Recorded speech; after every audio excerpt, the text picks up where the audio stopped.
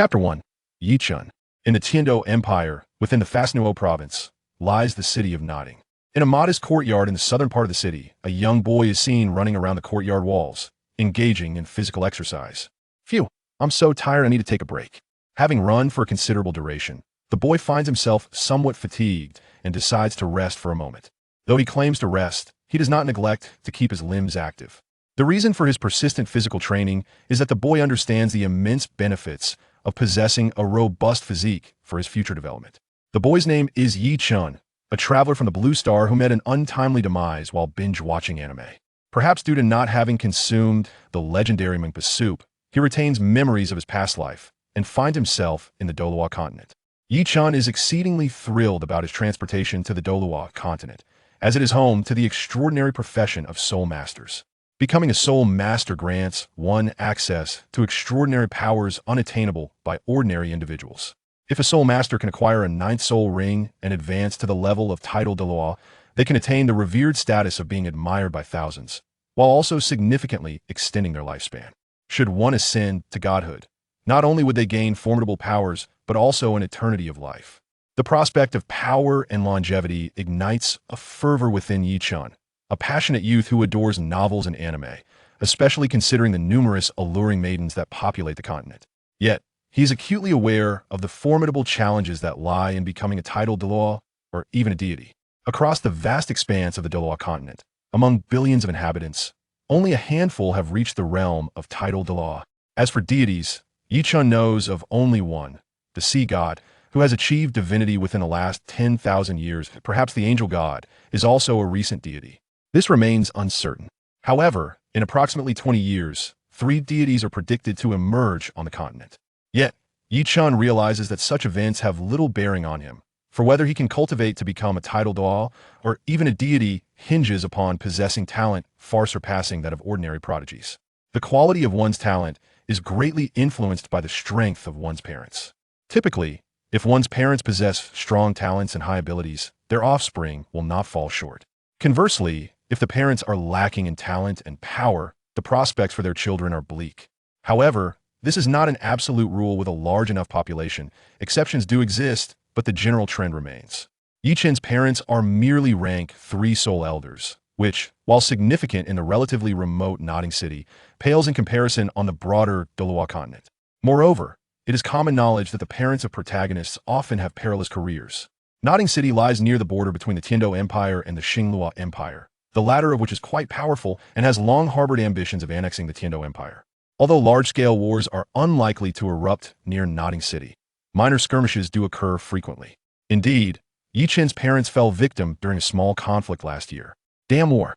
Recalling the unfortunate fate of his parents, Yi Chun mutters a curse under his breath. In his previous life, the most gruesome act he committed was plucking the wings and legs of a chicken while preparing a meal. Thus, when the bloodied corpses of his parents were returned by their comrades for burial, the young Yi Chun was utterly devastated. This deep-seated enmity is not something he can easily forget, though he remains oblivious to the identity of his enemies and can only attribute blame to the Douluo Empire. Once I achieve success in my training, I shall surely annihilate the Douluo Empire. A fiery glint of hatred sparkles in Yi Chun's bright eyes. However, barring any unforeseen circumstances, it seems he may never reach that day. With his parents' martial souls and talents being rather mediocre, Yi Chun's own potential is likely to mirror theirs. Yet, he contemplates alternative methods of vengeance. As a modern individual, he possesses a rudimentary understanding of firearms as instruments of warfare. While he cannot claim expertise, he grasps the basic principles.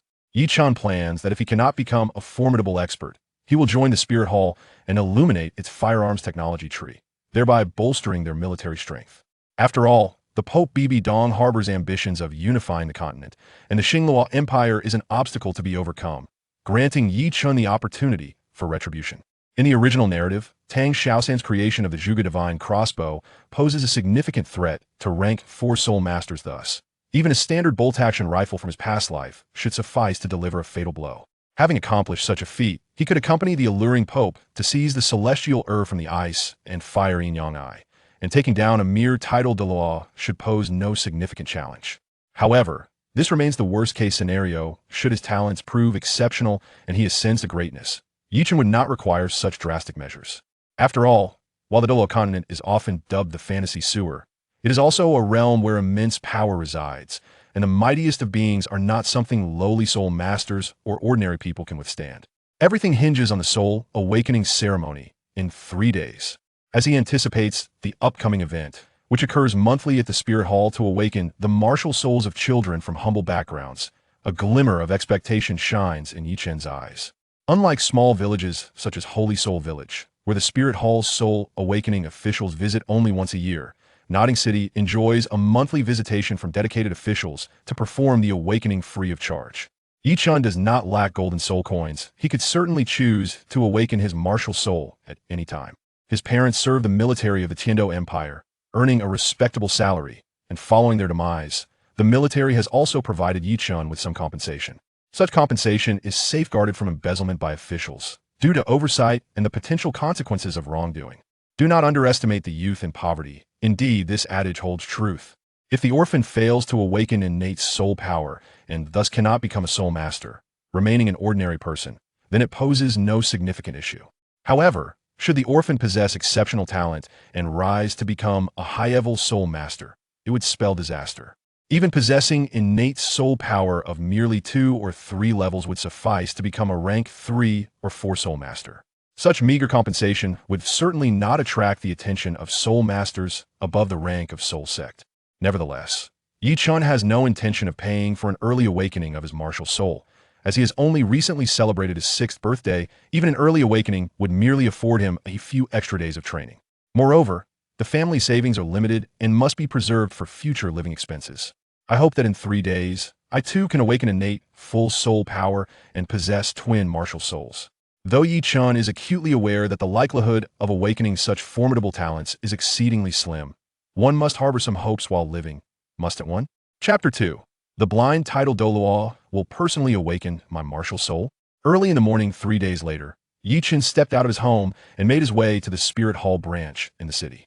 He jogged toward the Spirit Hall branch, and within a few minutes, he arrived at the Nodding City Spirit Hall. The Spirit Hall appears affluent even though it is merely a small branch. It stands as the most magnificent building in Nodding City, surpassing even the opulence of the City Lord's mansion. It is hard to fathom the grandeur of the Spirit Temple in Tiando City or the Pope's Palace in Spirit City. They must be even more resplendent.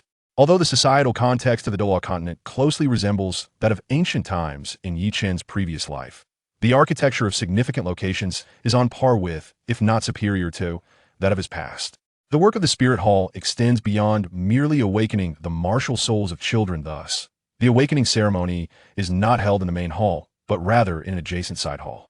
While the doors of the side hall remain tightly shut, a queue of 7 or 8 children around Yichen's age, all wearing expressions of eager anticipation, stands waiting. Without hesitation, Yichun joins the line. During the wait, another 10 or so children line up behind Yichun. Nodding City is not particularly large, excluding small villages like Holy Soul Village, Imperial Soul Village, and Royal Soul Village. The population is around 10,000, yet there are numerous children each year who require their martial souls to be awakened. Regarding the Spirit Hall's free assistance to eligible children, Yichun believes that regardless of their underlying motives, be it talent recruitment or otherwise, the Spirit Hall is far superior to the 2 great empires. Moreover, the Spirit Hall also provides subsidies to lower-ranking soul masters, which greatly enhances Yichen's admiration for them. Although these subsidy golden soul coins are funded by the 2 great empires and various subordinate kingdoms and principalities, without the Spirit Hall, such subsidies would likely not exist. Convincing those noble lords to part with their wealth is akin to chasing a fool's dream. By the way, with the Spirit Hall being so affluent, could they be cooking the books? Yichun muses, pondering the possibility. After waiting for over half an hour, the doors of the side hall finally swing open. A young man, appearing to be in his 20s, with sharp eyebrows and bright eyes, steps forth, his handsome visage radiating charm. Dressed in a white fitted attire and draped in a black cloak, a soul character, the size of a fist, is emblazoned prominently on his chest. Su Yuntao? As Yichun spots the young man in line, his eyes light up instantly. Although Su Yuntao is merely a rank 2 soul master, he is considered a prominent figure in Nodding City, and his recognition is not insignificant. Thus, it is not surprising that Yichun recognizes him witnessing Su Yuntao, the blind-eyed Douluo, poised to personally awaken his martial soul, Yichun felt an unwavering confidence in his potential to awaken an even more formidable talent after all. Su Yuntao had previously facilitated the awakening of individuals with both innate full soul power and dual martial souls. Even if he himself did not possess such fortune, surely there would be some semblance of luck bestowed upon him. Wouldn't there? By the way, has Tang Xiaosan awakened his martial soul yet? Though he was born in the year 2630 of the Douluo calendar, the same as Tang Xiaosan, Yichun remained unaware of whether Tang Xiaosan had indeed undergone the awakening process. Children, please come in. I am about to awaken your martial souls. Su Yuntao addressed the orderly queue of Yichun and the others, having witnessed countless children at the entrance. Su Yuntao was no longer surprised. This was a common occurrence at the beginning of each month in this particular side hall. Subsequently, Yichun and the others entered the hall in the order they had queued. It was not merely the children's understanding of decorum that led them to line up patiently. Their parents had instructed them to adhere strictly to the arrangements within the martial soul hall. For the individuals, there were all soul masters, a class far beyond their reach.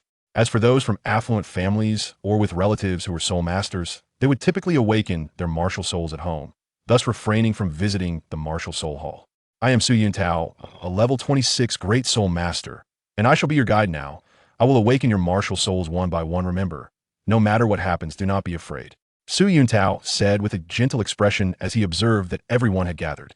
With that, Su Yuntao produced 6 black awakening stones and a blue crystal ball for testing soul power, arranging them on the ground in a hexagonal formation. Do not be afraid. The children present wore perplexed expressions, but Yichun understood that this was merely Su Yuntao's precautionary measure, since Su Yuntao's martial soul was a wolf and his soul power level was not particularly high. It was necessary for him to manifest his martial soul during the awakening process. Instances of frightening children to tears were not uncommon. With a commanding voice, Su Yuntao proclaimed, "Lone Wolf, manifest." Instantly, 2 soul rings, one white and one yellow, appeared. A faint azure light emanated from the center of his forehead, causing his originally black hair to transform into a silvery hue and grow rapidly simultaneously. Gray fur sprouted on his exposed arms, and his body expanded, rendering him akin to a muscular werewolf. The appearance of the werewolf indeed startled several of the children present. Even Yichun, who had been mentally prepared, was momentarily taken aback, though he concealed his reaction. Speaking of Su Yuntao's martial soul, it was rather peculiar. A wolf, indeed, but a solitary one at that. Was this not akin to a single dog? Soon, under Su Yuntao's soothing words, the children regained their composure. All right, step into the awakening formation. Su Yuntao gestured to the boy at the front of the line. Then, with swift movements, Su Yuntao infused his soul power into the 6 awakening stones on the ground at once. A layer of golden radiance emanated from the stones, forming a pale golden light shield that enveloped the young boy, with countless golden specks entering his body. Extend your right hand, the werewolf Su Yuntao instructed the boy. The boy instinctively complied, and, as the light dots surged forth, a kitchen knife materialized in his grasp. Weapon martial soul, kitchen knife. Young friend, recall your martial soul with your mind and test your soul power, Su Yuntao said while placing the soul power testing crystal ball before the boy. The tender hand placed upon the crystal ball, however, failed to emit any light. No soul power, unable to cultivate. Next, Su Yuntao remarked, a hint of disappointment in his tone. The first child of the day to lack innate soul power was an inauspicious day for awakening martial souls. No soul power?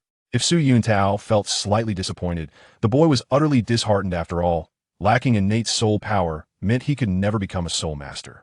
Chapter 3. The Awakening of Martial Souls. Being a soul master is the most esteemed profession on the continent, and only by becoming a soul master can an ordinary commoner find the best path for advancement. Weapon martial soul, sickle, no soul power. Weapon martial soul, hoe, innate level 1 soul power, able to become a soul master. Weapon martial soul, rolling pin, no soul power. Before long, only a young girl remained before Yichun. Weapon martial soul, blue silver grass, no soul power as expected. Blue silver grass is indeed a useless martial soul, Su Yuntao remarked, observing the girl's awakened martial soul. Is it truly impossible for blue silver grass to possess innate soul power? Yichun inquired of Su Yuntao. Little friend, you have quite the sweet tongue. How perceptive. To my knowledge, blue silver grass martial soul is not absolutely devoid of innate soul power. However, The probability of its occurrence is significantly lower than that of other martial souls. Even if innate soul power were present, it would certainly not be high in my considerable time as a martial soul awakening deacon. I have yet to witness a child awaken a blue-silver grass martial soul with innate soul power. Su Yintao explained, clearly pleased to be called handsome big brother by the child. Is that so? Hearing Su Yintao's words, Yi Chun concluded that Tang Xiaosan had likely not yet awakened his martial soul after all. An innate full soul power blue-silver grass would surely leave an indelible impression on Su Yintao. It could never be forgotten. All right, young friend, it is your turn. I wish for you to awaken innate soul power polite beyond his years and adorably charming. Yi Chun received a blessing from Su Yintao. Then, Yi Chun stepped into the awakening formation, and as Su Yintao injected his soul power, a pale golden glow once again illuminated the awakening formation. How comforting! Within the golden light, Yi Chun immediately felt a warm current flowing into his body, prompting him to close his eyes in sheer delight. Before long, Yi Chun sensed something emerging from his right hand. Ah, just a single martial soul. The absence of movement in his left hand indicated that he had only awakened one martial soul, shattering his dreams of dual martial souls. There's still hope. As long as I awaken a high-level innate soul power, I shall not fall short in the future. Having traversed the Douluo Continent, failing to reach the pinnacle would surely result in a lifelong regret. With such thoughts, Yi Chun opened his eyes and gazed at his right hand. There, in the palm of his hand, a verdant bamboo staff materialized. Bamboo staff martial soul? On the continent, there exists a myriad of martial souls, each categorized by quality, ranging from the ordinary to the extraordinary: common martial souls, advanced martial souls, ultimate martial souls, and divine martial souls. For instance, items such as scythes, hoes, and rolling pins are classified as common martial souls. Although the blue-silver grass is often deemed a worthless martial soul, it nonetheless belongs to the same category. Advanced martial souls include entities like the phosphorescent serpent, dragon-patterned staff, and the mighty diamond bear. Ultimate martial souls are synonymous with formidable power, with the most recognized being the Haotian hammer, blue electric tyrant dragon, and the white tiger, among others. The Seven Treasures Glazed Tile School's inherited martial soul, the Seven Treasures Glazed Pagoda, is renowned for its unparalleled support capabilities. However, due to inherent flaws, it is classified as a pseudo-ultimate martial soul. The Nine Treasures Glazed Pagoda, in contrast, qualifies as a true ultimate martial soul. As for divine martial souls, their essence is clear. Only those inherited from deities can be deemed as such. Across the vast expanse of Douluo Continent, the six-winged angel martial soul of the Spirit Hall and the sea god martial soul of Sea God Island stand as the sole representations of divine martial souls. Not only are these divine martial souls of exceptional quality, but they also possess innate domains. Those who awaken a divine martial soul typically exhibit exceptional innate soul power, effortlessly ascending to the status of titled Douluo. Yi Chun's parents in this life are of modest lineage. His father possesses the martial spirit of an iron rod, while his mother wields the martial spirit of a bamboo staff. Both martial spirits are of equivalent quality and are considered ordinary. Thus, it is not surprising that he awakened the bamboo staff as his martial spirit. Regrettably, the absence of a twin martial spirit means that Yi Chun can no longer hope for a transformation akin to that of Ma Hongjun, where a humble spirit could metamorphose into something extraordinary. It seems that such aspirations are now beyond reach. For those who inherit formidable martial spirits, it is often preferable for their spirits to remain unchanged. Variations in martial spirits can manifest in two forms: beneficial mutations, which enhance the martial spirit's power, and detrimental mutations, which render the spirit weaker than its original state. However, for someone like Yi Chun, whose upbringing is unremarkable, a mutation in his martial spirit would likely prove advantageous. Given that his martial spirit is already lackluster, it could hardly deteriorate further. Now, let us assess your innate soul power. Su Yintao proclaimed as he positioned the soul power testing crystal ball before Yi Chun. Heaven help me, even if I do not possess full innate soul power. Please let me have at least some. The quality of a martial spirit is intimately linked to the level of one's innate soul power. It is implausible for a martial spirit to be unremarkable while the individual possesses full innate soul power. At that moment, Yi Chun had relinquished the hope of having full innate soul power and merely wished not to be devoid of it entirely. If he possessed any innate soul power, even at a minimal level, he would still have a chance for the future. Though treasures that can alter one's talent are rare on the Douluo Continent, they do exist. However, If he were entirely devoid of innate soul power, he would be beyond redemption. He is not like some protagonists in novels who, despite lacking innate soul power, can forge alternate paths to cultivate and attain mastery. With that in mind, Yichun placed his right hand upon the crystal ball. The moment his hand made contact, he felt an immediate pull emanating from the sphere. Soon, the crystal ball illuminated, radiating a gentle blue glow. Excellent. Innate level 3 soul power. Keep striving, young one, and you shall undoubtedly become a soul master in the future, Su Yuntao remarked with a hint of satisfaction. In his eyes, an innate level 3 soul power was commendable. Having served as a martial spirit awakening steward for a considerable time, Su Yuntao had witnessed numerous children awaken their spirits, yet few surpassed Yu Qin's talent. After all, those who sought the martial spirit hall's assistance for awakening typically hailed from humble backgrounds, lacking powerful martial spirits and innate talents. Consequently, the likelihood of achieving high innate soul power without a mutation is exceedingly low. Level 3 innate soul power? Su Yuntao felt a sense of relief regarding Yu Qin's talent. Yet Yu Qin himself was less than pleased. What could level 3 possibly accomplish? If he were to diligently train, by the time Tang Xiaosan ascended to godhood, he might still be struggling at the great soul master level. Chapter 4. The Godly Rich System. Thank you, big brother. Yi Chun, filled with anticipation yet tinged with bitterness, politely expressed his gratitude to Su Yuntao.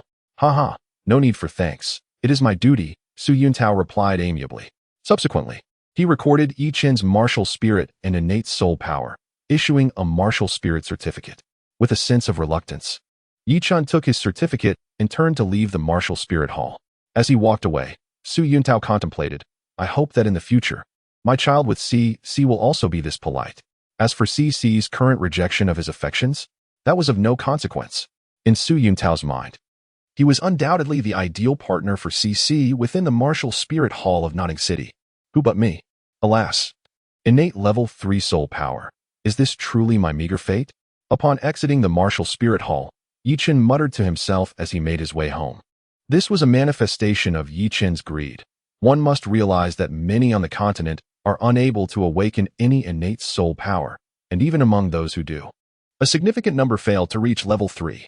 In all honesty, for children from ordinary families in Notting City, awakening to level 3 innate soul power would warrant a grand celebration. However, the disparity between dreams and reality is stark. Just as Yi Chun was contemplating various plans for his future, an unexpected turn of events occurred. Ding. Godly Rich System binding in progress. 1. 50. Yi Chun was momentarily taken aback, almost believing he was hallucinating. However, upon witnessing the emergence of a progress bar within his line of sight, he finally confirmed that his cheat had been activated. Wait a moment, a Godly Rich System.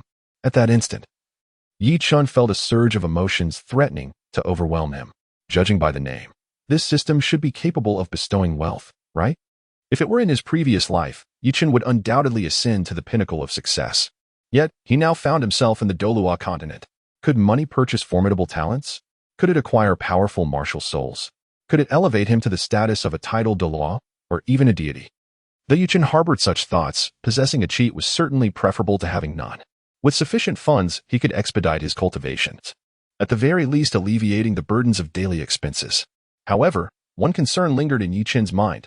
Was the currency provided by this godly rich system, perhaps, renminbi? In the Douluo Continent, no one would acknowledge renminbi. It was akin to worthless paper, scarcely fit for even the most menial purposes. He hoped fervently that this cheat would not be as disappointing as he feared. Yi Chun contemplated in silence. Ding. The divine wealth system has been successfully bound. The attribute panel and system marketplace are now accessible.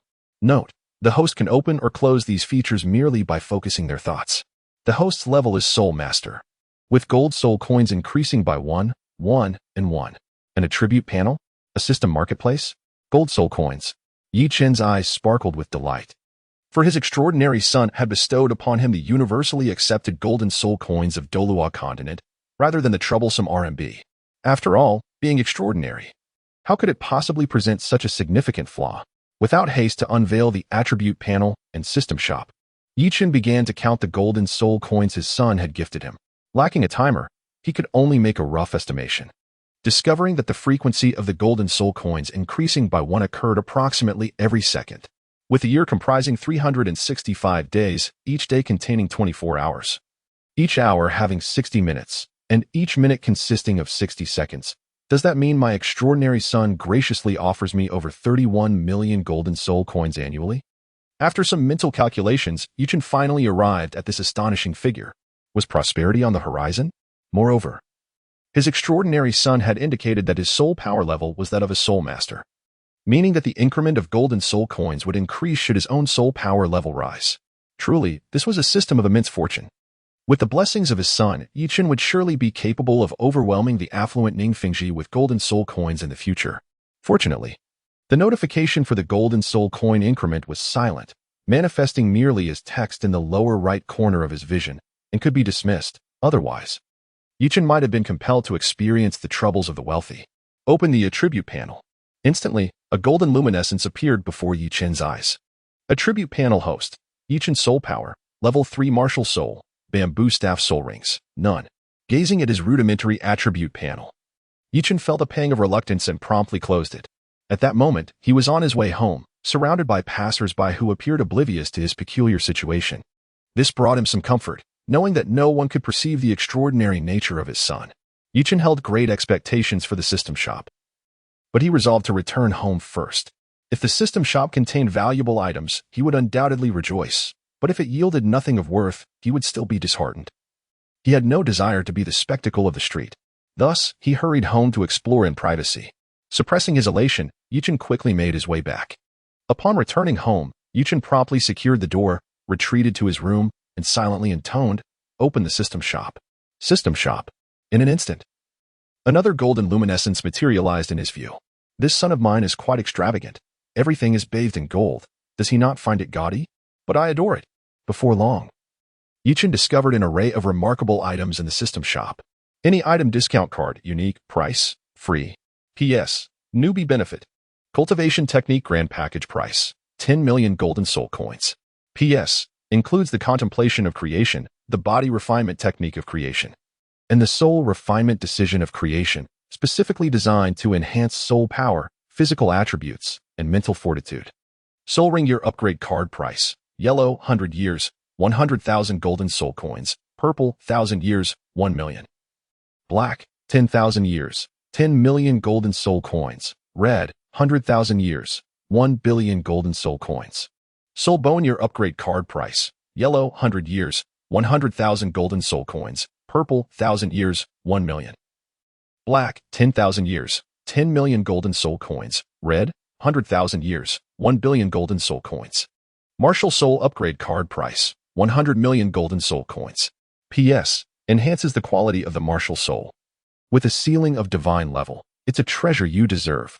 Celestial herb price, 100 million golden soul coins. Note, the potency of celestial herbs is immense. Consumption prohibited for soul masters below level.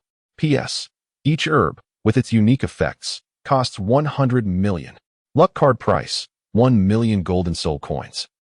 P.S. After use, slightly enhances luck within 24 hours. Water of life price, 1 million golden soul coins. P.S. Eliminates all adverse conditions below divine level, restoring one to peak condition. Disguise necklace price, 10 million golden soul coins. P.S. Capable of disguising one's form, soul rings, aura, etc. Undetectable below divine level. Divine position price, 10 billion golden soul coins. P.S. Soul power level above 99 can refine it. Ultimate divine position level determined by one's innate potential. Balance, golden soul coins. Chapter 5, Beloved Son ha ha ha. Upon discerning the plethora of items available in the system shop, Yichen could not help but lift his head high and burst into laughter. It was impossible for him to contain his joy. Previously, he had believed that with his innate level 3 soul power, he would merely be a bystander or a mere follower. However, with the advent of the wealthy system, everything had changed. What if his innate soul power was low? One celestial herb could elevate his training efficiency to rival that of a fully endowed innate soul power, or even surpass it with the herb's assistance. What if his martial soul was of inferior quality? With the martial soul divine card, a transformation into a divine martial soul was only a matter of time. And what of divine inheritance? The system shop offered divine positions for sale. Even if he could not obtain a deity's legacy, he could still ascend to divinity. Moreover, with soul ring and soul bone upgrade cards, Lacking a twin martial soul was of no consequence. Merely enhancing his soul rings and soul bones would allow for a swift elevation of his soul power level. In this moment, Yi Chun envisioned a future where he possessed a divine martial soul, adorned with 9 red soul rings, complemented by a complete set of 100,000-year soul bones, ultimately becoming a revered deity. No, 100,000 years is still too low. I require a configuration of 9 golden soul rings and a complete set of million-year soul bones. Yi Chun felt as though he possessed a son endowed with extraordinary abilities, one who must not be eclipsed by Tang Xiaosan. Moreover, should he succeed in configuring a soul ring of 9 golds, complemented by an entire set of million-year soul bones, would it not elevate his divine status to a level surpassing even that of the Divine King? After all, the staggering price tag of 100 billion gold soul coins for such a divine position is accompanied by annotations indicating that the greater one's inherent strength and foundation prior to refining a divine status. The higher the rank one can attain, it stands to reason that even a divine king could not possibly possess such formidable foundations. Even Tang Xiaosan, who is renowned as the king of Hang, merely possesses a single million-year soul ring and soul bone. Additionally, Yi Chun discovered that the system's marketplace offered a plethora of miscellaneous items for sale, such as storage soul guides, various individual thermal weaponry that had appeared in his previous life, and an array of industrial technological products. However, these items were reasonably priced, amounting to mere trifles for one destined to become a divine tycoon. Regrettably, the quality of these thermal weapons was not particularly high, and none included the coveted mushroom bombs. Yi Chun lamented the missed opportunity. Otherwise, if he had set off a firecracker in the Soul Master City, it was likely that both Qian Daolu and Bibi Dong would be sent to the heavens. However, upon contemplating the exorbitant prices of various coveted items in the system shop, he realized that although he was destined to become a wealthy man in the future, the reality of being financially constrained remained unchanged for the time being. As he glanced at the one-time discount card available as a novice benefit, Yi Chun began to ponder. After some reflection, he decided against using it immediately. After all, to maximize its benefits, the card should be reserved for purchasing high-priced items, such as the divine rank costing billions. Currently, the most beneficial items for Yi Chun were the cultivation techniques and celestial herbs. Yet, a clear annotation warned that the immense potency of the herbs rendered them unsuitable for soul masters of his level, compelling Yi Chun to regard them as essential for his advancement to a one-ring soul master. Thus, what he urgently required was the cultivation technique package valued at 10 million gold soul coins. However, accumulating such a sum was no small feat. It would take nearly 4 months of diligent offerings from his external son. Indeed, given its remarkable efficacy, the previous external son had already been elevated to the status of a beloved child. Alas, it seemed that a change was not feasible in the near future. With a deep sigh, Yi Chun turned his gaze to the system shop, where he had accumulated nearly 1,000 gold soul coins. He promptly withdrew 1 coin and examined it in his hand. It appeared identical to the universally accepted gold soul coins on the continent. Upon closer inspection, Yi Chun discovered that his beloved child's coins, aside from their pristine condition, bore no distinguishing features from ordinary gold soul coins. Moreover, through his experiments, he found that external gold soul coins could also be deposited into the shop's balance, clearly indicating their compatibility with the presence of his beloved child. Yi Chun's future plans required revision. His immediate thought was to head to the Nodding Academy and win over the adorable yet foolish little rabbit, Xiao Wu. Do not misunderstand. It was not Xiao Wu's soul rings or bones that drew Yi Chun's interest. He had no desire for those. Rather, it was Xiao Wu herself that captivated him. However, this endeavor hinged upon one crucial prerequisite: driving away Tang Decue. Given Tang Decue's title Douluo Strength, he would undoubtedly recognize Xiao Wu's identity as a transformed 100,000-year soul beast upon seeing her. As for why he remained silent, Yi Chun suspected that Tang Decue was likely scheming to have his son, Tang Xiaosan, follow the same path, sacrificing his wife to the heavens, wielding boundless soul power. It would not be difficult to expel Tang Decue from the Nodding City. A simple letter informing him that the Spirit Hall was aware of his ironworking in Holy Soul Village, and that Qian Daolu was on his way, would surely prompt Tang Decue to flee with his son. Alternatively, he could directly report Tang Decue's presence in Holy Soul Village to the Spirit Hall. Of course, such actions required Yi Chun to remain anonymous. He could not personally deliver the news, lest he be unable to explain himself, and should Tang Decue seek vengeance. he would be defenseless. It was evident that, even against Tang Xiaosan, Yi Chun would be utterly powerless without external assistance. 3 days swiftly passed. During this time, Yi Chun had diligently inquired about the annual enrollment period for the Junior Soul Master Academy in Notting City, which was set to commence in 4 months. This meant that Tang Xiaosan had yet to awaken his martial soul, and Yi Chun needed to expel Tang Decue within this time frame. If he delayed until Tang Decue discovered Xiao Wu's identity, he would undoubtedly take the foolish little rabbit with him. Yi Chun had also devised a method for anonymously relaying the information to both Tang Decue and the Spirit Hall, and his plan was swiftly coming to fruition. However, in terms of cultivation, despite possessing innate level 3 soul power, his efficiency was disappointing. 3 days of practice yielded little tangible progress. Yi Chun estimated that, barring any unforeseen circumstances, he could elevate his soul power by 1 level after a year of diligent cultivation. Such an outcome would indeed be a blessing from the heavens.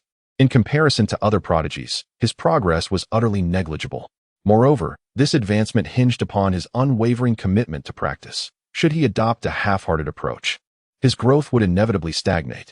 A soul master, lacking in both soul power and mental fortitude, cannot maintain a state of cultivation throughout the day. Even meditation requires a considerable expenditure of mental energy, and overexertion could lead to lasting psychological injuries. Hence, Yi Chun only practiced in the mornings and evenings, allowing his depleting mental energy to restore itself. Chapter 6. Reporting Tang Decue to the Spirit Hall before dawn broke, Yi Chun had disguised himself at home. He spent a modest sum of gold soul coins to procure a lifelike child's mask from the system shop, followed by an outfit that transformed his appearance. Gazing into the mirror at the unfamiliar visage, he nodded in satisfaction, confident that no one would recognize him now. Subsequently, he stepped out of his home and made his way toward the Spirit Hall in the city. A few minutes later, Yi Chun arrived at the Spirit Hall, only to find its doors firmly shut. Even the guards, typically stationed at the entrance, were absent, as it was not yet time for their shift. After surveying the surroundings and confirming the absence of anyone nearby, he swiftly retrieved an anonymous report from the storage necklace around his neck and slipped it through the crack in the door. Yi Chun resolved to adopt a dual approach. On one hand, he intended to report to the Spirit Hall, and on the other, he planned to send a menacing letter to Tang Decue. He was convinced that neither Tang Decue nor Tang Xiaosan would remain in Holy Soul Village any longer. I hope the personnel from the Spirit Hall in Notting City will not, out of sheer curiosity, venture to Holy Soul Village to verify this information themselves. If the Spirit Hall's forces were to openly seek out Tang Decue in Holy Soul Village without a top-tier expert leading the charge, it would merely result in their own demise. Although Tang Decue currently bore significant hidden injuries, he was not someone an ordinary soul master could contend with. Even a common title Douluo would find themselves at a disadvantage. In this time frame, it seemed that only the 7 esteemed elders of the Elder Hall, or perhaps the Pope Bibi Dong herself, if she were to lead the expedition, would stand a chance of subduing Tang Decue. The phrase "a wife sacrifices to the heavens" with infinite soul power was not merely a saying. However, Bibi Dong was certainly unlikely to intervene. She would relish the prospect of the Spirit Hall facing a formidable adversary, one that could sow discord within its ranks. After all, one of her ambitions was to lead the Spirit Hall towards its own destruction. Yi Chun speculated that in the original text, Bibi Dong must have long been aware that Tang Xiaosan was the son of Tang Decue. This is because the soul awakening officiants at the Spirit Hall register every child who awakens a martial spirit, noting those endowed with innate soul power, and issue martial spirit certificates. A prodigy with full innate soul power, regardless of the nature of their martial spirit, even if it were something as trivial as a piece of excrement, which raises the question of whether such a fecal martial spirit would belong to the food or control category, would undoubtedly be reported by the Spirit Hall branch in Notting City. Su Yun Tao was oblivious to this. Could it be that Bibi Dong was unaware of the underlying intricacies? Bibi Dong, after all, was the former lover of Yu Xiaojiang and could not possibly be in the dark. A common blue-silver grass martial spirit could never possess full innate soul power, and it would be quite easy for her to uncover Tang Xiaosan's family background. Perhaps at that time, Bibi Dong, grateful for the opportunity Tang Decue had given her to orchestrate a counterattack against Qian Xuanji, and with her own formidable powers, underestimated Tang Xiaosan's potential, deciding to let the two of them off the hook. However, regrettably, she ascended to godhood, but ultimately met her demise at the hands of Tang Xiaosan. After leaving the Spirit Hall branch, Yichen made his way to the vegetable market located in the southern part of the city. The reason for Yichen's visit to the market was quite simply the presence of individuals from Holy Soul Village. Nodding City, with a population exceeding 10,000, consumed a considerable quantity of vegetables and fruits daily, and the surrounding rural areas had a reasonably developed agricultural sector, with villagers bringing their produce to sell at the southern market of Nodding City every day. Yichen intended to anonymously deliver the several prepared intimidation letters to Tang Decue, which necessitated avoiding personal involvement. A small sum of money would suffice to have the villagers from Holy Soul Village facilitate the delivery. Indeed, it was several letters. As Yichen was wary of the possibility that someone might not honor their word, opting to entrust multiple individuals with the task. As for the notion that a child possessing money might incite greed in others, Yichen remained unfazed. With his own strength, Yichen, though merely 6 years of age, could not hope to best an adult in combat. However, 3 days prior, he had purchased a low-recoil handgun from the system's marketplace. Although the reduced recoil meant the bullets lacked significant power, even an ordinary person or a second-ring soul master could be felled by a single well-placed shot if caught off guard. Upon arriving at the southern vegetable market, Yichen observed that numerous vendors were already unloading their goods. He then began to inquire about which individuals hailed from Holy Soul Village. After a series of inquiries, he identified 3 middle-aged individuals from Holy Soul Village, all of whom appeared to be supporting families. 3 will suffice, Yichen concluded, approaching one of the middle-aged vendors. "Young master, what might you wish to purchase?" The vendor, noting Yichen's refined attire, immediately adopted a respectful tone. "Do you know Tang Hao? Tang Hao? The blacksmith from our village?" The middle-aged man was momentarily taken aback. A young master from the city even knew of their village's notorious drunkard blacksmith? "Yes, he has a son named Tang San." "Ah, right. Tang Hao indeed has a son by that name." The vendor thought to himself, "So, Tang Hao, that drunkard, has relatives in the city? Please deliver this letter to Tang Hao. Here is your compensation." Yichen extracted an ominous letter from his storage soul guide and presented a gold soul coin alongside it. "Really?" The middle-aged man's eyes gleamed with intrigue as they fixated on the gold coin in Yichen's hand. It is well known that on the Douluo Continent, the purchasing power of a gold soul coin is quite robust. A single coin could sustain an ordinary family of 3 for several months. To merely deliver a letter and earn such a reward? Very well, just ensure the letter is delivered.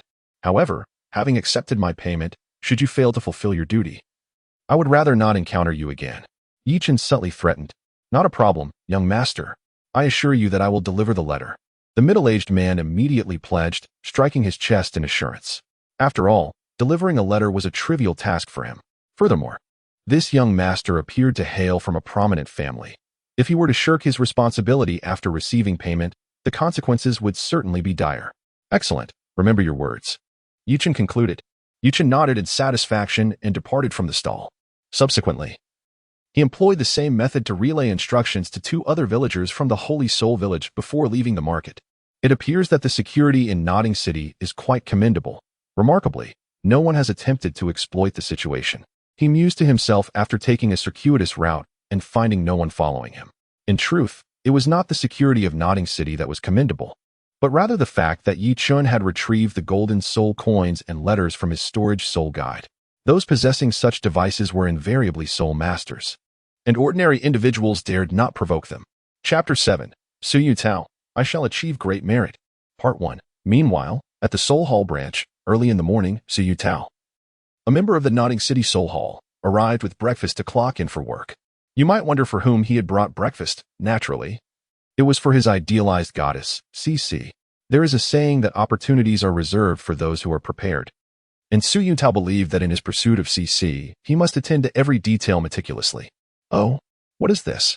Suyu Tao, not blind to his surroundings, quickly noticed the letter that Yichen had slipped through the door crack, and he promptly picked it up to examine.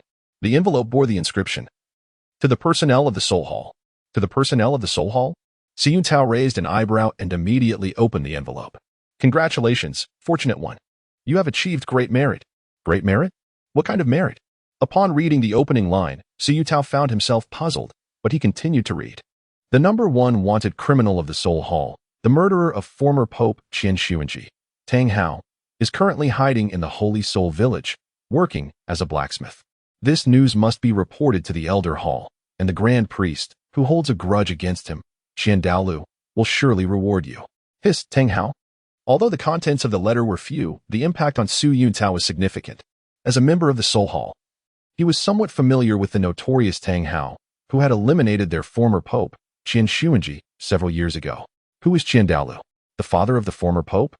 Su Yuntao recognized that the elders in the Elder Hall were formidable figures within the Soul Hall, but had he not been informed, he would not have known that this grand priest was indeed the father of former pope Qian Xuanji.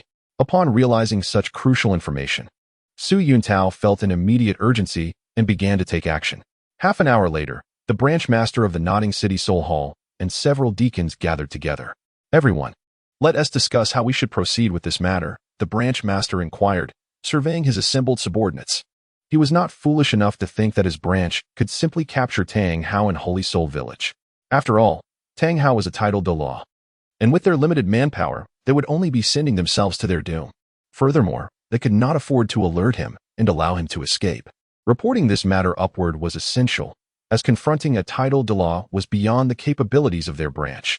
Even the Holy Hall of Heaven-Do City could not manage it, requiring the dispatch of powerful experts from the Pope's Hall. As soon as the branch master finished speaking, one deacon interjected, "We cannot act hastily. We must first verify the authenticity of this information. What if it turns out to be false? That would be a disaster." Another deacon immediately chimed in, "Indeed. If we make a mistake, we could face severe consequences from above. So, who will go to verify the truth of this information?" The branch master nodded in agreement. Determining the veracity of this news could be easily accomplished by sending someone to investigate. However, as soon as this suggestion was made, the room fell silent. If the news were false, it would merely be a waste of effort, but if it were true, and they were discovered by Tang Hao, their lives would surely be in jeopardy. For the sake of their own safety, everyone fell silent. The branch master, seeing his subordinates in silence, inwardly cursed their ineffectiveness. Just as he contemplated forcibly assigning someone to go, Su Yuntao stood up. "Master, allow me to take on this task," Su Yuntao declared, standing tall and resolute. "Oh, it's you, Yuntao. Excellent. Truly, a commendable deacon of our Soul Hall. By the way, do you have a plan?" The branch master, pleased to see a volunteer, inquired with interest. "Years ago, I was the one who awakened the martial souls of the children in Holy Soul Village. Although it's not quite time yet, it's close enough. I plan to go ahead and awaken the children's martial souls and discreetly inquire with their village chief about Tang Hao's presence. I believe this will not alert him." Su Yuntao detailed his plan. Upon hearing this, the others in attendance nodded in agreement, and the branch master even patted his chest, assuring Su Yuntao, "Excellent.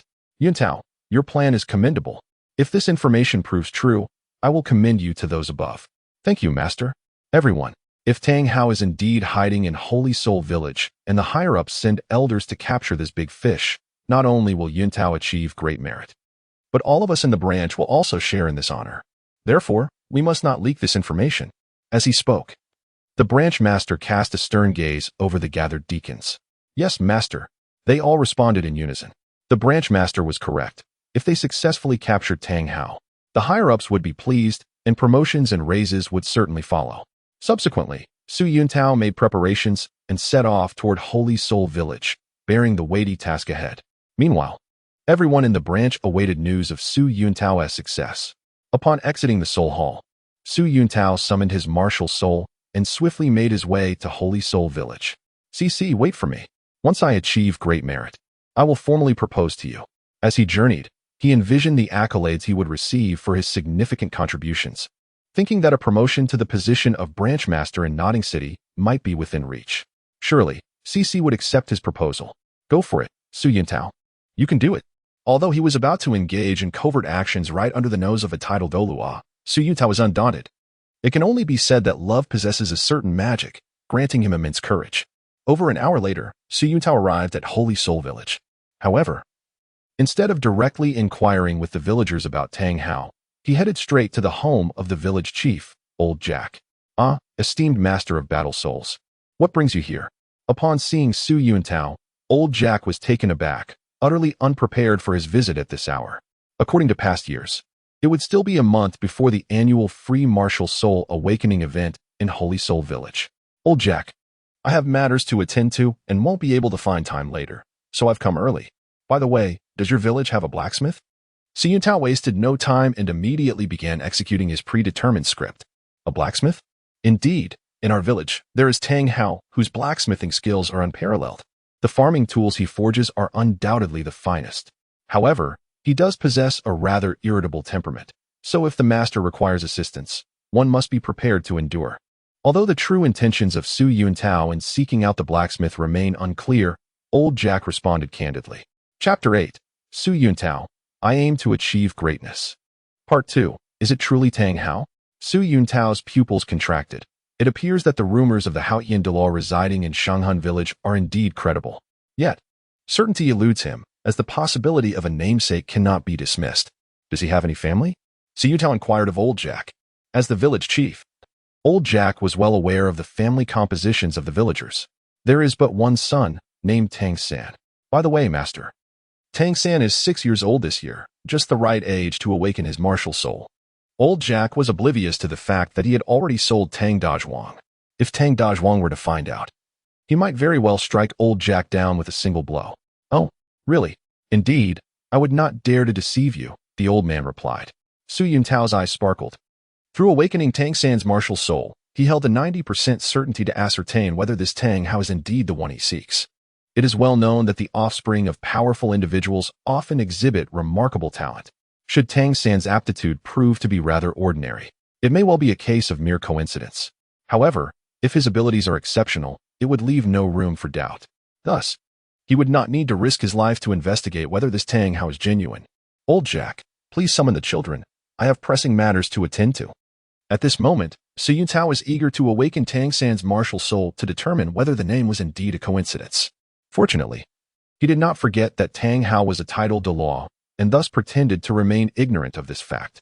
Very well, master. Please wait here at the martial soul hall. I shall fetch the children at once. Noticing Su Yuntao's slightly urgent tone, Old Jack promptly complied and went to gather the children of Shahan village. After a little over half an hour, the 9 children needing to awaken their martial souls had assembled at the martial soul hall in Shahan village. Although referred to as a martial soul hall, it was merely a humble wooden structure, incomparable to the martial soul branch hall in Notting City. Children, what are your names?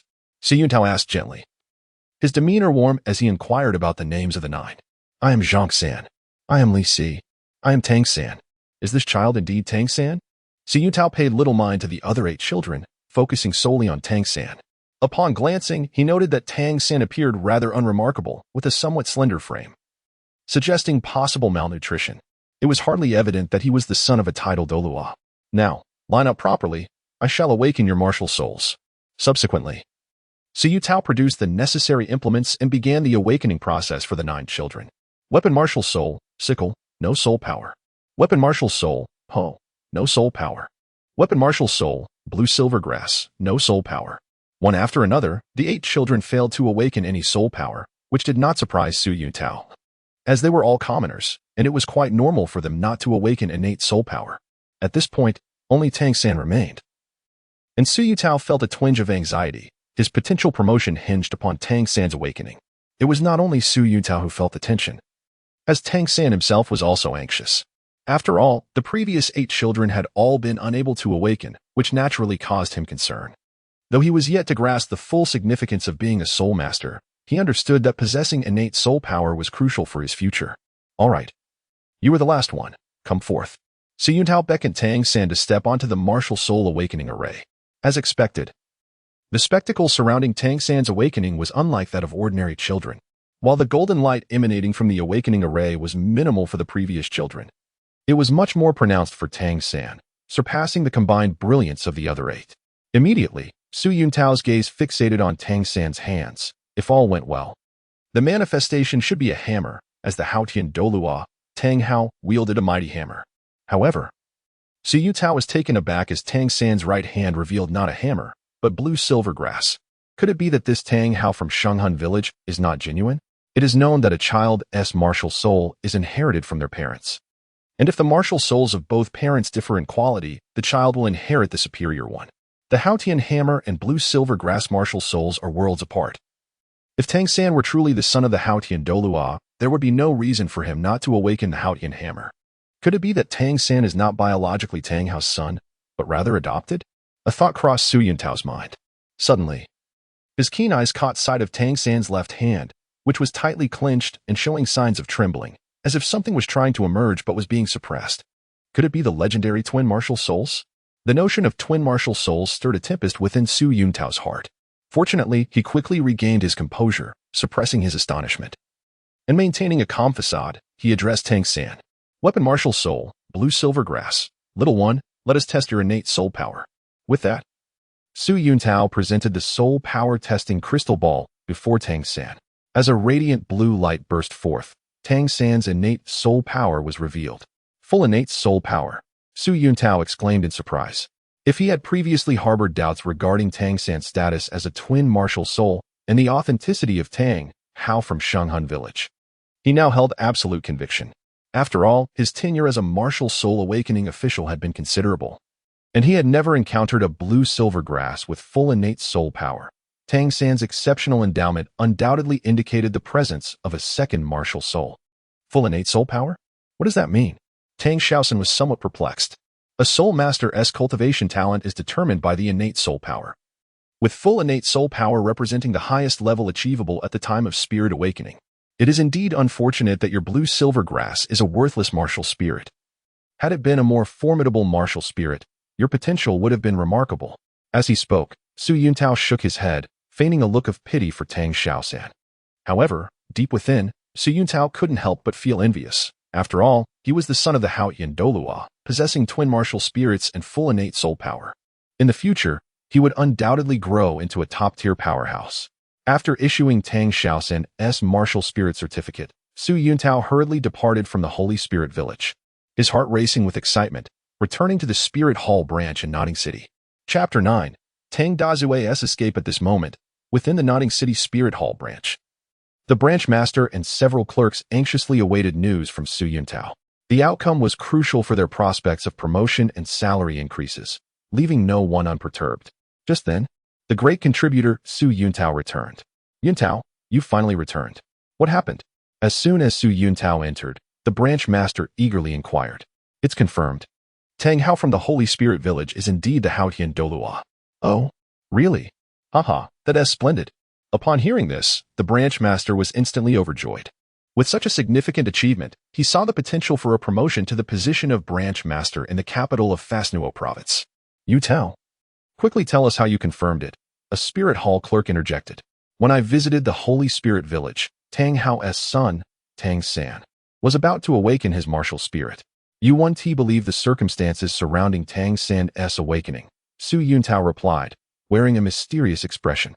Could it be full innate soul power? Someone immediately chimed in. How did you know? But it's not just full innate soul power. It's twin martial spirits with full innate soul power. Twin martial spirits, full innate soul power? The crowd gasped in unison. Indeed, it is twin martial spirits. However, at that moment, I only saw the blue silver grass in his right hand, while his left hand was tightly clenched. How could a worthless martial spirit like blue silver grass possibly possess full innate soul power? Su Yuntao was unaware, as he did not know the true background of Tang San. Although surprised, he did not connect the dots, for examples of twin martial spirits, while existent, were exceedingly rare, appearing perhaps once in a century. Now, however, Su Yuntao was aware that Tang San was likely the son of the Haotian Douluo, and upon recalling Tang San's tightly clenched left hand, he immediately made the connection. Blind Douluo Su was not truly blind after all. Yes, Yuntao is correct. How could blue silver grass, such a worthless martial spirit, possess full innate soul power? There must be another powerful martial spirit involved. The branch master nodded in agreement. In truth, the branch master was mistaken. The prerequisite for twin martial spirits is that both must possess comparable quality without disparity. On the surface, while it appeared that Tang Shaoxin's blue silver grass was not ordinary, it did not definitively indicate twin martial spirits. It could merely have been the awakening of the blue silver emperor martial spirit. Branch master, you must treat us. After all, our branch has achieved such a significant accomplishment. It would be remiss not to celebrate your potential promotion, one clerk flattered. Haha, if we're talking about treating, it should be Yuntao, for he is our branch's greatest contributor. Indeed. Yuntao, I have a niece, just 18 years old. Shall I introduce her to you? Get lost. Your 18-year-old niece is as plump as a ball, heavier than a sow. How could she possibly be worthy of someone as talented as Yuntao? My niece would be a better match. Su Yuntao. I only desire a goddess. Just as the members of the Nodding City Spirit Hall branch prepared to celebrate, 3 villagers from the Holy Spirit Village, who had been selling goods at the market, returned home after finishing their sales. In the afternoon, Tang Dazue, who was busy forging at home, received a letter titled Threatening Letter from Yichun. From Tang Hao? Who wrote this? Glancing at the envelope addressed to him, Tang Dazue was baffled. He and Tang Xiaosan had been hiding in the Holy Spirit Village, not even informing his elder brother Tang Xiao or his younger sister Tang Yuehua. Thus, no acquaintances were aware of their whereabouts. As such, someone unfamiliar would not write to him, a blacksmith and habitual drinker. Without hesitation, Tang Dazue tore open the envelope. Run. The Spirit Hall has discovered your hiding place in the Holy Spirit Village. Qiandao Lu may already be on his way. The contents of the letter were sparse. Yet Tang Dazue's eyes widened in shock. He was fearless in the face of most adversities, but the thought of Qiandao Lu, a peerless 99th level Douluo, instilled fear in him. After all, Tang Dazue had killed his son, Qi Xuanji. The enmity of a father killing his child was irreconcilable. Should Qiandao Lu learn of his hiding in the Holy Spirit Village, would he not come to eliminate him? Although he had once achieved the remarkable feat of defeating 3 titled Douluo, facing Qiandao Lu, who had once been renowned alongside his grandfather Tang Chun, he knew he stood no chance. Moreover, given his current hidden injuries, he could not afford to use explosive rings. Otherwise, he would surely perish. Even if Qiandao Lu were not the one to arrive, a large number of foes would spell disaster for him, as his injuries were not yet healed. As for the letter's claim of his identity being exposed, Tang Dazue did not doubt its authenticity. Someone had written to inform him. And Qiandao Lu's name was mentioned. How could this be false? Regardless of its veracity, he knew he must leave the Holy Spirit Village. He could not gamble on the possibility of Qiandao Lu actually coming. Otherwise, he would be trapped. Sighing, after 6 years of seclusion in the Holy Spirit Village, it was time to depart. Furthermore, with Xiaosan's exceptional talent, there may yet come a day for vengeance. Thus, Tang Dazue resolved to flee with Tang Xiaosan. Given that Tang Xiaosan had awakened with full innate soul power and twin martial spirits, Tang Dazue was no longer as despondent as before when facing the formidable Spirit Hall. Previously, he had understood the Spirit Hall's strength and felt hopeless for revenge, but now the situation was different. With his son's innate full soul power, it was certain he would become a titled Douluo in the future, and with twin martial spirits, his future achievements would undoubtedly surpass Tang Dazue's own. Su Yuntao, Old Jack, and even Tang San himself believed that Tang Xiaosan had awakened the ordinary blue silver grass. However, Tang Dazue knew it to be far from ordinary, but rather the yet-to-be fully awakened blue silver emperor, incomparable to mere blue silver grass. Moreover, there were many who resented the Spirit Hall across the continent, not just his family. And their allies were plentiful. Xiaosan, Tang Dazue called out loudly. Father, what is it? We must leave. It is time to depart from the Holy Spirit Village. Father. Where are we going? Are we abandoning our home? Tang Xiaosan pointed to the dilapidated wooden house where he had resided since childhood. Where to go? Let us set that aside for now. Is such a rickety abode truly worthy of concern? Tang Dachui mused, contemplating the possibility that he and his son might need to seek refuge for a while. Tang Xiaosan remained silent.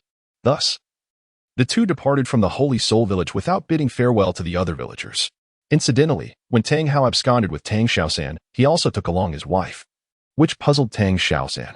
Why, he wondered, must his father bring along a blue-silver grass during their relocation? Chapter 10. The disappearance of Tang Xiaosan's ramshackle home. At this moment, Yi Chun was unaware that his scheme had succeeded. Tang Dachui had already fled with Tang Xiaosan. The reason Yi Chun reported Tang Dachui and subsequently sent him a letter of intimidation, oscillating between actions, was due to the innocent civilians within Holy Soul Village. After all, a clash between titled Douluo masters could lead to catastrophic consequences, and should a battle ensue, the villagers would undoubtedly be caught in the crossfire. Concerned for the lives of the several hundred villagers, Yi Chun felt compelled to inform Tang Dachui. Otherwise, he risked inadvertently leading him to disaster. Meanwhile, the revelers at the Wuhuan branch hall in Nodding City remained oblivious to Tang Dachui's flight. After all, Tang Dachui was a formidable titled Douluo, and they dared not assign personnel to monitor him, lest they alarm the serpent. A fortnight later, news regarding Tang Dachui and Tang Xiaosan began to filter through the ranks and was reported to the Popes Hall in Wuhuan City. Innate full soul power and twin martial spirits?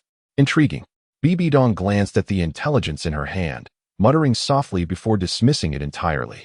After all, even if her Pope's Hall remained inactive, others would undoubtedly take up the mantle. Yi Chun had previously contemplated wisely. Regarding Tang Dachui, Bibi Dong did not harbor any animosity. In fact, it could be said that Tang Dachui had even provided her with some assistance. Had it not been for Tang Dachui severely injuring Qian Xuanqi, she would not have found it so easy to deliver the final blow. However, while Bibi Dong chose to overlook this, Qian Dalu could not afford to do so. Given that Bibi Dong had been in power for only a few years, the Spirit Hall was still predominantly influenced by the Angel family. Bibi Dong had come to know information regarding Tang Dachui, and naturally, Qian Dalu was also aware of it. Nevertheless, Qian Dalu understood that his son had not been killed by Tang Dachui, which deterred him from taking any direct action. However, considering that a portion of his son's demise could be attributed to Tang Dachui, Qian Dalu dispatched the two esteemed elders, Qian Jun and Jiang Yemo, to Sacred Soul Village. Following Qian Doliu's orders, the brothers Qian Jun and Jiang Yemo did not dare to delay. They set off immediately, traveling swiftly towards Nodding City. The speed of a tidal Douluo was remarkable. Within just 3 days, they arrived at the Spirit Hall branch in Nodding City. Upon meeting the two elders, the brothers revealed their identities and were warmly welcomed by the Nodding City Spirit Hall branch. "Which of you is the branch master?" Jiang Imo Douluo inquired. "I am the branch master of Nodding City," the branch master responded without a hint of hesitation. "Very well, we shall head to Sacred Soul Village. You will guide us." With that, Jiang Imo Douluo took hold of the branch master, and, alongside Qian Jun Douluo, they soared towards Sacred Soul Village. In no time, under the guidance of the branch master, the trio reached the entrance of Sacred Soul Village. Not here? As soon as they arrived at the village entrance, Qian Jun Douluo unleashed his spiritual energy to sense the surroundings, but he failed to detect any signs of Tang Hao within Sacred Soul Village. Not only was Tang Hao absent, but there was not even a single soul master with soul power present. After summoning Old Jack for inquiries, the brothers learned that Tang Dachui and Tang Shaoxin had mysteriously vanished over half a month ago. Did the Nodding City Spirit Hall leak this information? Jiang Douluo's expression turned fierce as he smashed Tang Shaoxin's dilapidated house into ruins, then seized the branch master by the collar, lifting him off the ground and threateningly stating, "This, two elders, the information was absolutely not leaked." The branch master replied, his face filled with innocence. "Forget it. If Tang Hao has fled, then let him be. The Nodding City Spirit Hall has reported on Tang Hao and his son's whereabouts. That alone is a considerable achievement." Qian Jun Douluo intervened to stop his brother. It seems Tang Hao is quite swift in his escape." With a cold snort, Jiang Imo Douluo released the branch master. With their combined power as 96th level title Douluos and their seamless cooperation, they could engage in battles beyond their rank. If they were to encounter Tang Hao, even the currently weakened Tang Hao would pose no significant threat to them. Though the big fish had evaded capture, the rewards that were rightfully due could not be diminished. Otherwise, morale would wane, and the team would become difficult to lead. Thus, the young Su Yuntao became the acting branch master of the Nodding City Spirit Hall, awaiting the day when his soul power would ascend to the rank of Soul Master, at which point he could officially assume the title of Branch Master. On the very day that Su Yuntao was appointed acting branch master, he pursued his goddess, and that night, they shared a bed, reaching the pinnacle of his life. As for the former branch master, he was reassigned elsewhere, while the various deacons of the Nodding City Spirit Hall, though not promoted, all received salary increases. Time passed swiftly. For months had elapsed since the awakening of the martial soul. Just a few days prior, Yi Chun had spent 10 million gold soul coins in the System Mall to acquire a comprehensive cultivation technique package. In the Douluo Continent, aside from Tang Shaoxin's Xiantian Gong, other soul masters had no such concept of cultivation techniques. All soul masters practiced the most fundamental meditation methods. Yi Chun was uncertain about the efficacy of Xiantian Gong as he had never practiced it himself. However, he found his own creation meditation method to be quite effective. With his innate soul power at level 3, had he trained diligently for a year, he might have only increased his soul power by 1 level. Yet, after switching to the creation meditation method, he could now elevate his soul power by 2 levels within the same time frame. And the quality of the soul power he cultivated had evidently improved. The creation body refining technique was a method that refined one's physical constitution using one's own soul power. And fortunately, the consumed soul power could be replenished, thereby not affecting the speed of his soul power advancement. After several days of training, Yichen sensed some improvement in his physical condition, albeit not significantly, given the short duration. As for the creation soul refining decision, he felt little to no difference. Whether his spiritual power was formidable remained undetectable to Yichen, whose current strength could only be described as weak. He merely felt a bit more spirited than usual. With the newly acquired cultivation techniques, Yichen adjusted his daily training regimen. Each morning, he practiced the creation meditation method, followed by the creation body refining technique in the afternoon and the creation soul refining decision in the evening, returning once more to the creation meditation method. In the early stages, Yichen needed to elevate his soul power as swiftly as possible to advance to the rank of Soul Master, followed by setting a minor goal of purchasing celestial herbs with gold soul coins to facilitate a transformation in his innate talent. Thus, the creation meditation method occupied the majority of his daily practice time. Today marked the day of enrollment at Nodding Academy. As noon approached, Yichen concluded his training session, packed his belongings, secured his home, and made his way to the Nodding City Primary Soul Master Academy. Although Nodding Academy was merely a primary institution, it required all students to reside on campus. Unless one's talent was exceptionally outstanding, there was no room for negotiation on this matter. Chapter 11, Nodding Academy. Furthermore, Yichen had no intention of being a day student. He planned to be a self-funded student working part-time at the academy. Perhaps describing himself as a self-funded working student was slightly inaccurate. He should be referred to as a self-funded student residing in the working student dormitory. After all, the adorable little rabbit resided in the working student dormitory, and Yichen certainly would not consider staying elsewhere. Nodding City was not particularly large, and within 10 minutes, Yichen spotted the Nodding Primary Soul Master Academy in the west of the city. Upon seeing the enormous archway, over 20 meters wide and exceeding 10 meters in height, he could not help but acknowledge the academy's impressive stature. It appeared that Nodding Academy allocated a considerable amount of funds for its annual teaching budget. He wondered whether the principal was pocketing any kickbacks. Without further delay, Yichen entered Nodding Academy. At the entrance, there was indeed a doorman present. However, contrary to the portrayal in the original work, where the doorman was seen as a path to death in Tang Xiaosan's eyes, upon seeing Yichen, the doorman did not impede his entry, clearly offering a treatment that surpassed that afforded to Tang Xiaosan. This unexpected turn of events left him somewhat astonished. Had it not been said that the doorman was rather arrogant? In truth, Yichen had misjudged the situation. A doorman of such a profession naturally possesses a discerning eye. Not lacking in wealth, Yichen would not deprive himself of fine attire. Conversely, when Tang Xiaosan arrived at Nodding Academy, she was clad in modest garb, earning the disdain of the doorman, which was to be expected. However, in the original narrative, the doorman's perceptiveness fell short, failing to recognize that the seemingly unremarkable Tang Xiaosan was, in fact, a force to be reckoned with. Nodding Academy is neither excessively large nor particularly small. After surveying the surroundings, Yichen discerned that the premises were primarily divided into several areas: the academic building, the playground, and the dormitories located to the east of the playground. Registration, he presumed, would take place within the academic building. Although he had lived in Nodding City since childhood, he had never visited Nodding Academy. After a moment's contemplation, he made his way directly to the academic building. Before long, Yichen arrived at the first floor of the academic building, where he found an office adorned with a plaque indicating the presence of the Academic Affairs Office.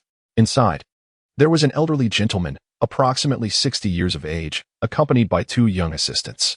"Excuse me, is this where one registers?" Yichen inquired as he stepped through the door.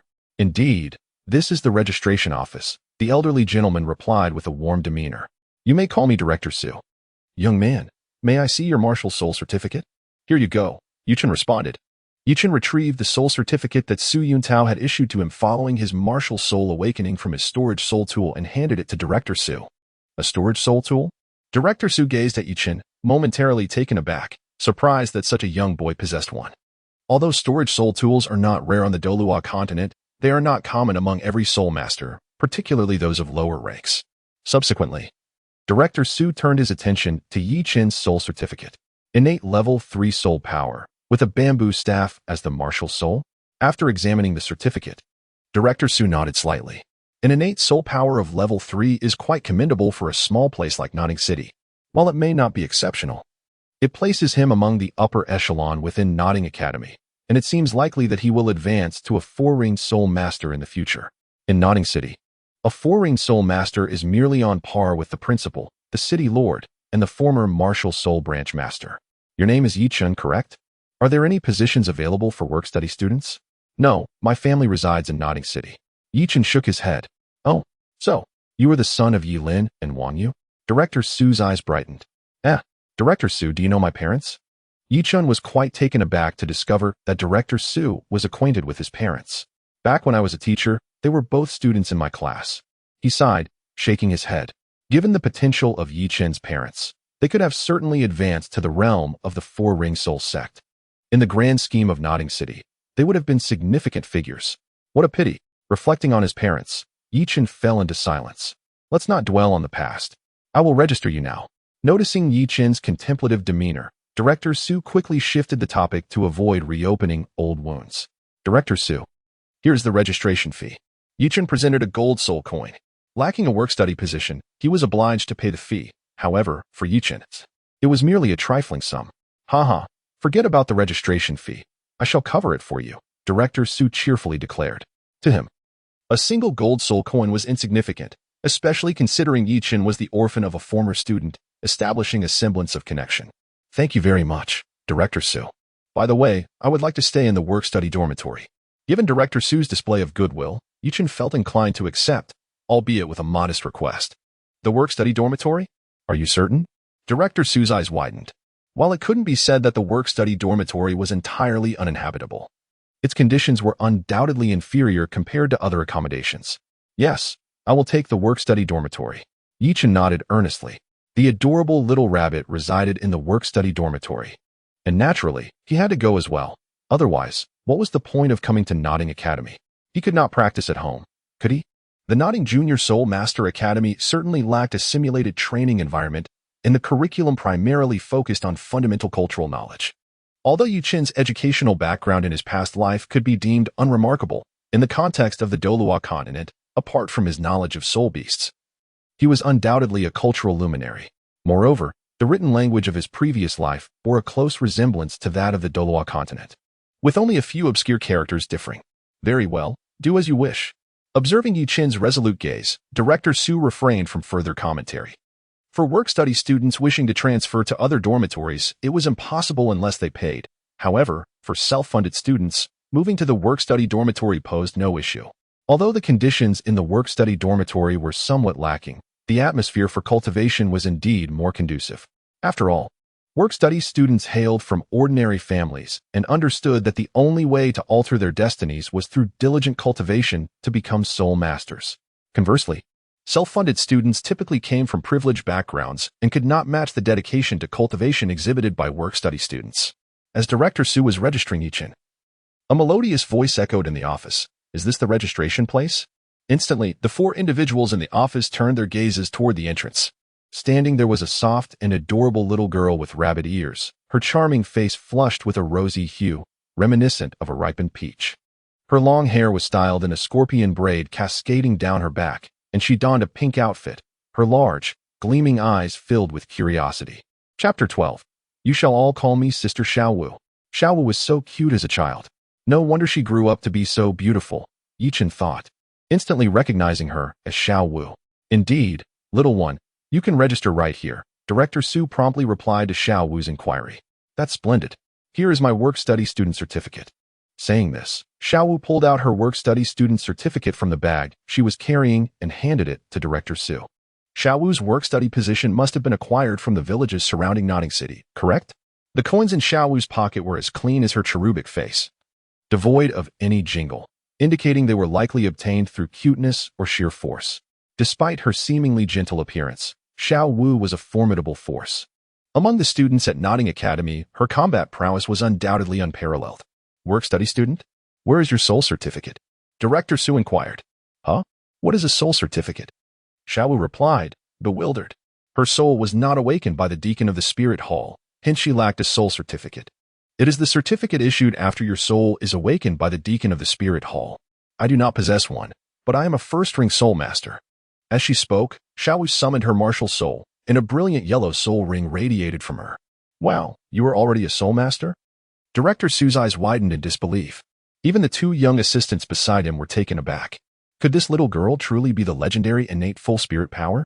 Otherwise, it was unfathomable how she had achieved the status of a first-rank soul master at such a tender age. Haha, splendid. Our Nodding Academy shall soon produce a formidable figure renowned across the continent. Once he regained his composure, Director Su joyfully exclaimed, an innate full spirit power genius. As long as she did not meet an untimely demise, would surely ascend to the revered status of a titled Douluo, effortlessly commanding the admiration of thousands. My dear, what is your name? Director Su inquired with enthusiasm. My name is Xiaowu, the dance-in dance, she replied sweetly. Only a given name, no surname? Could it be that some hidden family has sent a genius to Nodding City? Director Su pondered to himself. If Xiaowu possessed innate full spirit power, it was likely her ancestors were equally gifted. Yet, he had never heard of any powerful individuals with the martial soul of a soft-bone rabbit, suggesting that Xiaowu was probably from a hidden family. After all, there were indeed many such families across the continent. And while claiming the title of Title Douluo might be ambitious, Soul Douluo was certainly within reach. So, your name is Xiaowu? I shall register you right away. You are a work-study student and will reside in Dormitory 7. By the way, Yuchen also lives in Dormitory 7. With that, Director Su gestured toward Yuchen. Suddenly, as if struck by a realization, Director Su cast an incredulous glance at Yuchen. Could this lad possess foresight? Knowing that a beautiful girl would be in the work-study dormitory, prompting his decision to stay there? Although Director Su understood that such premonitions did not exist, he could not help but entertain the thought. Are you also a work-study student? Xiaowu asked, her eyes filled with curiosity as she looked at Yuchen. Yes, he replied. Yuchen nodded. Excellent. From now on, Sister Xiaowu will look after you. Although Xiaowu's strength diminished significantly after her transformation, her keen perception remained intact. She discerned Yuchen's low soul power level and immediately adopted a commanding demeanor, contemplating the idea of taking Yuchen under her wing as a subordinate. Yuchen, I do not wish to be a subordinate. Ahem, I have registered the two of you. Listening to Xiaowu, Director Su was somewhat taken aback, not expecting that such an adorable young girl could possess such a fierce temperament. Thank you, Director Su. Yuchen expressed his gratitude to Director Su. All right, Shaolin. Please fetch 2 sets of school uniforms for them, and then escort them to Dormitory 7. Director Su instructed a young assistant beside him.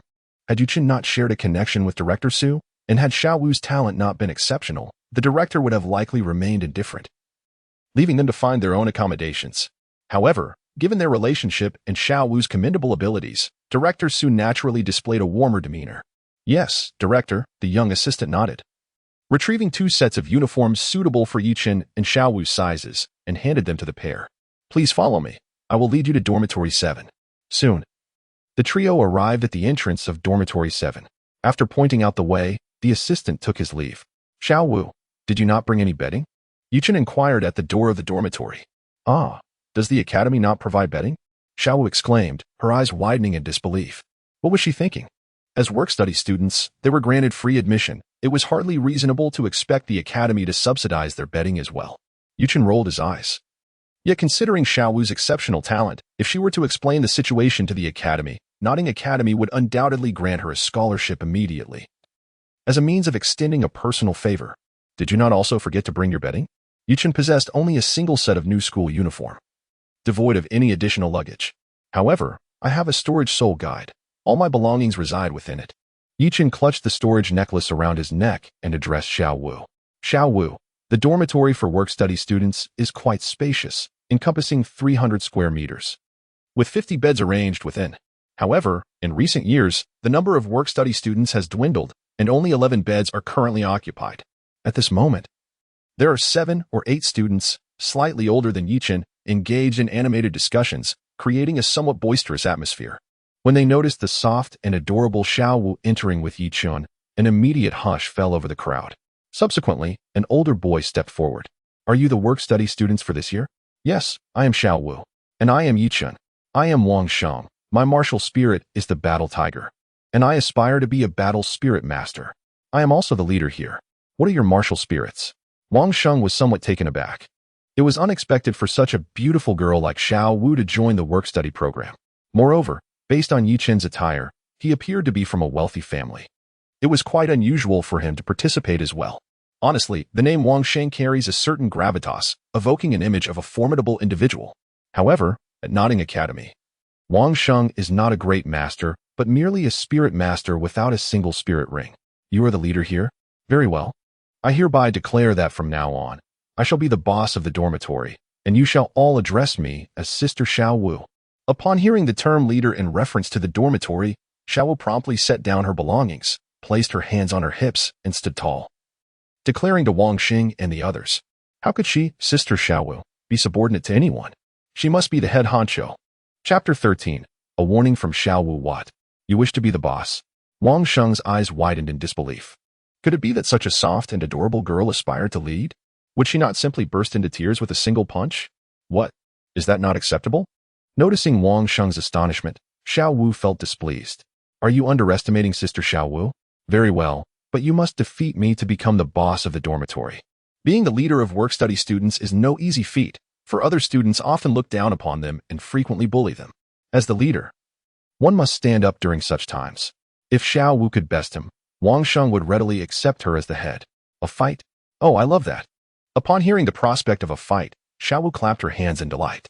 Wang Xing, martial spirit, battle tiger. Upon Xiao Wu's challenge, Wang Sheng immediately summoned his martial spirit, his muscles swelling noticeably. Xiao Wu, martial spirit, gentle bone rabbit. Witnessing Wang Sheng manifest his martial spirit, Xiao Wu followed suit. However, in comparison to Wang Xing, she possessed an additional yellow spirit ring. 100-year spirit ring. You are a spirit master? The sight of the spirit ring on Xiao Wu astonished Wang Xing immensely. He never anticipated that Xiao Wu, a mere first-year student, would already be a spirit master. It is worth noting that even 6th-year students at Notting Academy seldom attain such status, let alone with a yellow 100-year spirit ring. Do we still need to fight? Observing Wang Xing's shock, the adorably innocent Xiao Wu asked. No need for a fight. From now on, you are our sister Xiao Wu. Wang Xing hastily waved his hands, fully aware that he stood no chance against a spirit master, especially one with a 100-year spirit ring. Hearing this, Xiao Wu nodded in satisfaction. By the way, Yuchen, what is your martial spirit? Suddenly, Xiao Wu realized she had yet to inquire about Yi Chen's martial spirit. A bamboo staff. A flash of emerald light flickered in Yi Chen's grasp, revealing a bamboo staff slightly thicker than his thumb. A bamboo staff? Are you intending to become an offensive-type soul master? Little Wu is somewhat familiar with the classifications of human soul masters. No, I aspire to be a control-type soul master. Although the bamboo staff is categorized as a weapon-type martial soul, it is evident that its delicate nature pales in comparison to the might of an iron staff. Thus, Yi Chen resolved to pursue the path of control. There exists a plethora of martial souls. It is not solely the vine type that can tread the path of control. As long as the soul skills predominantly focus on control, one may rightfully be deemed a control-type soul master. What? Your bamboo staff resembles a stick. Yet you claim it is of the control type? Little Chen, are you jesting with me? Little Wu's large, adorable eyes widened in disbelief. Do not call me Little Chen. Though presently forced to play the role of a subordinate due to his inferior strength, he found the moniker of Little Chen utterly absurd. He was not the chief steward of the royal palace. Humph, in the 7th dormitory, I am the boss. Whatever title Sister Wu bestows upon you, that is what you shall be. With her hands on her hips, Little Wu contemplated leveraging her authority as the boss to compel Yi Chen to submit. Oh, as the boss, do you even have a mattress? Yi Chen spoke with a playful smirk, instantly rendering Xiao Wu speechless. Indeed, as the leader of the 7th dormitory, she was so impoverished that she could not afford bedding. Fear not, my dear leader. You may use my bedding. Wang Xing, who had transformed into Xiao Wu's loyal sidekick, immediately declared, thumping his chest. Xiao Wu cast a disdainful glance at Wang Xing's tattered bedding. As a girl, how could she possibly use such shabby linens? Meanwhile, Yi Chen approached the corner of the 7th dormitory where the beds were located and retrieved a new 3-piece bedding set from his storage soul guide. It included a large pillow, a blanket, and a mattress, all adorned with delightful carrot patterns, exuding a youthful charm. This was a scheme Yi Chen had long anticipated. Although he did not engage in copper refining, who could resist the allure of having a girl in their embrace at night? Wow, Xiao Chun, your bedding is so beautiful. Xiao Wu, who had previously scorned Wang Sheng's dilapidated bedding, instantly noticed Yi Chen's clean, lovely, and youthful linens. What are you doing? Even though you are the leader of the 7th dormitory, you cannot simply seize my bedding. At that moment, Yi Chen instinctively shielded the bedding behind him, adopting a posture of indomitable strength. Indeed, my mother always said that only bad people would take things from others. Xiao Wu is a good child, she murmured softly. What? This little rabbit actually intends to rob me? Although Xiao Wu's voice was barely audible, Yichen caught her words, and a vein throbbed on his forehead. If only his fist were larger than Xiao Wu's, he surely would have pressed her to the ground. How about this, since your bedding is quite large? It shouldn't be an issue for both of us to share. Let us push the beds together, and then we can both use it. After some contemplation, Xiao Wu proposed a compromise. Why should I share my bedding with you? Present your reasoning, or I shall not agree. Although Yichen internally acquiesced, couldn't he appear too eager, could he? I am the leader. In this 7th dormitory, my word is law. Xiao-chun, if you dare disagree, shall we have a little sparring session? With that, Xiao Wu waved her delicate little fist. What a disgrace. A monumental shame. In 2 lifetimes of brilliance, I have been threatened by a little rabbit-eared girl. Once I mature, I shall make this little bunny pay. Within the depths of Yichen's heart, he silently vowed to impart a proper lesson to the little rabbit in due course. If you choose silence, then Sister Xiao Wu shall interpret it as your consent. Hurry and come assist. Thus, the 2 of them dragged over an adjacent empty bed, merging it with another. Subsequently, Xiao Wu placed her bundle at the juncture of the 2 beds, serving as a boundary. Little Chin, this is our dividing line. Should you dare to cross it, do not blame Sister Xiao Wu for her lack of courtesy. With a fierce expression, Xiao Wu issued a warning to Yichen. Well, what difference does it make whether this boundary exists or not? Yichen remarked. Xiao Wu, I must confess, I do not possess the best sleeping posture at night. If I accidentally cross the line, do not resort to violence. This was not Yichen's intention to take advantage. Rather, his sleeping habits were indeed rather unruly. Humph. Dare you? Try it and face dire consequences. And remember to address me as Sister Xiao Wu. She emphasized the word Sister Xiao Wu with great weight, reminding Yichen not to forget his position as her junior. Yichen, Sister Xiao Wu, it is now time for lunch. Shall we head to the cafeteria? Wang Sheng spoke to the newly appointed head of the 7th dormitory, Sister Xiao Wu. Upon hearing the mention of food, Xiao Wu immediately leaped with joy and exclaimed, Great! What delicious food shall we have? Chapter 14. The Strategic Retreat of Yichen. Sister Xiao Wu. We working students come from humble backgrounds. How can we indulge in anything exquisite? Wang Sheng rolled his eyes, seemingly questioning the intelligence of their newly appointed leader. Oh, isn't there anything delectable? By the way, don't we need that soul currency to dine? Upon realizing there would be no sumptuous meal and having to settle for something mediocre, Xiao Wu's spirits dampened, and her once perky rabbit ears drooped dismally. Wang Sheng and the others exchanged glances. Was there truly a meal that required no payment? Did Sister Xiao Wu intend to feast without paying? Ahem. To celebrate Xiao Wu's ascension to the throne of the 7th dormitory, today I shall treat you. Yichen, who was not short on funds, immediately chimed in upon noticing Xiao Wu's lackluster demeanor. Yay, Xiao Chenzi, you are doing well. I have high hopes for you. Yes, Sister Xiao Wu desires delicious food. The moment Xiao Wu learned that Yichen would be treating, her energy was restored. What did you call me? Xiao Chenzi. Then I shall refrain from treating. You might as well starve.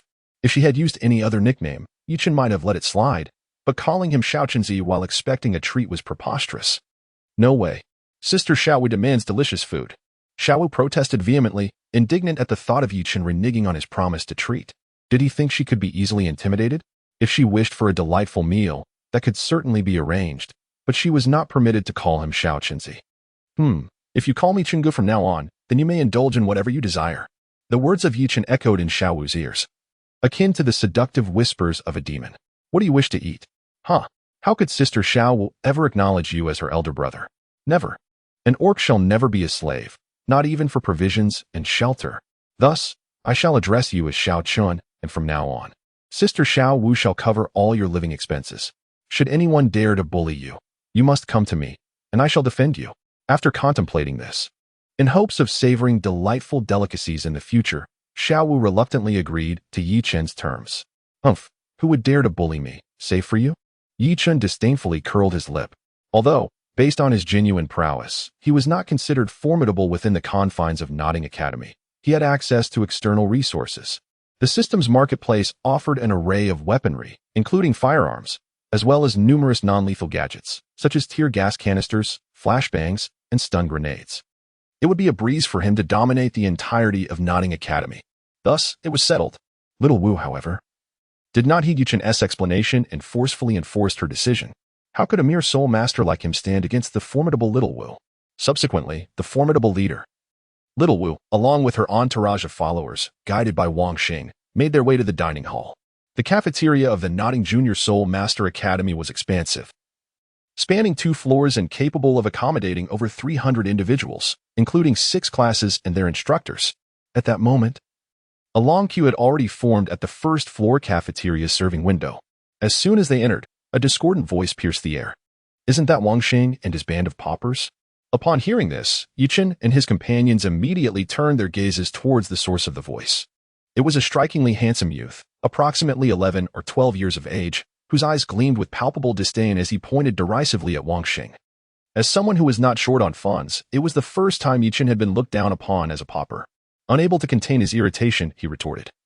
"So, you were quite wealthy then?" "Truly, a toad ignorant of the vastness of the heavens, flaunting a little wealth." With a look of disdain, Yichen remarked that although there were indeed many individuals on the continent wealthier than him, the person before him certainly did not belong to that category. "Are you the new work-study student?" Xiao Qinyu inquired of Yichen, uncertainty evident in his voice. After all, Yichen's attire was quite fine, seemingly superior to his own, raising doubts about the notion of him being a mere impoverished work-study student. "Indeed." Yichen nodded. "How dare a mere work-study student act so arrogantly? Have you ever inquired who I, Xiao Qinyu, am?" Upon confirming that Yichen was indeed a work-study student, Xiao Qinyu immediately reverted to his haughty demeanor. "What are you even worth? In Notting Academy, there is no one I cannot provoke. To be frank, even throughout the entirety of Notting City, there is no one that Yichen cannot challenge. After all, the strongest force within Notting City is merely the Four-Ring Soul sect. Yichen possesses a soul guide storage device that harbors a machine gun for protection. The insignificant Four-Ring Soul sect would undoubtedly be powerless against the onslaught of a machine gun. However, Yichen would only reveal such a weapon in times of dire need." "You are quite audacious. How about a one-on-one challenge?" Xiao Qinyu believed that as a One-Ring Soul Master, he could easily overpower Yichen, a mere 6-year-old child. "Xiao Wu, it's your moment to shine. If you win, I shall cover all your expenses in the cafeteria for an entire week." Yichen promptly executed a strategic retreat, summoning reinforcements. Were he to cultivate the body refinement technique of creation for an extended period, resulting in a significant enhancement of his physical prowess, he might have entertained the notion of engaging in combat.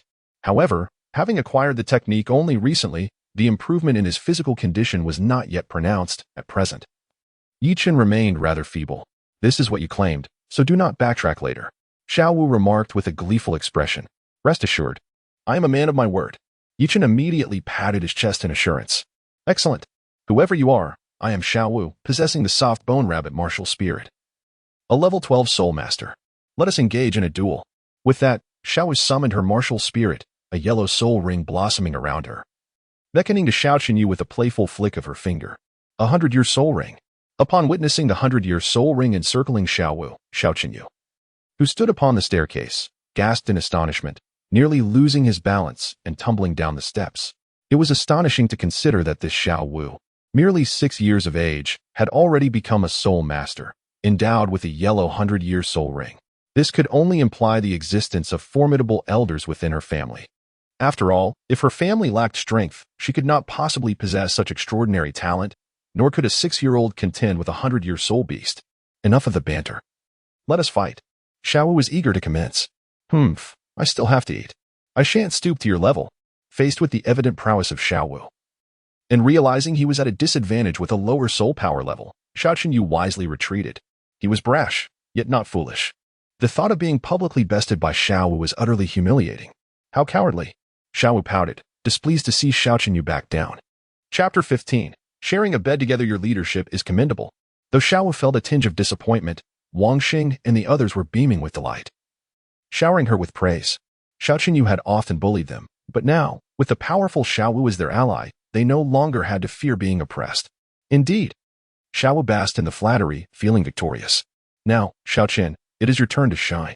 In her triumph, Xiao Wu remembered the true purpose of her visit to the cafeteria. "All right, let us head to the second floor, my treat."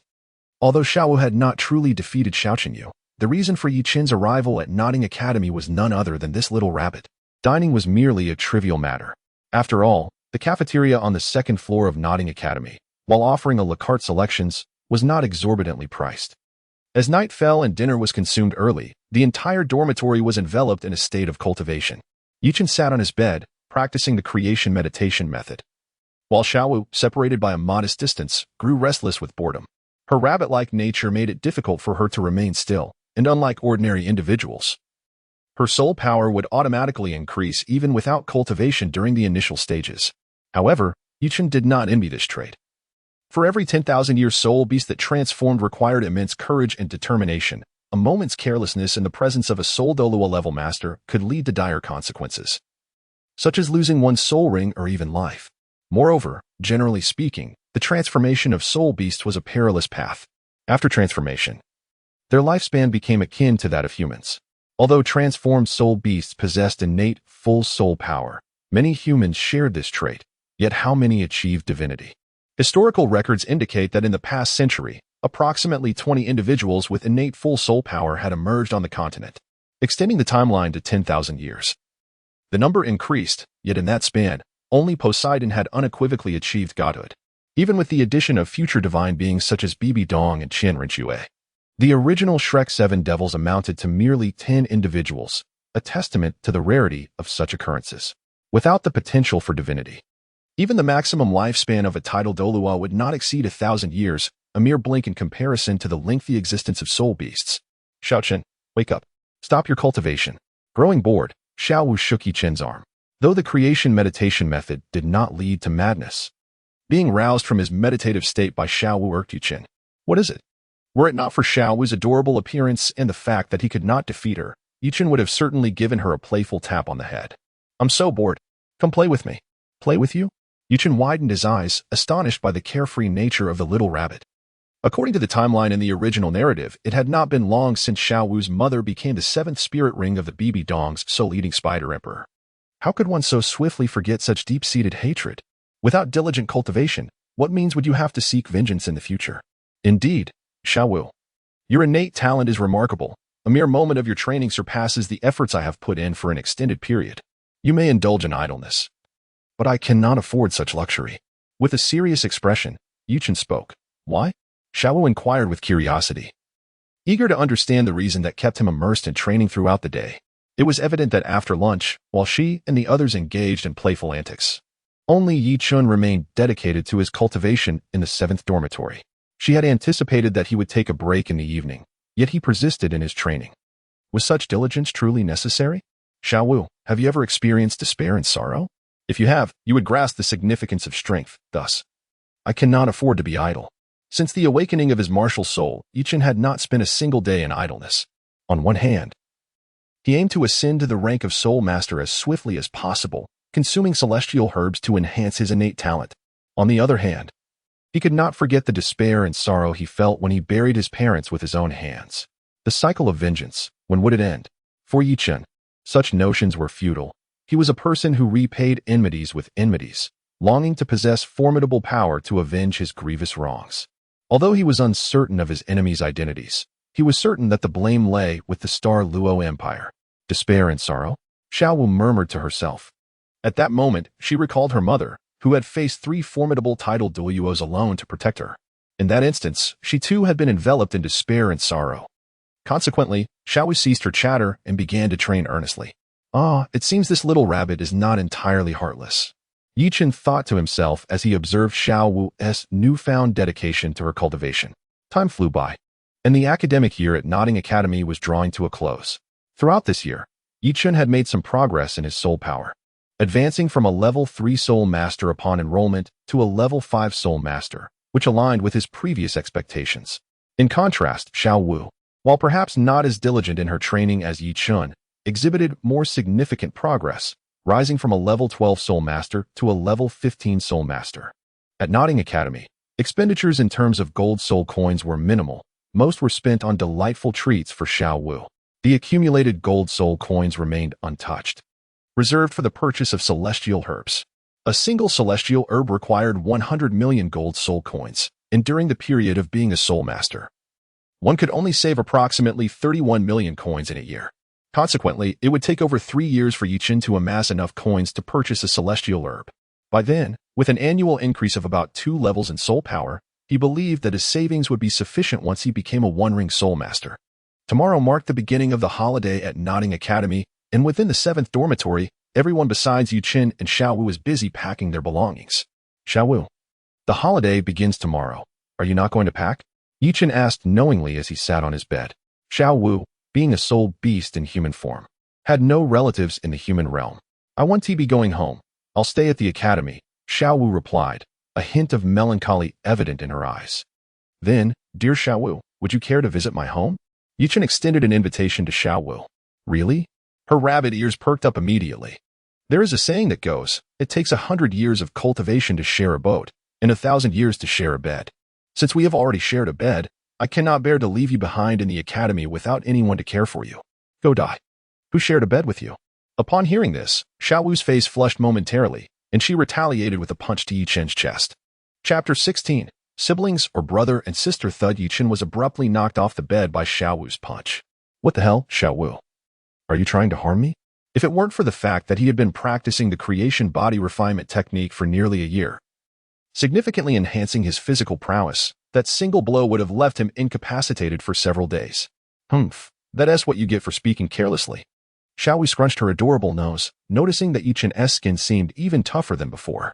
Previously, she had perceived him as a mere weakling.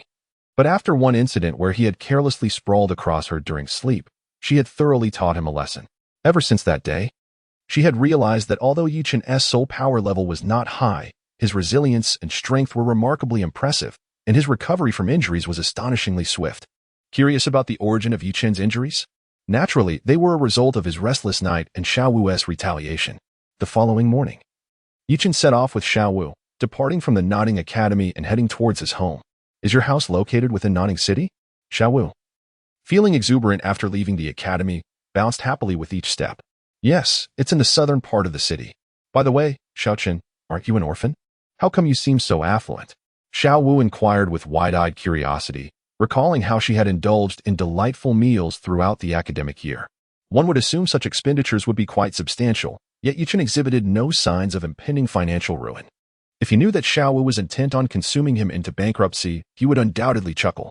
The notion of Yichen, the great wealthy man, being brought to financial ruin by mere sustenance was utterly absurd. Not to mention, the gold soul coins in his system's marketplace were more than sufficient to purchase the entire Nodding Academy, though the academy itself was unlikely to be for sale. Being an institution officially established by the Heavendo Empire, this is a secret, all right? Besides, you can't eat me into poverty.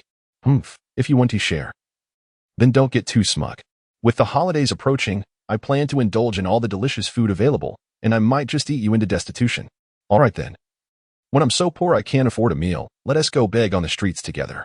Yichen nodded and, with a tone of mock seriousness, declared, Sister Xiaowu would never resort to begging. Rest assured, no matter how much you eat, you will never impoverish me. Is that true? Why would I deceive you? Xiaochun, confess honestly, have you stumbled upon some treasure? Suddenly, Xiaowu leaned in closer and whispered, What are you thinking? Treasure? If you have the ability, why not find one for me to see? Yichen rolled his eyes. This little rabbit was truly whimsical. Could it be that you have a fabulously wealthy relative? As for me, I am but an orphan. Well, enough of that. I have arrived home. Yichen pointed to a quaint little courtyard ahead. Is this your home? The courtyard, though not extravagant, bore the marks of neglect, with dust blanketing the entrance due to prolonged absence. Indeed, I haven't returned in nearly a year. If it weren't for a thorough cleaning, it would surely be uninhabitable. Fear not, Sister Xiaowu will assist you with the tidying up, Xiaowu assured, patting her chest. After a considerable amount of time spent in diligent effort, the two finally restored the house to a semblance of cleanliness. Ah, how exhausting, Xiaowu lamented, collapsing onto the soft sofa, her voice weary. Come now, Xiaowu. You're being dramatic. It was merely a spring cleaning. How could it possibly tire you out so? Yichen remarked with a hint of sarcasm. I'm simply exhausted. Hurry and bring out the ice cream, or else Sister Xiaowu will never forgive you. With a fierce expression, Xiaowu threatened in return. Ever since that sweltering day when Yichen treated her to ice cream, the little rabbit had developed an insatiable fondness for the sweet, icy delight. Here you go. Just some ice cream. While it is delicious, it is hardly a precious commodity in the system's marketplace. A single ice cream costs merely a few copper soul coins and appears as if it has just been drawn from the freezer. So delectable, Xiaowu exclaimed, savoring the ice cream. As evening descended, Yichen and Xiaowu sat on the balcony of the second floor, gazing at the fiery sunset. Xiaowu, do you have any relatives? He inquired. No, She replied, Deming and Erming. We are not human. Then I have no family either. How about you consider me your brother? Your birthday is at the end of August, and mine is at the beginning. It would be just right for me to be your older brother. Not a chance. I'm Sister Xiaowu. I refuse to be your little sister. You might as well be my little brother, she retorted defiantly. Xiaowu, if I were to be your brother, I would certainly protect you, he asserted. Hey, little Chin, does Sister Xiaowu really need your protection? With those little arms and legs of yours, even two of you wouldn't stand a chance against me. She teased. Don't underestimate me. Once I cultivate to become a soul master, my progress will be astonishingly swift. Is that so? Xiaowu asked, her curiosity piqued. Did you, Chin? The so-called little waist actually aspire to soar? Although others might view his innate soul power of level 3 as commendable, to Xiaowu, who possessed an innate full soul power, he was hardly more than a mere novice. Let us make a pact. Whoever attains a higher level of soul power in the future shall be deemed the older brother or sister, while the one with the lower level shall be the younger sibling. The younger sibling must always obey the older sibling. Really? Xiaowu's eyes sparkled with excitement. Did she truly expect this little waist to surpass her in soul power? With a current disparity of 10 levels between them, she was confident that even if she were to lie idle for 3 years, Yichen would still be far behind. Indeed, Yichen nodded. All right, let us make a promise, a pinky swear, never to change for 100 years. Otherwise, you shall be a little puppy. No, 100 years is too brief. I want it to be forever. Haha, little Chen, come and call me Sister Xiaowu. You have never addressed me as such. The playful Xiaowu immediately beamed with joy. Ahem, Xiaowu, let me present you with a gift. Little Rabbit's attention was easily diverted, and Yichen thought to shift the topic, as he had no intention of calling her Sister Xiaowu. That would become an embarrassing chapter in his future. What gift? Xiaowu inquired with curiosity. Close your eyes. Must I really close my eyes? Humph, if the gift disappoints me, Sister Xiaowu might become upset. Yes, quickly now. Close them. Upon hearing this, Xiaowu obediently shut her eyes. Meanwhile, Yichen glanced at the substantial balance of over 30 million gold soul coins in the system shop, and then focused on an item of utmost importance to Xiaowu. Disguise necklace price, 10 million gold soul coins. P.S.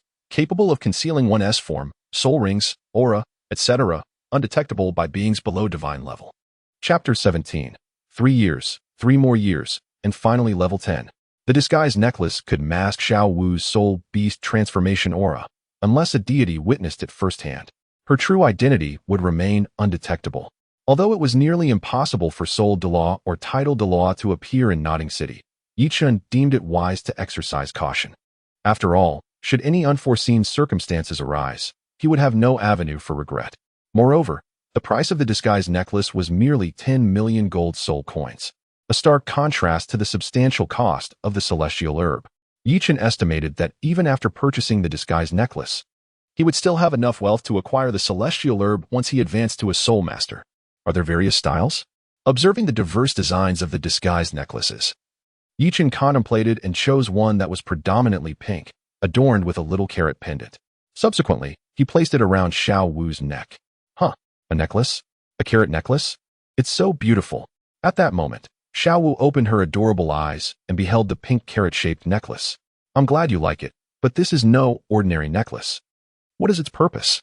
Xiaowu, this necklace allows you to alter your physical appearance, soul ring color, soul power level, and even your aura at will. Not even a Title Douluo could discern your true form. With your exceptional talent, what if someone becomes envious? To prevent jealousy, I have gifted you this necklace. Yichen refrained from disclosing that this item was meant to conceal her identity, fearing it might alarm Xiaowu. Really? Xiaowu's eyes widened in disbelief. If this necklace could indeed alter her aura, rendering even a Title Douluo unable to discern her, wouldn't she be safe in the human world? This is my family heirloom. Could it possibly be false? Family heirloom? Indeed, my mother mentioned it was intended for her daughter-in-law. Bah, Sister Xiaowu is certainly not your wife. All right, let us not dwell on that. Xiaowu, I will now teach you the cultivation techniques passed down in the Yi family. You must learn diligently. Another family tradition? Yes, our lineage's cultivation methods consist of meditation, body refinement, and spirit forging, each enhancing soul power, physical prowess, and mental strength, respectively. No wonder Xiaochen, you are so tough. It turns out you have practiced the family's body refinement technique. Xiaowu suddenly understood. Having long noticed that Yichen's physical capabilities were markedly disproportionate to his soul power level, Were it not for his innate soul power deficiency and his martial spirit resembling a bamboo staff, she might have mistaken him for a powerful 10,000-year soul beast in disguise. What do you mean by tough skin and thick flesh? It's called a robust physique. After practicing the body refinement technique, one would not simply become a muscle-bound brute. It merely enhances one's appearance of strength. Time flew by, and 3 years had swiftly passed. One evening, within the 7th dormitory of Notting Academy, Xiaowu cradled a tablet. Engrossed in the animated series Boonie Bears, it was needless to say that this tablet had been gifted by Yichun. To prevent Xiaowu from interrupting his training, Yichun had to provide her with something to alleviate her boredom. Though the Douluo Continent lacked internet connectivity, Yichun had procured USB drives containing the animations.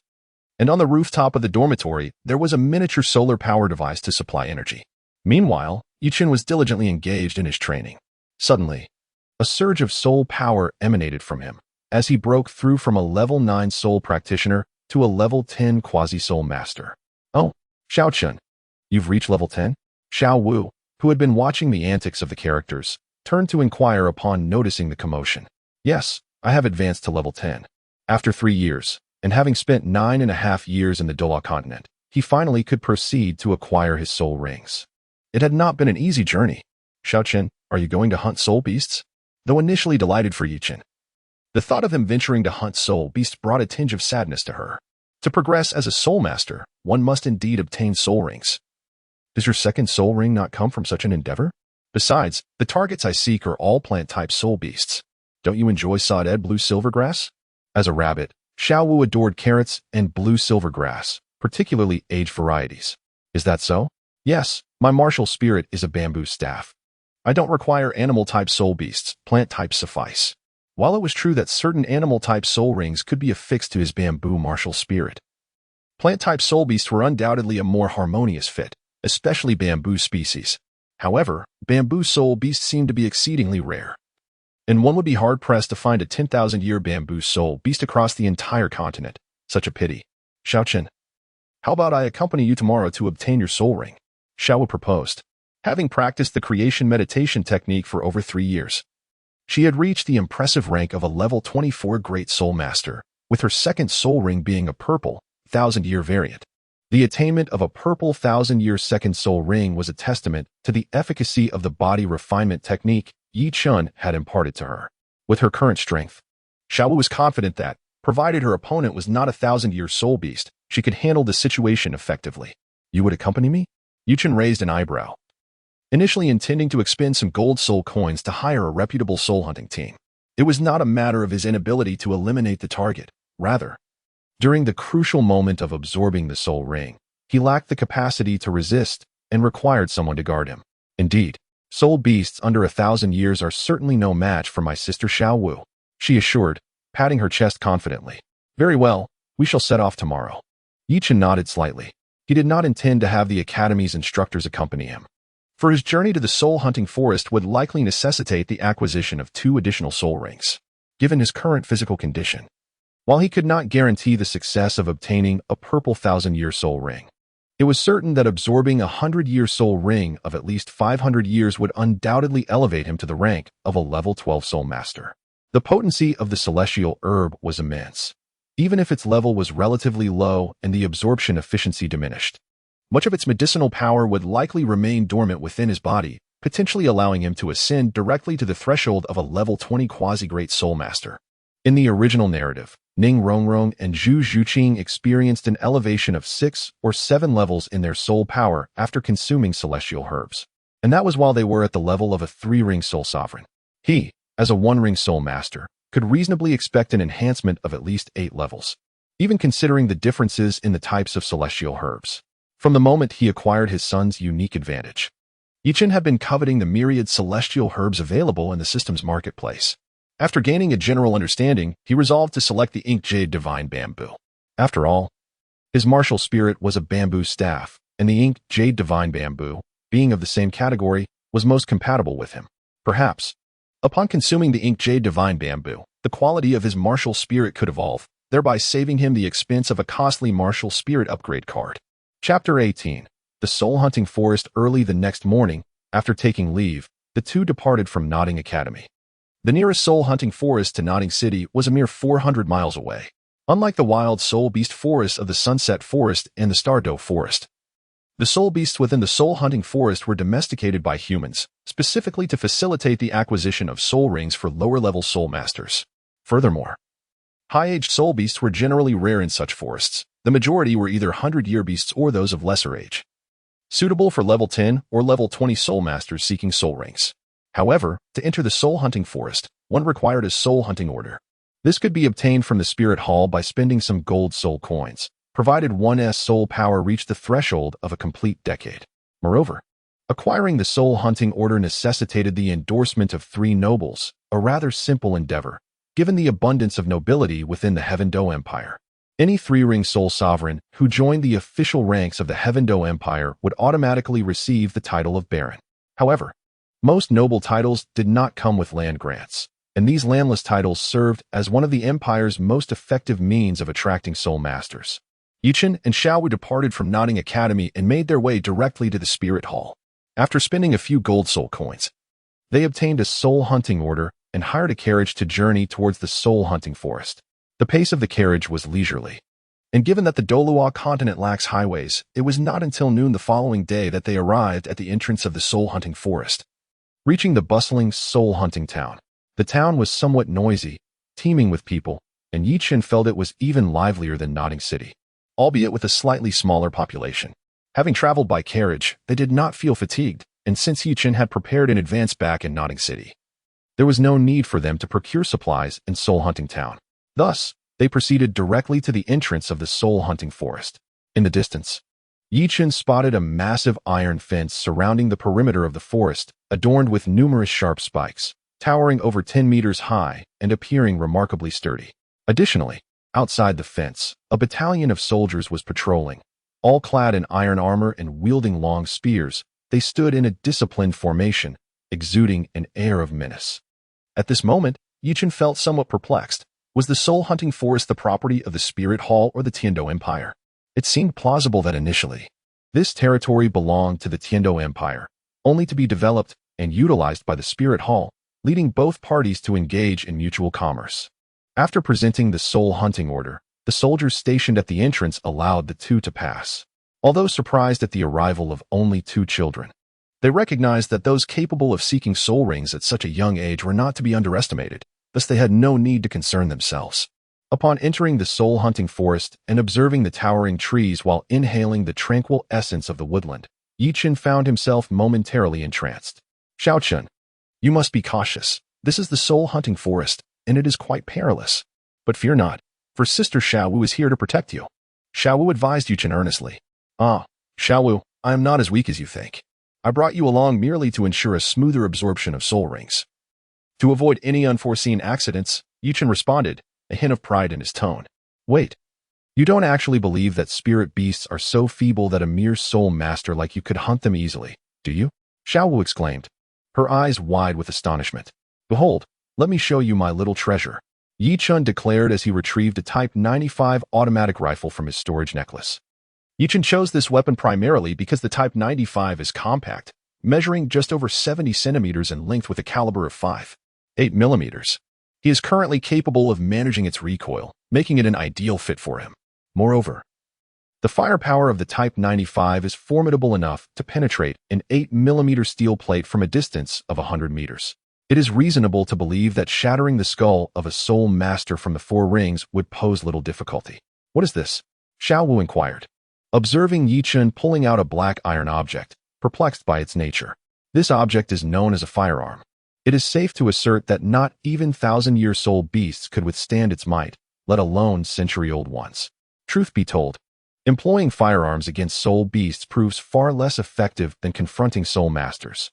The defenses of soul beasts are generally far superior to those of soul masters, and certain armored soul masters practically possess built-in bulletproof vests. Yichen could only speculate whether the firearm in his possession would be able to breach the scales of a 1,000-year defensive soul beast. Furthermore, many soul beasts are quite large. Even if the bullet penetrates their defenses, failing to strike a vital area would render the impact negligible. Do you really think this firearm could kill a 1,000-year soul beast? Xiaowu expressed her skepticism, leaning forward to peer into the dimly lit muzzle. eager to discover what lay within. Upon noticing Xiao Wu's head encroaching upon the barrel of his firearm, Yichen instinctively twitched his mouth and redirected the weapon. It is crucial to understand that the firearms within Yichen's storage necklace are already loaded for self-defense. Although their quality minimizes the risk of accidental discharge, one can never be too certain.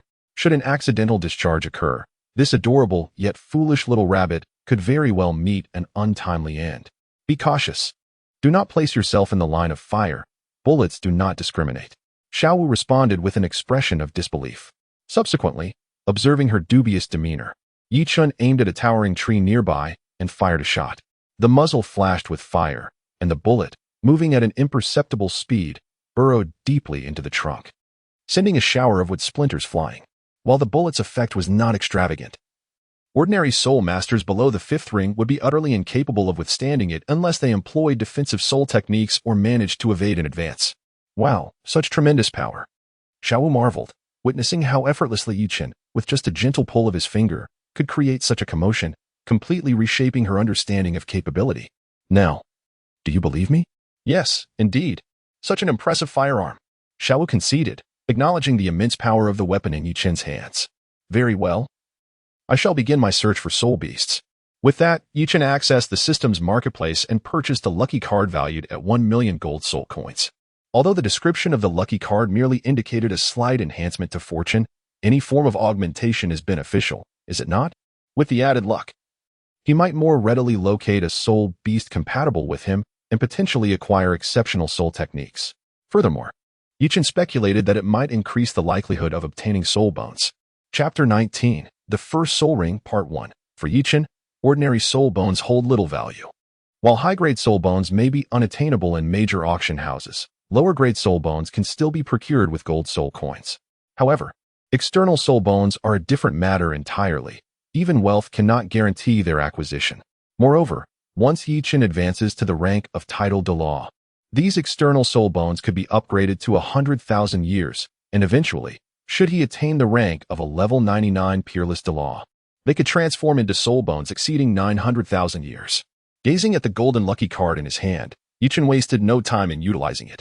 Instantly, the golden card transformed into a radiant beam of light, merging into Yichen's body. I feel nothing at all. It is only natural. The elusive nature of luck is not something a mere level 10 soul master like Yichen could perceive. 3 hours later, within the soul hunting forest. Didn't I use the lucky card? Why have I still not found a suitable target? Yichen felt a tinge of frustration. Although he had encountered numerous other spirit beasts along the way, none were of the kind he sought. Had he squandered 1 million gold soul coins in vain? To him, 1 million gold soul coins was not a substantial amount. After all, his external aid could easily yield that sum in just over 10 days. However, for an ordinary person, it represented an astronomical fortune. Such a vast quantity of gold soul coins, if thrown into the water, could certainly create quite a splash. Was this luck card merely a useless trinket? Or was it that his fortune was still insufficient? Lost in thought, Yichen unexpectedly noticed a clump of gray weeds, towering to the height of a person on his right. He intended to circumvent it from the left, yet suddenly found his body seemingly beyond his control, moving directly towards the thicket on the left.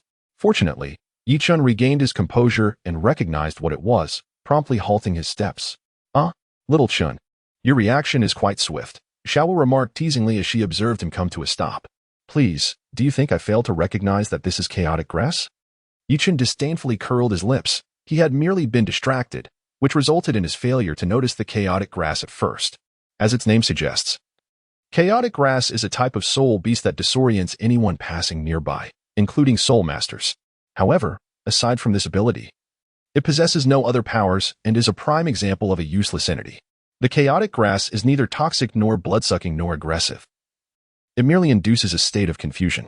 Thus, Xiao Wu chose not to alert Yichen, intending to enjoy the spectacle instead. A state of confusion? That seems rather fitting for me. Considering his bamboo staff martial soul, Yichen planned to pursue a control-type path. Given that the innate ability of this chaotic grass is confusion, it indeed aligns well with his intentions, making it a commendable choice. However, upon closer inspection, Yichen discovered that this chaotic grass was, surprisingly, a rare millennium soul beast within the soul hunting forest. Although Yichen had cultivated the creation body refinement technique and, at the age of 9.5, exceeded the threshold for withstanding a first soul ring of over 400 years. He was still reluctant to attempt a Millennium Soul Ring.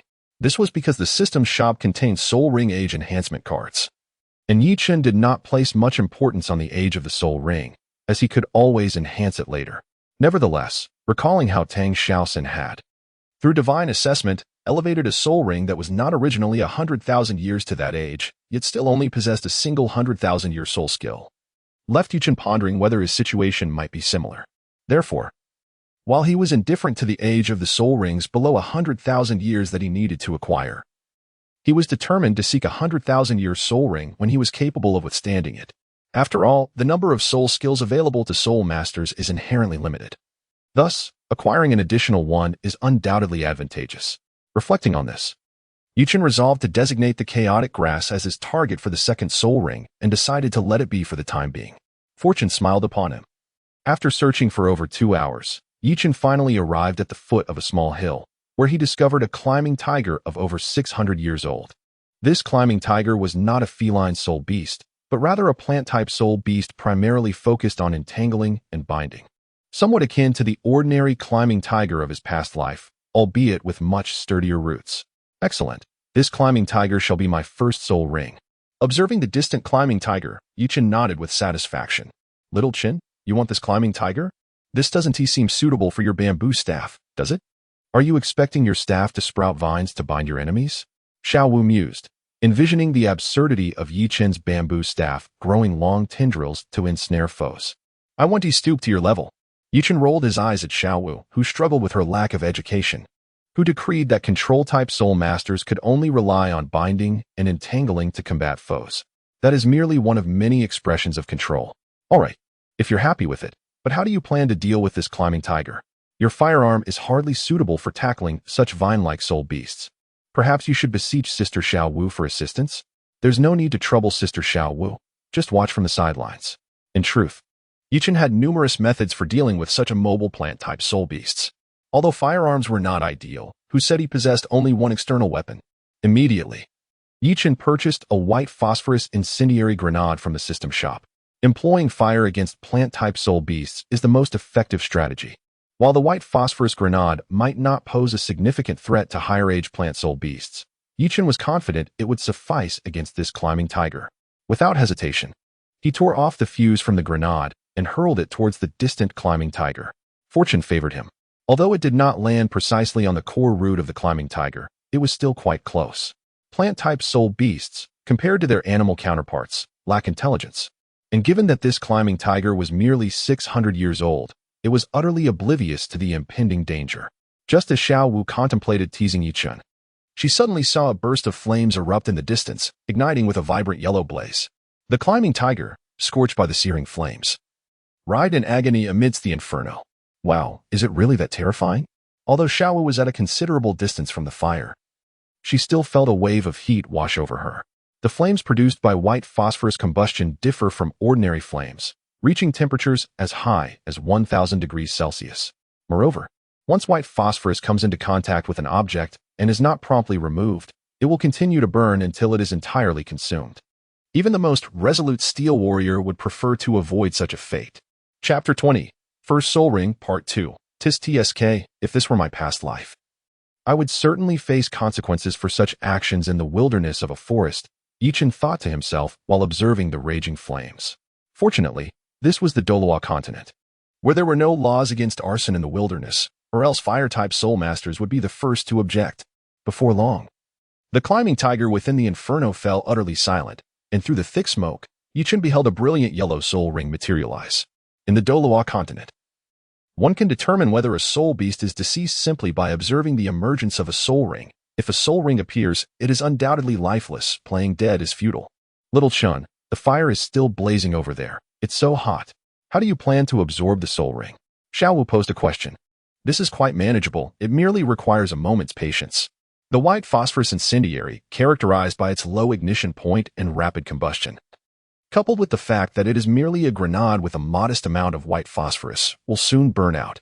As for the spirit ring, although it dissipates after a certain duration, it is not significantly impacted by a brief delay. Shortly thereafter, the flames gradually extinguished. leaving only a few smoldering remnants on the ground without igniting a forest fire. In the Douluo Continent, wildfires are not easily provoked. Many of the plants within the spirit beast forest are, in fact, spirit beasts themselves, which are not particularly averse to flames. Additionally, the humidity of the air renders large-scale conflagrations virtually impossible. Subsequently, Yichen approached the Vine Tiger Spirit Ring, and as his bamboo staff martial spirit materialized, he began to draw upon the spirit ring. The moment the Vine Tiger Spirit Ring was summoned, it swiftly descended upon Yichen, rapidly shrinking until it encircled his bamboo staff martial spirit. In an instant, Yichen felt a surge of immense spirit power flowing from the spirit ring into his body via his martial spirit. Without a moment's hesitation, Yichen immediately activated his creation meditation technique to begin refining the influx of spirit power. This Vine Tiger Spirit Ring, nearly over 600 years old and categorically an easily absorbable plant-type spirit ring, posed little challenge for Yichen, especially after he had cultivated the creation body forging technique, which had significantly enhanced his physical capabilities beyond those of his peers. The absorption process was not particularly arduous. One might even say it was rather straightforward. In the original narrative, Yu Shaojiang asserted that the limit for the first spirit ring is 423 years, which is undoubtedly erroneous. Each individual's physical condition varies, leading to different capacities. Even the 6-year-old Tang San managed to absorb a mandala snake spirit ring over 400 years old. If Tang San's martial spirit were not an equipment martial spirit, but rather a beast martial spirit that significantly enhances physical attributes, or if he were to wait until he was older, his threshold would undoubtedly surpass 423 years. Indeed, Yu Shaojiang's theories are best taken with a grain of salt. Those who understand the nuances will discern the truth. Speaking of which, the current Yu Shaojiang is still meandering through the Nodding Academy, leading a lackluster existence. Yichen and Xiaowu were not unfamiliar with each other. It was merely that Yudashi's solitary nature rendered him aloof and indifferent. Apart from the principal of Nodding Academy, no one bothered with him. The principal was well aware that Yu Shaojiang was the biological son of Yu Yuanjin, the head of the blue electric Tyrannosaurus family. Otherwise, he would have expelled the idler Yu Shaojiang from the academy long ago. As time gradually passed, after a brief interlude, Yichen finally completed the refinement of the climbing vine soul ring, achieving the rank of a one-ring soul master. Open the attributes panel, he commanded, and a golden light curtain, invisible to others, materialized before his eyes. Attributes panel. Host, Yichen Soul Power, Level 12 Martial Soul, Bamboo Staff Soul Ring, Yellow Soul Skill, First Soul Skill, Binding as anticipated. After the addition of the soul ring that had existed for over 600 years, Yichen's soul power level surged to that of a level 12 soul master, with over half of the required soul power to ascend to level 13. Of course, although it was merely half a level of soul power, if Yichen's talent remained unchanged, it would still take him more than half a year to make further progress. After all, the higher the level, the greater the difficulty in enhancing soul power. During his period as a soul scholar, Yichen could elevate his level by 1 each year through sheer effort. And with the aid of the creation meditation method, he could attain 2 levels in a year. However, upon reaching the one-ring soul master stage, it would likely take him 2 years to increase his soul power by 3 levels, which would be considered a testament to his diligent training. Yet, as Yichen opened the system shop and beheld his balance of gold soul coins exceed a modest target, he inwardly mused, "It is indeed time for me to soar." Moreover, after his promotion to a one-ring soul master, Yichen discovered that his beloved son now bestowed upon him 2 gold soul coins per second instead of 1, doubling his fortune. "Xiaochen, why are you dazed? What is your soul skill?" Xiaowu, noticing Yichen's trance-like state, promptly reminded him, concerned that he was lost in thought. Why not give it a try? Yichen felt a surge of eagerness at Xiaowu's suggestion. Over the years, due to his restless sleeping habits, he had often found himself on the receiving end of Xiaowu's punches. In truth, once Xiaowu was aware that Yichen was financially secure, she could have easily purchased another quilt, yet for reasons unknown, she never brought it up, leaving Yichen blissfully unaware. "Ah, Xiaochen, are you feeling adventurous?" A mere one-ring soul master, who granted you the confidence to challenge Sister Xiaowu. "All I suggested was for you to test your soul skill, not to challenge you." Though he thought this, Yichen, in his heart, decided not to hold it against the adorably foolish little rabbit. "Very well then, you may proceed." After some contemplation, Xiaowu agreed, reasoning that since it was a control-type soul skill, it likely possessed minimal offensive power. First soul skill, Binding. In an instant, Yichen activated his first soul skill, The solitary yellow soul ring flickered slightly as he waved his bamboo staff towards Xiaowu. An ethereal bamboo staff, formed of soul power, emerged from Yichen and swiftly approached Xiaowu's head. A dull thud resonated as Xiaowu felt a sudden jolt of pain. Momentarily dazed by the bamboo staff's strike, she soon realized that 3 azure circles of light had enveloped her, binding her in place and rendering her immobile. Hey, I can't move. After struggling in vain, Xiaowu recognized that she was indeed ensnared by the 3 circles of light. At least it was a century-old soul skill. While it lacked offensive capabilities, its control effect was undeniably impressive. Yichen felt immensely satisfied with his first soul skill, binding. Although it merely restrained the opponent without preventing them from unleashing their own soul skills, it was still commendable. After all, being able to bind someone of a soul power level exceeding his by a significant margin was no small feat as the years progressed. And should he reach the ranks of 1,000-year, 10,000-year, or even million-year soul skill, it would be likely that even deities would find it difficult to escape. In contrast, Tang Sen's first soul skill in the original narrative, Entanglement, which combined control with toxicity, was undoubtedly a misstep. The Mandala Snake Soul Ring, being merely a century old, provided control capabilities but lacked potency, ultimately leading to suboptimal results. Tang San's Blue-Silver Grass, being an unawakened variant of the Blue-Silver Emperor, held considerable quality. Had it been ordinary Blue-Silver Grass, the effects would have been decidedly mediocre. Moreover, for Tang San, by the time his opponent succumbed to the poison, it would have been swifter to launch a few hidden weapons. Furthermore, as the narrative progressed, the minimal potency of that toxin would prove ineffective against high-level soul masters. Additionally, the Blue-Silver Grass, known for its remarkable vitality, would be hindered in its evolution by the addition of a toxic soul skill. It is imperative to understand that as levels rise and soul rings are integrated, the martial soul will also grow progressively stronger. Even upon reaching the rank of a titled Douluo, the quality of the martial soul would not fall below that of the finest. It would simply not surpass martial souls that were inherently of superior quality, given that Tang San absorbed soul rings from animal-type soul beasts. Had it not been for the subsequent aid of the Blue-Silver King and numerous Blue-Silver Grasses, awakening the Blue-Silver Emperor bloodline would have been an unattainable dream. Although the effect of Yichen's binding soul skill is commendable, it is merely a century-old technique. After a short while, the 3 luminous rings surrounding Xiaowu dissipated, restoring her freedom. Xiaoqin, your soul skill demonstrates commendable control, but it lacks any offensive power, Xiaowu began to critique. What are you thinking? It is just a century-old soul skill. How can one expect it to excel in every aspect? Yichen rolled his eyes at Xiaowu. He believed that in the initial stages, whether he possessed offensive capabilities was of little significance. As long as he remained immobilized, he could easily be targeted by gunfire. In the later stages, he could enhance his abilities with formidable control-type soul skills or refined soul bones to acquire soul bone techniques, thus compensating for any lack of offensive means. Well, it's getting late. Since you have acquired your soul ring, let us return, Xiaowu said to Yichen. That won't do. I may need to add another soul ring, he replied. What? You want to add another soul ring? Are you out of your mind? Immediately. Xiaowu, with a worried expression, placed her small hand on Yichen's forehead, concerned that he might have a fever and lost his senses.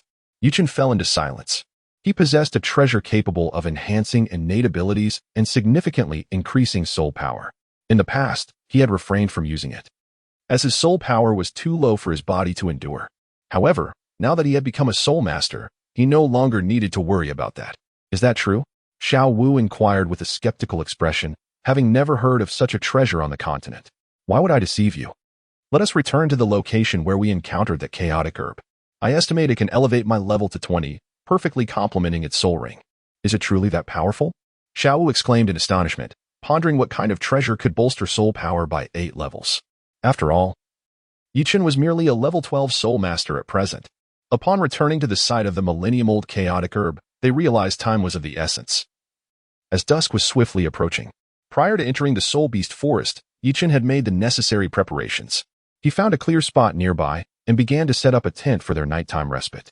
Before long, with their combined efforts, they erected a small tent and sprinkled some insect-repellent powder around its perimeter. Camping in the Soul Beast Forest required caution, not only due to the potential appearance of soul beasts but also because of the pesky little insects, regardless of whether they were venomous. The mere thought of insects crawling over the tent was enough to vex him. After hastily consuming some prepared jerky, Yichen eagerly contemplated acquiring the Mou Shinju and began to partake of it. However, He reconsidered and retrieved a machine gun from his storage necklace, along with a substantial supply of ammunition, which he entrusted to Xiao Wu while instructing her on how to operate it. Given that they were in the Soul Beast Forest, it was prudent to ensure that Xiao Wu, a level 2 Soul Master, was protected. Rest assured, Sister Xiao Wu will guarantee your safety, she declared confidently, patting her chest in assurance. Yes, but do exercise caution tonight. Try not to hide away watching animated series, he replied, mindful of her tendencies. With the machine gun for protection, it seemed unlikely that any ordinary soul beast could harm Xiao Wu. Yet, she was not one to adhere strictly to rules. Boredom could lead her to indulge in watching animated shows on her tablet. Am I that kind of person? Xiao Wu retorted, feeling unjustly accused. Though she was playful by nature, she was reliable in critical moments, was she not? Indeed, you are the best, but still, take care.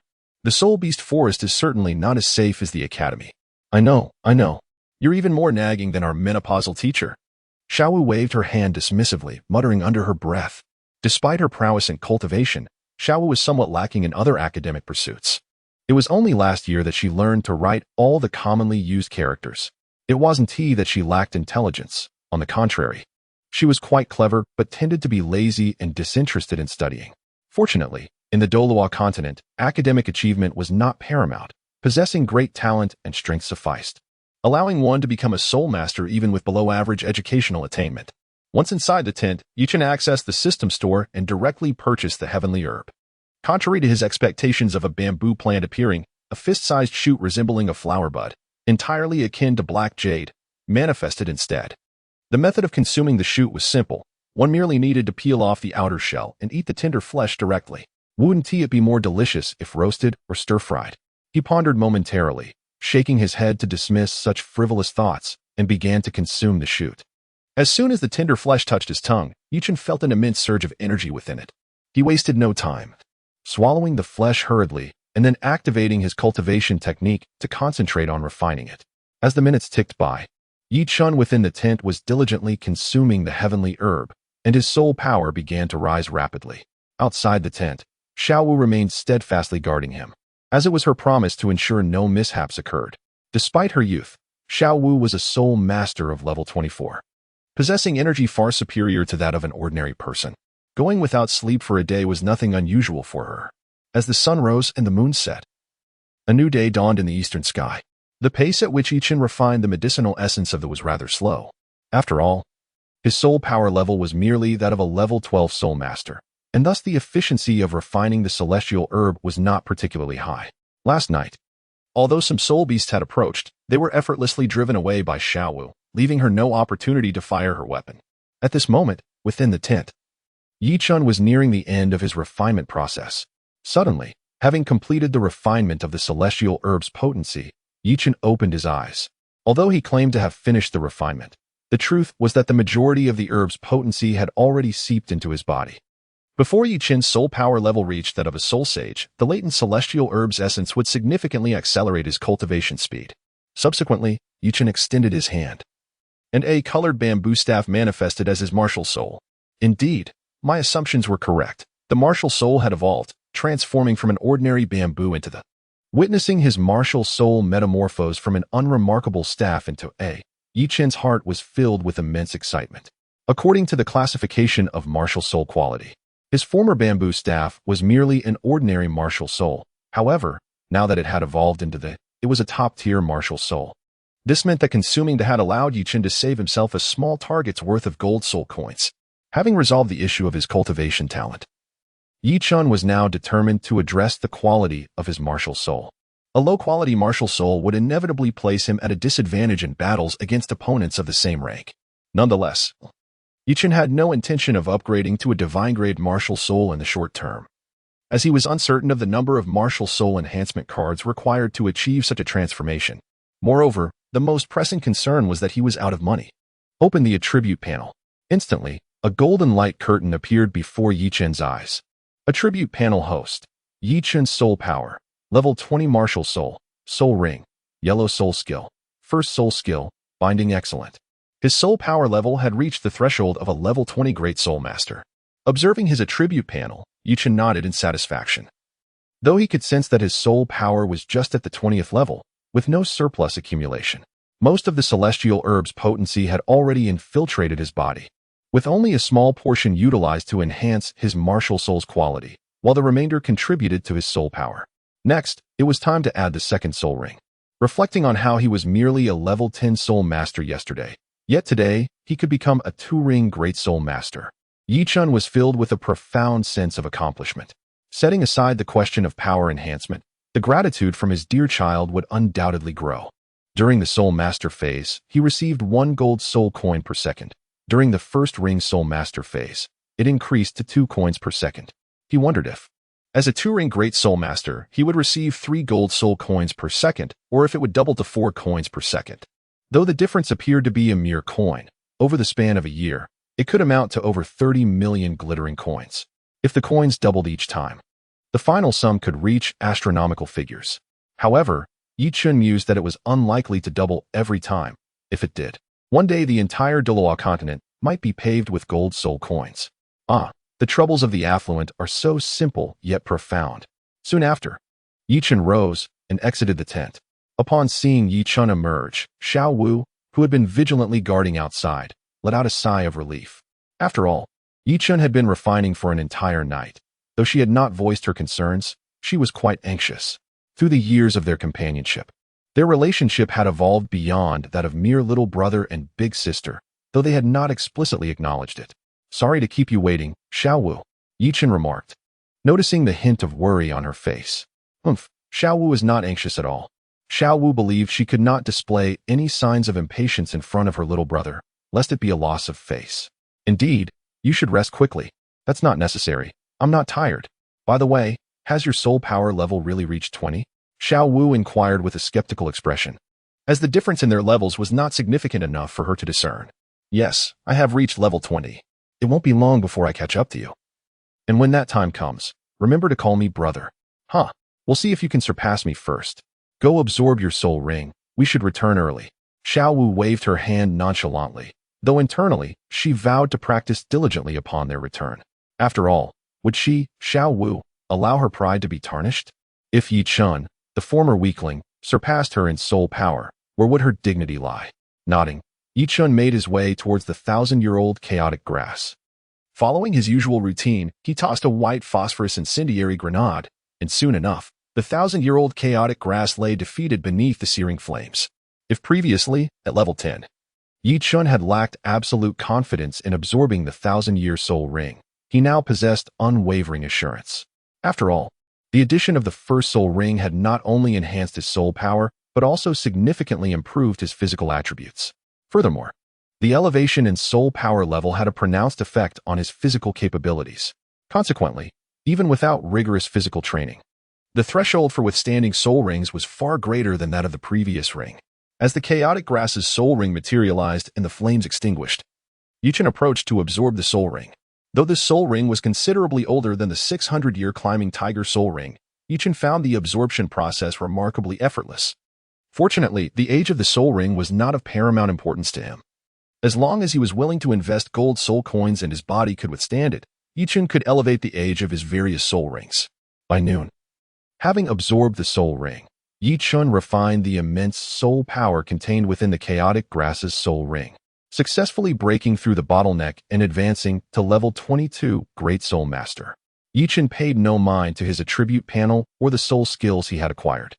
His immediate focus was on the filial devotion displayed by his beloved son. With a hearty laugh, he observed his extraordinary child bestowing 4 golden soul coins each second. Who would ever complain about such delightful abundance, especially when it occupies no space? Chapter 23, Second Soul Skill, Chaos. Subsequently, Yi Chun opened his attribute panel. Attribute panel host, Yi Chun Soul Power, Level 22 Martial Soul, MOU Divine Bamboo Staff Soul Rings, Yellow, Purple First Soul Skill, Restraint Second Soul Skill, Chaos. As Yi Chun reveled in the realization that he had become a 2-ring soul master, he was suddenly jolted from his reverie by Xiao Wu, who, witnessing his laughter and momentary daze, swiftly delivered a playful smack to the back of his head. Thud. Ouch! Yi Chun exclaimed, clutching his head and twitching his lips. Xiao Wu, what was that for? Yi Chun inquired with a grim expression. Have you truly lost your wits? He had presumed her to be foolish. Unbeknownst to Xiao Wu, she mistook Yi Chun's peculiar behavior for a mental breakdown. It is you who is foolish. She retorted. Little Chun, have you become so arrogant after advancing to a great spirit master that you believe you can provoke your elder sister, Xiaowu? With a fierce glare, she delivered a penetrating stare. I am not, he insisted. Yichen immediately denied it, without the aid of external objects. The current Yichen was no match for Xiaowu. His second soul skill, Chaos, was indeed similar to his first soul skill, Binding. Although he had yet to test its specific effects, he was certain that it lacked offensive capabilities. His control soul skill was undeniably effective, but like skills in a game, it came with a cooldown period, making consecutive releases impossible. If he faced Xiaowu, by the time she broke free from his control, Yichen would inevitably suffer a beating. Well, you seem to know your place and have some self-awareness. Xiaowu nodded in satisfaction, observing Yichen's reluctance. By the way, what is your second soul skill? How about you give it a try? Since you insist, I shall demonstrate the capabilities of my soul skill. Yichen declared, ready to showcase his second soul skill, Chaos. With a flicker of his second soul ring radiating purple light, he wielded his ink jade staff and swung it towards Xiaowu. In an instant, a phantom of the staff shot forth from him, descending directly upon Xiaowu's head. Despite her best efforts to evade, the phantom seemed to track her, delivering a solid blow to her rabbit ears. Thud. Xiaowu felt that while the control effect of Yichen's soul skill was still up for debate, its humiliating nature was undeniable. Every time he employed his soul skill, it resulted in a strike to her head, and the inability to evade made it all the more frustrating. However, given that Yichen specialized in control rather than offense, Xiaowu, having anticipated this, was not left dazed by the impact. Yet, when Xiaowu charged forward to knock Yichen out, she found herself retreating instead. Is this the effect of chaos? In an instant, she deduced the nature of Yichen's soul skill, likely akin to the innate ability of Chaos Grass, which compelled one to move in the opposite direction upon being affected. Realizing this, Xiaowu attempted to control her retreat. However, reality differed from her expectations. Her conscious intention was to move backward while her body involuntarily veered to the left. This soul skill is utterly devious. After several attempts, Xiaowu discovered that Yichen's second soul skill was a trickster's ability. It was not merely about moving in the opposite direction, but rather that the direction would randomly change every second. One moment she tried to advance but was forced to retreat. The next she aimed to go forward but ended up veering to the right, leaving her utterly perplexed about which direction was truly correct. Observing Xiaowu in a fluster, Yichen couldn't help but chuckle mischievously. Fortunately, as it was merely a millennium-old soul skill, its effect soon wore off, allowing Xiaowu to regain her sense of direction. How could such a repulsive soul skill exist? Xiaowu exclaimed indignantly. Now you understand my prowess, do you? Yichen speculated that had his martial soul not undergone a transformation and remained an ordinary bamboo staff, the second soul skill, Chaos, would likely have merely resulted in a reversal of direction. However, now that his martial soul is the top-tier MOU divine bamboo staff, it undoubtedly transcends such simplicity. Can you still not surpass Sister Xiaowu? Yichen. Indeed, Xiaowu's words are quite valid. Although a rabbit employing charm is somewhat peculiar, one cannot deny that Xiaowu's charm soul skill is remarkably effective. With a mere glare from her rabbit eyes, her opponents are ensnared, allowing her to swiftly close in and deliver a decisive blow. Particularly since Xiaowu has also cultivated the creation meditation method. Her mental prowess is impressive. No soul master of equal rank can withstand her charm skill. Subsequently, Yichen glanced at the balance in his system store, which exceeded 1 million gold soul coins. He promptly purchased 10 yellow soul ring year enhancement cards. His first soul ring, being over 600 years old, required 4 enhancement cards to elevate it to a millennium. In contrast, Xiaowu's first soul ring, at over 400 years, needed 6 cards to transform into a purple millennium. With leftover funds, Yichen did not hesitate to spend. A flash of light revealed 10 yellow cards, each the size of a bank card, in Yichen's hand. Oh, what is this? Xiaowu inquired curiously, eyeing the enhancement cards. These are treasures that can increase the age of your soul rings. Here, take 6 to enhance your first soul ring. As he spoke, Yichen distributed 6 enhancement cards to Xiaowu. He was not one to be stingy, especially since this adorable little rabbit would eventually be a part of his future. Such items exist? Holding the yellow enhancement card, Xiaowu was momentarily taken aback. It's nothing, just a small matter. Let me whisper this to you. I am the reincarnation of the god of wealth. With enough funds, raising your soul ring's age to 100,000 years is no trouble at all. Is that true? The god of wealth reincarnated? Xiao's eyes widened in disbelief. Indeed. Xiao, shouldn't you cling to my leg tightly? I'll take you on a grand adventure. Humph. Just don't end up in a garbage heap, Xiao scoffed, rolling her eyes. She clearly did not believe his claim of being the god of wealth reincarnated. How does one utilize this? Release your martial spirit and merge the card with the soul ring, Yi Chun instructed, demonstrating by bringing an enhancement card into contact with his first soul ring. Instantly, the card transformed into a beam of yellow light, merging into the ring, visibly deepening its color. With the remaining 3 cards, Yi Chun's first soul ring underwent a complete transformation into a purple Millennium soul ring, with the configuration now becoming 2 purple rings. The elevation of the soul ring's age also significantly increased his soul power, directly promoting him from a level 22 Great Soul Master to a level 23 Great Soul Master. Xiao, following suit, merged her 6 enhancement cards into her first soul ring, resulting in the same transformation to a purple Millennium soul ring, elevating her soul power from a level 24 Great Soul Master to a level 25. Although Yi Chun had ambitions to surpass Xiao Wu in soul power and assert his dominance, he was genuinely pleased to enhance her strength. Previously, he had refrained from such actions solely to save for precious herbs. Moreover, he planned to purchase a rare herb for Xiao Wu to enhance her innate talent once he saved enough gold soul coins. While the ice and fire yin yang I possessed such herbs, Yi Chun lacked connections, and attempting to seize them from the notorious Douluo would be suicidal. At present, did Yi Chun truly need such herbs? His own son could easily provide over 12 million soul coins annually, and once he advanced to Soul Sovereign, the amount would surely increase. By the time he had the strength to claim herbs from the ice and fire yin-yang eye, Yi Chun would likely have outgrown such desires. Furthermore, for soul masters, the earlier one consumes rare herbs, the more pronounced the effects. It is not that the herbs lose efficacy at higher levels. Rather, their potency significantly accelerates the cultivation efficiency in the early stages. Hence the advice to consume them as early as possible. Later, the two exited the soul-hunting forest and returned to Notting City by carriage. Time passed swiftly, and 2 years later, one evening, 2 young figures arrived at the outskirts of the hunting soul town near the Stardow forest. The boy, slightly over 165 meters tall, donned a white robe, with long black hair cascading casually down his back, presenting a strikingly handsome appearance. The girl, of similar height, wore a pink top and pure white trousers, her long braided hair reaching her thighs, exuding an undeniable charm and playfulness. These two were none other than Yi Chun and Xiao Wu. Brother Chen, have you decided what to add to your third soul ring? Xiao Wu asked Yi Chun. Well, this Yi Chun is not the same as that Chen Ge. Although they had initially agreed that whoever possessed a higher soul power would assume the role of leader. Through their years of companionship, Xiao Wu ultimately referred to Yi Chun as brother. Let's discuss it later, depending on the circumstances. Yi Chun had no concrete plans for his third soul ring, confident that the diverse soul beasts within the Stardow forest would provide ample opportunity. Since consuming the Maui god bamboo shoots, Yi Chun's talent had undergone a magnificent transformation.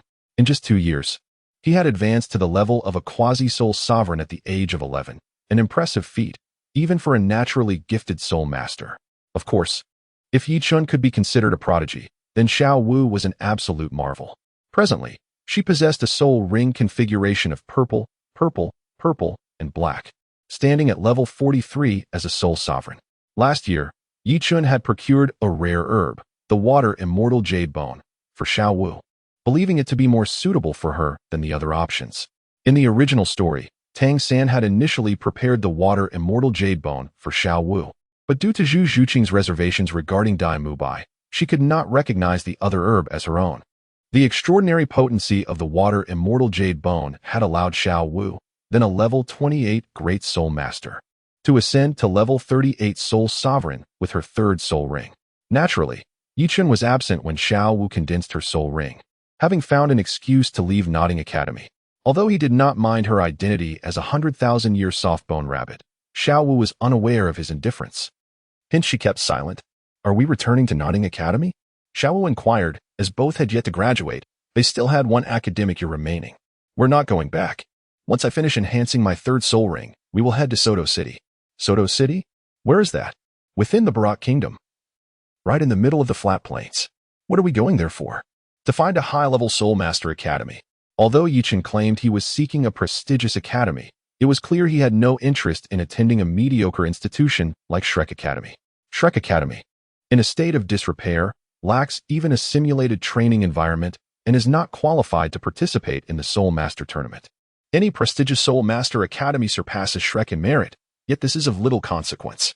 What truly matters is that, according to the original narrative, next year, the great feline, Zhu Zhuqing, and the charming young lady, Ning Rongrong, shall both attend Shrek Academy. While Yi Chen does not harbor any particular desires regarding Ning Rongrong, he is resolute in his intentions concerning Zhu Zhuqing. Indeed, one cannot underestimate the sincerity of Brother Chun. As for Oscar, Yi Chen holds a moderately favorable impression of him. Despite his rather dubious soul abilities, he excels in other areas. The questionable nature of his soul skills is not a reflection of his character, but rather a circumstance he cannot control. Hence, Yi Chen will refrain from provoking Ning Rongrong. But should she approach him, he will not hesitate to reciprocate. Conversely, Dai Mubai presents a different scenario altogether. He embodies the archetype of a master of time management, 1,000 kills aficionado, and a twin, offering double the enjoyment. While it is not uncommon for men to seek amusement, Dai Mubai's decision to flee from the pressures exerted by his elder brother, Davis, abandoning Zhu Zhuqing to indulge in a life of hedonism in Soto City, is far from commendable. Thus, it is imperative that Zhu Zhuqing remains safeguarded from Dai Mubai's influence. In the Douluo Continent, akin to the ancient times of Yi Chen's previous life, those with wealth, power, and authority do not adhere to the principles of monogamy. One may have a sole legitimate wife, but concubines are limitless. Take, for instance, the affluent Ning Fingxi, who revels in rescuing catgirls and similar maidens from their plight at the Heaven Do Grand Auction House. This is also the reason he appears with a cane, merely a consequence of his ailing back. Moreover, Yi Chen harbors significant animosity towards the Star Luo royal family, though he remains oblivious to the identity of his enemies, lacking power or influence to inquire further. He feels justified in attributing blame to the Dai family of the royal lineage for seizing the future consort of the Star Luo Empire. Chapter 25. The Prodigal, Yi Chen Xiao Wu. Let us rest for a night at the soul-hunting town outside before we venture into the Star Do Forest tomorrow. Observing that nightfall approached, Yi Chen deemed it unwise to enter the Star Do Forest at this hour. It should be noted that the Star Do Forest, unlike the soul-hunting forest cultivated by humans, is the largest gathering place for wild soul beasts on the continent, occasionally experiencing minor beast tides. Although the soul-hunting town is situated outside the Star Do Forest, it is still several hundred kilometers away from the forest itself. Furthermore, there are numerous soul-hunting towns surrounding the vast expanse of the Star Do Forest, not limited to the one near Soto City depicted in the original work. Indeed, Xiao Wu nodded in agreement. The two found an inn in the soul-hunting town to rest for the night. At dawn the following day, before the sun had risen, they set off towards the Star Do Forest. As Yi Chen gazed upon the towering trees, he was profoundly struck by the majesty of the Star Do Forest, a sight he had never witnessed before. While the soul-hunting forest also boasted abundant vegetation, its diversity and quantity could not compare to those found in the Star Do Forest. Moreover, Yi Chen could sense that the soul energy permeating the air in the Star Do Forest was significantly more abundant than that of Notting City. Upon entering the Star Do Forest, Yi Chen observed that his system store contained over 14 million gold soul coins and promptly purchased a luck card. Wandering aimlessly in search of soul beasts would undoubtedly yield low efficiency. Although he could not ascertain the card's effectiveness, he purchased it nonetheless, if only for psychological reassurance. As 1 million gold soul coins were mere trifles to him now, with Xiao Wu in the Star Do Forest. Could it be that the great monkey will make an appearance? Yi Chen suddenly pondered. In the original narrative, shortly after Xiao Wu arrived in the Star Do Forest, her little brother, Ming, came to visit, frightening the Shrek group half to death. Yi Chen remained uncertain if he would experience a similar fate. In stark contrast to Yi Chen's cautious demeanor, Xiao Wu appeared exuberant, practically bouncing with joy, reminiscent of her true nature as a rabbit. Xiao Wu, are you truly delighted?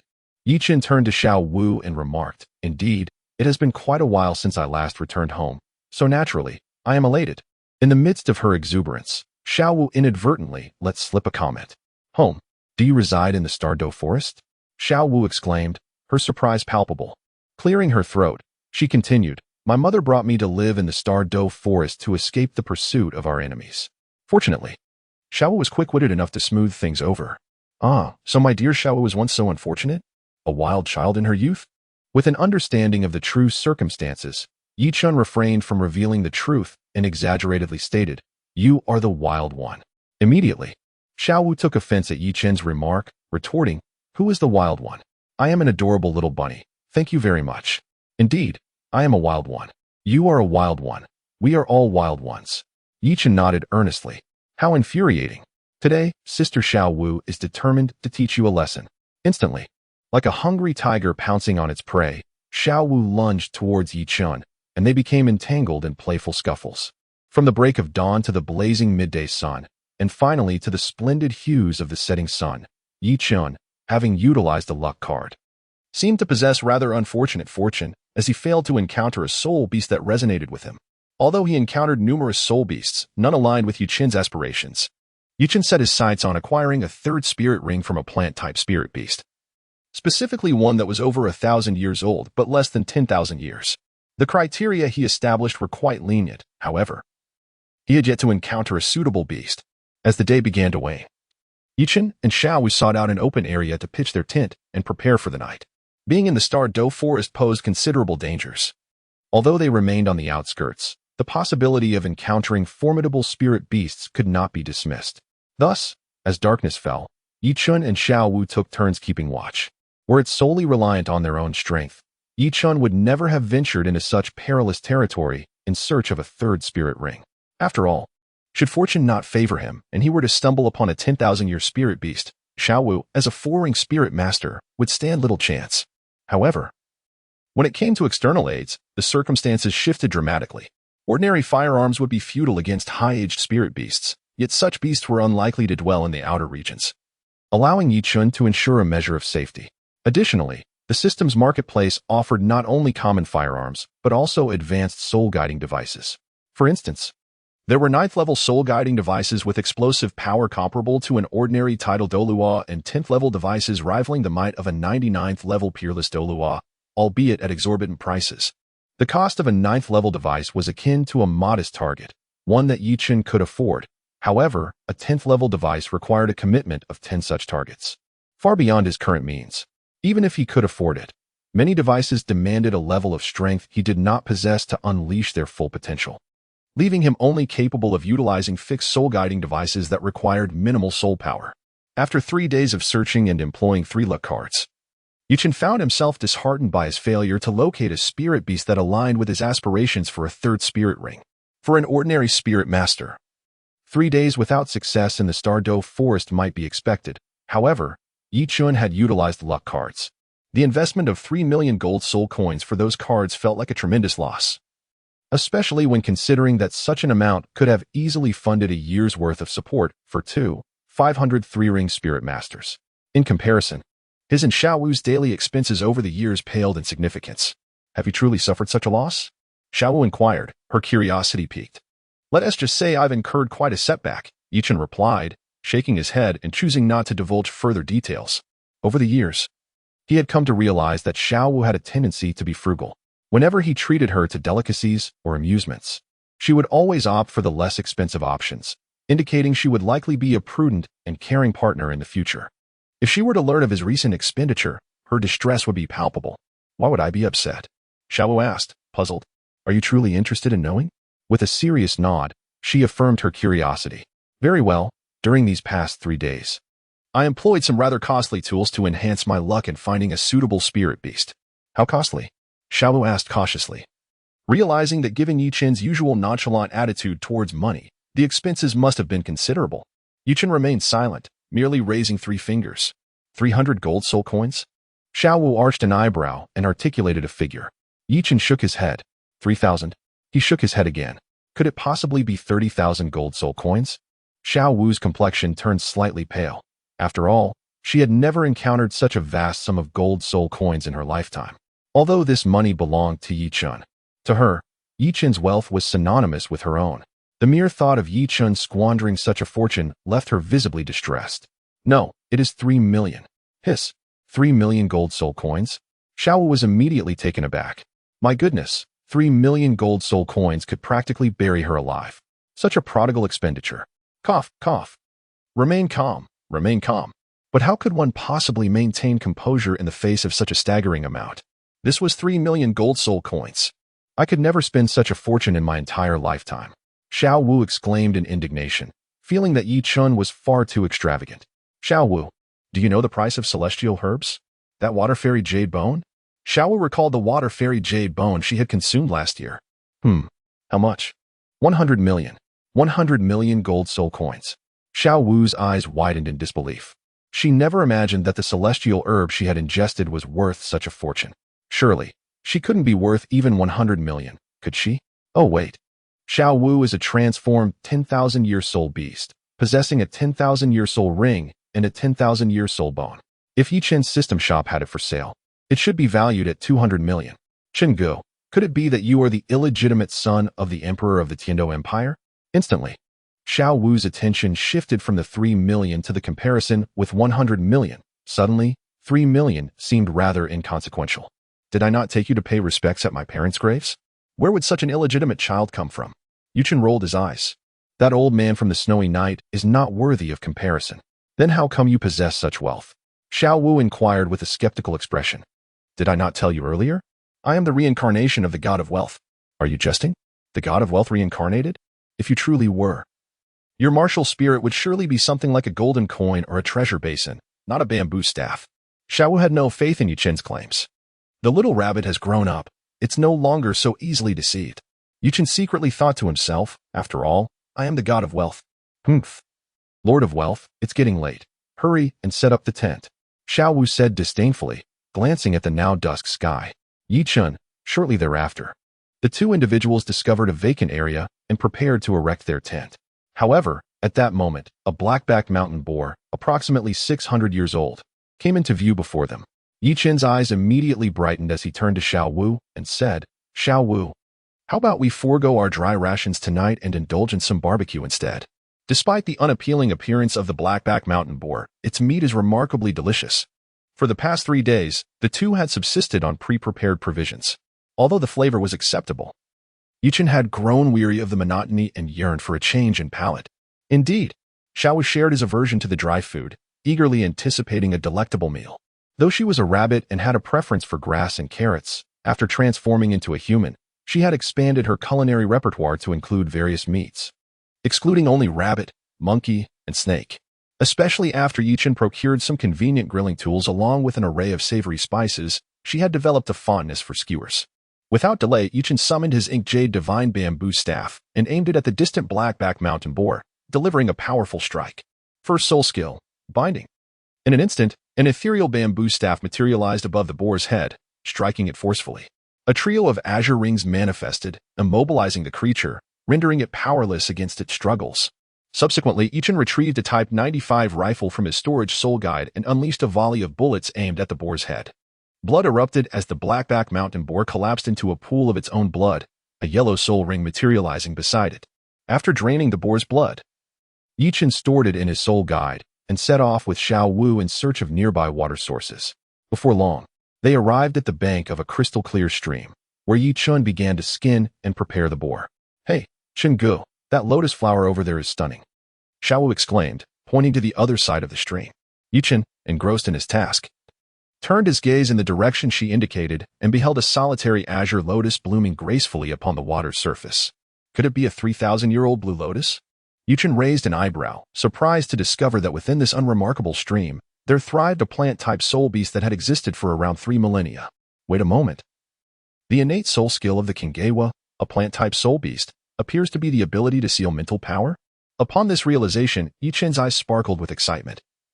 To seal mental power was indeed a formidable control-type soul skill. The significance of mental power is self-evident. In this continent, some soul masters primarily utilize mental power as their combat strategy. For instance, Hulaina from the Spirit Hall, whose martial spirit is the enchanting fox, specializes in mental manipulation. If Yi Chen were to possess the soul skill that seals mental power, it would undoubtedly be a bane to Hulaina, considering that aside from her mental prowess, she is lacking in other aspects. Xiao Wu, you are indeed my lucky star. Yi Chen was uncertain whether the fortune card he had previously used had taken effect, or if it was the luck bestowed upon him by Xiao Wu that led him to discover a goal that resonated with his essence. Nevertheless, Yi Chen was not a man of iron will. He naturally attributed his fortune to Xiao Wu. With a faint smile, Xiaowu chose not to elaborate further. The stream was neither deep nor wide, allowing the two of them to cross it with ease. However, considering it was mealtime, Yichun decided against immediate action. He would first satiate his hunger before proceeding to acquire the additional soul ring. Yichun's skill in grilling skewers surpassed that of Xiaowu by a considerable margin. Thus he busied himself with the task while Xiaowu set up a tent nearby. Chapter 27. An External Soul Bone. After indulging in a sumptuous feast of grilled skewers, Yichun approached the Qinghe Hua, contemplating the notion of delicate beauty and peril, perhaps sensing Yichun's proximity. Qinghe Hua instinctively unleashed her innate soul ability. A shimmering azure light enveloped Yichun. Unfortunately, while Qinghe Hua's innate ability could indeed obstruct mental energy, it made little difference to Yichun. After all, despite his commendable mental prowess developed through the cultivation of the creation soul refining technique, his sustenance did not rely on mental energy. His two soul abilities bore no relation to it. Soul beasts of the lotus variety are not merely represented by the blossoms floating on the water's surface or the leaves above. Beneath the water lies the lotus root, which constitutes their vulnerable core. Merely severing the lotus flower and leaves would only inflict superficial damage, allowing them to regenerate in due time.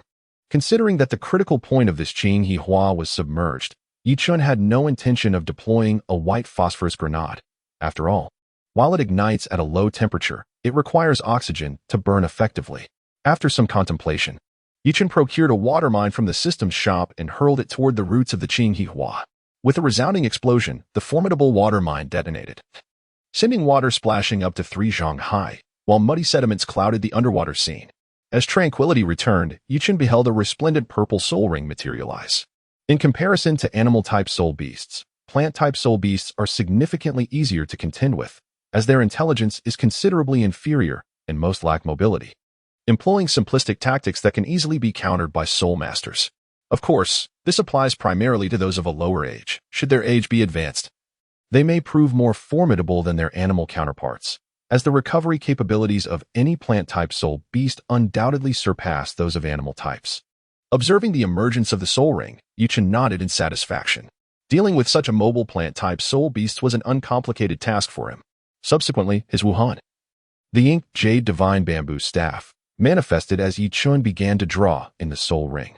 The moment the Qinghe Hua soul ring was drawn by his Wuhan, it promptly descended upon him, rapidly contracting and encircling the inked jade divine bamboo staff. In an instant, Yichun felt a surge of profound, purifying soul power flowing through his weapon and into his very being. Yichun has currently endured 2 millennium soul rings. Were an ordinary level 30 soul master to attempt the same, even if they could initially bear the azure lotus soul ring, they would surely meet a tragic fate upon its attachment. After all, a level 30 soul master cannot withstand the accumulation of soul rings spanning 5,000 years. However, Yichun is different through his cultivation of the creation body refinement technique. His physical prowess far surpasses that of his peers, enabling him to endure such trials. As time gradually elapsed, after a short while, Yichun was on the verge of completely refining the soul power contained within the azure lotus soul ring. Yet, at that moment, an unexpected turn of events befell him. Suddenly, he felt a fierce pain emanating from the center of his forehead, a sensation that was not physical but rather mental in nature. The intensity of the pain compelled Yichun to emit a cry of anguish. Xiaowu, who had been standing guard beside him, immediately rushed to his side upon hearing his scream. A look of deep concern etched upon her face. At that moment, Yichun bore a small, blue-hued lotus-like mark on his forehead, radiating a faint azure glow as if it sought to take root within him. What could be happening? Xiaowu thought anxiously, witnessing Yichun's torment. However, she felt powerless to assist, for it is widely known that during the absorption of a soul ring, any external interference is most detrimental. Yet, as Yichun regained his composure, a sense of joy filled him. With Xiaowu protecting him during the absorption process, and given that the age of the azure lotus soul ring was within his capacity to endure, he believed no error could occur. The unforeseen circumstance must indicate an extraordinary stroke of luck, a rare external soul bone. Soul masters with even a modicum of knowledge are aware that soul bones come in 6 primary locations: the head, torso, left arm, left leg, and right leg. However, there are also soul bones that do not conform to these categories, collectively referred to as external soul bones. The manifestations of external soul bones vary widely. They may take the form of tails, wings, claws, spider legs, and more. For Yichun, The value of an external soul bone exceeds that of a 100,000-year soul bone from the standard locations. This is because external soul bones can increase in age alongside the soul master's growth. Upon reaching the title of Douluo, they can transform into 100,000-year soul bones and continue to evolve. Yuchen's future achievements will undoubtedly surpass his initial status as a newly minted Douluo. Indeed, this lucky card has proven its worth at last, he mused, experiencing a blend of pain and exhilaration. It seems that this external soul bone pertains to the head. Given the pain localized in his head rather than elsewhere, it was unmistakably an external soul bone of that region. Although the exact function of this head external soul bone remained a mystery to him, Yuchen was confident it would be of great benefit.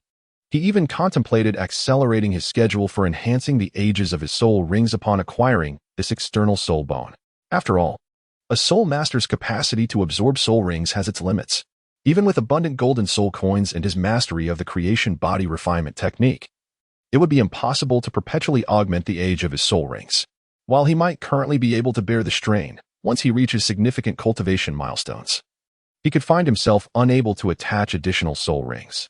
However, with the presence of an external soul bone and the potential to enhance its age, even if its primary augmentation lies in mental fortitude, it would surely bolster his physical capabilities as well. Typically, a 4-ring soul master might achieve a configuration of 2 yellow and 2 purple soul rings, with only the rarest of prodigies managing 2 yellow, 1 purple, and 1 black. Yet Yuchen could undoubtedly attain a configuration of 4 black soul rings as a 4-ring soul master. Such a configuration would spell disaster for an ordinary soul king, leading to their demise. As time passed by the brook, Xiaowu observed Yuchen had ceased his cries, feeling somewhat reassured, yet her anxiety lingered. Meanwhile, Yuchen quietly endured the pain in his mind, wholly absorbed in the absorption of the head external soul bone. At that moment, Xiaowu seemed to sense something and widened her eyes, gazing intently toward the distant forest. Soon, illuminated by the bright moonlight, she discerned a colossal figure silently emerging from the woods. This presence was akin to a mountain, its dark fur shimmering gently under the faint starlight. Though it moved on all fours, its shoulders towered over 7 meters. If it were to stand upright, it would likely exceed 15 meters in height. Externally, it resembled a hybrid of a monkey and a gorilla. Apart from its lantern-sized eyes gleaming with a yellowish glow, its entire body was a deep black, muscled like granite. In terms of musculature, this imposing creature ranked among the top on the Douluo Continent. It was none other than Xiaowu's companion, the 10,000-year Titan great ape, Erming. Recently, Erming had grown bored in their home and wandered out of the core area into the Douluo forest. Although Xiaowu possessed a concealment necklace that masked her soul beast aura, it did not obscure her presence entirely. Consequently, Erming, wandering nearby, detected her and rushed over. Deeply concerned given that Xiaowu had been absent from the human world without any news for years, fearing she might be discovered by a human expert seeking to seize her rings or bones. As Erming approached, Yuchen, who was in the midst of absorbing the external soul bone, suddenly felt the hairs on his body stand on end. What is happening? With his spiritual strength insufficient to extend his perception outward, he could not discern the situation, but he sensed an extraordinary presence approaching. Could it be that great monkey? Erming? Yuchen pondered quietly. Upon seeing her younger brother, Erming, Xiaowu's face lit up with joy. But she quickly recalled something and immediately raised her index finger to her lips, signaling him to remain silent. She then glanced at Yuchen before stealthily approaching Erming and leading him away to a secluded spot. Roar. Sister Xiaowu, I miss you so much. Erming softly roared, though he had yet to master the art of speech. Nevertheless, with her extraordinary abilities, Xiaowu understood her little brother's sentiments. Hiki, Erming. I miss you too. How is Deming? Upon hearing this, the Titan giant ape nodded affirmatively. That's good to hear. Rest assured, Erming, I am safe in the human world. Now, can you sense any change in my aura? Xiaowu inquired of Erming. Roar? What's happening? In an instant, Erming's eyes widened as he sensed the alteration in Xiaowu's aura. Had he not witnessed it firsthand, he might have suspected someone was impersonating his sister. This necklace allows me to alter my aura at will, so you need not worry. I will certainly not be discovered by any soul master. As she spoke, Xiaowu lifted the carrot necklace adorning her neck. Erming, you should hurry back now. I am quite safe in the human realm. And you and Deming must find a good hiding place in the forest. With a soft roar, Erming leapt away, vanishing from Xiaowu's sight in the blink of an eye. He was eager to relay the news of their sister's safety to Deming. In the Douluo forest, aside from the Titan giant ape and the sky blue bull python, other 100,000-year soul beasts existed, though they remained well hidden and largely unknown. Soul Masters and Soul Beasts are natural enemies, unless one is a titled Douluo. Encountering a 100,000-year Soul Beast leaves little opportunity for escape, thus rendering such creatures exceedingly rare. A 100,000-year Soul Beast is equivalent to a titled Douluo among humans and, due to their racial advantages, typically possesses strength comparable to that of a level 95 titled Douluo.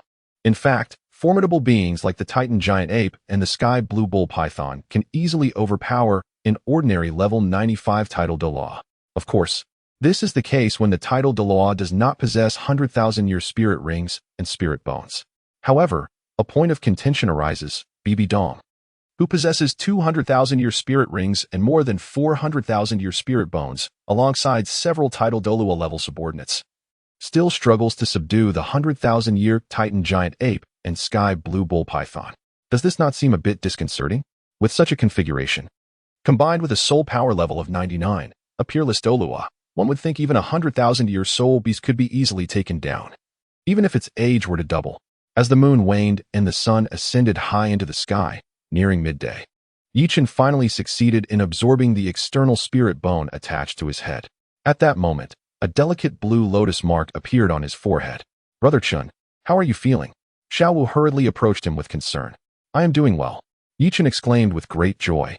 "What transpired earlier? Why did the absorption of the soul ring lead to unforeseen circumstances?"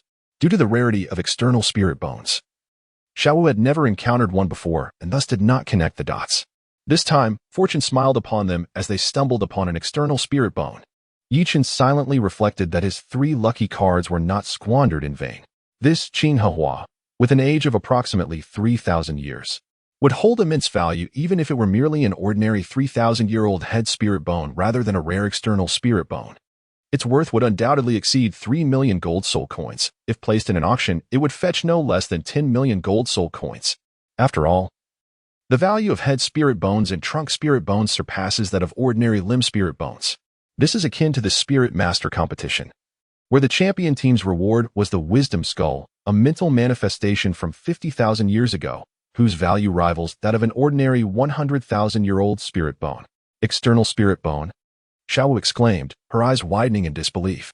Although she had never encountered an external spirit bone, she had certainly heard of them, especially since Yichen had previously enlightened her on their rarity. I don't see any changes in you. Didn't you mention that external spirit bones are typically tails, wings, or claws? Scanning Yichen closely, Xiaowu noticed only a mark on his forehead, which appeared no different from before. What peculiarities could possibly arise from a Qinghua? Yichen rolled his eyes. However, in his view, external soul bones resembling claws and wings appeared quite acceptable. Yet, if it were a tail, as a man, he might feel somewhat awkward. Conversely, if it were a female, it could indeed add a touch of allure. Of course, these thoughts were rather normal. But if a frog-type soul beast were to produce an external soul bone resembling a tongue, that would lean towards the absurd. Chapter 29, Confession Cell. What purpose does this external soul bone serve? Its efficacy is commendable, as the accompanying soul bone technique, untainted by mud, grants immunity to 20 of physical, energy, and mental damage. As he spoke, a flash of azure light emanated from the blue lotus mark on Yichen's forehead, conjuring a lotus platform the size of a palm, which hovered a foot above his head. Upon the emergence of the azure lotus platform, it immediately radiated a shimmering blue light, enveloping Yichen entirely. The technique untainted by mud is not a passive soulbone skill. Rather, it is an active one that can be activated or deactivated at will, requiring a continuous expenditure of Yichen's soul power during its usage. Initially, the soulbone technique was simply named damage immunity, but Yichen, with his flair for creativity, decided to embellish it with a more elegant moniker. Although the percentage of damage immunity offered by Untainted by Mud is somewhat modest, this is of little concern. External soul bones can increase their age along with the Soul Master's soul power level, thereby enhancing the skill's effectiveness. Moreover, Yichen had the option to purchase age enhancement cards for soul bones in the system store, allowing him to elevate its age to 100,000 years even before ascending to the rank of title Douluo, especially since he currently had ample funds. While external soul bones can automatically increase in age, Yichen preferred not to let it evolve on its own. After all, raising the age of a soul bone is akin to enhancing soul rings and can similarly augment his soul power level. The substantial expenditure of gold soul coins to achieve a higher tier in advance is undoubtedly more beneficial for Yichen. Untainted by mud. What an elegant name. Does this external soul bone have a specific title? Xiao Wu inquired of Yichun. Let us call it the transformative azure lotus. After a moment's contemplation, Yichun bestowed a grand and sophisticated name upon his external soul bone. He was well aware that his transformative azure lotus was a mere imitation, far inferior to the legendary version of your, yet the name resonated pleasantly, did it not? Furthermore, with the transformative azure lotus above his head and a bamboo staff in hand, it perfectly complemented Yichun's ethereal demeanor. If any discerning onlookers were to witness this, would they not exclaim, a true immortal has arrived? By the way, Xiao Wu, did anything happen while I was absorbing the external soul bone? With a grave expression, Yichun inquired of Xiao Wu, is there really nothing? Xiao Wu feigned a naive demeanor. Xiao Wu, please do not leave me. Gazing deeply into her eyes, Yichun embraced her. What's wrong? Why are you acting like this? Startled by Yichun's sudden action, Xiao Wu blushed and softly asked, just remember, don't ever leave without a word. As he spoke, Yichun noticed the rabbit ears adorning Xiao Wu's head and could not resist the urge to gently touch them. Could it be that Qinggu knows my true identity as a soul beast? At that moment, Xiao Wu was struck by this realization, and in her astonishment, she failed to react to Yichun's touch on her rabbit ears. It is worth noting that during their time at the Nodding Academy, Yichun had often been tempted to play with her ears, but each time he attempted it, he would inevitably receive a thorough beating from her. Regardless, I have absolute confidence that Qinggu would never harm me. Xiao Wu was certain of this, although she was unaware of how Yichun acquired the card that could enhance the years of soul rings. She reasoned that if such a card could elevate the age of soul rings, it should also be applicable to soul bones. Therefore, he would surely not covet her 100,000-year soul ring and soul bone. Moreover, Xiao Wu understood that the celestial herb she had once consumed was of equal value to her soul ring and soul bone, assuring her that Yichun would not wish her any harm. Reflecting on the myriad moments they had shared over the years, an impulse surged within Xiao Wu to reveal her true identity to Yichun. Qinggu, you will protect me, won't you? She gazed at him earnestly. Of course. My dear Xiao Wu is so adorable. Anyone who dares to harm her shall pay with their life. Yichun nodded earnestly and said, Brother Chen, I once deceived you. My true identity is that of a soul beast transformed after 100,000 years. Can you forgive my concealment? Lifting her small head, Xiao Wu gazed at Yichun with her large, watery eyes. What prompted this little rabbit's sudden confession? Observing the adorable Xiao Wu, Yichun chose to respond with actions rather than words, leaning in to gently press his lips against her cherry blossom-like mouth. After a considerable moment, when Xiao Wu was nearly breathless, she finally pushed Yichun away. Why are you taking advantage of me? Xiao Wu exclaimed. Her face flushed with anger as she confronted Yichun. We've shared the same bed for many years. Can this truly be deemed taking advantage? Humph. You only know how to bully me. Unjust. How could a mere soul sovereign like me bully a soul ancestor like you? If Xiao had not offered no resistance, Yichun would have had no chance to succeed. Have you truly forgiven my concealment? Xiao Wu asked, her expression serious rather than angry. Of course. My dear Xiao Wu is so endearing. Who could possibly hold any disdain? Yichun replied gently, stroking Xiao Wu's head with a warm smile. Wait. Did you already know? Suddenly, Xiao Wu recalled the disguised necklace Yichun had gifted her. Perhaps he had known all along? I didn't see that coming. Xiao Wu, you are quite clever. Yichun was taken aback. When did this adorably foolish little rabbit become so astute? Speak quickly. When did you discover this? In an instant, Xiao Wu reverted to her previous boisterous demeanor. Didn't I tell you? I am the reincarnation of the god of wealth. The first time I laid eyes on you, I instantly recognized you as an adorable little rabbit. You're deceiving me. I am not deceiving you. After all, Xiao Wu is indeed a little rabbit. Mischievous. Without hesitation, Xiao Wu lunged at Yichun, and they became entangled in playful scuffles. Qinggu, thank you. After their playful tussle, Xiao Wu sat beside Yichun and addressed him. Thank me for what? If you truly wish to express your gratitude, simply call me brother. From now on, I shall protect you, my little rabbit. Brother. Yes, Xiao Wu is truly obedient. In that moment, their bond grew even closer. However, wait a moment, brother. You are a 3-ring soul sovereign, while I am a 4-ring soul sect member. Why would I need your protection? Suddenly, Xiao Wu recalled this detail and spoke with a look of disdain. Yichun, just wait, I will soon ascend to the soul sect. It is simply something my uncle can tolerate, but my aunt cannot. Chapter 30. The effect of emerging untainted from the mud subsequently. Yichun began to examine the changes within himself after advancing to the 3rd ring of Soul Master.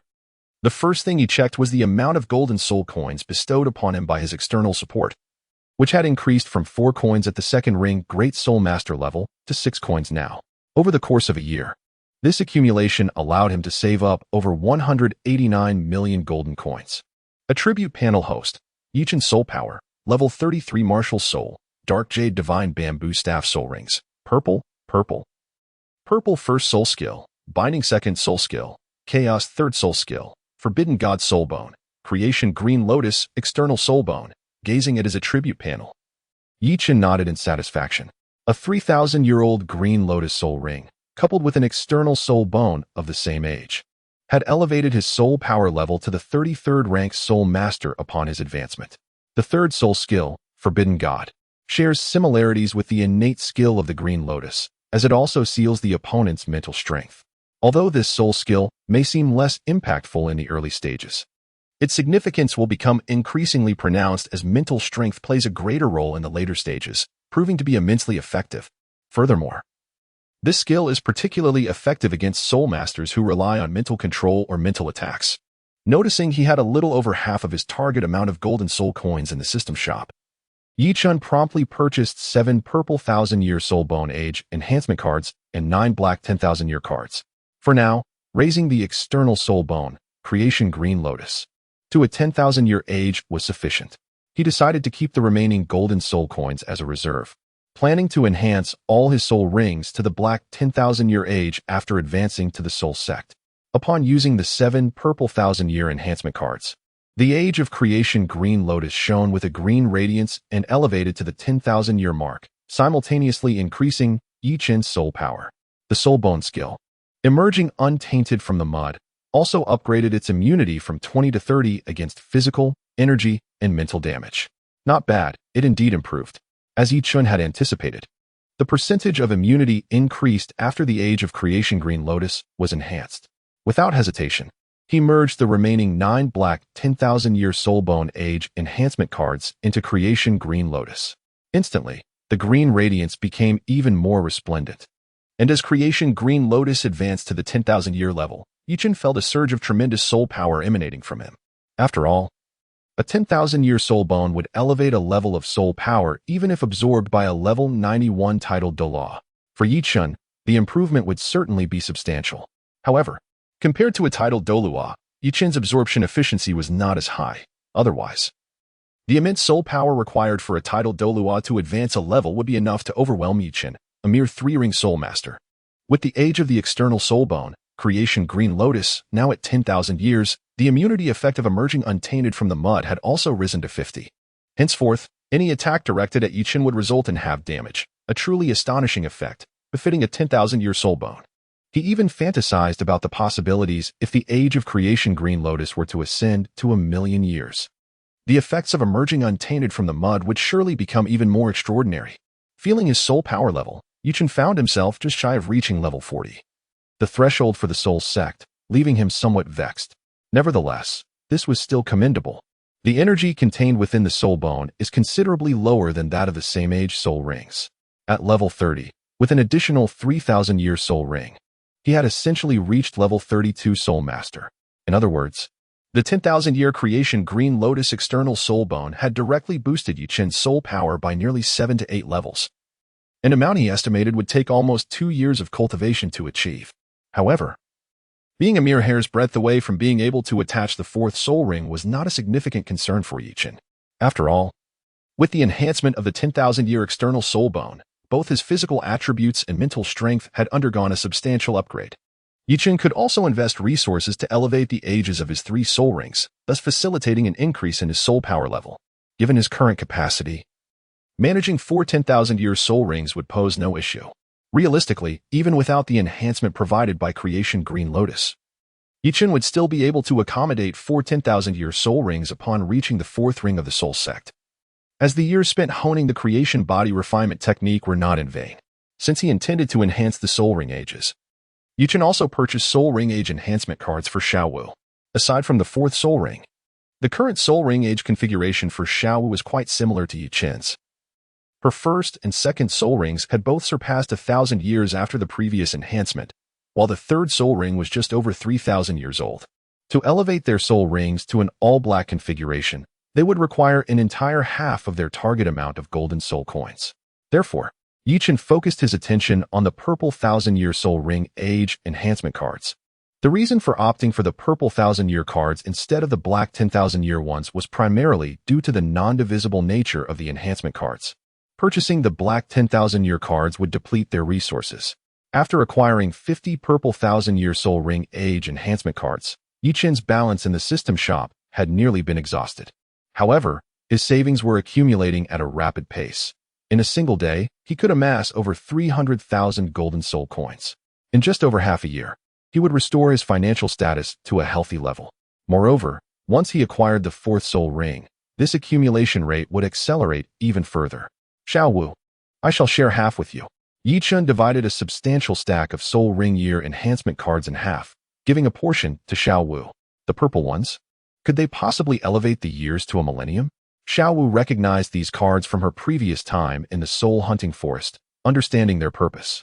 However, she had only used yellow cards representing a century before. Now they had transformed into purple cards for a millennium. In essence, they served the same function.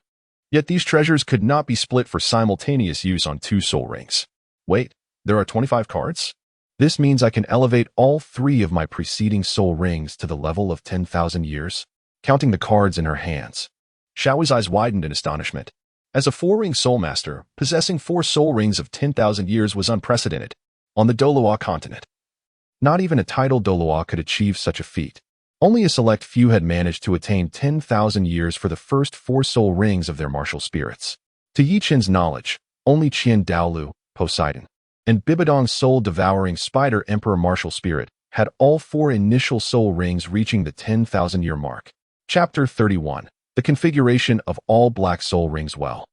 Tangchen, trapped in the city of slaughter and controlled by the blood-red 9-headed bat king, transformed into the king of slaughter, might possess this capability. After all, he was ambushed during the latter stages of the Azura God assessment.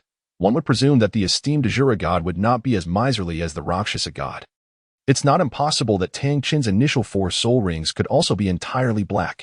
Speaking of which, the Rakshasa God, who bestowed divine inheritance upon Bibidong, was undoubtedly a miser, refusing to grant divine soul rings or enhance Bibidong's soul rings, despite having a much longer inheritance time than Qian Rinxue and Tang Xiaosan. Shortly after Tang Xiaosan's birth, Bibidong killed Qian Xuanji and initiated the Rakshasa God assessment. Yet, Bibidong completed the assessment and inherited the divine title nearly simultaneously with Tang Xiaosan's ascension, illustrating the Rakshasa God's extreme stinginess. Subsequently, Yichen unleashed his martial spirit and soul rings, integrating all the soul ring year enhancement cards into the 3 soul rings. As the cards assimilated, the colors of the 3 rings deepened, ultimately transforming into black 10,000-year soul rings. Originally, Yichen was on the brink of elevating his soul power level. He officially ascended to level 40, a quasi-soul master, and accumulated a significant amount of soul power within, though it could not yet manifest due to the absence of a 4th soul ring. Meanwhile, Xiao Wu, having upgraded her soul ring configuration from 3 purple and 1 black to 4 black, saw her soul power level surge from level 43 to 46. A remarkable increase of 3 levels. If this soul ring configuration were to be revealed, it would undoubtedly astonish many. Fortunately, thanks to her disguise necklace, she could easily alter the colors of her soul rings, alleviating concerns of startling others. In fact, even a soul master at level 10 could not directly attach a 10,000-year soul ring when refining high-quality soul bones. At most, they would achieve a millennium. The enhancement provided by soul bones to a soul master's physical attributes is not fixed. It functions similarly to an amplifier, with stronger physiques yielding more pronounced effects. Otherwise, those affluent and powerful factions would have their elite heirs equipped with soul rings of black or higher. For soul fighters or titled Douluo, the distinction between 100-year and 1,000-year soul rings was minimal, explaining why there were no low-ranking soul masters refining high-quality soul bones to attain a starting point of 1,000-year soul rings. Why would one deserving of such precious soul bones exist if they could not even become a soul fighter? By the way, why did Qian Rinxue's soul ring configuration only reach the optimal ratio? It is known that she had early on refined a head soul bone of an angel with a year count of 99,999. Given her physical prowess and mental strength at level 40, Her fourth soul ring should also be able to accommodate a 10,000-year soul ring, right? Oh, Xiaowu's pace of soul power enhancement is astonishing. Feeling her own power level reach 46, she exclaimed with excitement. Indeed, a configuration of 4 black rings is utterly unique. By the way, brother, where did you obtain these enhancement cards? Are they valuable? As I mentioned, your brother is a deity of wealth. The might possessed by a divine entity is beyond your comprehension, little rabbit. Nonetheless, these cards are indeed quite expensive. To be honest, enhancing the years of soul rings is something the deities in the Douluo divine realm can accomplish, though Yichun remains uncertain about their limits. However, he assumes they cannot elevate years to the million mark, or that aiding inheritors in achieving million-year soul rings would require significant sacrifices. Quite expensive. How much are they worth? Each year cost 1,000 gold soul coins. Do the math. 1,000 gold soul coins. Xiao's eyes widened in disbelief. Although 1,000 gold soul coins may not seem excessive, one must consider that on the Douluo Continent, a single gold soul coin could sustain a typical family of 3 for several months. Of course, when referring to ordinary families, the cost of living for several months is incomparable to Yi Chen's past life, where even a regular family could enjoy meat daily, with 4 dishes and a soup constituting a moderate standard of living. Such luxury is non-existent on the Douluo Continent, where merely avoiding hunger defines an ordinary family. As Yi Chen recalled upon his arrival at Notting Academy, Wang Sheng remarked, "We are all impoverished families, just making do, as long as we can eat." Yi Chen nodded in acknowledgement. It is indeed remarkable that enhancing a century-old soul ring to one exceeding 100,000 years only cost a modest sum of gold soul coins. This was undoubtedly a profit for Yi Chen. If the affluent Ning Fengji were to arrive, he would surely boastfully proclaim, "Bring me a dozen." He would certainly spend lavishly to upgrade the soul ring of the sword-bone Douluo to a 9-red configuration. How extravagant! In light of this, Sister Xiaowu must strive to acquire soul rings of even higher age. Contemplating the fact that merely 1 year's difference necessitates an expenditure of 1,000 gold soul coins to compensate, Xiaowu immediately felt a pang in her heart. 1,000 gold soul coins could purchase delectable food sufficient for her enjoyment over several years. For instance, considering Oscar's sausages priced at 5 copper coins each, and knowing the ratio of gold soul coins to copper coins is 100, 1,000 gold soul coins would allow for the purchase of 20,000 sausages. To sustain herself for a year, she would need to consume an average of 54 sausages daily, and even more besides. However, with Xiaowu's current appetite, she could hardly manage such a quantity in a day, especially since these are soul energy foods. If they were ordinary sustenance, the amount would be even greater. Nonetheless, this realization only reinforced Xiaowu's belief that Yi Chen was indeed wealthy. All right, I have advanced to level 40. Let us first have lunch, and then continue our quest for the next target. Originally, in Yi Chen's plans, he anticipated that achieving the 4th ring as a soul master would require considerable time. However, he did not expect that when he added the 3rd soul ring, he would acquire a precious external soul bone, which he then utilized to elevate his soul power level to 40 without delay. Consequently, he had no intention of postponing the addition of the 4th soul ring. As for the mastery of soul power, with the assistance of the creation meditation method, this concern was not significant. Yi Chen simply needed to engage in subsequent training after advancing to soul master status. Unfortunately, his treasury was nearly empty. He lacked even 1,000,000 gold soul coins, leaving him unable to sell lucky cards and reliant solely on chance. In fact, Yi Chen speculated that had it not been for the external soul bone dropped by the Qinghe flower after using the lucky card, he might have encountered a soul beast that aligned with him on that very day. Although the description of the lucky card was somewhat ambiguous, failing to reveal its exact effects, Yi Chen firmly believed it was worth far more than its steep price of 1,000,000 gold soul coins. Chapter 32. The 4th soul skill, blindness. Indeed, without the enhancement of the lucky card, their efficiency was lacking. The two had searched the outskirts of the Stardow forest for 2 days without finding a suitable target. Yi Chen's aspirations for his 4th soul ring were not particularly lofty. Although he was capable of bearing a 10,000-year soul ring, he was open to encountering a suitable one of a lesser age. After all, he could enhance the age of the soul ring through the soul ring age enhancement card. 2 days later, bolstered by the generous offerings of the golden soul coins from his external support and his prior savings, which exceeded 1,000,000, Yi Chen promptly utilized the luck card. The efficacy of the luck card proved to be remarkable. Within a short span, Yi Chen discovered an ideal target. Before him stood a cluster of jet black plants, adorned with equally dark blossoms, and Yi Chun nodded in satisfaction. This was a dark spirit flower, approximately 10,000 years old, whose innate soul skill could temporarily blind opponents, making it a potent control-type ability, perfectly suited for Yi Chun. A soul master does not merely rely on sight to assess their surroundings. If one were to lose their vision, a seasoned warrior could still maintain their combat effectiveness through formidable spiritual power to perceive their environment. However, when paired with the third soul skill, divine restriction, the combination would render Yi Chun's future adversaries as blind with eyes wide open, while a powerful being might still discern their surroundings through hearing in the throes of intense battle. Auditory perception cannot rival the acuity of vision and spiritual awareness.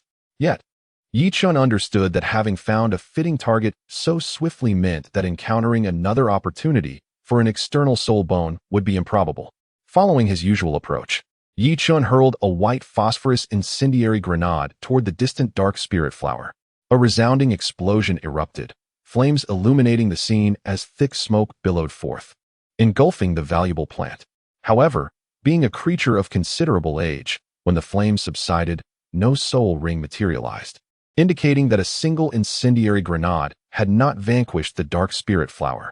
Without hesitation, Yi Chun launched another grenade. This time, the beleaguered dark spirit flower could no longer withstand the assault, collapsing into the inferno. Countless golden specks emerged from the remnants, gradually coalescing into a deep purple, nearly black soul ring. Was it not yet 10,000 years? Observing the hue of the dark spirit flower's soul ring, Yi Chun raised an eyebrow, surprised that the plant had not yet ascended to the 10,000-year mark, though it appeared exceedingly close, likely just a few decades shy. Accurately determining the age of a soul beast to the exact year, or even to the single-digit year, is indeed a formidable challenge, and even among the same species. Individual variations exist, much like the disparities in size among piglets in the same litter. One might wonder how that esteemed scholar determined the maximum age of a first soul ring to be 423 years. Was he employing some sort of cheat? A minor discrepancy in age held little consequence for Yi Chun, as a yellow 100-year soul ring age enhancement card represented merely a modest portion of his accumulated savings. Subsequently, Yi Chun summoned his martial soul and began to draw in the soul ring. As soon as the dark spirit flower's soul ring was attracted by his martial soul, it swiftly descended upon him, contracting into a deep purple-black ring that encircled his inked jade god bamboo staff. Instantly, Yi Chun felt a surge of powerful, somewhat dark energy flooding into his being. It must be noted that the dark spirit flower is indeed a rare dark attribute plant-type soul beast. Fortunately, the inked jade god bamboo staff is not aligned with elemental manipulation, making it suitable for absorbing such a dark attribute soul ring. As time passed, after a considerable duration, Yi Chun finally refined the dark spirit flower's soul ring, elevating his soul power from a level 40 quasi-soul master directly to a level 45 soul master, with more than half the required soul power to reach level 46. This significant enhancement was undoubtedly due to the nearly 10,000-year age of the fourth soul ring he had acquired, as well as the substantial soul power accumulated from previous enhancements. A soul ring approaching 10,000 years in age is sufficient to elevate a level 40 quasi-soul master to level 42, making Yi Chun's impressive progress entirely reasonable. Immediately, Yi Chun began to monitor the changes in his external support. As each time he received offerings from his external benefactor, he now collected 8 golden soul coins per transaction. Having progressed from the 3-ring soul venerable rank to 4-ring soul master, though the increase was not monumental over the course of a year, Yi Chun could amass more than 2.5 small targets worth of golden soul coins. He pondered whether his saving speed had surpassed that of Ning Fengji from the 7 Treasures Glazed Tile School. Surely, I must have surpassed him? Yi Chun pondered silently. After all, Ning Fengji was merely the leader of the 7 Treasure Glazed Tile School, which boasted numerous disciples, and not all of their annual income would find its way into Ning Fengji's pockets. Moreover, could the profits of the 7 Treasure Glazed Tile School truly afford 2 soul bones aged for 100,000 years? Yi Chun would never believe it, even if he were to be struck dead. In contrast, Yi Chun could simply visit various prestigious auction houses and purchase 2 relatively low-grade soul bones, which he could then enhance to the coveted 100,000-year mark with sufficient funds. Although the artificially enhanced soul bones would only carry a single ability associated with their age, they were still quite valuable. Subsequently, Yichen invested in a yellow card for elevating the age of soul rings, successfully upgrading the age of his fourth soul ring to the rare black of 1,000 years. This slight enhancement in age did not result in a significant change in his soul power level. Yichen merely sensed a subtle improvement, not overwhelmingly noticeable. Attribute panel host. Yichen's soul power. Level 45 martial spirit. Ink jade divine bamboo staff soul rings. Black, black, black. Black first soul skill. Binding second soul skill. Chaos third soul skill. God restriction fourth soul skill. Blindness soul bone. Creation blue lotus. External soul bone. Indeed, it is the blindness soul skill. As expected, Yichen's fourth soul skill was the innate ability of the dark spirit flower, blindness. Contemplating, Yichen turned his gaze towards Xiao Wu beside him. Xiao Wu, would you care to try my fourth soul skill? I would rather not. Xiao Wu thought it foolish of her to have previously considered testing the effects of Yichen's soul skills. Although Yichen's skills lacked offensive power, their effects were undeniably repulsive, and the method of activation involving a bamboo staff striking the head was profoundly insulting. Chapter 33. Rose Hotel. Are you not even tempted to try? Yichen felt a tinge of disappointment. He had hoped to witness the effects of his fourth soul skill, the blindness it could inflict. As for his third soul skill, the God restraining technique, it holds little utility for soul masters of lower rank, unless the opponent is adept in the realm of mental manipulation. Nevertheless, when deployed against Xiao Wu, this skill would render her second soul skill, enchantment, ineffective. Brother, are you feeling a bit mischievous?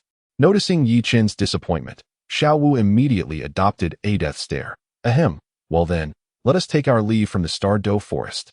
Yichen promptly shifted the topic.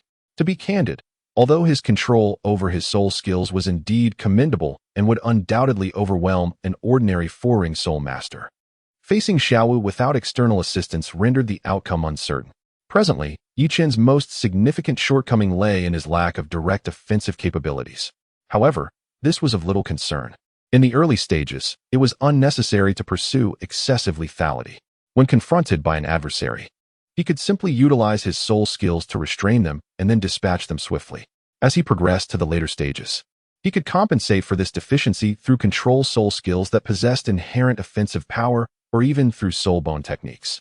Furthermore, several of Yichen's current soul skills were not devoid of supplementary attack power. The striking blow of the bamboo staff was one such example, albeit its direct offensive capability appeared less pronounced when compared to its formidable control effect.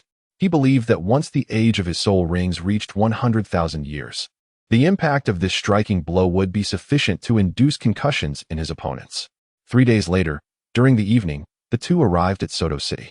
Brother, Soto City is so lively, far more bustling than Nodding City, Xiao Wu remarked, observing the throngs of people and the numerous shops lining the streets.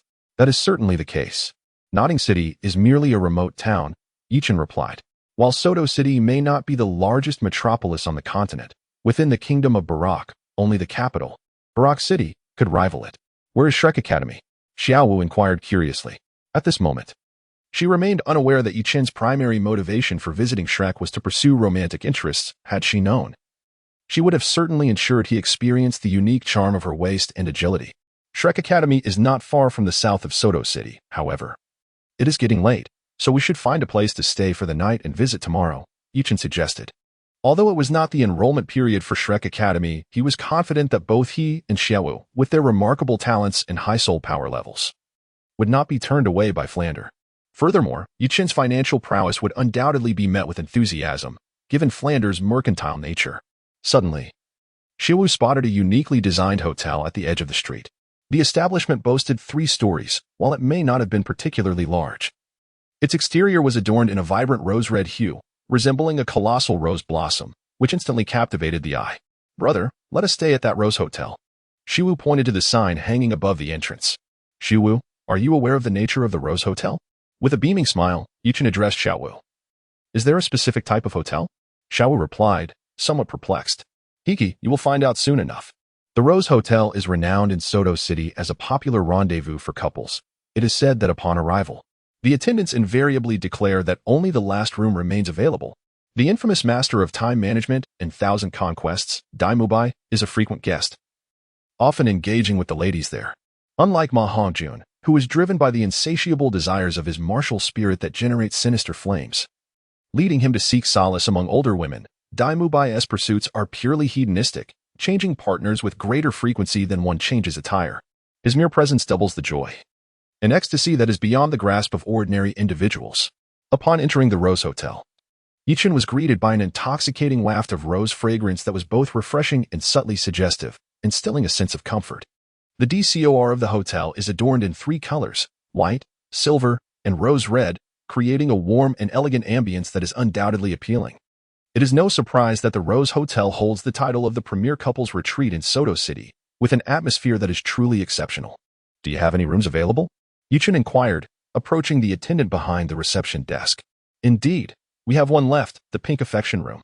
It is the very last one. The attendant replied, winking at Yichen. Though Yichen and Xiao were merely 11 years old. Their rapid development due to their martial spirits made them appear as though they were in their late teens, albeit with a hint of youthful innocence still apparent. It is quite normal for young boys and girls of this age to visit the Rose Hotel. The attendant's recommendation of the pink affection room stemmed from noticing Xiao Wu's pink top, suggesting her fondness for the color. How much is it? We would like to stay for one night. Yichen secretly sighed. Indeed, the renowned Rose Hotel was said to have but one room remaining. 10 golden soul coins. Here you go. Though 10 golden soul coins were no trifling sum, Yichen was not short on funds, after all. It was merely a token of filial piety for his beloved son. The room was located on the top floor. Wishing you both a delightful evening. The attendant said as he handed the key to the room, not forgetting to extend his heartfelt blessings to the couple. Although Yichen entertained the idea of experiencing the Rose Hotel, he had no intention of engaging in anything serious. After all, he is merely an 11-year-old child. It is wise to refrain from indulging in activities unsuitable for minors. At the very least, such mischief should wait until Xiao matures, shouldn't it? Brother? What did that waiter mean when he said to have a pleasant evening? Xiao inquired curiously as they ascended the staircase to the top floor. Xiao, are you not aware? Yichen widened his eyes, pondering whether the little rabbit was genuinely unaware or feigning ignorance. Should I be aware of this? Xiao blinked, a hint of confusion crossing her face. As he gazed into Xiao Wu's innocent and untainted eyes, a wave of guilt washed over Yichen. Ahem. The Rose Hotel is a venue meant for couples, which explains the remarks made by the waiter. Upon hearing this, Xiao Wu's cheeks flushed crimson. She never anticipated that the seemingly pleasing hotel she had casually selected was, in fact, a couple's retreat. Chapter 34. Seeking Trouble. On the top floor of the Rose Hotel, the two of them discovered the Pink Tenderness Room. The uppermost level housed only a handful of rooms, including Blue Enchantment, Yellow Sincerity, White Innocence, Green Farewell, and Red Ocean, among others. Yichen felt that everything was quite satisfactory, yet he couldn't help but wonder if the term green parting truly lacked depth. Could it be merely a euphemism for a young woman's dalliance with a youthful beau? What a transgression. Upon entering the Pink Affection Suite, one was greeted by a spacious living room exceeding 50 square meters. Within this room, all the furnishings gleamed in silver, adorned with exquisite carvings. The pink carpet was embellished with raised patterns of delicate roses, and in the center of the room, a massive pink heart was crafted from an abundance of pink roses. This heart spanned nearly 2 square meters, requiring at least 1,000 roses to compose. And gracefully draped above it was a slender satin ribbon inscribed with the words 999, forever long. Beyond these 999 pink roses, elegant vases were placed throughout the room, each filled with pink roses, their intoxicating fragrance wafting through every corner, rendering one utterly enchanted. Wow, how beautiful! After recovering from her astonishment, Xiao Wu's eyes sparkled with rapture as she exclaimed, Do you like it? Yes, I adore it. Brother, shall we come here often in the future? Come often? I fear I might not be able to resist devouring you. Yichen rolled his eyes in exasperation. If this were to happen frequently, he had little confidence in his ability to endure. Devour me? Brother, did you not promise to protect me? Why would you wish to consume me? Xiao Wu exclaimed in shock. Bunny is so adorable. Why would anyone want to eat Bunny? Hee. I am not referring to eating Bunny, but rather to partaking in you. Yichen pointed at Xiao Wu with a mischievous grin. Upon hearing this, Xiao Wu glanced down at herself, her face immediately flushed with embarrassment. She understood Yichen's implication quite well, gently touching Xiao Wu's rabbit ears. Yichen chose not to elaborate, deciding that this matter could wait until she matured. Stop it. Don't touch my ears, Xiao Wu exclaimed, her sensitive rabbit ears making her feel shy as she swatted away his playful hand. By the way, Xiao Wu, with your 4 ears, does that mean your hearing is sharper than others? On either side of her head were two normal ears, complemented by two rabbit ears atop, suggesting her auditory abilities might indeed surpass those of an ordinary person. Xiaowu rolled her eyes in response and headed towards the bedroom, leaving Yichen feeling a bit awkward as he followed her. Upon entering the bedroom, they were once again taken aback. The room contained only a large bed, which occupied nearly half the space and was shaped like a heart. Pink gauzy curtains hung from the ceiling, draping over the heart-shaped bed, creating an ethereal and dreamy ambience. The bedding was adorned with pink roses, and the pillows bore floral patterns, all exuding a flirtatious charm that made Yuchen's heart race. Although he was not lacking in finances, he had never encountered such an atmosphere before. Xiaowu, with a cheer, leaped joyfully onto the bouncy heart-shaped bed, bouncing and rolling around with uncontainable excitement. Surrounded by the soft hues of pink, she experienced a delightful novelty that she had never known before.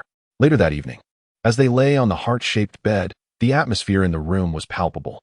Despite Yichen's growing desires, he ultimately restrained himself, refraining from indulging in his impulses.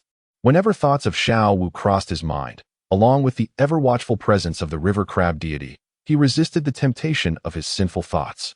While Xiaowu peacefully drifted into slumber, Yichen found himself enduring a restless night, unable to sleep. Left with no choice, he resorted to meditation to pass the time. However, just as he had begun to cultivate for a while, strange sounds emanated from the adjacent room, filled with a crimson hue. Yichen, being a person of discernment, naturally recognized the source of the sound. He glanced at the still slumbering Xiaowu and began to silently recite Amitofu, striving to suppress the tumultuous stirrings within. However, the unfolding situation diverged sharply from Yichen's expectations. The strange cries grew increasingly louder, and Yichen discerned that they seemed to emanate joy.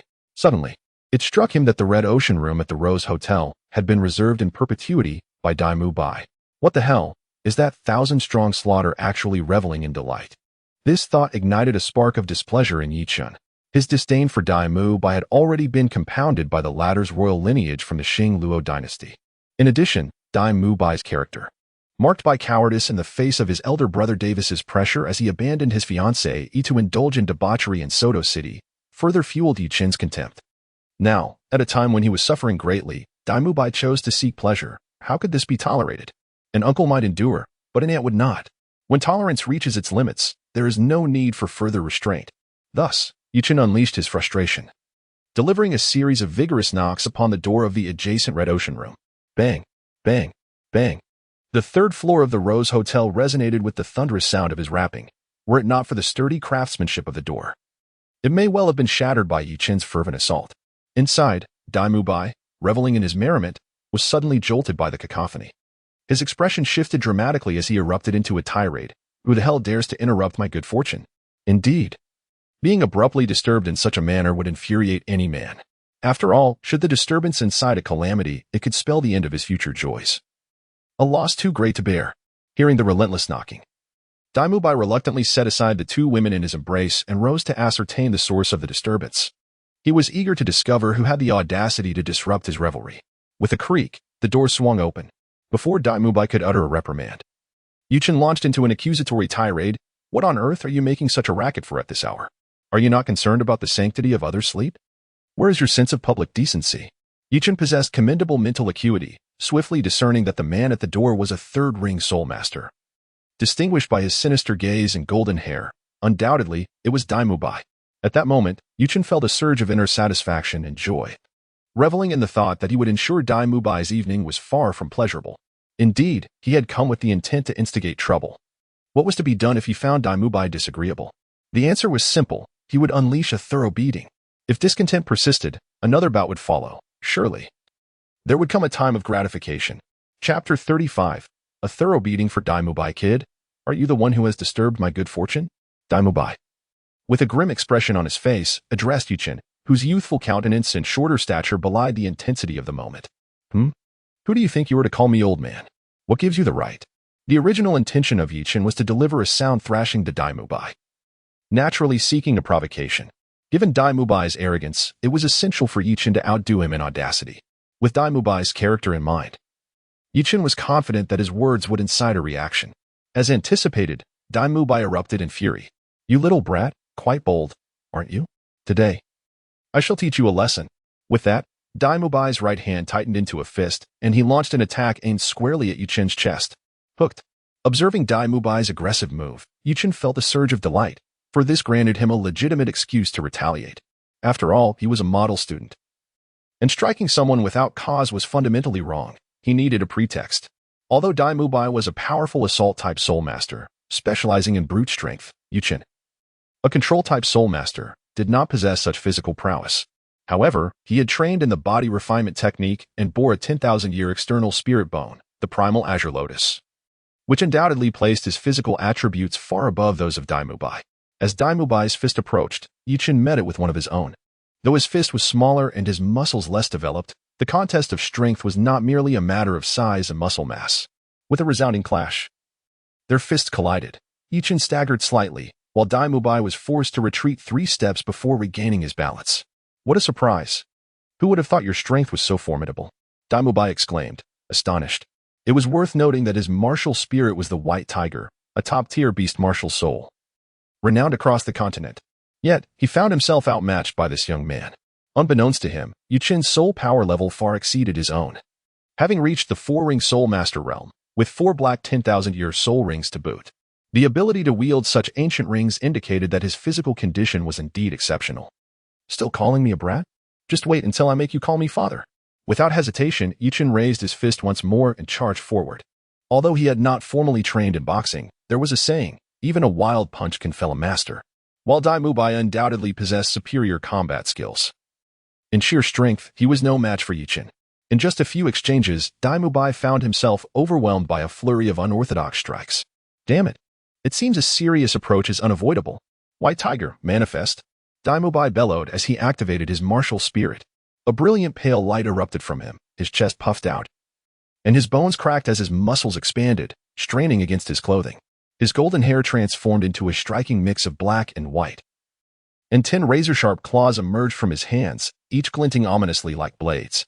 With 2 yellow and 1 purple soul rings shimmering around him, Dai Mubai sneered. So you've resorted to your martial spirit? Are you frightened now? Just submit to a beating, and perhaps if I'm in a good mood, I might let you off lightly. At that moment, Dai Mubai felt assured of victory. Despite being perplexed by Yuchen's immense strength, he reasoned that youth was a disadvantage, surely, at such a tender age. Yuchen could not possibly be a 3-ring soul scholar, right? Alas, Dai Mubai's assumptions were quickly shattered. A mere 3-ring soul scholar? You think too highly of yourself. Instantly, the inked jade divine bamboo staff manifested in Yuchen's grasp, with 4 soul rings of yellow, purple, and purple illuminating around him. The reason his rings were not all black was due to a disguised necklace that altered their appearance. Lacking a powerful backing, revealing the truth of his 4 black soul rings would invite unnecessary scrutiny. 4-ring soul master. The sight of Yuchen's 4 soul rings nearly caused Dai Mubai to drop his jaw in disbelief. This youth, seemingly younger than himself, had achieved the 4-ring soul master level. Even with innate full soul power, such rapid advancement seemed implausible. What kind of prodigy was this? Little brain, are you scared now? Bow down and pay your respects, and if I'm in a generous mood, perhaps I shall overlook your transgressions. Yuchen retorted with an even more arrogant tone, echoing Dai Mubai's previous words. Seeking death. Upon hearing Yuchen's declaration, Dai Mubai could no longer contain his fury. What if he was a soul master of the 4th ring? He absolutely refused to call him daddy. Even if it meant death, he would not relent. For his biological father would never forgive him. However, he was acutely aware that this night would not end well for him, and he was bound to suffer a severe beating. Nevertheless, Dai Mubai believed that his life was likely still secure, as there had been no significant enmity between them previously. Surely, murder was not on the agenda? With this thought in mind, Dai Mubai resolved to give it his all, even if he ultimately ended up getting beaten. At least he would have put forth a valiant effort. His 3rd spirit skill, White Tiger's Diamond Transformation. In an instant, after invoking his martial spirit, Dai Mubai's muscles swelled considerably, expanding even further. His 2nd spirit skill, White Tiger's Blazing Light. Before Dai Mubai could unleash his 2nd skill, Yuchen made his move. His 4th spirit skill, Blindness. As soon as the 4th skill was activated, a phantom of a bamboo staff struck Dai Mubai's head, plunging him into darkness. This darkness was indeed profound. Although Dai Mubai's eyes remained intact, he could see nothing but utter blackness. His 1st spirit skill, Binding. His 2nd spirit skill, Confusion. Before Daimubai could react, Yichen unleashed 2 consecutive spirit skills, leaving the disoriented and blind Daimubai immobilized. Subsequently, Yichen advanced with the ink jade bamboo staff, entering a mode of relentless assault. Ah, don't hit my face. Humph. Don't you know that one should avoid striking faces? Hearing Daimubai plead for mercy, Yichen completely disregarded him. If he refrained from hitting the face, was he even truly striking? Thus, he deliberately targeted Daimubai's face.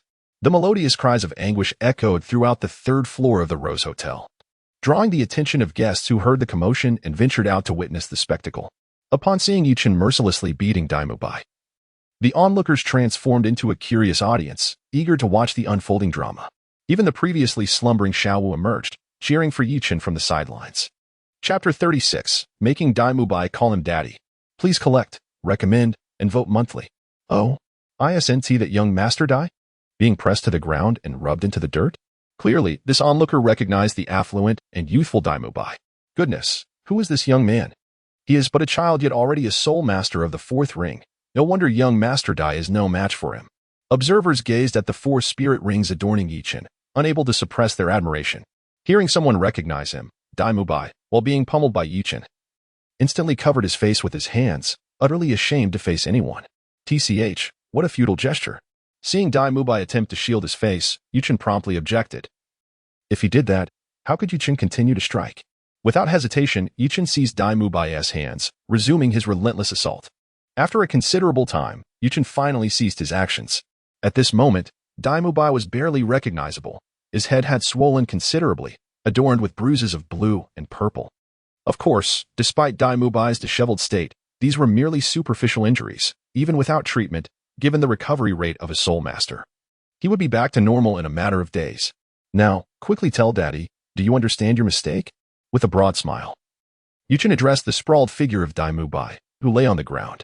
The only response he received was a cold snort and a glare filled with animosity from Daimubai.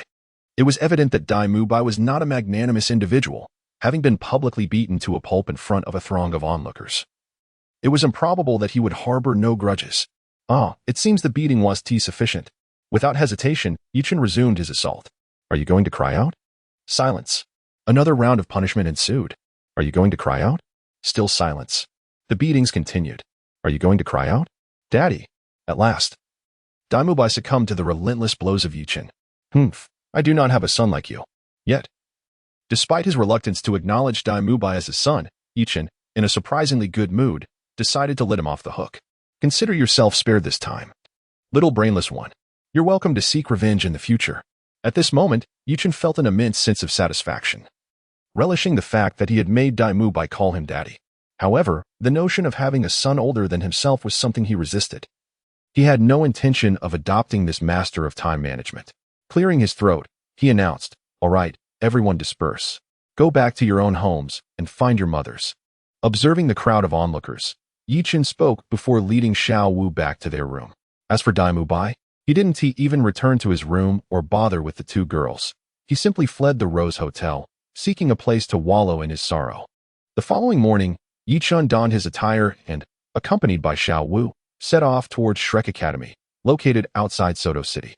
Upon exiting the Rose Hotel and strolling along the avenue leading to the southern gate of Soto City, Yichen's gaze was suddenly drawn to a peculiar shop. This establishment was related to Spirit Masters, its entrance adorned with a sign featuring a circular emblem inscribed with several unique symbols.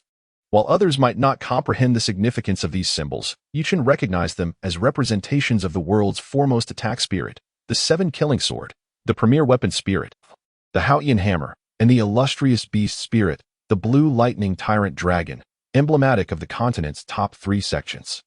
A shop associated with Spirit Masters undoubtedly exuded an air of sophistication, yet this particular establishment, while not entirely dilapidated, bore a slightly worn appearance. This must be the little shop run by that crafty merchant, Flanders, in Soto City, Yichen mused as he surveyed the shabby storefront.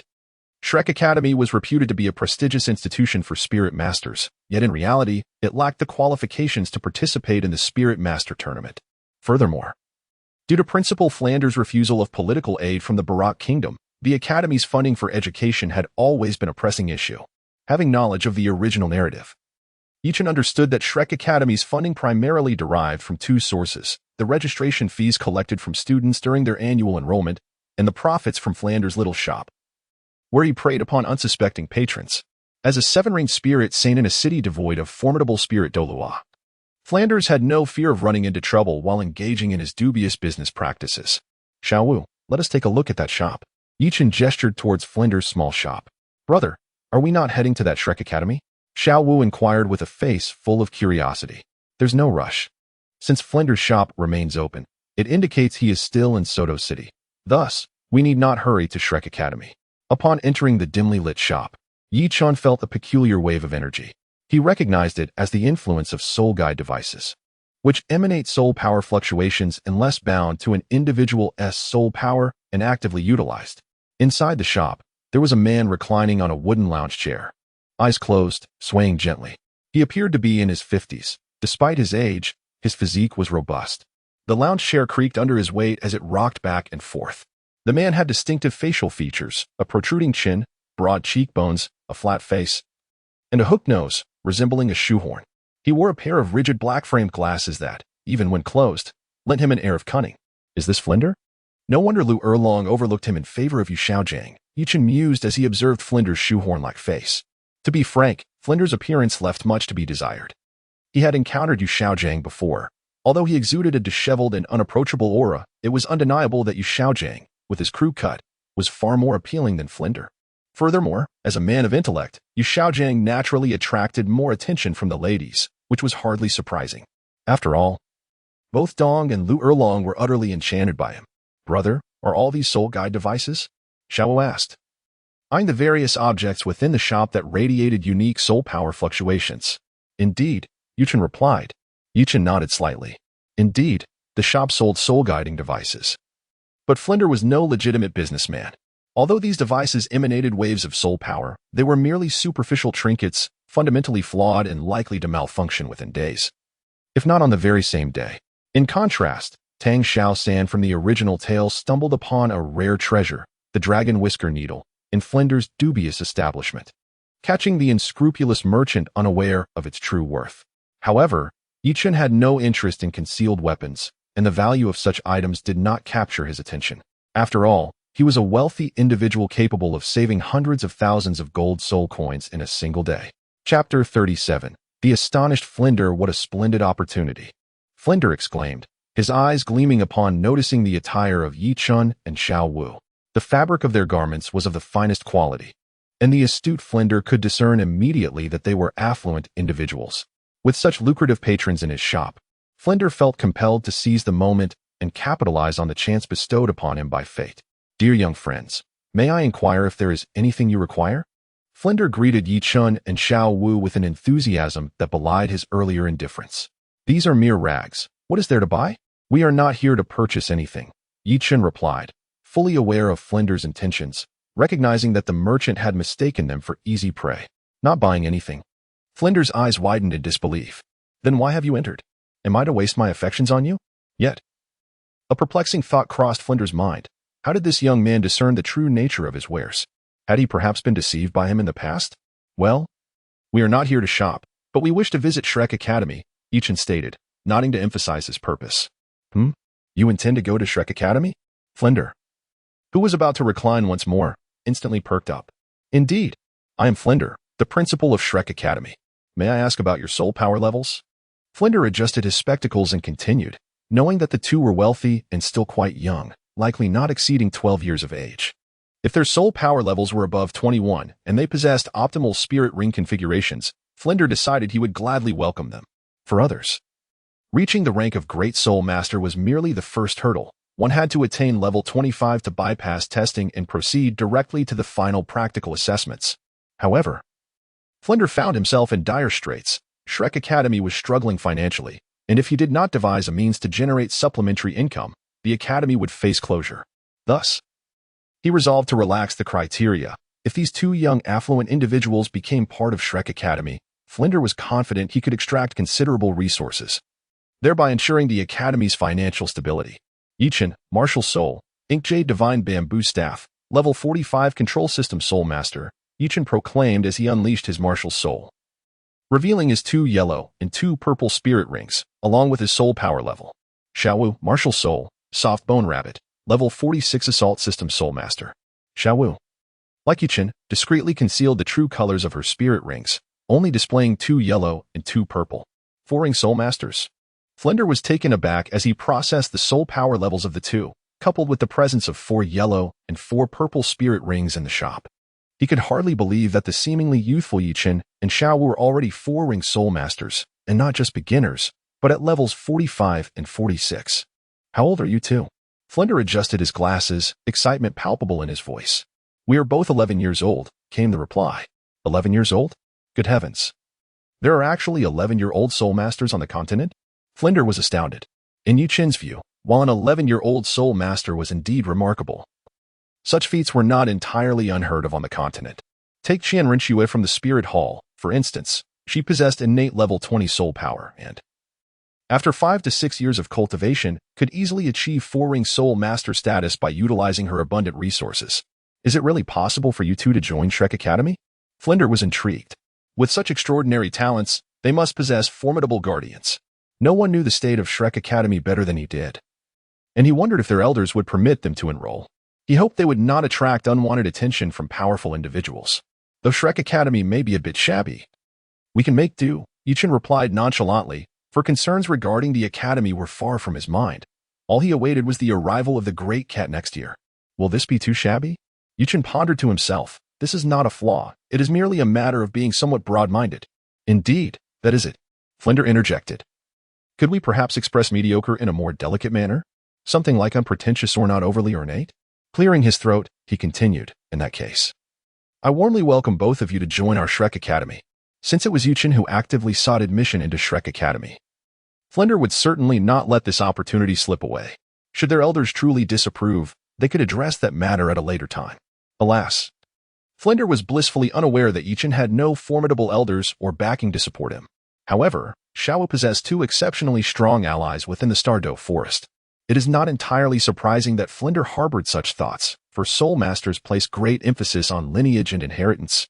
Yichen and Xiaowu, at such a tender age, have managed to cultivate to the rank of a 4-ring Soul Master, indicating that their innate talent is undoubtedly extraordinary. Typically, individuals with such remarkable abilities are supported by equally exceptional predecessors. Encountering one such prodigy could be attributed to a fortuitous mutation of their martial soul.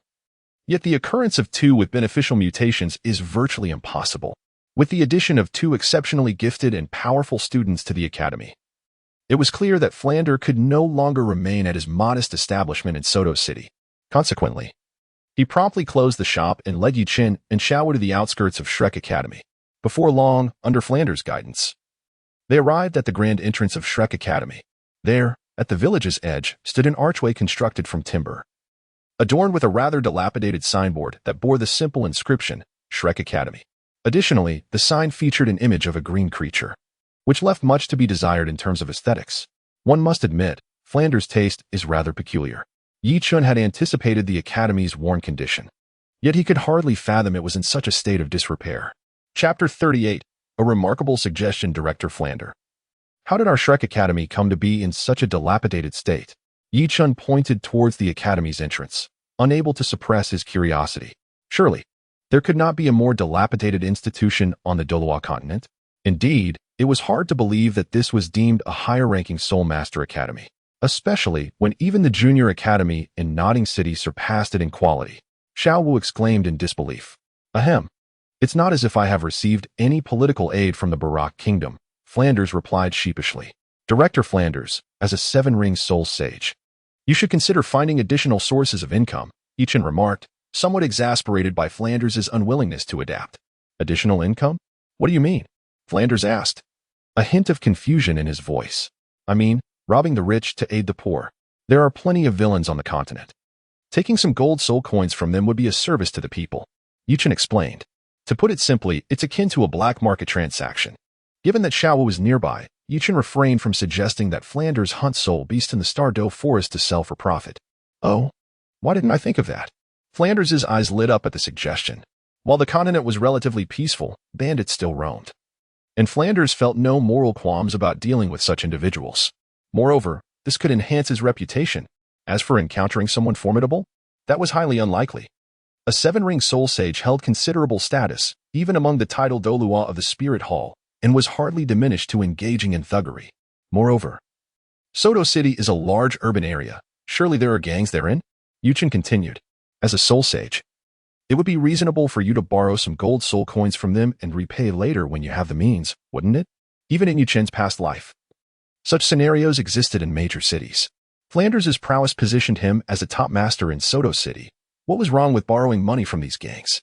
As for repayment, when one borrows based on ability, why should one feel obligated to return it? If they refused, simply eliminate them. Indeed. Flanders eagerly nodded in agreement, clearly tempted by the prospect. How could I have overlooked such an idea before? As he contemplated the imminent closure of Shrek Academy and the outstanding wages owed to Zhao Wuji and others, Flanders felt an urgent need to act. However, since Yi Chun and Xiao Wu had just arrived, he thought it prudent to ensure their arrangements were settled first. Thus, Flanders guided Yi Chun and Xiao Wu into Shrek Academy. Outside, it appeared shabby, and inside, it was equally unremarkable. The director's office was a wooden structure.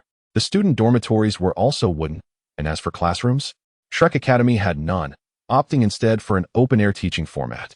Nevertheless, two aspects allowed Shrek Academy to rival, if not surpass, Nodding Academy.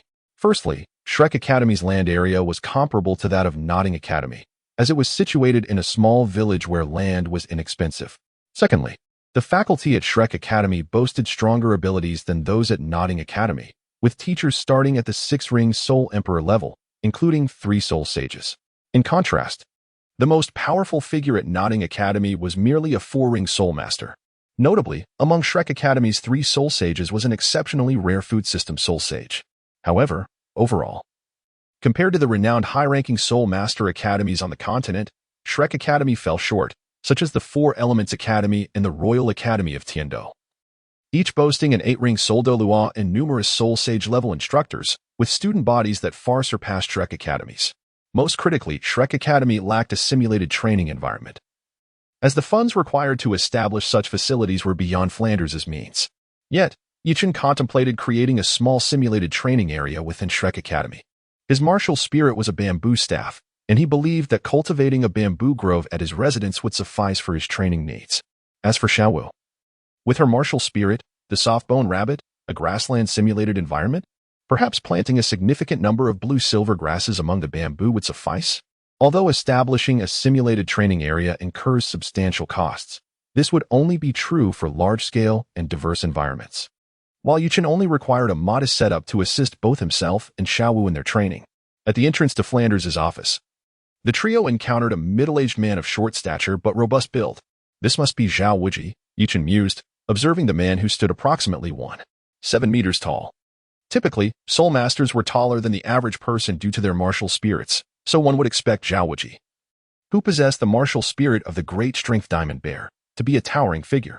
Yet, while muscular, he was rather short for a Soul Master.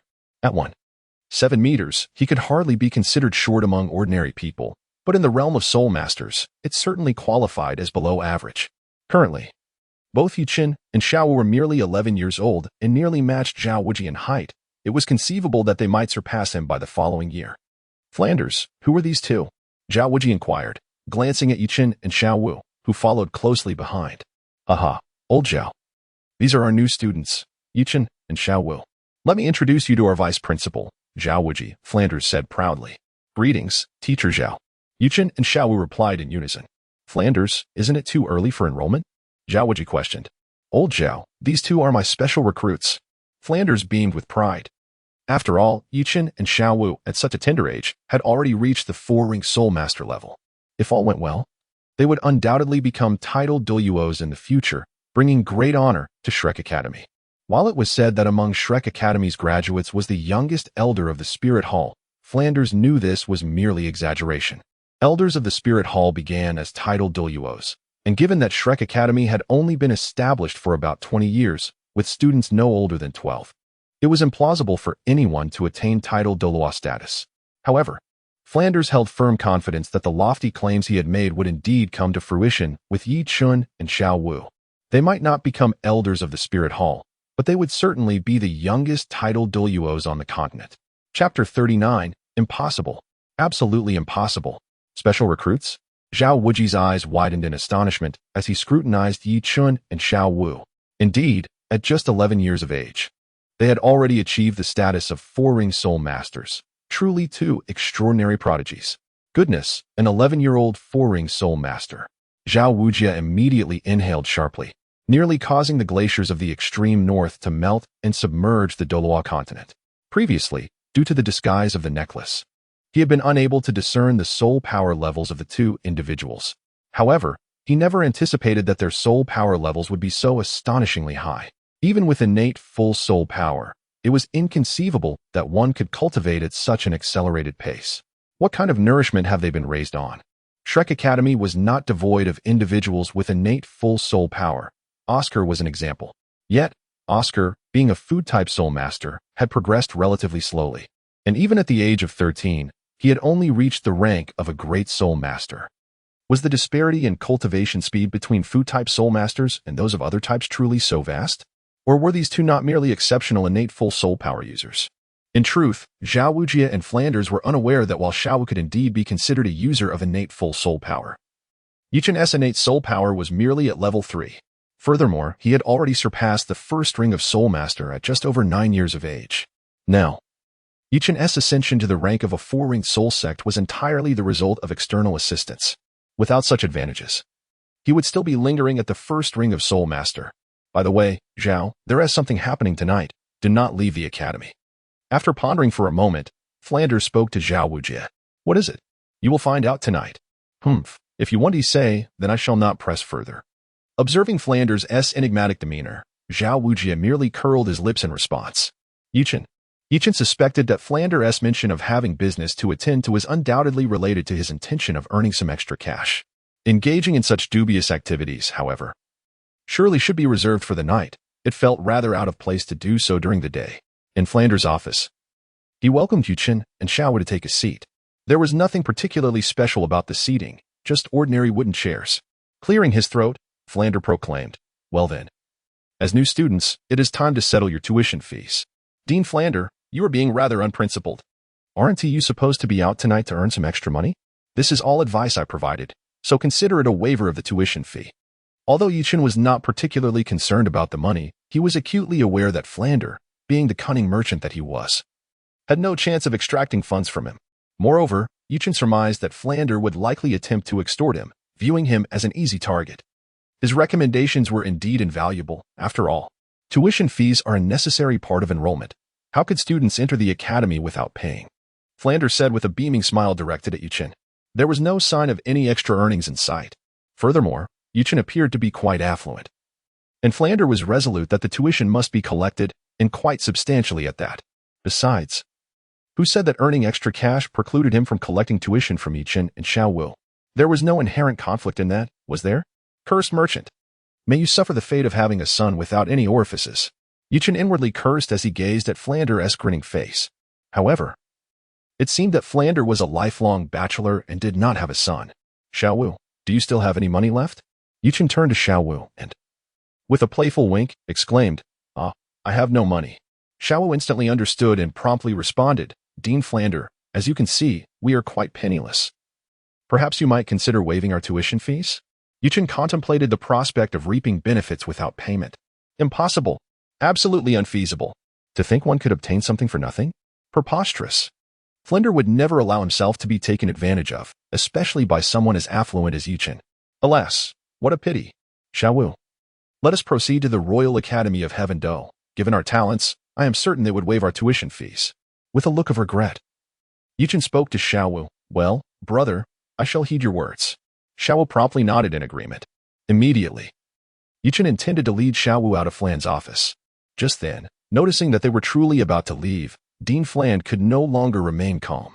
Dean Fland, we genuinely lack funds. Please do not persuade us further. You little rascal, quite clever of you. Dean Fland shot a glare at Yichun. How could Yichun and Xiao Wu possibly be short of funds? I would sooner believe in the impossible than accept such a notion. With their glowing complexions and splendid attire, it is utterly inconceivable that they lack wealth. Surely, their storage soul guide contains ample resources. It is merely that Flandre hesitates to confront this reality directly.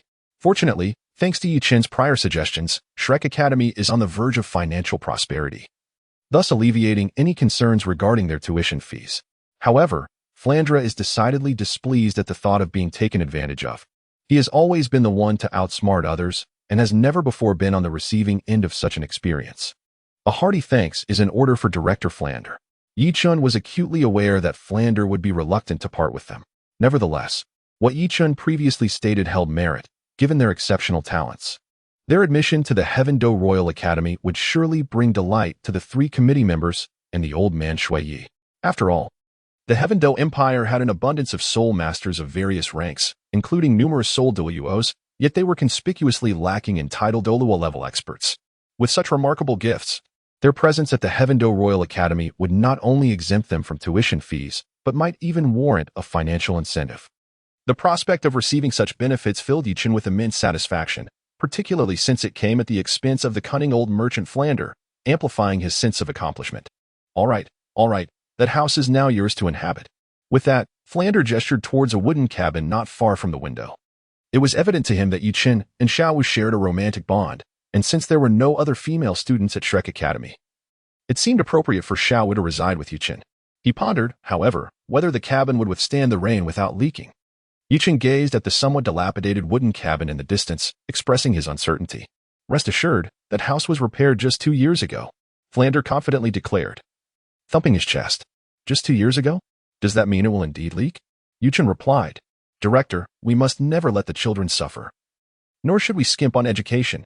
After you and teacher Zhao earn some extra money tonight, it will be time to renovate the academy. Indeed. There is merit in what you say, but we are yet unaware of the specifics of our earnings.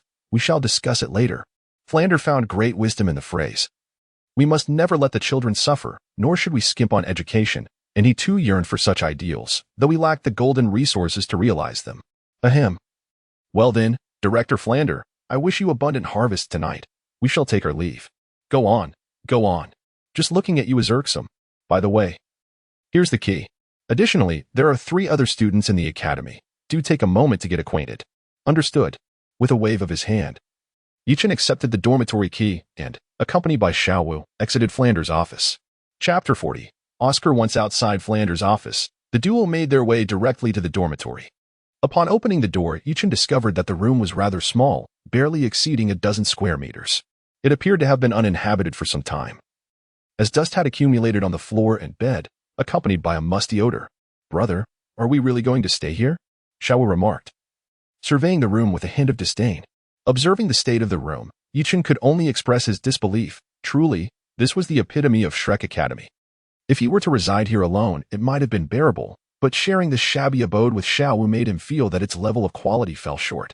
Consequently, Yichen accessed the system's marketplace, seeking to find any available simple housing for purchase. However, he soon stumbled upon a new target. Spirit-guided small villa.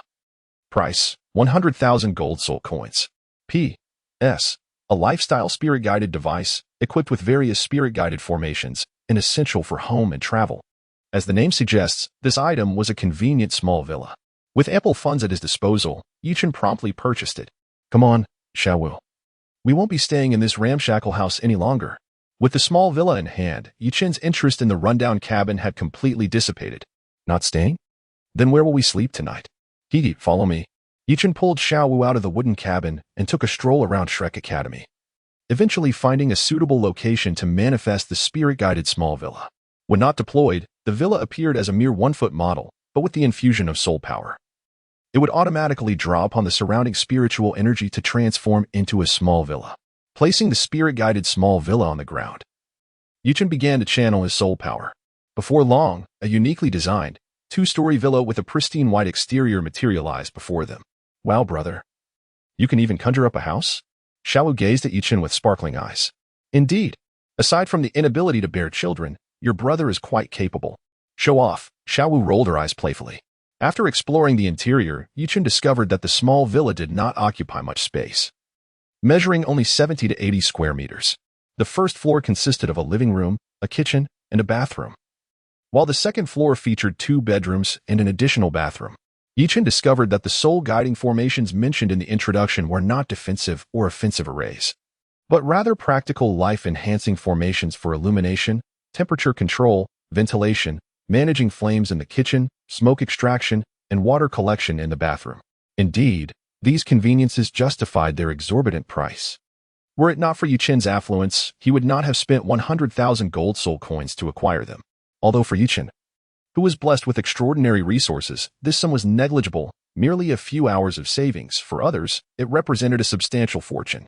Even a third-ring soul master who could claim subsidies from the spirit hall would need over 80 years to afford such an expense.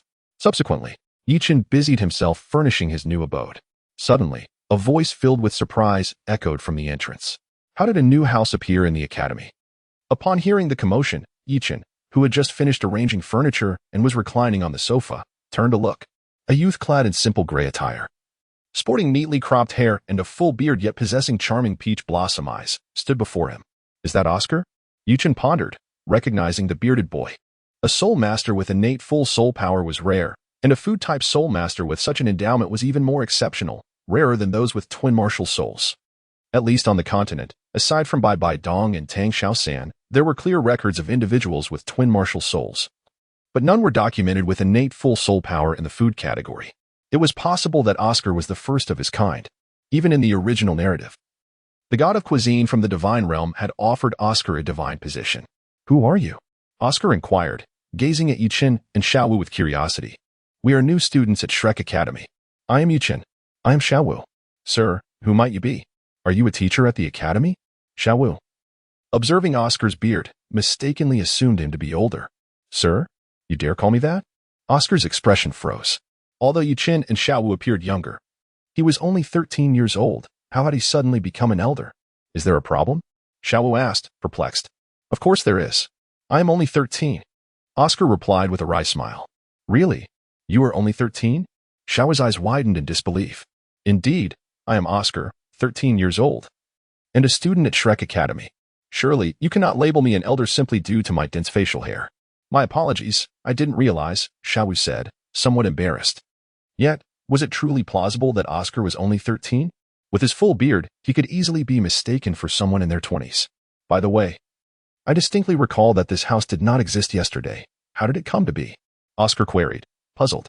This house is a soul guiding device, not a newly constructed building. A soul guiding device? There are even houses that function as such? Oscar's eyes widened in astonishment as he gazed at Yuchen. Yes, however, this soul guiding house is not significantly different from an ordinary one. It merely offers more convenience. I see, Oscar replied, raising an eyebrow. At that moment, another voice rang out from outside. What on earth?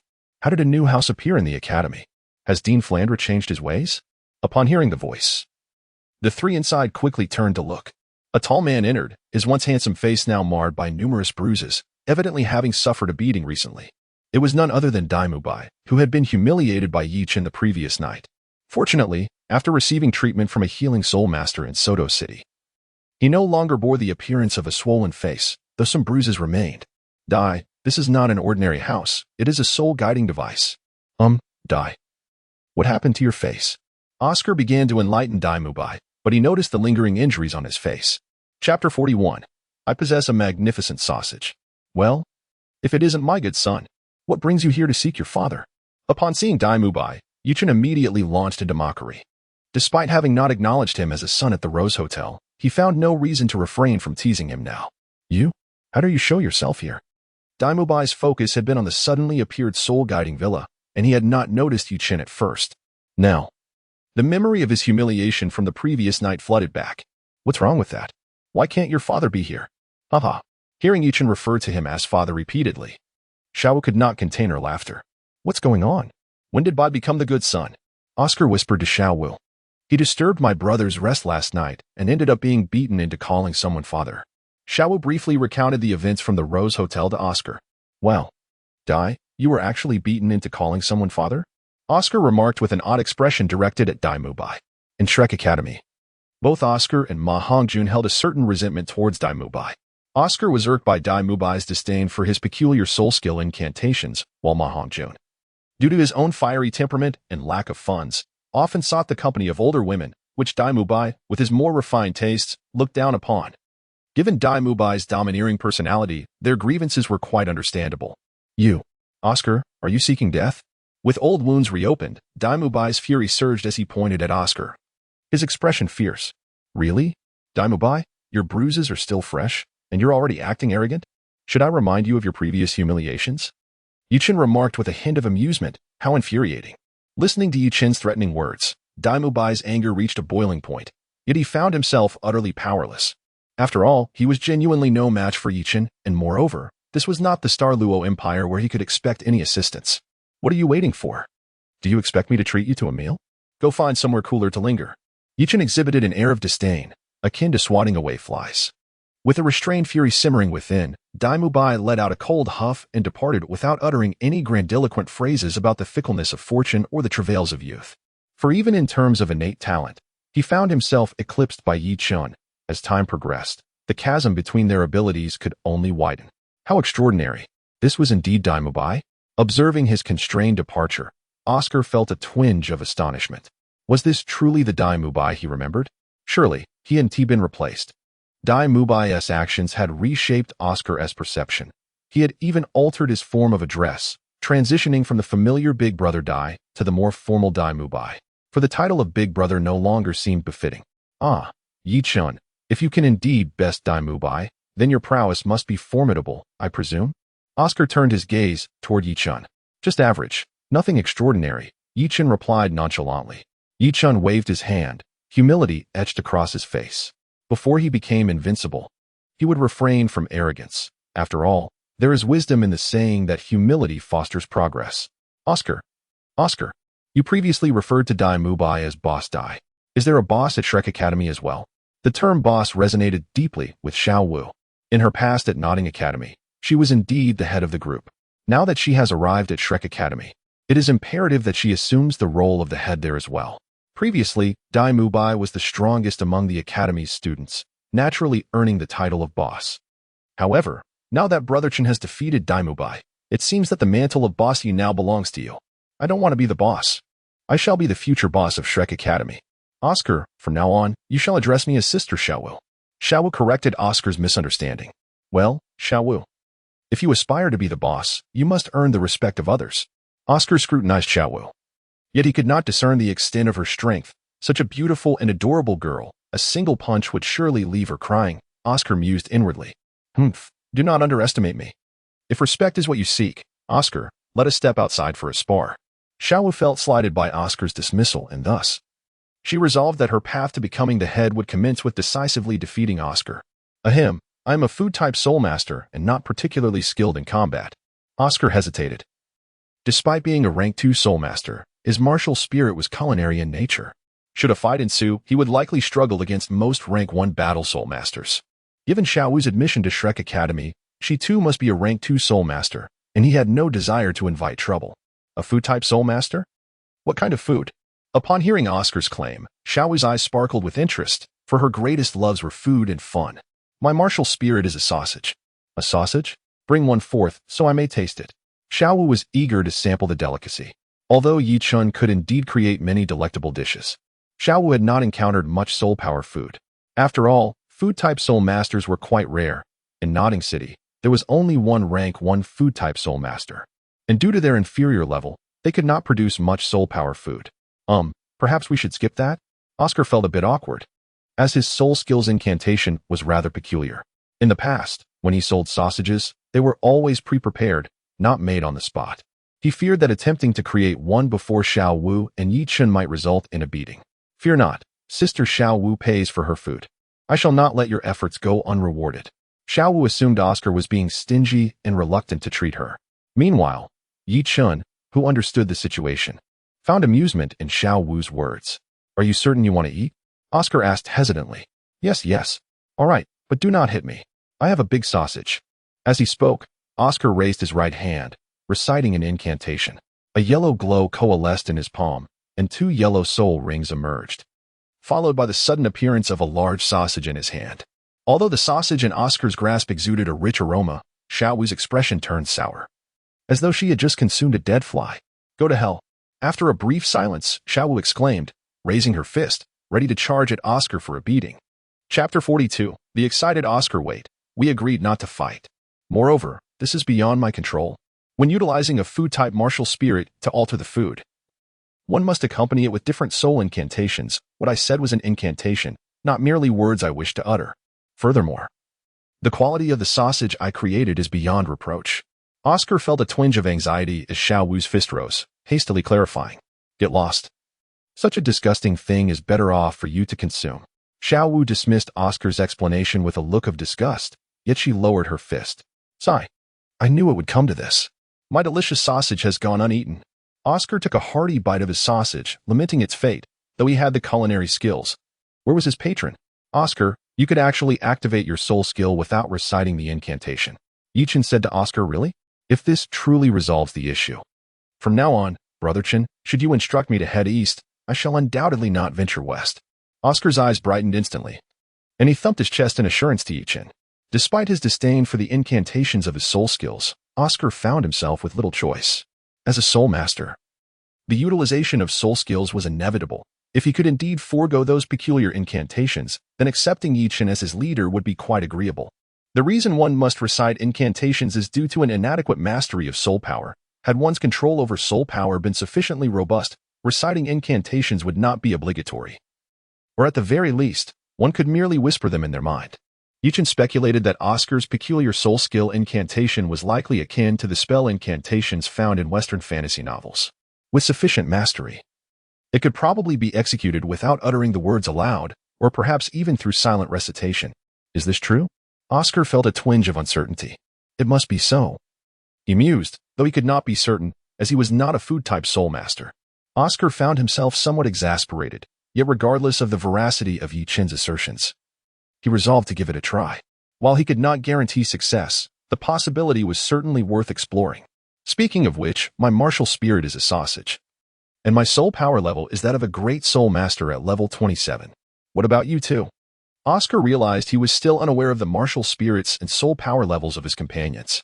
Martial spirit, soft-boned rabbit, a level 46 assault-type soul master. Martial spirit, Inkjade divine bamboo staff, a level 45 control-type soul master. Yichen and Xiao Wu unleashed their martial spirits, revealing 4 soul rings. 2 yellow and 2 purple, which emanated a brilliant glow. 4-ring soul sect. Oscar exclaimed in astonishment, taken aback by the fact that these 2 individuals, seemingly younger than himself, had already reached the status of a 4-ring soul sect, with levels of 45 and 46. It was no wonder that Dai Mubai was no match for them. Brother Chen, Sister Xiao Wu, is it too late for me to cling to your coattails? Oscar's initial reaction was one of shock, quickly followed by the desire to latch onto their strength. These were 2 formidable allies, and as a mere support-type soul master, he needed to hold on tightly. No way, you can't cling to Sister Xiao Wu's coattails. Xiao Wu retorted with a pout. Come on, Sister Xiao Wu. I'm just a food system soul master with no combat prowess. I can only rely on you, Oscar replied, feeling somewhat aggrieved. In truth, any soul master would be delighted to have food system or support system masters as teammates. However, the scenario changed when it came to oneself. Although food system and support system soul masters might hold a relatively higher status at the same level, they lacked real combat capability, leaving their safety unguaranteed. This was also a rule within the 7 Treasures Glaze sect, where support-type disciples were required to have partners with combat strength. Actually, food system soul masters can possess formidable combat abilities, Yichen remarked, stroking his chin. Is that true? Oscar was momentarily taken aback. If one were to acquire a set of 6 10,000-year soul bones, it would be tantamount to wielding 12 10,000-year soul skills, surpassing even the typical title Douluo in terms of skill quantity, and undoubtedly exceeding them in combat power. What's the point of saying that? Ordinary soul bones are already treasured items, let alone a complete set of 10,000-year soul bones. Oscar rolled his eyes, pondering how he could possibly gather 6 10,000-year soul bones. Even if he had a drink of fake liquor, it wouldn't lead to such absurdity. Aside from soul bones, there is another option. Oh, pray tell. As far as I know, there exists a soul beast named the Mirror Shadow Beast, whose innate soul skill allows it to replicate the soul skills of its opponents. If you were to later acquire a soul ring from a Mirror Shadow Beast, you could potentially replicate your sausage skills. In the original text, Oscar did just that. Yichen held no disdain for Oscar's character, despite his somewhat dubious soul skills. Oscar's character was commendable, prompting him to share this information. Really? Oscar's excitement surged. Every support-type soul master harbors a desire for offensive prowess. Unlike the support roles in games, where many can both fight and assist. In Douluo Continent, support-type soul masters without soul bones are often relegated to pure support roles. Why would I deceive you? However, it's best if the mirror shadow beast is of a higher age. If it's too young, it might not replicate soul skills effectively or may produce inferior results. Soul skills obtained from higher-age soul rings will always outperform those from lower-aged ones. If Oscar were to absorb a mirror shadow beast's soul ring early on, not only would he not necessarily achieve the replication of soul skills like in the original work, but the percentage of strength replicated by a sausage would likely diminish as well. Haha, that's wonderful. I will surely become a food system soul master with combat capabilities. Oscar was overwhelmed with excitement. No one wishes to lack formidable strength, especially someone with his innate talent. He was not merely an ordinary food system soul master destined for limited achievements. Rather, he was a food system soul master with innate full soul power, destined to become a titled Douluo of the food system. But if he were to become a titled Douluo devoid of any combat prowess, how tragic would that be? Oscar, does the academy have a cafeteria? As lunchtime approached, Yuchen pondered how to address the issue of their midday meal. There is one, but as for the food, Oscar hesitated, knowing that in his view, he would rather chew on a few of his own restorative sausages than eat from the Shrek Academy cafeteria. At least his restorative sausages had some meat flavor, right? Then let us skip it, shall we? Let us prepare our own meal. Yuchen recalled that before Yu Xiaojiang arrived at Shrek Academy, the cafeteria's meals consisted of nothing more than bland soup, merely sufficient to satiate one's hunger, with no regard for flavor. However, due to Yuchen's covert actions in reporting Tang Dazier and Tang Xiaosan, the latter did not attend Notting Academy, which meant there was no chance for Tang Xiaosan to become Yu Xiaojiang's disciple. Thus, it was likely that Yu Xiaojiang would not come to Shrek Academy the following year. Unconstrained by financial concerns, Yichun resolved to treat himself well. Since the cafeteria's offerings were unappetizing, he would prepare his own meals, especially since his home was equipped with a kitchen. As night fell, two figures hurriedly emerged from Shrek Academy, illuminated by the faint moonlight as they made their way towards Soto City. Under the cloak of darkness, nefarious deeds often unfolded, with wrongdoers taking advantage of the night. Flander, why are we dressed like this? Zhao Wujie, clad in a full set of night attire, asked Flander with a puzzled expression. Old Zhao, we are engaging in a bit of underhanded business. It's best we keep our identities concealed, Flander replied. Underhanded business? Flander, you're quite audacious, Zhao Wujie remarked, suddenly invigorated by the proposition. Our academy is currently short on funds, and I plan to borrow some golden soul coins from the gangs in Soto City, Flander explained. Since when did you become so unscrupulous? Have you identified a target? Zhao Wujie, known as the immovable king across the continent, was not one to shy away from questionable activities. It was only after becoming a teacher at Shrek Academy that he had tempered his temperament. Otherwise, he would have been a notorious figure. The notion of engaging in underhanded dealings did not weigh heavily on his conscience. I scouted Soto City earlier today. The Axe Gang is one of the top gangs in the area. Their leader, Li Gui, wields the mysterious Iron Axe and possesses a soul power level of a 6-ringed Soul Emperor, while his subordinates are at most 5-ringed Soul Kings. With our combined strength, they should be no match for us, Flander detailed. Though there were wealthier factions in Soto City than the Axe Gang, Flander was not reckless enough to act without caution. For instance, the Seven Treasures Glazed sect had the Seven Treasures Commerce Association, which undoubtedly held substantial wealth and was not guarded by a 7-ringed soul saint.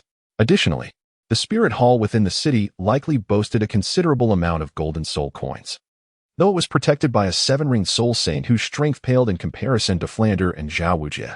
Nevertheless, Flander did not wish to provoke the Seven Treasures Glazed sect or the Spirit Hall. If word got out, Shrek Academy would soon find itself in dire straits. The Seven Treasures Glazed sect was among the top 3 sects, while the Spirit Hall was the most powerful soul master organization on the continent, an entity Shrek Academy could not afford to cross. The Axe Gang? Well, it appears they have drawn the short straw, Zhao Wujie mused, taking a moment to mourn the fate of Li Gui, the leader of the Axe Gang, knowing that tonight would likely spell disaster for him. Later that evening, within a lavish mansion in Soto City, Li Gui, the leader of the Axe Gang, was blissfully indulging in the company of 2 delicate concubines, reveling in the pleasures of the moment. Suddenly, a series of loud knocks echoed through the room, jolting him from his delight. What the hell? Who dares interrupt my leisure? Li Gui muttered angrily, quickly checking his valuables. After confirming all was well, he began to curse under his breath. The persistent knocking only fueled his ire, prompting him to don his clothes and investigate the source of the disturbance. Outside, Zhao Wujie chuckled. Flander, you truly are wicked, interrupting someone at such an intimate moment. With the keen hearing of a high-ranking soul master, Zhao Wujie had discerned the peculiar sounds emanating from within the room, realizing that the occupants were engaged in a rather private activity. Cough, cough, old Zhao, keep it low-key. We must not reveal our identities, Flander cautioned in a hushed tone.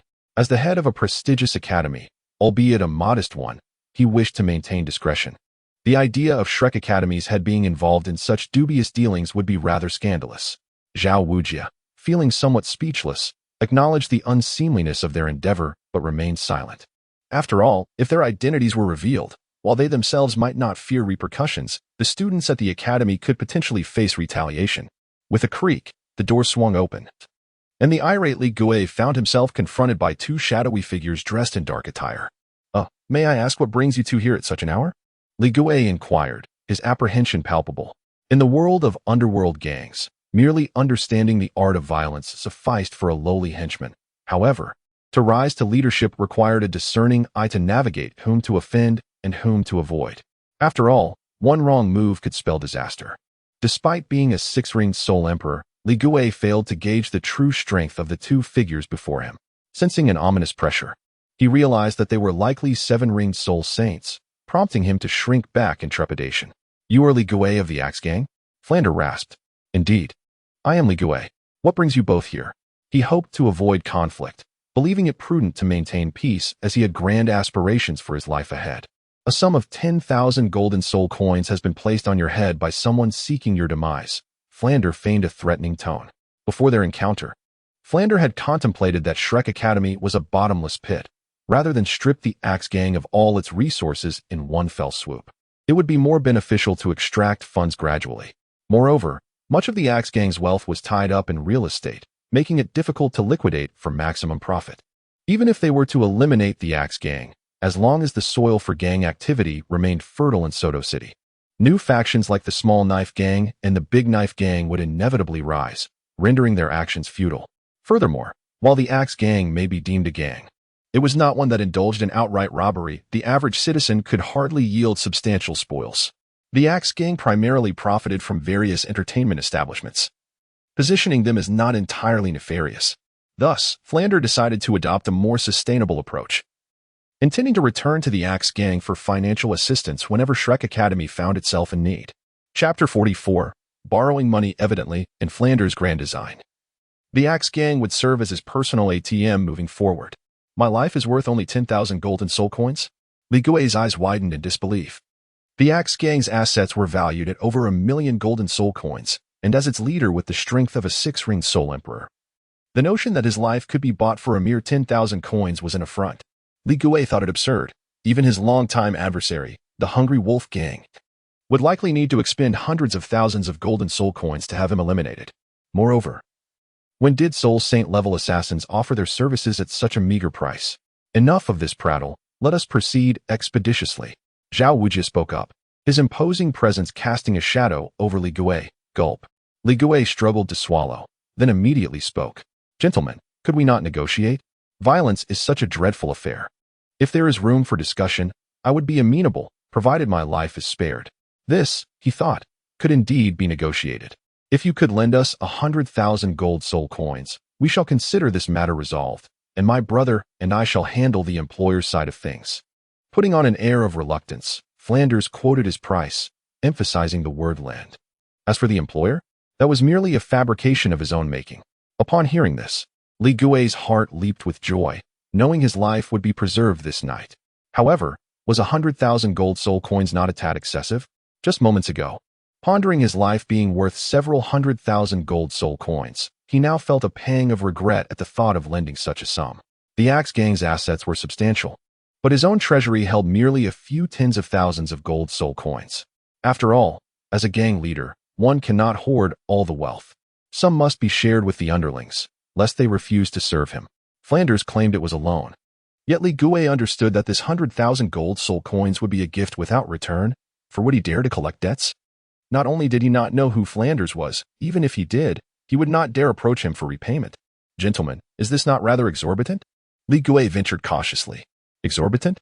If you find it so, then save it for your next life. Zhao Wujie sneered, his demeanor suggesting imminent violence. Wait, I shall pay. Realizing Zhao Wujie was about to strike, Li Gui panicked and ceased his bargaining. Compared to wealth, his life was paramount. He would not haggle over 100,000 gold soul coins, nor would he negotiate the entirety of the axe gang's worth. The following morning, the clear sound of bells resonated throughout Shrek Academy. Yichen and Xiao Wu, who were having breakfast in the kitchen, paused in surprise. Brother, what is the meaning of this bell? Xiao Wu inquired.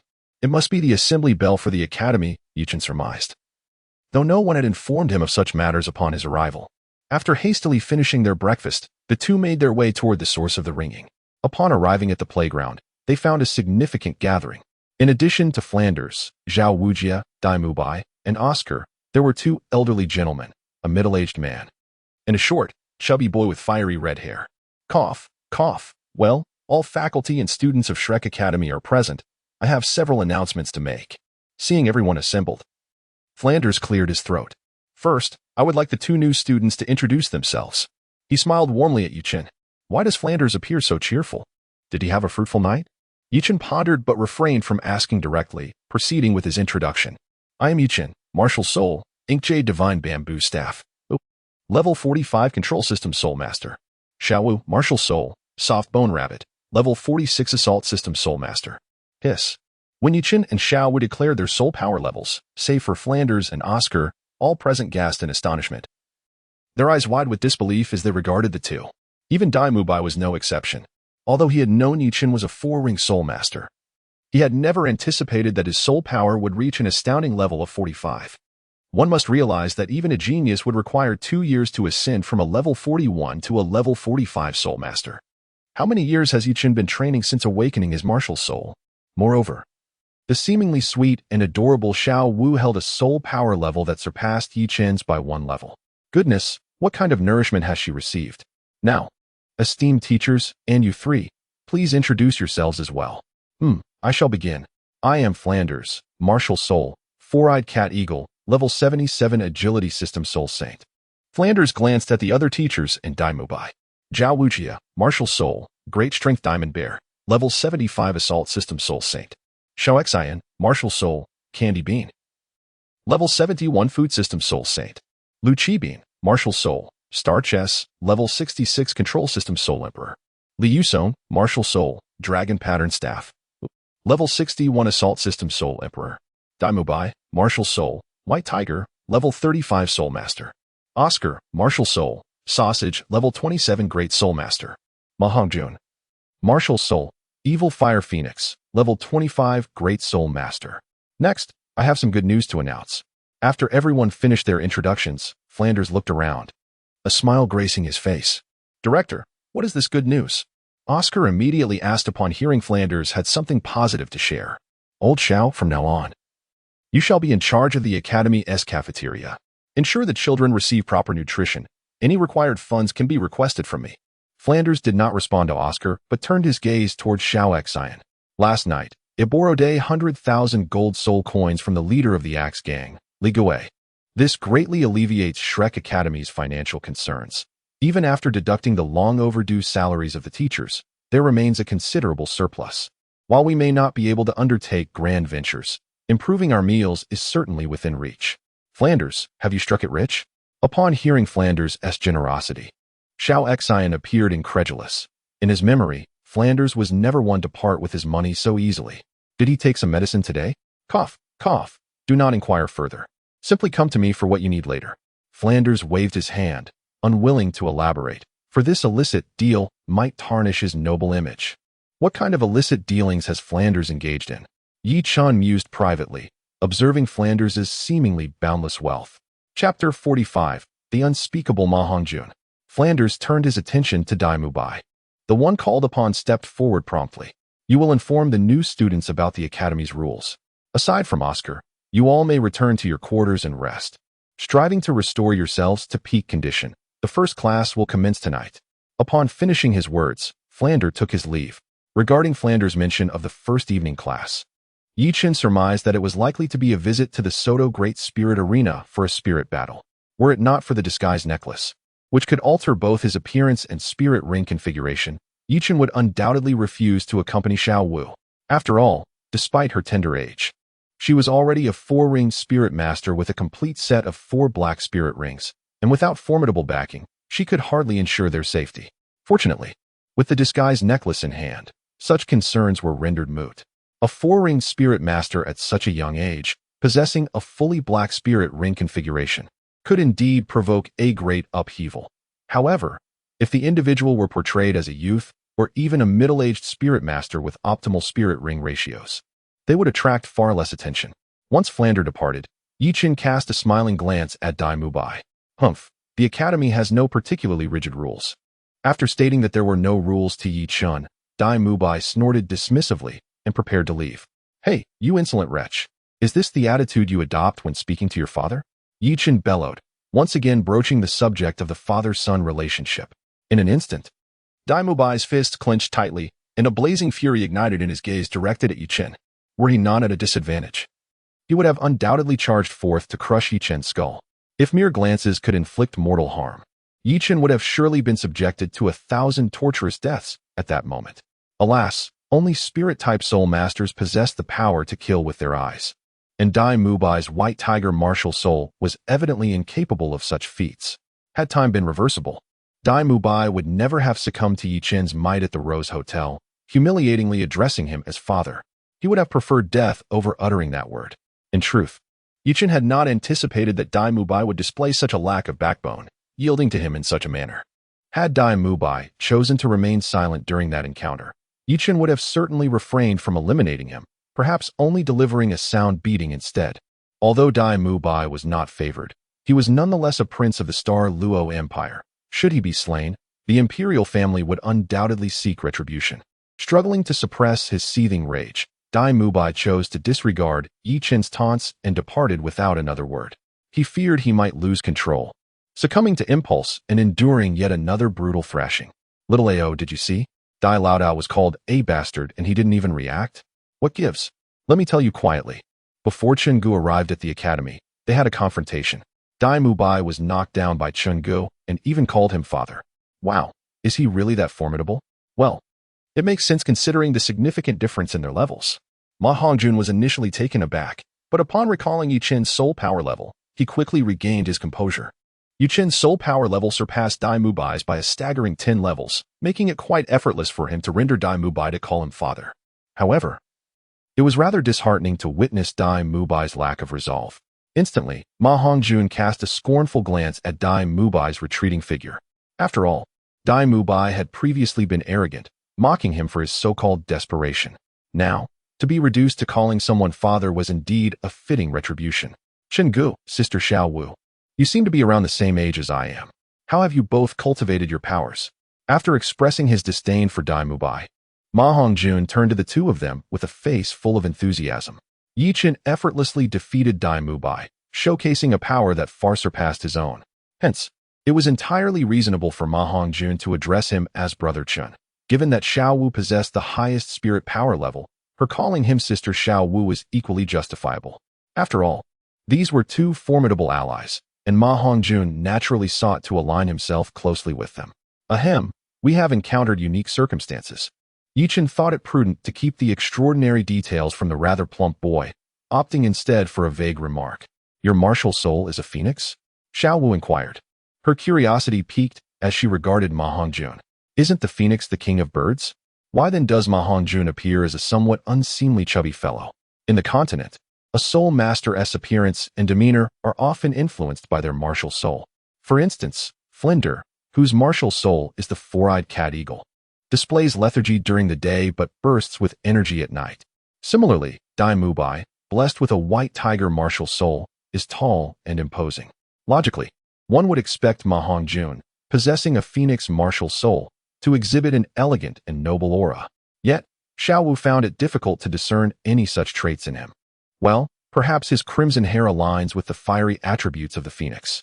Ahem, my martial soul is the evil fire phoenix, Ma Hongjun admitted sheepishly. Why the evil fire phoenix?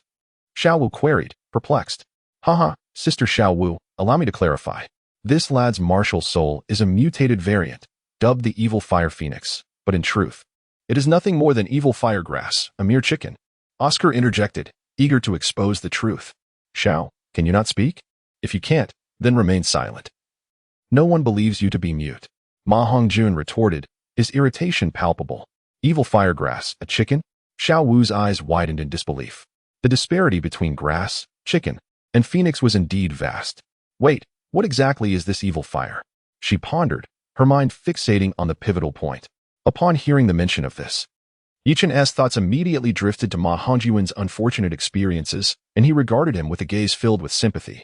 It must be noted that Ma Hongjun's ascent to the rank of a 25th level Great Soul Master was no small feat.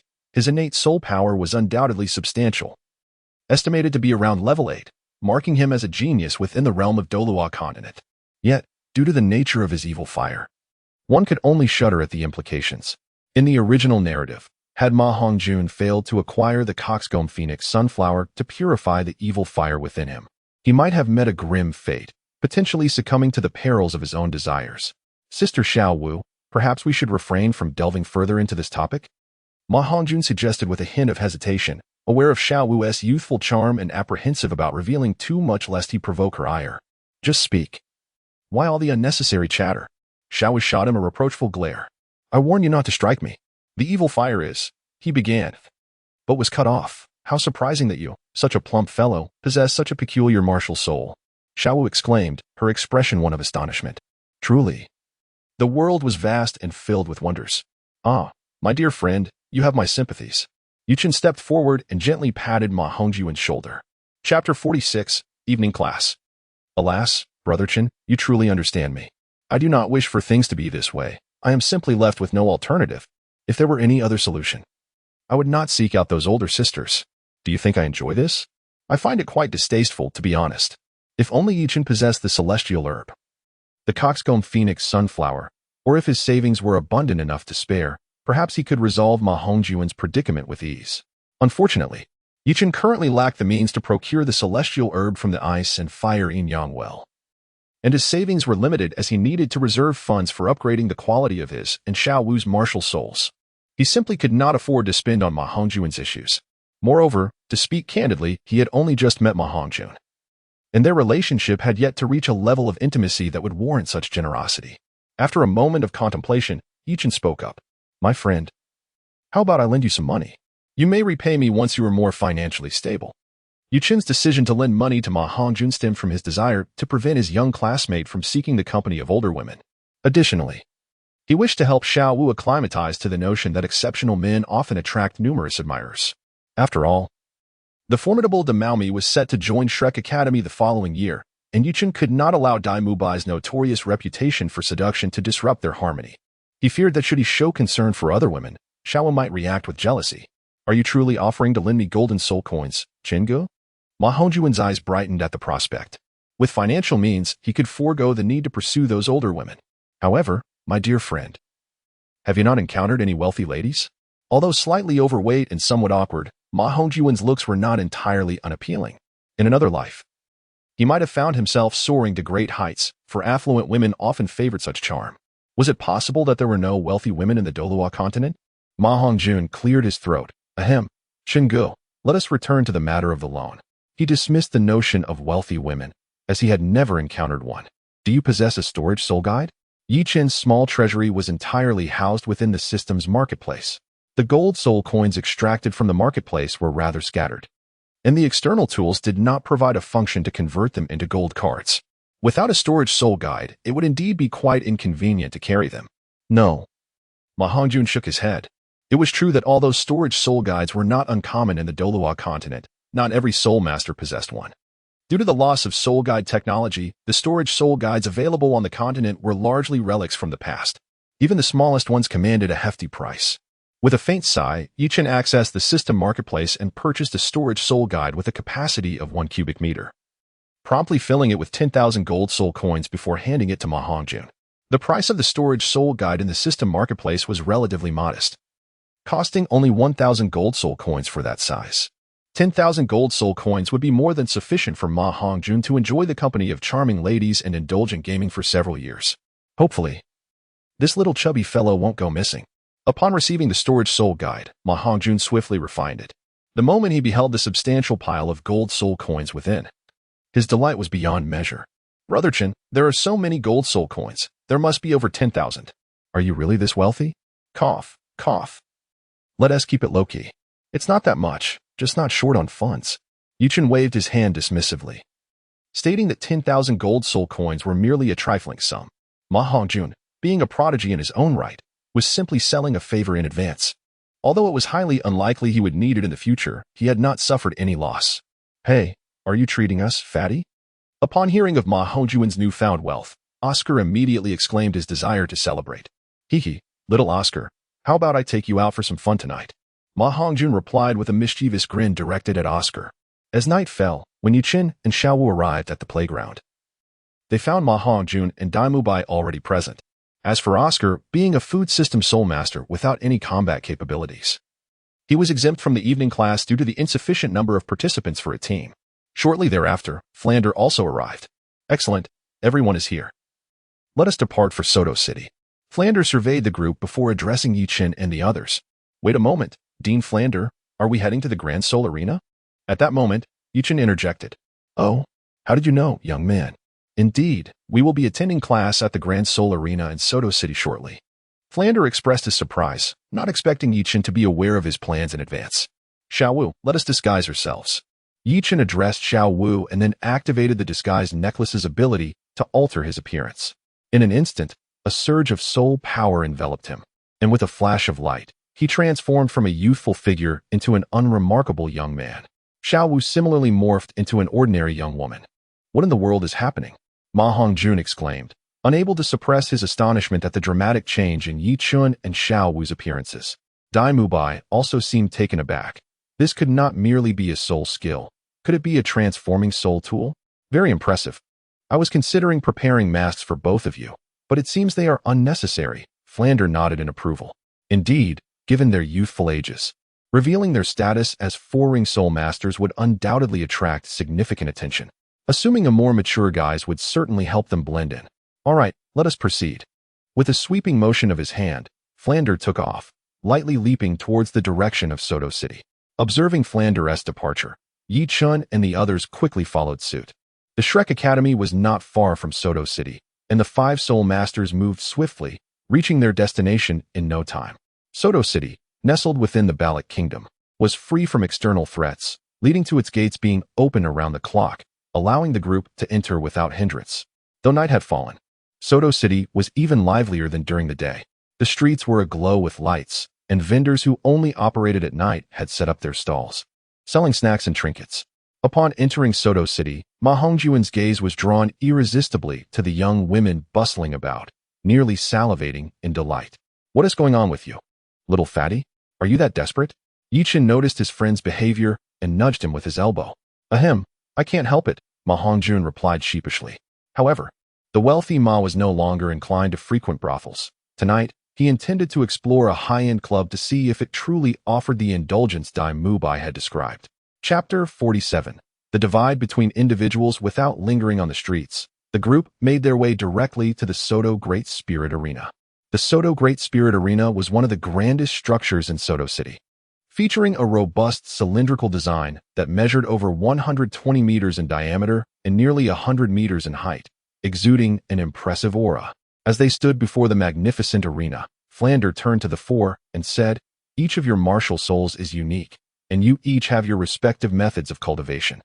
What the Academy can teach you is how to better utilize your martial souls, acquire superior soul rings, and gain invaluable combat experience to unlock your full potential. Additionally, you will learn various aspects of martial souls and the current state of soul masters on the continent. Among all that you need to learn, the most vital is combat experience. In cases where soul power levels are equal and other factors are comparable, the amount of combat experience will determine the outcome of a battle. Only through continuous combat can you enhance your adaptability in battles. Thus, your first lesson is to gather combat experience at the Great Spirit Arena." Upon hearing this, Yichen nodded slightly. Indeed, Flander was correct. Practical experience was of utmost importance. In the original narrative, despite Qian Rinxue possessing the soul power level of a soul sage, her lack of combat experience led to her defeat by Tang Xiaosan, a soul emperor. This clearly exemplified the significance of practical experience. However, Yichen believed that as long as one achieved a competent level of practical experience, it sufficed. There is a saying, a single blow can overcome 100 techniques. If the disparity between opponents were too great, even the highest level of practical skill would be futile. Every soul master entering the Great Spirit Arena would only be referred to by the term dueling soul. With each victory, they would earn points. And upon reaching a certain threshold, their badge level would rise. This badge symbolized their rank within the arena and was recognized across all major cities on the continent. A higher badge level provided numerous benefits, which I shall not elaborate on. Badge levels are categorized by the quality of materials, starting from the Iron Badge, or Iron Dueling Soul, followed by Copper, Silver, Gold, Purple Gold, Sapphire, Ruby, and Diamond, totaling 8 ranks. Your task is to secure at least a Silver Dueling Soul badge before graduation. Do you understand? Flanders scanned the 4 of them. A Silver Dueling Soul? That's only the 3rd tier. Isn't that simple? Xiaowu chimed in innocently. Simple? Do you think a Silver Dueling Soul grows on trees? Mubai enlightened Xiaowu about the requirements for upgrading badge levels. Flander was exasperated with Xiaowu's navet. Once registered in the Great Spirit Arena, you start as an Iron Dueling Soul. To advance from Iron to Copper, you need 100 points. Each victory grants you 1 point, but a loss deducts 1 point. If you achieve more than 5 consecutive victories, each additional win will grant you 10 points, and 10 consecutive wins will yield 100 points. However, even if you attain Copper Dueling Soul status, if your points fall below 100, you will lose that rank. Advancing from Copper to Silver requires 1,000 points. In battles among Copper Dueling Souls, each victory earns you 10 points, with losses deducting 10 points as well, maintaining the same scaling for consecutive wins. As of now, I've fought 42 matches, with a record of 23 wins and 19 losses, currently holding 4 points and still an Iron Dueling Soul, Dai Mubai remarked disdainfully, believing Xiaowu was overly presumptuous. You are you, and we are we. Haven't you ever heard that the gap between individuals can sometimes be greater than that between man and dog? Before Xiaowu could respond, Yichen interjected. It was no joke, though he and Xiaowu presented an optimal soul ring configuration of 2 yellow and 2 purple. In reality, they both possessed 4 black rings. Moreover, both had cultivated the creation meditation method, creation body refining technique, and creation soul refining decision, endowing them with soul power quality, physical strength, and mental fortitude that far exceeded their peers. Additionally, their martial souls were of the highest caliber. Possessing top-tier martial souls in the Great Spirit Arena was exceedingly rare. Yichun even possessed a 10,000-year external spirit bone. If he could not triumph over soul masters of the same rank, he might as well find a block of tofu to end it all, sparing himself from humiliation. Listening to Yichen compare himself and Dai Mubai to humans and dogs, Flander and Ma Hongjun exchanged glances, sensing a rising tension in the air. Dai Mubai's temper flared, pointing at Yichun, momentarily at a loss for words. What about me? Little brain, how about we make a wager? Dai Mubai hesitated. If Xiaowu and I are unable to achieve consecutive victories before obtaining the Silver Dueling Soul badge, I will never again mention you calling me daddy. Really? Dai Mubai's eyes instantly lit up. Indeed, this is promising, but we must exclude the scenario of our direct confrontation. If Xiaowu and I succeed, what price are you willing to pay? Yichun said with a playful expression. Humph, you propose the terms, and I shall honor my word. Dai Mubai immediately assured with a pat on his chest. You set the conditions? Very well, but I have yet to formulate them. I shall keep it in mind for now and share once I have decided. Turning to Dean Flandra, he added, please bear witness to our agreement. Upon hearing this, Yichen nodded in satisfaction and addressed Flandra beside him. What is the meaning of this calling you father? Dean Flandra inquired curiously, puzzled by the unusual dynamic between the two. Especially how Dai Mubai would refer to Yichen as father. Ahem, Dean Flandra, do not concern yourself with such trivial details. Yichen waved his hand, unwilling to engage in further conversation with Flander. I do not believe you can maintain an unbroken winning streak. Regarding Yichen's ability to continue his victories, Dai Mubai held a firm disbelief. In his eyes, Yichen was merely someone with a slightly higher soul power level. At a tender age, Yichen has already attained the formidable rank of level 45 Soul Master, yet he undoubtedly lacks substantial combat experience, which remains his most significant disadvantage. Moreover, in the Grand Soul Arena, Yichen is bound to encounter adversaries whose soul power levels surpass his own. Dai Mubai harbors doubts about his ability to maintain an unbroken winning streak. A newly registered Iron Soul Master can accumulate 5 points by achieving 5 consecutive victories. Upon reaching 10 victories, one would amass 55 points, and by winning the 11th match, the total would rise to 155 points, thus enabling a promotion to Copper Soul Master. To ascend to Silver Soul Master status, an additional 9 consecutive victories are requisite. This implies that for Yi Chun to secure victory in this wager, both he and Xiao Wu must achieve a total of 20 consecutive wins. If either of them falters at any point during this period, Dai Mubai will claim triumph in this bet. Chapter 48. The Rogue Rabbit Duo. Upon entering the Grand Soul Arena, the first sight that greets the eye is a colossal stone tablet inscribed with an array of names. Yi Chun recognizes this monument. It bears the names of those who perished in the arena during soul duels. The registration process for participating in the soul battles is remarkably straightforward. One merely needs to complete a form detailing their name, age, place of birth, and martial spirit to receive the initial Iron Soul Master badge. Additionally, a fee of 10 gold coins is required for registration. The staff at the arena also conducts a soul power level assessment to ascertain each participant's rank. Prior to every duel, such evaluations are performed to prevent soul masters from misrepresenting their soul power levels. Although both Yi Chun and Xiao Wu possess commendable soul power levels, having reached the realm of the 4-ring soul master, their youthful appearances, after some disguise, do not elicit any astonishment. Within the Grand Soul Arena, while each soul master is permitted to engage in only one duel per day, they may simultaneously partake in various types of battles. The most common formats include one-on-one duels, 2-on-2 contests, and the most exhilarating team battles. The number of participants in team battles can be negotiated between the opposing sides, typically ranging from 7 to 10 participants, though it is customary for team battles to consist of 7 versus 7. After completing the registration process, they proceeded to arrange their duels. Since the group arrived together, they were assigned to the 14th sub-arena for their matches. However, the soul power levels among the 4 varied. Ma Hongjun faced a great soul master. Dai Mubai contended with a 3-ring soul sovereign, while Yi Chun and Xiao Wu's opponents were solely 4-ring soul masters. Xiao Wu, let us register for a 2-on-2 duel, Yi Chun suggested. She replied. The points earned from victories in 1-on-1 and 2-on-2 duels are interchangeable, allowing the pair to expedite their acquisition of the Silver Soul Master badge. Subsequently, Yi Chun escorted Xiao Wu away from the 1-on-1 duel area to register for the 2-on-2 contests. The registration fee is 10 gold coins, and for each victory, you shall earn 10 soul coins, the staff member at the Grand Soul Arena stated in a professional manner, collecting the fees from them. As they had previously registered, they merely needed to present their Iron Soul Master badges without filling out any additional forms. Please provide a name for your duo, the staff member requested. Yi Chun was aware that pairs participating in 2-on-2 duels and team battles must designate a name for their group to facilitate the announcer's introductions.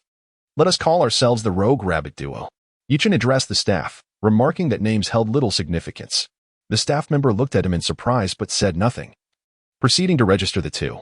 Brother, why is our duo called Rogue Rabbit? Xiao Wu inquired, pondering if the name implied she was a rogue. I am the rogue. And you are the rabbit. Does that not make us the Rogue Rabbit Duo? Xiao Wu remained silent.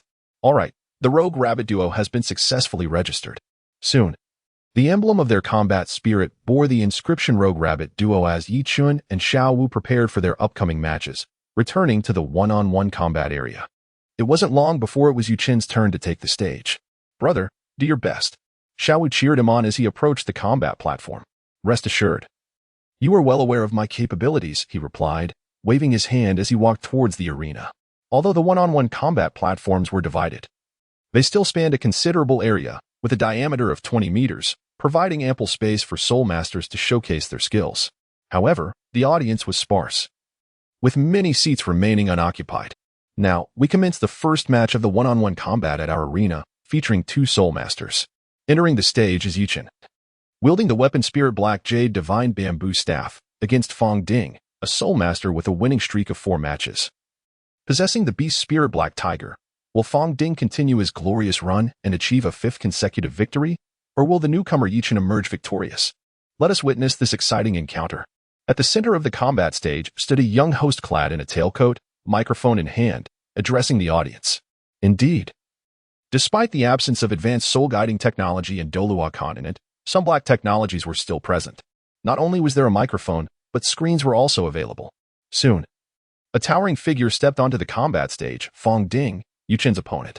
Standing over 2 meters tall with broad shoulders, he embodied the physique of a muscular warrior. In contrast, Yu Chen, disguised, stood at around 1 meter 80, making him appear significantly less imposing next to his opponent. However, in combat, physical stature does not solely dictate strength. If it did, those towering over 2 meters would easily dominate others, which was not the case, perhaps due to Fong Ding's impressive abilities and popularity. A number of enthusiastic fans erupted into cheers upon his arrival. Fong Ding, Weapon Spirit, Black Tiger, Level 49 Assault System Soul Master. When Yu Chen entered, Fong Ding did not rush to attack. Instead, he greeted him. Yu Chen, Weapon Spirit, Black Jade Divine Bamboo Staff, Level 45 Control System Soul Master. Acknowledging the courtesy, Yu Chen responded in kind. Little brother, do be cautious. Black Tiger embody. With that, Fong Ding activated his Weapon Spirit, causing his already imposing figure to swell further, as 2 yellow and 2 purple soul rings shimmered around him. An optimal soul ring configuration? Quite rare indeed. Although Fong Ding's 2 yellow and 2 purple rings paled in comparison to Yu Chen's 4 black rings, the cumulative age of Fong Ding's rings did not surpass that of any of Yu Chen's. In reality, achieving an optimal soul ring configuration is a remarkable feat, as over half of soul masters possess their first soul ring as a white, sub-100-year ring. Notably, in the original narrative, the snake spear Douluo, Shilong, a titled Douluo, had a 5th soul ring that remained a purple 1,000-year ring, a rather unimpressive feat. It is worth mentioning that Shilong is the sole titled Douluo who failed to attain even a low-end optimal soul ring configuration. What constitutes a low-end optimal soul ring configuration? Given the rarity of 100,000-year soul beasts, if a titled Douluo has a configuration of 2 yellow, 2 purple, and 5 black rings, it is considered a low-end optimal setup. The standard configuration would typically include 2 yellow, 2 purple, 4 black, and 1 red. As Fong Ding activated his Weapon Spirit, Yu Chen wasted no time, summoning his Black Jade Divine Bamboo Staff, which also displayed 2 yellow and 2 purple soul rings. Second soul skill, Black Tiger Roar. With a thunderous roar, Fong Ding's second soul ring glimmered, and a massive black tiger phantom emerged behind him, unleashing a deafening growl. An intangible sound wave rapidly surged toward Yu Chen. Roar? Yu Chen raised an eyebrow, not particularly concerned. It was not that he looked down upon this soul skill. Rather, this type of sound wave soul skill had a broad range of attack, but, being merely a century-old technique, its power was relatively limited. Any soul master with decent physical attributes and mental fortitude could easily withstand it. Perhaps this soul skill had been effective when Fong Ding was still a second-ring soul master. But now that Fong Ding had ascended to the 4th ring, its efficacy against soul masters of comparable rank was rather lackluster, especially against someone as formidable as Yu Chen. Although the potency of lower-age soul skills does increase with the rise in soul master ranks, they still fall short when compared to their higher-aged counterparts. Unless one possesses a soul skill that offers a fixed percentage boost, employing a lower-aged soul skill against an equally ranked opponent appears rather futile. As Yu Chen had anticipated, once the tiger roar sound wave descended, it merely caused a momentary lapse in concentration for him, thanks to the protective barrier of soul power he had already established. He emerged from the encounter virtually unscathed. Seeing his soul skill yield little effect on Yu Chen, Fong Ding charged forward, intent on engaging in close combat. It is well known that control-type soul masters often lack direct offensive capabilities and are best paired with those who excel in brute or agile attacks to maximize their combat potential. However, in terms of tenacity, control-type soul masters are undoubtedly the most formidable to contend with. The optimal strategy against them is to leverage one's own advantages in close quarters, denying the opponent any opportunity to employ their soul skills. Unfortunately, Fong Ding's speed was somewhat lacking. Before he could reach Yu Chen, the latter's soul skill was already in motion. With a flicker of his second soul ring, Yu Chen wielded his inked Jade Divine Bamboo Staff, summoning a phantom of the staff that soared toward Fong Ding's head. Thud. Fong Ding had contemplated evading the strike, but the speed of Yu Chen's staff phantom was too swift to escape. He was struck squarely on the head. From below the observation platform, Ma Hongjun gaped at the peculiar method of Yu Chen's soul skill. Sister Xiao Wu, is it truly so unconventional for Brother Chen's soul skill to hit like this? Ma Hongjun noted that while the effectiveness of the soul skill remained uncertain, one thing was clear. Yu Chen's technique was laden with humiliation. Let me tell you, My brother's soul skill is utterly unavoidable for soul masters of the same rank, and it possesses an exceptionally potent special effect. In Xiaowu's eyes, not only was Yu Qin's soul skill deeply insulting, but its effectiveness was also formidable, a fact she had experienced firsthand. Meanwhile, Fong Ding, struck by the bamboo staff, felt his senses dull. Initially, he intended to charge at Yu Qin, but instead found himself veering to the left. Given the compact nature of the battle arena and Fong Ding's rapid speed, he had no time to halt his momentum, resulting in him careening off the edge of the stage. In the arena, once a competitor exits the confines of the battle stage and touches the ground beyond, it signifies their defeat. With Fong Ding now outside the arena, the outcome of this duel was evidently decided. In an instant, the previously buzzing 14th battle arena fell silent. The audience began to murmur amongst themselves. What just happened? Did Fong Ding really just leap off the stage? I wonder if this is a fixed match? If you don't know, refrain from speculating. This is undoubtedly the effect of a control soul skill. Fong Ding must have lost his sense of direction after being struck and, with the arena's limited space, could not stop in time, resulting in his exit. The announcer soon realized the situation and quickly approached the battle stage, declaring loudly, "I hereby announce that in this duel, Master Yi Chun of the Soul Master Sect emerges victorious. His record stands at 1 win and 0 losses. Master Yi Chun, please proceed to the registration for your points." Upon hearing this, Yi Chun nodded. However, he felt a bit sheepish at being addressed as Master Yi Chun. After all, he was merely a 4th-ring soul master, hardly deserving of such a grand title. Yet, one could not deny that while the Douluo Continent is often referred to as a fantasy underworld, the power of a titled Douluo pales in comparison to the might of a large excavator from his past life. Nevertheless, the hierarchy of soul master titles does carry a certain prestige.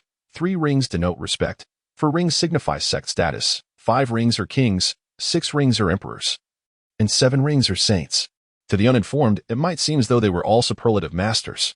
A peculiar thought crossed Yi Chen's mind as he recalled certain memes. My son XX possesses the potential of an emperor. The fervor it incited was palpable. Yet the individual turned out to be merely a 6-ring soul emperor. Beneath the saint, all are but ants, they boasted, only to be revealed as a 7-ring soul saint. Descending from the battle stage, Yi Chen made his way to register his points and collect the reward of gold soul coins for his victory.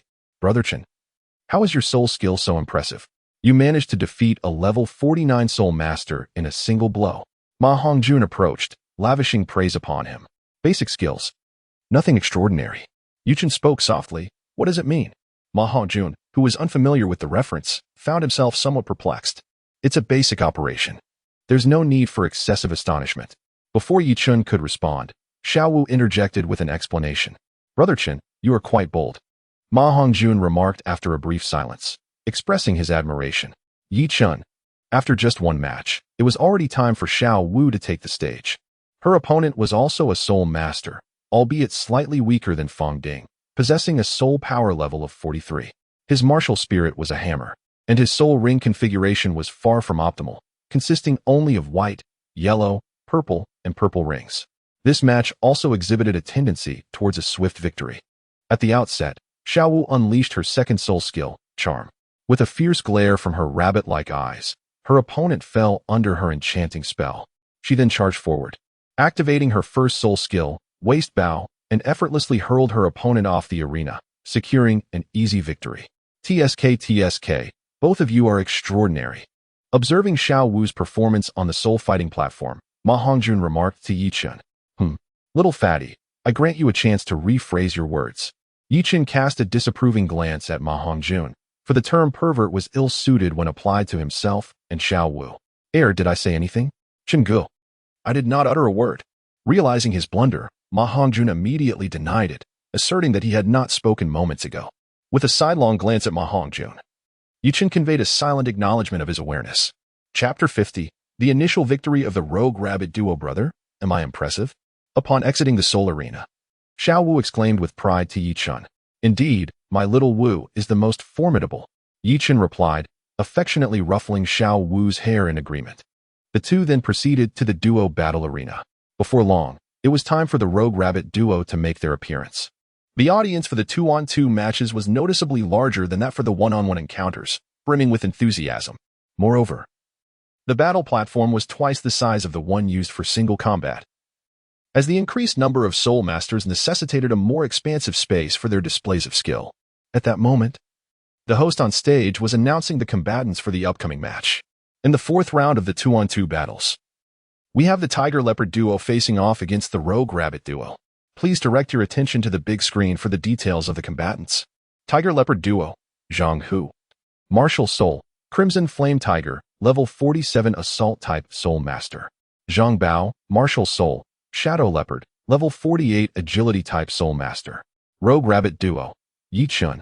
Possessing the Martial Soul of the Ink Jade Divine Bamboo Staff, stands as a level 45 Control System Soul Master. Xiao Wu, with the Martial Soul of the Softbone Rabbit, is a level 46 Assault System Soul Master. Now, let us welcome the two teams to the stage. As they step onto the Soul Arena, Yi Chun and Xiao Wu quickly notice their opponents, the Tiger Leopard duo, who appear to be around 40 years of age. One is tall and imposing, while the other is agile and athletic. Their striking resemblance suggests they are likely brothers. Although their martial souls differ, it is presumed they have inherited them from their respective parents. The two sides commence the release of their martial souls, marking the official beginning of the battle. No sooner had the host finished speaking than Zhang Hu and Zhang Bao activated their martial souls, each adorned with 2 yellow and 2 purple soul rings. Are they both equipped with the optimal soul ring configurations? Yi Chun raised an eyebrow, surprised to discover that both individuals possessed optimal soul ring configurations. However, this was to be expected. Achieving levels 47 and 48 in one's 40s, while not indicative of extraordinary talent, was commendable. It was evident that their elders were also soul masters. Even if one could not attain the utmost limits, securing 2 yellow and 2 purple rings was certainly feasible. Typically, soul masters fail to achieve the ideal soul ring distribution, often settling for a 1st and 5th ring. If one does not elevate their soul power to level 10 within the 6 years at a junior soul master academy, they will be unable to progress to a senior academy after graduation, as they lack the capability to hunt century-old soul beasts alone. Furthermore, without becoming a formal soul master, one cannot receive the low-level soul master subsidies, leaving ordinary individuals without the means to hire someone to guide them into the soul-hunting forest for the necessary soul rings. In the face of a 10,000-year soul beast, most soul kings would struggle alone. Thus, without joining a faction or finding a harmonious team of soul masters, acquiring a 10,000-year soul ring would be impossible, compelling one to settle for a 1,000-year soul ring instead. Little Wu, deal with that powerful attacker first. The Ink Jade Divine Bamboo Staff manifested in Yi Chun's hands as he briefly outlined their strategy. Understood. Little Wu nodded slightly. Meanwhile, Zhang Hu and Zhang Bao, having summoned their martial spirits, immediately launched their assault. First soul skill, Phantom Claw. First soul skill, Crimson Flame Tiger Strike. One was a powerful attacker, while the other focused on agility. To counter Yi Chun and Little Wu's control-enhanced defensive combination, they knew they had to engage in close combat, denying Yi Chun, the control-type soul master, any opportunity to unleash his abilities, for defeat would surely follow otherwise. First soul skill, Binding. In an instant, Yi Chun unleashed his first soul skill against the agile Zhang Bao. A shadow of a bamboo staff swiftly emerged from Yi Chun's body, descending upon Zhang Bao's head in an instant. With a resounding thud, the impact reverberated, and 3 azure rings materialized around Zhang Bao, binding him in place and rendering him immobile. Despite the bamboo staff's relatively weak attack power, Zhang Bao, still dazed from the blow, soon regained his senses. However, he felt utterly incapacitated. As an agile attack-type soul master, his defenses were notably fragile, hardly superior to those of food or support-type soul masters. With his movements restricted, he had effectively become a living target.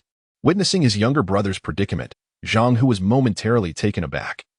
Yet Yi Chun and Xiao Wu showed no mercy to their dazed adversaries. Utilizing his second soul skill, Chaos, the bamboo staff shadow struck Zhang Hu's head, disorienting him. Immediately, Xiao Wu charged forward, employing her waist bow to slam Zhang Hu forcefully to the ground of the battle arena. Upon collision with the hard surface, Zhang Hu felt as though his spine might shatter, and blood spilled from his mouth. Seizing the advantage, Xiao Wu kicked the disoriented Zhang Long off the stage. With one opponent dispatched, Xiao Wu wasted no time and rushed to the immobile Zhang Bao. Wait, I concede. Before she could strike, Zhang Bao, recognizing the dire situation and the futility of victory, surrendered outright. TSK, how disappointing, Xiao Wu pouted, feeling somewhat let down that her warm-up had been cut short by her opponent's surrender. After all, this was not a life-or-death battle, with the opponent conceding. There was no need to continue. Upon hearing Zhang Bao's concession, a dark line appeared on his forehead. It was not a matter of lacking courage, rather. The opponent was simply too formidable. Before he could even make a move, Zhang, who had been effortlessly defeated, continuing to resist would lead to inevitable defeat. So why not concede? At the very least, surrendering would spare him from physical pain. I hope my brother isn't hurt too badly. Otherwise, I'll have to answer to my sister-in-law. Zhang Bao thought to himself. I declare that the rogue rabbit duo is victorious. Upon witnessing Zhang Bao's surrender, the host promptly announced the outcome. Subsequently, Yichen and Xiao Wu recorded their points, collected their gold soul coins, and exited the team battle area. Upon entering the one-on-one arena, they found Dai Mubai and Ma Hongjun had also completed their matches. Dai Mubai had lost, while Ma Hongjun had triumphed.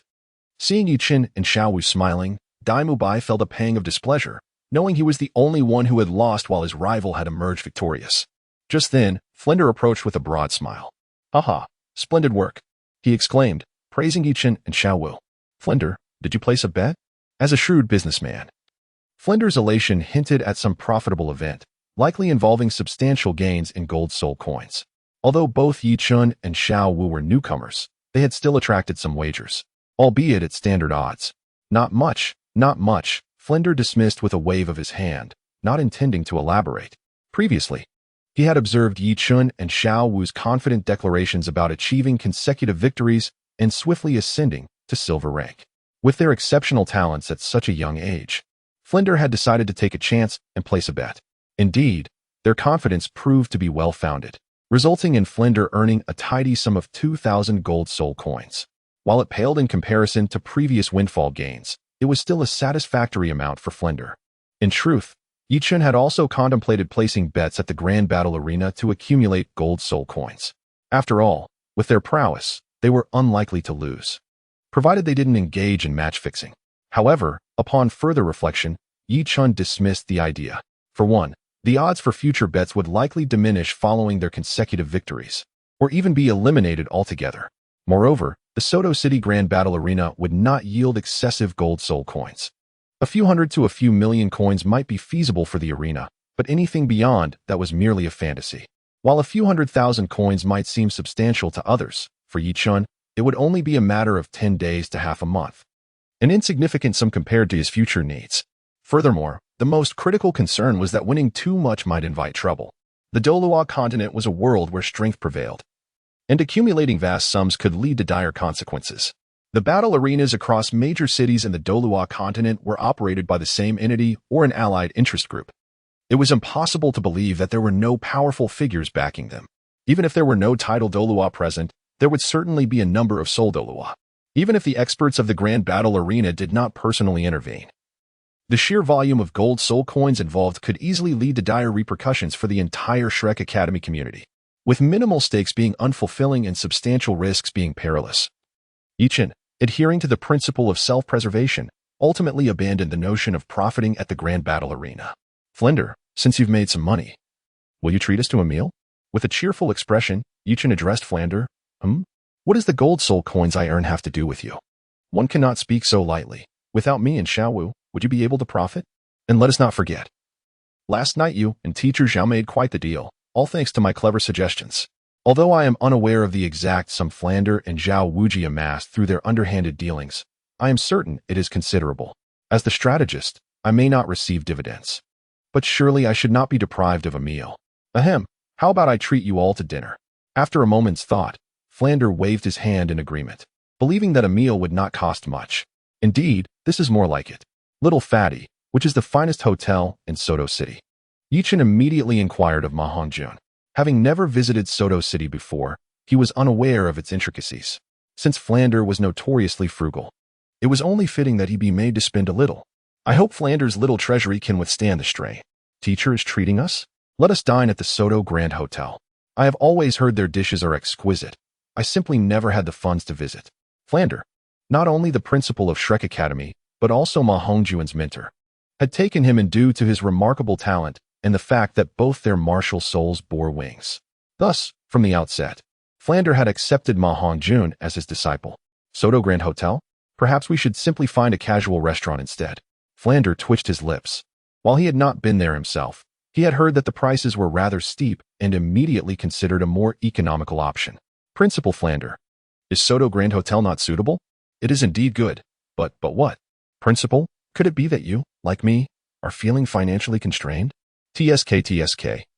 You are the principal of this great academy of Shrek, a prestigious seven-ringed soul sage, the soaring angle of the golden iron triangle. Surely that cannot be the case? Yi Chen exclaimed dramatically. How ridiculous. Are you really short on funds? Observing Yi Chen's antics, Flanders felt a surge of displeasure. How could he, a dignified soul saint of the seventh ring, be living in such a shabby abode? In stark contrast, Yi Chen had effortlessly procured a magnificent soul-guided house within the academy, exuding an air of grandeur. If one were to claim he lacked wealth, Flanders would vehemently deny it. This was a singular occurrence. It would not be repeated. With Yi Chen having articulated his stance so clearly, what could Flanders possibly retort? Ha, I knew the dean was a benevolent leader who cares for his students. Yi Chen promptly presented a card of goodwill. Subsequently, the group exited the Grand Seoul Arena and proceeded to the Soto Grand Hotel. The Soto Grand Hotel, aptly named after Soto City, required no further elaboration on its extravagance as it was the finest establishment in the city. If the Grand Seoul Arena was imposing, the Soto Grand Hotel was nothing short of opulent. The entire hotel was adorned in resplendent gold and brilliance, unmistakably indicative of high standards and sophistication. Upon entering, they were warmly greeted by 8 charming hostesses. Guided by one who appeared somewhat disheveled, the group ascended to a private dining room on the top floor. Once seated, Flanders reached for the menu to place an order. Dean, this is your treat. How could we allow you to order? Fatty urged. Come on, lend the dean a hand. Allowing the notoriously frugal Flanders to choose would undoubtedly lead to a selection of the most economical dishes. This simply would not do. Having finally convinced Flanders to spend, they could not let him off that easily. Brother Chen is right. Dean, leave the troublesome task of ordering to me. Seizing the menu from Flanders, Ma Hongjun began perusing it. Concealing the diverse array of options, Ma Hongjun turned to the cheapest page and began marking items. This little chubby one has a good sense, knows how to pick the inexpensive choices, Flanders thought, feeling somewhat pleased. However, before he could bask in that satisfaction for long, Ma Hongjun declared to the nearby server, in addition to what I've marked, bring one of everything else. Little chubby, can you consume that much? Flanders said, his forehead immediately adorned with a dark line, his tone sharply directed at Ma Hongjun. Dean, rest assured, I have quite the appetite. There won't be any leftovers. Ma Hongjun promised before Yi Chen chimed in, thumping his chest in assurance. Hearing this, Flanders shot a fierce glare at both Yi Chen and Ma Hongjun, ultimately resigning. Chapter 52. The serene bamboo staff having dined to their heart's content, the bill brought Flanders a pang of regret. The private room's total came to 3,060 gold soul coins, but the lobby manager, in a courteous gesture, rounded it down to 3,000 gold soul coins. It could be said that Flanders left the Grand Seoul Arena with a profit, only to end up investing 1,000 gold soul coins. However, to be fair, 3,000 gold soul coins was not an exorbitant sum. Converted to copper coins, it amounted to merely 300,000. Moreover, given the high-end ingredients consumed, the price was not particularly outrageous. Upon exiting the Soto Grand Hotel, Flanders, Yi Chen, and Xiao Wu returned directly to Shrek Academy. Meanwhile, Ma Hongjun ventured to an upscale club within Soto City, eager to indulge. As for Dai Mubai, without a doubt, he had quickly forgotten his injuries and had arranged a meeting with a lady at the Rose Hotel. Half a month later, following the Rogue Rabbit duo's resounding victory over their opponents, Yi Chen and Xiao Wu finally secured their Silver Soul badge. While the points earned from one-on-one and two-on-two soul battles were interchangeable, victories in these two formats did not accumulate. Therefore, it was only on the 15th day that their accumulated points finally surpassed the 1,000 required for the Silver Soul badge. Little brain, it seems I have won the wager, Yi Chen said with a grin, shaking the freshly acquired Silver Soul badge at Dai Mubai. Dai Mubai scoffed, turning to leave the Grand Seoul Arena. Watching him depart, Yi Chen said nothing, confident that Dai Mubai's character would prevent him from being dishonest.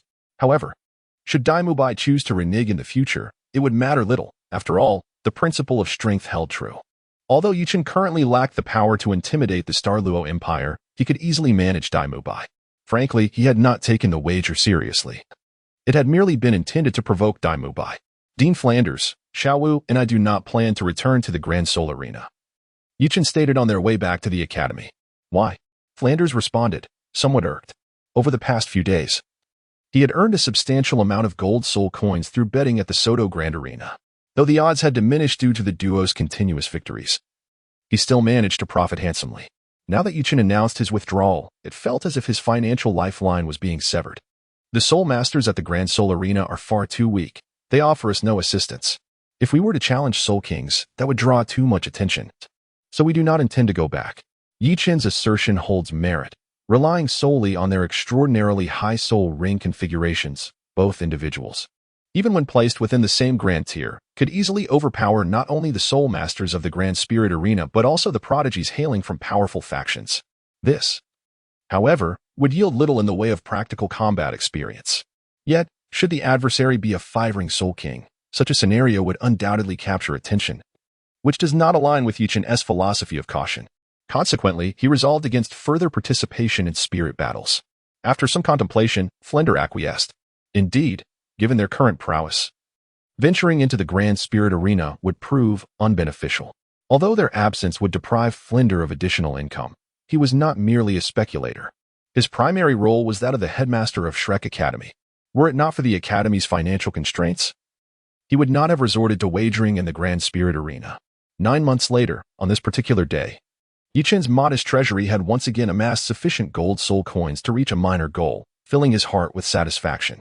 Without hesitation, he procured yet another soul weapon upgrade card. This time, he felt confident that it would elevate his soul weapon to divine quality. Gazing at the resplendent card in his hand, Yichen murmured to himself. In fact, prior to this, after achieving a small target with his treasury, he had purchased a soul weapon upgrade card. However, due to the significant disparity between top-tier and divine soul weapons, his Emoyushin Zhuzhang had failed to transform into a divine weapon, leaving Yichen quite disheartened. Nevertheless, the previous upgrade card had not been in vain. He sensed that his weapon was not far from divine quality. With one more card, he was certain it would ascend. Subsequently, Yichen summoned his weapon, integrating the upgrade card into it. Upon contact, the upgrade card transformed into a golden radiance that enveloped the, immediately erupting in a dazzling brilliance. In that moment, Yichen perceived a wave of elation emanating from his soul weapon. The weapon was not merely an external entity, it was an intrinsic part of the Soul Master. As it underwent transformation, Yichen could distinctly sense the change. Unlike his previous experience with the upgrade card, which had offered little sensation, this transformation lasted over an hour before culminating in the elevation to divine quality. The original, with its dark green hue, had now transformed, while its size remained unchanged. Its color had shifted to a lustrous white jade, resembling exquisite mutton fat jade, softly glowing and exuding an aura of tranquility and focus. System, open the attribute panel.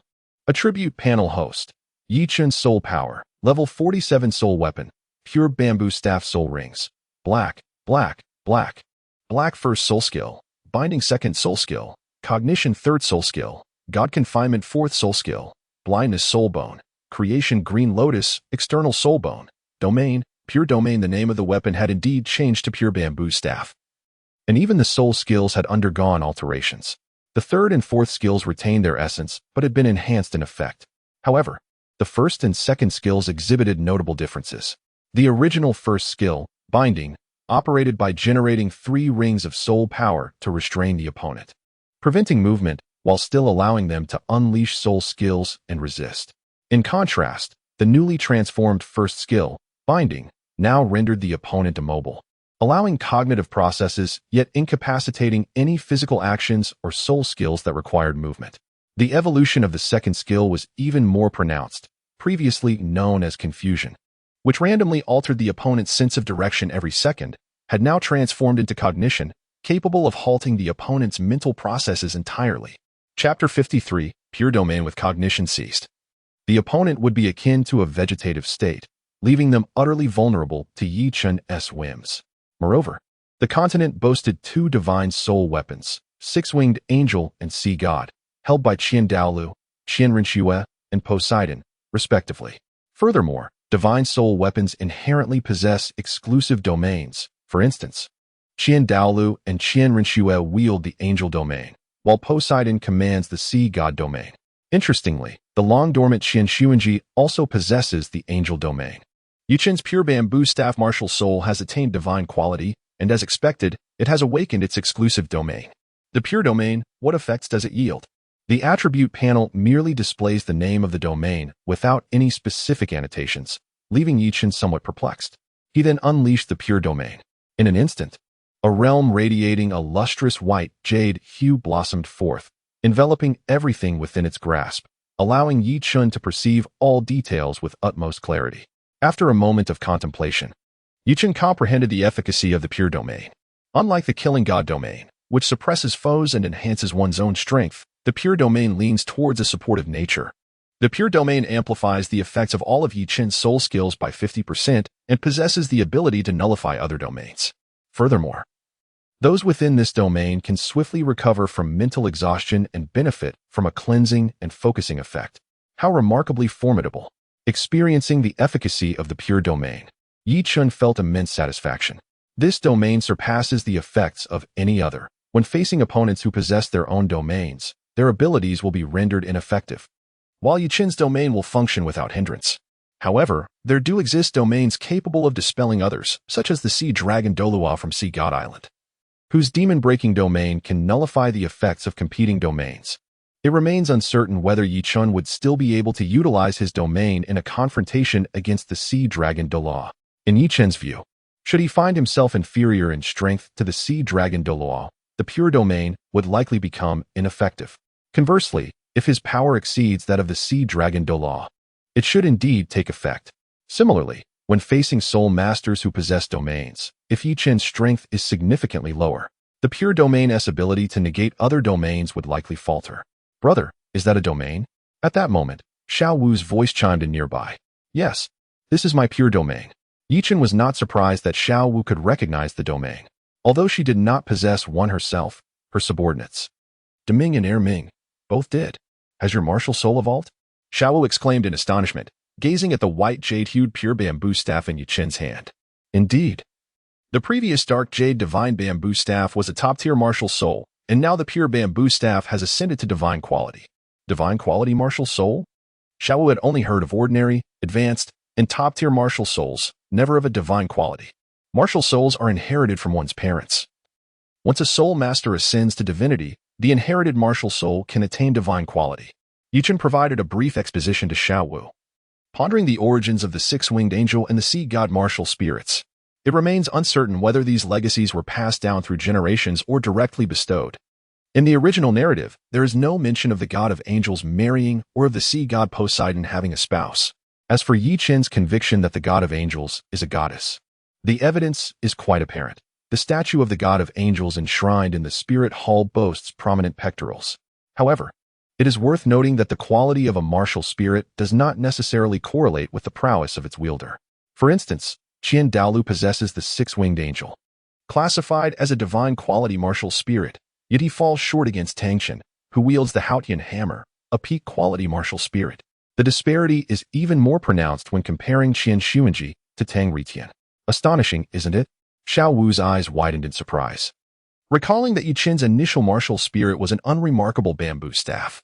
Its first evolution transformed it from an ordinary bamboo staff into the extraordinary, and this latest metamorphosis has astonishingly elevated it to the divine quality of the pure bamboo staff.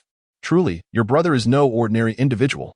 Yiqin straightened his chest and said with pride, by the way, Xiao Wu, after the evolution of my martial soul, the effects of my soul skills have also undergone some changes. Would you like to give it a try? I don't want to. Xiao Wu immediately shook her head vigorously, as if it were a rattle drum. Are you kidding? Do you think Sister Xiao Wu is still the same headstrong Xiao Wu from before? All right then. Yiqin felt a twinge of disappointment as he observed Xiao Wu growing up, seemingly becoming increasingly intelligent and beautiful, no longer the adorably Navi child she once was. Humph, brother, you only know how to bully me. Xiao Wu retorted, her eyes reflecting her indignation at Yiqin's subtle disappointment. Haha, not at all. I could never bear to bully my adorable Xiao Wu, he replied, affectionately stroking her rabbit ears. How annoying. Time flew by, and before long, it was the enrollment period for Shrek Academy this year. In fact, after Yiqin and Xiao Wu arrived at Shrek Academy last year, there had been an enrollment drive. But despite the numerous applicants, not a single one was admitted. The Academy's standards were rather stringent, and for those possessing remarkable talent, it held little allure. Why would they not aspire to attend the superior Heaven Do Royal Academy or the Four Elements Academy if they met the prerequisites for Shrek Academy? As for ordinary prodigies, Flinder had no interest in them, which had resulted in a mere 5 students at Shrek Academy, including Yichen and Xiao Wu. However, this year promised a different scenario. If the course of the original narrative remained unchanged, Zhu Zhuqing and Ning Rongrong were likely to join Shrek Academy. Surely, my little butterfly effect has not caused any significant alterations? Yichen pondered silently.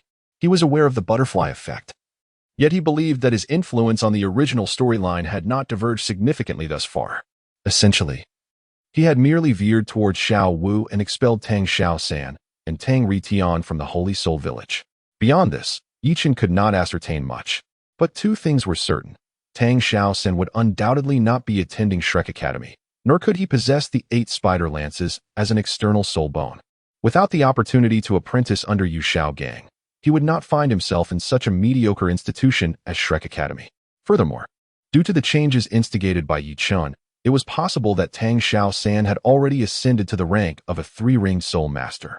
Even if the protagonist were to enjoy extraordinary fortune and acquire an external soul bone, it certainly would not be the 8 spider lances.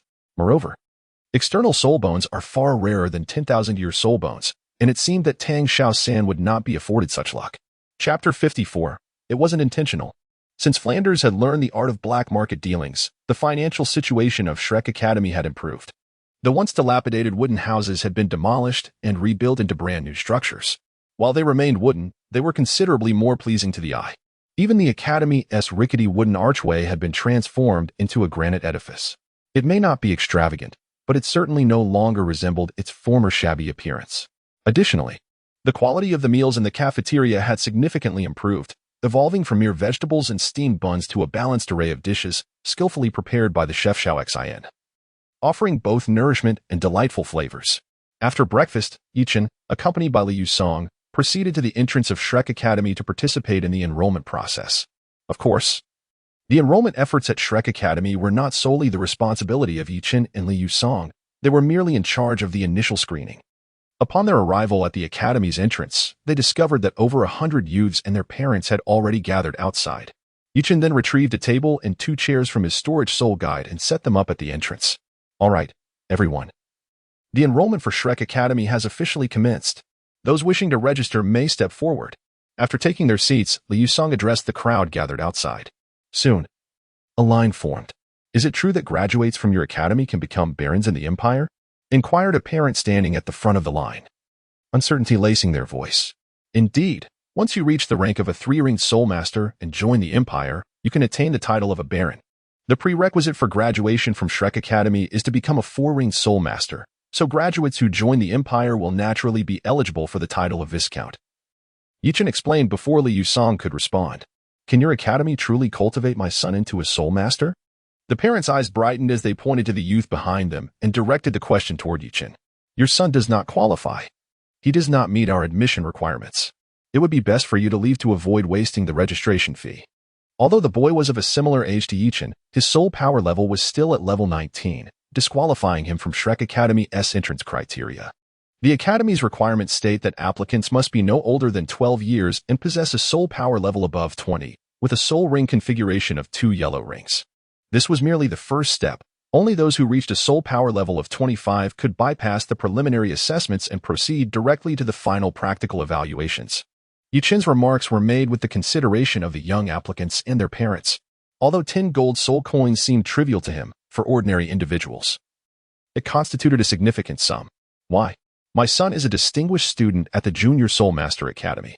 The parent of the boy was indignant in his eyes. While his son may not possess extraordinary talent, he was still quite capable.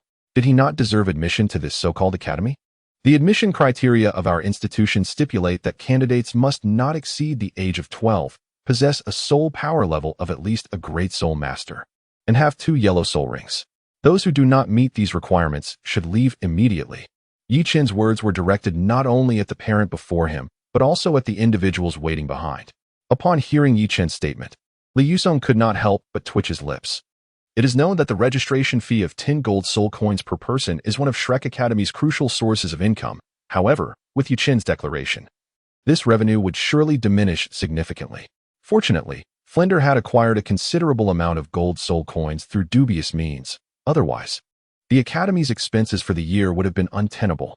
Is Shrek Academy really so dilapidated with such stringent requirements? Exclaimed the parent, his eyes wide with disbelief, pointing at the entrance of Shrek Academy. Although the current Shrek Academy was somewhat improved compared to the past, it still paled in comparison to other junior Soul Master academies.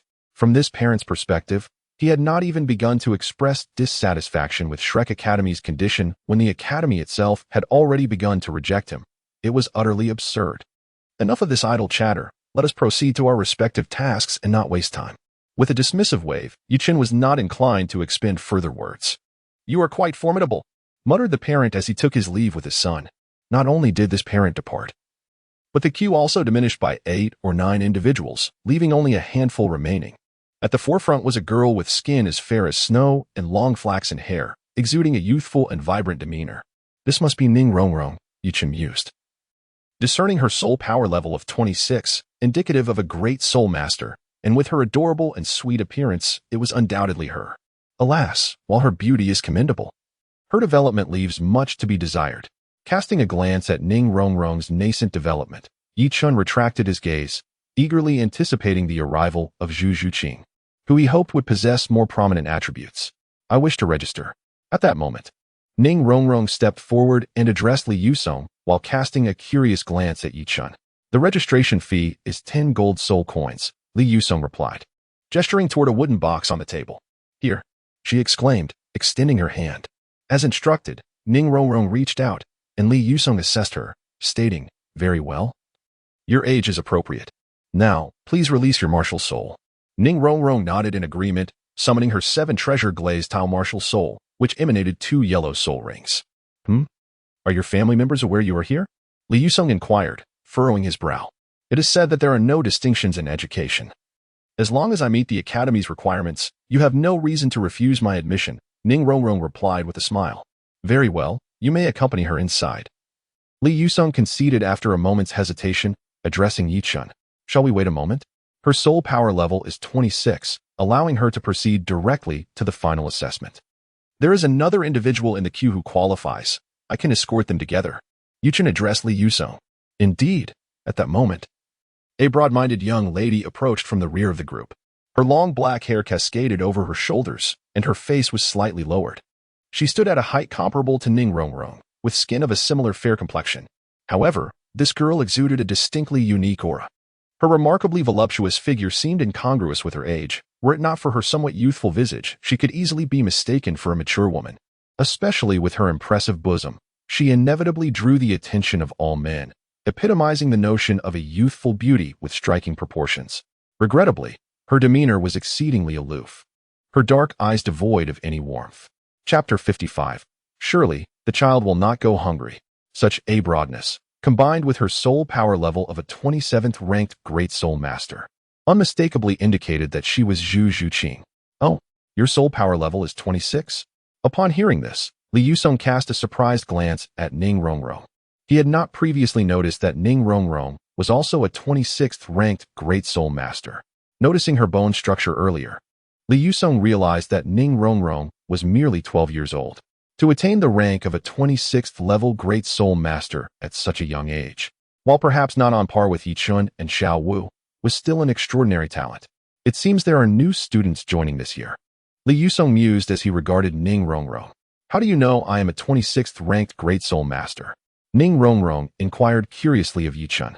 Isn't it quite normal for high-ranked soul masters to discern the soul power levels of their lower-ranked counterparts? Ning Rongrong pondered. If Yichun were considerably older than her, it would be understandable. However, he appeared to be of similar age, which left Ning Rongrong feeling quite vexed.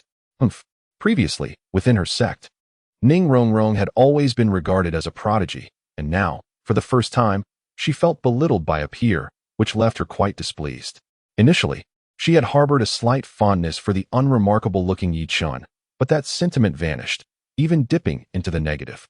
Yichun paid no heed to Ning Rongrong's cold huff and shifted his gaze to Zhu Zhuqing, who stood at the end of the line.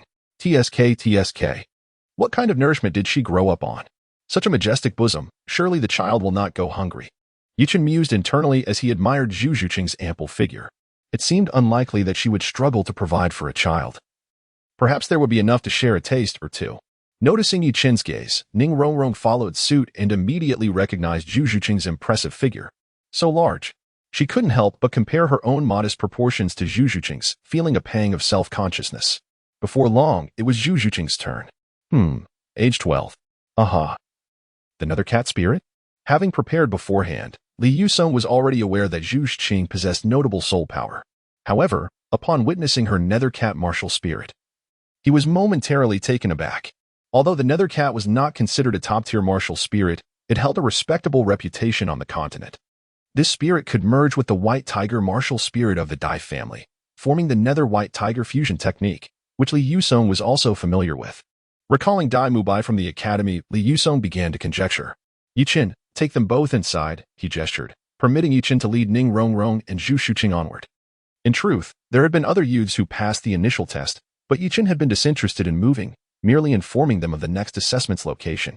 Given that, aside from Ning Rongrong and Zhu Zhuqing, no one else could pass the admission examination, he saw no reason to expend effort on individuals who were not his future classmates. Li Yusong, unable to exert influence over Yichen, chose not to intervene further, especially since the youths who had passed the preliminary test were not particularly exceptional. All right. You two follow me. Yichen rose and greeted Ning Rongrong and Zhu Zhuqing. This junior, my name is Yichen. May I inquire about your names? As they walked together on the playground of Shrek Academy, Yichen posed the question to the two. Ning Rongrong. Zhu Zhuqing. Ah. One from the Seven Treasure Glazed Tile School and the other from the Zhu family of the Star Luo Empire's Phantom Spirit Cat Clan. I can roughly surmise why Zhu Zhuqing has come to Shrek Academy. But what about you, Ning Rongrong?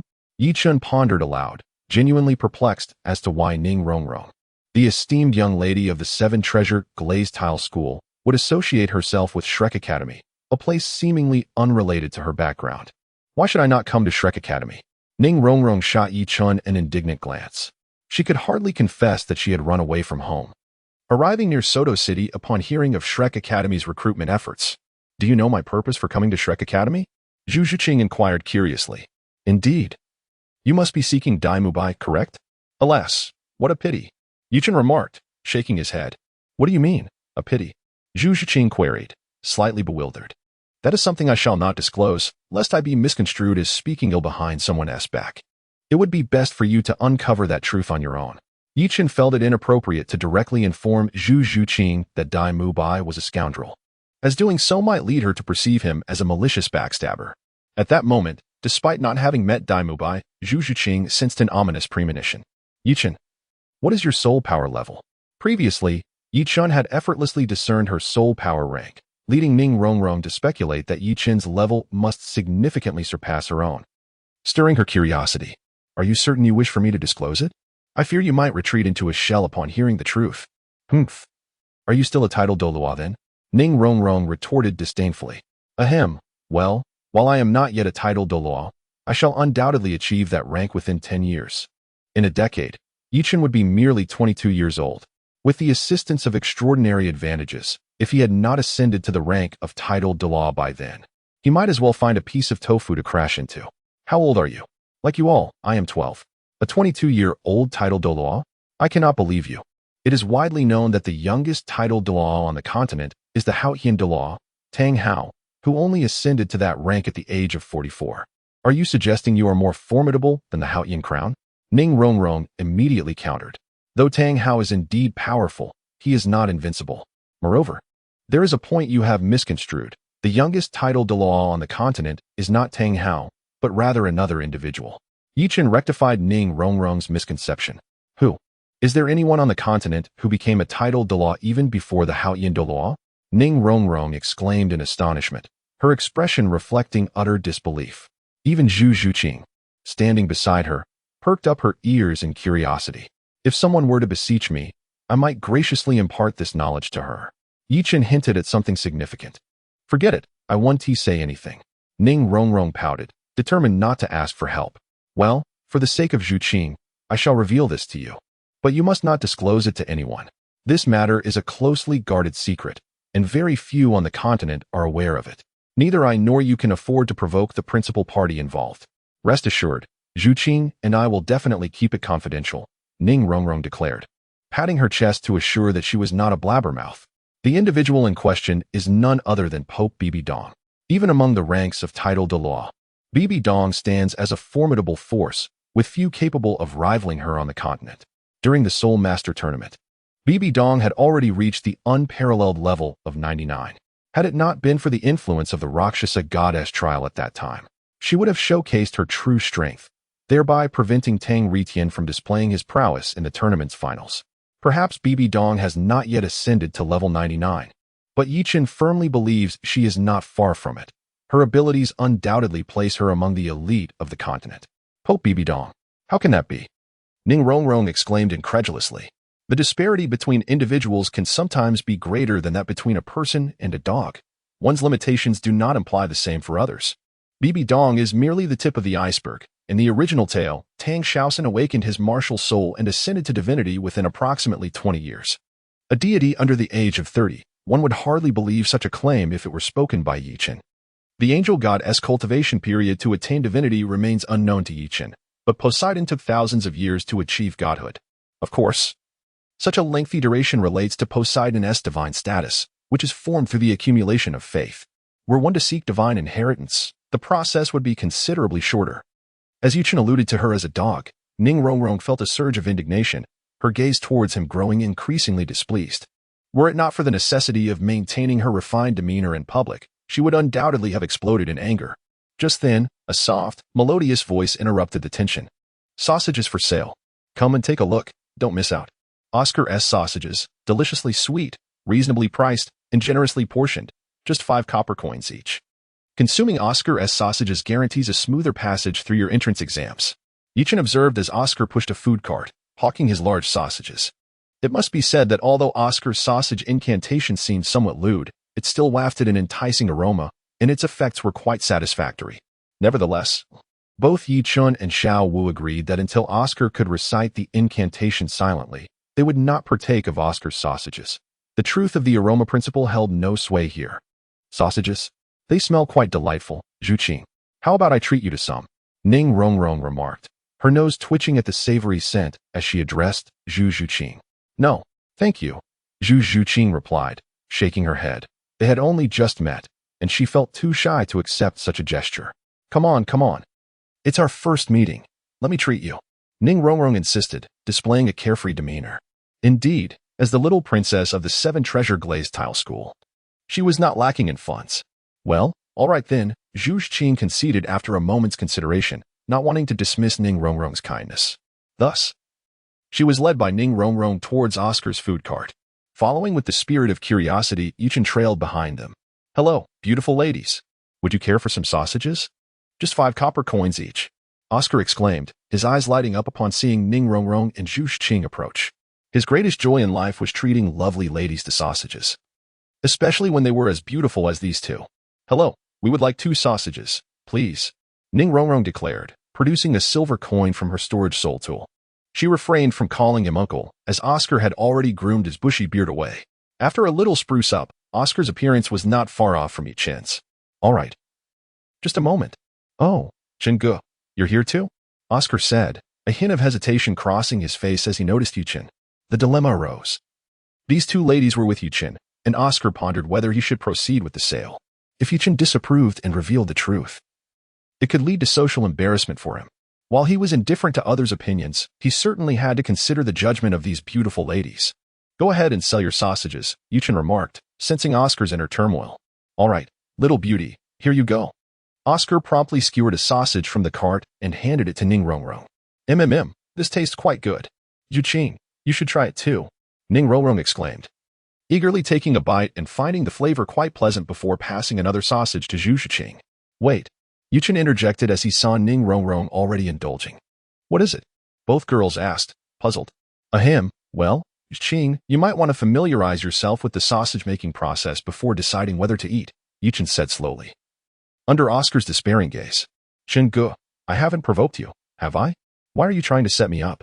Oscar grumbled in frustration. Listen, Oscar. Selling your sausages to others is one thing, but these 2 will be your junior sisters from now on. It's better to clarify certain matters in advance. Despite Oscar's outward annoyance, Yichen understood the true nature of his thoughts, knowing Oscar to be somewhat of a reserved and mischievous character. Is there something wrong with your sausages?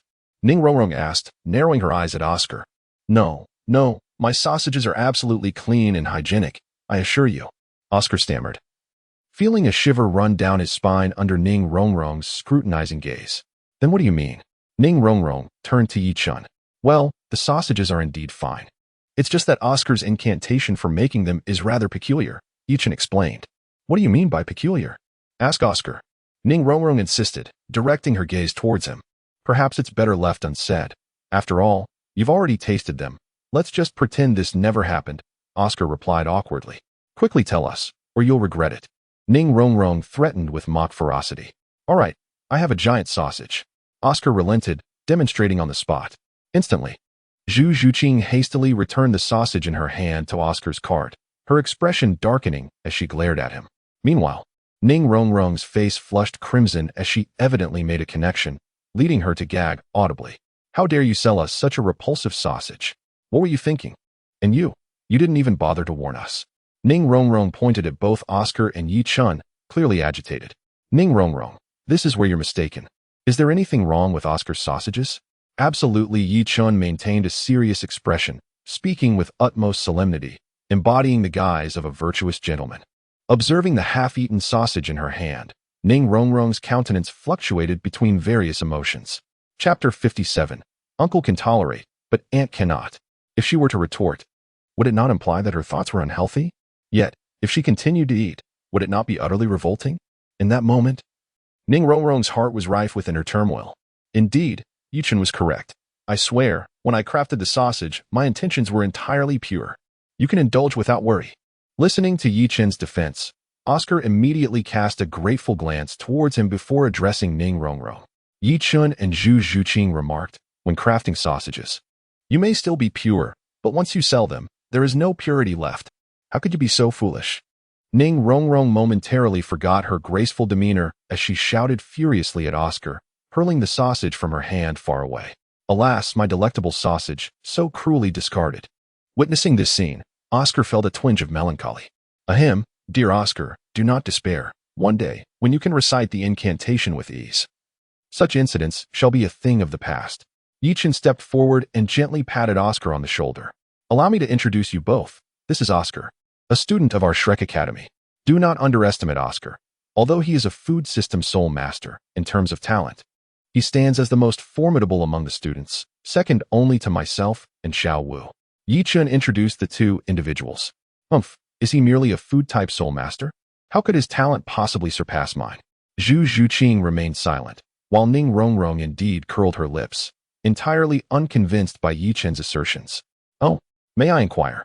Miss Ning Rongrong, what is your innate soul power? With a radiant smile, Yichen remarked, I possess extraordinary talent, boasting an innate soul power of level 9. As she spoke, Ning Rongrong proudly puffed out her nascent bosom, clearly seeking admiration.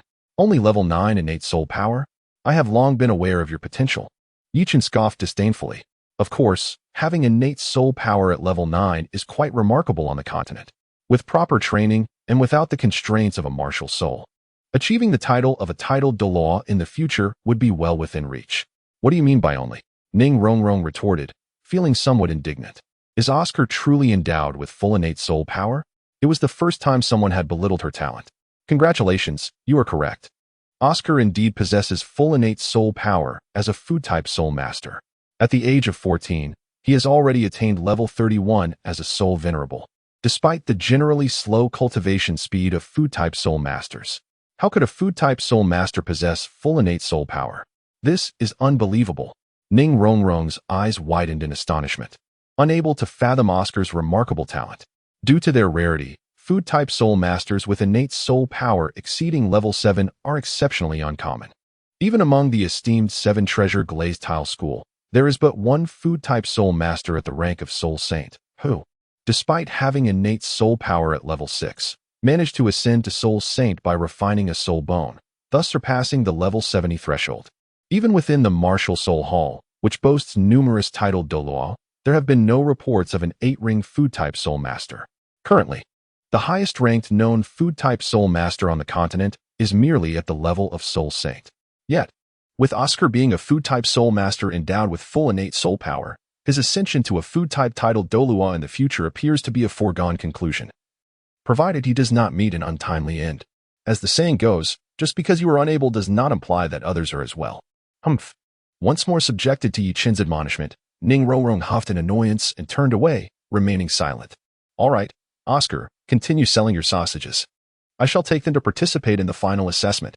Chen Ge, are you not concerned about Sister Xiaowu discovering your romantic endeavors within the academy? Oscar. Do you not think you were privy to too much information? Yi Chen gazed at Oscar and spoke softly. Ahem. Well, Brother Chen, take care. I shall go sell sausages now. At once, Oscar felt a chill run down his spine and hastily pushed his food cart far away from Yi Chen. Subsequently, Yi Chen led Ning Rongrong and Zhu Zhuqing to an open area. This was the fourth stage of the Shrek Academy entrance examination, the practical assessment, which also happened to be the final hurdle. Naturally, those who had reached this stage were unlikely to be eliminated. It merely served as a test of their practical skills. At that moment, Zhao Wujing, the supervisor of the fourth stage, was dozing off in a chair. Teacher Zhao, it is time to awaken and get to work. Yi Chen called out loudly beside Zhao Wujing's ear. Given Zhao Wujing's formidable strength as a seven-ring soul sage, it was implausible that he would be unaware of their approach. He was undoubtedly feigning ignorance. Why shout so loudly?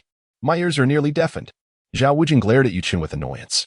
He was taken aback to see two participants in the fourth stage this year, both of whom were young women. Stroking his chin and gazing at Zhu Zhuqing and her companion, Zhao Wujing nodded in satisfaction. Since you two have made it to the fourth stage, allow me to assess your practical abilities. Your opponent in this round will be Yi Chen.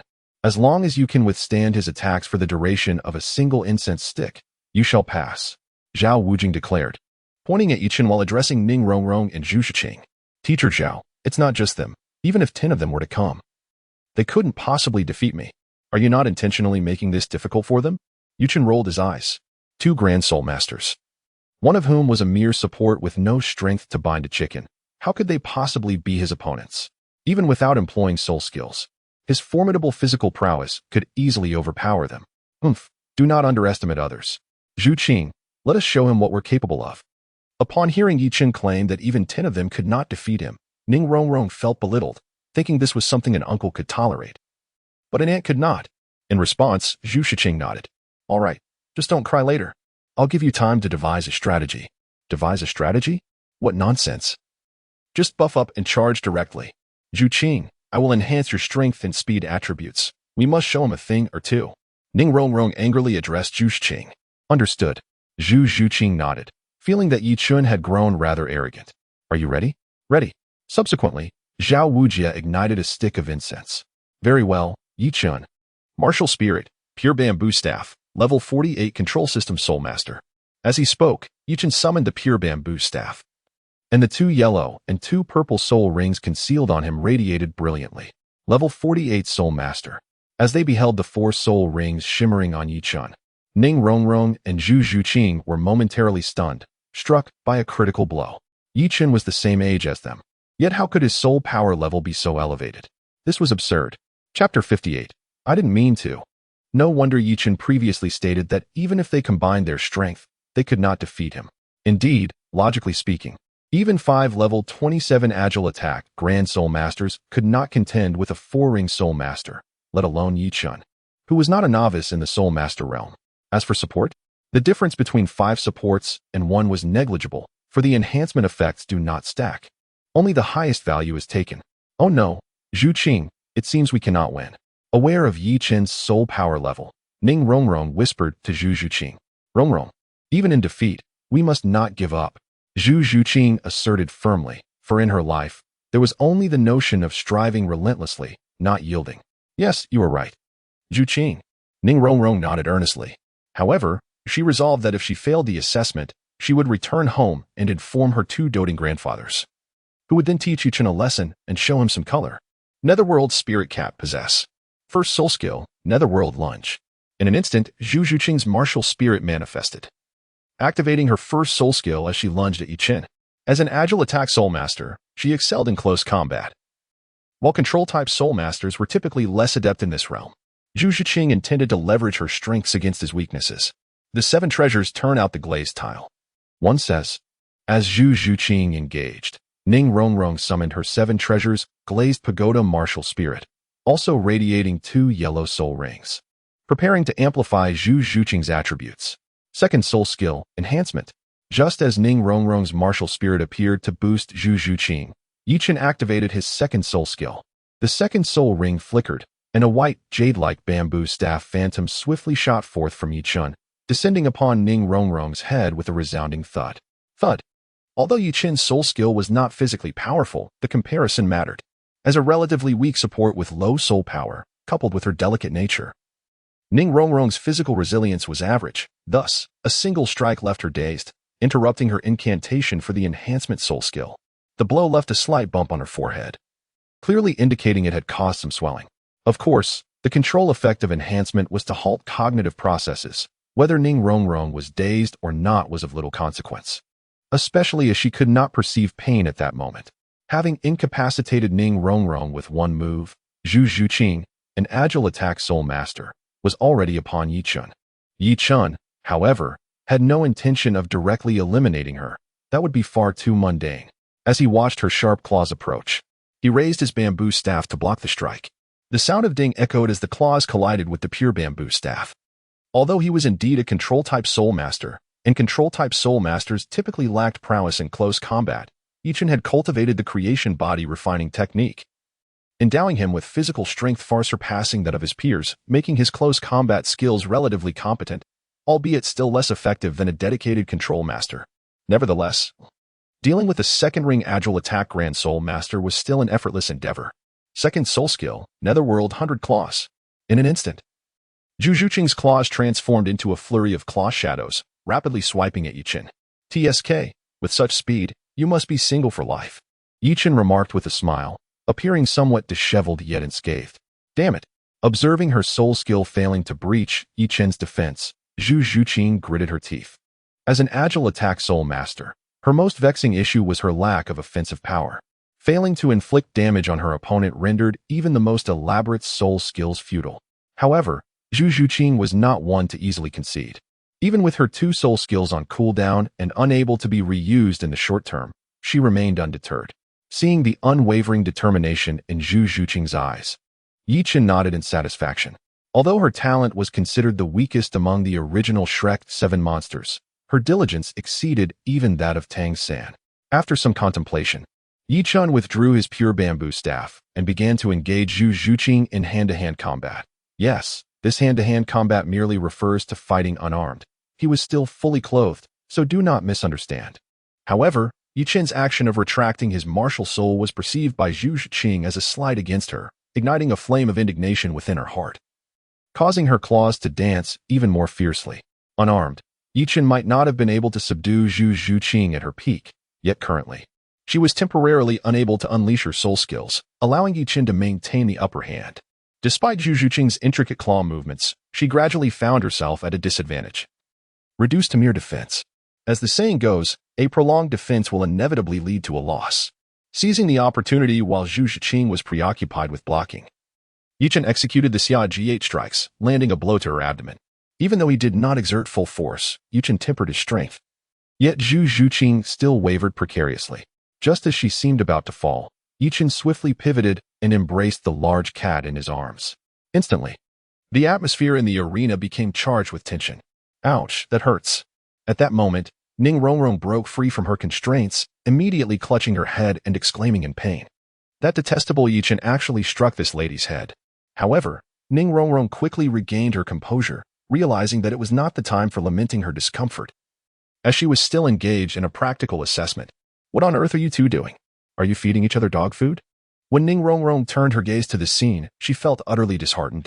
Previously, after she had been incapacitated by Zhou, her thoughts had become muddled. Thus, she perceived that just a moment ago, Zhu Ziqing had charged at Yichen, only to find herself in his embrace the next second. Could it be that her newly acquainted companion had turned traitor? Release me at once. Zhu Ziqing's face flushed slightly as she addressed Yichen. Oh, my apologies. I did not intend to. Yichen promptly helped Zhu Ziqing to her feet, releasing her from his hold. I must admit, the large cat's figure is indeed remarkable. Chapter 59. The Master of Traps. Hey, are we still going to fight? Ning Rongrong inquired, observing that Yi Chun had even retracted his martial soul. Teacher Zhao, I believe their abilities are commendable. Why not allow them to pass? Yi Chun turned to Zhao Wuji beside him and said, All right. I shall consider you two as having passed. Zhao Wuji waved his hand nonchalantly. Although the incense had only burned a short distance, Zhao Wuji still granted the two of them permission. It was a jest, after all. A 12-year-old with a soul master rank of 26 or 27, what academy would not desire such a prodigy? To be admitted to Shrek Academy should indeed be regarded as an honor for the institution, even if Ning Rongrong had not attained the 26th rank in soul power, and was merely a first-ring soul master. She would still be eligible for admission. In the original narrative, Flinder dared to discipline Ning Rongrong because he had already received a letter from Ning Fingxi. Now that Ning Fingxi had entrusted Flinder with her guidance, would Flinder dare to refuse? The Seven Treasure Glaze Tile School, renowned as one of the top 3 sects, was not to be trifled with. Moreover, Zhao Wuji was well aware that, given their strength, it was impossible for the two to withstand Yuchen for the duration of an incense stick. Even if Ning Rongrong and Zhu Qing advanced to the rank of 3-ring soul venerables, their chances would still be slim. All right, Kiji, you take care of them, Zhao Wuji instructed. Nodding, Yi Chun led Zhu Qing and Ning Rongrong away. Before long, the three arrived at a wooden cabin. Here, if you wish to stay together. This cabin is yours. If you prefer individual rooms, I can arrange that as well. After the last renovations at Shrek Academy, numerous wooden cabins had been constructed. And with the limited number of faculty and students, there were enough rooms for everyone to have their own. Is this the only option? I want to live there, exclaimed Ning Rongrong, pointing to a distant house. Indeed, that house was Yuchin's small soul guide villa. Adjacent to the villa, a grove of bamboo had been planted, within which grew a multitude of blue-silver grasses, serving as a simulated training environment for Yi Chun and Xiao Wu, perhaps due to Yi Chen's insufficient efforts. This small-scale simulation environment, while effective, seemed to lack significant impact, rendering it somewhat superfluous, mostly serving as a mere scenic view. What are you thinking? That is not the Academy's property. It is my private domain. Yi Chun rolled his eyes. Yours? Indeed, it's a bespoke creation. Don't be deceived by its appearance as merely a room. It is, in fact, an architectural soul guide that can be resized at will and conveniently carried around. Do you desire one? However, it does not come cheap. Architectural soul guide. Name your price. I shall take it, Ning Rongrong proclaimed, exuding an air of affluence. I jest. As the young lady of the Seven Treasure Glaze Tile School, my father is a wealthy magnate. How could I possibly lack gold soul coins? Very well. Considering our camaraderie as classmates, I shall part with it. For a mere 200,000 gold soul coins, it can be yours. Yi Chun, unwilling to incur a loss, promptly doubled the cost price. Were it not for the fact that Ning Rongrong would become his companion in the future, he would have been reluctant to sell. 200,000 gold soul coins? Why not just rob a bank? Ning Rongrong exclaimed, her eyes widening in disbelief as she gazed at Yi Chun. This time, her visit to Shrek Academy was a rebellious escapade, and given her young age, Ning Fingxi would not provide her with an abundance of gold soul coins. While she could manage a few thousand, 200,000 was simply beyond her means. Such harsh words. Who speaks of robbery? In business, fairness prevails.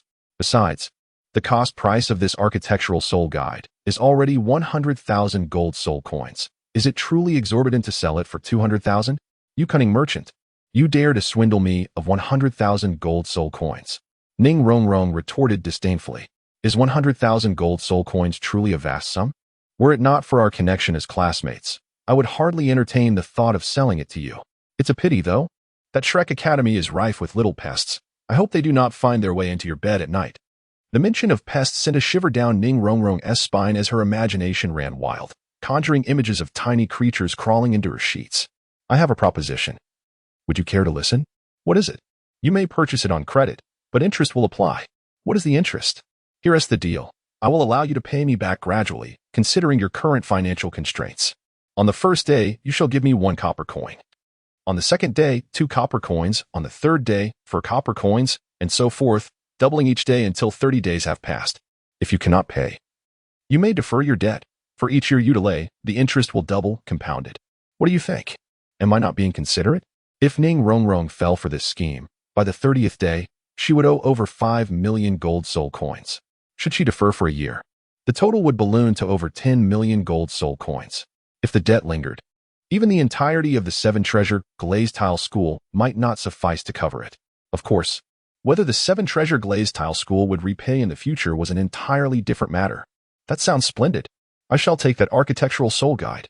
Upon hearing that she only needed to pay 1 copper coin on the first day, with subsequent payments merely doubling, Ning Rongrong beamed with delight, blissfully unaware of the mathematical implications. Beside her, Zhu Zhuqing sensed something amiss but could not articulate her concerns, thus chose to remain silent. Let us first draft an IOU. Otherwise, how shall you account for it later? Yi Chun gazed at Ning Rongrong with a broad smile. Such a trifling amount of money. Do you think I would default? Ning Rongrong scoffed, for she was indeed the petite princess of the seven-treasure glazed tile school. How could she possibly renege on her debts? It is best to clarify things, lest this trifling sum tarnish our camaraderie. You speak wisely. Unbeknownst to Ning Rongrong, Yi Chun's insistence on documenting the IOU had already cast a shadow over their innocent friendship. Subsequently, Yi Chun produced paper and pen, commencing to write, and casually appended a note at the end of the IOU stating that if the debt remained unpaid after 10 years, Ning Rongrong would have to sell herself to repay it. He then handed it to her. The reason for the 10-year stipulation was that Yi Chun believed, by then, compounded interest would render not only Ning Rongrong, but even the seven-treasure glazed tile school incapable of settling the debt. How despicable! Why must you include such a clause? Ning Rongrong glared at Yi Chun indignantly. Are you suggesting that you do not intend to repay? I do not. Since you plan to repay eventually, does the stipulation truly matter? You have a point there. Thus, Ning Rongrong promptly inscribed her name with flourish. Chapter 60. Ning Rongrong falls into the pit viewing the IOU in his hands. Yi Chun nodded in satisfaction. Regardless of the outcome, he was assured of profit. Should Ning Rongrong pay on time, his earnings could soar to nearly 100-fold. Such lucrative enterprises are rare to come by. If, however, she failed to meet the deadline, well, that would be another matter entirely. He wondered how long it would take for the foolish girl to realize the gravity of her situation. With that thought, an unkind chuckle escaped him. What are you laughing at? Hurry and hand over the item. Observing Yi Chun's foolish grin, Ning Rongrong frowned, clearly perturbed. Yes. Here it is. By the way, what color do you desire? Is there an option for color? Indeed, my services are exceptionally considerate. In truth, the Soul Guide Villa available in the system's marketplace could be customized in any hue, and Yi Chun was eager to provide a pleasing experience. Very well. I shall have it in rainbow colors. As her martial spirit was the seven-treasure glazed tower, which possessed 7 distinct colors. Ning Rongrong had a particular fondness for rainbow hues. Here you go. Yi Chun then expended 100,000 gold soul coins in the system's marketplace to procure a Soul Guide Villa. Staring at the miniature model of the villa in her hands, Ning Rongrong appeared perplexed. How does one utilize this? One must first refine it with soul power, then select a vacant plot of land and infuse it with some soul energy, and it will unfold on its own. Afterward, Ning Rongrong surveyed her surroundings and positioned her colorful Soul Guide Villa not far from Yi Chun's residence. All right, the item is yours. Considering our status as classmates, you need not pay in copper coins today. Commence payments from tomorrow instead. Do not forget. By the way, over there lies the Academy's canteen. If you do not wish to cook, you may dine there. 3 meals a day are provided. Yi Chun pointed towards the direction of the cafeteria. Go on, go on. Do not disturb me while I explore my own abode. Ning Rongrong waved her hand, signaling Yi Chun to leave. You little vixen. If you fail to settle your dues in the future, you shall see what's in store for you. Feeling the disdain, Yi Chun silently grumbled to himself. Zhuqing, shall we proceed to explore inside? With that, Ning Rongrong took Zhuqing's hand and entered the small villa. Subsequently, Yi Chun returned to his own little villa. Brother, how did you manage to acquire yet another house? Upon seeing Yi Chun, Xiao Wu pointed towards the colorful villa not far away and inquired. I sold it. Sold it? Is there really someone willing to purchase such an expensive item? Xiao Wu expressed her confusion, aware of the hefty price tag and questioning the allure of such a seemingly trifling possession. Let me tell you, today your brother made a considerable profit. Brother, you didn't resort to butchering pigs, did you? Xiao Wu looked at Yi Chun in surprise. How could you say such a thing? It was a mutually beneficial arrangement. Not an act of butchery. Yi Chun rolled his eyes. Quickly tell me, how much did you sell it for? The money hasn't been collected yet, but starting tomorrow, your brother will receive 1 copper coin, which will double the next day, and continued to double for a month, came the reply. Wow, after a month. That could amount to over 10 million gold soul coins. Xiao exclaimed, her eyes widening in astonishment. Previously, she had little understanding of mathematics, but after Yi Qin's guidance, she had become a well-rounded student, excelling in both intellect and physical pursuits. The seemingly insignificant first day would, over time, yield a staggering sum. Don't worry. The buyer is wealthy. Although Ning Rongrong may not have 1 million gold soul coins, her father, Ning Fingxi, undoubtedly does. Besides, if the payment is delayed, one could always resort to selling oneself. Perhaps in the future, Ning Fingxi might even be pleased with his son-in-law Yi Qin. The following morning, after completing their cultivation, Yi Qin and Xiao headed to the Shrek Academy cafeteria for breakfast. Just as they stepped outside, Ning Rongrong and Zhu Qing were also making their exit. Ah? 2 new students, and they're both girls? Xiao's eyes sparkled upon seeing Ning Rongrong and Zhu Qing. During her time at Shrek Academy, Yi Qin had been preoccupied with his training, leaving her without playmates. Now, with 2 girls of her age arriving, she was understandably thrilled. Immediately, she grabbed Yi Qin's hand and approached them. Hello, I'm Xiao, as in the dance. Welcome to Shrek Academy. I'm Ning Rongrong, one of them replied. And I'm Zhu Qing. After a round of introductions, the 4 of them made their way to the cafeteria. The cafeteria was empty, save for Xiao Xian, the chef, who had already prepared breakfast. Is there really no one here? Ning Rongrong asked curiously. The teachers must have eaten long ago, and as for the students, aside from us, there is practically no one in the academy for breakfast, came the response. Why is that?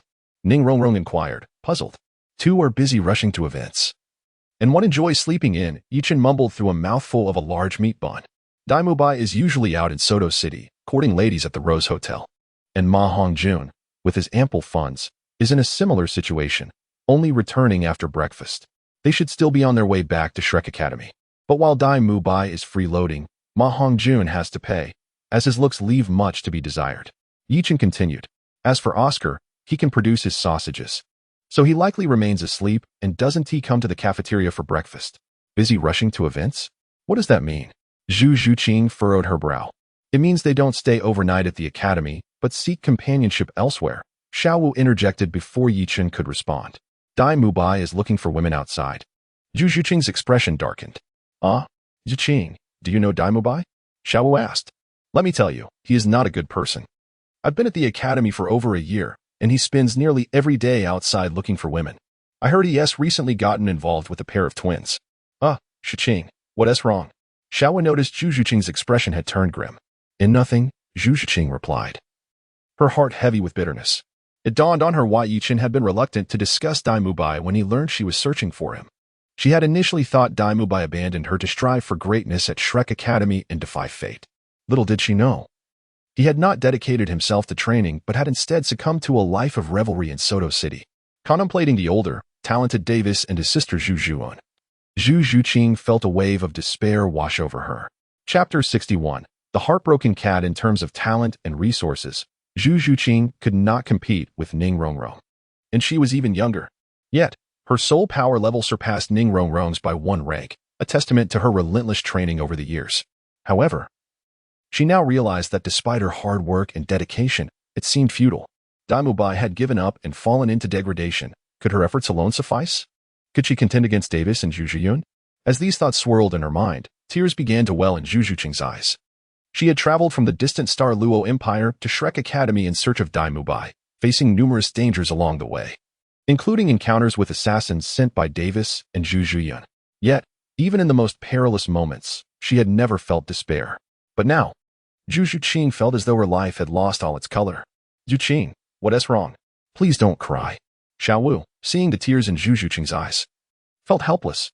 Yes, Zhu Qing, don't cry, Ning Rongrong added, her concern evident. How could Zhu Qing have gone from being fine to this state so suddenly? I actually know, Yi Qin interjected. Brother, do you know why Zhu Qing is like this? Xiao Wu inquired.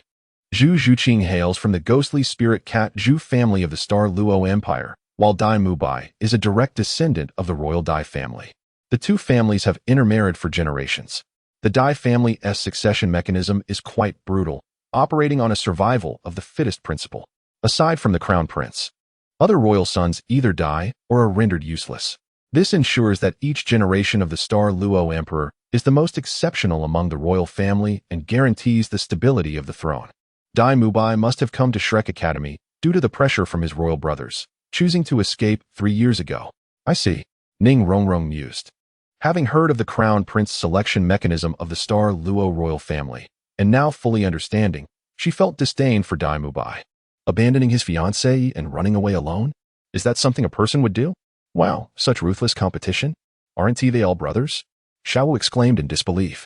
To Xiaowu, it seemed unfathomable that brothers could behave in such a manner towards one another.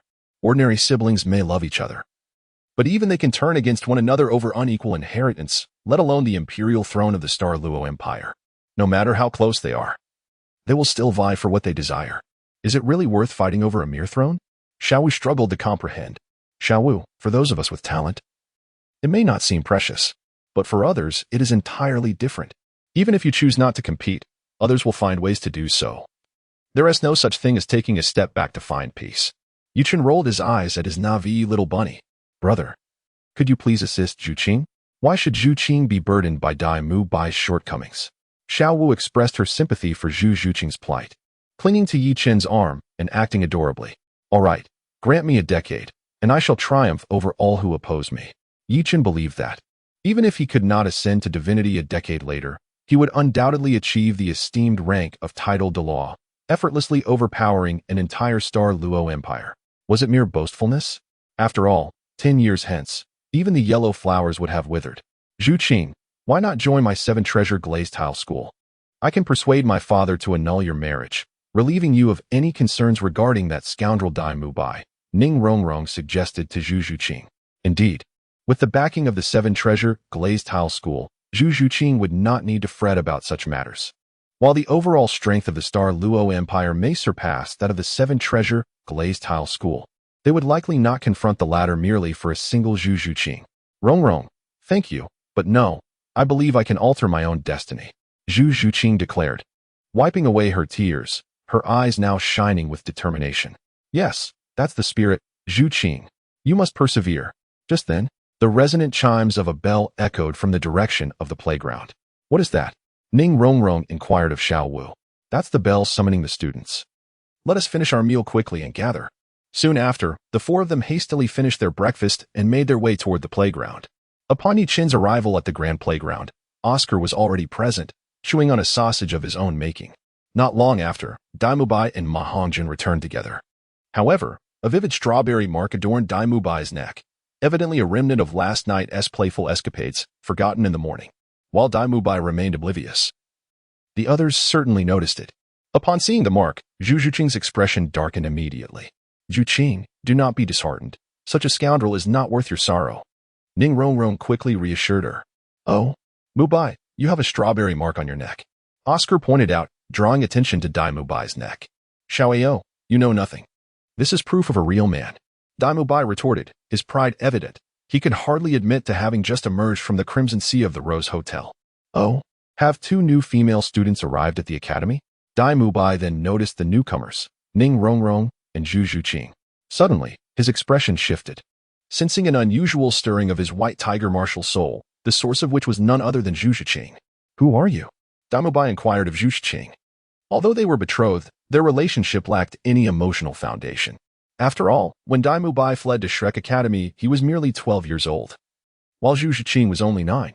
Given Zhu Qing's rapid development in the intervening years, Dai Mubai failed to recognize her and never anticipated that his fiancée from the Star Luo Empire would come searching for him at Shrek Academy. Scoundrel, step aside. Xiaowu immediately admonished. Being inherently emotional and knowing Dai Mubai's past actions, she harbored a strong aversion to him. You, angered by Xiaowu's rebuke. Dai Mubai glared fiercely at her, his finger menacingly pointed. Yet, he refrained from making threats, knowing both Yi Chen and Xiaowu were stronger than him. What are you pointing at? I'll remove that finger. Yi Chen cast a disapproving glance at Dai Mubai. Humph. Dai Mubai suppressed the fury within him, letting out a cold snort as he turned away. Oscar and Ma Hongjun exchanged glances. Despite Dai Mubai's usual bravado, he was sure to be at a disadvantage when facing Yi Chen. Chapter 62. The true support. At that moment, Flander approached. He stood before everyone, surveying Ning Rongrong and Zhu Qing with his 4 eyes, and then addressed the assembly. Excellent. This year our academy has gained 2 more prodigious talents. I, Flander, the Dean of Shrek Academy, extend a warm welcome to you both. Shortly, each of you will need to submit 100 gold coins to Teacher Lee, who oversees our finances. Wait a moment. Yichin spoke up. Do you have something to discuss? Flander adjusted his glasses. Dean Flander, we had an agreement. Both Xiaowu and I were promised free admission. Yichin spoke with utmost seriousness. Flander replied, Ahem, well, let us set aside your relationship with Xiaowu. In truth, Flander, due to the recent circumstances of mutual deceit, is not particularly in need of these gold soul coins. It is merely a matter of adhering to customary practices. Thank you very much, Dean Flander.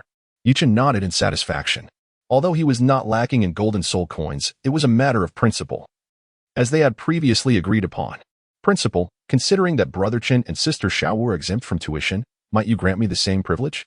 Oscar, with a meager amount of money in his pocket, was the first to speak up, while Ma Hongjun also felt a stir of excitement. For 100 golden soul coins could afford him several delightful encounters. Oscar, perhaps you should revisit this conversation after you ascend to the Soul Zone rank. Flander shot a disapproving glare at Oscar. Although the Shrek Academy was not particularly in need of that 100 golden soul coins, Flander's miserly nature remained unchanged. What was due must be paid in full. Now, Xiaowu, please relay the Academy's regulations to Ning Rongrong and Zhu Shiqing. For now, aside from Oscar and Ning Rongrong, you all may return to rest. We have evening classes to attend. With that, Flander waved his hand dismissively. Upon hearing this, Ma Hongjun and Dai Mubai took their leave, as they had exerted themselves considerably the previous night and needed to conserve their energy for the evening. However, Yi Chun, Xiao Wu, and Zhu Zhuqing remained behind. Yi Chun was not in a hurry to leave, and since he remained, Xiao Wu chose to stay as well. Observing the 2 girls still present in the academy, Zhu Zhuqing decided to see what Flander was up to. Noticing that Yi Chun and the others had not departed, Flander paid them no mind and began to impart wisdom to Oscar and Ning Rongrong. Both of you are support-type soul masters. One enhances attributes, while the other possesses a food-type martial soul. For soul masters of your kind, whether on the battlefield or in daily life, it is essential to have companions for protection. Otherwise, survival becomes exceedingly difficult. Can anyone explain how a support-type soul master can better safeguard themselves on the battlefield? I know. Before the 2 support masters could respond, Yi Chen interjected. Oh, pray tell, what is your insight? Flander, intrigued, was eager to hear Yi Chen's perspective. Low-level support typically involves hiding behind powerful teammates or learning to flee. Low-level support? Does that imply there exists a high level as well? Flander pondered, somewhat perplexed as to why there would be a distinction between high and low levels among support soul masters. Indeed, a high-level support actively engages in aiding their teammates to eliminate all adversaries. That is the true essence of support. Yichin spoke earnestly. In the Douluo Continent, most soul masters tend to regard support-type soul masters as weaklings, merely capable of whining. However, Yichin understood that during team battles, the support could sometimes be the most formidable one. Capable of dealing damage, providing assistance, and even healing, they are incredibly powerful. Of course, high-level support roles are not something just anyone can achieve, and the same applies to the Douluo Continent. Certain prerequisites must be met. Ahem, Yichin. Could it be that you harbor some misconceptions about support roles? Flander was taken aback, and even those beside him looked at Yi Chun with peculiar expressions.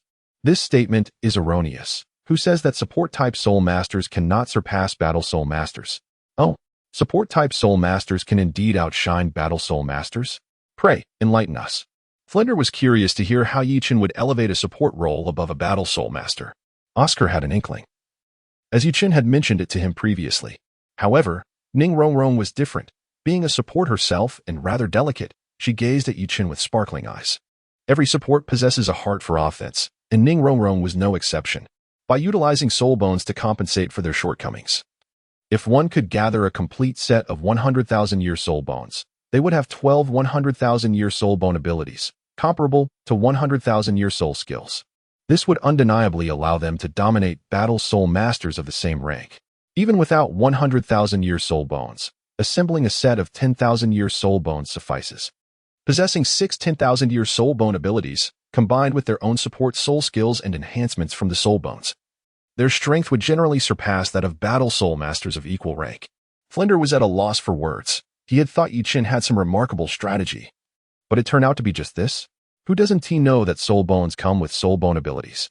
Yet, soul bones are rare treasures. Are they so easily acquired? Flinder, please do not look at me like that. I dare wager that Oscar and Ning Rongrong will undoubtedly possess strength that rivals battle soul masters of the same rank in the future. Is that true? Flinder was somewhat taken aback. Naturally, it is true. Ordinary individuals cannot obtain soul bones, but can Ning Rongrong not? The 7 Treasure Glazed Tile School may not secure 100,000-year soul bones, but 10,000-year soul bones are still feasible. As for Oscar, there exists a soul beast known as the Mirror Shadow Beast, whose innate soul skill is replication. After Oscar acquires such a soul ring, he should be able to replicate sausages. He could then find a powerful genius among peers, even if the replication of soul skills is somewhat diminished. Oscar's combat strength would certainly not be lacking. Unlike soul rings, which vanish upon a soul master's demise, soul bones can be inherited. The 7 Treasure Glazed Tile School has a long lineage. Although the newly acquired soul bones may not be abundant with each generation, over time, they accumulate significantly. As the young lady of the 7 Treasure Glazed Tile School, Ning Rongrong undoubtedly qualifies to obtain soul bones. Perhaps Ning Fengji has already prepared them for her after she awakened her martial soul. However, Ning Rongrong is still quite young, and given the numerous instances of individuals perishing while acquiring soul bones, she has yet to refine them. Flinder raised an eyebrow. If Yi Chun's assertions hold true, then Oscar and Ning Rongrong could indeed possess considerable combat prowess in the future. Chapter 63. Flinder's plan. Wait a moment. I nearly let this young lad lead me astray. Flinder's intent in lecturing Oscar and Ning Rongrong was not genuinely to seek their thoughts on support roles. Previously, he had received a letter from Ning Fengji, requesting him to take care of Ning Rongrong. After receiving this commission, Flinder pondered for a long time, finally devising a strategy. Adhering to the original script, he could not allow Yi Chun to interfere. Well, we shall discuss these matters later. Yi Chun had made a valid point earlier. A support-type soul master must learn to flee. Your task today is to engage in physical training. From this moment onward, run 20 laps around the entire village. If you have not returned by lunchtime, you shall forego your meal. Additionally, you may utilize your martial souls for assistance. Oscar, you shall lead the way. Ah, Dean, please don't. Although the village where Shrek Academy is located is not large, Oscar understood that Flinder meant the entire village, including the cultivated land. 1 lap would be at least 3 kilometers, and 20 laps equate to 60 kilometers. Such a distance would surely leave him gasping for breath as a mere support. Enough chatter, hurry and run. Flinder glared, and Oscar immediately surrendered. He knew all too well that 20 laps would be an immense challenge for a second-ring support-type soul master. Yet, for the sake of the plan's smooth execution, he had no choice but to comply. Yes, Oscar weakly acknowledged, beginning his run. As for Ning Rongrong, she was unaware of how far 20 laps truly was and followed suit. Observing Oscar and Ning Rongrong commencing their run, Flinder wore a smile. Thinking of the promise made by Ning Fengji, resembling a cunning fox who had stolen a chicken, reveling in delight. Dean Flinder, what has brought you such joy? Given Flinder's cheerful demeanor, Yi Chun could surmise the reason. If Ning Fengji entrusted Flinder to oversee Ning Rongrong, he certainly must have provided some form of remuneration. Ning Fengji was quite affluent. Even a mere slip of his fingers could yield enough for Flinder to feast heartily. Flinder, glaring at Yi Chun. Flinder said nothing and simply departed. Brother, do you think Oscar and Rongrong can manage those 20 laps? After Flinder left, Xiao Wu inquired of Yi Chun. Oscar should be able to. As for Ning Rongrong, it won't be long before you see her wandering the streets of Soto City. The current Ning Rongrong is no longer the obedient girl she once was, but rather a little demon. How could she be expected to run obediently? If it were only a few laps, perhaps she might persist, but 20 laps is utterly impossible. Ah, really? Isn't Rongrong quite obedient? She shouldn't disregard the Dean's orders, right? After a brief acquaintance, Xiao Wu viewed Ning Rongrong as a refined young lady, believing she would be relatively compliant. You need to worry about her. Let us head to Soto City. It has been a while since I took you out for some fun. A trip to Soto City sounds wonderful. Upon hearing Yi Chun's invitation, Xiao Wu instantly perked up. Zhu Qing, are you coming? Shall we turn to Zhu Zhuqing? I shall not. I must dedicate my time to training. Zhu Zhuqing shook her head. What could she do if her talent was lacking? Naturally, she must compensate through diligence. With that, Zhu Zhuqing exited the training ground. Brother, Zhu Qing is so diligent. Hearing Zhu Zhuqing's commitment to training, Xiao Wu expressed her admiration. Zhu Zhuqing's talent may not compare to ours, Thus, she must strive twice as hard, or she will surely fall behind. Indeed, among the many at Shrek Academy, Zhu Zhiqing is undoubtedly the most diligent. In contrast, if one were to rank the laziest, Xiao Wu would certainly take the top spot, even more indolent than Oscar. Were it not for Xiao Wu's exceptional innate talent, coupled with the enhancement from the celestial herb, she would not have attained the impressive level of Soul Master at 49. Let us embark on a journey to Soto City for some amusement. Yuchen gently tousled Xiao Wu's hair. All right, let us set forth. As they wandered through the bustling streets of Soto City, Xiao Wu gazed at the array of exquisite goods displayed in the shops, fully embracing her innate talent for shopping. Fortunately, Yichen was not one to shy away from spending a little money. Without hesitation, he indulged her every whim. Before they knew it, the morning had slipped away in a delightful haze. Brother, I'm hungry. Where shall we dine? Xiao Wu pointed towards a well-decorated establishment ahead, named the Tulip Restaurant, and addressed Yichen. Very well, let us indulge in a splendid feast. Yichen nodded slightly, silently pondering. At last, it has come to a halt. To be honest, when a woman goes shopping, it is as if she has been invigorated by some magical elixir, brimming with energy, a level of vitality that men simply cannot match. After a morning of shopping, Xiao Wu remained lively and animated, while Yichen began to feel somewhat fatigued, his spirit noticeably waning. Subsequently, Yichen led Xiao Wu into the Tulip Restaurant. However, as soon as they entered, they spotted Ning Rongrong, who should have been jogging at Shrek Academy, sitting at a window seat, indulging in a lavish meal. Hey, isn't that Rongrong? What is she doing here? Xiao Wu inquired of Yichen. I told you so. Ning Rongrong would never obediently go for a run. Yichen was not surprised by Ning Rongrong's lack of discipline, but he was taken aback by their encounter with her. After all, Soto City is quite a large metropolis, making such a chance encounter rather unlikely. Brother, can you foresee the future? Xiao Wu asked with a peculiar expression directed at Yichen. That is beyond my capabilities. Flinder had her run 20 laps around the village.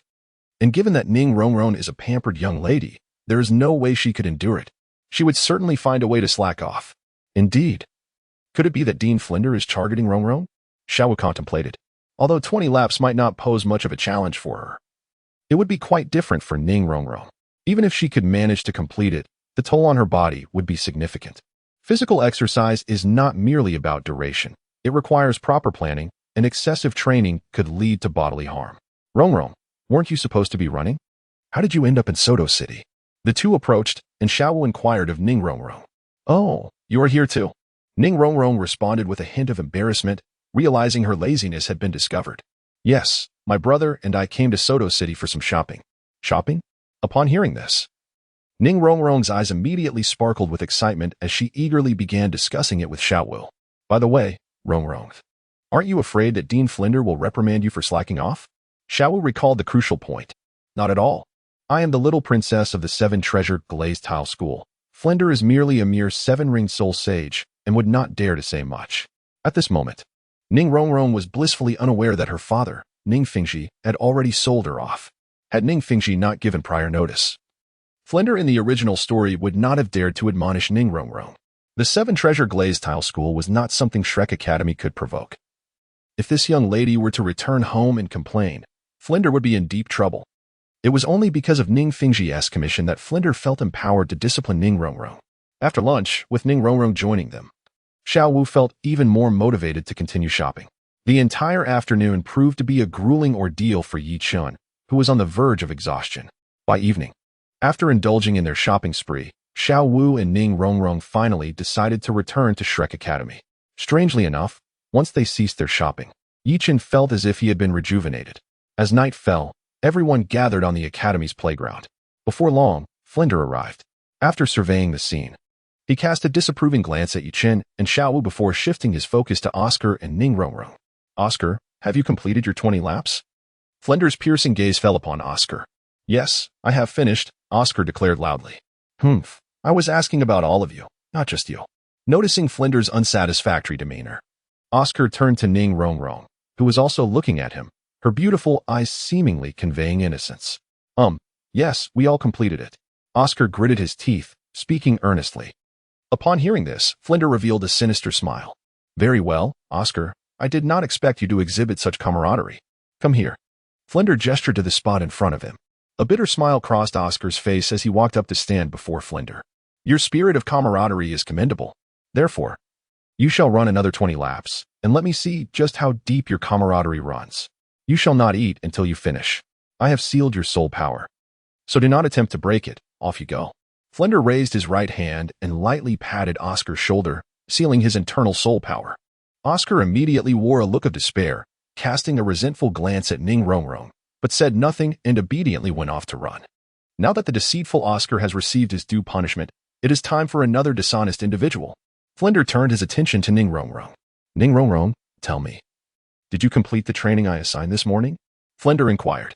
I did not. 20 laps is too far, and I became hungry and could not continue. Ning Rongrong was truthful, believing Flender would not dare to punish her. So, you ran off to Soto City all by yourself to enjoy a lavish meal? And upon encountering Yi Chun and Xiao Wu, the three of you commenced your shopping spree on Soto City's commercial street. Only just returning, am I correct? Flender said, a smile gracing his face. Were you spying on me? Ning Rongrong's eyes widened in disbelief, utterly astonished that Flender had been monitoring her. Flender momentarily ignored Ning Rongrong. Turning to Yi Chun and Xiao Wu. Yi Chun, Xiao Wu, since you encountered Ning Rongrong in Soto City, why did you not persuade her to return to her running? Dean Flender, this is where you are mistaken. Since you already discovered her, why should we speak up? If you, the Dean, do not say anything, what can we say? Moreover, Xiao Wu and I both assumed Ning Rongrong had completed her running course. Yi Chun expressed his dissatisfaction towards Flender. In truth, while Flender was observing Ning Rongrong, the perceptive Yi Chun had already sensed it, yet he chose to remain silent. Struck by Yi Chun's retort, Flender nearly choked. How infuriating. This brat, whether right or wrong, always manages to put others in a difficult position. Fortunately, Flender possessed a thick skin. He shot a glare at Yi Chun and refrained from further discussion, turning instead to lecture Ning Rongrong. Much like in the original narrative, the little enchantress Ning Rongrong gradually fell into the script meticulously crafted by Flender. Under Flander's sharp words, Ning Rongrong suffered what could be termed critical damage, shedding golden tears as she fled back to her quarters. Xiao Wu, you should go comfort Ning Rongrong. Observing everything unfold according to his plan, Flander felt a sense of smug satisfaction and turned to Xiao Wu. Oh, she replied, promptly rushing off to console Ning Rongrong. All right, let us prepare to set off. Zhu Zhiqing, as a newcomer, I must declare that you should be ready. Zhu Zhiqing nodded earnestly. Yi Chun, will you be attending the evening class this time?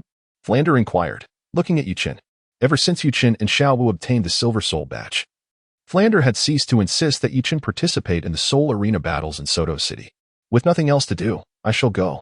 Yi Chun regarded the large feline as the meat in his bowl. When the cat departed, he naturally followed, lest he be ensnared by Dai Mubai's flowery words. At the Soto Great Soul Arena, aside from Yi Chun, the others engaged in soul battles. Ma Hongjun and Zhu Zhiqing emerged victorious, while Dai Mubai suffered a defeat at the hands of a level 39 soul master, leaving him somewhat disheartened. Upon exiting the arena, Ma Hongjun eagerly sought to find his lady companion. Brother Chen, I shall take my leave first. Dai Mubai, would you care to join me? Ma Hongjun called out to Yi Chun before preparing to invite Dai Mubai along. Not going.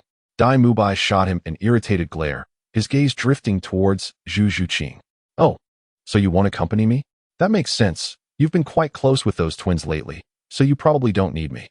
The somewhat slow-witted Ma Hongjun suddenly grasped the situation. Just leave. Go on your own. Dai Mubai impatiently waved his hand, signaling Ma Hongjun to scram. Dai Mubai, this is where you're mistaken. We are all classmates. How can you say scram? With these words, Yi Chun positioned himself on the moral high ground, embodying an image of camaraderie and harmony among classmates. Faced with Yi Chun's sharp retort, Dai Mubai felt his temper flare but dared not express it. Brother Chen certainly lives up to his title. Observing Dai Mubai's embarrassment, Ma Hongjun secretly reveled in his misfortune. What about you? Feeling mischievous again?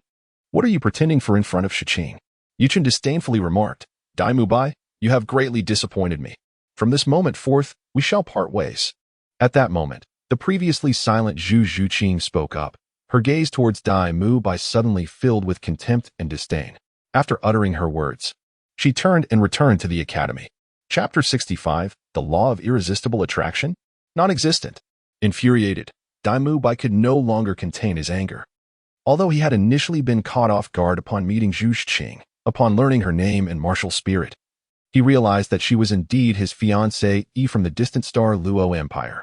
Now, with Yi Chun exposing the truth, Zhu Zhuqing had the audacity to speak such words. Could he possibly endure this? Oh, little brain axe, are you feeling mischievous again? Yichen cast a mocking glance at Dai Mubai. Damn it. White Tiger, unleash your spirit. In an instant, the furious Dai Mubai manifested his martial spirit, launching a powerful punch towards Yichen. With a dismissive smirk, Yichen swiftly raised his left arm and caught Dai Mubai's fist. Then retaliated with a Black Tiger Prowls the Heart, striking Dai Mubai squarely in the chest and sending him flying. From now on, Dai Mubai, keep your distance from Zhu Zhuqing. Do not aspire to consume what is unattainable. After delivering this warning, Yichen turned and departed from the great soul arena. My goodness, what a scandal. Could it be that Chengu has taken a liking to Zhu Zhuqing? Ma Hongjun, standing nearby, couldn't help but click his tongue, sensing he had stumbled upon a significant revelation. Although he was unaware of the exact relationship between Zhu Zhuqing and Dai Mubai, he inferred from Zhu Zhuqing's previous remarks that they must be acquainted, possibly even ex-lovers. But wait, Dai Mubai has been at the academy for 3 years, and I have never seen Zhu Zhuqing. Wasn't she just 9 years old 3 years ago? Goodness. How could Dai Mubai even consider such a thing? Realizing this, Ma Hongjun was immediately astounded. Dai Mubai's behavior was utterly outrageous, changing partners more frequently than one changes clothes, and even contemplating a 9-year-old girl. Ma Hongjun resolved then and there to distance himself from Dai Mubai to avoid being tainted by his actions. Though he was indeed a lecher, he had not sunk to such depths. The following morning, the members of Shrek Academy gathered on the playground. All right, everyone is here, so let us commence our second lesson. Flender glanced at Ning Rongrong before turning his attention to Oscar. Instantly, an ominous feeling washed over Yichen. Surely they were not about to partake in Oscar's sausages? If Oscar were a cute girl, even with the bizarre incantation for his sausages, Yichen would have no qualms about indulging. Unfortunately, Oscar was a rough and rugged man, and that made all the difference. Moreover, the disparity in soul power levels between them was significant. Yichen did not require such assistance. Yichen would rather face starvation, even leap from a rooftop, than consume Oscar's oversized sausage. Yichen silently resolved not to adhere to the so-called fragrance law. Today's lesson is quite straightforward. Oscar, you are the star of today's class. Aside from Oscar, each of you must partake in the sausages crafted from Oscar's soul power. Flender remarked with a smile. Eating sausages made by Oscar? Dean, what sort of lesson is this? As soon as Xiao Wu heard Flender's words, she could not help but exclaim. Such an oddity, she would never eat it. This is what we call adaptive training. I ask you, what is more important? Life or face? This also serves as a test of your mentality, if you cannot manage even this. How will you survive in the world of soul masters in the future? To survive, one must be willing to go to great lengths. Do not think twice about consuming a mere sausage. When life is at stake, one should be prepared to eat anything, even a mouse, cockroach, or worm. Flender stated with a serious expression. Dean, life is indeed more important than face. However, it's not as dire as you say. Storage soul tools can hold ample food. So we would never need to resort to eating mice or cockroaches. Xiao Wu immediately countered. She was not one to be easily intimidated. After all, without food-type soul masters, would she really starve to death? Ning Rongrong and Zhu Zhuqing, who had paled at the thought of eating mice and cockroaches, regained their composure and glanced at Flender with dissatisfaction. Xiao Wu is right. Without food-type soul masters, cannot one simply store more rations in their soul tools? While the capacity may be limited, for an individual, it would surely be sufficient. Ahem, well, Xiao Wu. The sausages made by Oscar not only satisfy hunger but also possess unique effects. Flender nearly stumbled over his words, caught off guard by Xiao Wu's retort. The food created by food-type soul masters is not as potent as the enhancements provided by support-type soul masters. Given the considerable difference in rank between Oscar and myself, the effects will undoubtedly be diminished, hence I shall not partake. Xiao Wu shook her head vigorously. Besides, as the leader of Shrek Academy, how could she consume Oscar's quirky sausages without losing her dignity? Do not be fooled by Oscar's serious demeanor. He is quite the eccentric. Yichen, what do you say? Unable to persuade Xiao Wu, Flender turned to Yichen. Dean, while the effect of Oscar's soul power sausages is indeed commendable, since Xiao Wu is unwilling to eat, then it is best to let it be. Yichen had no intention of consuming them, and with Xiao Wu's refusal, he naturally seized the opportunity to reinforce Flender's resolve to abandon the sausage endeavor. Flender was left speechless. He had hoped Yichen could persuade Xiao Wu, only to find that both Yichen and Xiao Wu shared the same aversion to Oscar's sausages. Am I growing old and out of touch? Do the youth of today not appreciate the talents of an exceptional food-type soul master? Flinder mused silently. In Flinder's view, although Oscar's incantations were peculiar, the results were undeniably effective. If he had such a remarkable food-type soul master as a teammate, he would be overjoyed, not to mention any grievances. Dean. I concur with Brother Chen and Sister Xiaowu. I believe it is best to forego Oscar's sausages. Little Ao's thoughts appear rather unhealthy, and it feels quite awkward. Observing Flinder's silence, Ma Hongjun cautiously spoke. How outrageous. You are the one with unhealthy thoughts. Oscar silently cursed, feeling insulted by Ma Hongjun's insinuation. Who in the academy could match Ma Hongjun in terms of impropriety? Little fatty, you have quite the audacity. Flinder shot a glare at Ma Hongjun, dismayed that this chubby lad chose to emulate poor behavior. Dean, I believe we should take our time with this matter. The two new students have just arrived at the academy and are still unfamiliar with Oscar. Their psychological resistance is understandable. Perhaps once they become familiar, they may not resist so fiercely. After some thought, Yichen sought to provide Flinder with an exit, sparing him from embarrassment. Upon hearing this, Ning Rongrong and Zhu Zhuqing nodded in agreement. Even Ma Hongjun and Dai Mubai shared the sentiment, while Xiao Wu began to cheer with excitement. Thus, Flinder's plan met an untimely demise. Aside from Oscar himself, no one was willing to eat the sausages, rendering today's lesson utterly unfeasible. After all, if no one will eat them, would he force them down their throats? Subsequently, a flustered Flinder hastily exited the training ground. Alas, my sausages. When will I gain the recognition of everyone? Oscar cast a forlorn glance at the group and sighed. Haha, little Ao, do not take it to heart. Once you can produce sausages without reciting incantations, everyone will be far less resistant. Yichen gently patted Oscar's shoulder, offering words of comfort. Oscar, are you certain about what you said? I've been training for an entire year, yet I still cannot achieve it. Oscar expressed his frustration. It should be possible, right? Just because you cannot do it now does not imply that you will never be able to. I firmly believe that with perseverance, you will undoubtedly succeed. As for when Oscar would be able to conjure sausages without incantations, Yichen could not say for certain, as he had never experienced such a phenomenon. By the way, little Oscar, how do you train your soul power? Yichen recalled a crucial point. If one fails to identify the correct direction for training, the effort may yield minimal results. Is it merely a matter of repeatedly unleashing soul techniques?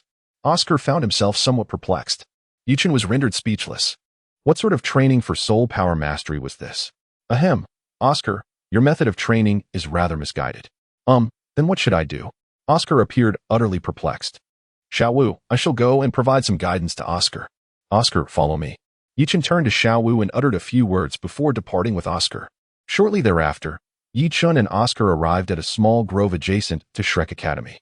Oscar, mastering control over one's soul power is quite straightforward, as exemplified here.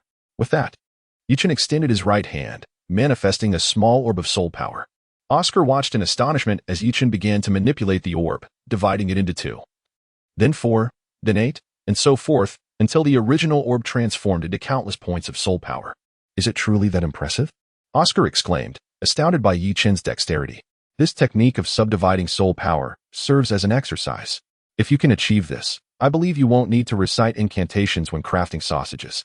It seems rather daunting. Is there a simpler method? Oscar, there are no shortcuts in cultivation. However, there are indeed alternative training methods. Let me demonstrate. Yichen then sought out a sturdy tree. Oscar observed as Yichen, with hands clasped behind his back, ascended effortlessly to the treetop, hanging upside down from a branch. Brother Chen, how on earth did you accomplish that? Oscar's eyes widened in disbelief. By channeling soul power to my feet, I can firmly adhere to the tree trunk. With practice, it becomes quite manageable. Additionally, one can also train by walking on water. Keep at it, Oscar. I have faith in your abilities. Yichen leaped down and landed steadily on the ground, then patted Oscar on the shoulder. In his previous life, Yichen had watched numerous anime and read countless novels, so he possessed a certain level of creativity. Oscar nodded eagerly and began to experiment. Unfortunately, while placing one foot on the surface posed no issue. The moment he placed the other foot down, Oscar lost his balance and fell onto his rear. Ouch. Brother Chen, this method is ineffective. If one were to fall from the top of a tree, it could easily lead to injury, he complained while holding his backside. Don't you have a recovery sausage? At this height, you won't be seriously harmed. Yichen rolled his eyes at Oscar. In truth, Conducting tree climbing training could indeed involve placing soft mats at the base of the tree to prevent injuries. However, if mats were used, the effectiveness would diminish, as it is only through experiencing pain from falls that one truly realizes the importance of avoiding mistakes, thus facilitating better training. Well then, enjoy yourself. I shall take my leave, he declared, having imparted the method to Oscar, and with that, Yichun departed from the grove. Upon returning to Shrek Academy, Yichun was about to retreat to his room for cultivation when he noticed Dai Mubai and Zhu Zhuqing embroiled in a heated argument on the playground. Dai Mubai, I have made myself abundantly clear. From this moment forth, our paths shall diverge. I no longer wish to have any connection with you, Zhu Zhuqing stated with evident disdain. Mubai, I acknowledge my past mistakes. Please forgive me, Dai Mubai pleaded. How can you still have the audacity to utter such words? Your actions have filled me with revulsion, Zhu Zhuqing retorted. Zhu Zhuqing, the engagement between the royal family and your clan is not for you to dictate, Dai Mubai countered, opting for a more forceful approach when the gentle tactics proved ineffective. And what of it? It is better to die than to live without my principles, Zhu Zhuqing asserted with unwavering determination. At that moment, Yichun made his entrance. Yichun, this is a private matter between Zhuqing and me. It does not concern you, Dai Mubai said, his impatience palpable upon seeing Yichun. Little brain, did I not warn you? Do you still dare to dream of a swan while being but a toad? How could this not concern me? If I say it does, then it does. Even if it were not the case, it must be so, Yichun declared. Do not think that just because you belong to the Soul Sect, you can provoke the Star Luo Empire, Dai Mubai retorted. TSK, Dai Mubai, you are correct. Currently, I cannot afford to provoke the Star Luo Empire. But can you truly represent the entire empire? Yes, I may not be able to provoke the Star Luo Empire, but as for you, even if there were 10 of you, I would not regard you with any concern. Yichun disdainfully addressed Dai Mubai. How detestable. Yichun, do not think for a moment that I am oblivious to your affections for Zhuqing. Let me make this clear. Zhuqing is of my Star Luo Empire. And whether in life or death, she remains ours. Unaware of the impending doom. You speak as if the existence of the Star Luo Empire will persist for decades to come. The trajectory of the original narrative has already diverged. Yet the overarching circumstances remain unchanged. Should Yichun choose not to intervene, or lacks the capability to do so, then Bibi Dong will undoubtedly establish the Spirit Empire and ignite the war for continental unification. In that eventuality, the Star Luo Empire would surely meet its demise.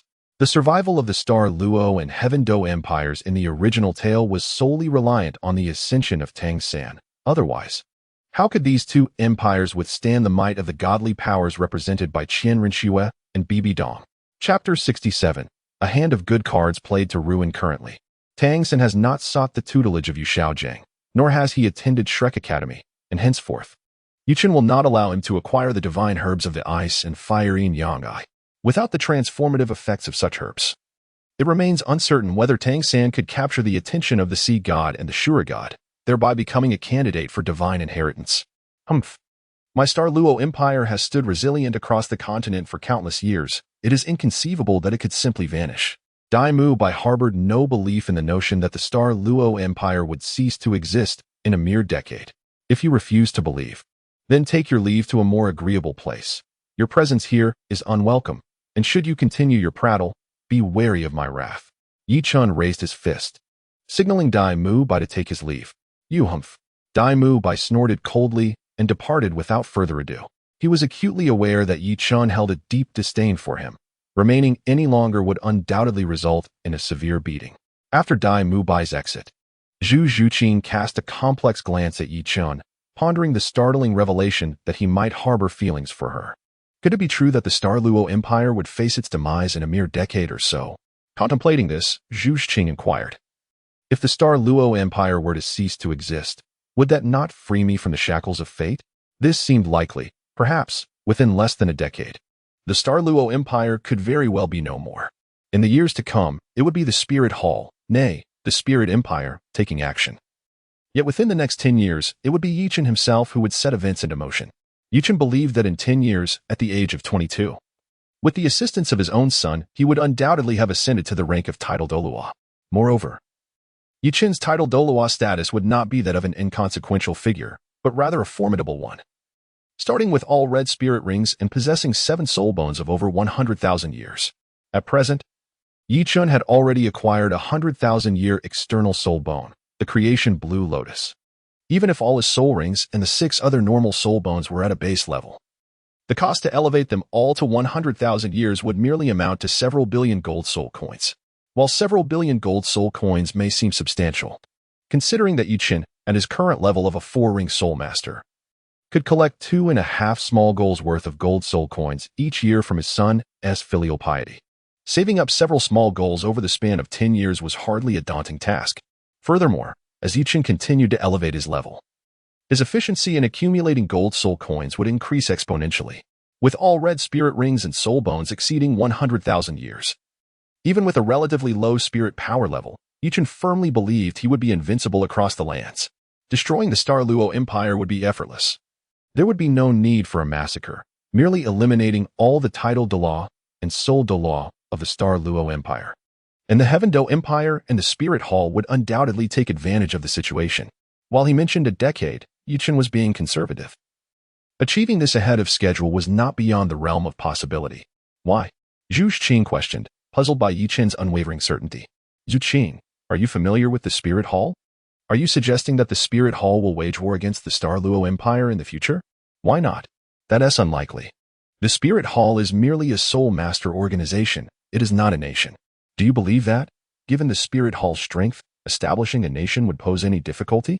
I'm not sure, but I doubt the 2 great empires would agree. The Spirit Hall is already the most powerful soul master organization on the continent. If it were to become an empire, wouldn't that be a problem? The Douluo and Heaven Do empires would be the first to oppose it. The 2 great empires? Zhu Qing, do you have any idea how many powerful individuals the Spirit Hall possesses? Before Zhu Qing could respond, Yichun continued, currently, the Spirit Hall boasts over 20 experts at the title Douluo level. Have you heard of the Hall of Offerings in Spirit City? Only those with spirit power levels above 95 are qualified to become offerings, and there are currently as many as 7. The Spirit Hall has that many title Douluo? Zhu Qing exclaimed, her eyes widening. Title Douluo are not commonplace. There are only about 20 or so openly acknowledged across the continent, highlighting the Spirit Hall's deep concealment. Do you think these 20-plus title Douluo represent the Spirit Hall's greatest trump card? Isn't it? Zhu Qing lacked a concrete understanding of the specific strength of title Douluo. She only knew they were immensely powerful, capable of navigating effortlessly against a legion of 100,000 elite soldiers, let alone over 20 true experts. The Spirit Hall's true trump card is not merely these 20-plus title Douluo. However, it is not my place to divulge further. I can only say that there are some beings who cannot be countered by title Douluo, regardless of their numbers. The Spirit Hall's greatest asset lies in the future, with Qian Rinxue and Bibi Dong transcending to divinity in a decade or so. If the Spirit Hall is indeed so powerful, why not act now? In Zhu Qing's view, if the Spirit Hall possessed the strength Yichun claimed, the 2 great empires, Douluo and Heaven Do, would have already met their demise. I cannot disclose the specifics, but I can tell you they are waiting for an opportunity that minimizes war casualties.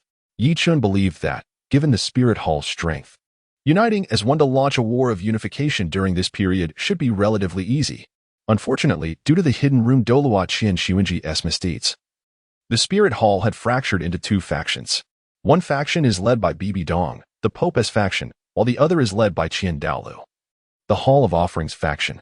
The discord between the 2 factions meant that without the assistance of the Hall of Offerings, the Pope's faction alone could not suppress the entire continent, which is why Bibi Dong was still biding her time. The Hall of Offerings refrained from acting because Qian Douluo was paving the way for his granddaughter, Qian Rinxue. If the Spirit Hall, under Bibi Dong's leadership, were to unify the continent, it would mean that in the future, the Spirit Hall would be entirely subject to Bibi Dong's authority. What would become of the angel family? For Qian Douluo, the ancestral legacy must not fall into the hands of an outsider like Bibi Dong. Thus, the Hall of Offerings faction was waiting for the unprecedented genius Qian Rinxue to inherit the title of the angel god. Once a deity emerges, the unascended soul masters would be no match, regardless of their numbers. Dominating the entire continent would be effortless. Yet, while both Bibi Dong and Qian Douluo had their plans, they inadvertently overlooked Tang Xiaosan, who squandered a promising hand, leading to the eventual annihilation of the Spirit Hall. An opportunity? Zhu Qing was somewhat perplexed. But since Yichen chose not to elaborate, she refrained from pressing further. Zhuqing, do you wish to grow stronger more rapidly? Do you have a method? Zhuqing's eyes sparkled with interest. Indeed. Yichen nodded thoughtfully. Could there possibly be any side effects? I have heard that some soul masters, in their pursuit of rapid strength enhancement, resort to external substances, which can destabilize their foundation and hinder future progress. Although Zhuqing desires to grow stronger swiftly, she would never compromise her integrity by exploiting external aids. Chapter 68. You are my good friend. Rest assured, there are absolutely no side effects. I'm merely jesting. This big cat is akin to a cherished morsel from my own bowl. Yichen would not be short-sighted, as he still aspires to ascend to divinity in the future. He must not lose sight of the long-term vision. Please, do teach me. With that, Zhuqing bowed deeply to Yichen. Follow me. Subsequently, Yichen guided Zhuqing away from the training grounds to a secluded area. Next, I shall impart to you a unique meditation technique. This method is significantly more effective than the conventional ones. It not only enhances the efficiency of soul power cultivation but also improves its quality. Indeed, Yichen had numerous methods to rapidly elevate Zhuqing's strength in a short span, yet imparting cultivation techniques is the slowest approach. For instance, utilizing a soul ring age enhancement card could elevate the age of her soul rings. Should Zhuqing's soul rings be upgraded to 2 purple, it could potentially boost her from a level 27 Great Soul Master to level 29, or even near level 30. Moreover, Yichen's small treasury had recently accumulated a target amount of gold soul coins, which could be used to purchase a rare herb that aligns with Zhuqing's attributes, significantly augmenting her soul power while also enhancing her innate talent. However, it is still a tad premature. They had only recently met. The endeavor to win over this big cat must be approached gradually and cannot be rushed. Unlike consumable resources, cultivation techniques can be replicated infinitely without depleting Yichen's own resources. Is there truly a distinction in this meditation method? Zhuqing appeared puzzled. It is common knowledge that every soul master on the continent practices the same meditation technique. Everyone adheres to the same formula. The pace of a soul master's cultivation relies on innate soul power, martial spirits, resources, and diligence. She had never heard of any particularly effective meditation method. This is indeed the case. My meditation technique is a treasured legacy of the Yi family. A family heirloom? Would it be inappropriate for you to share it with me? Zhuqing's face reflected hesitation and inner conflict. In Douluo Continent, there exists a strong sense of familial exclusivity. Typically, self-created soul skills passed down through generations are not shared with outsiders. For instance, the dragon transformation secret technique of the Blue Lightning Tyrant Dragon clan prohibits non-family members from practicing it. Although the dragon transformation technique is quite demanding, aligning perfectly with those who have awakened the Blue Lightning Tyrant Dragon martial spirit, other dragon-type martial spirit families on the continent can also practice it. However, should others acquire it through various means, they would still hesitate to cultivate it openly for fear of retribution from the Blue Lightning Tyrant Dragon clan. Similarly, the Haotian sect's Haotian 9 absolutes and the Great Sumeru Hammer are also strictly forbidden from dissemination. Indeed, the Great Sumeru Hammer's ultimate technique can only be practiced by the sect's leader and the next successor, who possess the requisite qualifications. The unique meditation technique spoken of by Yichen is likely similar in nature. No worries, you are my dear friend, and it is perfectly fine. Of course, this designation of friend must be devoid of any superficiality. Otherwise, Yichen would never divulge it. Presently, apart from Yichen, only Xiaowu has practiced the transformative meditation technique. However, given that Yichen has only recently acquainted with the great feline, it would be impolite to state outright that this meditation can only be cultivated by members of the Yi family. So, thank you very much. Zhuqing, unaware of the underlying implications, expressed her gratitude immediately. There is no need for formalities. After all, we are good friends. Yichen displayed an air of camaraderie, suggesting that they were good friends and that there was no need for formalities. Good friends? When did we become such? Zhuqing felt somewhat speechless in response to Yichen's familiarity. Subsequently, Yichen meticulously guided Zhuqing through the intricacies of the creation meditation technique. Let there be no misunderstanding. Yichen was not akin to the sinister instructors often portrayed in malevolent tales, who take advantage of others' vulnerabilities. Under Yichen's patient instruction, Zhuqing swiftly mastered the creation meditation technique. As she began to cultivate this newfound method, she discerned that her soul power cultivation speed had indeed accelerated significantly. However, Regarding the quality of her soul power, it was too soon to draw any conclusions. Well, let us conclude for today. Tomorrow morning, we shall reconvene here, and I will teach you further. Do not concern yourself with the spirit arena for now. It suffices to engage in practical training with me. Yuchen addressed Zhu Shiqing.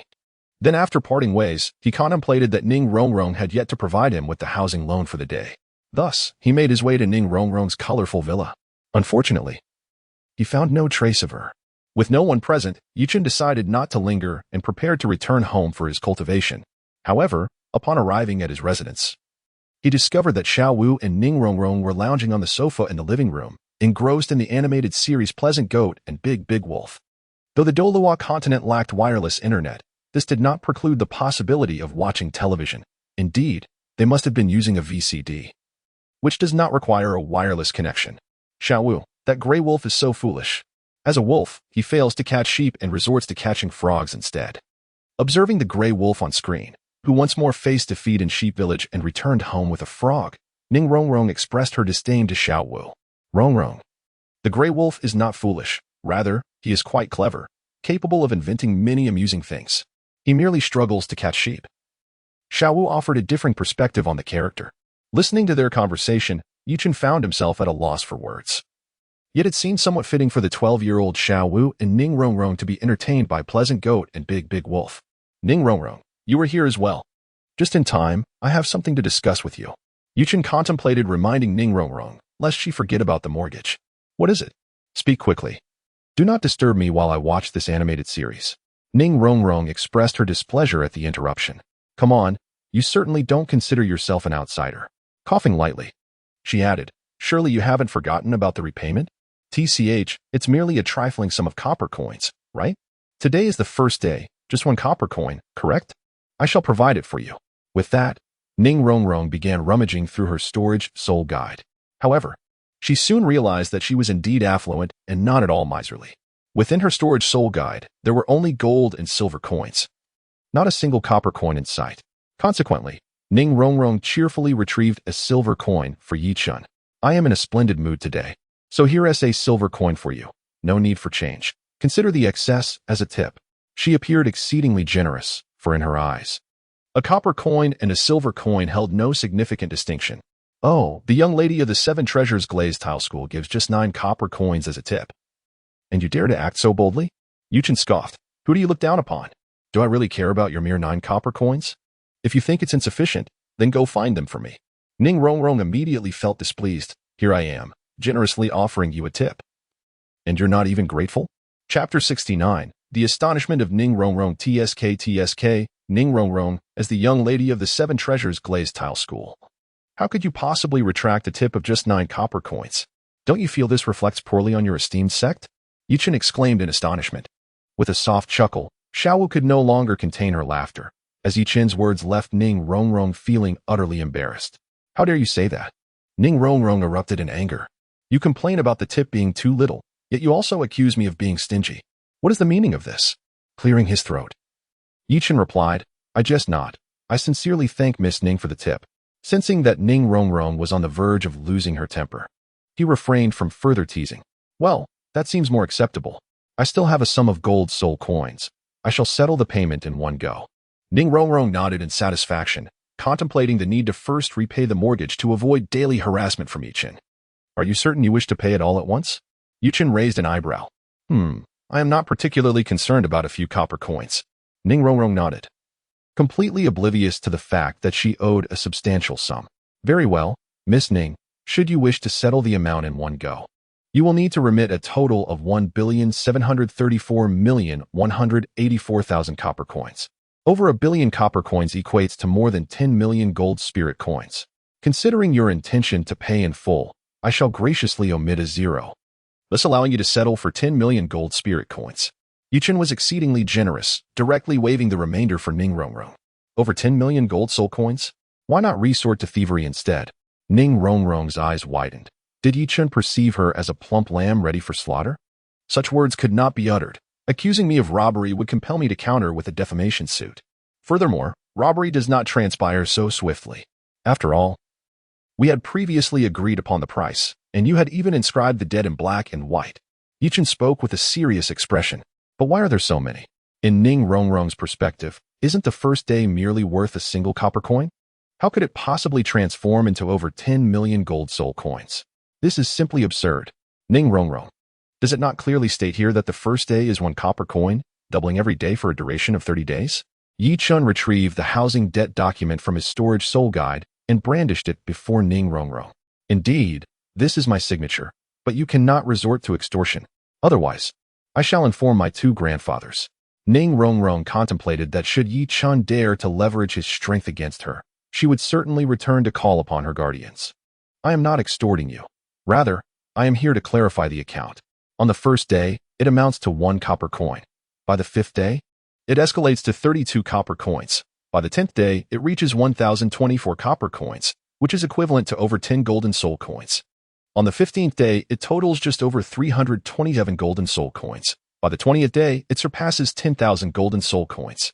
On the 25th day, it exceeds 300,000 golden soul coins. And finally, on the 30th day, it culminates in over 5 million golden soul coins. In total, does it not amount to over 10 million golden soul coins?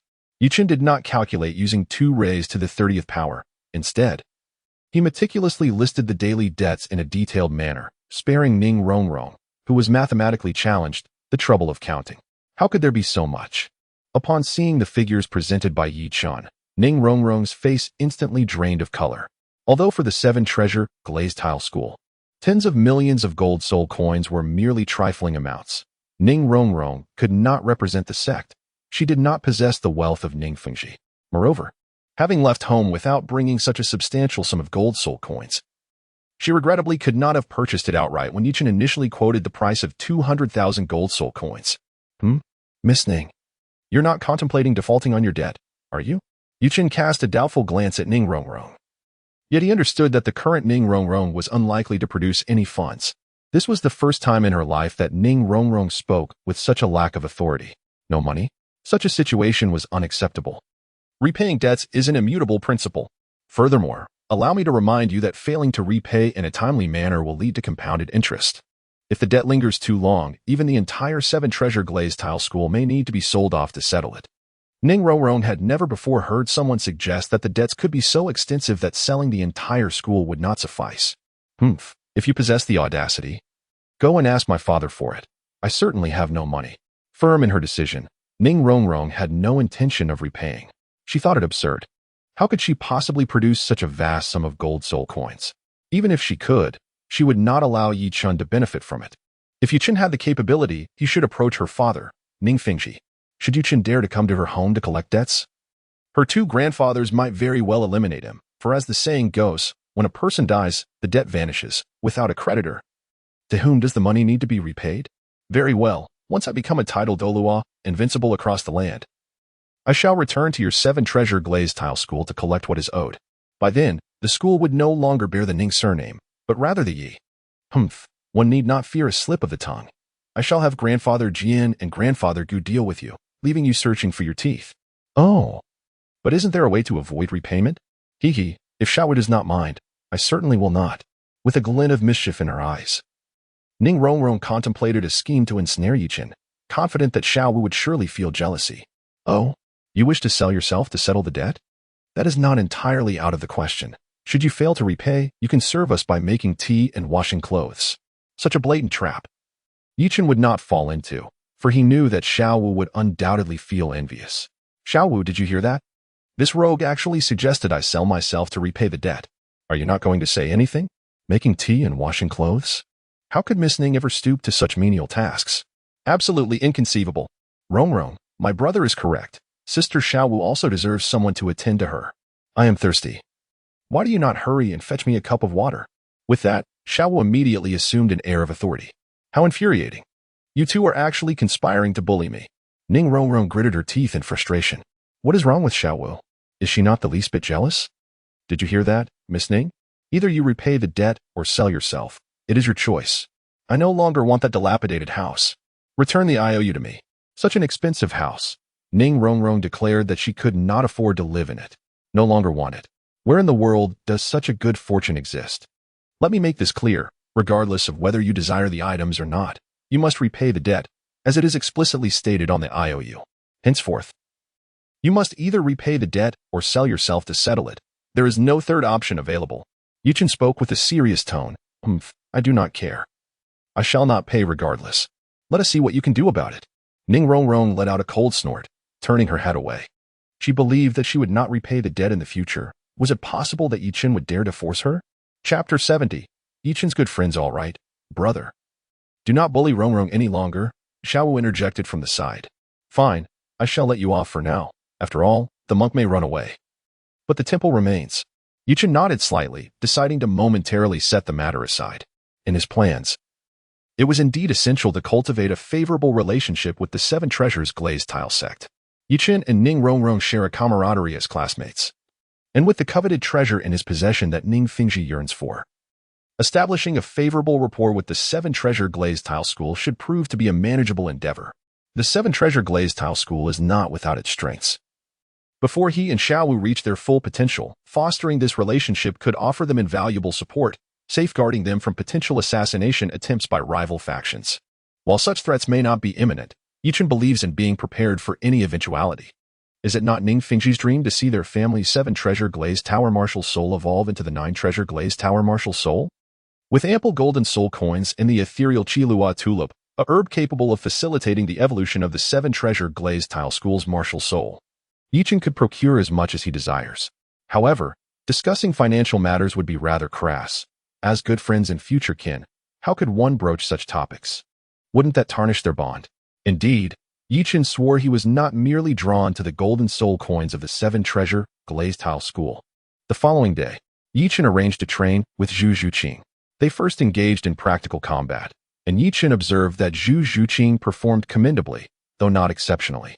In Yichen's perspective, the strength of an individual does not solely rely on combat experience. Much like himself, if comparing combat levels among peers, he could only be deemed satisfactory, not top tier. However, thanks to his formidable martial soul, exceptional soul ring configuration, advanced soul bones, and the enhancement from his cultivation techniques, overcoming higher-level opponents posed no challenge.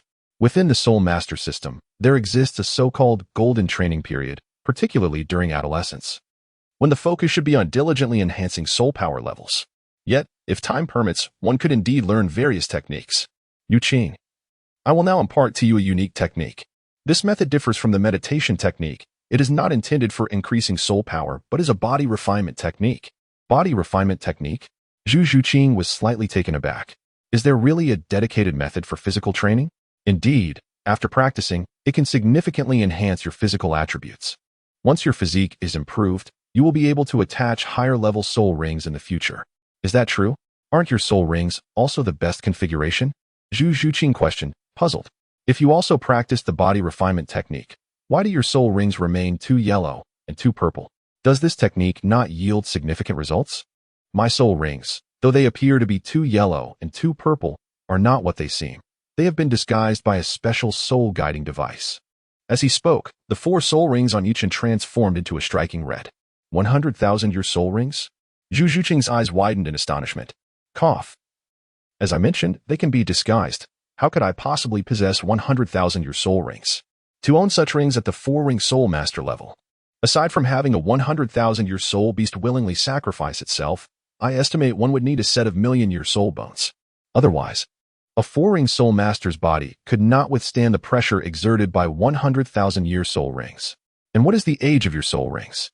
That I cannot disclose unless we both. Yichen chose not to elaborate further. Upon hearing his words, Zhu Zhuqing rarely felt a flush of embarrassment. Very well, I shall impart to you the body refinement technique. If you fail to acquire a soul bone, your 3rd soul ring will only amount to a little over 1,000 years. However, after practicing the body refinement technique, you could potentially enhance the age of your soul ring by an additional 3,000 years. It is not inconceivable for your 4th soul ring to reach 10,000 years in age. Of course, to absorb a 10,000-year soul ring, mere physical prowess will not suffice. Your mental fortitude must also be on par. A black 10,000-year 4th soul ring, you say? Zhu Zhuqing's eyes sparkled with intrigue. It is well known that the higher the age of a soul ring, the greater the enhancement post-advancement, and the more formidable the soul skills become. However, across the vast Douluo Continent, very few possess the capability to absorb soul rings that surpass their limits. Each year, numerous soul masters succumb to tragic fates, overwhelmed by their greed for higher-aged soul rings. Such occurrences often involve talented soul masters. After all, for an ordinary soul master, achieving the optimal configuration of soul rings is a dream come true. The thought of surpassing the limit to absorb a soul ring is far-fetched. As for me and Xiao Wu, our fourth soul rings currently stand at 10,000 years, she continued. Yet, to absorb a 10,000-year soul ring, not only must one's physical condition meet the requirements, but mental prowess must also keep pace. I shall teach you this tomorrow. For now, let us focus on the body refinement technique. By the way, Xing, mastering this technique will not yield immediate results. It requires consistent effort on your part. The creation body refinement technique is not a skill one can master overnight. It demands considerable time and soul power to refine the body. A day or two will yield little effect, but with prolonged practice, the benefits become markedly evident. For instance, Yuchen, even without relying on a soul bone or soul skills, has achieved the threshold of a four-ring soul master. Zhu Shiqing nodded in understanding. Subsequently, Yi Chen meticulously taught her the creation body refinement technique. After another day, he again imparted the creation soul refinement method to Zhu Shiqing. It can be said that after practicing the creation meditation, creation body refinement, and creation soul refinement methods, Zhu Shiqing would possess the potential to challenge opponents beyond her level in the future. After all, soul power, physical condition, and mental strength are the three most critical elements for a soul master. Yi Chen, thank you. Zhu Shiqing suddenly said earnestly to Yi Chen. Haha, you are my good friend. There is no need for such formalities. Yi Chen pronounced the word good with considerable weight. If you truly wish to express your gratitude, then I shall offer myself in return. Of course, Yi Chen did not voice this sentiment aloud. Yi Chen understood that while Zhu Shiqing held a favorable perception of him, it had not yet reached the level of unconditional devotion. Indeed, we are good friends. Zhu Shiqing nodded, unaware of Yi Chen's inner thoughts. Rather, she was perhaps somewhat suspicious, yet chose not to articulate it. Time passed swiftly, and 4 months later, on a bright morning, Xiao was diligently training in her chamber. Suddenly, a surge of soul power coursed through her, breaking through the bottleneck to reach the esteemed level of a quasi-soul king. Truly, she is remarkable. My Xiao has advanced to the 5th ring so swiftly. Yi Chen, witnessing Xiao Wu's breakthrough, immediately approached to extend his congratulations. Of course, one must consider who Xiao Wu is. Xiao Wu graciously accepted Yi Chen's praise, proudly puffing out her burgeoning chest. Chapter 71. Xiao Wu's jealousy soon after. Xiao Wu could hardly contain her eagerness to condense her 5th soul ring. Wait, Xiao Wu, do not attempt to condense your 5th soul ring here at the academy. It would be difficult to explain otherwise. Observing her intent, Yi Chen promptly intervened. The academy is not solely populated by him and Xiao Wu. There are at least 3 soul saints of the 7th ring present. If anyone were to perceive that Xiao Wu could independently condense a soul ring, it would be quite the predicament, although it is possible that Flender and the others might not discern Xiao Wu's true identity. Yi Chen opted for caution and preferred not to allow her to condense her 5th soul ring within the academy. Indeed, you have a point. Upon hearing this, Xiao Wu nodded in agreement. Let us inform Principal Flender that we are leaving the academy to find a suitable location for condensing the 5th soul ring. Certainly, in Principal Flender's office. Principal Flender, Xiao Wu and I have a matter for which we require leave. Yi Chen addressed Flender. Oh, what brings you here? Xiao Wu has reached level 50 and needs to venture into the soul-hunting forest to obtain her 5th spirit ring. What? Xiao Wu, you have already attained level 50? Goodness, how swiftly you have progressed. Flender exclaimed, his eyes nearly bulging in astonishment as he turned to look at Xiao Wu. Due to the disguising necklaces they wore, Flender could not discern the true level of her spirit power. Indeed, Dean Flender, I am now a level 50 soul master, Xiao Wu replied respectfully. Very well. Then I shall take charge of your 5th spirit ring quest, Flender declared, thumping his chest in assurance. Truth be told, Flender had been the head of Shrek Academy for 20 years and had never accompanied a student to acquire a 5th spirit ring. After all, the Academy's graduates typically reached a maximum of the 4-ringed Spirit Master. Dean, there is no need for your assistance. We have already made arrangements. Yi Chen interjected upon hearing Flander's intention to accompany Xiao Wu. It would be rather unnecessary for Flander to follow along just to observe Xiao Wu condensing her spirit ring. Is that so? Very well, then. Upon learning that Yi Chen had already made plans, Flander did not press further. He understood that with the exceptional talents of Yi Chen and Xiao Wu, they must surely have a mentor guiding them. Since their elder would be involved, There was no need for him to lead the expedition. After all, acquiring Xiao Wu's fifth spirit ring would require a spirit beast of at least 10,000 years. And the most suitable habitat for such a creature was the Stardow Forest. The Stardow Forest was the largest gathering place for wild spirit beasts on the continent. Fraught with danger, as a mere seven-ringed soul sage, he could not guarantee their safety entirely. Upon exiting Flanders' office, the two exchanged greetings with Ning Rongrong and Zhu Zhuqing before departing from Shrek Academy. "Brother, where are we headed?" Xiao Wu inquired of Yichun. "Let us find a secluded spot near Soto City. We can return to the academy in a few days. Consider it an opportunity for camping," he suggested. Yichun had no intention of running far. He merely sought a secluded spot devoid of powerful adversaries. After 2 hours of traversing through an isolated area, they arrived at a picturesque hillside adorned with a myriad of blooming flora. "Brother, the scenery here is delightful. Let us settle here." "Certainly," Yichun responded, choosing a suitable location to manifest his soul-guided miniature villa. When venturing into the world beyond, particularly outside the beast-infested forests, this possession was naturally a constant companion. Inside the bedroom, Xiao Wu settled cross-legged upon the bed, preparing to condense her fifth soul ring.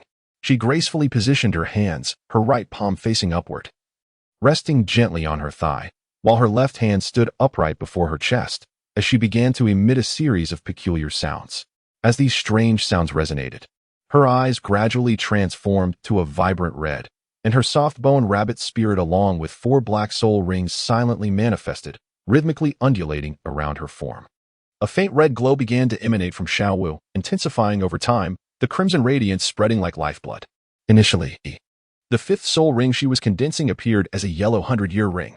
However, as moments passed, the age of the soul ring increased, transitioning from a yellow 100-year ring to a purple 1,000-year ring, and then from the purple 1,000-year ring to a black 10,000-year ring, with its age continuing to rise. Had Xiao Wu not practiced the art of creation body refinement, her fifth soul ring would have only endured for a little over 10,000 years.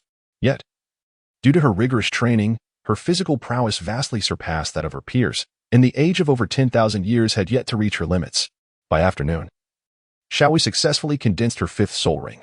Based on Yi Chen's observations, the age of her fifth soul ring was estimated to be around 20,000 years, fluctuating no more than a century.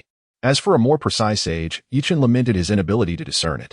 "Brother, my fifth soul ring is of 20,000 years," she exclaimed excitedly upon opening her eyes.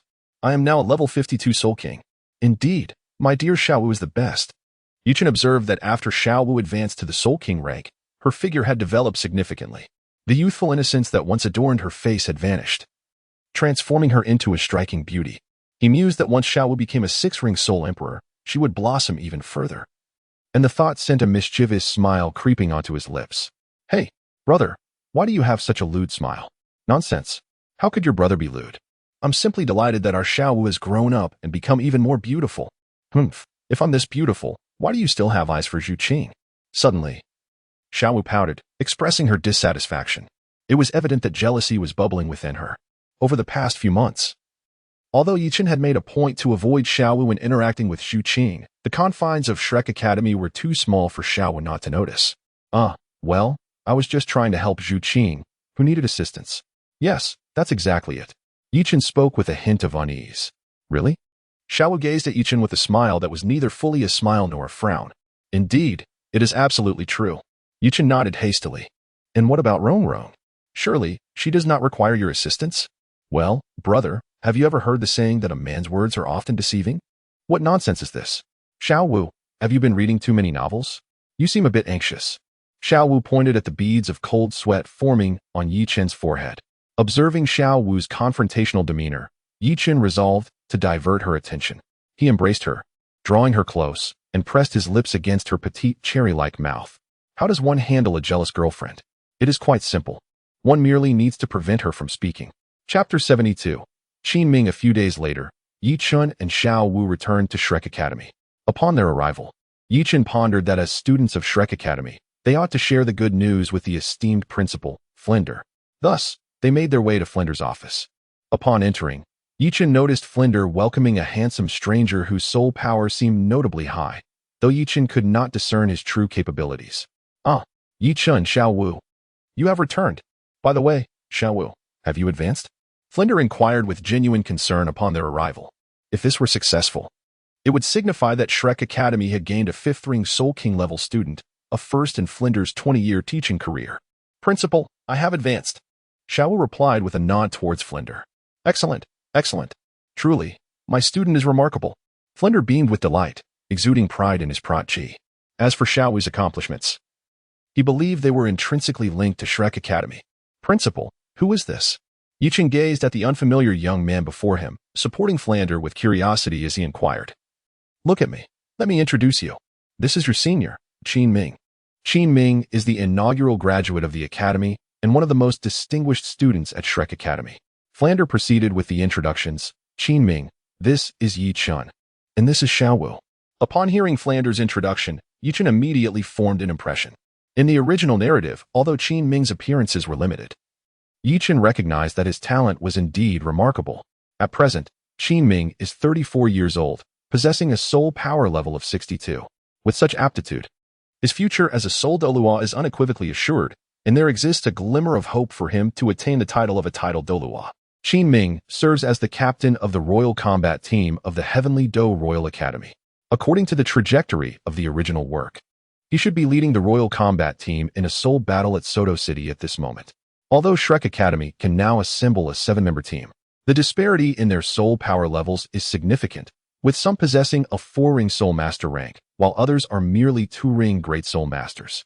Consequently, they have not formed the Shrek combat team as depicted in the original narrative and thus have not encountered the Royal Combat Team in the Grand Soul Arena of Soto City. Qin Ming's visit to Shrek Academy is likely to see Flander and the others. Greetings, Senior Qin Ming. Yi Chun and Xiao Wu greeted Qin Ming. Hello to you both. By the way, the dean seemed quite pleased earlier, mentioning that Xiao Wu has advanced. Have you truly become a soul master of the soul sect? Qin Ming, unable to discern the level of Xiao Wu's soul power due to her disguised necklace, was left in suspense. Despite her youthful appearance at just over 12 years of age, her advanced soul power had led to rapid development, making her seem more like a girl of 15 or 16 in Qin Ming's eyes. If she were merely a 3-ring soul master, then Flinder would not have been so elated. However, if she were a 4-ring soul sect master, Qin Ming could understand the excitement. Achieving the rank of a 4-ring soul sect master at the age of 16 or 17 is indeed commendable among the esteemed advanced soul master academies of the continent. Haha, Qin Ming, you are mistaken. Xiao Wu is now a 5-ring soul king, Flinder declared with great pride. What? A 5-ring soul king? Is that true? Qin Ming was instantly taken aback, his expression one of disbelief. She looks like she is only 15 or 16. How could she possibly be a 5-ring soul king? This seems rather absurd. Xiao Wu smiled quietly, remaining silent as she unleashed her martial spirit, the soft bone rabbit. The colors of her 5 soul rings, yellow, yellow, purple, purple, and black, radiated from her. Indeed, she is truly a 5-ring soul king. Congratulations to the dean, Qin Ming exclaimed. I initially thought the Royal Combat Team was impressive, but compared to Xiao Wu, they pale in comparison. As a teacher at the Tiando Royal Academy, Qin Ming had some knowledge. Yet he had never heard of a Soul King so young. Not even the Spirit Hall could boast of such a prodigy, let alone the Tiando Royal Academy. Haha. Indeed. And who is the Dean of Shrek Academy? Flinder basked in the flattery. So what if Shrek Academy is considered a lesser institution? Can other advanced Soul Master Academies produce Soul King level students? Perhaps they can, but surely those students are much older than Xiao Wu. Others may not know her age, but Flinder certainly does. The Royal Combat Team? After a moment of contemplation, Yi Chun shifted the conversation. Oh, I almost forgot to mention. I serve as the captain of the Royal Combat Team at the Tiando Royal Academy, which was established as the primary team for participating in the Soul Master competition. Qin Ming explained. The Soul Master competition? Yi Chun feigned confusion. Naturally, he was aware of the Soul Master competition and had no intention of missing it. His purpose in speaking was to secure a participation qualification for Shrek Academy. However, he had no desire for Shrek Academy to merge with the Royal Academy of Tiando. In the original narrative, the members of Shrek Academy were expelled shortly after joining the Royal Academy of Tiando by Xueping, Xuexing, and Du Gubo. The reason for their expulsion was undoubtedly orchestrated by Xueping. The various affairs within the Royal Academy of Tiando were managed by 3 committee members, each possessing a soul power level of 8 rings, who oversaw the Academy's operations. Nevertheless, the ultimate authority rested with the great Emperor Shuiyi, who, due to advanced age, had entrusted the management of the Academy to the Prince Xueqinghe, disguised by Qianren Xue. The fourth prince, Xueping, and Prince Xueqinghe were political rivals.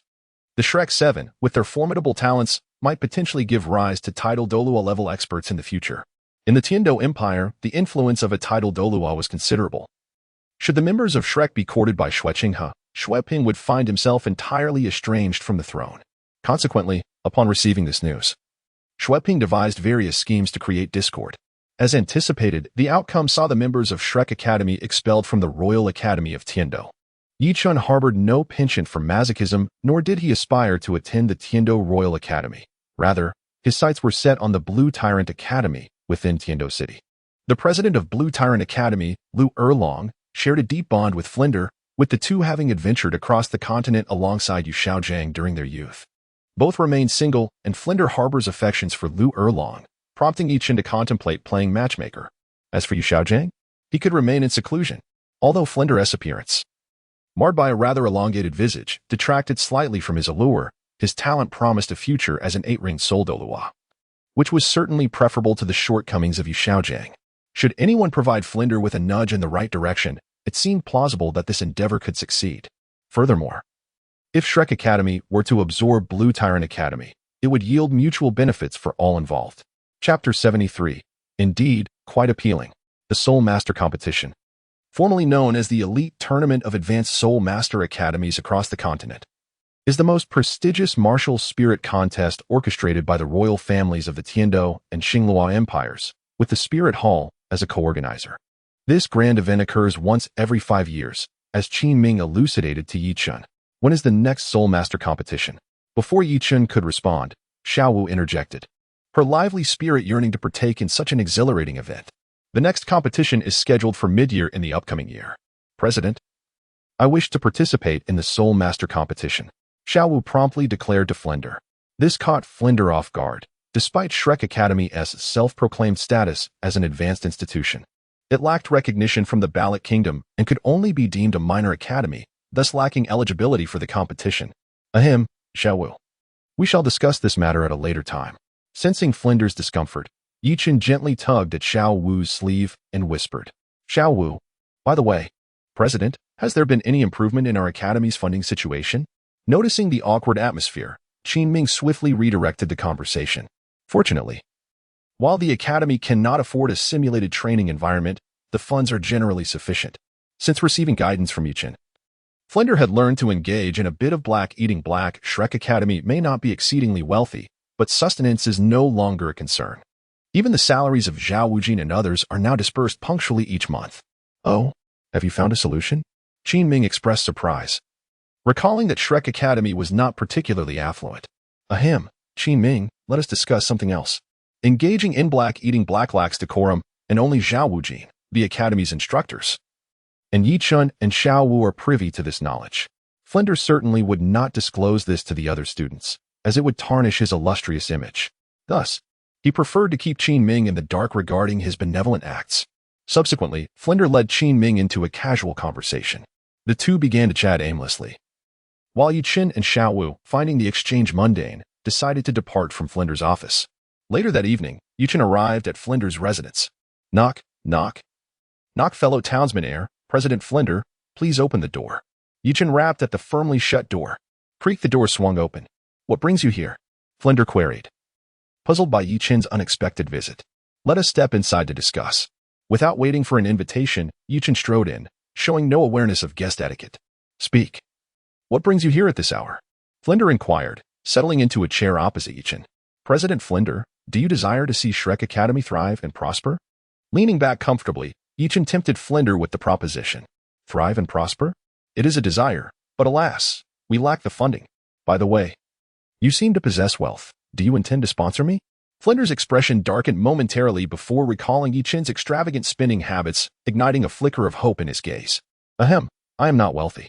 While the system's marketplace holds numerous gold soul coins, lending them to Flinder would certainly elevate Shrek Academy's status. However, Yichun would refrain from doing so, as he anticipated acquiring them soon enough. Why borrow when one can simply obtain? No funds, and yet you speak. Do you expect to achieve this without resources? Flinder rolled his eyes, disappointed by his dashed hopes. Indeed, it is precisely the art of achieving without resources. Yichun nodded solemnly. Well, did your head get kicked when you went out a few days ago? Have you not slept yet? Are you already dreaming? I am serious. Oh, serious? Then do enlighten me. Flinder, intrigued, was eager to discover such a remarkable opportunity. Within the city of Heaven-Do, there exists a prestigious Soul Master Academy known as the Blue Tyrant Academy, presided over by your old acquaintance, who remains single, Director Flinder. Have you ever considered this? Not only could you win the heart of a beautiful woman, but you could also acquire an esteemed Soul Master Academy for free. As he spoke, Yuchen raised his eyebrows at Flinder. Blue Tyrant Academy? Could it be Lu Erlong? The name Blue Tyrant Academy immediately evoked thoughts of the Blue Lightning Tyrant Dragon family. And given the familiarity of their connection, Flinder quickly associated it with Lu Erlong. Indeed, it is Lu Erlong. Director Flinder, do you not have feelings for her? If you love her, pursue her boldly. We shall all support you. Yichen encouraged Flander. Do you really think I am someone who relies on others for support? Reflecting on his beloved Erlong Meizi, whom he had not seen for many years, Flander felt a surge of excitement. However, he was still somewhat resistant to the notion of being seen as dependent on others. After all, how could a true man ever rely on someone else?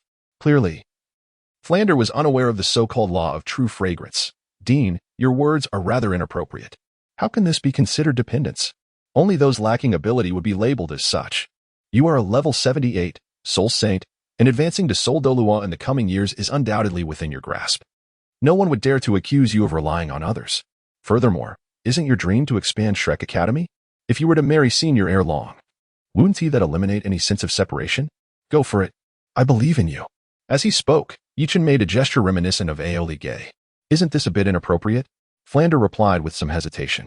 On one hand, he knew that Lu Erlong had affections for Yu Xiaogang, and intruding into that relationship felt disloyal to his brother. On the other hand, he was also reluctant to be seen as dependent. What does it matter? Dean, even if you do not consider your own interests, you must consider us students. The Academy lacks simulated training environments, and Blue Tyrant Academy has them in abundance. Moreover, Blue Tyrant Academy is qualified to participate in the Soul Master competition. For the sake of your students, let us settle this matter.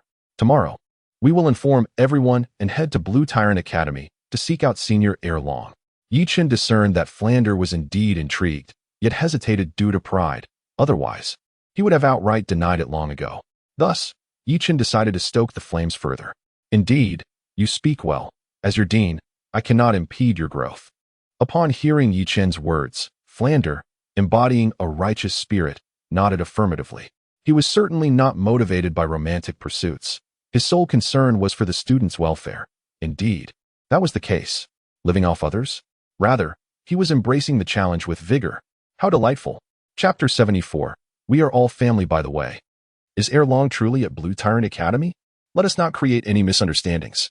After some contemplation, Flander concluded that caution was paramount. Rest assured, Dean. Why would I deceive you? Yichen confidently patted his chest and assured, in that case, I shall first write a letter to Erlong to inquire. Although Flander felt a tinge of impatience, he managed to restrain himself. Were he to go alone, he was certain that Lu Erlong would welcome him with open arms. However, if he were to bring the entire faculty and student body of Shrek Academy along, it would pose a different dilemma. After all, the presence of the entire Shrek Academy at his doorstep would undoubtedly compel Lu Erlong to accept them. Very well then, Dean Flander, I have faith in your endeavors. With a playful grin, Yichun raised his eyebrows at Flander. Go away, find somewhere cool to linger. Your presence vexes me. Flander, unable to maintain his composure under Yichen's teasing, began to usher him out. TSK, Dean. Have you not yet crossed the river and are already contemplating dismantling the bridge? Get out. The following day, as was customary, Yichen arranged a special training session with Zhu Zhuqing. However, today's focus would not be on enhancing Zhu Zhuqing's combat skills. Instead, he aimed to elevate her soul power level. Having been at Shrek Academy for several months now, Zhu Zhuqing had progressed from her initial arrival, raising her soul power level by 1, now standing at the rank of a 28th level Great Soul Master. Her martial soul, the Nether Cat, being a beast type, offered limited enhancement to her physical prowess due to its agility-based nature. Thus, both her first and second soul rings were yellow, with ages just over 400 and 700 years, respectively. Yichen believed that by utilizing the soul ring age enhancement cards, he could elevate her 2 soul rings to purple 1,000-year rings, allowing her soul power to reach the threshold of a 30th level soul sovereign. Zhuqing, We will not engage in combat training today. I have some treasures for you. Treasures? Zhu Zhiqing blinked in surprise. Here, Yichen said, presenting her with 9 carefully prepared yellow 100-year soul ring age enhancement cards. These cards can elevate the age of your soul rings, and I am confident you will directly attain the 30th level. Can the age of a soul ring truly be enhanced? Zhu Zhiqing gazed skeptically at Yichen. I had never heard of such a possibility. Do you know why my soul power level, as well as Xiao Wu's, is so elevated? Yichen did not provide a direct answer. Instead, he posed a question in return. Why? This left Zhu Zhiqing equally perplexed. While there are indeed innate soul masters with full soul power on the continent, it is said that those gifted with such innate abilities progress rapidly in their cultivation. However, even among those endowed with full innate soul power, none could compare to the remarkable talents of Yichen and Xiao Wu. Yichen smiled, and in his hand appeared a pristine bamboo staff, from which 4 black eternal soul rings blossomed. Are these truly the years of your soul rings? Zhu Zhiqing asked in astonishment. If Yichen's 4 black soul rings were merely a fade, there would have been no need to reveal them. After all, Zhu Zhiqing was already aware that Yichen could alter the color of his soul rings through a special soul guide. Since he chose to manifest them at this moment, it must indicate his genuine level. Indeed, all 4 of my soul rings are of the eternal variety. However, their initial years were not all eternal. They were enhanced through later efforts, Yichen explained. Is that true? You may experience it for yourself shortly. As you know, when a soul master adds soul rings, the higher the age of the rings, the greater the enhancement to their soul power. The same principle applies when using treasures to elevate the years of soul rings. The rapid increase in the soul power levels of both myself and Xiao Wu is largely attributed to the high age of our soul rings. It can be said that aside from the factors provided by the meditation method and the celestial herbs, Xiao Wu's ability to become a soul king at such a young age is significantly supported by the extraordinary age of her soul rings. As for my case, had I not trained in the soul master levels for several years, combined with the influence of a 10,000-year external soul bone, I would undoubtedly surpass Xiao Wu in terms of exaggeration.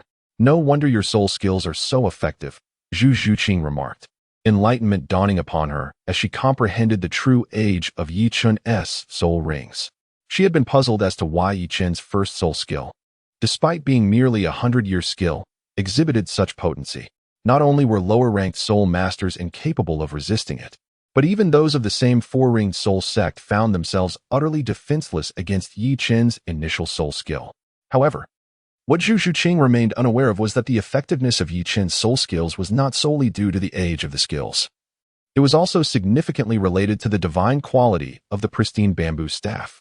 Even the unevolved ink jade divine bamboo staff was classified as a top-tier martial soul, incomparable to ordinary soul masters.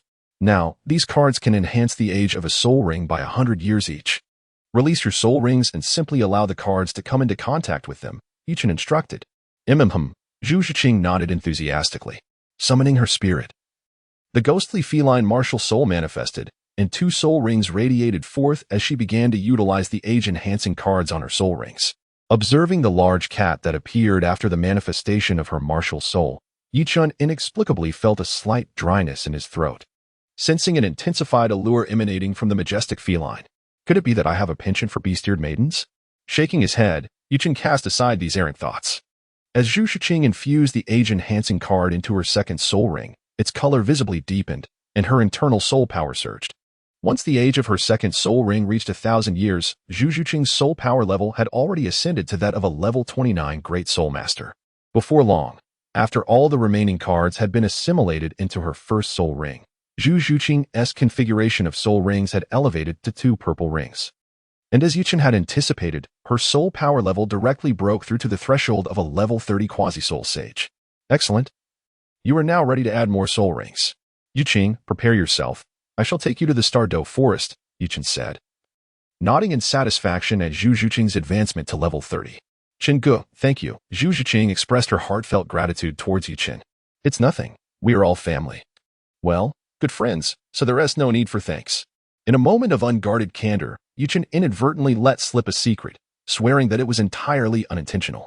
The narrator interjects, if it wasn't he intentional, then it must be intentional. Family. Upon hearing Yichen refer to them as family, Zhu Zhiqing felt a blush creeping across her cheeks. By the way, this necklace is for you. Since he had enhanced Zhu Zhiqing's soul ring, Yichen deemed it necessary to gift her a concealment necklace to maintain discretion. Unlike Xiaowu's carrot-shaped necklace, this disguise was presented in a regal shade of purple, with a pendant fashioned into a charming black cat. Chapter 75, The Bashful Cat A Necklace? As Zhu Zhiqing gazed at the cat-shaped necklace in her hands, she was utterly delighted, yet her expression shifted as if a thought had struck her, deepening her blush. She surmised that Yichen's gift was a prelude to a confession, a token of affection, and found herself torn between the dilemma of acceptance or refusal. This necklace was a unique soul guide artifact capable of concealing one's soul power level, altering one's appearance, and changing the color of soul rings. The complexities of a girl's heart are often inscrutable, and Yichen remained oblivious to Zhu Zhiqing's thoughts, earnestly explaining the necklace's capabilities. Oh, so it's not a token of love, she mused, feeling a flutter of anxiety. Subsequently, after exchanging farewells with Xiaowu and Flinder, Yichen led Zhu Zhiqing away from the academy towards the Douluo forest. Initially, upon learning that Zhu Zhiqing required an additional third soul ring, Flinder intended to send all the Shrek students together for training. However, Yichen declined the offer. What purpose would it serve to bring so many along? It would disrupt our intimate world. Moreover, having Dai Mubai, that big fly, tagging along is hardly desirable. As for safety, Yichen harbored no concerns. After Zhu Zhiqing practiced the transformation body refinement technique, the third soul ring she sought would only need to be around 3,000 years old. Such soul beasts could easily be found at the boundary between the outer and inner regions of the Douluo forest, requiring no deep venture. Yichen could handle any soul beasts under 10,000 years old himself. Those slightly over 10,000 years, while rare, could still be evaded. Higher-aged soul beasts typically resided in the inner and core areas. Should they encounter one, battling would be futile. But Yichen could procure high-level fixed soul guide artifacts from the system's marketplace, ensuring safety was not a concern. However, unless absolutely necessary, Yichen refrained from spending lavishly on high-level soul guide artifacts, as it contradicted his developmental strategy. He needed to save funds to purchase celestial herbs for the big cat, enhancing Xiaowu's martial spirit quality. As dusk descended upon the outer outskirts of the Douluo forest, a man and a woman strolled into the soul-hunting town. None other than Yichen and Zhu Zhiqing. Zhiqing, it's getting late. Let us rest for the night in soul-hunting town before we venture into the Douluo forest tomorrow. Yichen glanced at the sky and addressed Zhu Zhiqing. Zhu Zhiqing nodded in agreement. The soul-hunting town was quite lively, bustling with a considerable flow of people. However, the two did not linger. After dining at a restaurant, night had fallen, and they made their way directly to an inn situated in the heart of the town. Do you have any rooms available? Upon entering the lobby of an unnamed piece, Yichen inquired of a server. Yes, we do, came the reply. Very well, please prepare 2 rooms for us. Zhu Zhiqing was not like Xiaowu. They were not yet in a relationship, and Yichen felt reluctant to suggest sharing a room, although he had no objections. He was concerned that Zhu Zhiqing might find it inappropriate.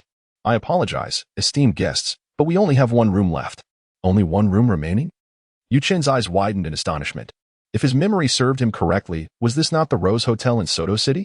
Could it be that this piece also echoed the tune of only 1 room left? Indeed, there was but a single room available, yet the server inquired. Aren't you two a couple? Casting a glance at Yichen and Zhu Zhiqing, he expressed his confusion. He could discern that both were soul masters. Although he could not ascertain their precise ranks, their presence in the soul-hunting town near the Douluo forest undoubtedly indicated they were there to acquire additional soul rings. He found it hard to believe they were not romantically involved. After all, hunting soul beasts was no trivial endeavor. If they were merely acquaintances, it seemed improbable they would assist one another. Generally, when a male and female shared a close bond, particularly at a similar age, it was hard to believe they weren't a couple. Clearing his throat, Yichen remarked, Well, we're not quite there yet, Zhiqing. Shall we consider another establishment? Yichen felt a twinge of embarrassment and turned to Zhu Zhiqing. Blushing, Zhu Zhiqing nodded softly in response.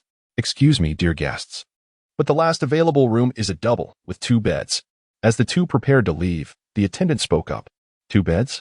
Zhiqing, if you don't mind. Let us stay here. Yichen's eyes lit up at the mention of 2 beds. If there had only been 1, Zhu Zhiqing might have found it uncomfortable. But with 2, it seemed more acceptable. As you wish, she replied. Then please, reserve the room for us. After handing over a gold soul coin, Yichen received the key to their room. Upon entering the second-floor accommodation, Yichen was struck by its ordinariness. It was merely a simple room, not exceeding 40 square meters, with 2 beds and a bathroom, lacking the charm of the Rose Hotel.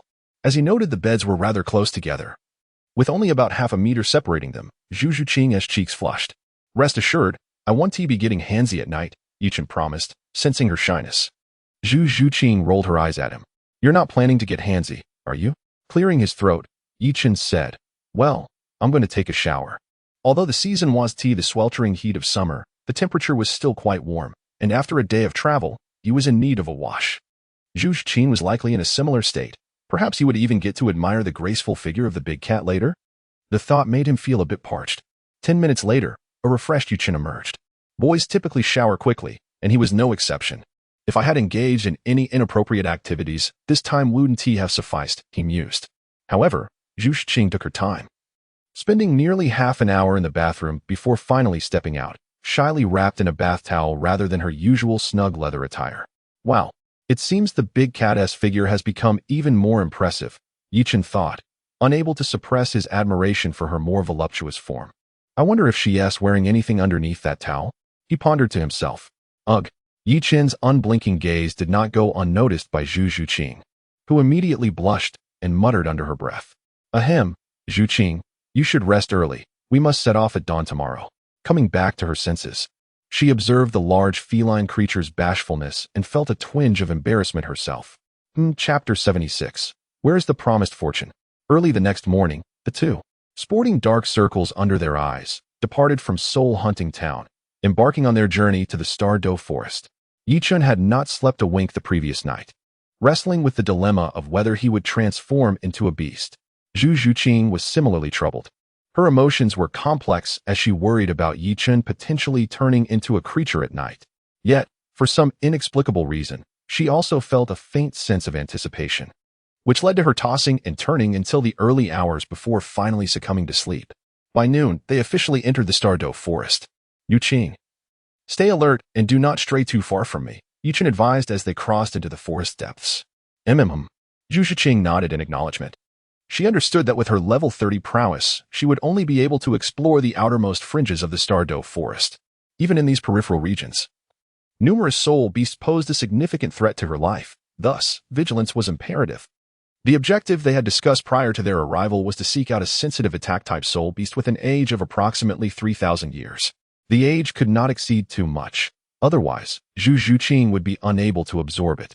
Conversely, it could not be too low either, as even if Yichen could enhance the soul ring's age, the consumption of gold soul coins would be considerable, thus setting the minimum age at 2,000 years.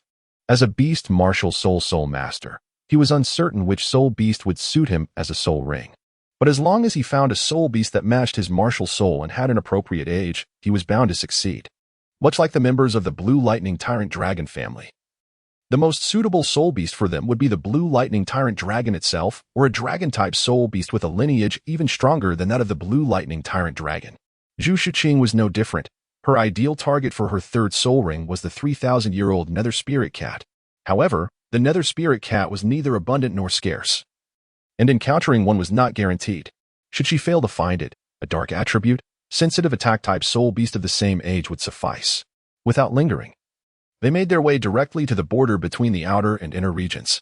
Although the Douluo Forest is the largest congregation of soul beasts on the continent, encounters with 1,000-year soul beasts were rare in the outer regions, making it exceedingly difficult to find a suitable target for Zhu Zhuqing. However, the boundary between the outer and inner regions saw a more frequent appearance of 1,000-year soul beasts. 3 days later, that morning, Yichen packed up the tent from their previous night's camp and continued the search for soul beast alongside Zhu Zhuqing. Perhaps due to their lack of fortune, the two had spent 3 days in the Douluo Forest without encountering a suitable target for Zhu Zhuqing. Soul masters seeking soul rings in the Douluo Forest could find a fitting target on the same day if luck was on their side, while others might search for a month without success, a not uncommon occurrence. After pondering, Yichen decided against relying solely on chance any longer. Noticing a small goal amount of gold soul coins in the system's shop, he promptly purchased a luck card. Zhuqing, this is for you. He extended a golden card towards her. What is this card for? Zhu Zhuqing inquired, puzzled as she held the card. Once used, it will enhance your luck. You should use it now. Perhaps it won't be long before we find our target. Yichen held a favorable view of the luck card produced by his own son, recalling that during his own quest for his first and second soul rings, he had found 2 suitable targets within a single day. In fact, During his third soul ring acquisition, he had even stumbled upon a remarkably rare external soul bone. The efficacy of the luck card was undoubtedly worth its staggering price of 1 million gold soul coins. Though Zhu Zhuqing felt somewhat bewildered about how luck could be enhanced, she ultimately crushed the card in her hand. Instantly, the golden luck card transformed into a streak of light and entered her body. I don't feel any different. After thoroughly examining her sensations, Zhu Zhuqing realized there seemed to be no distinction from before. This wasn't about enhancing her strength or improving her soul ring. Where would the sensation come from? Yichen rolled his eyes. If Zhu Zhuqing could discern the difference, that would indeed be extraordinary. Such an elusive concept as luck, one might argue, is beyond the grasp of even the most formidable spirit masters, let alone the deities of the divine realm. 2 hours later, Zhu Zhuqing gazed at the colossal creature that had unexpectedly appeared not far ahead of them, struggling to swallow her apprehension. Jinge, did you not say my luck had increased? How is it that we now encounter this ancient, 10,000-year-old Titan bear? Where is the promised fortune? Why has it transformed into misfortune? A 10,000-year-old soul beast corresponds to the strength of a 5-ring soul king, and in one-on-one combat, the inherent advantages of soul beasts often render most soul kings unable to prevail against them. Moreover, the bloodline of the Titan bear is quite formidable. The strength of the one before them could rival that of an ordinary 6-ring battle soul emperor. With only Yi Chun and Zhu Zhuqing at their disposal, they were undoubtedly no match for this Titan bear. How would I know? We should flee at once. Without hesitation, Yi Chun grasped Zhu Zhuqing's hand, urging her to escape. Typically, soul beasts of such ancient lineage do not appear in peripheral areas. They are predominantly found in the core regions of the Douluo Forest. Yet, who could have anticipated that before even entering the inner region, they would encounter a 10,000-year-old soul beast? This is utterly absurd. Could it be that this Titan bear has just recently ascended? Yuchen's conjecture was indeed correct. This formidable golden bear had just recently made a breakthrough. This particular golden bear was no ordinary specimen. Its temperament was quite cautious. Furthermore, its parents had long instructed it, back when it was still a cub, that the depths of the forest were fraught with danger, advising against venturing too far into the woods at an early age. Thus, it had remained in the outskirts of the Douluo Forest, enduring the passage of time, and had finally transformed into a 10,000-year soul beast just a few days prior. It was preparing to delve into the inner regions of the Douluo Forest for the next 100,000 years, aspiring to reach the pinnacle of its bare existence. However, it unexpectedly encountered Yuchen and Zhu Zhuqing. Discovering these two unsuspecting individuals, and being quite famished, the golden bear had no qualms about contemplating them as a meal. Nevertheless, it was taken aback when the moment they spotted it, they began to flee, roaring in frustration as it watched its potential meal escape. The golden bear thumped its chest with a powerful paw, letting out a furious roar before charging after them. Observing the relentless pursuit from behind, Yuchen couldn't help but curse under his breath. Had the golden bear been under 10,000 years of age, he would not have considered fleeing. For within his storage soul guide, he possessed a fully loaded 6-barrel Gatling gun, a torrent of bullets capable of obliterating its skull. However, the current golden bear was indeed 10,000 years old, adorned with resilient fur that Yichen doubted he could penetrate. Moreover, given its substantial size, even if the bullets did breach its defenses, they might not inflict significant damage. It could potentially endure a barrage of bullets and continue its advance. Fortunately, while the golden bear was immensely powerful, speed was not its forte. Although Zhu Zhuqing's soul power level was relatively low, she was an agile attack-type soul master and, having trained in the body refinement technique, possessed remarkable physical prowess. When her martial soul manifested, her speed was not significantly inferior to that of Yichen. Additionally, the complex terrain of the Douluo Forest, with its towering trees providing ample cover, hindered the golden bear from catching up to them for the time being. However, if escape proved futile, Yichen would have to resort to his trump card.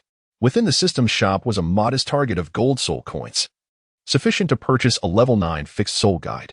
Such a device could pose a threat even to ordinary title Douluos. A mere 10,000-year golden bear would be no match. Although Yichen intended to acquire high-level fixed soul guides in the future, that was a matter for another day. Once his own level increased, hunting higher-aged soul beasts would necessitate the use of powerful fixed soul guides, as standard firearms would become ineffective.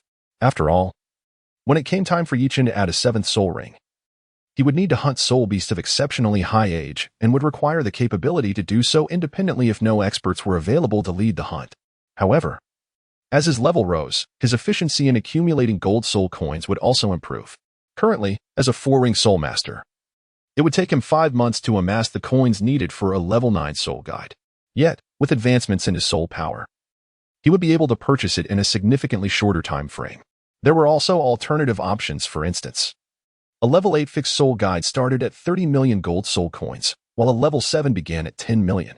As for lower-level guides, they were hardly worth considering, as their effectiveness was uncertain. Purchasing a level 7 or 8 guide might result in waste if Yichen found himself unable to utilize them in the future. Nonetheless, if he were left with no choice, he would not hesitate to make the investment for the sake of his own survival. After 3 frantic minutes of flight, glancing back at the relentless golden bear, Yichen resolved to strike back. He manifested his pure bamboo staff, while simultaneously summoning the pure domain, which amplified the effects of his soul skills. Activating his first soul skill, binding, he directed it at the pursuing golden bear. An ethereal image of the bamboo staff shot forth from Yichen, swiftly descending upon the bear's head with a resounding thump. The impact produced a dull thud as the staff collided with the golden bear's skull. Despite the considerable disparity in their power levels, the amplification provided by the pure domain enhanced the effectiveness of the skill by 50%, resulting in a significant impact. Caught off guard while in pursuit, the golden bear found itself immobilized and toppled to the ground, unable to move. Seizing the opportunity, Yichen swiftly retrieved the 6-barrel Gatling gun from his storage soul guide, aiming it at the fallen golden bear and pulling the trigger. In an instant, the barrels of the Gatling gun whirled madly, unleashing a torrent of bullets that cascaded down upon the prone beast. The storm of bullets rained down upon the golden bear, creating a flurry of blood splatters. However, as Yichen had anticipated, while the bullets managed to pierce the bear's tough hide, the wounds were shallow, merely breaching the surface before becoming lodged in its muscle. Despite the gruesome appearance of the golden bear, it had not sustained severe injuries. It was not even gravely wounded. Of course, it felt the pain.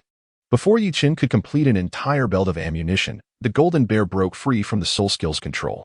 Letting out a furious roar as it surveyed its body riddled with bullet holes, the bear charged towards Yichen and Zhu Qing, its eyes gleaming with rage. Previously, it had regarded them merely as a snack. However, Yichen's counterattack had inflicted considerable harm, transforming its hunger into a relentless desire for vengeance.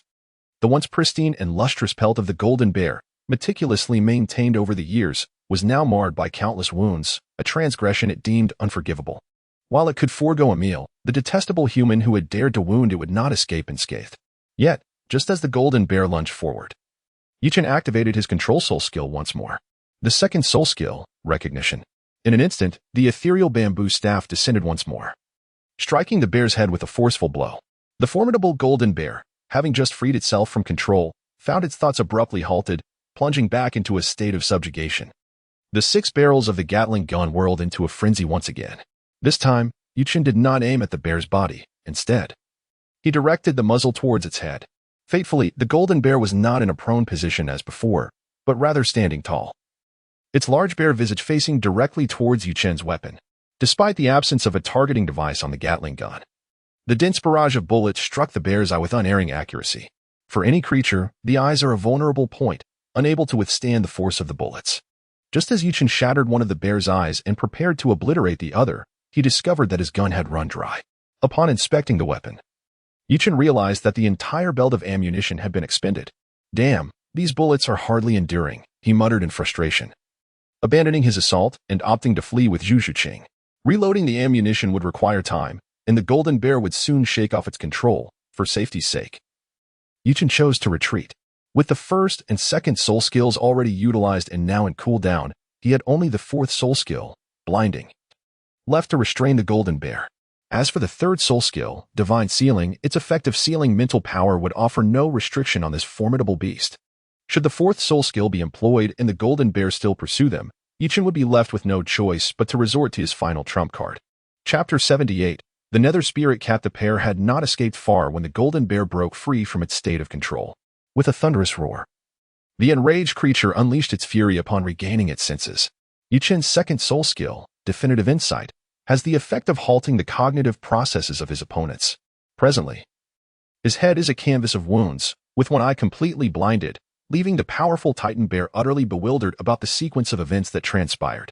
From the perspective of the Titan bear, it had just prepared to charge forward again to crush the 2 insignificant figures when that detestable human struck it with a blow, rendering it in its current state. After letting out a furious roar, the Titan bear refrained from pursuing further. Fear gripped it. Within moments, it had sustained severe injuries and lost one eye. If it continued the chase, would it risk losing its life as well? After much internal conflict, the Titan bear, who was somewhat of a coward at heart, ultimately chose to retreat. As night fell, in a clearing within the Douluo Forest's inner region, two individuals had set up their tent and were partaking in dinner. While enjoying their meal, Yichen pondered privately why the luck card had yet to take effect. The two had spent the day searching in an area frequented by thousand-year soul beasts, even encountering a 10,000-year Titan bear. Yet they had not encountered a suitable target for Zhu Qing. Could it be that the big cat's luck was simply abysmal? Even with the luck card's enhancement, it hardly seemed to make a difference. Otherwise, if the big cat had the luck card's benefits, surely they would have found something by now. Zhu Qing, you should rest. I will keep watch, Yichen suggested, noting that Zhu Qing had finished her meal. The Douluo Forest was far from a tranquil place, and the soul beasts active at night were hardly fewer than those during the day, necessitating someone to keep watch in shifts. Generally, those who ventured into the Douluo Forest, unless exceptionally powerful, would rarely come alone. After all, everyone experiences fatigue. While going a day or two without rest might be manageable for a soul master, prolonged wakefulness could lead to dire consequences. One could easily fall prey to a soul beast seeking to take advantage of their slumber. Very well, call me when it's my turn. Zhu Qing nodded before entering the tent to rest. As the night deepened, Yichen vigilantly surveyed his surroundings. During his watch, he dared not enter a meditative state, otherwise, he might not react promptly to any unforeseen circumstances. Estimating that it was well into the later hours of the night, he was preparing to switch places with Zhu Qing when suddenly his brow furrowed. Thanks to his enhanced spiritual perception, he detected an unexpected visitor approaching the camp. Utilizing the luminous moonlight, Yichen gazed into the dark forest ahead. Soon, a soul beast, a sleek and agile entity with a dark purple-black hue, stealthily emerged from the shadows. A 2,500-year-old nether spirit cat? Yichen immediately recognized the uninvited guest. Zhu Qing, come out, your delivery has arrived. He called out to Zhu Qing inside the tent, while his eyes remained fixed on the nether spirit cat. The nether spirit cat, known for its swift attacks, could easily escape into the forest if given the chance, and Yichen was uncertain if he could track it down again. Inside the tent, Zhu Qing, clad in her attire and lightly resting, was roused by Yichen's voice and quickly emerged. Meow. The nether spirit cat, realizing it had been spotted, readied its sharp claws to launch an attack on Yichen. Little one, take this. Yichen swiftly summoned his first soul skill, confinement. Instantly, the tranquil bamboo staff appeared in his grasp, striking down upon the nether spirit cat with a fierce blow. With a resounding thud, the nether spirit cat momentarily dazed. Soon realizing that while its mind retained the capacity for thought, its body was utterly immobilized, trapped in place. Oh, a 2,500-year-old nether spirit cat?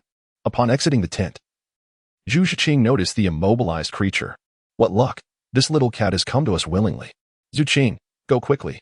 Nodding in agreement, Zhu Qing activated her martial spirit and swiftly advanced, dispatching the defenseless nether spirit cat with ease.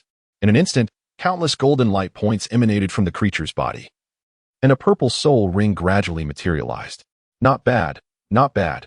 The luck card proves its worth. This nether spirit cat was exceptionally well suited for Zhu Qing. Had it not been for its slightly inferior age, it could rival the absorption of a divine soul ring. As for Zhu Qing's safety in absorbing this soul ring, Yichen harbored no concerns. As long as one's physical prowess was sufficiently robust, there was little risk with soul rings below 10,000 years. Given Zhu Qing's current physical condition, she could easily absorb a 3,000-year beast, let alone one that was merely 2,500 years old. As time passed, the dawn approached. Suddenly, while Zhu Qing was in the midst of absorbing the soul ring, her brow furrowed tightly, and she let out a painful cry. What just happened? The sudden turn of events drew Yichen's attention. Yichen found himself perplexed. Although Zhu Qing had surpassed the optimal age limit for absorbing her third soul ring, given her capacity, it should not have been beyond her reach.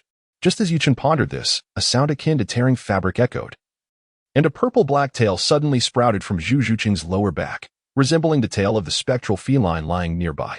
Could it be an external soul bone? Yichen's eyes widened in astonishment upon witnessing the tail emerging from the rear of the large cat.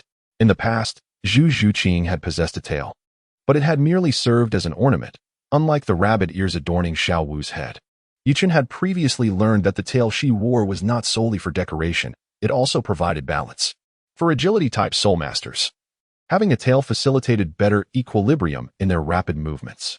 I wonder what it feels like to the touch, Yichen mused silently, observing the newly sprouted tail. Upon realizing it was an external soul bone, he set aside his concerns. If she could successfully absorb the soul ring, absorbing the external soul bone would surely pose no issue. Chapter 79. The cat tail. However, Zhu Qin would inevitably endure some discomfort. For the absorption of an external soul bone essentially added a new component to her body, and pain was unavoidable. Nonetheless, this pain was trivial compared to the enhancements the external soul bone would confer. It was evident that anyone would choose to possess an external soul bone.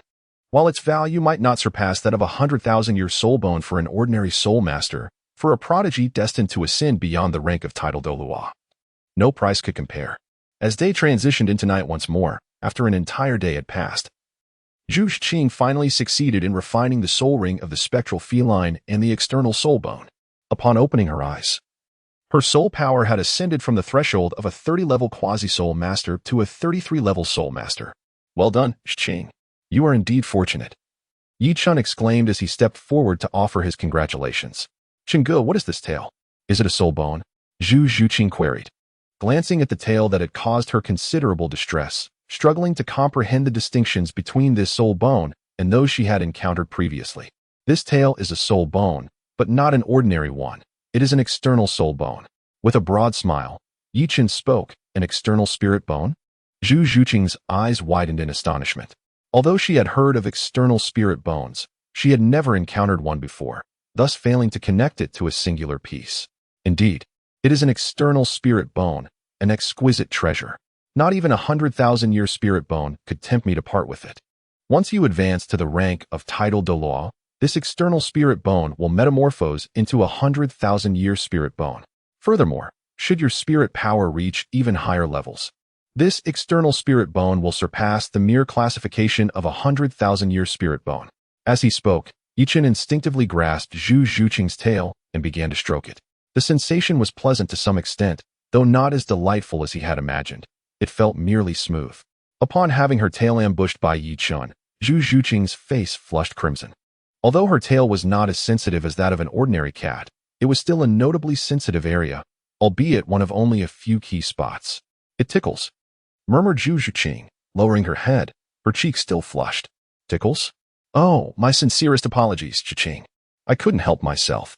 Despite the softness of Zhu Qing's voice, Yichen heard her clearly and immediately released her tail. Upon hearing Yichen's explanation, Zhu Qing rolled her eyes. By the way, what is the soul skill associated with your external spirit bone? Yichen, with a serious demeanor, began to inquire, shedding his previous guise of the old SP. He spoke of a soul skill that augmented speed, known as Phantom Assault, capable of enhancing velocity by 100. Was this enhancement limited solely to movement speed? Or did it extend to other aspects such as attack speed, reaction time, and soul skill release speed?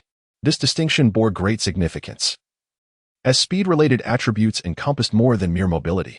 How splendid! Furthermore, considering the age of your external soul bone is merely 1,000 years, should it reach 10,000 or even 100,000 years in the future, the amplification would undoubtedly be greater. As a swift attack-type soul master, Zhu Qing found the soul bone skill, Phantom Assault, to be highly compatible with her agility. Additionally, this external soul bone was not restricted to merely enhancing agility.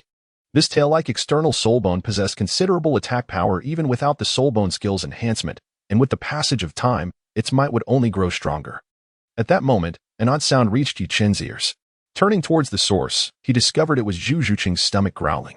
It was only natural, as she had spent the previous night absorbing soul rings and had not eaten all day. Let us first partake in a meal, he suggested. Zhu Qing nodded, somewhat embarrassed. Brother Chun, shall we return to the academy tomorrow morning? She asked after they had satisfied their hunger. There's no rush, if fortune favors you. Perhaps we will linger in the Stardow Forest a little longer. Yichen was in no hurry to return to the academy because he intended to procure a celestial herb for Zhu Qing.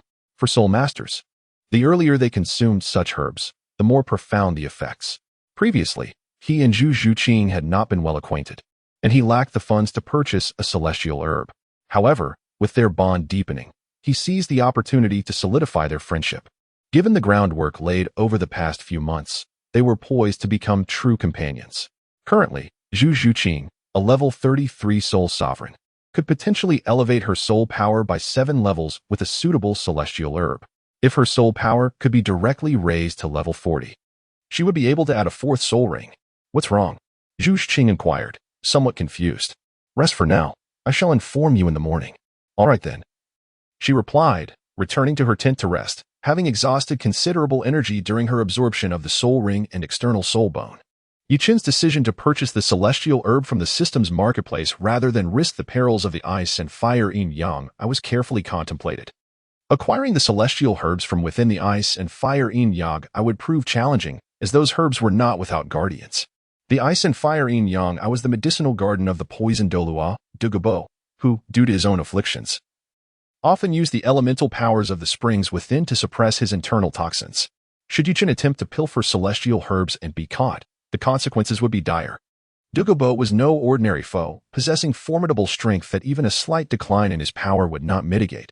Moreover, even if Yuchen evaded capture, the celestial herbs within the ice and fire yin-yang aside from the Heartbreak Red, were not suitable for Zhu Zhuqing. While Heartbreak Red was applicable for all soul masters, the issue of whether she could claim it as her own was another matter entirely. Yuchen doubted Zhu Zhuqing's ability to bond with Heartbreak Red. As for the water and jade bone she consumed in the original narrative, it was not particularly fitting for her. The celestial herb most suited to her would be one of the dark attribute, given her phantom spirit cat martial soul, which was also of the dark attribute and agile. Chapter 8. Phantom Celestial Herb Dark Attribute. Celestial herbs had not appeared in the original story and were unlikely to be found in the ice and fire yin-yang. However, the Qilua tulip was an excellent fit for Ningrongrong, potentially evolving her 7 treasure glazed tile martial soul into the 9 treasure glazed tile martial soul. Yet, a few celestial herbs were not worth risking life and limb. After all, in his previous life, Yuchen had received a basic education and came from wealth. Such petty thievery was beneath him. Regardless of the world one inhabited, wealthy individuals did not resort to theft. At most, they engaged in strong-arm tactics.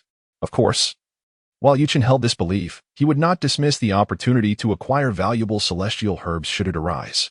The celestial herbs within the ice and fire yin-yang were of considerable worth. Each one represented a small goal.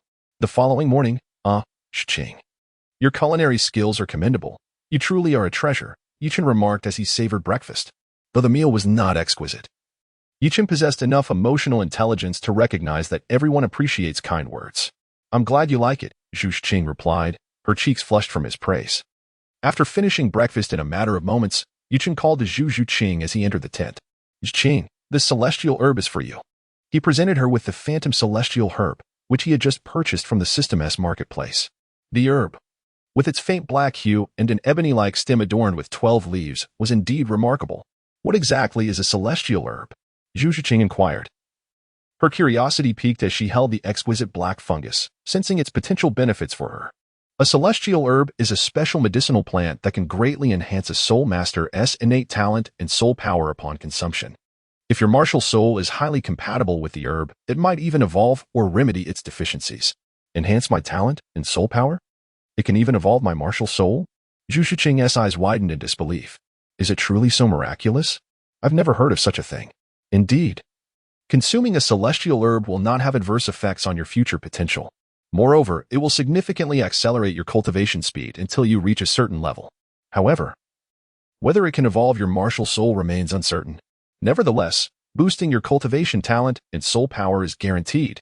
You may very well add a 4th soul ring soon. Have you consumed a celestial herb before, Brother Chen? Zhu Zhuqing asked, piecing together his rapid advancement in cultivation. Well, I might as well share with you that when I awakened my martial soul, I had only a level 3 innate soul power. It was not until the age of 9 that I acquired my first soul ring. Is that even possible? You became a 1-ring soul master at 9? Zhu Zhuqing was taken aback. Yuchen had only advanced to a first-ring soul master at the tender age of 9, and now, was he not yet 13? In merely 4 years, he had astonishingly ascended over 30 levels of soul power? This was utterly preposterous. No one would dare to believe such a tale. What would I gain by deceiving you? The reason my soul power level does not surpass Xiaowu's is that my innate talent was lacking during my childhood, causing a significant delay. However, after consuming the celestial herb, My talent is now no less than that of someone with full innate soul power. Coupled with the herb's latent medicinal effects within my body, my cultivation speed surpasses even that of someone with full innate soul power. Such a precious celestial herb, Qin Good. You should. Enough. You should consume it now. This Yume Xianji is specifically for you. The method of consumption is quite simple, aside from the stem. Just ingest it directly. Before Zhu Zhuqing could finish her sentence, Yi Chen interrupted. Reflecting on the tender moments they shared and Yi Chen's meticulous care for her, Zhu Zhuqing no longer resisted. Subsequently, she detached the Yume Xianji from its stem and began to ingest it. As the medicinal power of the Yume Xianji diffused within her abdomen, a faint black glow enveloped Zhu Zhuqing. As time gradually passed, half a day slipped by in the blink of an eye. A gentle meow captured Yi Chen's attention. He turned to see Zhu Zhuqing opening her eyes. As if awakening from a profound slumber, her beautiful gaze shimmering with a hint of bewilderment. How do you feel? Yi Chen inquired promptly as he noticed Zhu Zhuqing had regained consciousness. Unprecedentedly well. My soul power level has surpassed level 40. And it seems my martial soul has significantly advanced as well. As she spoke, Zhu Zhuqing summoned her Yume spirit cat martial soul. Indeed, Zhuqing. Your martial soul has indeed evolved. After a moment of contemplation, Yi Chen discerned that while Zhu Zhuqing's Yume spirit cat had not changed much in appearance, it had transformed into a top-tier martial soul. The attributes of the Yume Xianji were highly compatible with the Yume spirit cat, facilitating a metamorphosis in martial soul quality, along with an elevation of 7 levels in soul power, which was quite reasonable. Qin, thank you. Reflecting on how just a few days prior she had been a 28th level Great Soul Master, and now, in such a brief span, she had ascended to a 40th level Quasi-Soul Sovereign, on the verge of acquiring her 4th Soul Ring and becoming a 4-ring Soul Sovereign. Zhu Zhuqing's heart swelled with excitement. Thank me, Zhuqing. If you wish to express your gratitude, will you choose to devote yourself to me, or will you toil in the next life to repay me? Well, regarding this matter, if the hero possesses striking looks and the lady is satisfied, then it shall be devotion. If the hero's appearance is somewhat unconventional, then one must resort to toiling in the next life. At Yi Chen's teasing, Zhu Zhuqing's face flushed as she playfully retorted. Zhuqing, will you be my girlfriend? With a gaze filled with deep affection, Yi Chen spoke earnestly. I detest. Upon hearing Yi Chen's sudden declaration of love, Zhu Zhuqing's cheeks flushed a deeper shade of crimson. Observing the rosy hue on Zhu Zhuqing's face and noting her lack of rejection, Yi Chen promptly embraced the enchanting cat girl in his arms. Zhuqing, I shall protect you from now on. Zhu Zhuqing softly replied, her voice barely audible, almost lost to Yi Chen's keen ears. As he gazed at the blushing face of the girl in his embrace, his eyes fixated on her alluring red lips, and he tenderly pressed his lips against hers. After what felt like an eternity, when Zhu Zhuqing was nearly breathless, she gently pushed Yi Chen away. Qin, please don't bully me in the future. Bully you? If I don't, how shall we ever have little ones? Yi Chen smiled and said, if I don't bully you, who should I bully? Oh, by the way, we should also include Xiaowu. As for whether there will be more targets of bullying in the future, I have yet to determine. Zhu Zhuqing remained silent. Chapter 81. A grass beyond reach. 2 days later, within the inner region of the Stardow Forest, Zhu Zhuqing sat cross-legged on the ground, absorbing a black 10,000-year soul ring. Beside her lay a lifeless ghost leopard, its age surpassing 10,000 years. The ghost leopard is a dark attribute, agile attack-type soul beast. Although its age and strength were comparable to that of the powerful diamond bear they had encountered a few days prior, Yi Chen found the ghost leopard much easier to handle. This was because agility-type soul beasts possess weaker defenses, and the ghost leopard's defense paled in comparison to the powerful diamond bear of the same age. After being controlled by Yi Chen's soul skill, a storm of bullets from a 6-barrel Gatling gun descended upon it, reducing the beast to mere shreds, after which Zhu Zhuqing stepped in to deliver the final blow.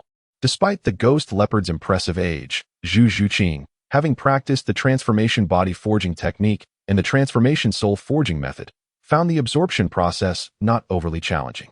As the sun reached its zenith, Zhu Zhuqing successfully refined the soul ring, advancing her soul power level from the previous rank of 40 to rank 42. However, her luck this time was not as fortuitous as before. The last soul beast, the Nether Spirit Cat, had bestowed upon her a rare external soul bone, whereas this 10,000-year ghost leopard yielded no soul bone at all.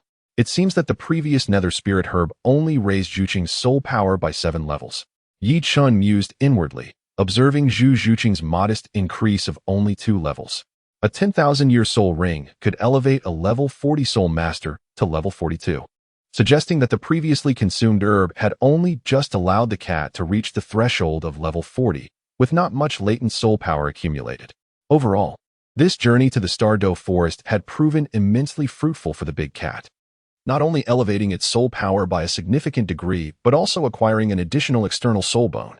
However, Yichen decided not to enhance the age of Zhu Zhuqing's external soul bone with a soul bone age enhancement card.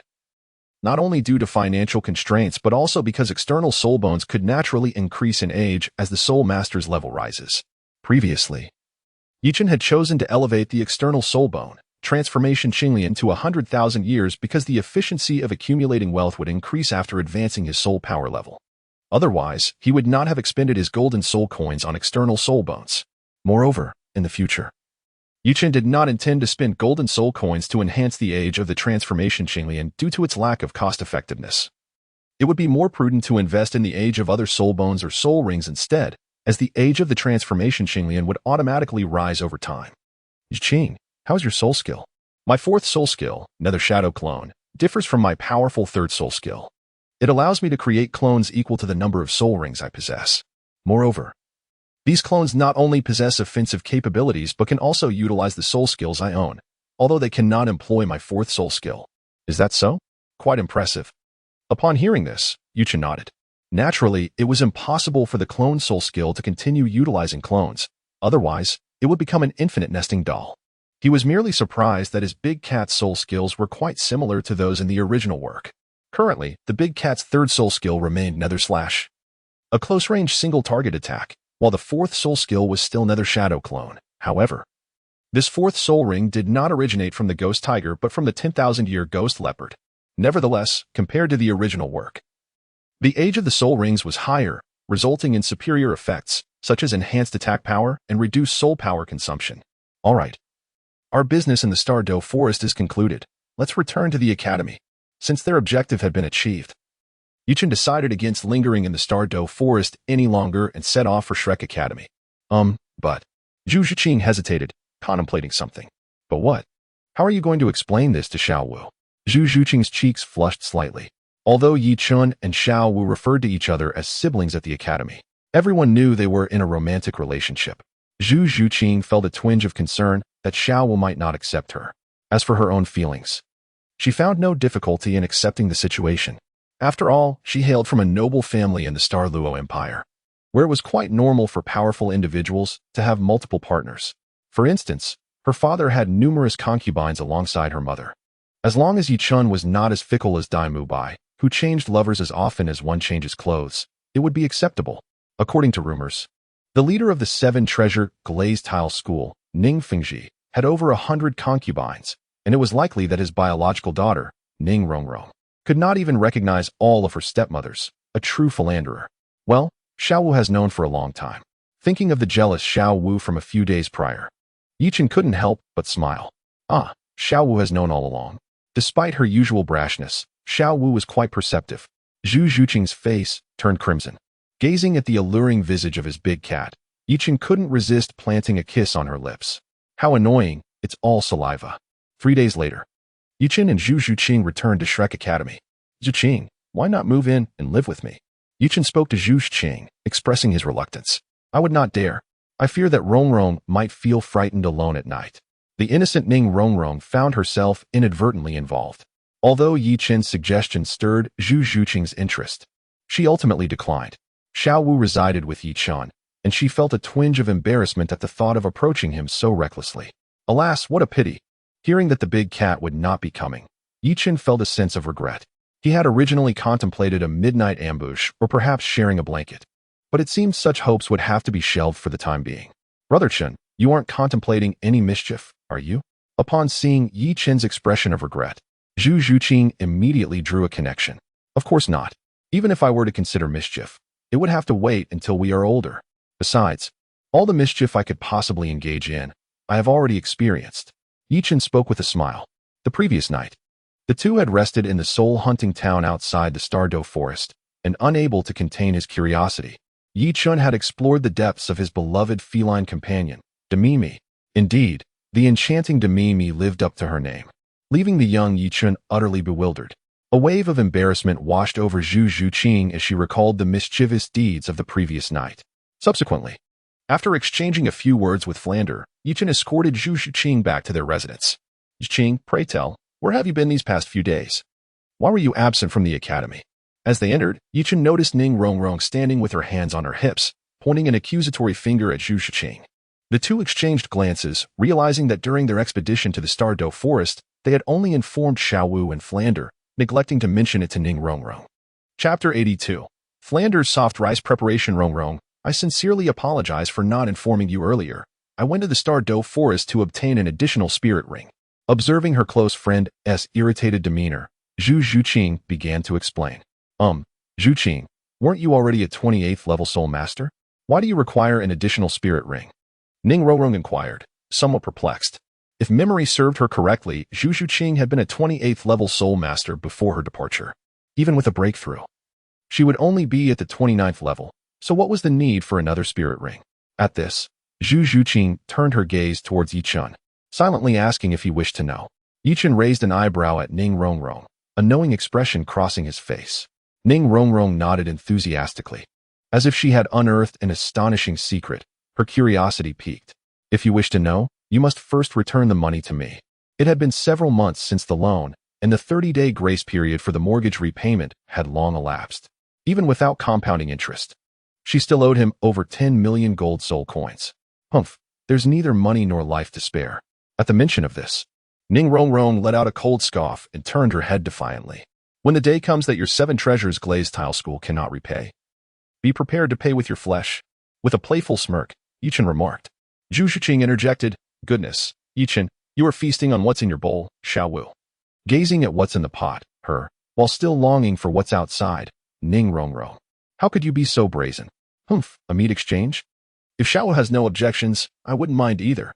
Ning Rongrong, true to her reputation as a little devil, made a startling remark. Rongrong, what are you saying? You are a girl. Zhu Zhuqing reprimanded lightly. TSK, still a bit lacking. If you desire a meat exchange, you are not quite there yet. Looking at Ning Rongrong, Yichun shook his head with a look of regret. You, how despicable, this is too much. Although she was not as ample as Zhu Zhuqing, she certainly met the average standard for her age, did she not? Moreover, she was still young and would surely grow in the future, wouldn't she? All right. Do not provoke Rongrong any further. Let's go. Zhu Zhuqing quickly pushed Yichun out the door, sensing the brewing tension between the two. Well, for Zhuqing's sake, I shall refrain from stooping to your level. Yichun spoke with an air of nonchalance. How infuriating. Ning Rongrong's eyes blazed with fury as she fixed her gaze upon Yichun. Were it not for her identity as a support-type spirit master, she would undoubtedly have lunged at him to exact her vengeance. After successfully driving Yichun away, Zhu Zhuqing began to console Ning Rongrong. Rongrong, do not take it to heart. Humph, why must he criticize my figure? At the very least, it is better than his. Ning Rongrong pouted, expressing her dissatisfaction. Upon hearing this, Zhu Zhuqing's eyes widened in disbelief. Is that truly a point of comparison? How vexing. If only mine were as ample as yours, Ning Rongrong remarked, gazing at Zhu Zhuqing with envy. Seizing the moment when Zhu Zhuqing was caught off guard, she playfully reached out and took a handful. Stop that. Zhu Zhuqing swiftly swatted away Ning Rongrong's mischievous hand. Zhuqing, do tell honestly, what have you been up to these past few days? Ning Rongrong asserted, pushing Zhu Zhuqing down onto the sofa. What do you mean by that? Zhu Zhuqing felt her cheeks flush as she recalled the events of the last few days. You must be hiding something. Do not deny it. Otherwise, why are you blushing? Ning Rongrong pointed at Zhu Zhuqing's reddened face. No, not yet? Ah, Zhuqing. Have you learned to lie? Quickly confess, or face the consequences. Ning Rongrong declared with mock seriousness. Rongrong, why are you so curious? Surely you do not harbor feelings for Brother Chen? Zhu Zhuqing deftly shifted the topic. How could that be? Ning Rongrong immediately protested. How could I possibly like someone as wicked as him? How could you not? Just a few nights ago, you were calling out his name in your dreams. Zhu Zhuqing attempted to tease Ning Rongrong. Is that true? Have I really displayed such behavior? Ning Rongrong was left momentarily speechless, murmuring to herself. Yichun was of the same age as her, possessed formidable strength, and was strikingly handsome. It was only natural for a young girl to harbor romantic feelings. However, it was quite unexpected for her to speak in her sleep. Ah, Rong Rong, have you been caught in my ruse? Quickly confess. Zhu Zhuqing had not anticipated that her casual remark would lead to Ning Rongrong's revelation. How infuriating. Zhuqing, how dare you deceive me? I shall fight you. Instantly. Ning Rongrong pounced upon Zhu Zhuqing, and the two became entangled in playful scuffles. Time flew by, and a month later, Flinder received a letter from Lu Erlong. Over a month prior, Flinder had sent a letter to Lu Erlong, who was far away in Heavendo City. He first lamented about the dire financial straits of Shrek Academy, expressing that it was on the verge of closure, and then shifted the conversation to his intention of bringing all the faculty and students of Shrek Academy to seek refuge with her. Upon receiving Flinder's letter, Lu Erlong promptly replied, it seems that Sister Erlong still holds me in her heart. Flinder beamed with a mysterious smile as he read her response. He quickly convened Zhao Wujie, Xiao Xian, and others to discuss the matter. After all, they were to go to Heavendo City for sustenance. It was only prudent to consult with his old comrades. The following morning, all the students of Shrek Academy gathered in the playground. Ahem. I've called everyone here today to announce an important matter. Flinder surveyed the crowd, cleared his throat, and spoke with a serious expression. Upon hearing this, Yichen began to suspect that Flinder, under his wise guidance, had resolved to take everyone to Lamba Academy for support. Director, what is this important matter? Ma Hongjun interjected first. I announced that, effective immediately, Shrek Academy shall close its doors. Flinder's words were shocking. What? Director, isn't the academy functioning well? How can you just close it? Ma Hongjun's eyes widened, nearly doubting his own hearing. Indeed, Director, if there are difficulties, we can brainstorm solutions together. Why must we shut down the academy? Oscar looked puzzled. Exactly. Director Flinder, I have only been at the academy for a few months. How can you just close it? If it's a matter of finances, I can write to my father for support. Ning Rongrong was also reluctant. If the academy closed, where would she go? Must she return home? No. She had run away from home. If she could not achieve something, she would feel embarrassed to return. Except for Yi Chun, who had guessed the underlying reasons, the others insisted on contributing whatever they could to prevent Shrek Academy from closing. Chapter 83, The Fearless Ma Hongjun. Haha. I haven't finished my sentence yet. Why are you all in such an uproar? Flinder felt immensely gratified by his beloved students. Although Shrek Academy would close, I have decided to take you all to join Lamba Academy in Heavendo City. The principal of Lamba Academy, Lu Erlong, is a dear friend of mine. Lamba Academy is a formal high-level Soul Master Academy equipped with simulated environment training facilities and qualifies for participation in the prestigious elite competitions of high-level Soul Master Academies across the continent. Each of you exceptional individuals has boundless potential for your future. I must make this decision. As he spoke, Flinder feigned a look of sorrow. Come on, Flinder, you sly fox. If you want to seek support, just say so without the grandiloquent pretense. Yichen thought to himself, cursing Flinder's shamelessness. Director, you intend to take us to join Lamba Academy? Ma Hongjun was taken aback. Director, this Lu Erlong, is she not the one known as the Killing Horn? Ning Rongrong pondered for a moment and addressed Flinder. Back when Flinder, Lu Erlong, and Yu Xiaojiang traversed the continent, their fame was quite notable due to their spirit fusion skills. Ning Rongrong had some recollection of it. Indeed. Flinder nodded. Director, I have heard that Lu Erlong is still single. Your intention to bring us to Lamba Academy must not solely be for our benefit, correct? Ning Rongrong remarked with a playful smile, as if she had uncovered a secret. Cough. Flinder, exposed by Ning Rongrong, immediately began to cough. Rongrong, is that true? Could it be that our director is seeking new beginnings? Ma Hongjun whispered to Ning Rongrong. Immediately, all eyes turned to Flinder, astonished to discover this side of him. Wow, this little chubby boy is quite bold. Yichen gasped in surprise, admiring Ma Hongjun's fearless spirit. Although Ma Hongjun spoke softly, a soul master's hearing was keen. Even Yichen could hear him, and Flinder, a seven-ringed soul sage, certainly did not miss it. What did you say, little chubby boy? I'm seeking new beginnings? Flinder glared at Ma Hongjun, his forehead twitching. And no, Director, you must have misheard. Ma Hongjun quickly recoiled, vehemently denying it. Whether I seek new beginnings or not, one thing is certain. Your rear end will definitely be in trouble today? Flinder smirked coldly. Director, please, no? Ma Hongjun pleaded desperately with Flinder. Enough of this. Let us get back to business. Prepare yourselves. We will depart for Heavendo City in 3 days. Little chubby boy, come here. I want to go. Ma Hongjun shook his head vigorously, aware that if he followed Flinder, he would inevitably face dire consequences. That decision is not yours to make. Flinder grinned menacingly, seizing the unprepared Ma Hongjun, and they vanished from the sight of the others. Hee hee, I hope the chubby boy won't suffer too much. Oscar remarked with a gleam of schadenfreude as he watched Ma Hongjun being taken away by Flinder. Brother, do you think the chubby boy will be alright? Xiao Wu also held a pessimistic outlook regarding Ma Hongjun's fate. I don't know, but surely the director will exercise restraint, right?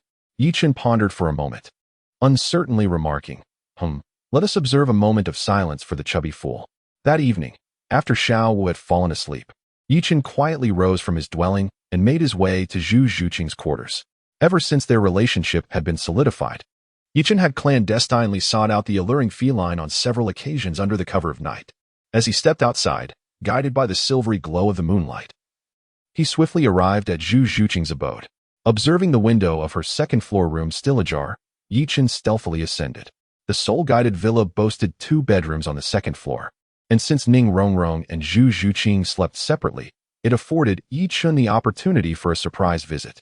Upon reaching Zhu Zhuqing's room, he wasted no time and delved into her bed covers. Why does something feel amiss? Has the enchanting feline lost weight in recent days? Yi Chen sensed that something was amiss. Wait, this feeling. Yi Chen felt an ominous premonition. After Flinder announced that they would be heading to the Blue Tyrant Academy in Heavendo City, Ning Rongrong, excited at the thought that her 7-treasure glazed tile school was just outside the city, found herself unable to sleep that night. In her restlessness, she decided to seek out Zhu Zhuqing next door for a whispered conversation. As fatigue set in, Ning Rongrong, realizing it was quite late, chose not to return to her own room but instead lay down with Zhu Zhuqing, positioning herself close to the window. In the midst of a deep slumber, Ning Rongrong sensed something amiss and quickly awakened. At first, she believed it to be Zhu Zhuqing playing a prank, but soon realized that the hands were growing increasingly audacious. As she opened her eyes, illuminated by the moonlight streaming through the window, she spotted a shadow, and her mind went blank. She could feel Zhu Zhuqing still beside her. So who was the shadow? Regaining her senses, Ning Rongrong realized that the intruder was not Zhu Zhuqing and let out a piercing scream. Rongrong. What is the matter? Upon hearing the scream, Zhu Zhuqing awoke, looking bewildered, and promptly turned on the lights. Oh, Chenggu, what are you doing here? As the light illuminated the room, Zhu Zhuqing quickly recognized Yi Chen's figure. Ning Rongrong? How did you end up in Zhu Qing's room? Seeing Ning Rongrong's aggrieved expression and Zhu Zhuqing's confusion, Yi Chen felt somewhat at a loss. No wonder he had sensed something was off earlier. It turned out to be Ning Rongrong. However, he couldn't deny that aside from being slightly smaller, the sensation was quite pleasant. Yi Chen. Wu reflecting on the mischief Yi Chen had just perpetrated, tears welled up in Ning Rongrong's eyes, glistening like golden beads. Hey, Rongrong. Please don't cry. Yi Chen remained silent. But once he spoke, Ning Rongrong wept uncontrollably. Brother Chen, what on earth is happening? Zhu Zhuqing inquired, somewhat bewildered. I did not anticipate that Rongrong would also be here. I thought it was just you alone. And then, Yi Chen spoke a bit awkwardly. Chapter 84. The Shameless Yi Chen. Zhu Zhuqing was rendered speechless. Upon hearing Yi Chen's words, she could surmise the reason behind Ning Rongrong's tears. Yi Chen had previously engaged in sneak attacks, and given Ning Rongrong's current state of distress, it was evident that she had fallen victim to Yi Chen's malicious hands. Rongrong. Do not cry, Zhu Zhuqing said, rolling her eyes at Yi Chen as she began to console Ning Rongrong. Wu Zhuqing, my innocence. At that moment, Ning Rongrong felt utterly aggrieved. If she had known it would come to this, she would not have sought out Zhu Zhuqing that evening, which ultimately led to the destruction of her years of innocence. Well, Rongrong, please do not cry just yet. Yi Chen anxiously spoke from the side. However, Ning Rongrong paid him no heed, continuing to weep in the embrace of Zhu Zhuqing. Although she harbored a slight fondness for Yi Chen, it did not diminish the importance of her own innocence. After a considerable time, under Zhu Zhuqing's comforting presence, Ning Rongrong, perhaps fatigued from her tears, ceased her sobbing. What are you going to do about this? She demanded, her eyes slightly swollen and red as she fixed her gaze intently upon Yi Chen. It was my fault before. Just tell me what to do. After pondering for a moment, Yi Chen reluctantly spoke. After all, the deed was done, and discussing alternatives was futile. Hearing Yi Chen's forthrightness, Ning Rongrong realized that, regardless of the circumstances, she seemed destined to bear the brunt of the loss. The more she contemplated it, the more aggrieved she felt, and fresh tears cascaded down her cheeks. Rongrong, please stop crying. Go away. I don't want to see you, Ning Rongrong retorted, her eyes ablaze with indignation as she dismissed Yi Chun.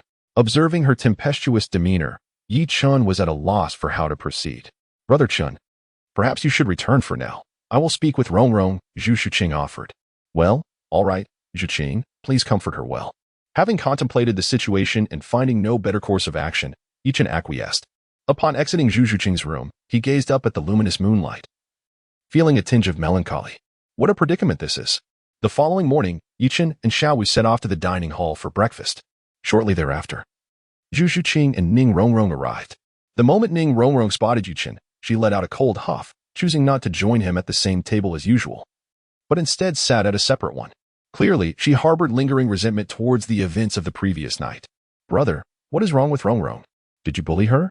Xiao Wu inquired, her face a mask of confusion, recalling how well things had been during dinner the previous night. Cough, Xiao Wu, let's not delve into that. Let us just eat. Yi Chun took a large bun and stuffed it into Xiao Wu's mouth. Don't think I am oblivious to your attempt at diverting the topic. Xiao Wu retorted. After a moment of contemplation, she rose and seated herself beside Ning Rongrong. Rongrong, what troubles you? Are you feeling down? Xiao Wu inquired with genuine concern. Faced with Xiao Wu's curiosity, Ning Rongrong parted her lips, yet no words emerged. After all, how could she confess that Yi Chun had wronged her the previous night? It was too difficult to articulate. The breakfast unfolded amidst an atmosphere laden with tension. Once the meal was concluded, Yi Chun addressed Ning Rongrong, saying, Rongrong, please follow me. Upon hearing this, Ning Rongrong pondered for a moment. The events of the previous night required resolution, and she followed Yi Chun outside. In a secluded corner of Shrek Academy, Yi Chun began, Rongrong, I owe you an apology for last night. Does an apology even matter? You have tarnished my reputation. Ning Rongrong glared at Yi Chun. In response, he suggested, how about you become my girlfriend? That way, your reputation could be restored. Yi Chun shamelessly proclaimed. There lies no fault in his words, for they are indeed good friends, embracing, cuddling, and sharing kisses. Such behaviors are quite commonplace, are they not? Yi Chun merely advanced a tad prematurely. Can it not be likened to boarding the train before purchasing a ticket? No, it is not even that. The train has yet to depart. You are utterly shameless. Ning Rongrong was nearly driven to madness, having never encountered anyone as brazen as Yi Chun. After having bullied her, he audaciously wished to continue the torment in the future. Is this still human? Toothless? Nay, just observe how orderly my teeth are. Yi Chun opened his mouth, pointing to his perfectly aligned set of white teeth. How infuriating. In response to Yi Chun's feigned ignorance, Ning Rongrong felt herself teetering on the brink of an explosion. As she prepared to unleash her fury, Yi Chun, without a moment's hesitation, extended his index finger and lifted Ning Rongrong's chin. What are you doing? She questioned, suddenly gripped by an ominous premonition. Just this. With that declaration, Yi Chun leaned in and kissed Ning Rongrong. Caught off guard by the unexpected assault, her mind went blank, and she instinctively contemplated resistance. Yet, as merely a second-ring support-type Soul Master, how could she possibly fend off Yi Chun, a Soul Master of the third ring? After what felt like an eternity, as Ning Rongrong struggled to catch her breath, Yi Chun finally released her. Are you still angry? How infuriating.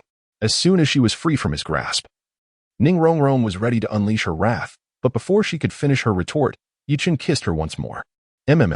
Are you still angry? How dare you? Another kiss. Are you still angry? You. Another kiss. This pattern continued, and with each kiss, Yi Chun soon discovered that Ning Rongrong was no longer resisting. Instead, she began to respond in kind. Yi Chun, does this little girl have an affinity for this tune? As Yi Chun pondered quietly to himself, he was suddenly jolted by a sharp pain as his lips were bitten. What are you, a dog? He exclaimed, feeling the sting and the taste of blood in his mouth as he pushed Ning Rongrong away. Who gave you the audacity to bully me without my consent? Ning Rongrong retorted with a haughty expression. So, does that mean if you grant me permission, I may then take the liberty to bully you? Yi Chun raised an eyebrow. Go to hell. Ning Rongrong glared fiercely. All right, Rongrong. Would you be willing to be my girlfriend? Yi Chun spoke with utmost seriousness. Begone. I am adored by all, and flowers bloom in my presence. Those who pursue me could line up from Soto City to Heavendo City. Who would want to be your girlfriend? Although Ning Rongrong felt a flutter in her heart, she believed that she could not simply let Yi Chun off the hook, lest she be thoroughly consumed by him in the future. This is not up to you. You have already signed a contract of servitude. Yi Chun once again brought up the topic of the outstanding mortgage. What do you have to say? Ning Rongrong glared with a displeased expression. All right, I shall say no more. From this moment forth, you shall be my girlfriend. Humph. Unless you can procure my favorite ice cream within a minute, I shall not agree, Ning Rongrong pouted. She was skeptical that Yi-Chin could manage to travel to Soto City, acquire the ice cream, and return to her in such a short span of time. Chapter 85. Growing more assertive. Are you certain? Don't let it be that when I present it, you change your mind. Yi-Chun gazed at Ning Rongrong with a playful expression. Ice cream was readily available in the system's marketplace. There was no need to venture outside to procure it. Humph.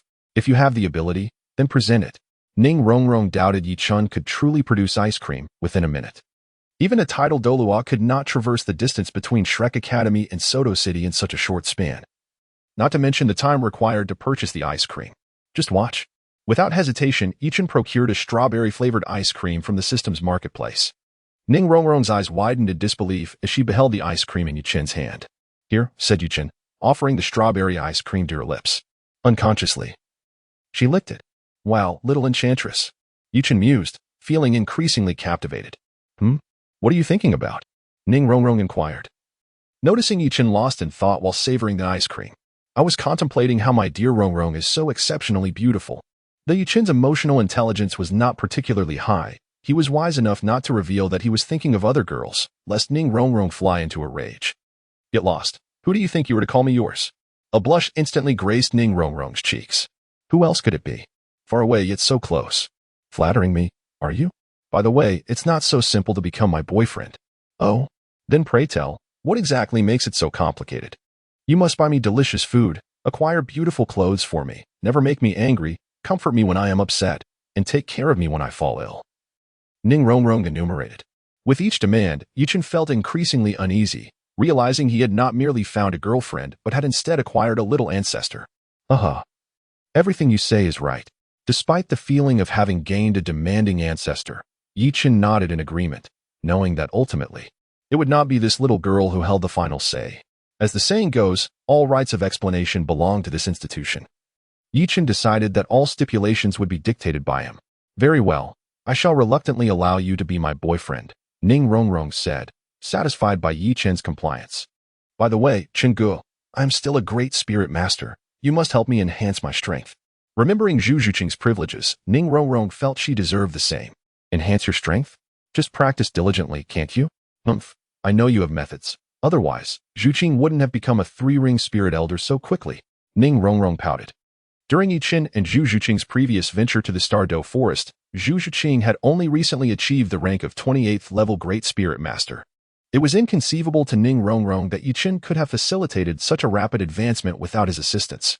What Ning Rongrong did not realize was that Zhu Zhuqing was now not merely a 3-ring spirit elder, but had advanced to a 42nd level spirit master. After all, she had never heard of anyone being able to elevate their spirit power by more than one major rank in just a few days. Let's discuss it again once your spirit power reaches 28th level Great Spirit Master. There is no rush at present. Ning Rongrong was currently a 27th level Great Spirit Master.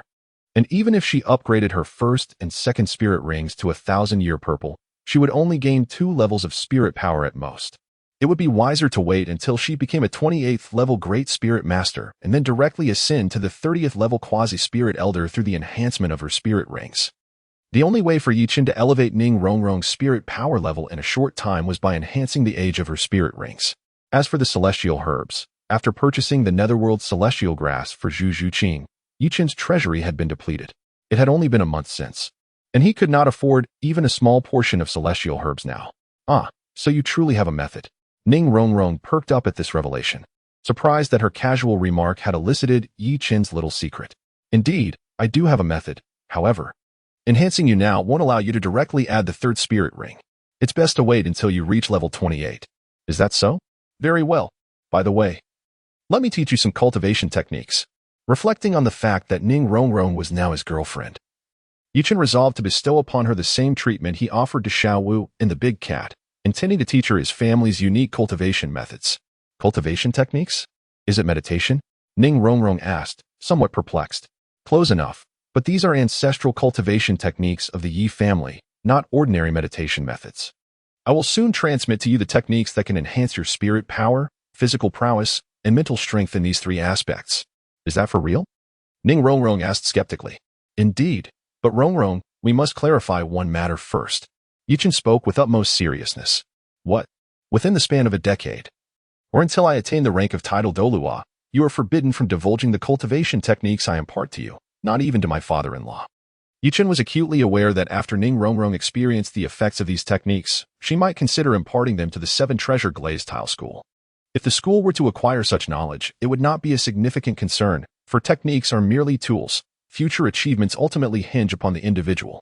However, Yichen harbored a deep-seated fear that the Spirit Hall might obtain these techniques. With thousands of disciples within the Seven Treasure Glazed Tile School, it was utterly implausible to believe that no spies from the Spirit Hall had been infiltrated among them. Yichen firmly believed that after altering his own cultivation techniques, those soul masters who had been stuck at a bottleneck would have a significant chance of breaking through. Given the numerous members of the Spirit Hall, it was certain that many soul Douluos were trapped at the 89th level. Perhaps, upon acquiring these techniques, an explosion of title Douluo experts would ensue within the Spirit Hall. Furthermore, Yichen's greatest concern was Bibi Dong. Should she acquire his cultivation methods and ascend to divinity ahead of schedule, he was uncertain whether he could contend with her. Although the deities in the Douluo world exhibited somewhat lacking combat prowess, they were ultimately not to be compared with a 99th level unparalleled Douluo. Even if Yichen were to gain an advantage, he harbored no confidence in his ability to withstand the might of a deity with only his title Douluo powers. However, once he himself attained the rank of title Douluo, equipped with extraordinarily powerful spirit rings and spirit bones, Yichen was assured that in the absence of a deity, he would be invincible, thus eliminating the fear of unforeseen events. Naturally, if the effects of the cultivation techniques proved favorable, he would certainly not disseminate them. Not even to his father. In Ning Rongrong's view, this was a common phenomenon. Many sects on the continent kept their unique skills undisclosed. The Seven Treasure Glazed Tile School was no exception. After all, she was merely the young lady of the Seven Treasure Glazed Tile School, not its master, and would eventually marry. There is an old saying, a married daughter is like spilled water, one cannot expect her to return. It remained to be seen how Ning Fingji, her father, would react upon discovering that the cherished daughter he had nurtured for over a decade was now a source of potential peril. Subsequently, Yichen meticulously imparted the creation meditation method, the creation body refinement technique, and the creation soul refinement decision to Ning Rongrong. That very night, Yichen, seizing the moment, stealthily entered Ning Rongrong's chamber, playfully tormenting her. Of course, considering their tender ages, Yichen's actions could be deemed rather inappropriate. 3 days later, on the Academy's playground, all Shrek Academy faculty and students were assembled, prepared to follow Flinder to the Blue Tyrant Academy for a somewhat indulgent venture. Standing at the entrance of the academy, Flinder gazed at the newly replaced plaque, a wave of emotions washing over him. 20 years. How many such decades can one experience in life? The myriad memories accumulated here flowed through Flinder's mind, a bittersweet sensation tingling at his nostrils. Principal, do not feel melancholic. We are going to Blue Tyrant Academy for a leisurely time. Who are you putting on this expression for? Observed Yichen, noting Flinder's somber demeanor. Flinder was truly a man of duality. Was it necessary to be so sorrowful? Come now. If you remain silent, no one will mistake you for a mute. What do you mean by indulging? I am doing this for your sakes. Upon having his true intentions unveiled and enduring the peculiar gazes of others, Flinder nearly succumbed to indignation. Yes, you are doing this for us, certainly not for leisure, he conceded. Yichen nodded in agreement, his expression one of understanding. How infuriating. Are you itching for a fight, you brat? Flander glared fiercely at Yichen. Come now, Flander, don't stoop to a child's level. If you're living off others, so be it. None of US brothers will mock you, Zhao Wujie chimed in, wrapping an arm around Flander's shoulder with a teasing grin. Indeed. Flander, we are old friends. You have our assurance that we will not view you through biased lenses, Xiao Xian added, joining in the jest. Teacher Xiao, at least Flander has a place to rely on. You lot are all single and have nowhere to turn. In that moment, Yichen unleashed his sharp tongue, observing. This mischievous child is clearly itching for trouble. Zhao Wujie, Xiao Xian, and the others fixed their gazes on Yichen, their thoughts aligned. What Yichen said rings true. Old Zhao, you should also hurry and find a wife. Flander felt a surge of joy at Yichen's words. After all, he still had a place to depend on, unlike some who remained solitary. With that thought, Flander cast a disdainful glance at Zhao Wujie and the others. Observing Flander's self-satisfied demeanor, Zhao Wujie and the others were rendered speechless. Soto City lies within the borders of the Barak Kingdom, a considerable distance from Heavendo City. A full 2,000 miles away. The thrifty Flander did not spend money on hired carriages. The entire Shrek faculty and students trudged along on foot for over 10 days to finally arrive at the vicinity of Heavendoe City. Wow, is this Heavendoe City? How bustling it is. Upon entering the city and gazing at the wide streets paved with blue bricks and the throngs of people, Ma Hongjun exclaimed dreamily. Instantly, the members of Shrek distanced themselves from Ma Hongjun, adopting expressions that conveyed unfamiliarity with him. Where did this bumpkin come from? Clearly, he has never seen the world. What a fuss he is making. A nearby passerby remarked. Is he here to beg? The crowd began to murmur at Ma Hongjun's astonishment. Begging. Ma Hongjun's eyes widened. How did he become associated with begging? Admittedly, his attire was rather ordinary, and after days of travel, he appeared somewhat disheveled, indeed resembling a beggar. However, there were many on the streets of Heavendoe City dressed even better than him, who were also begging. Little fatty, if you can't speak properly, then don't say anything. You're just embarrassing me. Flander glared disapprovingly at Ma Hongjun, feeling that he was tarnishing his own illustrious image. Ahem, I couldn't help it. Ma Hongjun awkwardly scratched his head. Following this brief interlude, Flander approached several passers-by to inquire about their destination, leading the group towards the Blue Tyrant Academy. After navigating through the streets and alleys, they quickly found their intended destination. Principal, is this the Blue Tyrant Academy? It certainly seems far more prestigious than our Shrek Academy. Ma Hongjun remarked as he gazed at the imposing entrance adorned with the gilded characters Blue Tyrant Advanced Soul Master Academy, standing over 10 meters tall. Little fatty. Are you looking down on Shrek Academy? Flander shot Ma Hongjun a piercing glare. No, not at all. Under Flander's scrutinizing gaze, Ma Hongjun felt a shiver run down his spine, realizing that if he didn't manage to talk his way out of this, there would be dire consequences. Thus he quickly denied it. What do you mean by that? Flander felt increasingly irked by Ma Hongjun since their arrival in Heavendoe City. It was one thing to appear simple-minded, but now he was even expressing disdain, prompting Flander to resolve to properly educate Ma Hongjun in the future. I. Ma Hongjun stammered, unable to articulate his thoughts. Principal, the fatty certainly meant no disrespect. He was merely implying that the Blue Tyrant Academy will now belong to you. Seeing Ma Hongjun in distress, Yi Chen interjected to rescue him. Ahem, don't say nonsense. That is not the case at all. Hearing Yi Chen's words, Flander grew increasingly flustered. Even if he was living off others, he shouldn't do so overtly, should he? He wanted both the person and the academy. Wouldn't that make him seem too greedy? Though, it must be admitted that Flander was inherently quite greedy. Hello. May I ask if you are from Shrek Academy? At that moment, a middle-aged man dressed like a teacher approached. Indeed, I am Flander, the principal of Shrek Academy. May I ask your name? Flander adjusted his glasses, speaking with a calm demeanor. With Flander's formidable soul power of level 78, he could easily discern that the man before him, despite his age, was still a 5-ring soul king. My name is Inshu. Our principal instructed me to wait at the academy entrance to welcome you. Please follow me, Inshu said respectfully to the group. Long before Lu Erlong learned that Flander would be bringing the Shrek faculty and students to Heavendoe City, she had instructed Inshu to prepare for their arrival with due courtesy. Chapter 87. Truly delightful. Inshu was also aware that 3 soul saints would be arriving from Shrek Academy, and given that Flander was a friend of their principal, he naturally did not dare to be negligent. Thank you, Teacher Inshu. Flander felt a surge of satisfaction at the notion that they had been awaited for several days. It seems that Erlong is indeed welcoming me. In that moment, Flander felt more confident in his chances of winning over Lu Erlong and securing a beautiful companion. Subsequently, the group followed Inshu into the Blue Tyrant Academy. Upon entering the academy, following a narrow path, Inshu guided them toward the rear of the campus, soon leading them into the forest surrounding the main campus. Oh, Teacher Inshu, doesn't your principal reside in the campus area? Flander inquired curiously. The principal seldom stays at the academy. She prefers solitude, living alone in the forest. Daily affairs within the academy are managed by the teachers. Only significant matters require her approval. As Inshu spoke of the principal, genuine respect shone in his eyes. Is that so? Flander raised an eyebrow, forming a conjecture in his mind. After a few minutes of walking, the trees began to thin, revealing an exceptionally sturdy tree with a sign hanging from it that read, Academy Grounds, Unauthorized Entry Prohibited. Upon passing this grand tree, the scenery before them transformed dramatically. Before them lay a small lake, merely 50 meters in diameter, with a stream about 3 meters wide quietly feeding water from the opposite side of the woods, maintaining a constant flow in this pond-like area. Beside the pond stood a modest thatched cottage, constructed from wooden planks and reeds, seamlessly blending with the surrounding environment.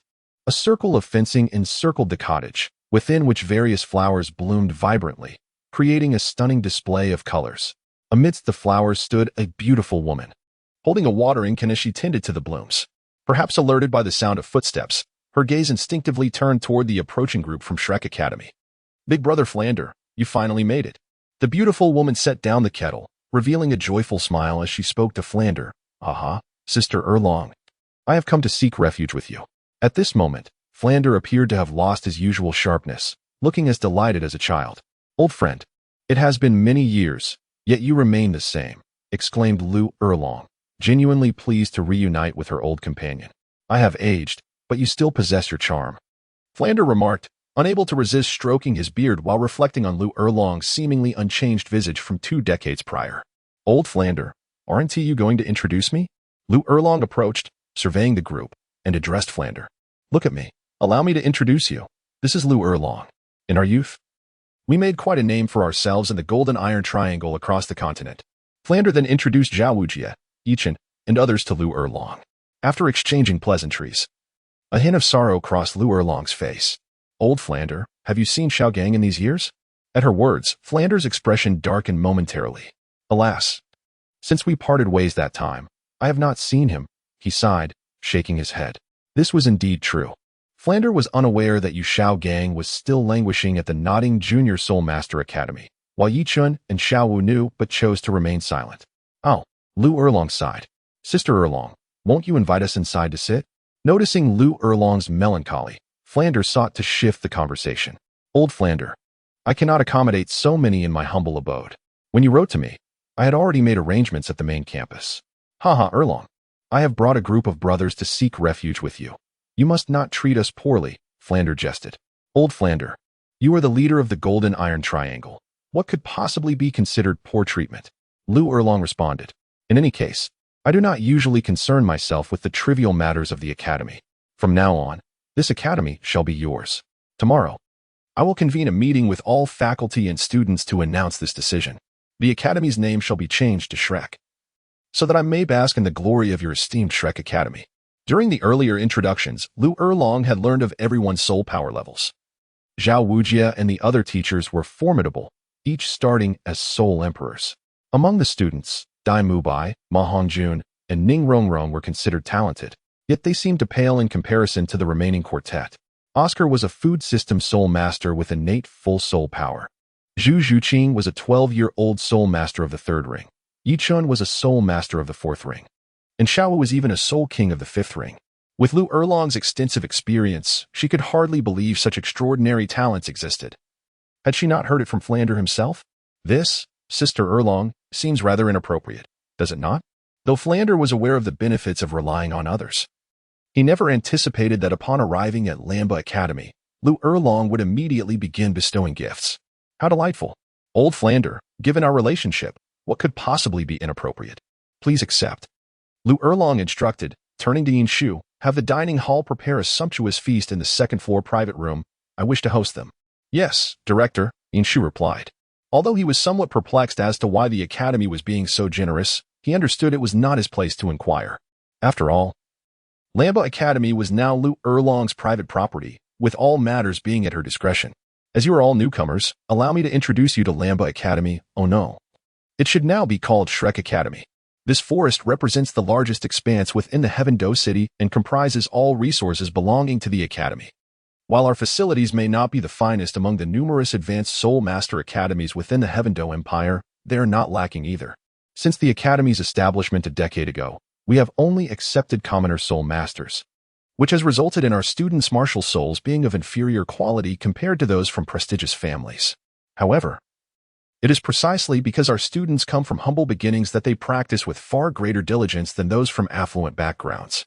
In the last Soul Master tournament, we triumphed over numerous formidable adversaries, ultimately reaching the top 8. Our performance was only slightly inferior to the first team from the Heaven Do Royal Academy, while their second team fell to us. After Yin Shu departed, Lu Erlong proudly recounted the academy's achievements. After all, Lamba Academy only admitted commoner students. And while their innate talent and martial souls may not compare to those from powerful soul master families, securing a spot in the top 8 was commendable. As for how to proceed with teaching in the future, that is a matter for old Flander to address. I, as the director, have never been particularly competent. And now I shall finally be liberated. However, I am confident that with so many remarkable talents joining us, we will undoubtedly secure victory in the next Soul Master tournament. With that, Lu Erlong's eyes sparkled as she looked at Xiao Wu and Yi Chen. There is still ample time until the next Soul Master tournament. Yi Chen's soul power level was not far from that of a Soul King, and it was certain that he would eventually advance to that rank. Within the academy, there were at least 2 students of the Soul King level. Should they participate in the Soul Master competition, securing the championship would be a mere formality. Subsequently, Lu Erlong provided a comprehensive introduction to the Blue Tyrant Academy. Although the academy housed just over 200 students, it was renowned in the Soul Master community of the Tiando Empire. Even though Soul Masters from noble backgrounds could not deny the contributions of Blue Tyrant Academy to the field, it could be regarded as the cradle of commoner Soul Masters. Despite having been established for only a decade, it had already nurtured numerous capable commoner Soul Masters. As the time was drawing near, Lu Erlong suggested they dine and converse simultaneously. Observing the hour, he hosted the Shrek Academy group for lunch in the academy's cafeteria, addressing their inquiries one by one. He then guided them on a tour of Blue Tyrant Academy before finally arranging accommodations in the dormitory building. However, Yi Chen and Xiao Wu did not reside in the dormitories. Instead, they found a quiet spot behind the academy's woods, near Lu Erlong's residence, where they set up a soul-guided small villa. This choice was made for the tranquility it offered, as staying in the dormitories would have been inconvenient due to the separation of male and female accommodations. Zhu Zhuqing and Ning Rongrong also opted for the dormitory, but feeling somewhat bashful, and given that Ning Rongrong had her own soul-guided villa, they chose to reside nearby Yi Chen to facilitate any surprise visits he might wish to make at night. The following day, the Academy's sign had been replaced by a grand plaque inscribed with the 5 golden characters Shrek Academy, pinned by Flinder himself. It could be said that Flinder had nearly reached the pinnacle of his ambitions. Whether he would ultimately win the heart of the beauty remained uncertain, but the dowry was already secured. From Yi Chen's perspective, Flinder still had considerable opportunities. After all, there was no longer the bothersome Yu Xiaojiang within the academy, and he believed that under Flinder's shameless advances, Lu Erlong would soon succumb. Time flew by, and 2 months later, on one particular evening, Yi Chen refrained from playing games with Xiao Wu or visiting Ning Rongrong and Zhu Zhuqing next door. Instead, he diligently practiced the creation meditation method in his room. Suddenly, a surge of soul power enveloped him, and he successfully broke through, advancing to the 50th level, qualifying him as a quasi-soul king. What a remarkable achievement. Finally, he had reached level 50. As he opened his eyes, Yi Chen sighed in contemplation. Brother, don't you think that's a bit condescending to others? Xiao Wu, who was guarding him, quipped in response to his exclamation. If it's not difficult for me, then who else finds it easy? I work hard in my training too. Yet I still can't compare to you, he retorted. Yi Chen rolled his eyes at Xiao Wu. Despite his rapid cultivation speed, when compared to her, it seemed rather ordinary. Moreover, the extent of Xiao Wu's dedication to her training was far inferior to Yi Chen's. She often indulged in food, fun, and games, without taking her cultivation seriously, yet her soul power level soared at an astonishing pace, which left Yi Chen feeling a tinge of envy. However, this was a unique talent that belonged solely to Xiao Wu, something Yi Chen could not covet. Of course, Sister Xiao Wu is the most formidable, Xiao Wu declared proudly, puffing out her chest. Indeed, my Xiao Wu is the greatest.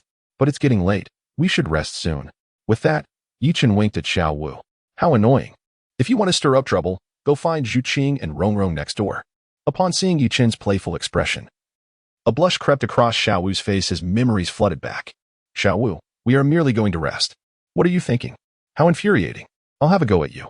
Seeing Yi Chen's innocent demeanor, Xiao Wu felt a surge of irritation and immediately lunged at him, leading to a playful scuffle between the two. The following morning, Yi Chen sought out Ning Rongrong, accompanying Flanders to the Sunset Forest, not far from Heavendo City, to acquire a soul ring. Just 2 days prior, Ning Rongrong had successfully advanced to the rank of a great soul master at level 28.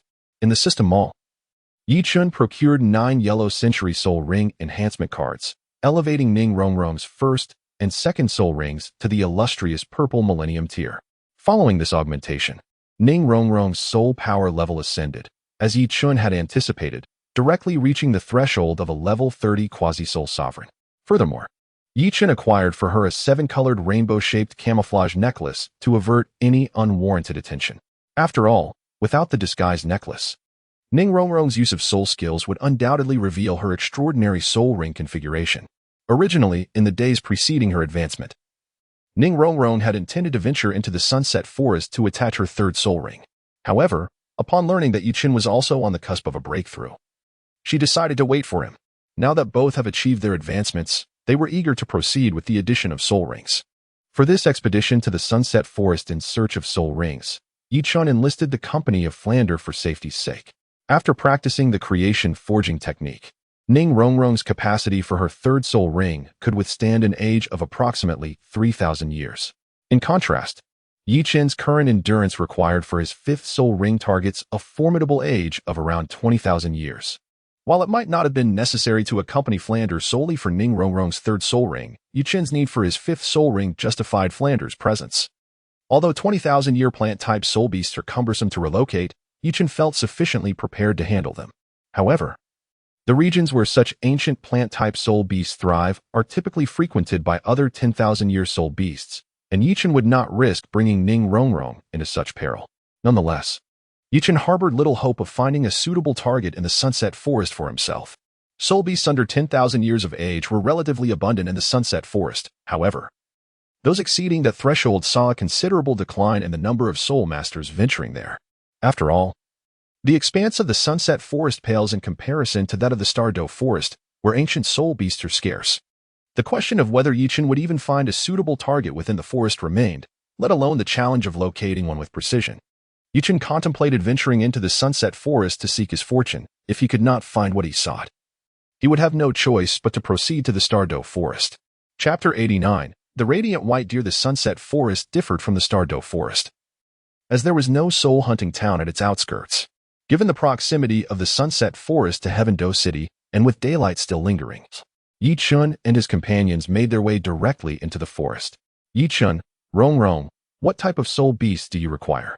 Upon entering the Sunset Forest, Flanders inquired of the two. Director, Rongrong is in need of a third soul ring, ideally one around 3,000 years of age, favoring defense, attack, or soul power. Yi Chun replied, as for myself, my target is uncertain, yet I aim for a soul ring approximately 20,000 years old. Yi Chun had already contemplated the age of the soul rings required by himself and Ning Rongrong. What? Are you both courting death? One of you is merely a 3-ring soul master, yet seeks a 3,000-year soul beast, while the other, a 5-ring master, aspires to a 20,000-year soul beast. Flanders exclaimed, his eyes wide with disbelief as he regarded them. Director, rest assured, we are confident in our abilities, Yi Chun asserted. No. As your director, I must ensure your safety, Flanders stated sternly. According to the optimal soul ring configuration, the maximum age you can absorb is just over 10,000 years. He regarded Yi Chun with a serious expression, believing that Yi Chun had become overly ambitious, given that he was merely a level 50 quasi-soul king contemplating a 20,000-year soul ring. Such aspirations seemed suicidal. According to the best soul ring configuration, only a level 60 quasi-soul emperor could absorb a soul ring of that age.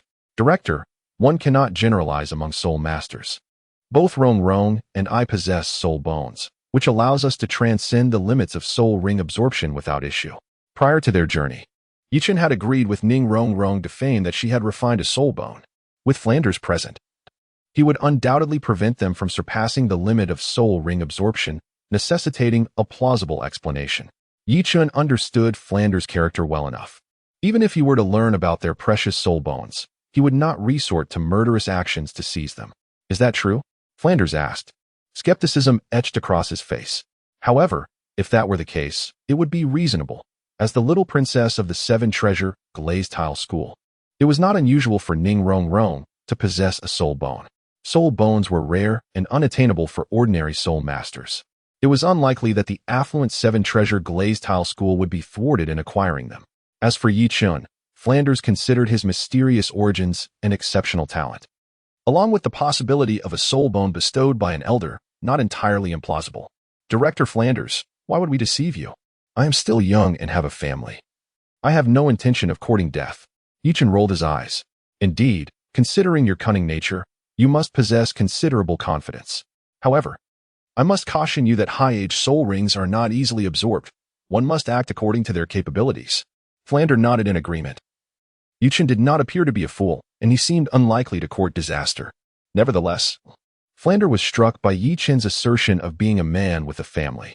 At that moment, he felt an urge to seize Yichen by the collar and demand, "Is having 3 girlfriends something to boast about?" Indeed, it was quite impressive.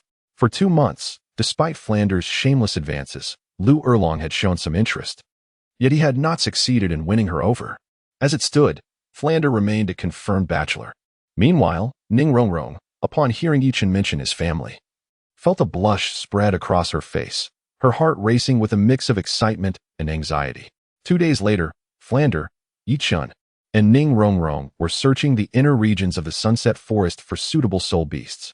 Suddenly, with keen eyes, Yichen spotted a graceful, snow-white, deer-like soul beast happily grazing on the blue-silver grass in the distance. Rongrong, there is a bright white deer over there, over 2,800 years old. It should be quite suitable for you. Yichen pointed towards the distant bright silver deer, which was grazing on the blue-silver grass, and spoke softly to Ning Rongrong. He had a vague recollection of this auxiliary spirit beast. It possessed minimal offensive capabilities and belonged to the support category.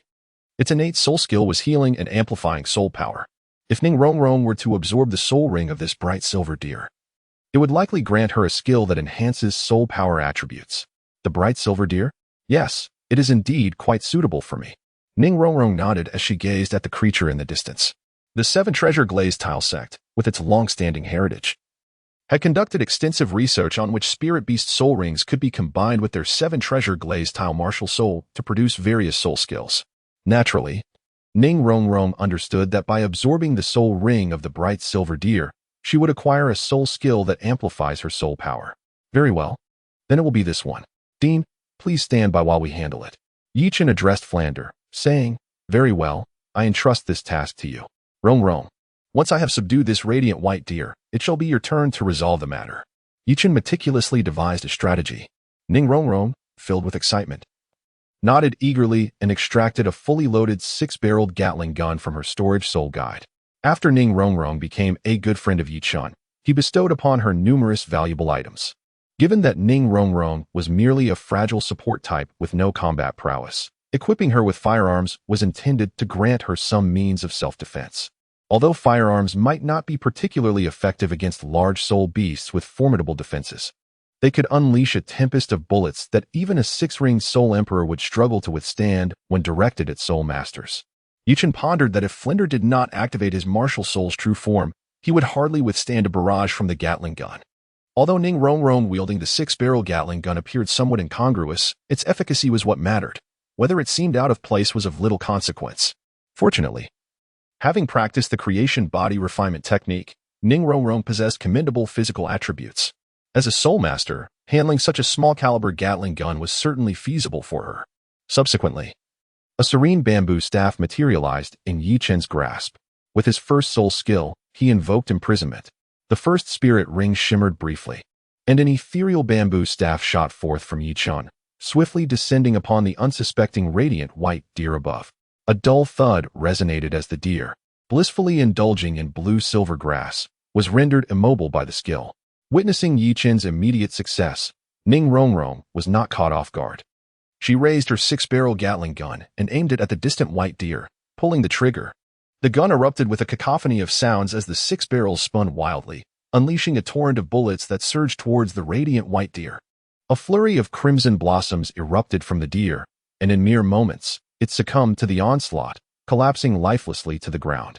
Countless golden motes emerged from the deer's body, gradually coalescing into a purple 1,000-year spirit ring. Chapter 90, Mediocre, Third in the World. What is this? Such formidable power? Flinder could not help but click his tongue in astonishment. His surprise did not stem from Ning Rongrong's effortless dispatch of the over 2,800-year-old radiant white deer, but rather from the sheer might of the 6-barrel Gatling gun she wielded. Flinder had not sensed any fluctuations of soul power emanating from the Gatling gun, indicating that it was not a soul guide, but merely a conventional weapon, requiring no soul power for its operation. From Flinder's perspective, Each of the small iron projectiles, bullets, it fired posed a significant threat to a five-ring Soul King of non-defensive type, while the individual damage might not be substantial. The principle of quantitative change leading to qualitative transformation applied. A multitude of such projectiles could be devastating. After all, a five-ring Soul King was not a common occurrence. On the Douluo Continent, the vast majority of Soul Masters operated within the realms of 2, 3, or 4 rings, making the five-ring Soul King a rare elite. The fact that such immense power could be unleashed with just a flick of the finger was something Flinder had never encountered before. If their positions were reversed, he believed that unless he activated his martial soul's true form or managed to evade in time, his chances of survival would be grim. The impressive attack power, coupled with an extraordinarily high rate of fire, made this weapon a veritable nightmare for lower-ranked Soul Masters. Hey, Dean. This is a splendid treasure gifted to me by Brother Chun. Ning Rongrong, without giving Flinder a chance to scrutinize it, promptly stowed the Gatling gun into her storage soul guide. Yichen had previously instructed her that their prized possessions should not be displayed lightly and were not to be disclosed, even to the 7 treasure glaze tile school. At least for the time being. The reason Yi Chun provided such an explanation is that replicating firearms is not an exceedingly arduous task. By gathering skilled craftsmen and dedicating some time, one could undoubtedly forge them. On the Douluo Continent, there exists a unique metal that did not exist in Yi Chun's previous life, even with the underdeveloped technology of metal materials. These special metals can serve as excellent substitutes for high-quality steel in the fabrication of gun components. As for the gunpowder and primers within the bullets, even if the precise composition remains elusive, one could utilize special minerals with similar chemical properties to gunpowder as alternatives. For instance, using a firestone that ignites vigorously upon exposure to high temperatures as the propellant, combined with a special metal known for its natural emission of intense heat, called Red Demon Gold, to manufacture the firing pin, along with various other components, would enable the creation of firearms. In fact, due to the superior properties of these materials, such firearms might possess even greater lethality than those produced by the system's marketplace. While Yi Chun is not overly concerned about other factions advancing their firearm technology, the situation would become significantly more dire if the Spirit Hall were to obtain such knowledge. The Spirit Hall already possesses formidable high-end combat power, and although it has yet to unify the entire continent, the sheer number of Soul Master legions under its command does not allow it to dominate the millions of troops from the 2 major empires. After all, the armies of the 2 empires are not devoid of Soul Master legions. They simply cannot match the quantity of the Spirit Hall's forces. If the army under the Spirit Hall were to arm each soldier with a firearm, engaging in battle with the 2 empire soldiers wielding cold weapons, no matter how numerous they are, they would only be fodder for the onslaught. You are quite the enigma.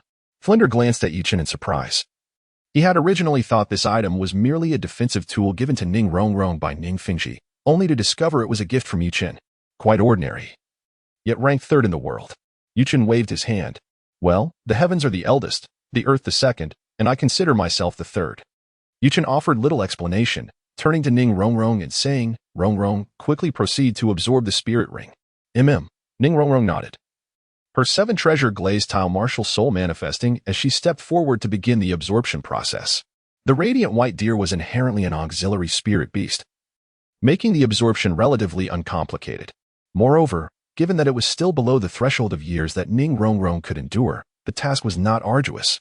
After a short while, Ning Rongrong successfully absorbed the radiant white deer spirit ring, her soul power level surpassing the 30th mark and advancing to the 32nd level of Soul Master. Rongrong, does your 3rd spirit skill enhance soul power attributes? Yi Chun inquired as he observed Ning Rongrong awaken. Indeed, now that I am a 3-ring Soul Master, my 3 spirit skills can augment my strength, speed, and soul power by 40. The skills derived from the 7 treasure glazed tile martial soul are quite unique.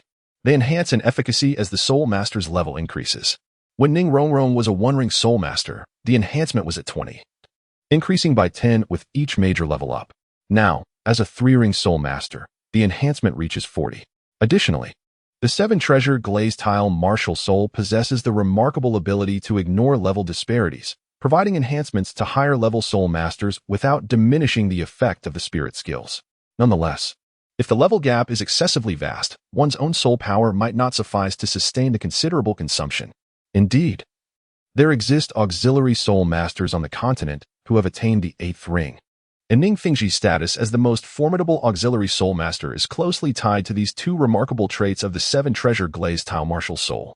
At this moment, Ning Rongrong was filled with elation. When she had left home, she was merely a 26th level Great Soul Master, and now, in just half a year, she had advanced to a 32nd level Soul Master.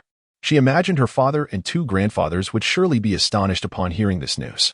With her third spirit ring acquired, Flander led Yi Chun and Ning Rongrong onward, continuing their quest within the Sunset Forest to find Yi Chen's fifth spirit ring.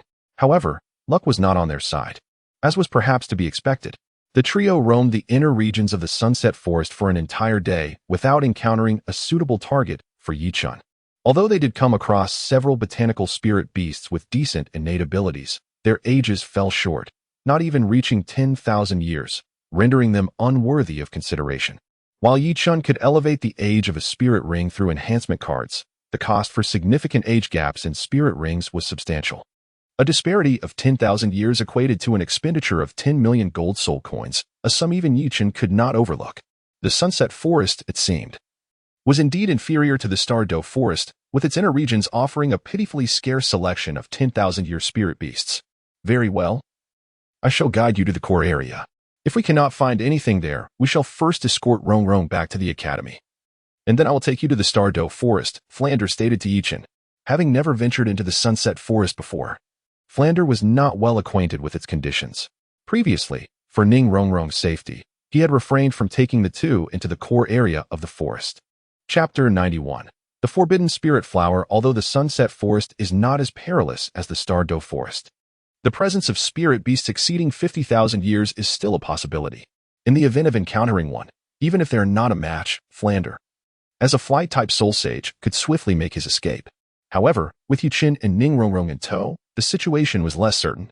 After a day of exploration, Flander realized that finding a suitable target for Yi Chun within the inner regions of the Sunset Forest was virtually impossible. They needed to delve deeper.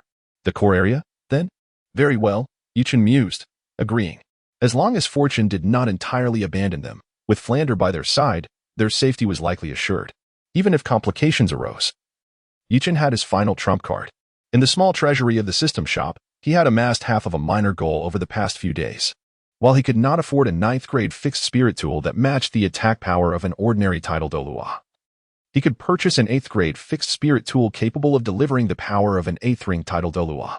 The spirit beasts within the Sunset Forest were not overly formidable. Possessing an 8th-grade fixed spirit tool would ensure their safety, provided they did not encounter a large-scale beast tide.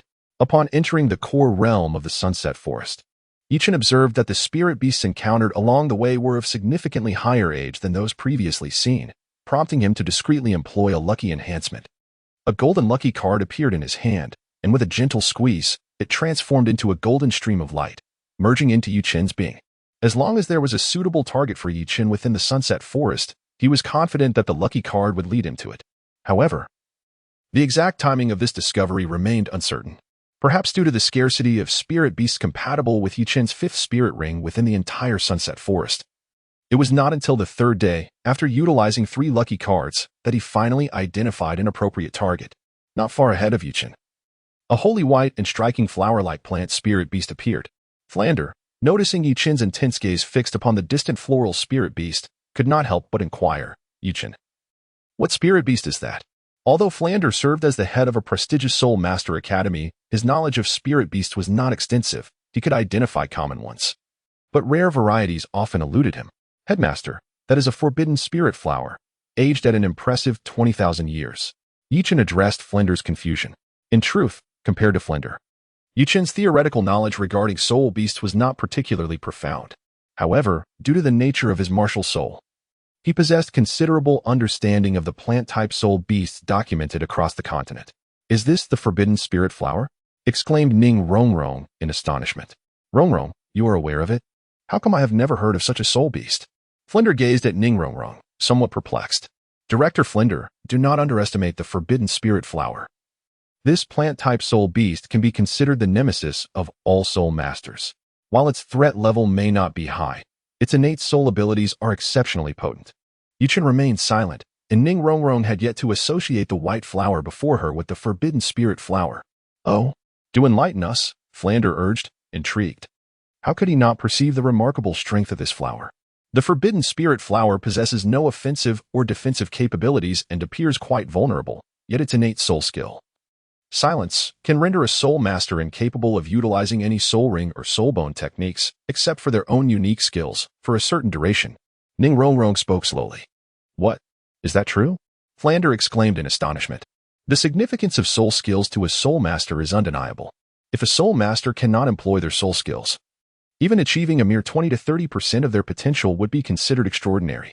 A typical title Douluo, when deprived of their soul skills, might still retain the combat strength of an 8-ringed soul master, which is quite formidable. It is no wonder Ning Rongrong claimed the innate soul skill of the Forbidden Spirit flower is powerful, even if one could still use their unique soul skills. The silence skill from the Forbidden Spirit flower represents an exceptionally potent control technique, as relatively few soul masters possess their own unique skills, and most of those lack substantial power. Indeed, Ning Rongrong nodded. You, my friend, are fortunate. If you truly acquire this silent skill, how many soul masters could possibly stand against you in the future? Flander's gaze towards Yi Chun was akin to that of someone beholding an unprecedented marvel. Brother Chun, if you absorb the Forbidden Spirit flower's soul ring, could you genuinely manifest the silent skill? Ning Rongrong inquired, her uncertainty palpable. The formidable effect of the Forbidden Spirit flower's innate skill had caught the attention of many soul masters, yet she had never heard of a successful case. It should be feasible, Yi Chun replied. With the enhancement of the lucky card and the divine quality of his pure bamboo staff martial soul, he believed the likelihood was quite high. This time, Yi Chun refrained from allowing Flander to intervene. When it comes to stationary plant-type soul beasts, Yi Chun excelled in the art of bombardment with incendiary devices. Perhaps higher-age plant-type soul beasts could withstand the scorching temperatures of the white phosphorus incendiary grenade. But a 20,000-year-old plant-type soul beast, particularly a relatively fragile floral variety, ought to succumb to its effects. Soon, a white phosphorus incendiary grenade materialized in Yi Chun's hand. After pulling the fuse, he hurled it towards the branch of the Forbidden Spirit flower. Even a 1,000-year-old plant soul beast would not possess a particularly astute intellect. And this Forbidden Spirit flower remained blissfully unaware of the impending peril. Perhaps due to Yi Chun's utilization of the lucky card, fortune favored him. And the incendiary grenade landed less than a foot away from the branch of the Forbidden Spirit flower. Boom. In an instant, the white phosphorus grenade detonated, unleashing a blinding flash of light and billowing clouds of acrid smoke. What on earth is this? Flander exclaimed, his eyes wide with disbelief. Moments ago, he had watched Yi Chun toss a small iron object, barely larger than a fist, and now it had erupted with such intense heat. Where did Yi Chun acquire such peculiar contrivances? Not that Yi Chun was unwilling to share, he simply found it inappropriate to elaborate further. Yi Chun understood that a mere white phosphorus incendiary bomb would not suffice to vanquish the 2,000-year-old Forbidden Spirit flower. Thus, without waiting for the flames to extinguish, he hurled out 2 more bombs. The explosions reverberated through the air. Should anyone have appeared in the vicinity at that moment, they would have witnessed billowing white smoke rising from the forest below, as if a conflagration were raging within. I am still a minor. Even if I ignite a fire in the wilderness, I shouldn't face any severe consequences, right? Yi Chun mused as he gazed upon the Forbidden Spirit flower, engulfed in flames and thick smoke. Chapter 92. The Trial of Mental Fortitude. Before long, the flames gradually subsided and the dense smoke cleared, revealing the battered form of the Forbidden Spirit flower. Had he failed to destroy it? Yi Chun raised an eyebrow, expressing a hint of dissatisfaction. Yi Chun felt that the white phosphorus incendiary bombs were increasingly ineffectual. Having already deployed 3, he found that they had failed to decisively eliminate even a plant-type soul beast that had existed for 20,000 years. He speculated that by the time he required the addition of a 6th soul ring, these bombs might prove useless. After all, the Forbidden Spirit flower was a diminutive creature, possessing the weakest fire resistance among all plant-type soul beasts. Had it been replaced by a colossal tree-type soul beast of the same age, it might have served merely as a source of warmth. Admittedly, describing it as a source of warmth could be an exaggeration, but its effectiveness would undoubtedly be minimal.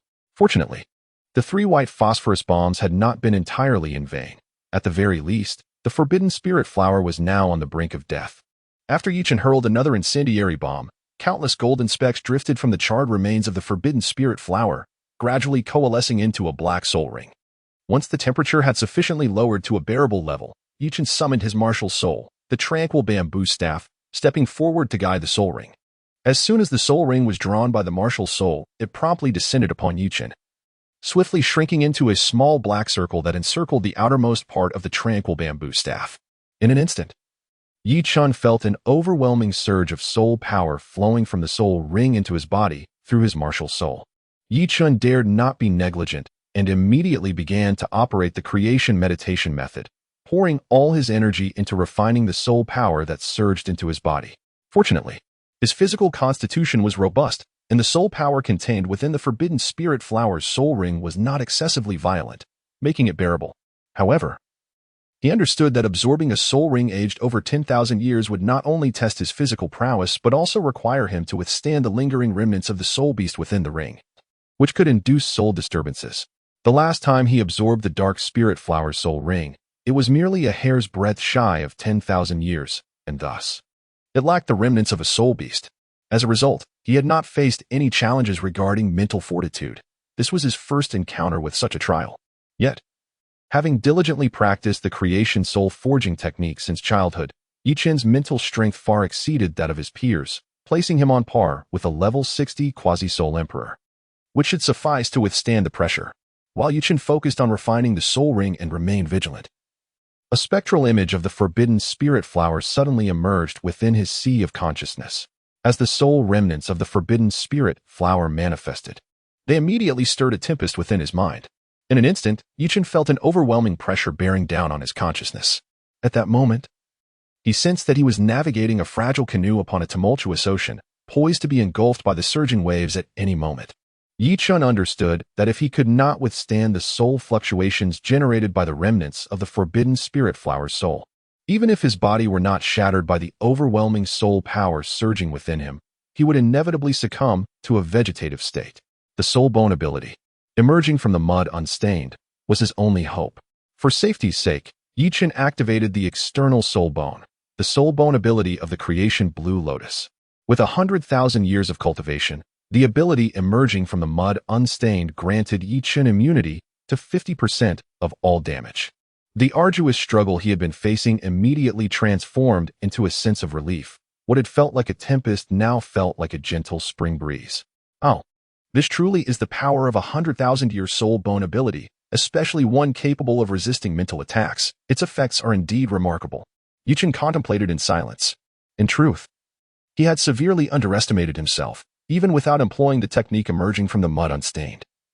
His formidable spiritual strength would allow him to absorb this forbidden spirit flower soul ring with relative ease. Although the intelligence of a plant-type soul beast from the same era could not compare to that of an animal type, the soul resonance produced by the remnants of this forbidden spirit flower was marginally stronger than that of an ordinary 10,000-year animal-type soul beast. With Yichen's soul power at level 50, he could easily withstand it, especially since he had cultivated the creation forging soul decision, endowing him with considerable spiritual fortitude. Thus, this minor mental trial posed no challenge. Suddenly, Flandre observed a flickering green light at Yi Chen's brow as he absorbed the soul ring. A green lotus appeared, enveloping him in a misty radiance, leaving Flandre somewhat perplexed. Could this be his soul bone? Ning Rongrong speculated uncertainly, gazing at the green lotus above Yi Chen's head. Indeed, there is a fluctuation of soul power. It appears to be his soul bone. But aren't soul bones supposed to resemble bones? Why would it take the form of a lotus? Moreover, soul bones cannot leave the body, can they?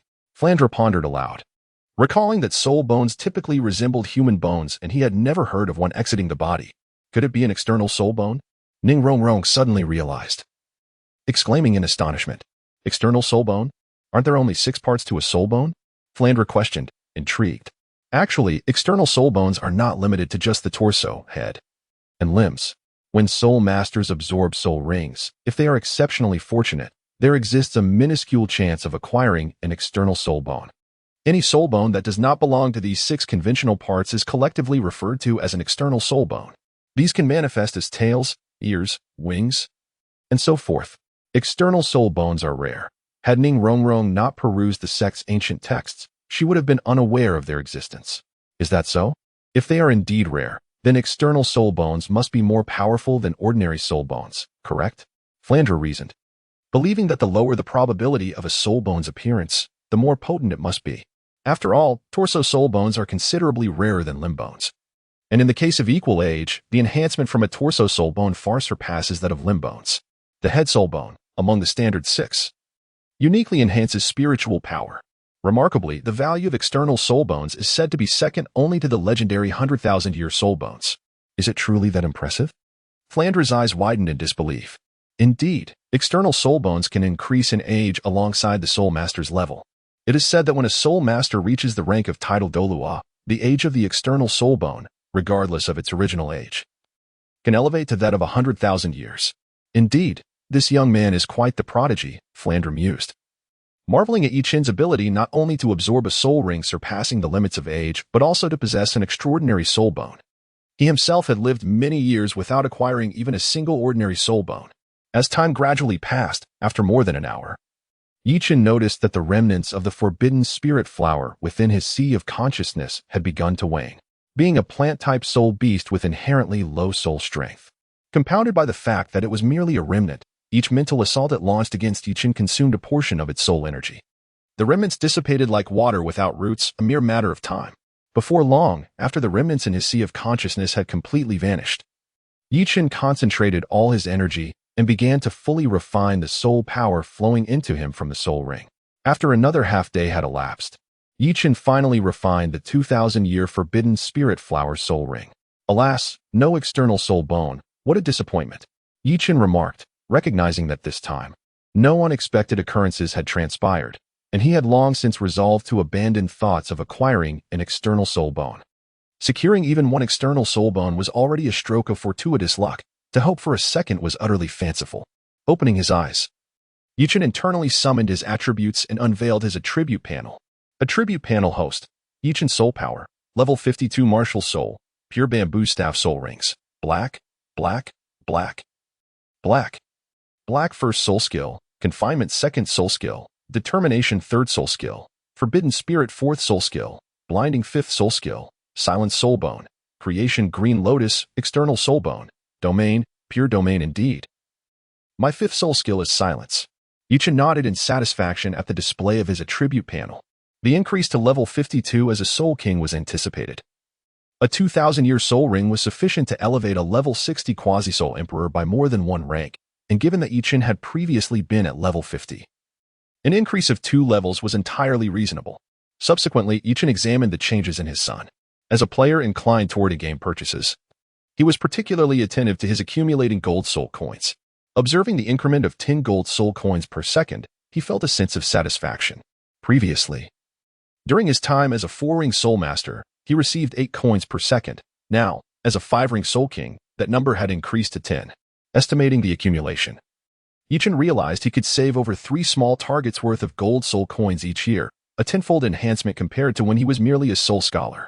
Zhengge, how did it go? Is your 5th soul skill silence? Ning Rongrong approached eagerly, having witnessed Yi Qin successfully add the 5th soul ring. Yes, it is indeed the silent soul skill, as anticipated, Yi Qin confirmed. Congratulations, Zhengge. Ning Rongrong beamed, her face radiating joy. By the way, that green lotus you summoned while absorbing the soul ring, was that an external soul bone? Flandra interjected. Indeed, the creation green lotus is my head external soul bone, acquired when I added my 3rd soul ring. Yi Qin had no qualms about discussing his external soul bone, provided he did not disclose its age. After all, Flandra would never discern that the creation green lotus had reached 100,000 years. You truly are a marvel. I find it delightful. Flandra mused, impressed. Yi Qin had now advanced to the rank of Soul King. It would not be long before his strength surpassed Flandra's. The elder felt an inkling of age creeping upon him. Principal, I am male and have a preference for females. If you fancy someone, go for elder long. I have no interest in men. With a serious expression, Yi Qin addressed Flandra. Hearing Yi Qin speak in such a solemn manner about something so absurd, Ning Rongrong couldn't help but laugh. Go on, feeling a bit frisky, are we? Flandra replied, somewhat speechless. Yi Qin's words made it seem as if he had a peculiar inclination, while Flandra himself had perfectly normal preferences. Thank you very much. Subsequently, after casting a glance at the remnants of the forbidden spirit flower nearby and discovering that it had not yielded a soul bone, the trio set off on their journey back to Shrek Academy. As they traveled along the official road from the Sunset Forest back to Heavendo City, Flandra, Yi Qin, and Ning Rongrong were making their way. Suddenly, with keen eyes, Yichen spotted a figure soaring through the air. Emerging from the depths of the sunset forest and passing over the trio, heading toward Heaven-Do City. A titled Douluo, observing the figure in the sky, which had not released a flying-type martial soul yet was still able to soar through the air, Yichen surmised that this must indeed be a titled Douluo. After all, generally speaking, unless one possessed a flying-type martial soul or had special soul skills or soul bone abilities, a soul master could not fly until they reached the rank of titled Douluo. Brother Chen, what's wrong? Noticing Yi Chun had halted in his tracks, Ning Rongrong, who was following closely behind, immediately inquired, "Do you know that person?" Yi Chun pointed towards the figure soaring in the sky. To be able to fly without the aid of a martial soul, it must be a titled Douluo, right? In the vicinity of Heaven-Do City. Aside from Grandfather Jian and Grandfather Gu, the only titled Douluo left is the poisoned Douluo, Douluo Bo. It is highly likely to be him. Although Douluo Bo had already flown quite far, Ning Rongrong could not discern his features clearly, yet she still managed to make an educated guess. Douluo Bo? Yi Chun was momentarily taken aback, not expecting that the figure was indeed Douluo Bo.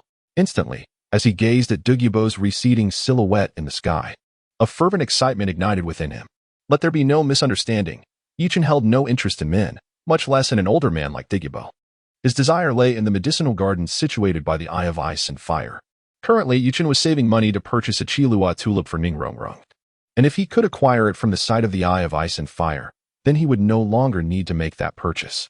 The sum of soul coins required for this modest goal was not insignificant to Yi Chun. However, when he heard Ning Rongrong mention that there were only 3 titled Douluos near Heaven-Do City, he cast an incredulous glance in her direction. He was well aware that the vicinity of Heaven-Do City was not solely inhabited by Chen Xian, Gu Rong, and Douluo Bo. The hidden residence of the Haotian sect was merely 300 miles from Heaven-Do City. While Yi Chun was not entirely informed about the current state of the Haotian sect, he recalled from the original narrative that when Tang San visited the Haotian sect, there were, besides the already ascended titled Douluo Tang Xiao, no fewer than 4 titled Douluo level elders. It was reasonable to assume that even if these elders had not yet all ascended, there should still be at least 2 or 3 titled Douluos within the Haotian sect. Chapter 94. The lush green prairie yet. Why would the Haotian sect choose to establish its hidden residence just outside Heaven-Do City? One must consider that the 7-treasure glazed tile school was also located in that area. Could it be that the Haotian sect had initially planned to amass sufficient strength and, upon emerging, borrow a bit of gold from the opulent 7-treasure glazed tile school? This possibility could not be dismissed entirely. After all, everyone needs to eat, and those who wield only brute force are not particularly skilled in the art of earning wealth. Resorting to robbery when funds run low seems quite normal, does it not? The following day, Yi Chun, accompanied by Ning Rongrong, departed from Shrek Academy and made their way to Douluo Bo's residence. As a guest elder of the Heaven-Do royal family, Douluo Bo held a respectable position within the Heaven-Do Empire, even without the means to accumulate wealth. The benevolent Emperor Shui Yi had thoughtfully provided him with a luxurious mansion in Heaven-Do City.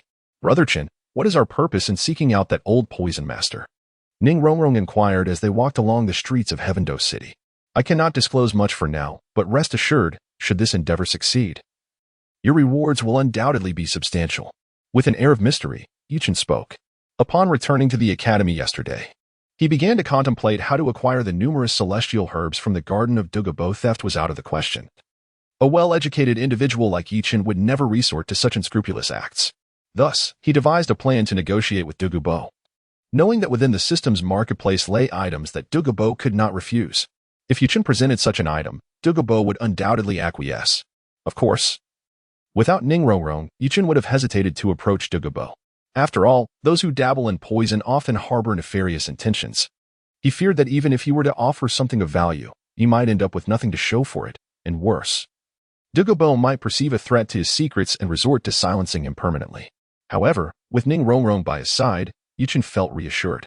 Although Douluo Bo was a titled Douluo, he would think twice before crossing the 7-treasure glazed tile school. It was reasonable to assume that, unaware of the true worth of the celestial herbs, Douluo Bo would not entertain any ulterior motives, especially given the influence of the 7-treasure glazed tile school.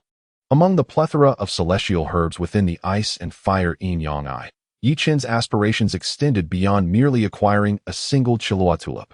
While he could not consume any other type of celestial herb before fully assimilating the effects of the black jade divine bamboo he had previously ingested, fearing potential medicinal conflicts, he could still partake of the auxiliary herb, the autumn water dew, which significantly enhanced spiritual power. He would certainly not turn down an opportunity to bolster his mental acuity. Moreover, Xiao had once consumed the water fairy jade skin bone, and there remained another specimen within the ice and fire yin yang eye. While ingesting different types of celestial herbs might lead to medicinal conflicts, consuming the same category posed no such issue. Even if it did not further augment Xiao Wu's innate potential, it would at least enhance her soul power significantly. Before long, the pair arrived at the entrance of Douluo's residence. Halt. This is the abode of the poisoned Douluo. If you have no urgent business, please depart. A guard stationed at the gate called out as he intercepted Yi Chun and Ning Rongrong. Were it not for their distinguished attire, the guard would have shown no courtesy, treating them as mere interlopers unworthy of attention. Please inform him that the esteemed young lady of the Seven Treasure Glazed Tile School, Ning Rongrong, is here to visit. Yi Chun wasted no words and directly announced Ning Rongrong's identity. Otherwise, gaining an audience with Douluo would surely prove challenging. Beside him, Ning Rongrong cooperatively manifested her Seven Treasures Glazed Tower martial spirit, affirming Yi Chun's declaration. The Seven Treasures Glazed Sect? Please, do wait a moment. I shall inform my master at once. Upon hearing the name of the sect and witnessing Ning Rongrong's martial spirit, the guard was taken aback and promptly spoke with courtesy. The reputation of the Seven Treasures Glazed Sect held significant weight in Heavendo City. If Ning Fingji had arrived, there would have been no hesitation in granting immediate access. However, Ning Rongrong's presence, while still prestigious, did not carry quite the same clout. After all, Douluo was a titled Douluo, and such status warranted respect. Within the estate, in a secluded chamber, Douluo was engrossed in his cultivation. Suddenly, he heard the voice of the butler from outside. Master. The guards report that Miss Ning Rongrong of the Seven Treasures Glazed Sect is here to visit. The Seven Treasures Glazed Sect? Douluo furrowed his brow, perplexed. It seemed he had no prior dealings with them. What could they possibly want? Even if they sought his counsel, it would likely be Ning Fingji himself, not his daughter. Very well, please escort them to the reception hall. I shall join shortly. After a moment of contemplation, unable to unravel the situation, Douluo decided to extend a courtesy. He was well aware of his own capabilities. Despite being a titled Douluo, he understood that even he would struggle against the combined forces of the Seven Treasures Glazed Sect, particularly against the formidable sword Douluo Qinshin. Before long, Yi Chun was greeted by a middle-aged man dressed as a butler. Greetings, Miss Ning. And you, sir? I am the butler to the esteemed master. Please, follow me. The butler addressed them with utmost politeness. Thank you for your assistance. Yi Chun nodded and, alongside Ning Rongrong, followed the butler into the mansion. Soon, within the reception hall, Yi Chun beheld the presence of Douluo, whose hair was a striking shade of dark green. What a peculiar hue for an old poison master. I wonder if it resembles the lush greenery of the vast prairie. Yi Chun mused silently, unable to restrain his thoughts upon observing Douluo's vibrant locks. Should Douluo possess the ability to read minds and discern Yi Chun's musings, he would undoubtedly unleash a torrent of venom akin to that of the Emerald Phosphor Serpent Emperor upon him. Here stood Yi Chun and Ning Rongrong. Having encountered the formidable poison Douluo beneath his esteemed mantle, Yi Chun and Ning Rongrong bowed respectfully to Douluo. Miss Ning, may I inquire what brings you to seek my presence? Douluo acknowledged with a slight nod, disregarding Yi Chun and directing his attention to Ning Rongrong. Your Excellency, I have a matter at hand that I wish to discuss, Ning Rongrong began, but before she could elaborate, Yi Chun interjected, Indeed, it is a transaction we seek. Oh? A transaction? Douluo raised an eyebrow, intrigued by the rarity of such an occurrence. He felt a sense of relief. As long as it was not the Seven Treasure Glazed Tile School coming to confront him, he welcomed the proposition. Precisely, Your Excellency. I possess 2 vials of elixirs capable of neutralizing the most potent poisons in existence. With that, Yi Chun retrieved 2 emerald green vials from his spatial storage device. The price for the Water of Life is 1 million gold soul coins. It can eliminate all adverse conditions below the divine level and restore one to their prime state. It is important to note that the Water of Life available in the system's marketplace is distinct from the waters of the Life Lake, which the Azure Bull Python uses for bathing in the core area of the Stardow Forest. Chapter 95. The assured Douluo poisoning is classified as an adverse condition. Since the Water of Life is noted to eradicate all adverse conditions below the divine level, it should pose no issue in detoxifying Douluo. Yi Chun, lacking expertise in pharmacology, would have been unable to detoxify Douluo were it not for the life water. The existence of two vials was due to Douluo not being solitary. He had a beloved granddaughter. Given that the price of the life water was not exorbitantly high, and considering the considerable value of the celestial herb, Yichen contemplated a buy-one-get-one offer to somewhat mitigate Douluo's losses. To neutralize the most potent poisons of this world, Douluo exclaimed in astonishment, an immense aura emanating from him as his piercing green eyes fixated intently on Yichen. Indeed, Your Excellency, these two antidotes may assist both you and your granddaughter in overcoming the deadly toxins you are afflicted with. Fortunately, Douluo's formidable presence was merely an aura, devoid of soul power pressure. Otherwise, Yichen, in his current state, would be incapable of withstanding the full might of a tidal Douluo. How did you come to know this? Douluo's gaze bore a palpable threat. If word got out that the illustrious tidal Douluo, renowned for his mastery of poison, nearly succumbed to his own venom, he would become the subject of ridicule. Yet, this detail is of little consequence. What truly matters is my ability to free you from the torment of toxins in the future. Yichen resolutely proclaimed. Oh, do enlighten me. Douluo's expression shifted. If Yichen could indeed liberate him from the torment of poison, it would be a momentous occasion for him. Moreover, it would not only benefit him but also his granddaughter, Douluo Yin. Although Douluo Yin's martial soul, the phosphor snake, is not as potent as the phosphor snake emperor's toxin, it remains a significant concern for her future. Presently, as she is still young and her level is not high, the signs of poisoning are not overtly apparent. However, as time passes and her strength increases, this issue will undoubtedly worsen. Poison-type soul masters are not uncommon on the continent. The reason His Majesty has succumbed to such severe poisoning is due to his formidable strength and the potency of the phosphor snake emperor's toxin. If it were a weapon martial soul, the situation would be less dire. However, the phosphor snake emperor is a beast martial soul, which necessitates physical contact when invoked, thus inevitably exposing him to the toxin. Even if the poison were to be purged now, upon future use of the martial soul, he would still be susceptible to contamination. Indeed, Douluo nodded in agreement. If it were a one-time toxin, with his abilities, he could certainly detoxify himself or Douluo Yin. However, if it only addresses the symptoms without curing the root cause, it would be of little use. After all, as a soul master, he could not forsake the use of his martial soul in the future, could he? In truth, the solution is not overly complicated. If you were to refine a soul bone, you could transfer the toxins accumulated in the future into the soul bone. The toxins afflicting Douluo and Douluo Yin stem from their martial souls, being no ordinary poison, but rather a toxic attribute of soul power, as mere energy. It can indeed be shifted within the body. Ah, how did I not think of that? Douluo's eyes brightened upon hearing Yichen's words. However, there is a caveat you must consider. After a moment's contemplation, Yichen continued, what caveat? While the method of storing toxins within a soul bone is viable, it may harbor certain risks. The total amount of toxins that a soul bone can contain is finite, and it is imperative to release the stored toxins before reaching this limit. Otherwise, a sudden release of a large quantity of toxins could be catastrophic. Furthermore, only the limb and torso soul bones can be used for toxin storage. The head soul bone must not be utilized for this purpose, lest the consequences be dire. Yichen was aware that the optimal solution for Douluo would be to condense a toxic attribute soul core. As long as the toxins within his body could be transferred to the soul core, there would be no issues. However, Yichen lacks the ability to condense a soul core, and the method is not available in the system marketplace. Attempting to devise it himself would involve considerable risk. Thus, he could only resort to this compromise. Yes, indeed. If your method proves effective, I shall owe you a personal favor, Douluo remarked, stroking his beard as he addressed Yichen. Thank you, Your Majesty. Observing Douluo's understanding, Yichen felt that with the abundance of celestial herbs, it would be harmless to reserve a few less valuable ones for him. By the way, you mentioned wanting to trade with me earlier. Speak freely about your desires. Anything within my capacity, I shall certainly procure for you. Your mastery of poison is unparalleled, and I have heard you possess a medicinal garden. I am in need of several herbs. Might you be willing to part with some? Yichen revealed his true nature. Ah, what a trivial matter. In my medicinal garden within the Sunset Forest, an abundance of herbs awaits your gathering.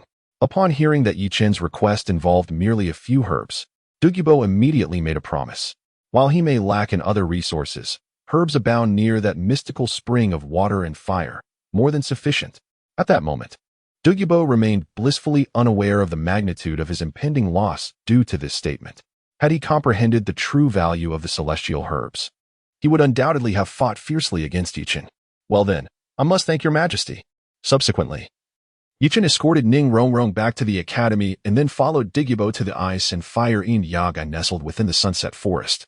Despite Diggybo's somewhat ruthless approach to toxins, he was a man of his word, and having made a commitment, he would surely uphold it. Without delay, Diggybo led Yichen to gather herbs. As a titled Douluo, he could soar through the skies with great speed, and within an hour, they arrived at the heart of the Sunset Forest. Before them lay a valley, where the essence of water and fire spiraled upwards, encircled by a layer of poisonous barriers. Yichen understood that beyond this barrier lay the ice and fire Yang. Young man, there exists a layer of poison surrounding my medicinal garden. Here, take this small pill. If you hold it in your mouth, you shall remain unharmed by the poison. As they approached the barrier, Diggybo handed Yichen a small, unremarkable gray pill. What is this made of? Is it edible? Does it have an expiration date? Will it spoil? Yichen inquired. His brow furrowed as he regarded the pallid pill in his hand, a sense of foreboding nagging at him. What are you dawdling for? With this poison barrier in place. Without the antidote pill, you cannot enter. Diggybo observed Yichen's hesitance with mild annoyance. Although his specially crafted antidote pill may not have appeared appealing, its efficacy was undeniable. After a moment's hesitation, Yichen gritted his teeth and placed the antidote pill in his mouth. Chapter 96. A grateful return. Crossing through the poison barrier and descending the hill, Yichen beheld a small, inverted conical hollow before him. Dense, humid heat wafted from within the hollow, carrying a hint of the distinct scent of sulfur. Soon, his gaze was captivated by an oval spring. In this spring, the water divided into two distinct colors, red and white. Remarkably, although contained within the same pool, they remained entirely separate, each side fiercely guarding its territory. The rising steam was a product of the juxtaposition of the two waters, continuously ascending until it gradually dissipated at the summit of the hill. Surrounding the spring, an array of exotic flowers and herbs flourished. What do you think? Is my medicinal garden not magnificent? Diggybo, hands clasped behind his back, exclaimed with pride to Yichen. Indeed, it is splendid, truly splendid. Yichen nodded eagerly. You are the titled Douluo, so your word is law. As long as I can descend to gather the celestial herbs, it shall suffice. Haha, my dear boy, this medicinal garden of mine is undoubtedly the largest in the continent. Feel free to pluck any herbs you desire. Douluo replied with a generous expression. Thank you, esteemed elder. However, the herbs I require are rather peculiar. So I hope you won't mind, he said. Yichen administered a precautionary measure to Douluo, affirming his commitment with resolute words. In Douluo's perspective, while his medicinal garden boasted several herbs that were unmistakably extraordinary, they paled in comparison to the value of his own life and that of his cherished granddaughter. After all, he had no use for them. If they were given away, so be it. As he descended the cliff, Yichen found that the closer he drew to the eye of ice and fire, the more he could perceive the potent dual energies emanating from it. Surrounding the eye, a formidable force of water and fire permeated the area. Had Yichen not possessed commendable strength, he would have been overwhelmed in no time. A mere ordinary person would undoubtedly be crushed by the extremes of these two forces. Even for Yichen, it was impossible to linger for long near the spring of the eye of ice and fire.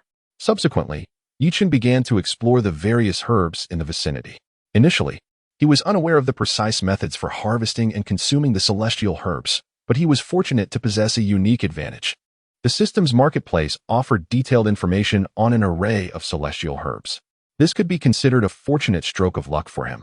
Before long, after perambulating around the eye of ice and fire, Yichen discovered an abundance of celestial herbs: the eight-pointed ice crystal grass, the fiery apricot blossom, the autumn water reflection dew, the celestial mushroom of heaven, the water immortal jade skin bone, the coxcomb phoenix sunflower, the elegant tulip, the heartbreak red, the snow-white swan kiss, the fragrant celestial treasure, the eight-petal celestial orchid, the ink jade divine bamboo, the earth dragon golden melon, the primordial celestial herb, and the starry spiritual pearl. Yichen discovered that within the eye of ice and fire, there were precisely 15 strains of celestial herbs. Additionally, he also found a ninth-grade purple bamboo, which, although not a celestial herb, still held considerable value. Among these celestial herbs, those that had appeared in the original text were all mature, while the 4 strains, Mou Shinju, Dilong Jin Gua, Hun Yuan Stin Chao, and Xing Luo Ling Zhu had yet to reach full maturity.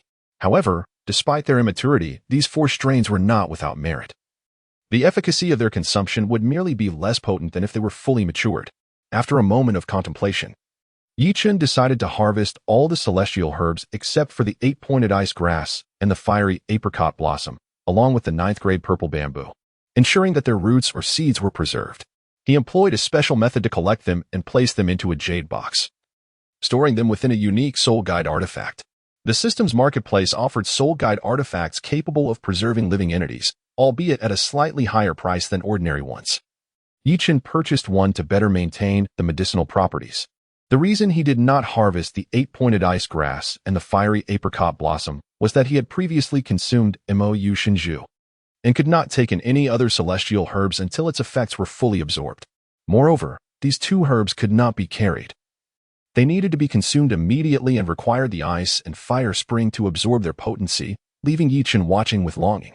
Observing Yichen's collection of numerous special herbs, Douluo could not help but twitch his lips.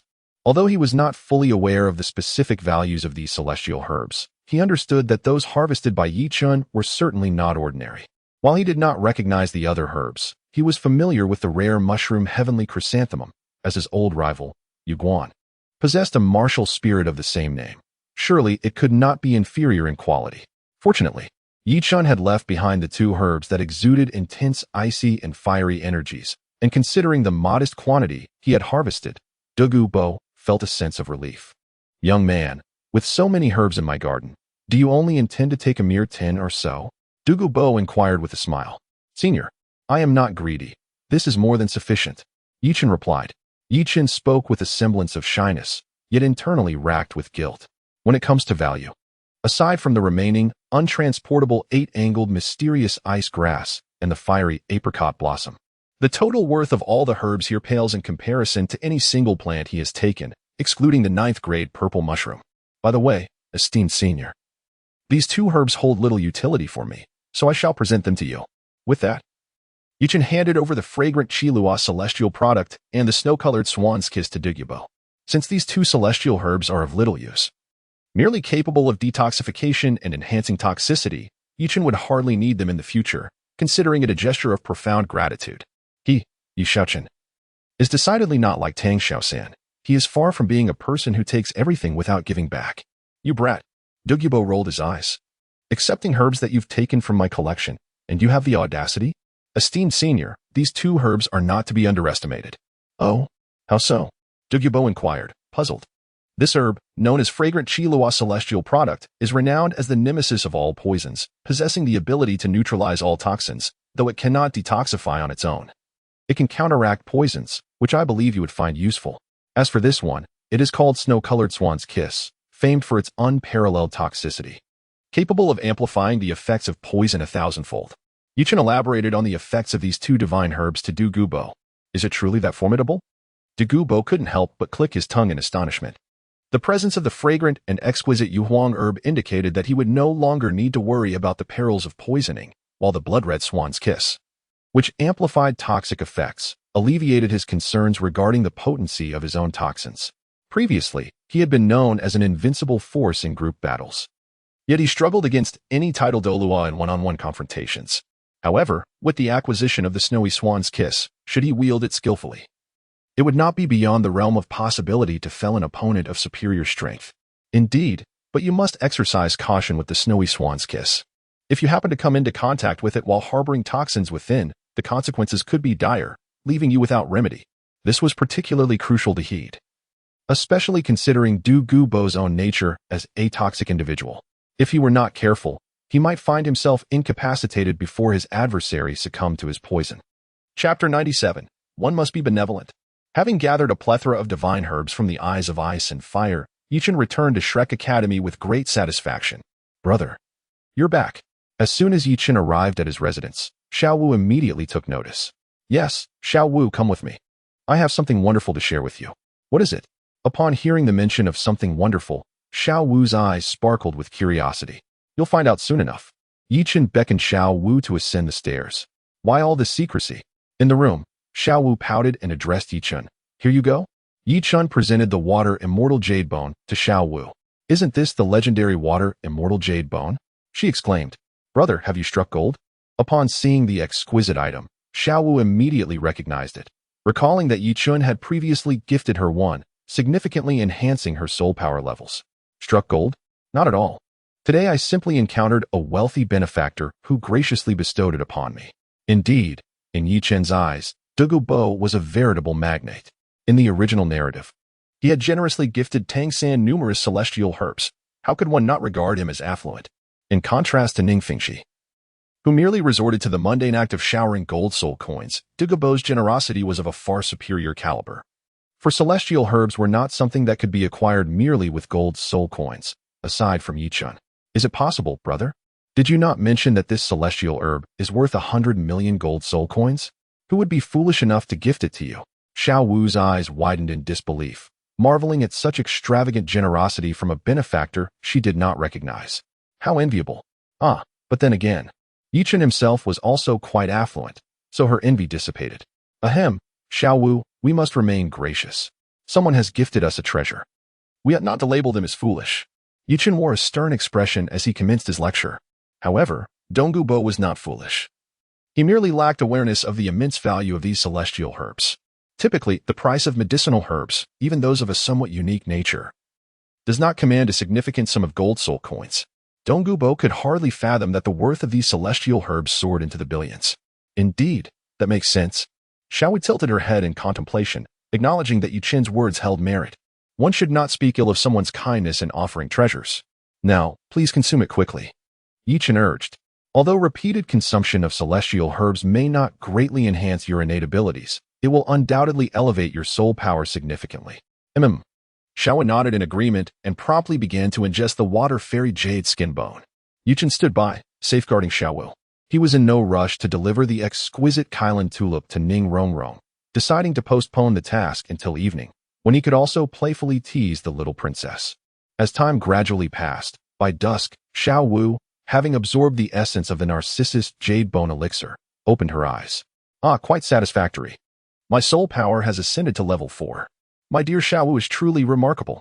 Observing that Xiao Wu had advanced from a level 53 Soul King to a level 57 Soul King after consuming the elixir, Yi Chen nodded in approval.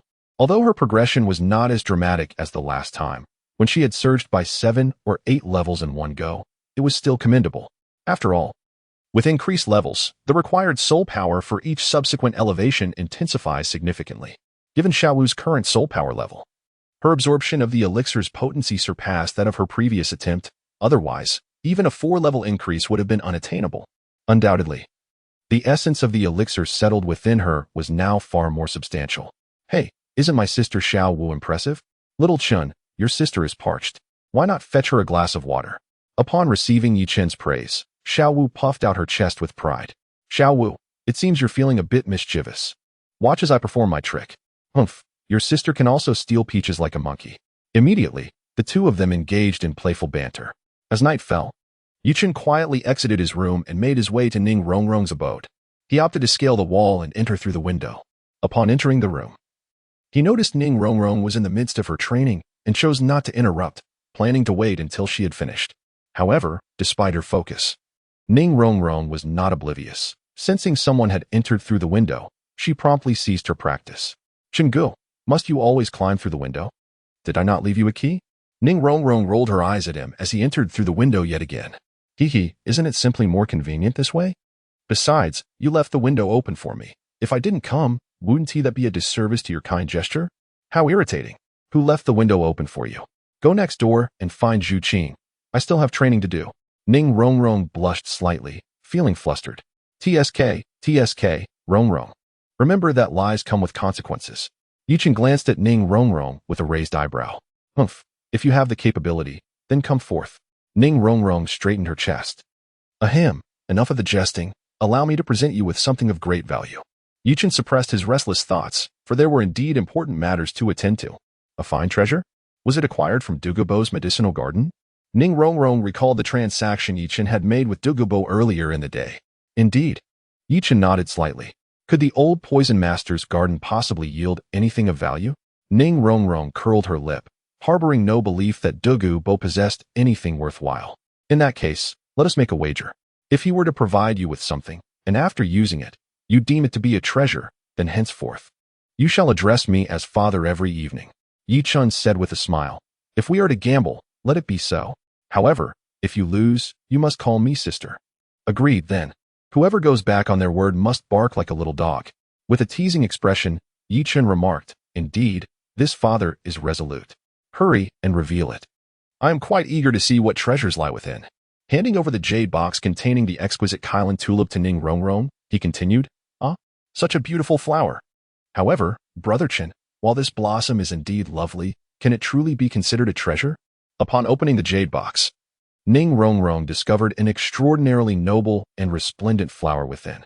The Kailan tulip is a peculiar celestial herb, with its roots and leaves resembling delicate wisteria drapery, intricately woven. At its pinnacle, however, blooms a golden tulip, exuding a rich fragrance that evokes a sense of opulence.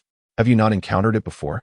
This is a celestial herb known as the Kailan tulip. Consume it now, and you shall be met with delightful surprises.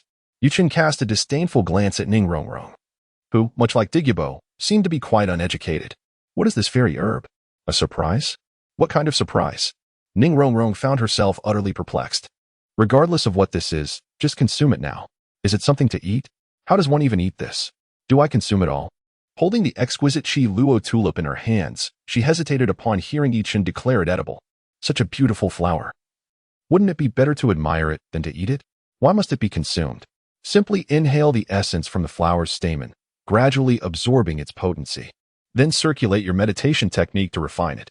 Oh, Ning Rongrong nodded, beginning to follow Yi Chen's instructions to absorb the herb's medicinal power. As Ning Rongrong refined the power of the Douluo tulip, Yi Chen could sense her soul power steadily ascending. The seven-treasure glazed tile martial spirit manifested, shimmering with a radiant seven-colored aura, gracefully hovering before her, adorned with 3 flickering purple soul rings, all highlighted by a rich golden glow. This golden light emanated a potent fragrance of tulips, and amidst the swirling brilliance, Ning Rongrong resembled a fairy descending from the heavens. With each enhancement of the golden light, the seven-treasure glazed tile appeared increasingly resplendent, dazzling in its splendor. While Ning Rongrong absorbed the Douluo tulip's potency, Yi Chen seized the moment to take out the Wang Chuan Qiu Shui Du and began to consume it. This seemingly inconspicuous herb, vibrant green with 3 pristine white leaves, bore a few droplets of transparent liquid, akin to morning dew. Tilting the Wang Chuan Qiu Shui Du towards himself, several droplets of the clear liquid fell into Yi Chen's mouth. As the last drops left the leaves, the entire plant withered in his grasp, disintegrating into dust in an instant. Immediately, a surge of potent medicinal energy coursed through him, and Yi Chen wasted no time, activating the creation-refining soul technique to absorb the power of the Wang Chuan Qiu Shui Du. As time passed, well into the night, Yi Chen finally opened his eyes. At that moment, his gaze was particularly luminous, as if he could see through the very fabric of the universe. However, he was well aware that this was merely a subjective sensation. After all, it was just a single herb and could not be as extraordinary as it felt. Nevertheless, as a fairy herb, it may not have elevated his soul power level, yet Yi Chen was confident that his mental strength now rivaled that of an 8-ring soul Douluo. When he eventually advanced to level 60 as a quasi-soul emperor, acquiring a 6th soul ring with an age exceeding 50,000 years should not pose a challenge. Glancing at the still slumbering Ning Rongrong, Yi Chen contemplated for a moment before retrieving the not entirely mature MOU divine bamboo, or rather, the MOU bamboo shoot. To be honest, Yi Chen himself was baffled. Though both bamboo and bamboo shoots were indeed plants, they seemed entirely unrelated to flowers and herbs.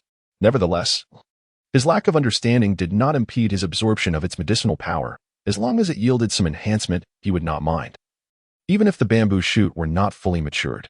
Holding the now smaller MOU bamboo shoot compared to when he first consumed it, Yi Chen peeled away its outer layer and devoured it whole, then activated the creation meditation method to absorb its potency. Soon, as the medicinal energy radiated, Yi Chen found himself enveloped in a layer of MOU brilliance. As dawn broke and the morning sunlight streamed through the window into the room, Yi Chen opened his eyes. Upon reflection, he discovered that after consuming the MOU bamboo shoot, his soul power level had ascended from the previous level 52 Soul King to level 54 Soul King. Compared to Xiaowu's consumption of the fully matured Shui Xianyu Ji bone, the enhancement he received from the immature MOU bamboo shoot was effectively halved. However, even so, Yi Chen felt no discouragement. After all, the herb had not yet fully matured. A 50% effect was still commendable. Watching Yi Chen awaken, Ning Rongrong, who had risen earlier, immediately offered a kiss. Naturally, Yichen reciprocated, and after a prolonged moment, they parted lips. So, has your 7-treasure glazed tile evolved into the 9-treasure glazed tile? Yichen addressed Ning Rongrong, exclaiming, indeed. My martial soul has transcended its limits and evolved into the 9-treasure glazed tile. Not only has my martial soul undergone this transformation, but my soul power has also ascended by 6 levels, now reaching the esteemed rank of Soul Master at level 38. Ning Rongrong, brimming with excitement, manifested the resplendent 9-treasure glazed tile martial soul in her hand, radiating with a kaleidoscope of vibrant colors. That is splendid. Yichen nodded, recognizing that Ning Rongrong's transformation after consuming the Qilua tulip fell well within his expectations. Brother Chen, I am utterly in love with you. If my martial soul had not undergone this metamorphosis, I would have been forever trapped at the 79th level of Soul Sage, just like my father. Now that I am liberated from those constraints, I too can aspire to become a titled Douluo in the future. Ning Rongrong had previously harbored hopes of transcending the limitations of her martial soul, yet she understood that, barring unforeseen circumstances, her prospects were rather bleak. After all, her father, Ning Fengxi, possessed talents that were not vastly inferior to her own, wielding innate soul power at level 8. Logically, he should have had no trouble advancing to the 8th ring Soul Douluo, yet he remained ensnared at level 79 as a soul sage, stymied by the constraints of his martial soul. Little did she anticipate that such an unexpected turn of events would occur, especially not with the 8-treasure glazed pagoda, but rather with the 9-treasure glazed pagoda recorded in the sect's ancient texts. Oh, so, you too regard that Qilua tulip as a treasure? Indeed, Ning Rongrong readily affirmed. For anything that could facilitate the evolution of her martial soul was undoubtedly a treasure. As long as you acknowledge it, why not call me father? Yichen spoke with a smile, noting that it was already daytime. Ning Rongrong, her cheeks flushed, lowered her head and softly uttered a remark. As a little enchantress, she naturally understood the significance of a couple referring to each other in such a manner. I shall not concern myself with it. Yichen shook his head, indifferent to whether it was day or night. Wang pondered for a long time, in comparison to calling him father. Ning Rongrong felt it would be more appropriate to mimic the sound of a little dog instead, for how embarrassing would that be? Rongrong. Is it truly necessary to feel such embarrassment? Yichen jested, damn it, perish. With that, Ning Rongrong lunged towards Yichen, and they began to frolic playfully. After a while, she blushed and said, Brother Chen, my martial soul has transformed from the 7-treasure glazed tile into the 9-treasure glazed tile. I must return home for a visit. Returning, you say? Indeed, such a significant matter deserves to be conveyed to my father. He has long dreamed of witnessing the evolution of the 7-treasure glazed tile martial soul into the 9-treasure glazed tile. At the time Ning Rongrong left home, she was merely a rank 26 spirit master, yet now she had ascended to rank 38 spirit sage. Having achieved such remarkable success, she felt it was time to flaunt her accomplishments before her father and 2 grandfathers. Very well, but when you return, please do bring something for my father-in-law. Having pilfered Ning Fengxi's little cotton-padded jacket, Yichen, as a prospective son-in-law, ought to make some gesture, shouldn't he? If Yichen had only Ning Rongrong as a good friend, he would have no reason to worry about Ning Fengxi's discontent. After all, Ning Fengxi would be delighted to have such an exceptional son-in-law. But alas, Yichen's good friends were not limited to one. There is a saying, one who eats from another's hand should not be ungrateful. Thus, providing some fine gifts in advance could serve to placate his father-in-law. Chapter 99. Honoring the father-in-law brings something? What would that be? Could it be the Kirin tulip? Ning Rongrong asked with a curious expression. You are overthinking it. While there are other treasures, the Kirin tulip is currently unavailable. As for Yichen, he cannot present the Kirin tulip at this time. However, if in the future he finds himself with an abundance of gold soul coins, purchasing a Kirin tulip for his father-in-law as a token of respect would be a matter of ease. What is it then? Ning Rongrong, undeterred, thought it reasonable that a Kirin tulip, capable of evolving the 7-treasure glazed tile martial soul into the 9-treasure glazed tile, would be unique and rare. I have prepared a celestial herb for my father-in-law and 2 grandfathers, but as for the starry spirit pearl I have for your father, whether it can facilitate the evolution of his 7-treasure glazed tile martial soul, I cannot guarantee. Yichen presented the 3 immature celestial herbs, starry spirit pearl, primordial immortal herb, and earth dragon gold melon, to Ning Rongrong, entrusting her to take them back. In truth, Yichen possessed a surplus of mature celestial herbs. However, Ning Fengxi's situation was somewhat unique. If his martial soul could not undergo a transformation, consuming celestial herbs would be of little significance, apart from the Qilua tulip. The other herbs were incompatible with Ningfengji, leaving only the starry spirit pearl as a potential catalyst for his martial soul's evolution. Even if it could not elevate to the 9 treasure glaze tile, transforming into the 8 treasure glaze tile would still be commendable. Yet, Yichen was uncertain about its efficacy. After all, the starry spirit pearl, which absorbs the essence of stars and moons to enhance itself, bore little relation to the gemstone-type martial soul of the 7 treasure glaze tile, particularly since it was still an immature herb. Shen Xian and Gu Rong, both titled Douluo at levels 96 and 95, had been stagnated at their respective pinnacles for many years.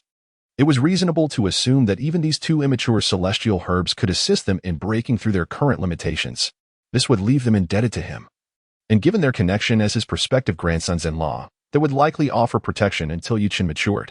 Did even Grandfather Jian and Grandfather Gu possess such strength? Ning Rongrong's eyes sparkled with excitement.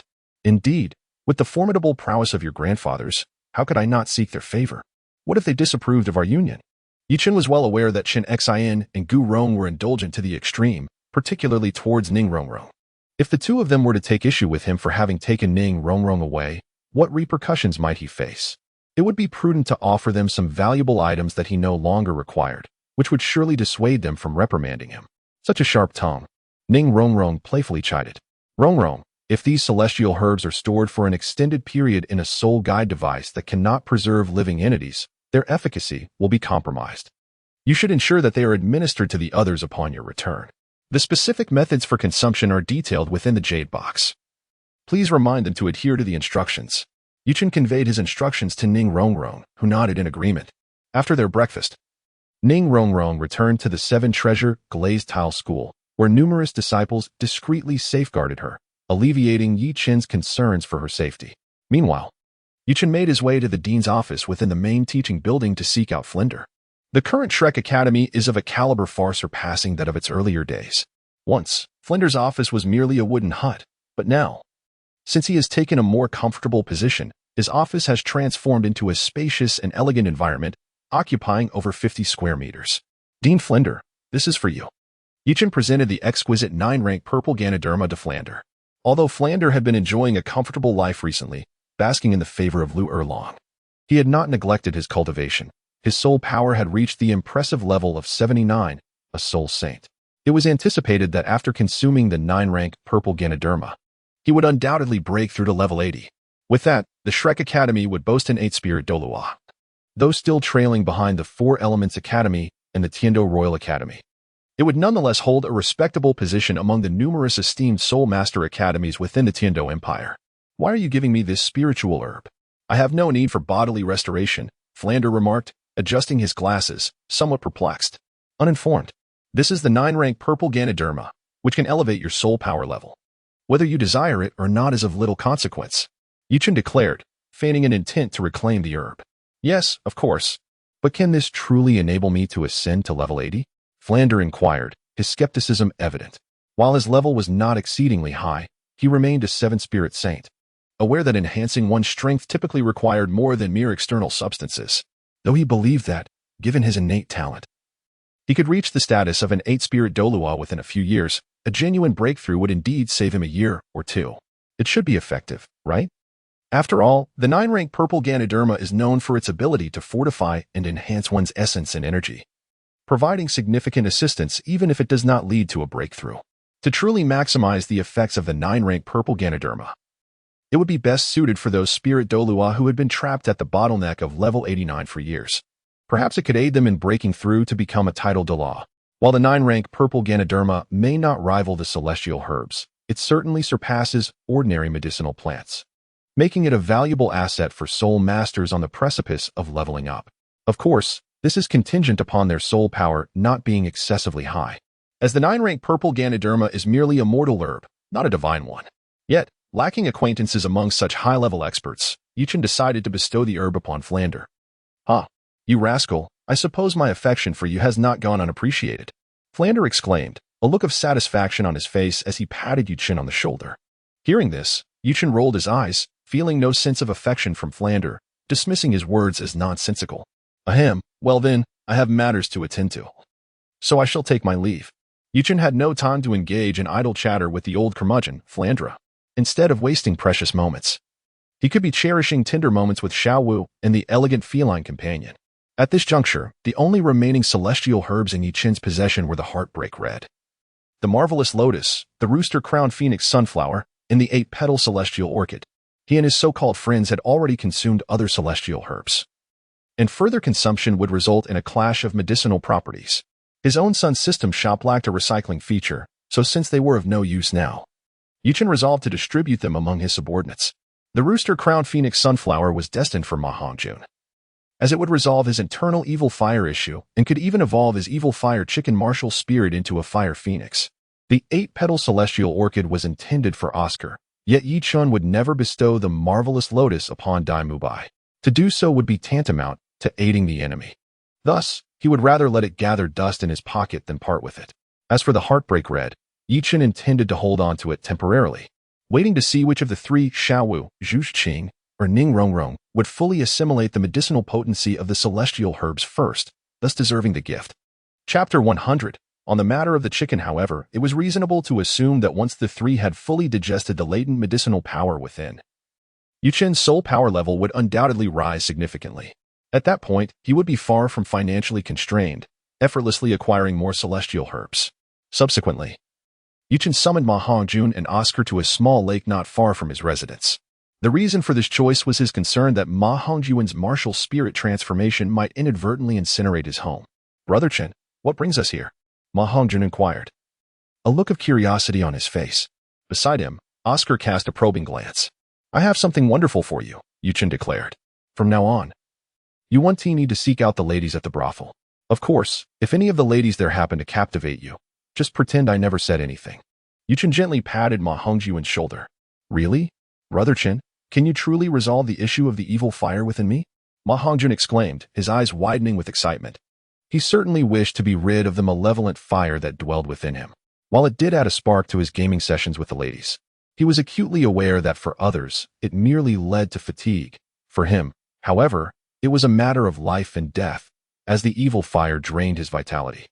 As his soul power increased with age, he noticed the frequency of the evil fire's eruptions escalating alarmingly.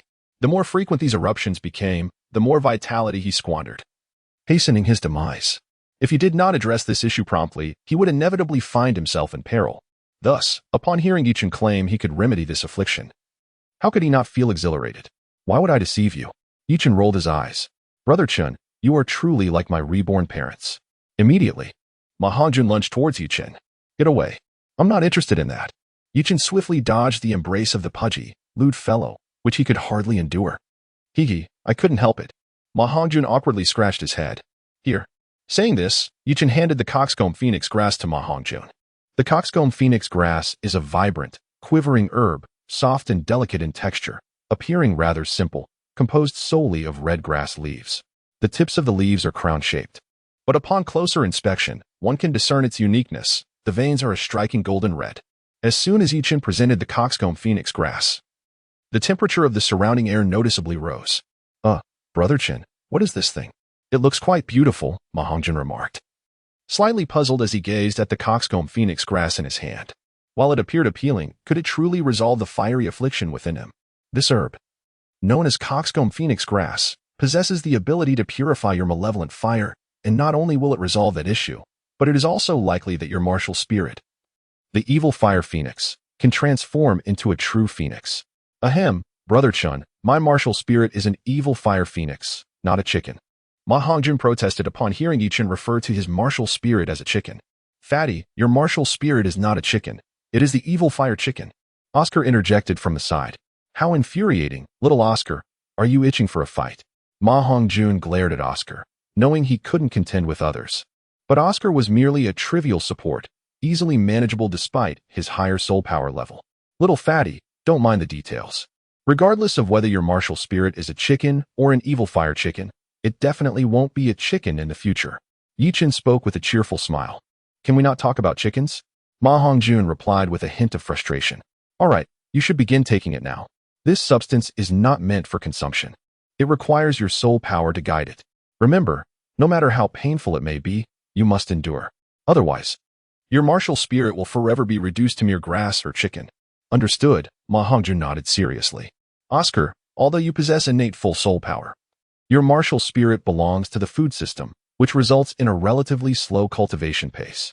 This 8-petal fairy orchid possesses a gentle and rich medicinal quality, making absorption effortless. It will strengthen your foundation, eliminate impurities from your body, and accelerate your soul power cultivation. Yuchen handed the 8-petal immortal orchid to Oscar. This orchid, adorned with 8 petals, was entirely snow-white and exquisite, exuding an air of ethereal elegance despite its seemingly ordinary appearance. Thank you, Brother Chun. Oscar expressed with joy as he accepted the celestial herb. There's no need for gratitude. Simply chew it and refine it with your soul power, Yuchen replied, nodding eagerly. Oscar promptly devoured the entire orchid, petals and all. Witnessing this, Yuchen couldn't help but twitch his mouth. The essence of the 8-petal immortal orchid resided solely within the petals. The leaves bore no effect. Yet, to his relief, the leaves, while ineffective, posed no adverse side effects. So he chose not to mention it to spare Oscar any discomfort. After consuming the celestial herb, Oscar remained relatively still, emanating a unique fragrance characteristic of the 8-petal orchid. A faint white mist began to rise from his skin, enveloping him in a subtle, undulating aura. In contrast, Ma Hongjun's transformation was much more pronounced. At this moment, his upper garments had turned to ashes, revealing his plump physique, reminiscent of a boiled shrimp. The potent effects of the coxcomb phoenix sunflower were unmistakably dominant, as dark impurities continuously seeped from beneath his skin. With each release of the black liquid, his flesh seemed to contract slightly. Yuchen, observing from the side, couldn't help but be surprised by the unexpected weight loss benefits of the coxcomb phoenix sunflower. He believed that this somewhat unrefined little chubby fellow, after consuming the flower, would undoubtedly transform into a spirited young man. With nothing else to do, Yuchen chose to stay, as the two were immersed in absorbing the herb's potency and should not be disturbed. Thus, he settled down to cultivate quietly, his current mental fortitude allowing him to practice while attentively observing his surroundings. As time gradually passed, by the afternoon, Oscar had successfully refined the essence of the 8-petal immortal orchid and awakened. Ah, that feels wonderful, he exclaimed, stretching luxuriously. Be gentle. The fatso is still absorbing the herb's power. Yuchen whispered to Oscar. Oh, indeed. Brother Chun, this 8-petal celestial orchid is truly remarkable. It has elevated my soul power by 6 levels. I am now a level 38 soul master. After experiencing his transformation, Oscar exclaimed with great excitement, 6 levels? Quite impressive. Yuchen recalled that in the original narrative, after consuming the 8-petal immortal orchid, Oscar had only experienced a modest increase of 5 levels in his soul power. This discrepancy could likely be attributed to the fact that Oscar was already on the cusp of reaching the 33rd level of Soul Master. Chapter 101. A stroll through the streets at that moment, a resounding phoenix cry echoed through the air. Golden red flames erupted suddenly from Ma Hongjun, shooting skyward. Fortunately, Yuchen had not invited Ma Hongjun into his home. Otherwise, the house would surely have suffered considerable damage. After consuming the coxcomb phoenix flower, Ma Hongjun, while still appearing somewhat portly, had noticeably shed some of his excess weight, exuding a newfound vigor. Moreover, his mohawk-style red hair had grown several times longer, cascading down his back, while flames danced around him, revealing a faint image of a phoenix, a symbol of rebirth. At this moment, Ma Hongjun was devoid of his previous lewd demeanor. He threw his head back and let out a triumphant cry, embodying a spirit that seemed capable of conquering mountains and rivers. The majestic aura emanating from the phoenix, the king of birds, rendered the surrounding air significantly heavier.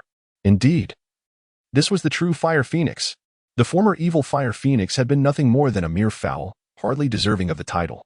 Observing the noble presence of the fire phoenix martial spirit radiating from Ma Hongjun, Yuchen nodded in satisfaction.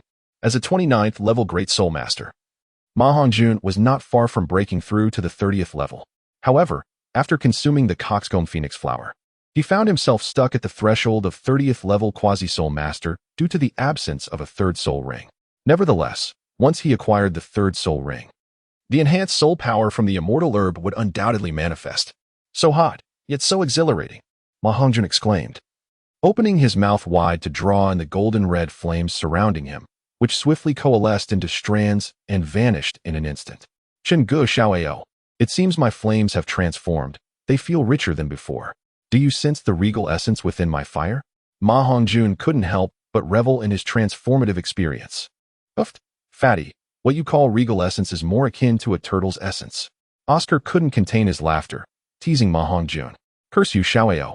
If you don't witness the might of Ma Yi, you'll never know. Ma Hongjun retorted, visibly irked. Fatty, you should go wash up. You reek. Yuchen gestured towards the stains on Ma Hongjun. Under the potent effects of the coxcomb phoenix sunflower, a considerable amount of dark impurities had seeped from Ma Hongjun's body, which, after being subjected to high temperatures, had transformed into a clumpy sludge, exuding a foul odor. Upon hearing this, Ma Hongjun looked down and discovered the filth covering him. Sticky and exceedingly uncomfortable, prompting him to rush out for a wash.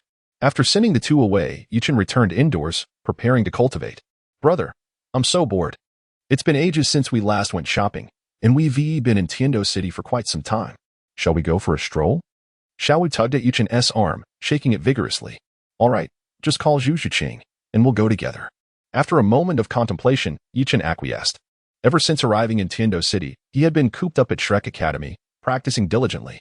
It was only due to his interest in the celestial herbs in Douluo's garden that he ventured outside, considering that today held no pressing matters. Accompanying Xiao Wu for a leisurely outing seemed perfectly reasonable.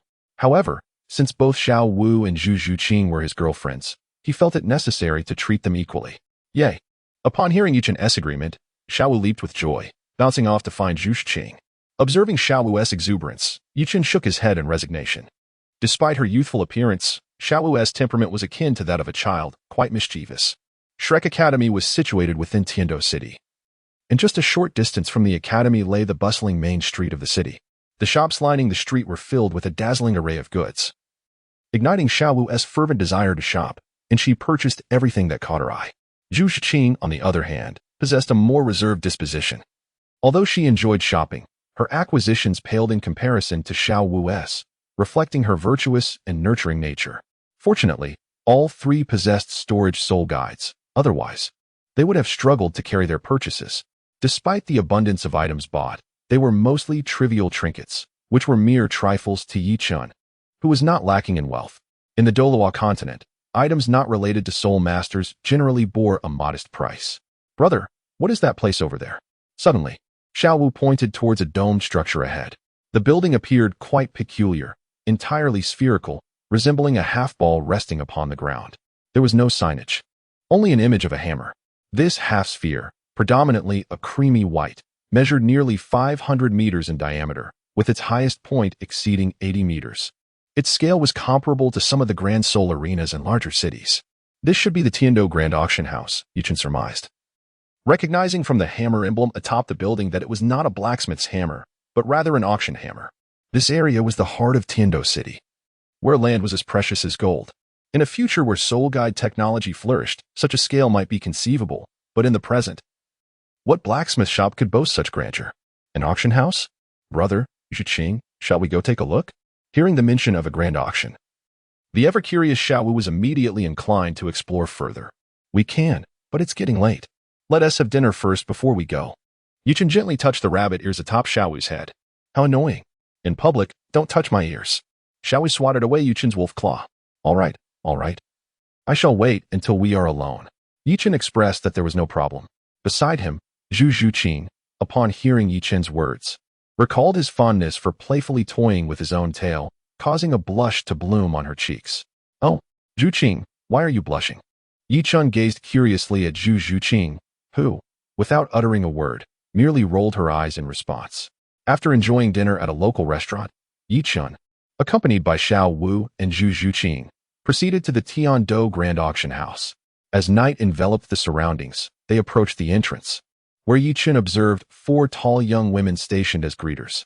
These girls, evidently selected with meticulous care, stood at approximately 1.75 meters tall, their figures exquisitely proportionate. Though they could not be deemed breathtakingly beautiful, their attractiveness was nonetheless commendable, and they appeared to be no older than 20. As Yichun and his companions approached, one of the young women stepped forward and, with a slight bow, inquired, "Esteemed guests, how may we assist you? Please, lead us inside for a look." Yuchen uttered a phrase. Chapter 102. I am a person of principles. Excuse me, esteemed guests, may I inquire if you possess the bidding qualification certification? The young lady inquired with a pleasant smile. Although Yuchen and his companions appeared to be dressed in splendid attire, the auction house adhered to its own regulations. And there were indeed thresholds to be met. Those who could not reach such standards were deemed unworthy of entry. Wealthy individuals were welcomed, but those lacking funds were advised to depart. Bidding qualification certification? What is that? Xiao Wu was taken aback, surprised by the plethora of rules.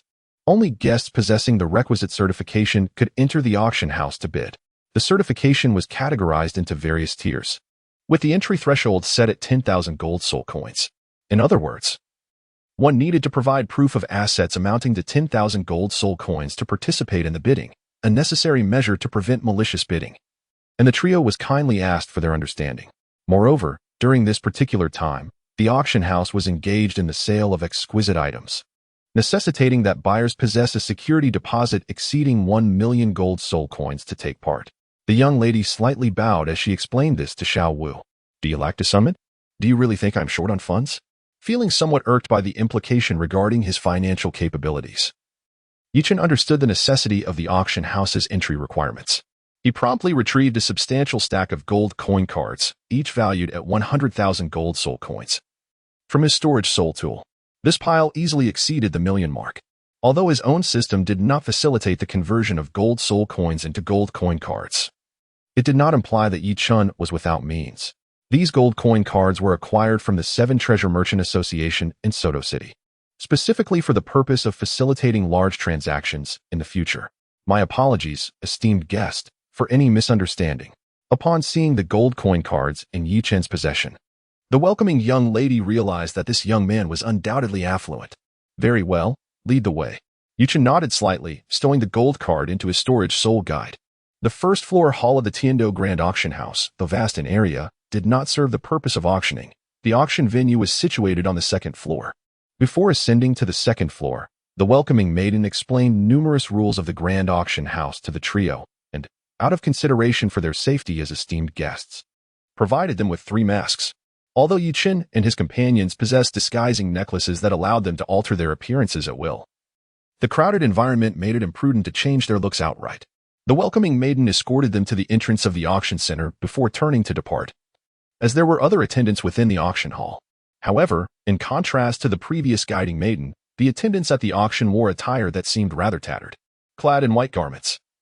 They still donned skirts, yet the impression they conveyed was entirely different. The height of these attendants was similar to that of the previous welcoming maiden, yet their figures were considerably more voluptuous. Their white dresses featured deep necklines, were sleeveless, and the short hems barely reached their waists, revealing long, alluring legs, further accentuated by matching white high heels. The pronounced curves of their bosoms and the perky shapes of their posteriors were undeniably provocative. However, Yi Chen, having endured rigorous trials as a seasoned individual, merely cast a glance before redirecting his attention elsewhere. After all, in terms of beauty, these attendants could hardly compare to Xiao Wu and her companions. In terms of physique, they still paled in comparison to his own beloved cat. Moreover, Yi Chen was not a man of base desires, thus they failed to captivate his interest. Brother, aren't all men rather lecherous? Why don't you take a longer look? Xiao Wu, following behind the attendant, remarked quietly while observing the swaying hips in front of them. Xiao Wu, do you truly perceive me as such a superficial individual? Yi Chen widened his eyes, feigning a sorrowful expression, as if the words of Xiao Wu had inflicted upon him a profound wound. Was it not so? Xiao Wu blinked, while Zhu Zhuqing beside her nodded in agreement, her countenance reflecting similar sentiments. Very well, how could these superficial individuals ever compare to you and Zhuqing? Yi Chen spoke the truth. Upon learning the reality, the two exchanged glances of exasperation. The second floor of the Tiando Grand Auction House, in contrast to an ordinary auction venue, resembled a grand auditorium. The arrangement echoed that of the main arena in the Soto City Soul Arena, featuring a central circular stage surrounded by a fan-shaped array of seats. It was divided into 5 distinct sections, with the 3 rows of seats closest to the stage adorned in crimson, followed by black, purple, yellow, and white. This color scheme mirrored that of the soul rings of soul beasts, evidently tailored to accommodate bidders of varying ranks. The innermost red VIP seats constituted the so-called million-level VIP area, accessible only to individuals of notable status. Surrounding this were the black VIP seats, designated for the general million-level VIPs, where financial means alone granted entry. Yi Chen and his companions belonged to this tier. Beyond this lay the 50,000 level purple VIPs, the 10,000 level yellow VIPs, and the outermost white seats, which were the most expansive, requiring merely an asset of 10,000 gold soul coins to secure a place. Given that the upcoming event was the premium auction held nightly at the Tiendo Grand Auction House, the current attendees were predominantly red and black VIPs. Nevertheless, even at this moment, the crimson and ebony VIP seats were nearing full capacity. It appears that there are quite a number of affluent individuals in Tiendo City, one remarked. Yuchen pondered to himself. 1 million gold soul coins equated to a modest target's copper coins. And given that the societal backdrop of the Douluo Continent bears resemblance to ancient times, the worth of a billionaire here far surpasses that of his previous life. The tattered attendant, after ushering the trio into the exclusive black VIP area, did not depart immediately but instead greeted Yuchen with fervent enthusiasm. After all, those fortunate enough to attend the exquisite auction were all affluent individuals, each worth over 1 million, and certainly not lacking in financial means. If a connection could be made, it would alleviate all future worries. Moreover, although Yuchen adorned a mask, it was still evident that he was quite youthful. Wealthy and young, wasn't this the epitome of an ideal partner? Yuchen understood that if he were to show any interest in Becken, perhaps he could swiftly cultivate a relationship that transcends mere friendship. However, he maintained a grave demeanor and resolutely declined. A young man must exercise caution while out in the world, ensuring his own protection and not allowing any seductress to ensnare him. How infuriating. Brother, that temptress actually dared to entice you, Xiaowu exclaimed, casting a discontented glance at the voluptuous waitress as she provocatively swayed away. It was evident that she harbored some dissatisfaction. Rest assured, Xiaowu, I am a person of principles. Yuchen patted his chest and assured, of course.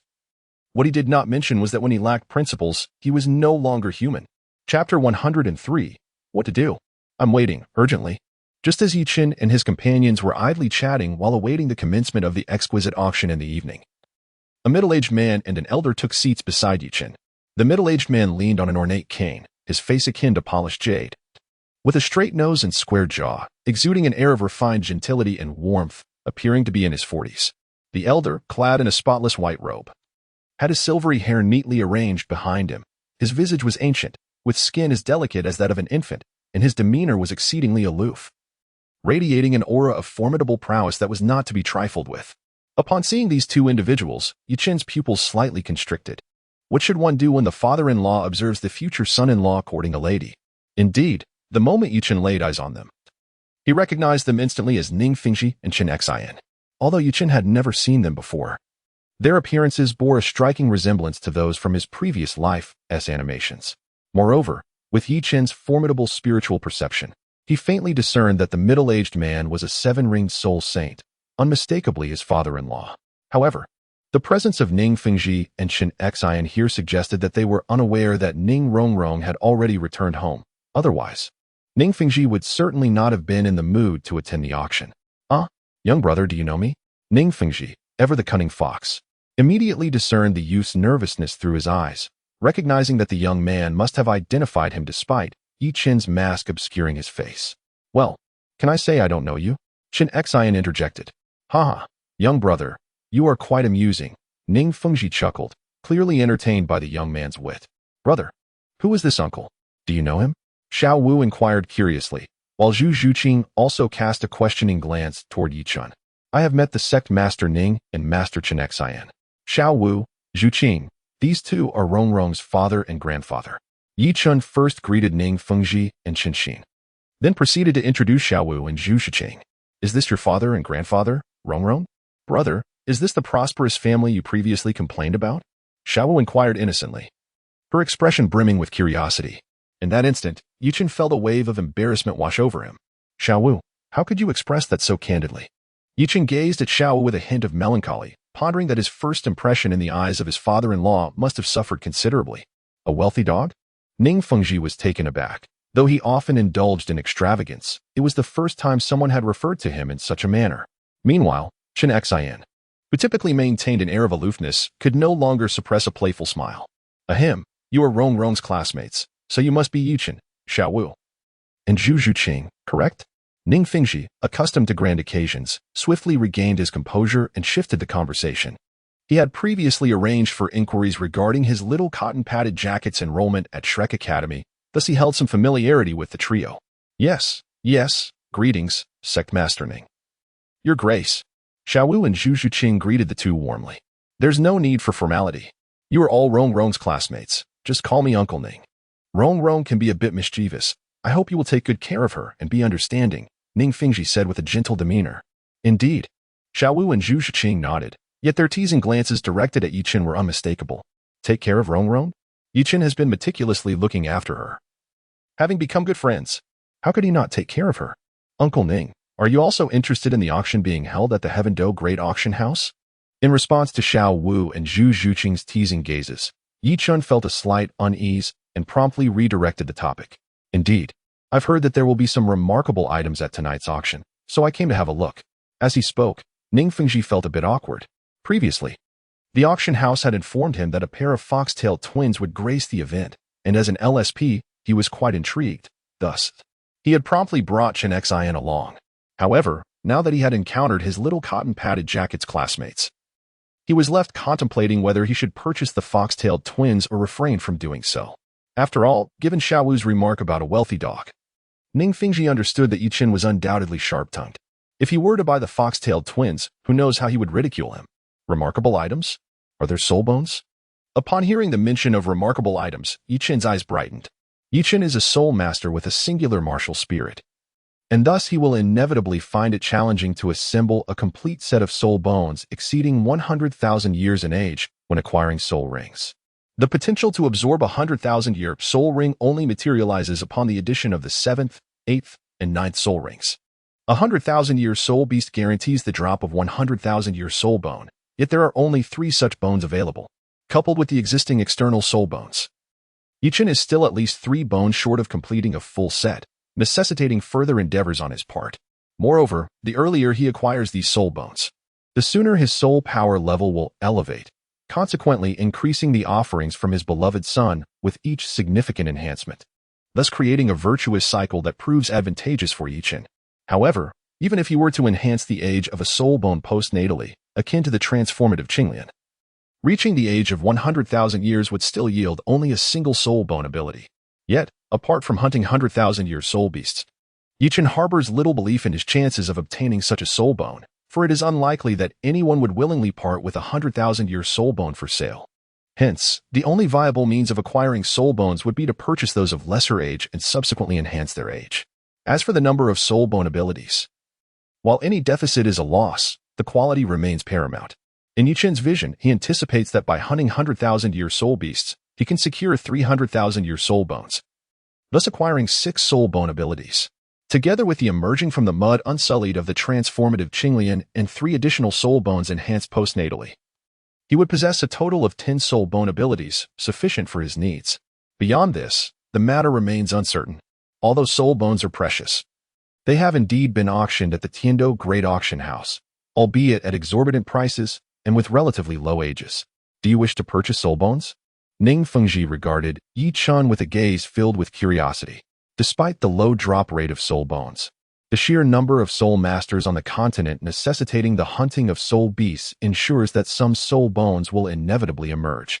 While high-age soul bones are rarely traded, numerous soul masters are willing to part with low-age soul bones.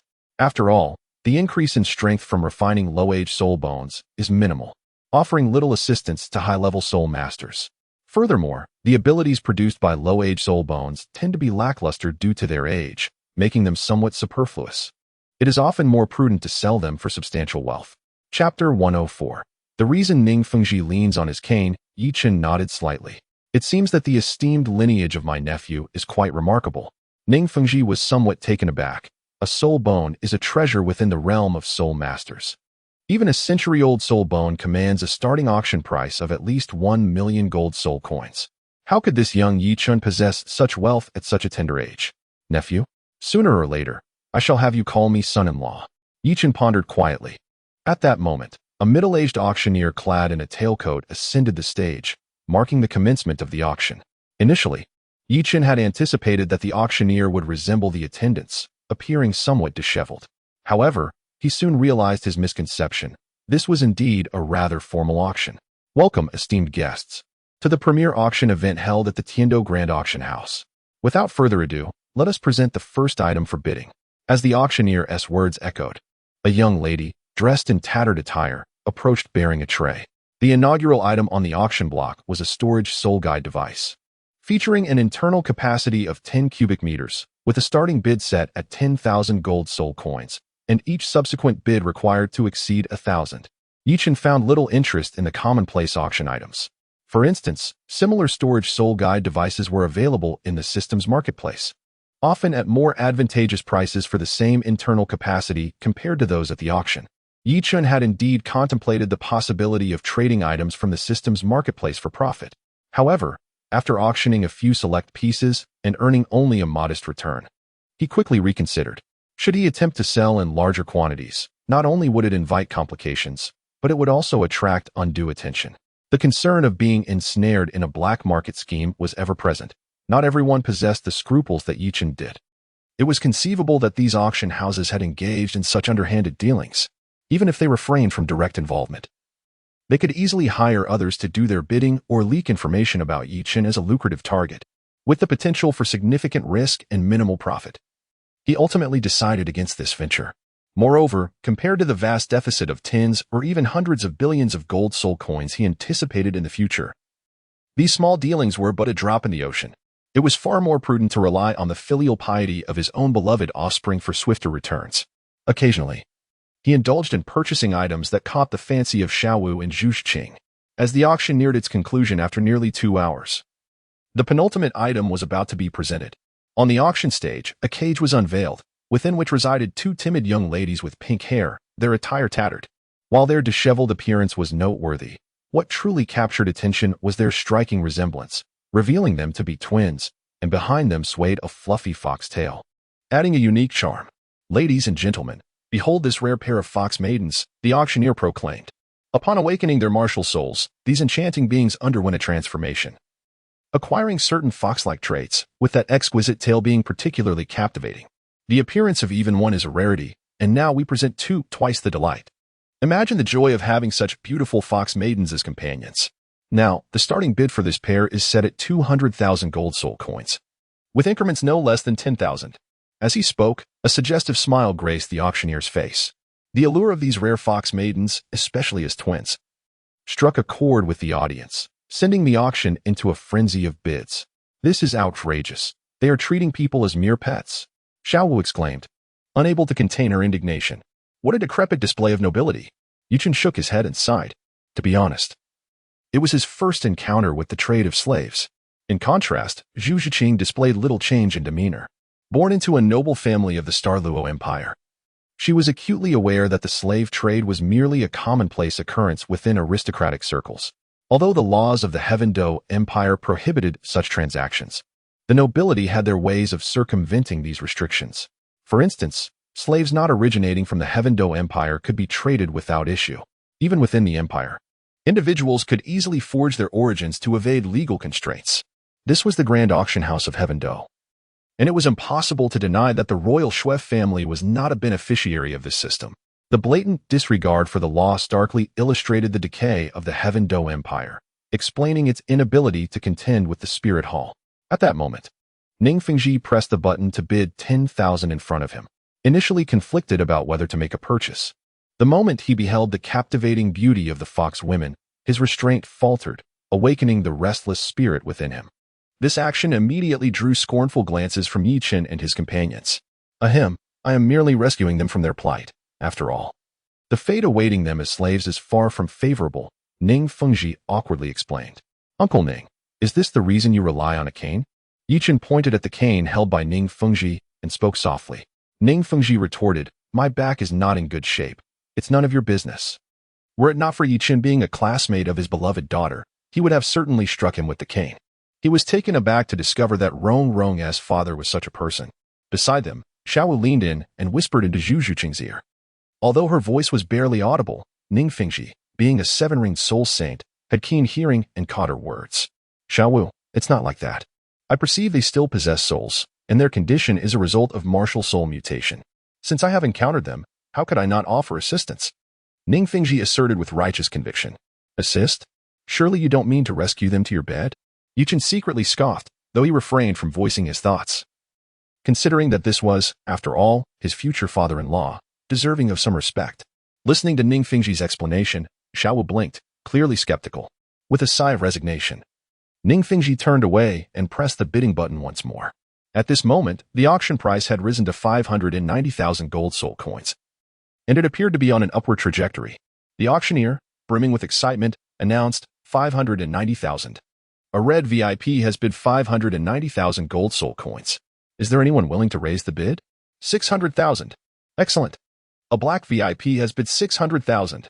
The auctioneer continued, 600,000 gold soul coins for the second time.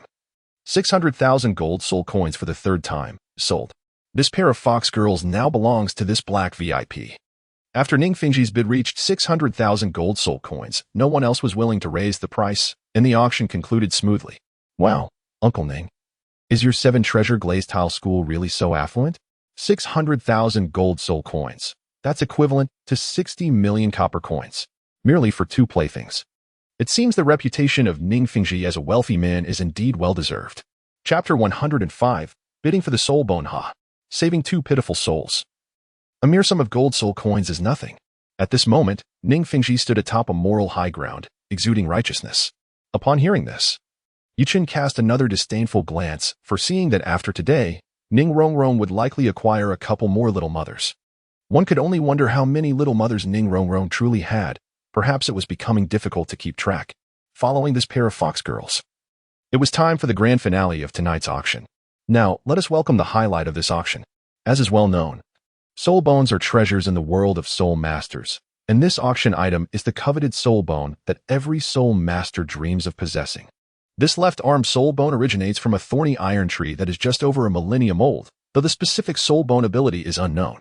The starting price is 1 million gold soul coins, with each subsequent bid requiring a minimum increase of 100,000 gold soul coins. The auctioneer, microphone in hand, declared with fervor, "Let the bidding commence." A soul bone? Upon hearing about the soul bone, particularly one derived from a plant-type soul beast, Yichen's interest was piqued. He was familiar with the thorny iron tree soul beast, which possesses 2 innate soul abilities, Thorn Whip and Thorn Guardian. The Thorn Whip is a powerful offensive soul ability, delivering strikes with thorny branches, a conventional attack skill.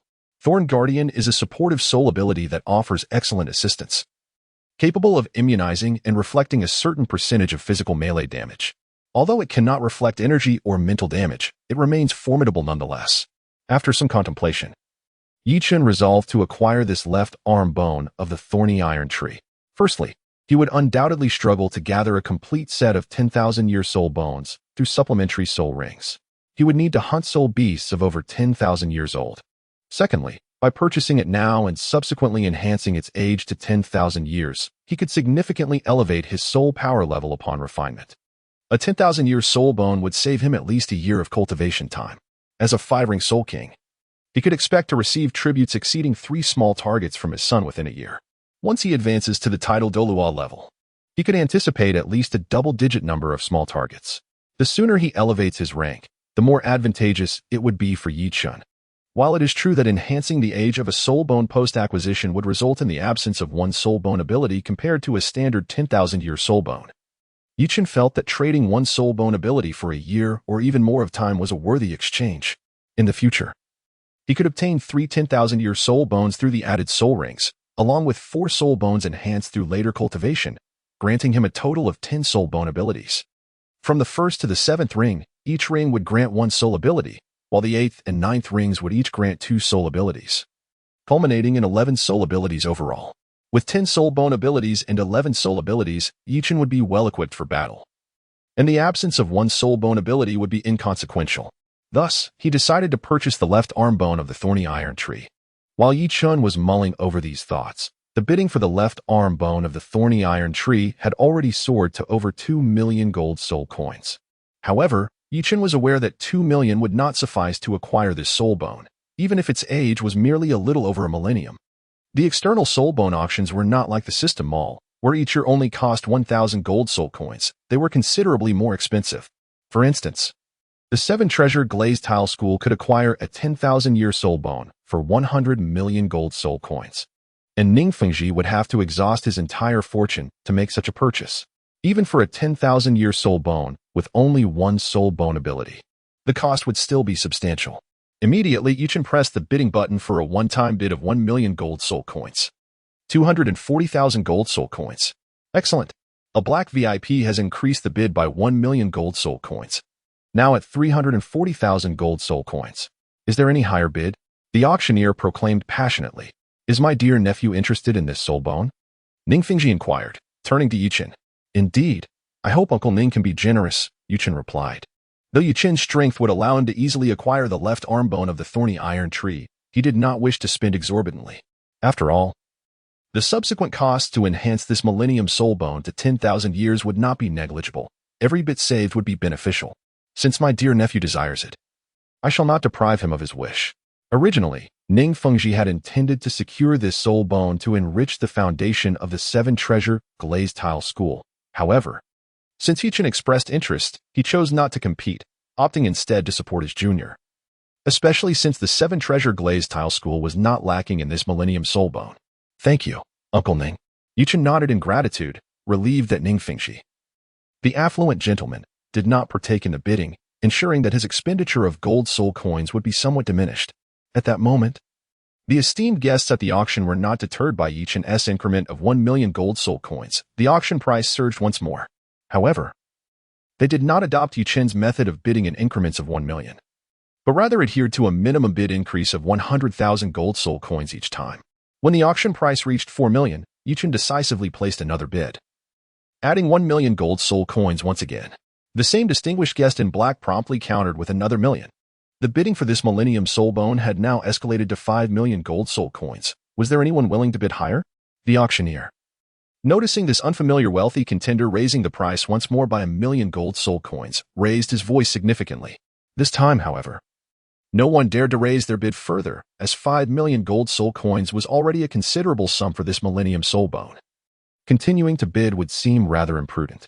Furthermore, the determination evident in Yichen's demeanor effectively extinguished any lingering thoughts of further competition. 5 million gold soul coins, first call. 5 million gold soul coins, second call. 5 million gold soul coins, third call, sold. As the auctioneer's gavel struck down, the thorny iron tree's left arm bone would, pending Yichen's payment, find its way into his possession. Congratulations, dear nephew. Ning Fengji expressed his felicitations upon witnessing Yichen's successful bid. Oh, not at all. I imagine, in Uncle Ning's eyes, this mere millennium soul bone holds little more value than refuse. Ning Fengji responded with a wry smile.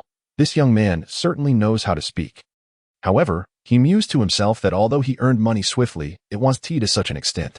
After Yichen secured the soul bone, the splendid auction of the evening concluded, yet the regular auction at the Tiando Grand Auction House continued uninterrupted throughout the day. As Yichen and his companions prepared to exit the second-floor auction center, two well-dressed maidservants approached them, distinctly different from the tattered attire of the previous auction attendees. Esteemed guests, please follow us. The two maidservants curtsied slightly to Ning Fengji and Yichen. Uncle Ning, my lord Qinshin, we shall take our leave now. Yichen greeted Ning Fengji and Qian. Indeed, I warmly welcome the three young friends to visit our seven-treasure glazed tile school in the future. Ning Fengji spoke with a gentle demeanor. This was not mere politeness. He sincerely extended the invitation. Ning Fengji was well aware of the admission criteria for Shrek Academy. Although he could not discern the soul power levels of Yichen and his companions due to the disguised necklace, he recognized that they were among the rare talents on the continent. As one of the top 3 sects, the seven-treasure glazed tile school, particularly its direct descendants who were auxiliary soul masters, needed to attract formidable talents to join. For instance, Qian and Gu Rong were quintessential examples. Furthermore, since Yichen and his companions were classmates of Ning Rongrong, should they choose to align with a faction in the future, the seven-treasure glazed tile school would undoubtedly have a significant opportunity, which is why Ning Fengji appeared exceedingly courteous. A visit? I hope you won't expel me. Yichen pondered quietly, fearing that Ning Fengji might disrupt the romance. Although Ning Fengji was quite the dandy, with numerous concubines, it did not imply that he would permit his future son-in-law to indulge in the same frivolity. Certainly not. Nevertheless, Uncle Ning, I have faith that we shall meet again shortly. With that, Yichen waved his hand and, accompanied by Xiao Wu and Zhu Shiqing, followed the waitress to settle the bill. Once Ning Fengji returned, he would be greeted with a delightful surprise from his future son-in-law. It was likely that in a couple of days, Ning Fingji would pay a visit to Shrek Academy. Oh? Ning Fingji raised an eyebrow, somewhat perplexed. What is your opinion? Sword uncle? After Yi Qin and the others departed, Ning Fingji inquired of Qinxin, who had maintained an air of aloofness and said nothing. What do you think? Qinxin, taken aback by Ning Fingji's seemingly random question, struggled to respond. While he excelled in combat, he was not adept at navigating the subtleties of the mind. With my soul power at level 79, I cannot discern their soul power levels. Ning Fingji felt somewhat helpless and clarified his statement to Qinxin. I cannot fathom it either. Qinxin replied, somewhat frustrated. In truth, he had noticed this peculiarity the moment he laid eyes on Yi Qin and the others. As Ning Fingji's personal bodyguard, it was essential for him to be aware of the backgrounds of those nearby, ensuring no formidable opponents lurked about, lest unforeseen complications arise. Yi Qin and his companions appeared quite young, suggesting their soul power levels were not particularly high. Otherwise, Qinxin would not have felt secure allowing Ning Fingji to engage with unknown individuals of uncertain standing. Even you cannot see through them, Sword Master? Ning Fingji furrowed his brow. Surprised, Qinxin, a 96th level title Douluo, ought to have been able to discern soul power levels. If he could not, it could only mean that the individuals were either ordinary people devoid of soul power or possessed soul power levels that far exceeded his own. However, given the ages of Yi Qin and his companions, it was inconceivable that their strength surpassed Qinxin's. Furthermore, even if they were 99th level ultimate Douluo, Qinxin would still have sensed something. Additionally, being admitted to Shrek Academy precluded the possibility of them being ordinary people without soul power. Eliminating these two factors, Ning Fingji speculated that the only explanation left was the presence of special soul-guiding devices, and of a high quality at that, as it was unlikely that even a title Douluo would be unable to perceive them. Yet, why would Yi Qin and his companions wish to conceal their soul power levels?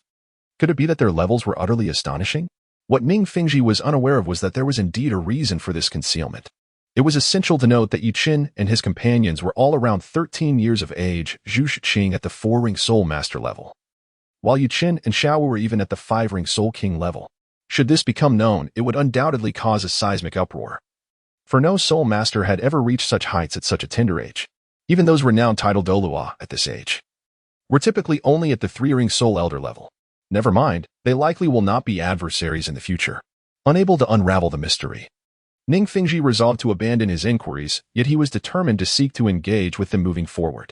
After all, in recent years, aside from Ning Rongrong, the Seven Treasures Glazed Tile School had not seen any exceptionally talented youth emerge. Should this trend continue, when Qinxin and Gu Rong grew old, the sect would lack new title Douluo, jeopardizing its standing among the top 3 sections. Little did Ning Fingji know that his own precious prodigy had already been taken by Yi Qin, rendering any need for him to recruit unnecessary. Meanwhile, Yi Qin and his companions, guided by a maid, entered a room adjacent to the auction center. The room, though spacious, was elegantly furnished, with comfortable white leather sofas and a round coffee table adorned with an assortment of exquisite fruits. Esteemed guests, please take a moment to rest. The auction items will be brought forth shortly, the maid respectfully informed the trio. I do not possess many gold coins. Do you have a means to weigh large amounts of gold soul coins?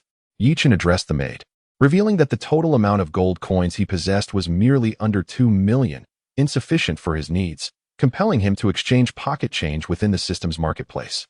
That is acceptable, but the scattered gold soul coins must be pristine, she explained, the necessity for brand new coins stemming from practical reasons. Counting 5 million gold soul coins without a specialized scanner would be an arduous task, one that could lead to a hand cramp from the sheer labor of counting. Fortunately, the weight of gold soul coins is uniform during minting, allowing for swift quantification through bulk weighing, provided the coins are unworn. As for minor discrepancies, the Tiendo Grand Auction House would not be overly concerned, as the margin of error with new coins would be minimal, at most a few pieces. Very well. Please bring over a box. It was fortunate that the gold soul coins exchanged in the system's marketplace were all in pristine condition. Shortly thereafter, the soul bone arrived. After a thorough weighing, Yi Qin paid 1 million in gold coins and an additional 4 million in scattered gold soul coins, finally acquiring the left arm bone of the thorny iron tree. Esteemed guest, would you like the auction house to assist you in converting your scattered gold soul coins into gold coin cards? The maid inquired. Having noticed Yi Qin's abundance of loose coins yet a lack of gold coin cards following the transaction. No need. Yi Qin waved his hand. If it weren't for his intention to purchase a soul bone, he wouldn't have any use for the gold coin card. To him, the gold coin card was merely a means for external purchases. Within the system's marketplace, only the gold soul coins held value, rendering the gold coin card obsolete. Subsequently, after securing the soul bone within his storage soul guide, Yi Chun, accompanied by Xiao Wu and Zhu Zhuqing, departed from the Tiando Great Auction House and returned to Shrek Academy. Chapter 107, Ning Rongrong. Where has father gone? After the trio of Yi Chun left, Ning Fengji also settled his accounts and, accompanied by the pair of fox maidens under Chun Xin's protection, returned to the Seven Treasure Glazed Tile School. Just as Ning Fengji was preparing to enjoy a delightful evening at home, he found himself disrupted by an unexpected turn of events. Master, the young lady has returned, reported a disciple from the Seven Treasure Glazed Tile School to Ning Fengji. Oh, Rongrong is back? When did she return? Ning Fengji was momentarily taken aback. Had his little darling truly returned after running away from home? Shortly after you and Elder Jian went to Tiando City, the young lady came back. Then where is she now? Ning Fengji raised an eyebrow. He and Chen Xian had left for Tiando City afternoon, which meant his little darling had been waiting for him for a considerable time. At that moment, he experienced a sense of foreboding. He knew his little darling's temperament well. Making her wait for so long would undoubtedly incite her anger, and soothing her would not be a simple task. After returning, the young lady has been waiting for you in the main hall of the sect, along with Elder Gu. Understood, Ning Fengji nodded, casting a reluctant glance at the pair of fox maidens beside him before resolutely heading toward the main hall of the sect. Which was more important, his precious daughter or his playthings? Naturally, his beloved daughter held paramount importance. After all, one could have as many playthings as one desired, but a precious daughter was irreplaceable.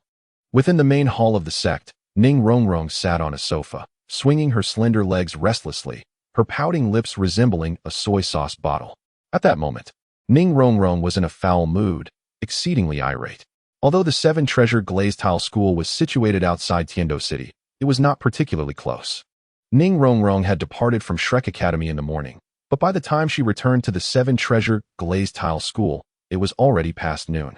She had anticipated celebrating her martial soul's evolution from the Seven Treasure Glazed Pagoda to the Nine Treasure Glazed Pagoda with her father and two grandfathers, and had intended to share the good news along with the 3 celestial herbs Yi Chun had gifted her.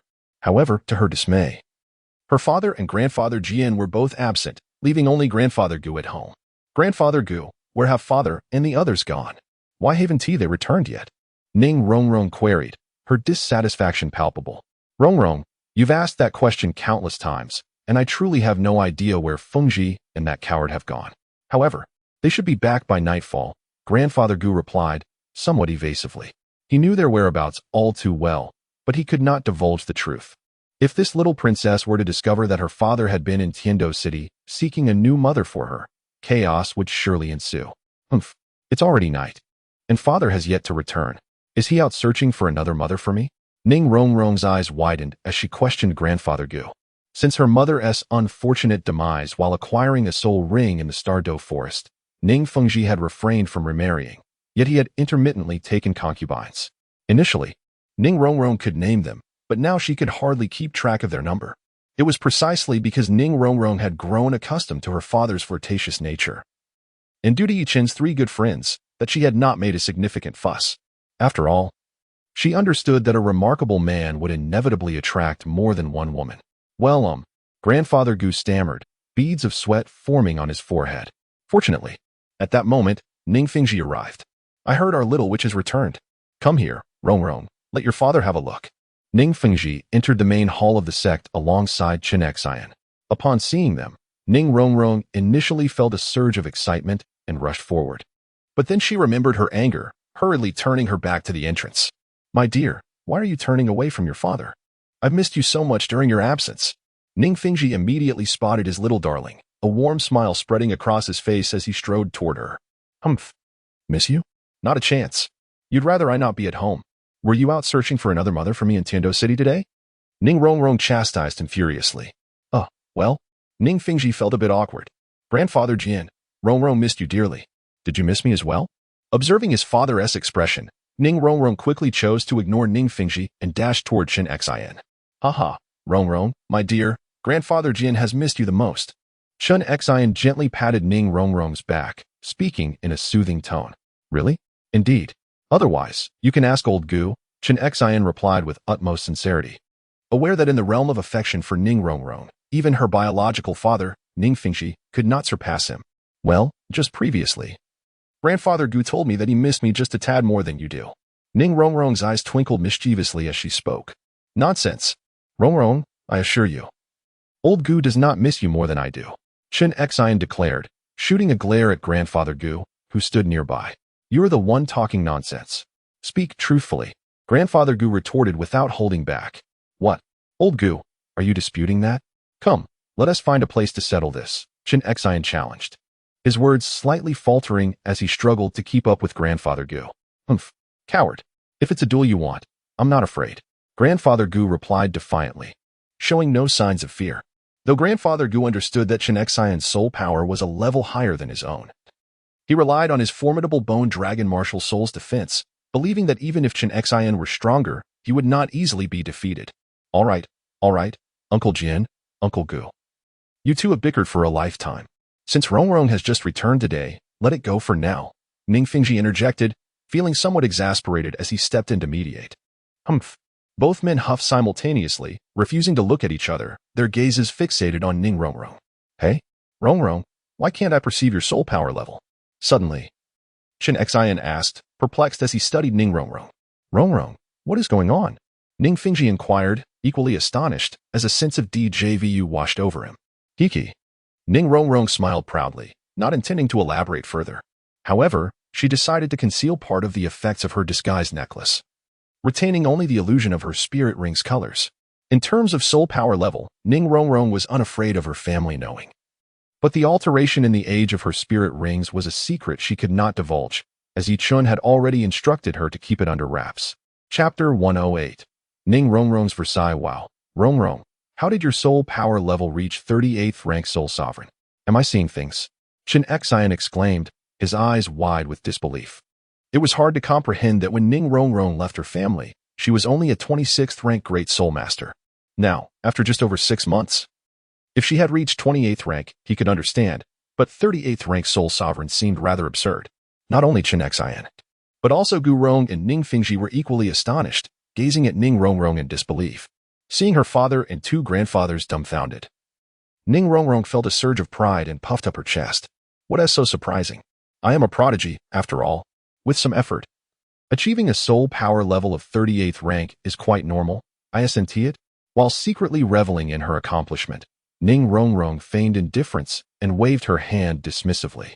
Clearly, she attributed her rise to the enhancement cards and the effects of the Tulip of Illusions solely to her diligent training. Listening to Ning Rongrong's boastful words, Ning Fingxi and the others exchanged glances. Diligent effort? By any measure, you don't seem like someone who works hard, do you? Moreover, to have increased 12 ranks in just over 6 months, can that really be attributed to hard work? Suddenly, Chun Xian recalled something, and his expression darkened as he grasped Ning Rongrong's small hand to investigate further. Ning Fingxi and Gu Rong also had their concerns, frowning seriously as they looked at Ning Rongrong. In the continent, there were indeed methods to swiftly elevate one's soul power level, but they came with significant risks. Why are evil soul masters labeled as such? It is because they resort to nefarious means to enhance their strength, employing sinister methods such as drinking human blood or devouring other soul powers. Such practices are absolutely unacceptable, beyond the moral implications. These methods can severely impact one's foundation and lead to stagnation in the future. Furthermore, the trio was aware that certain special external items could substantially increase soul power. But these often came at the cost of one's potential. After a thorough examination, Chun Xian's expression softened. How is Rongrong doing? Ning Fingxi inquired with concern. Rongrong is doing exceptionally well. Not only has her foundation remained unaffected, but it is also quite solid. Compared to the disciples in our sect, the quality of her soul power is significantly higher. Rongrong, please tell Grandpa Jin how you achieve this. Chun Xian looked at Ning Rongrong in confusion. Logically, an increase in soul power level this substantial over such a short period, even without impacting her foundation, would surely lead to a slight instability. So how had she accomplished this? Hee, do you wish to know? Yes. Ning Fingxi and the others nodded in unison. Dad, Grandpa Jian, Grandpa Gu. If you want to know, that's fine, But you must agree to one condition. No backing out. Ning Rongrong said mischievously. All right, Rongrong. Even if it's 10 or 100 conditions, Grandpa Jin will agree. Chen Xian assured her, patting her little head. Wait, let me show you something first. And you must keep your eyes wide open. With that, Ning Rongrong slowly raised her right hand. Vibrant 9-colored light began to gather in her palm. Observing the light coalescing in his daughter's hand, Ning Fengji felt a peculiar sensation, though he could not quite pinpoint what was odd about it. The dazzling 9-story pagoda, after the disguise, revealed 3 spirit rings, 2 yellow and 1 purple, spiraling around Ning Rongrong's right hand, illuminating the room even further. The 9-treasure glazed tile pagoda? Before Ning Fengji could scrutinize further, the sharp-eyed Gu Rong gasped in astonishment. Gu Rong's exclamation immediately drew the attention of Ning Fengji and Chen Xian, who leaned forward, their eyes widening as they gazed at the 9-treasure glazed tile pagoda in Ning Rongrong's hand. 1, 2, 3, 7, 8, 9. It truly is the 9-treasure glazed tile pagoda, Ning Fengji exclaimed, his voice trembling with excitement. In truth, when Ning Rongrong awakened her martial soul at the age of 6, Ning Fengji's emotions were complex. On one hand, he wished for his little girl to have the highest innate soul power possible, as that might allow her to transcend the limitations of the 7-treasure glazed tile pagoda martial soul. On the other hand, he hoped her innate soul power would not be excessively high.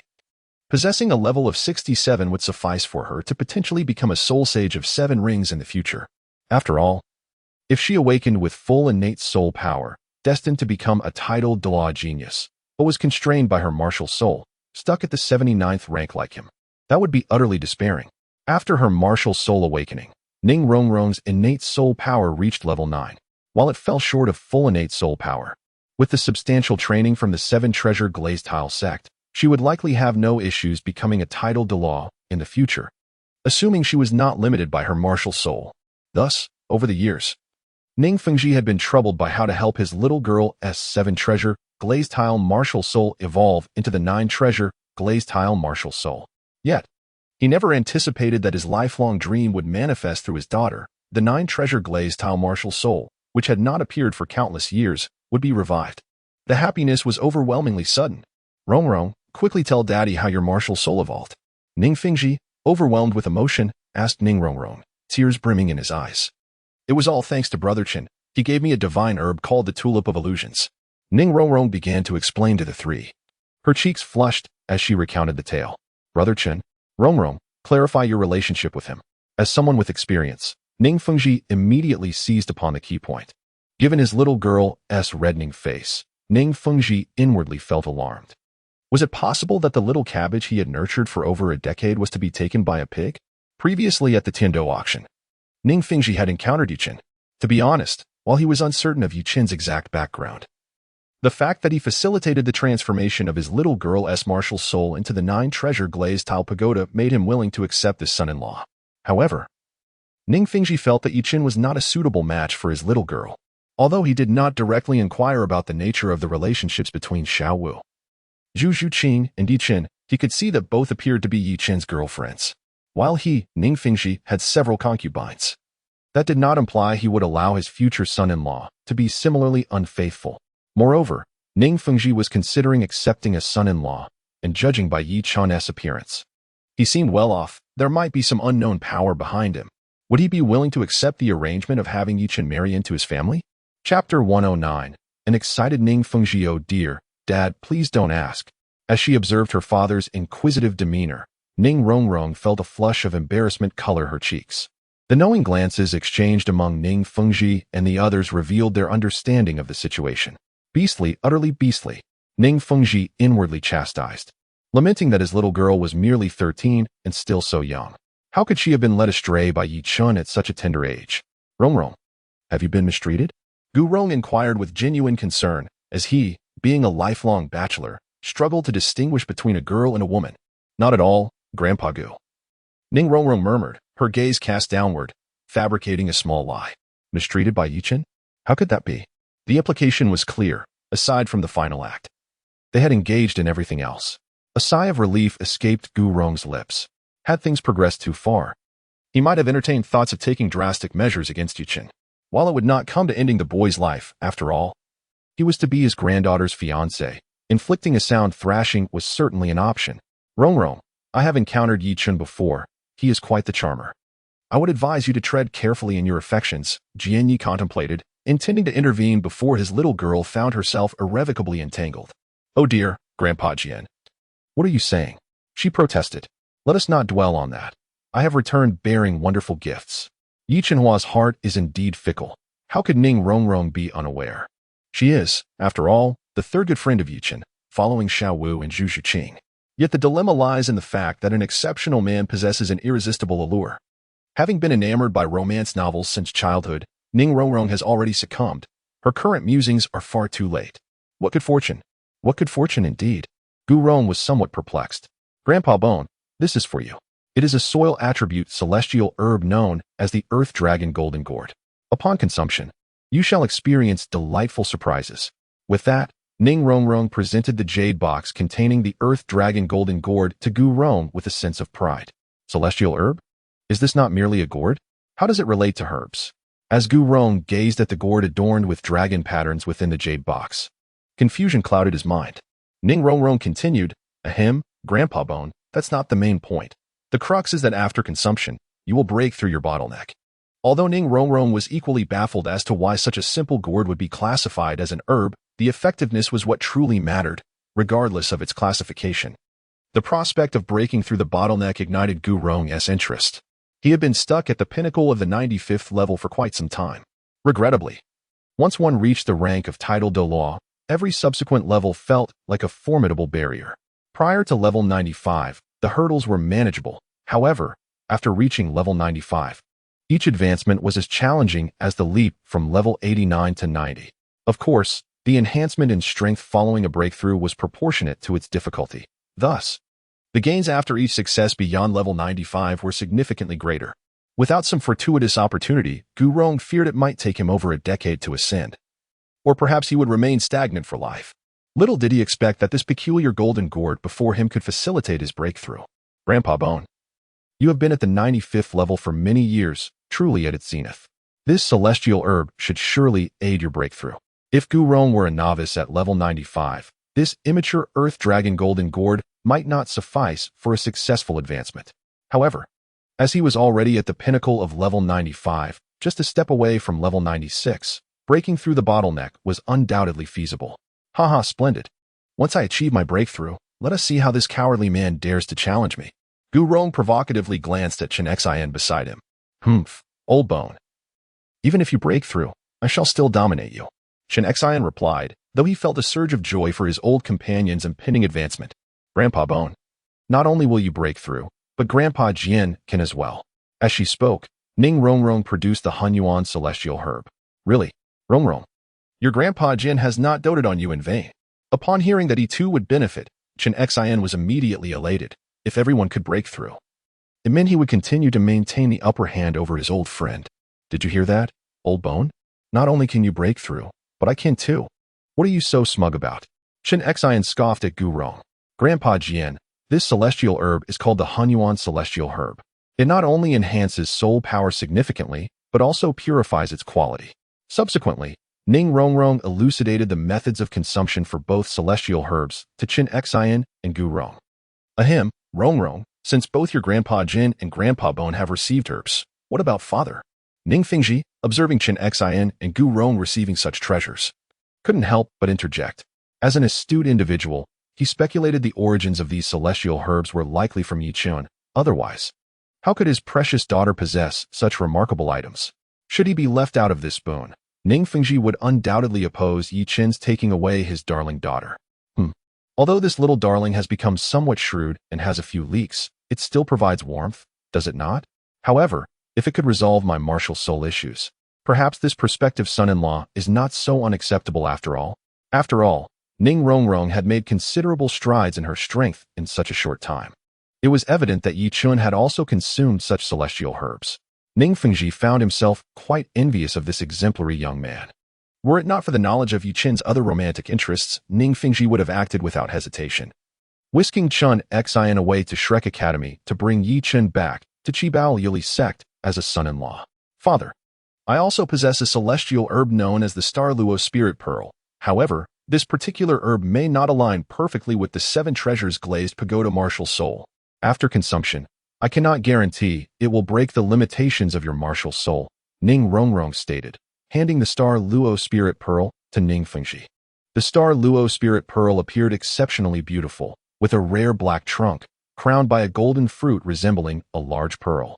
Yet, upon closer inspection, one would find that the golden fruit was composed of countless golden specks, an intriguing sight indeed. Can it truly break the limitations of the martial soul? Ning Fengji inquired. Excitement evident in his voice. Not necessarily. I've never tried it. The Chilua tulip was effective, but Chun Gu insisted I consume it. Good. As long as there is hope. Ning Fengji responded to Ning Rongrong. You were right to consume the Chilua tulip. Your talent surpasses mine, and I am growing old. The future lies with the youth. You should consume it promptly. Ning Rongrong urged her father to take the Star Luo Spirit Pearl. Chapter 110. Too much. Given Ning Rongrong was not overly concerned about whether her father could indeed break the limitations of his martial soul after consumption. If it succeeded, splendid. If not, it was no great loss. Before her return, Yi Chun had assured her that even if this attempt did not yield results, he would procure a Chilua tulip for her father in the future. Being in the throes of young love, whatever her beloved said was gospel. Moreover, Yi Chun had not deceived Ning Rongrong. Once his financial situation improved, gifting her father a Chilua tulip would be no trouble at all, serving as a betrothal gift. Furthermore, Yi Chun would undoubtedly benefit, as the young mistress of the 7 treasures glazed sect. With Ning Fengji's vast wealth, Ning Rongrong's dowry would surely be substantial. Subsequently, Ning Fengji commanded the disciples guarding the hall to refrain from entering and disturbing them before he began to consume the Star Luo Spirit Pearl. Old Bone, you and Fengji should consume it together. I shall serve as your protector first. Rubbing his chin, Chen Xin addressed Gu Rong. Given the nature of such treasures and the time required for a breakthrough, Chen Xin intended to safeguard the two from interruptions. Ancient Rong nodded and commenced the consumption of the Earth Dragon Golden Gourd. Although neither of them could articulate any unexpected outcomes, both Qinshin and Ancient Rong were poised to achieve breakthroughs, and there existed a possibility for Ning Fengji to transcend the limitations of his martial soul. Yet, these matters had yet to yield results. Furthermore, Ning Rongrong had no intention of returning to her quarters. Rather, she sought to rest within the Great Hall, eager to ascertain the results at the earliest opportunity. Observing the two as they ingested the celestial herb, the idle Qinshin seized the moment to engage Ning Rongrong in conversation regarding Yu Qin's situation. In Qinshin's heart, despite Ning Rongrong not being his biological granddaughter, he had watched her grow since childhood. Lacking any offspring of his own and remaining a solitary bachelor, he regarded Ning Rongrong as his own granddaughter, indeed, even more cherished than a biological one. Now that his beloved granddaughter was in the throes of romance, it was only natural for him, as her grandfather, to seek clarity and offer counsel. As time gradually passed, and with dawn approaching, Ning Fengji was the first to successfully refine the medicinal properties of the Star Luo Spirit Pearl's fruit and awoke. After taking stock of his condition, he discovered that his soul power level had reached the threshold of an 80th level quasi-tidal Douluo. In that moment, Ning Fengji felt an exhilarating rush. Without even needing to examine his martial soul, he instinctively knew that his 7 treasure glazed tile had undergone a transformation, given the inherent flaws of his martial soul. If it had not evolved, he would not have attained an 80th level soul power. The ability to break through to this level indicated that his martial soul had undoubtedly evolved. Subsequently, a radiant display of colors erupted as a magnificent multicolored pagoda materialized in Ning Fengji's hand. 1, 2, 3, 6, 7, 8. Indeed, it had transformed. Gazing at the 8-layered, multicolored 7 treasure glazed tile in his grasp, Ning Fengji nodded with satisfaction. While it was not the highest form, the 9 treasure glazed tile, he was nonetheless content. After all, with his innate 8th level soul power, even with the vast resources of the 7 treasure glazed sect, becoming a tidal Douluo of the support system was merely a possibility, not a certainty. Thus, he held little disappointment. Of course, Ning Fengji was unaware that after consuming the celestial herb, his innate talent and potential had also evolved. If he had previously been an innate 8th level soul power, after ingesting the Star Luo Spirit Pearl, his talent and potential had ascended to an innate 9th level, likely comparable to that of an innate full soul power. The reason he could not rival innate full soul power was that the Star Luo Spirit Pearl had yet to fully mature, and its enhancement effects were not as pronounced. Moreover, Due to Ning Fengji's advanced age and elevated soul power level, he had completely refined the medicinal properties of the Star Luo Spirit Pearl, leaving no residual effects to enhance his future cultivation speed. Fengji, you too shall become an 8-ring title Douluo in due time, Qinshin remarked, having closely observed the developments between the two. Upon seeing the 8-treasure glazed tile in Ning Fengji's hand, he hurried forward to offer his congratulations. Indeed, this is all thanks to our little princess. As he spoke, Ning Fengji turned to gaze at the slumbering Ning Rongrong. Fengji, do you think this celestial herb was a gift from that Yichun to Rongrong? Qinshin speculated. Most likely, indeed, Ning Fengji sighed. Had Yichun not presented anything, or if they had not utilized these celestial herbs, Ning Fengji could have dismissed him as a prospective son-in-law.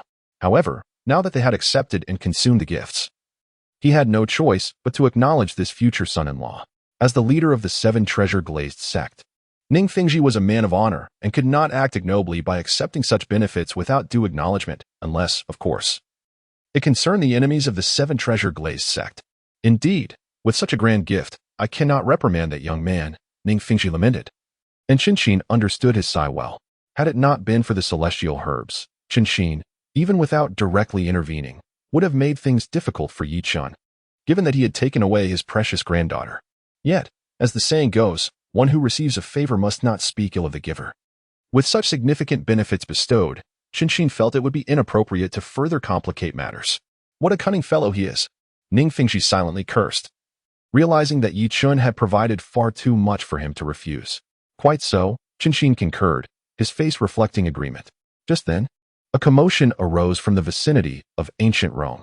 A formidable dragon's roar echoed as a majestic skeletal dragon emerged from ancient Rome's form. What occurred? The resounding dragon's cry startled the peacefully sleeping Ning Rongrong awake. Old bone has broken through. Qinshin raised an eyebrow, immediately discerning that ancient Rong had ascended to a 96th level title Douluo. Aha, I have broken through. Upon awakening and sensing his newfound power, ancient Rong let out a triumphant laugh that resonated with an air of villainy, complemented by the imposing skeletal dragon behind him. Congratulations, Uncle Bone. Ning Fengji promptly approached to extend his felicitations. With the presence of a 96th level Qinshin and a 95th level ancient Rong, coupled with a substantial number of disciples, the 7-treasure glazed sect had secured its position as the second strongest sect on the continent. Now that ancient Rome had achieved a breakthrough, and with Qinshin poised to follow suit, the position of the 7-treasure glazed sect as second in command was becoming increasingly solidified. Perhaps in the coming years, the 7-treasure glazed sect could even challenge the reclusive Haotian sect for the top position. After all, in recent years, there had been no word from Tang Chen of the Haotian sect, and it was highly likely that he had met an unfortunate fate.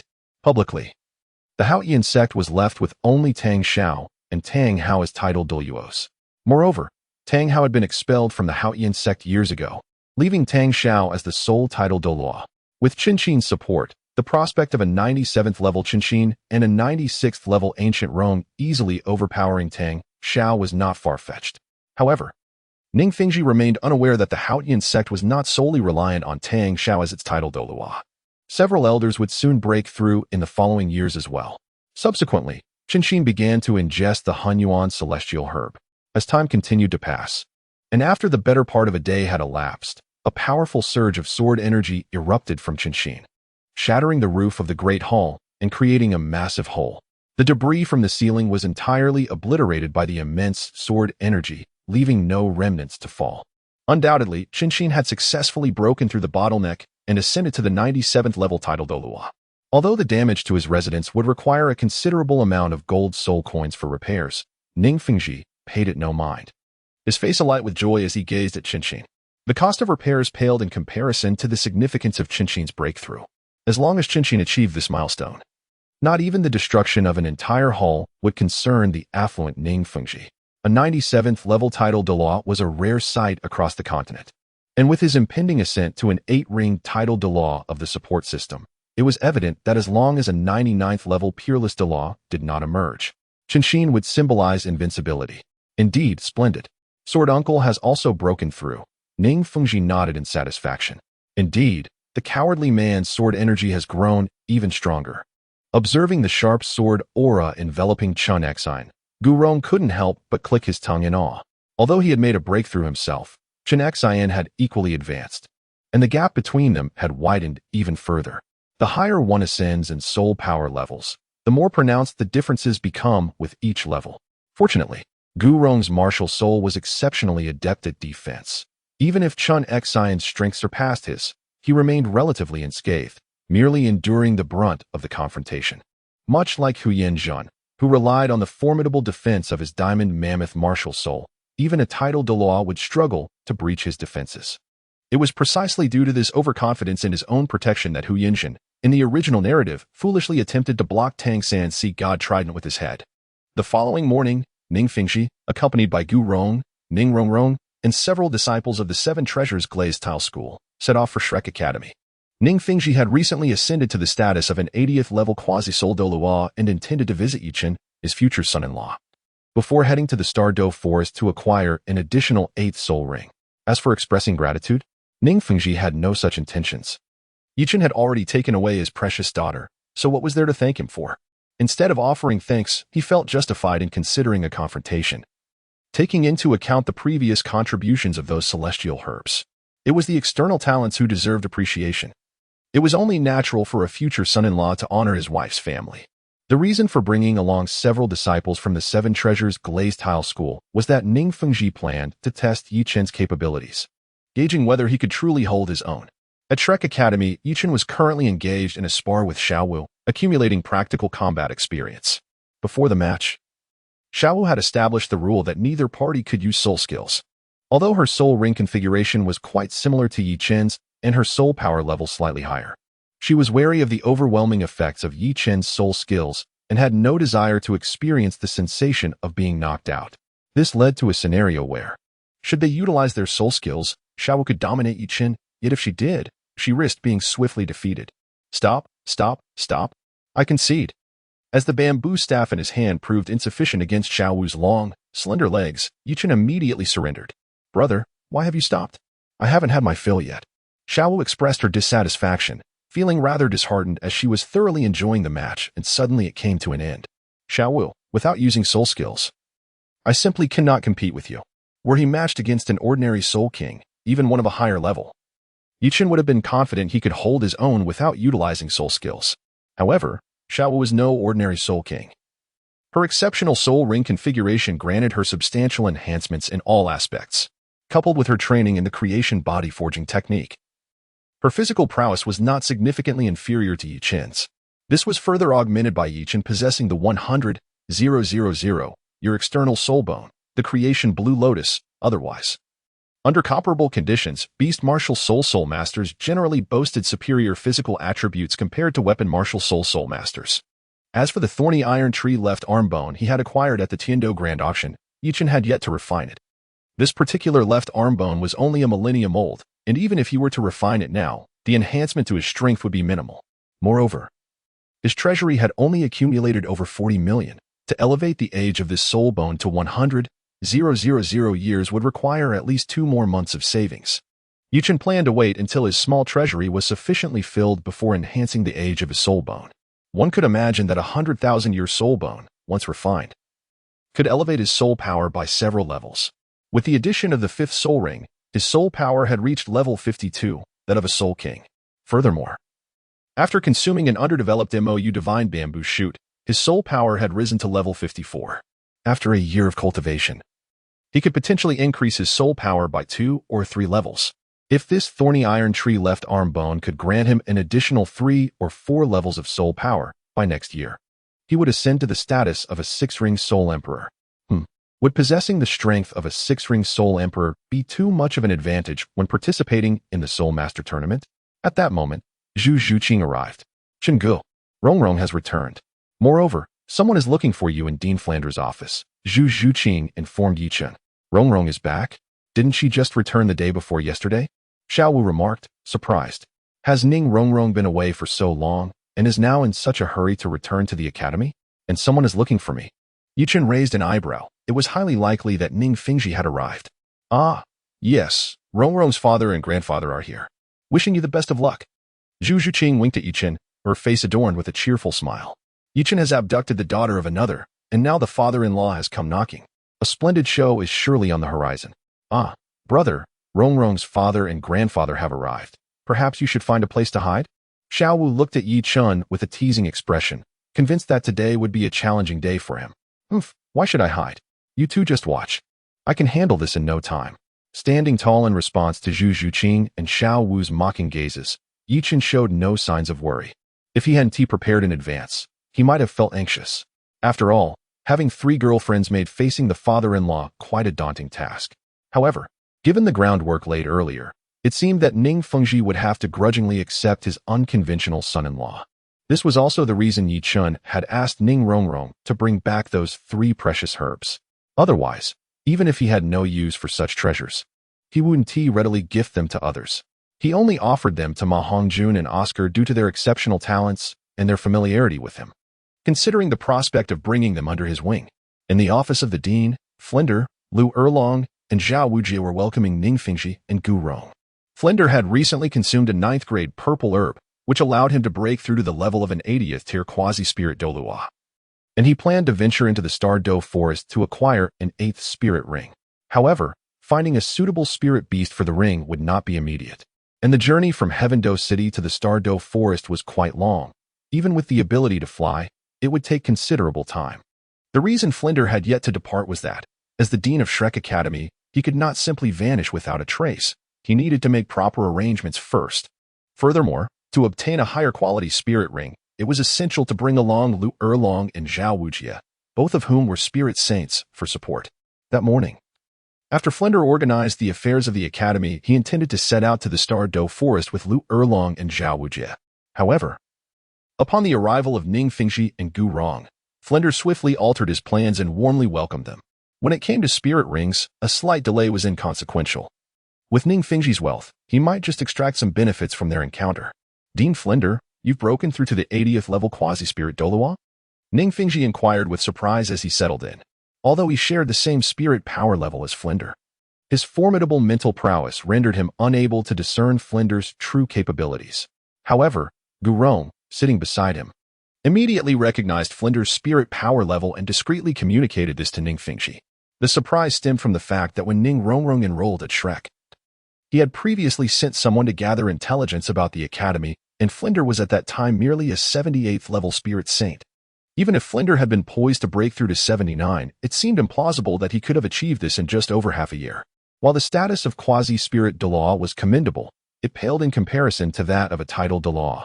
Nevertheless, across the continent, an 80th level spirit Douluo was undoubtedly considered a formidable expert. Although the transition from 79 to 80 was not as challenging as that from 89 to 90, it was still a significant milestone, and it was not uncommon for individuals to remain stuck at a bottleneck for several years.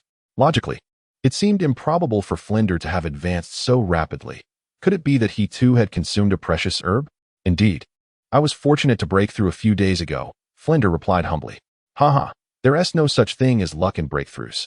Congratulations, Dean Flinder, Ning Fengji exclaimed cheerfully. By the way, since you're on your way to obtain an 8th spirit ring, why not accompany me? Gu Rong and I are also planning a trip to the Star Do Forest. Ning Fengji, knowing Flinder was only in his 50s, recognized that a spirit Douluo of that age could potentially become a title Douluo in the future, making Flinder worthy of his attention. It wouldn't hurt to curry favor, especially since it required minimal effort. Oh, you've also broken through, Sectmaster Ning? Flinder was taken aback by this revelation. The journey to the Star Do Forest was undoubtedly for the purpose of obtaining spirit rings, and since Gu Rong was already a title Douluo, he had no need for additional rings. Hence, the only possibility was that Ning Fengji had also achieved an 80th level breakthrough. Flinder was aware of Ning Fengji's limitations due to his martial soul, which had previously kept him at the 79th level. With this recent advancement, and considering that Ning Rongrong had just returned, it was highly likely that Ning Fengji had consumed a similar treasure to the 9th grade purple herb. Flinder was well aware of the relationship between Ning Rongrong and Yi Chun, and as the future father-in-law, it was reasonable to assume that Ning Fengji had received his fair share of the precious herbs. Yes, it was indeed a stroke of luck. Ning Fengji replied with a smile. Flinder, who was it that said there was no luck in breakthroughs? Such words have been quickly forgotten. Yet, it was true that Ning Fengji's breakthrough was somewhat fortuitous, given that his situation differed from Flinder's. Despite Flinder's less-than-stellar appearance, he possessed respectable talent. Sharing the same innate spirit power level as Ning Fengji, Moreover, his martial soul was unrestricted, even without the ninth-grade purple herb. He would eventually break through to Spirit Douluo in due time. Ning Fengji's case, however, was different. If his seven-treasure glazed tile martial soul had not evolved, no amount of resources would enable him to advance. After a brief exchange, Yichen arrived. Upon entering, he noticed that in addition to Flinder, Lu Erlong, Zhao Wujie, Ning Rongrong, and Ning Fengji, there was a tall, skeletal elder seated beside Ning Fengji. This must be Gu Rong, Yichen deduced. Ning Fengji was known for being cautious, always bringing along at least one of the Bone Douluo whenever he ventured out. As Gu Xing was not present, it was evident that Gu Rong was the one accompanying him. Young Yi, allow me to introduce you. This is Sect Master Ning of the Seven Treasure Glazed Tile Sect. And this is the esteemed Bone Douluo, Flinder announced upon seeing Yichen enter, assuming they were not acquainted. Greetings, esteemed father-in-law, and greetings to you, Bone Douluo. Yichen immediately bowed deeply. At that moment, Gu Rong, who was sipping tea, suddenly heard Yichen address Ning Fengji in such a manner and nearly choked, almost splattering Ning Fengji's face. Father-in-law? Flinder, Lu Erlong, and Zhao Wujie exchanged peculiar glances at Yichen. They had seen flattery before, but never quite like this. Meanwhile, the demure Ning Rongrong, upon hearing Yichen refer to her father as father-in-law, blushed deeply and lowered her head. Ahem, my dear nephew. There is no need for such formalities, Ning Fengji stammered, taken aback by the unexpected title. He had envisioned various scenarios for their reunion, but he had never anticipated that he would be the one caught off guard before he could even begin to challenge Yichen. This is quite misguided, father-in-law. During our encounter at the Heaven Do Grand Auction 2 days ago, we felt an immediate rapport. Why not deepen our bond further and arrange for my union with Rongrong? Would that not be splendid? Rest assured, I vow to cherish and care for her. Yichen patted his chest, assuring Ning Fengji. Ahem. Flander, standing nearby, was taken aback by Yichen's audacity and couldn't help but cough. He had witnessed shamelessness before, but Yichen's level of impudence was unprecedented. Was this the reason why Yichen had more girlfriends than himself? Instantly, Flander's gaze towards Yichen shifted. I must document this fellow's every word and action. Applying them in practice, surely, I will be able to win over Lu Erlong. After casting a glance at Lu Erlong beside him, Flander silently resolved to do so. Chapter 113. Striking while the iron is hot. Dear nephew, you are aware that Rongrong is a support-type soul master. Do you possess the capability to protect her? Ning Fengji, glancing at his precious daughter who had lowered her head, discerned that she had already succumbed, and with narrowed eyes, he inquired of Yichen. Indeed, young man. Aspiring to become our Rongrong's husband requires more than mere words, Gu Rong remarked, taking another sip of tea, addressing Yichen with a calm demeanor. Had it not been for this lad's prior gift of that Earth Dragon Cucumber or Earth Dragon Golden Melon, which enabled him to break through his bottleneck and ascend to the 96th level title Douluo, he would not have been so readily accepted. Surely, he would have faced several trials. In truth, before their arrival, Ning Fengji and Gu Rong had already acknowledged Yichen. Otherwise, Ning Fengji would not have permitted Ning Rongrong to return to Shrek Academy, nor would he have posed such a question. Esteemed father-in-law, Grandpa Gu, rest assured, beyond my wealth, I possess a wealth of talent as well, and my strength is also a significant asset. Yichen began to play the role of a cunning serpent, having previously addressed Gu Rong as Bone Douluo, but now directly referring to him as Grandpa Bone alongside Ning Rongrong. As he spoke, Yichen lifted much of the disguise effect of his necklace, retaining only the alteration of the soul ring's color. In terms of soul power, a 13-year-old soul king, if endowed with innate full soul power, could indeed achieve such a feat with diligent training and ample resources, coupled with the refinement of several high-quality soul bones. Such a level could theoretically be attained. However, the configuration of 5 entirely black soul rings is an impossibility, even in theory, before one achieves unparalleled strength. Yichen was determined not to reveal this to outsiders, a term that excluded only his good friends. Were it not for the intention to elevate the soul rings and soul bones of his good friends, he would not have disclosed this information. In an instant, a pure jade-colored clear bamboo staff martial spirit manifested in Yichen's hand, surrounded by 5 soul rings of yellow, purple, and black. A 5-ring soul king? Ning Fengji's eyes widened in astonishment. A 54th level soul king? Gu Rong raised an eyebrow. The two had previously speculated on Yichen's soul power level, assuming he had advanced to a 4-ring soul master. They could never have anticipated that he had, in fact, become a 5-ring soul king. Yichen's age was not a secret to them. Although he was slightly older than Ning Rongrong, They were almost of similar age. At just 13 years old, he had astonishingly cultivated himself to the rank of a 5-ring Soul King, an utterly absurd feat. Even though one was the master of the 7 treasures glazed tile school and the other a titled Douluo, both well-versed in the world. They had never encountered a 5-ring Soul King at such a tender age. Had they not witnessed it with their own eyes? They would never have believed that such a monstrous talent existed on the continent. Dear father-in-law and grandpa Gu, rest assured, in a few years, once I ascend to the rank of a titled Douluo, I shall present my betrothal gifts to the 7 treasures glazed tile school. Yichen bowed respectfully to Ning Fingxi and Gu Rong. Meanwhile, Ning Rongrong, who had been silently blushing, widened her eyes in disbelief. A titled Douluo? To cultivate to the level of titled Douluo and then seek a partner? What absurdity is this? If her memory served her correctly, the youngest titled Douluo known on the continent was the Haotian Douluo, Tang Hao, who ascended at the age of 44. Even if Yichen's cultivation speed surpassed Tang Hao's, by the time he reached titled Douluo, would she not be left as an old maid? At that moment, Ning Rongrong's gaze towards Yichen was filled with melancholy. Ning Fingxi and Gu Rong exchanged glances.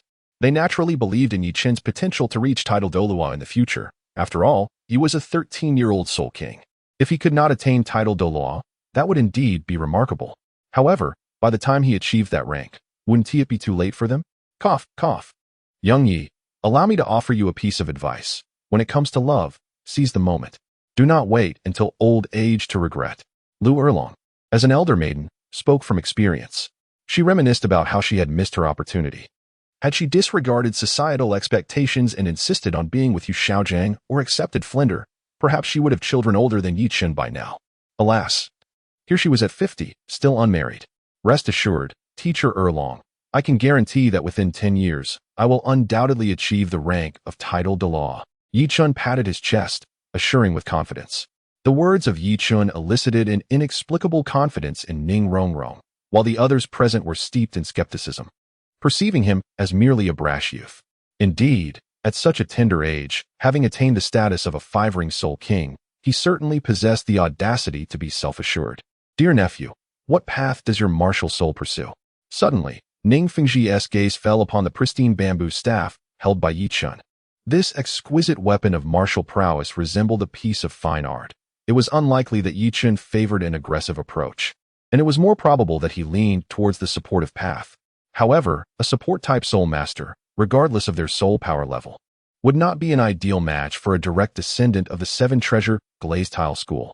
After all, if both partners were support-type soul masters, their combat effectiveness would be severely limited, relying solely on teammates for protection. Yet, how can one rely on teammates as one would on a partner? Thus, the 7-treasure glazed tile school upholds a tradition that mandates any direct descendant who awakens the 7-treasure pagoda martial soul must pair with a battle soul master. Control type? Ning Fingxi raised an eyebrow. It is widely acknowledged that while the control type is considered one of the more formidable categories, particularly effective against aggressive and agile types, control type soul masters often lack effective means of inflicting damage. To maximize their advantages, they require the collaboration of powerful offensive or agile teammates. Could Yichen truly ensure the safety of his precious daughter if they were to be together? This was a concern worthy of Ning Fingxi's contemplation. Rest assured, esteemed father-in-law, regardless of the soul master's category, while I cannot guarantee victory in every challenge, I am confident in my invincibility against those of the same rank. Yichen discerned the skepticism in Ning Fingxi's eyes and immediately spoke to him. Oh, invincible among peers? Ning Fingxi's interest was piqued.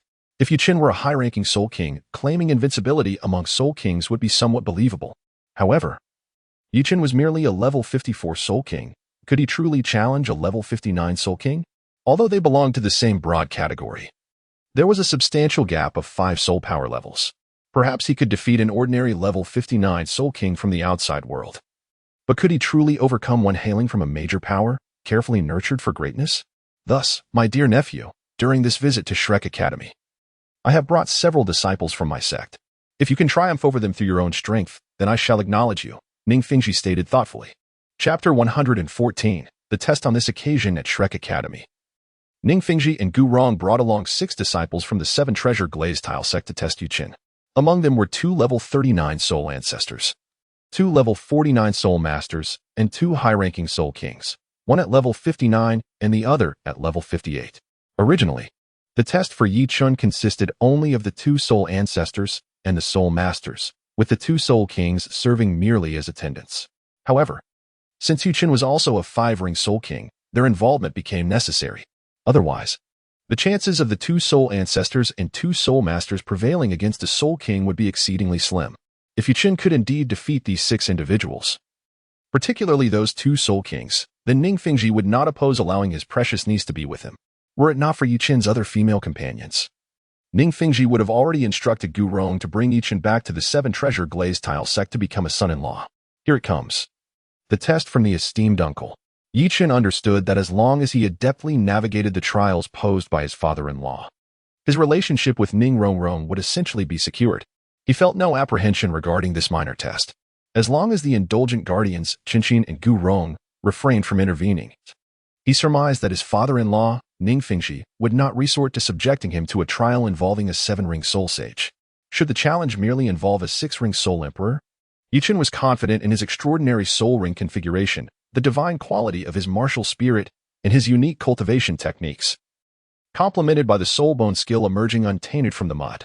Unless he encountered an exceptionally formidable soul emperor, Yi Chun felt he had a substantial chance of success. Moreover, he speculated that Ning Fengji would likely refrain from deploying a 6-ring soul emperor against him. After all, it appeared that Ning Rongrong had not disclosed his soul power level to them, thereby eliminating the possibility of them preparing a skilled soul emperor in advance. Rest assured, my esteemed father-in-law, whether in a one-on-one duel or a group skirmish, I am prepared. At that moment, Yi Chun exuded an air of confidence that caused Ning Rongrong to gaze at him with sparkling eyes. Is that so? I hope you maintain such confidence shortly. Ning Fengji remarked with profound significance. If it came to a one-on-one confrontation, Yi Chun might have a chance of triumphing. However, in a team setting, Ning Fengji had little faith that Yi Chun, a mere 54th level soul king, could overcome 2 high-level soul kings, 2 49th level soul ancestors, and 2 39th level soul practitioners. As the saying goes, 2 fists cannot contend with 4 hands. While a soul master's techniques may be limited, resulting in certain deficiencies, the challenge of an individual taking on a team remained formidable. Subsequently, the group arrived at the Soul Arena of Shrek Academy. As a prestigious institution for advanced soul masters, the academy provided ample opportunities for practical combat training. Although the arena was not on par with a professional grand arena, it still served its purpose. Once Flender cleared the arena, Yi Chun promptly took his position. Do you see that young man on the stage? He claims he will challenge all 6 of you alone. Listen closely. I demand that you unleash your full strength and show him what you are capable of. Should you prevail, I shall generously reward you. Below the arena, Ning Fengji solemnly instructed his 6 disciples. The disparity in levels aside, the group assault, particularly with 6 of his own disciples ganging up on one, was rather unbecoming. Ning Fengji felt that his 7 treasure glazed tile school was being underestimated by Yi Chun, and this could not stand. It was imperative to teach Yi Chun a lesson to curb his arrogance. Shall we surround him? Asked the highest ranked among the 6, a level 59 soul king, pointing incredulously at Yi Chun on the soul fighting platform. Yi Chun appeared youthful, likely no more than a level 3 soul master or a level 4 soul scholar. Did he truly warrant such a collective assault? Due to the minimal level difference and the lack of formidable spiritual strength, this soul king failed to discern the true extent of Yi Chun's soul power. Do not be deceived by his age. Despite being significantly younger than you all, he has cultivated his soul power to the level of a 54th level soul king. Do not underestimate him, Ning Fengji admonished. Soul king? Understood, master. The 6, taken aback by Yi Chun's achievement at such a tender age, immediately discarded their previous disdain and responded with solemnity. Very well, I look forward to your performance. Ning Fengji nodded in approval. Subsequently, the 6 ascended the soul fighting platform. Ahem, allow me to outline the rules for this bout. No serious injuries are permitted, and stepping off the platform equates to defeat. You now have 1 minute to prepare your martial souls, declared Flandra, acting as the special referee for this unique duel. Yi Chun, martial soul, pure bamboo staff, level 54 control type soul king. Please enlighten me. As he summoned his martial soul, the pure bamboo staff materialized, and 5 soul rings of yellow, purple, and black glimmered around him as he bowed to the 6 opponents across from him. Qinli, martial soul, azure shadow eagle, level 59 agility type soul king. Zhao Lai, martial soul, crimson flame lion, level 58 power type soul king. Ning Bai, martial soul, 7 Treasure Glazed Pagoda, level 49 Support Type Soul Scholar. Li Yin, Martial Soul, Earth Rhinoceros, level 49 Defense Type Soul Scholar. Wang Hu, Martial Soul, Diamond Tiger, level 39 Power Type Soul Master. Zhang Ming, Martial Soul, Mighty Baboon, level 39 Power Type Soul Master. All 6 possess soul rings perfectly aligned in optimal configurations. However, when considering the total years of their soul rings, despite the greater number of rings compared to Yi Chen's, the overall age of the soul rings revealed a surprising parity between the two sides.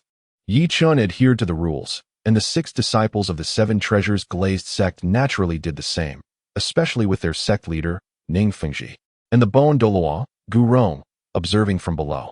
They introduced themselves, stating their names, martial spirits, and ranks. Soon, a minute passed, and at the command of the referee, Flinder, the Battle of Souls commenced. The Pure Domain arise. In an instant, Yi Chen activated the Pure Domain. Although the primary effect of the Pure Domain is to negate other domains, the 6 disciples of the 7 Treasures Glazed sect were devoid of such abilities. However, Yi Chen's intention in activating the domain was not to counter theirs, but rather to procure a 50% enhancement in his soul skills. A domain. Below, Ning Fengji and Gu Rong widened their eyes in astonishment, realizing that Yi Chen possessed a domain. It is worth noting that while there are numerous titled Douluo on the continent, the number of soul masters with domains is considerably more scarce. Furthermore, possessing a domain is characteristic of formidable powerhouses or extraordinary talents. Even Gu Rong, a 96th level titled Douluo, lacks such an ability. Within the entirety of the 7 Treasures Glazed sect, only Qinxin is known to command the 7 Killing Domain. Chapter 115, 1 verses. 6 on the battle platform. As Yi Chen's pure domain manifested, the 6 disciples of the 7 Treasures Glazed sect immediately donned serious expressions. Fortunately, once enveloped by the domain, they did not suffer from its offensive effects or experience a suppression of their powers. Although they were uncertain about the effects of the pure domain, it was evident that it was not an attack-oriented domain, which provided them with some relief. The 7 treasures turn out to be glazed, the first decree. At the outset, Ning Bai, the only support within the team, sought to bestow buffs upon his 5 companions. However, Yi Chen had no intention of allowing this. As Ning Bai, a 4th ring soul master, could enhance his teammates' 4 attributes by 50, presenting an immense advantage for the team that needed to be curtailed in advance. 5th soul skill, Silence. As Ning Bai activated his enhancement soul skill, Yi Chen's 5th soul ring flickered momentarily, triggering his 5th soul skill. A phantom of a bamboo staff swiftly emerged from Yi Chen's being, descending upon Ning Bai's head, and struck down with great force. Thud. The bamboo staff phantom collided with Ning Bai's head, producing a dull sound that abruptly interrupted the enhancement soul skill he was attempting to unleash. Yi Chen's various control soul skills exhibit diminishing effectiveness against stronger opponents, while conversely, they prove more potent against weaker foes. Ning Bai, possessing a significantly lower soul power level than Yi Chen, finds himself at a disadvantage, particularly due to the 5th soul ring's age, approximately 20,000 years, making its silencing effect all the more pronounced. It can be stated that once Ning Bai is struck by a silencing soul skill, his capabilities are severely compromised. As an auxiliary soul master unable to utilize soul skills, he would be left to rely on his Qingjing bamboo staff for basic attacks, which could easily dispatch him. In the preceding minute, as Yi Chen prepared to engage in soul battles, he had devised a rough combat strategy. A one-on-one confrontation is vastly different from facing 6 opponents simultaneously. While he may possess the ability to eliminate any one of the 6 in a direct duel, in this scenario, victory necessitates swiftly dispatching several adversaries within the duration of his soul skills. Although his skills are formidable, once their effects wane, Yi Chen's combat prowess would diminish considerably. On the soul fighting stage, as Qin Li, Zhao Lai, Wang Hu, and Zhang Ming charged towards Yi Chen, they quickly realized that they had not received Ning Bai's attribute enhancement. They could not help but glance back at him. The 6 had previously devised a battle plan, with Ning Bai, the support, meant to bolster his 5 teammates before remaining protected by the defensive soul master, Li Yin. The 4 were to engage Yi Chen directly. However, the plan fell apart at the outset when Ning Bai, the auxiliary, faltered. At that moment, Ning Bai found himself at a loss for words.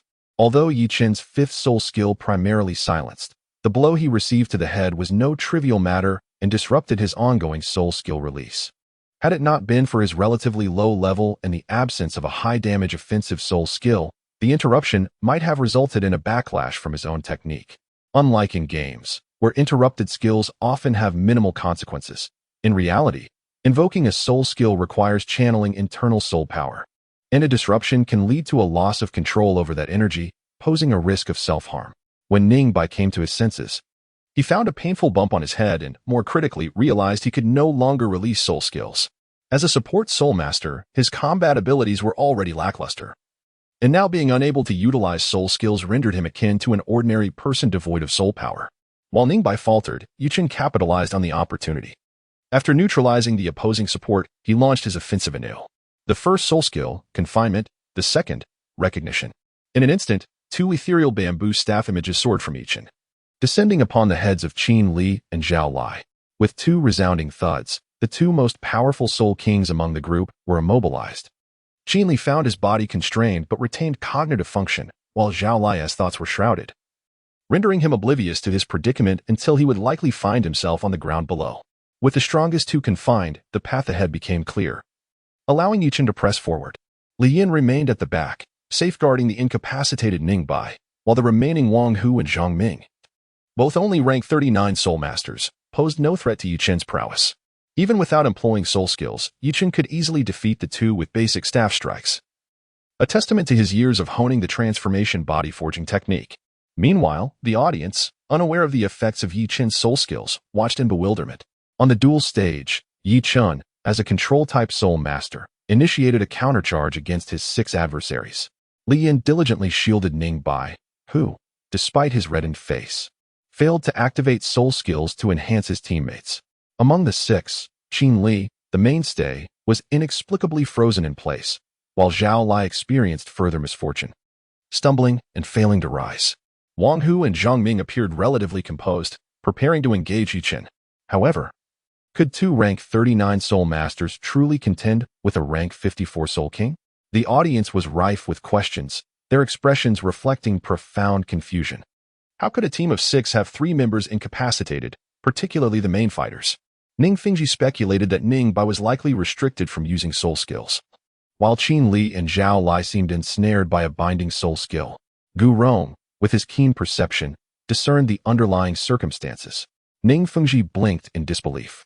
He could comprehend the situations of Qin Li and Zhao Lai, given that the continent was home to soul masters possessing binding abilities. For instance, the title elders of the Spirit Hall, Yu Guan and Gue Mei, wielded a powerful binding fusion skill, the polar opposite Forbidden Domain. However, despite his extensive experience, he had never heard of a soul master capable of restricting an opponent's ability to utilize soul skills. Old Bone, can a mere century-old soul skill possess such formidable effects? Ning Fengji inquired with skepticism. When Yichen employed confinement and recognition against Qin Li and Zhao Lai, Ning Fengji had clearly observed that Yichen was utilizing his first and second soul skills.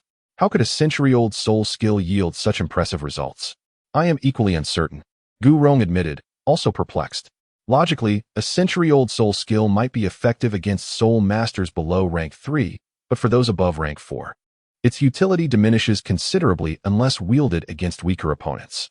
Unbeknownst to them, Yichen's first and second soul rings, while appearing merely as century-old rings, were actually millennia-old, cleverly disguised by a necklace that altered their color from black to yellow, yet the potency of the soul skills remained intact. With the power of a millennia-old skill, combined with the divine quality of the Qingjing bamboo staff martial spirit, and an additional 50 enhancement from the Qingjing domain, controlling a 5-ring soul king was effortlessly within reach. It is essential to note that for a 5-ring soul king, a millennia-old soul skill represents a formidable trump card, guaranteed to deliver exceptional results. On the duel stage, Yichen activated his 4th soul skill, Blindness. Facing the imminent approach of Wang Hu and Zhang Ming, his 4th soul ring shimmered, and yet another ethereal bamboo staff descended upon Wang Hu's head. With a resounding thwack, Wang Hu was plunged into darkness, rendered effectively blind for the duration of Yichen's 4th soul skill, and could only remain a helpless bystander. The first soul skill, Mighty Gorilla Fist, was poised to follow. Though Zhang Ming found himself perplexed by the shortcomings of his teammates, he did not forget the prior instructions given by Ning Fengji. He charged forward, unleashing his first soul skill, with his fist aglow with the radiance of soul power, striking directly at Yichen's chest. In response to Zhang Ming's initial soul skill, Yichen opted not to evade. Instead, He grasped his pure bamboo staff and swung it with determination. Had Zhang Ming unleashed a millennium-level third soul skill, Yichen might have considered dodging the brunt of the attack. However, facing a mere century-old first soul skill, particularly one that lacked piercing capabilities, Yichen resolved to confront it head-on without even contemplating defense. To avoid attracting undue attention, Yichen refrained from employing his external soul bone, the primal lotus. Otherwise, it is certain that even this first soul skill would pose no challenge. Indeed, he would be able to withstand Zhang Ming's third soul skill without difficulty. The soul bone technique, emerging from the mud unstained, inherently reduces damage taken by 50%. And combined with Yichen's formidable physical prowess cultivated through the primal body refinement technique, enduring a few hits from a third-ring soul elder's skill would be easily manageable. However, there were discerning individuals among the audience. Should Yichen utilize the external soul bone, the primal lotus, both Ning Fengji and Gu Rong would undoubtedly sense something amiss. Given Gu Rong's immense strength, he would certainly perceive that the primal lotus is an exceptionally rare soul bone.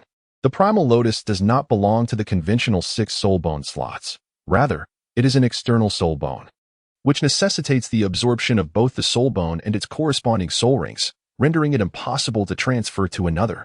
Yichen's rank is not high, and he is absolutely incapable of absorbing high-aged soul rings. If the two were to inquire about the intricacies involved, he would find himself at a loss for words. Thus Yichen intends to keep his cards close to his chest. As their fists collided with the bamboo staff, Yichen felt only a tremor in his hands, with no further repercussions. However, Zhang Ming was different. Despite being a strength-type soul master with a beast martial spirit and commendable physical prowess among his peers, he could not compare to the monstrous capabilities of Yichen.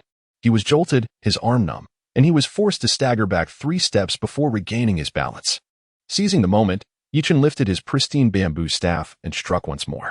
This time, he offered Zhang Ming no opportunity to recover, sending him flying with a single blow before advancing to kick him off the soul fighting stage. What astounding physical attributes! Gu Rong exclaimed from below the stage. It is worth noting that Yichen is not a beast martial spirit soul master and has yet to utilize any soul skills to enhance himself. Remarkably, he managed to gain the upper hand in a direct confrontation with a third-ring strength-type soul master employing soul skills, which is rather extraordinary. When did a fifth-ring soul king's ordinary attack surpass the might of a third-ring soul master's soul skills? Moreover, this was not merely a slight advantage. It exhibited a trend of overwhelming dominance. Uncle Bone, do you believe this young man possesses such formidable physical prowess that when he attains a 6th soul ring, he could possibly absorb a 30,000-year soul ring? Ning Fengji inquired of Gu Rong. According to the optimal soul ring configuration, a typical level 60 quasi-soul emperor can withstand a maximum age limit of around 20,000 years. Therefore, when Yichen reaches level 60, could his exceptional physical constitution allow him to endure a 30,000-year soul ring? Perhaps even more? It is difficult to say. Absorbing soul rings over 10,000 years in age not only tests physical quality but also demands immense mental fortitude. Nevertheless, a robust physical constitution would undoubtedly be advantageous. Gu Rong was uncertain about this. Upon hearing this, Ning Fengji nodded, increasingly pleased as he observed Yichen on the stage. Such an outstanding son-in-law is a rarity indeed. If only he were not a tad too flirtatious. On the soul fighting stage, after Yichen dealt with Zhang Ming, he chose not to concern himself with the temporarily incapacitated Zhang Hu, but rather aimed to eliminate Qin Li and Zhao Lai, the 2 soul kings who posed no resistance. After all, the duration of the confinement and perception-altering effects were limited. Should he fail to resolve the situation while both were helpless, it would become significantly more challenging once they regained their freedom. The 2 soul skills had just been employed, and Yichen could not use them again in quick succession unless he advanced to a 7th-ring soul sage and activated his martial spirit's true form. Otherwise, continuous use of soul skills was not feasible. However, in the future, as Yichen's strength increases and his body becomes capable, he would be able to frequently utilize the same soul skill in rapid succession. At this moment, Li Yin, positioned at the back to protect the support of Ning Bai, observed as Yichen swiftly eliminated a teammate while the other 3 seemed restrained. Realizing the gravity of the situation, he considered rushing forward to thwart Yichen. Unfortunately, time was not on his side. Before he could offer assistance, Yichen dispatched Qin Li and Zhao Lai with a swift kick, sending them off the soul fighting stage. After eliminating 3 opponents, Yichen had effectively secured victory. Only a blind strength-type Soul Master and a crippled support-type Soul Master remained on the field, along with a fourth-ring defense-type Soul Master. From any angle, it seemed improbable for them to defeat Yi Chun. Fourth Soul Skill, Earth Guardian. Third Soul Skill, Earthquake. Li Yin, rushing forward, first enveloped himself in a layer of earthy yellow shield before immediately unleashing his third Soul Skill. A visible wave of earthy yellow ripples emanated from Li Yin, spreading rapidly towards Yi Chun on the soul fighting stage. Upon hearing the name Earthquake, Yi Chun understood that it was likely a localized shockwave.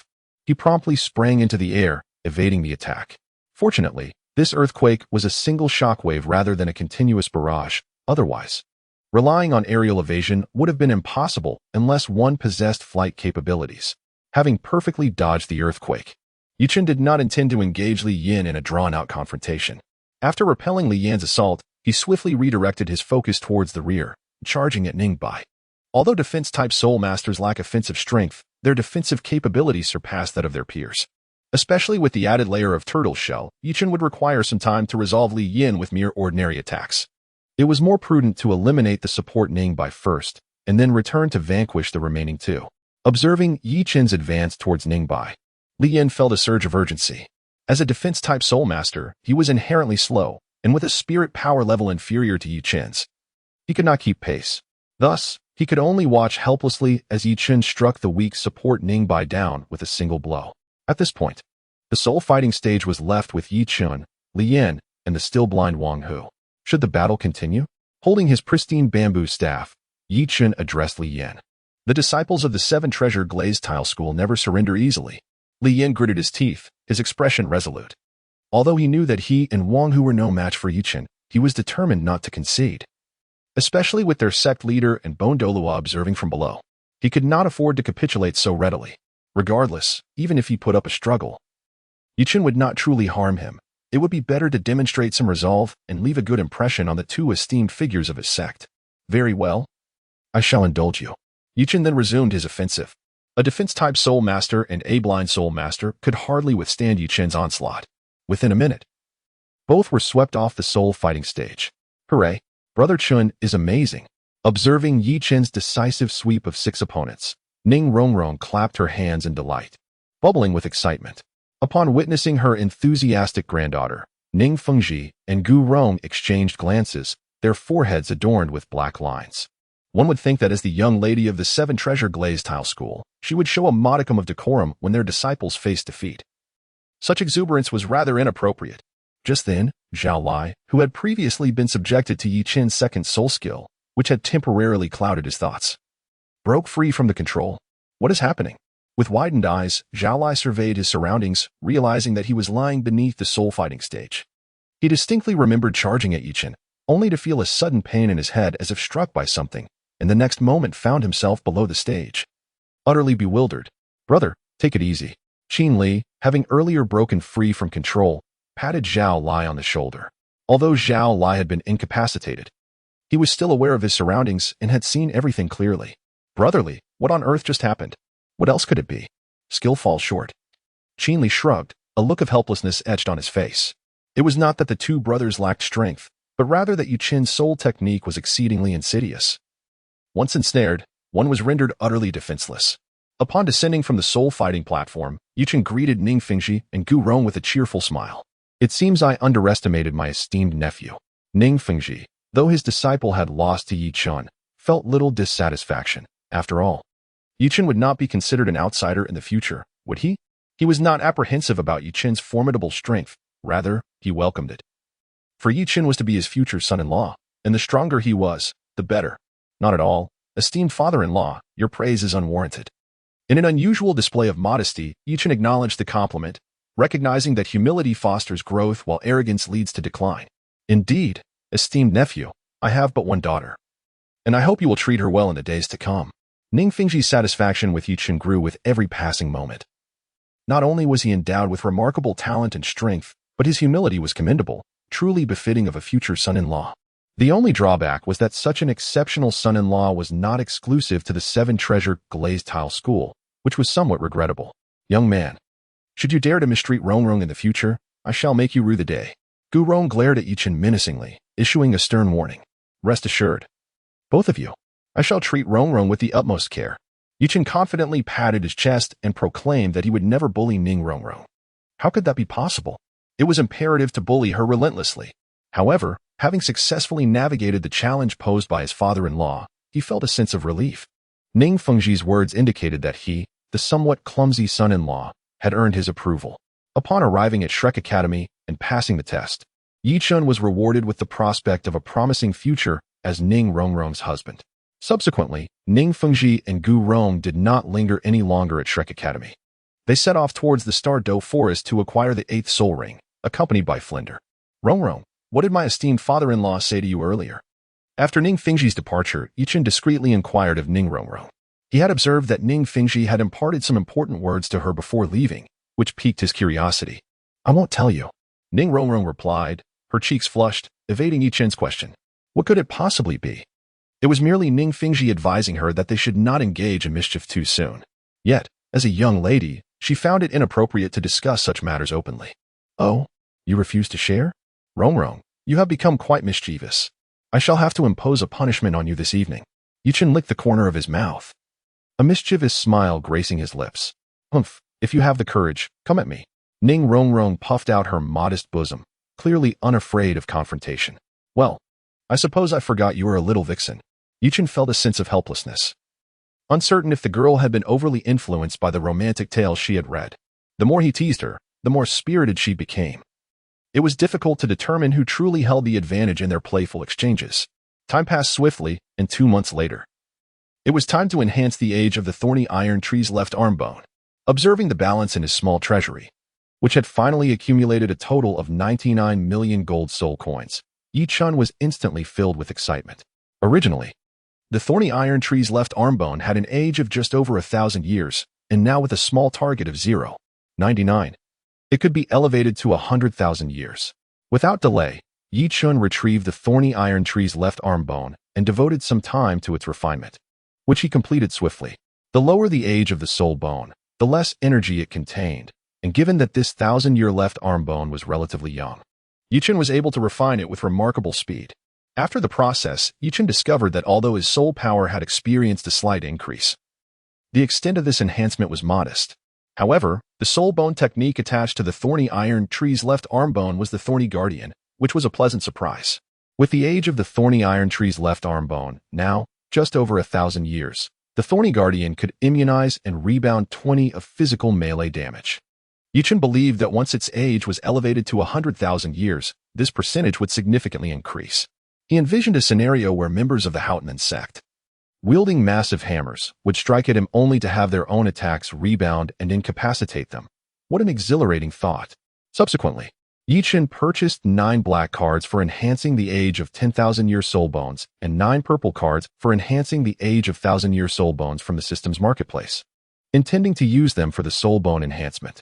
If his treasury were more ample, he would have simply acquired a red card for a 100,000-year bone, as it would have been far more convenient. After bringing these 18 soul bone age enhancement cards close to his left arm, they transformed into streams of light and merged into the thorny iron tree's left arm bone. As the cards integrated, the age of the soul bone began to increase rapidly, and the enhancement of its age caused Yichun's soul power to surge dramatically. After a while, once Yichun adjusted to the overflowing surge of soul power within him, he discovered that he had ascended from level 54 to level 58 as a Soul King. It could be said that a 100,000-year thorny iron tree's left arm bone had elevated his soul power by approximately 4 levels. Now, he was merely 2 levels away from becoming a Soul Emperor, and he was confident that by the following year, he would achieve the rank of a 6-ring Soul Emperor. As he had anticipated, after the thorny iron tree's left arm bone evolved into a 100,000-year bone, its accompanying soul bone technique remained as the Thorny Guardian. However, the effectiveness of the Thorny Guardian had improved from immunizing and rebounding 20 of physical melee damage to 50. Although it could not rebound long-range physical damage, it still retained the ability to immunize 50 of it. For instance, if Tang the Hammer were to strike Yichun with his hammer, the Thorny Guardian would be able to negate half of the damage while rebounding the other half back to Tang the Hammer. Similarly, if Tang Xiaosan were to shoot Yichun with the Zhuge Divine Crossbow, which was a long-range physical attack, the Thorny Guardian would immunize half of the damage from the crossbow bolts, even though it could not rebound this damage. However, if the bolts were poisoned, Yichen would be unable to immunize against the toxic damage. Coupling the external attached soul bone, the transcendent Green Lotus's soul bone technique, untainted by the mud. In the future, pure physical attacks would pose little threat to Yichen. With the Thorny Guardian immunizing 50 of the damage and untainted by the mud immunizing an additional 50, although the total immunity would not reach 100. Yichen would only have to endure 25 of the original physical damage. It remained uncertain whether. Once the Thorny Iron Tree's left arm bone evolved into a million-year soul bone, the Thorny Guardian's effects could reach a full immunity and rebound of 100. Or perhaps increase immunity and rebound against a certain percentage of energy damage. It is noteworthy that both the Thorny Guardian and Untainted by the Mud have no cooldown period. As long as there is soul power within, they can be activated continuously. Additionally, with his soul power level reaching 58, Yichen had, for the first time, surpassed Xiao Wu in this regard. Although Xiao Wu was nearing level 58, she remained at level 57 as a Soul King, and it was estimated that she would require nearly another month to break through. Contemplating this, Yichen decided it was time to test the effectiveness of the Thorny Guardian. Not long after, in a clearing within the small forest behind Shrek Academy, the figures of Yichen and Xiao Wu appeared. Xiao Wu, it's been a while since we last sparred. Let us begin. Yichen beckoned to Xiao Wu with a flick of his finger. No way. Your soul skill is far too repulsive. Sister Xiao Wu would never agree to that. Xiao Wu immediately declined, jokingly adding, while I may seem a bit adorable, I'm certainly not foolish. She proposed, how about this? I shall refrain from using my soul skills and rely solely on my soul bone abilities, remaining stationary while you strike at me. You are free to utilize your soul skills, but if you fail to defeat me within 3 minutes, then I shall be declared the victor. Yichen put forth a rather absurd suggestion. Stand still and allow me to strike? Xiao Wu gazed at Yichen in astonishment, wondering if he had lost his senses or wished to become a mere punching bag. Brother, do not renege on this. Regardless of whether Yichen's mind was clouded, Xiao Wu, with a touch of benevolence, decided to fulfill his peculiar desire. Whoever backs down shall be deemed a coward. Yichen was certainly not merely a punching bag. Xiao Wu's soul skills were limited in number, precisely countered by his 2 soul bone abilities. The first soul skill, Bow of the Waste, augmented the power of the waste. The second soul skill, Enchantment, was a form of mental control. However, Yichen's mental strength surpassed Xiao Wu's, rendering this skill ineffectual. The third soul skill, Teleportation, and the fourth, Invincible Body, were functional abilities devoid of offensive power. The fifth soul skill, Soft Bone Lock, was a controlling skill. It could be said that Xiao Wu lacked offensive means, relying predominantly on physical attacks. By employing Unsoiled by the Mud and Thorny Guardian, the effects of the 2 soul bone skills would stack, enabling Yichen to become immune to 75 of physical attacks while reflecting back 50. Thus, he would be assured of his invincibility. After all, he would only endure 25 of Xiao Wu's attacks, whereas she would bear 50 of her own. As long as Yichen's soul power could sustain the consumption of both soul bone skills, it was certain that Xiao Wu would falter first. Very well, you said it. Softbone Rabbit, manifest. Once Xiao Wu's martial soul manifested, she immediately charged at Yichen. With her soul bone skills, Unsoiled by the Mud and Thorny Guardian activated, a blue lotus flower emerged from Yichen's forehead, casting a shimmering azure light above him, subsequently enveloped by a transparent dark shield. The first soul skill, Bow of the Waste. Like a darting rabbit, Xiao Wu dashed to Yichen's side, then performed a backflip, her long, slender legs poised atop his waist, executing her signature move, the Kidney Slam. What fine legs! What a strong waist! Before Xiao Wu initiated her Kidney Slam, Yichen had the audacity to admire her long legs, exclaiming in admiration. Still trying to take advantage? Xiao Wu was somewhat speechless, sensing that Yichen was acting unusually today. Without dwelling on it further, she exerted force through her waist and legs, sending Yichen crashing to the ground. Chapter 119, Level 60. Just as Yichen hit the ground, the reflective effect of the soul bone skill Thorny Guardian was activated. Caught off guard, Xiao Wu gasped, feeling her waist struck hard, stumbling slightly as she struggled to maintain her balance. Rubbing her sore waist, Xiao Wu turned to see Yichen, seemingly unfazed, brushing off the dust from his clothes and standing up unscathed. Staring at Yichen's intact form, Xiao Wu was momentarily stunned. After receiving a solid kidney slam from her, he shouldn't be able to recover so quickly, right? Was his physical constitution truly so robust? If Yichen had not possessed the external soul bones, the creation Azure Lotus and the Thorny Iron Tree left arm bone, His physical attributes would have been comparable to Xiao Wu's, or even slightly inferior due to her soft-bone rabbit martial soul, which belonged to the beast category. However, thanks to the effects of Thorny Guardian and soiled by the mud, Yichen suffered significantly less damage than Xiao Wu, compounded by the fact that her kidney slam did not possess overwhelming power. Naturally, Yichen appeared as if nothing had happened. "Brother, what just occurred?" Rubbing her sore waist, Xiao Wu inquired, her expression one of confusion. "What just happened?" In response to Xiao Wu's question, Yichen feigned ignorance, clearly playing the fool. "Humph, if you won't explain, then take this." Immediately, Xiao Wu, in a huff, charged at Yichen once more. Yet the astute Xiao Wu had seen through the ruse. Having detected a few peculiarities, she did not exert full force this time. Lightly tapping Yichen's chest with her fist. Suddenly, Xiao Wu felt an odd sensation, as if her little rabbit had been struck. "Brother, aren't you going to explain?" In an instant, Xiao Wu began to piece together the situation, looking at Yichen with a gaze filled with grievance. Every time Yichen is attacked, he sustains damage, which undoubtedly indicates a unique retaliatory soul skill. No wonder he previously made the seemingly foolish request to stand still and serve as a punching bag. It turns out he had a hidden card up his sleeve. However, one wonders what the ratio of this counter damage might be.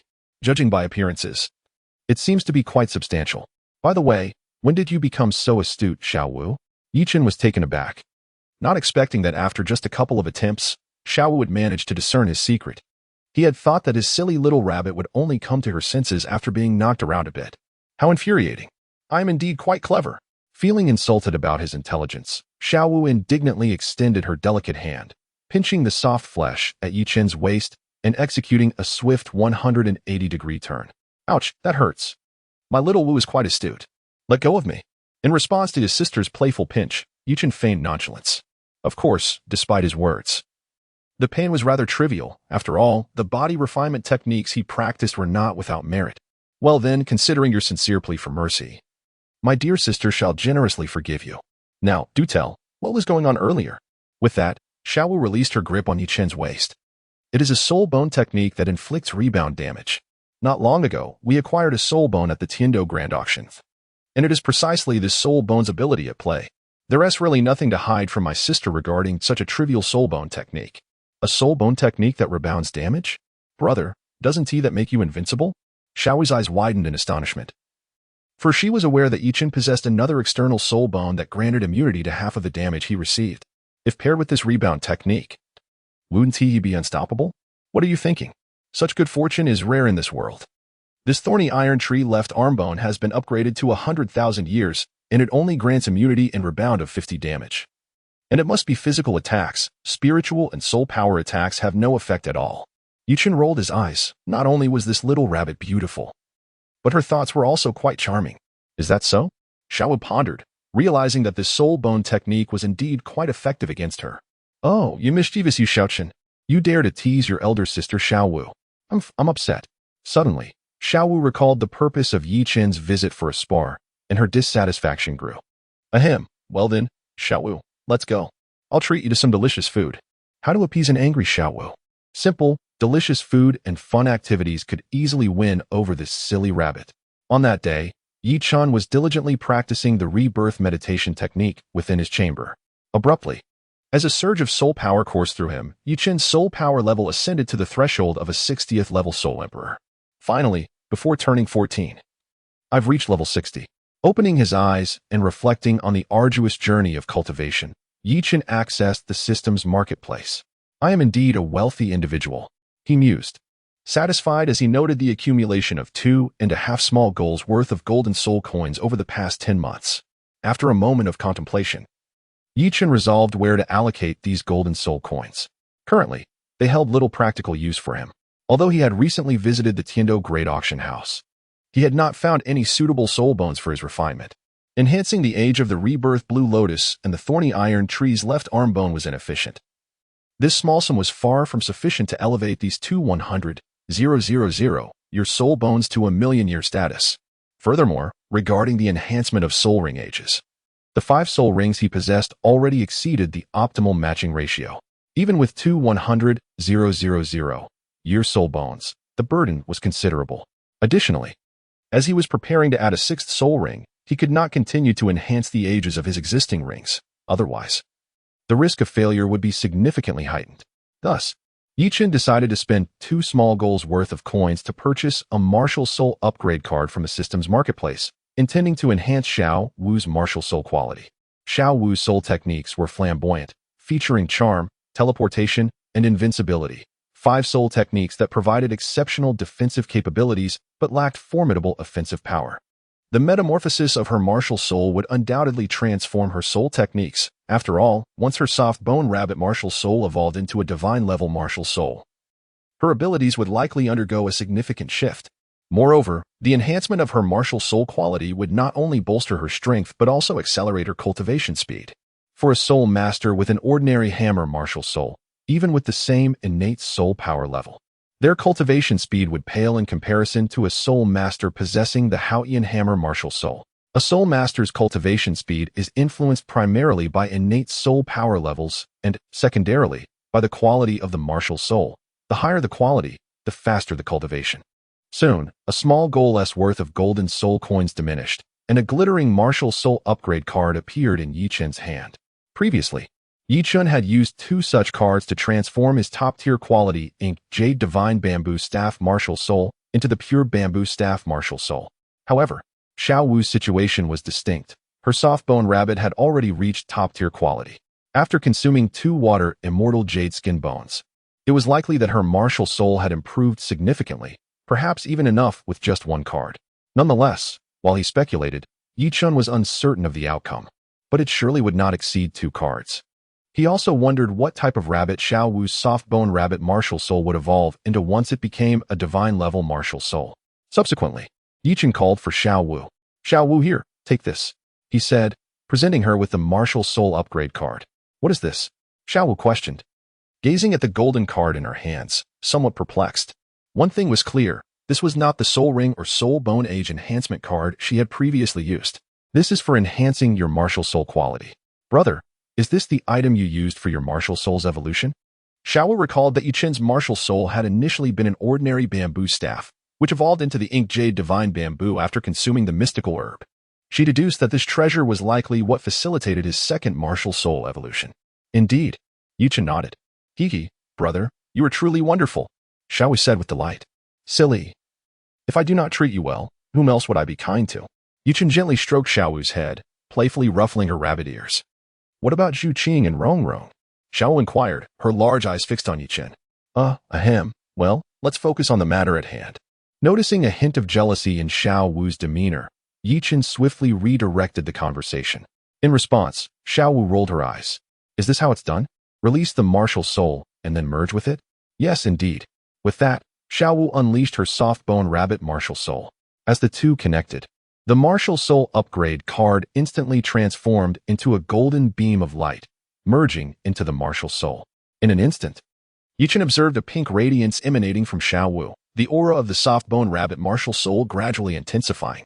He was filled with anticipation regarding the changes that Xiao Wu would undergo following the evolution of her martial soul. After quite some time, as half an hour passed, the pink glow surrounding Xiao Wu gradually faded. However, her soft bone rabbit martial soul remained unchanged, though it appeared significantly more agile than before. TSK, no evolution. It seems that little goal is unattainable. Yichen felt a twinge of helplessness, as he had not anticipated that a single soul upgrade card would prove insufficient for Xiao Wu's soul to evolve. A second card was indeed necessary. "Brother, my soul has yet to evolve. I'm so close to crossing that threshold." The awakened Xiao Wu playfully stuck out her tongue at Yichen, simultaneously gesturing with her fingers to indicate a minuscule distance. "A little bit? More like an immeasurable distance." Yichen pondered to himself. The price of a soul upgrade card was precisely 100 million gold soul coins, which was merely a trivial sum, wasn't it? "Very well. I shall procure another one for you. If it fails to facilitate your metamorphosis, I shall be at a loss." With that, Yichen, grimacing at the expense, purchased yet another soul upgrade card from the system's marketplace. Undoubtedly, he did not begrudge the cost. Had Ning Fingji been aware that 100 million gold soul coins could resolve his own soul issues, he would not have flinched in the slightest. "Is this item truly so exorbitant?" Observing Yichen's pained expression, Xiao Wu cautiously inquired. "It's acceptable, merely a minor objective." Hiss. Yichen's modest ambition was well understood by Xiao Wu, who immediately gasped in astonishment. The amount of gold soul coins associated with such a small goal could procure a plethora of delectable treats and delightful experiences. One might surmise that with such extravagant spending, they could indulge for generations to come. Brother, you possess an abundance of gold soul coins. Let us deliberate. Why not share some of your surplus with me? My request is simple, just half will suffice. Xiao Wu gazed at Yi Chun with longing, although she did not typically lack for small change. As Yi Chun often bore the financial burden, she could be likened to a child bride. Yet, who could resist the allure of possessing more splendid golden treasures? Oh. Come now. Do you believe my gold soul coins are conjured by the winds? Aren't they indeed? Xiao's eyes widened, struggling to comprehend. Since their time at the Nodding Academy, they had been inseparable, yet she had never witnessed Yi Chun earn a single coin. If these gold soul coins were not the result of a fortuitous gust, then from whence could they originate? Have you ever encountered anyone whose gold soul coins simply materialized from thin air? Yi Chun cast a sharp glance at Xiao Wu. The golden soul coins were a tribute from his own son, certainly not a windfall. Enough of this inconsequential chatter. Hasten to put it to use. However, should you fail to facilitate the evolution of the martial spirit this time, you shall face a penalty of half a year's allowance. Yi Chun spoke fiercely. Xiao Wu nodded, dismissing Yi Chun's threats. After all, if Yi Chun refused to give her pocket money, she could always borrow from Ning Rongrong. Rongrong is a little rich girl anyway. Xiao mused to herself. Building on the foundation of the previous soul upgrade card, there were no surprises this time. After nearly an hour of transformation, Xiao Wu's soft bone rabbit spirit finally crossed the threshold and ascended to a divine level spirit. Thus, a fourth divine spirit appeared on the Douluo Continent, the six-winged angel spirit, sea god spirit, pure bamboo staff spirit, and Xiao Wu's unknown rabbit spirit. The previous soft bone rabbit spirit, which resembled a pink rabbit, had evolved into a divine spirit, changing its color from pink to white and shifting from an attribute-less form to an ice attribute. Alongside the evolution of her spirit, a chilling domain radiated from Xiao Wu. Divine spirits inherently possess domains, and Xiao Wu now possessed one as well. Yi Chun also noticed that while Xiao Wu had previously exuded a cute and silly vibe, the influence of her evolved spirit had imbued her with a more ethereal presence, elevating her noble aura. However, he remained uncertain about whether her playful nature had persisted. Is this the domain? Xiao Wu murmured as she felt the domain she released. Yar, it's so cold. Yi Chun, enveloped within the domain, shuddered as a strong chill enveloped him, rapidly dissipating his soul power. Xiao Wu, please retract your domain, he instructed. Upon seeing Yi Chun shivering, Xiao Wu quickly complied. After conducting some experiments, Yi Chun comprehended the changes in Xiao Wu's soul abilities post-evolution.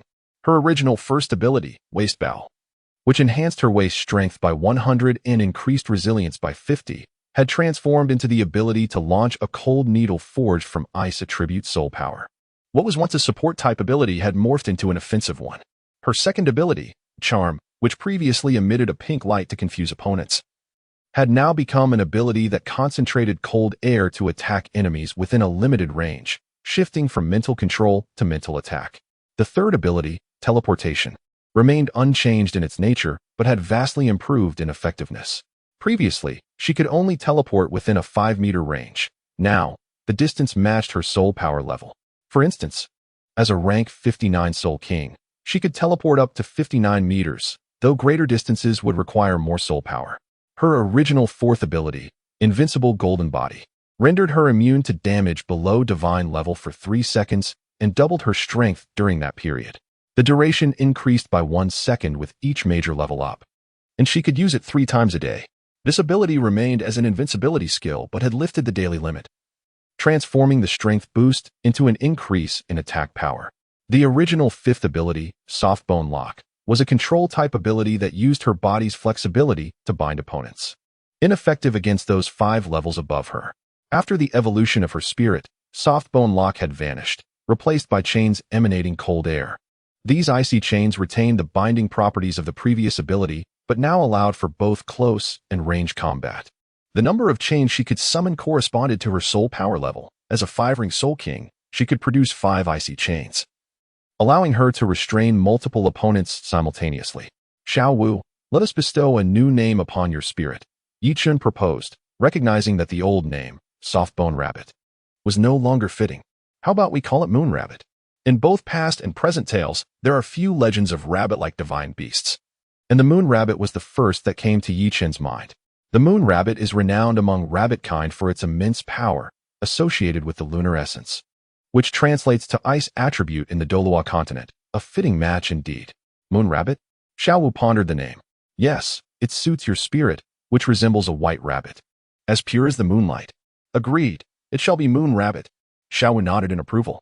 After some discussion, they settled on the names for Xiaowu's 5 abilities and her domain. The first, in divine needle. The second, in cold air. The third, in teleportation. The fourth, in guardian. And the fifth, in divine chains. The domain was aptly named in domain, within which Xiaowu could enhance her power by 30%. The domain was saturated with in cold air, rapidly dissipating her opponent's soul power until they could be reduced to ice sculptures. With her spirit's transformation, Xiaowu's strength had significantly increased, allowing her to easily overpower an ordinary 6-ring soul emperor. Come, Xiaowu, let us go shopping, Yuchen exclaimed, dragging Xiaowu towards the clothing stores in Tiando City, entering a buying spree. Previously, Xiaowu had favored pink attire and wore her hair in a scorpion braid, embodying cuteness. However, with her new presence, a change in style was warranted. As a celestial being from the moon, she deserved to adorn herself in flowing white garments, her long hair cascading gracefully. When the enchanting Xiaowu stood before Zhu Zhiqing and Ning Rongrong, both were instantly captivated. Wow, Xiaowu, your aura is remarkable. You've transformed into a little fairy. Ning Rongrong, who yearned for an ethereal vibe, couldn't resist touching Xiaowu here and there. Hey, Rongrong, what are you doing? Xiaowu protested. It's unfair. If Chen Gu can touch you, why can't I? Ning Rongrong pouted in dissatisfaction. Yi Chen nearly choked on his words at Ning Rongrong's remark, while Xiaowu's face flushed with embarrassment.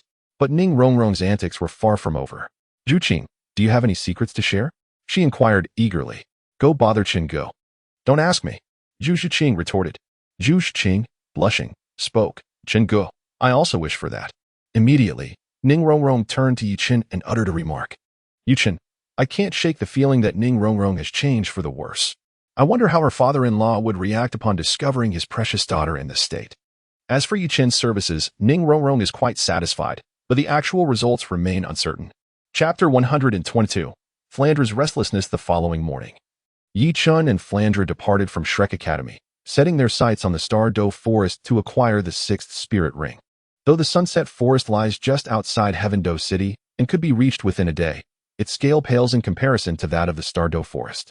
The number of high-aged spirit beasts there is scarce, making it nearly impossible to find a suitable match for Yi Chen. Thus, they proceeded directly to the Star Doe Forest. Yi Chen anticipated that obtaining a plant-type spirit ring with a lifespan of 50,000 years would not pose much of a challenge. A spirit ring of this age, when optimally paired, could serve as the 8th ring for a formidable spirit Douluo, for an average level 60 spirit master. Adding a 50,000-year spirit ring would lead to certain doom. However, with 200,000-year spirit bones, the body refinement technique, the soul refinement art, and the celestial herb, autumn water dew, among other factors, absorbing a 50,000-year spirit ring would naturally be manageable for Yi Chen. Nevertheless, spirit beasts of this age are not easily vanquished. Given Yi Chen's own strength, he would likely face defeat against them. Even employing firearms or other external tools would present considerable difficulty. Fortunately, Flandra, a spirit Douluo with 8 rings, had reached level 82 due to the high age of his 8th spirit ring. With the passage of 6 months, he had further advanced to level 82, making him well-equipped to handle a 50,000-year spirit beast, provided its bloodline was not overwhelmingly strong. Moreover, Yi Chen specifically sought a plant-type spirit beast for its spirit ring. Plant-type spirit beasts possess inherent mobility limitations, making them considerably easier to defeat than their animal counterparts. However, even with Flandra's prowess, confronting a 50,000-year plant-type spirit beast would be pushing the limits of his capabilities. Once Yi Chen's spirit power reaches level 70 and he requires a spirit ring of 90 or 100,000 years, Flandra would be unable to assist. Fortunately, Yi Chen need not worry. Should he falter, there is always his father-in-law's 7 Treasures Glazed Tile School. He could enlist Chen Xin and Gu Rong to lead the charge, and they would likely find even a 100,000-year plant-type spirit beast an effortless task. Not every 100,000-year spirit beast is as formidable as the Azure Bull Python or the Titan Giant Ape.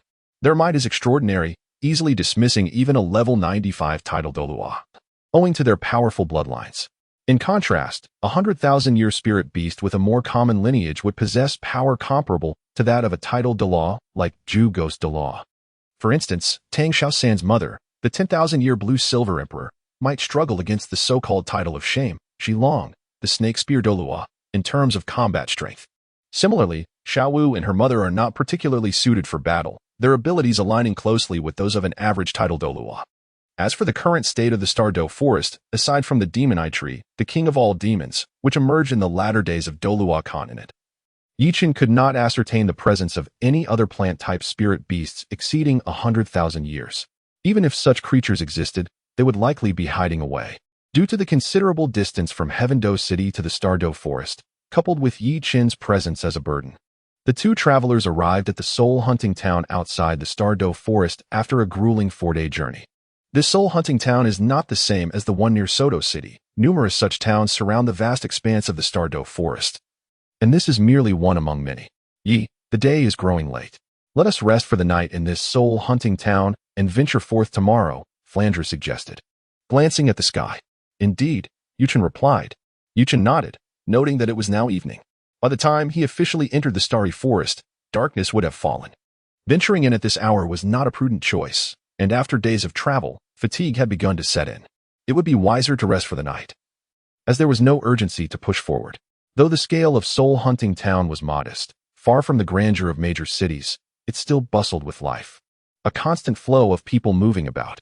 Suddenly, Yichen's gaze fell upon a slightly unconventional inn. At its entrance hung 2 strings of pink lanterns, and near the door stood 2 women in their 30s, dressed rather shabbily, waving silk scarves to beckon passers-by. Is there a brothel in Soul Hunting Town? Yichen mused. The combination of pink lanterns and the women's attire made the nature of the establishment clear to him, although he had never set foot inside such a place. One need not have direct experience to recognize its essence. The existence of such establishments in Soul Hunting Town was hardly surprising. After all, aside from merchants trading goods, most visitors were soul masters seeking soul rings from the Soul Beast Forest. The risks involved in acquiring these soul rings were significant. A moment's negligence could lead to dire consequences. Thus, it was only natural for many soul masters to seek amusement before embarking on their perilous journey into the forest. Whether the presence of such establishments would lead Yichen notice that Flandre, adorned with spectacles and possessing 4 eyes, also observed the scene. His keen hawk-like gaze fixated intently on the lady lingering at the entrance of the establishment, exhibiting signs of eagerness. "Ah, esteemed sir, young master. Would you care to come in for some amusement?" Flandre's fervent stare immediately captivated the lady, who, recognizing his interest, hurriedly approached to greet the 2 gentlemen. "Oh, I shall pass, Dean Flandre. If you wish to partake in some entertainment, please do not mind me." Yichen initially declined the aunt's proposal and then addressed Flandre.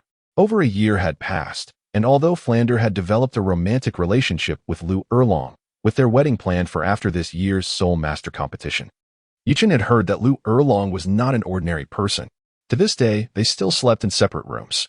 This indicated that even at over 50, Flandre was likely still a virgin, which was not unusual given the primal forces within him. Yet, one couldn't help but wonder how Flandre had previously addressed such matters. Away with such thoughts.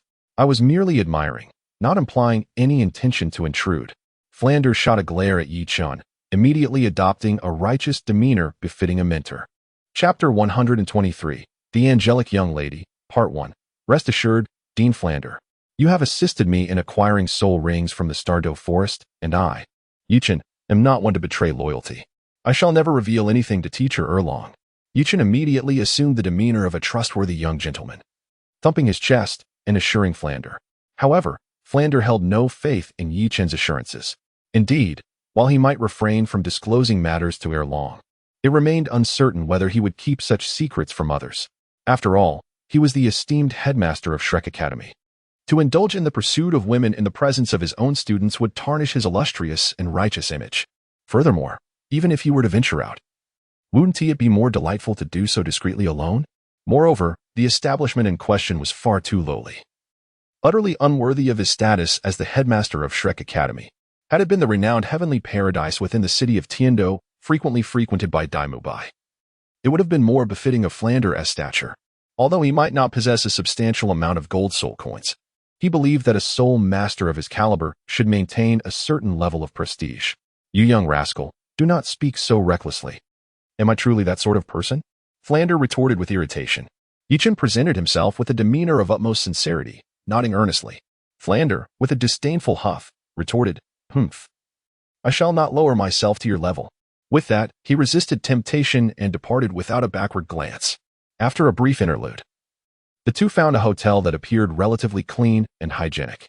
Given that this was Seoul hunting town, the conditions were certainly not on par with those of a major city. It was merely a combination of an ordinary inn and a restaurant, lacking in sophistication. However, the establishment offered the essentials one would expect from a larger hotel, albeit at a lower standard. The first floor housed a spacious dining area, while the second floor provided accommodations. After settling the payment and arranging their lodging for the night, the two descended to dine. The restaurant was bustling, nearly filled to capacity. Upon surveying the surroundings, they spotted an empty table in the corner and promptly took their seats. "Director Flander, allow me to treat you. Do not be modest, order freely," Yi-Chin declared, handing the menu to Flander with a flourish. "Is this for real? When did you become so generous?" Flander remarked, taken aback by Yi-Chin's unexpected magnanimity. "Ahem, Director Flander, your words are beneath your dignity. When have I ever been stingy?" Yi-Chin replied with a playful tone. After all, he was hardly the type to be miserly.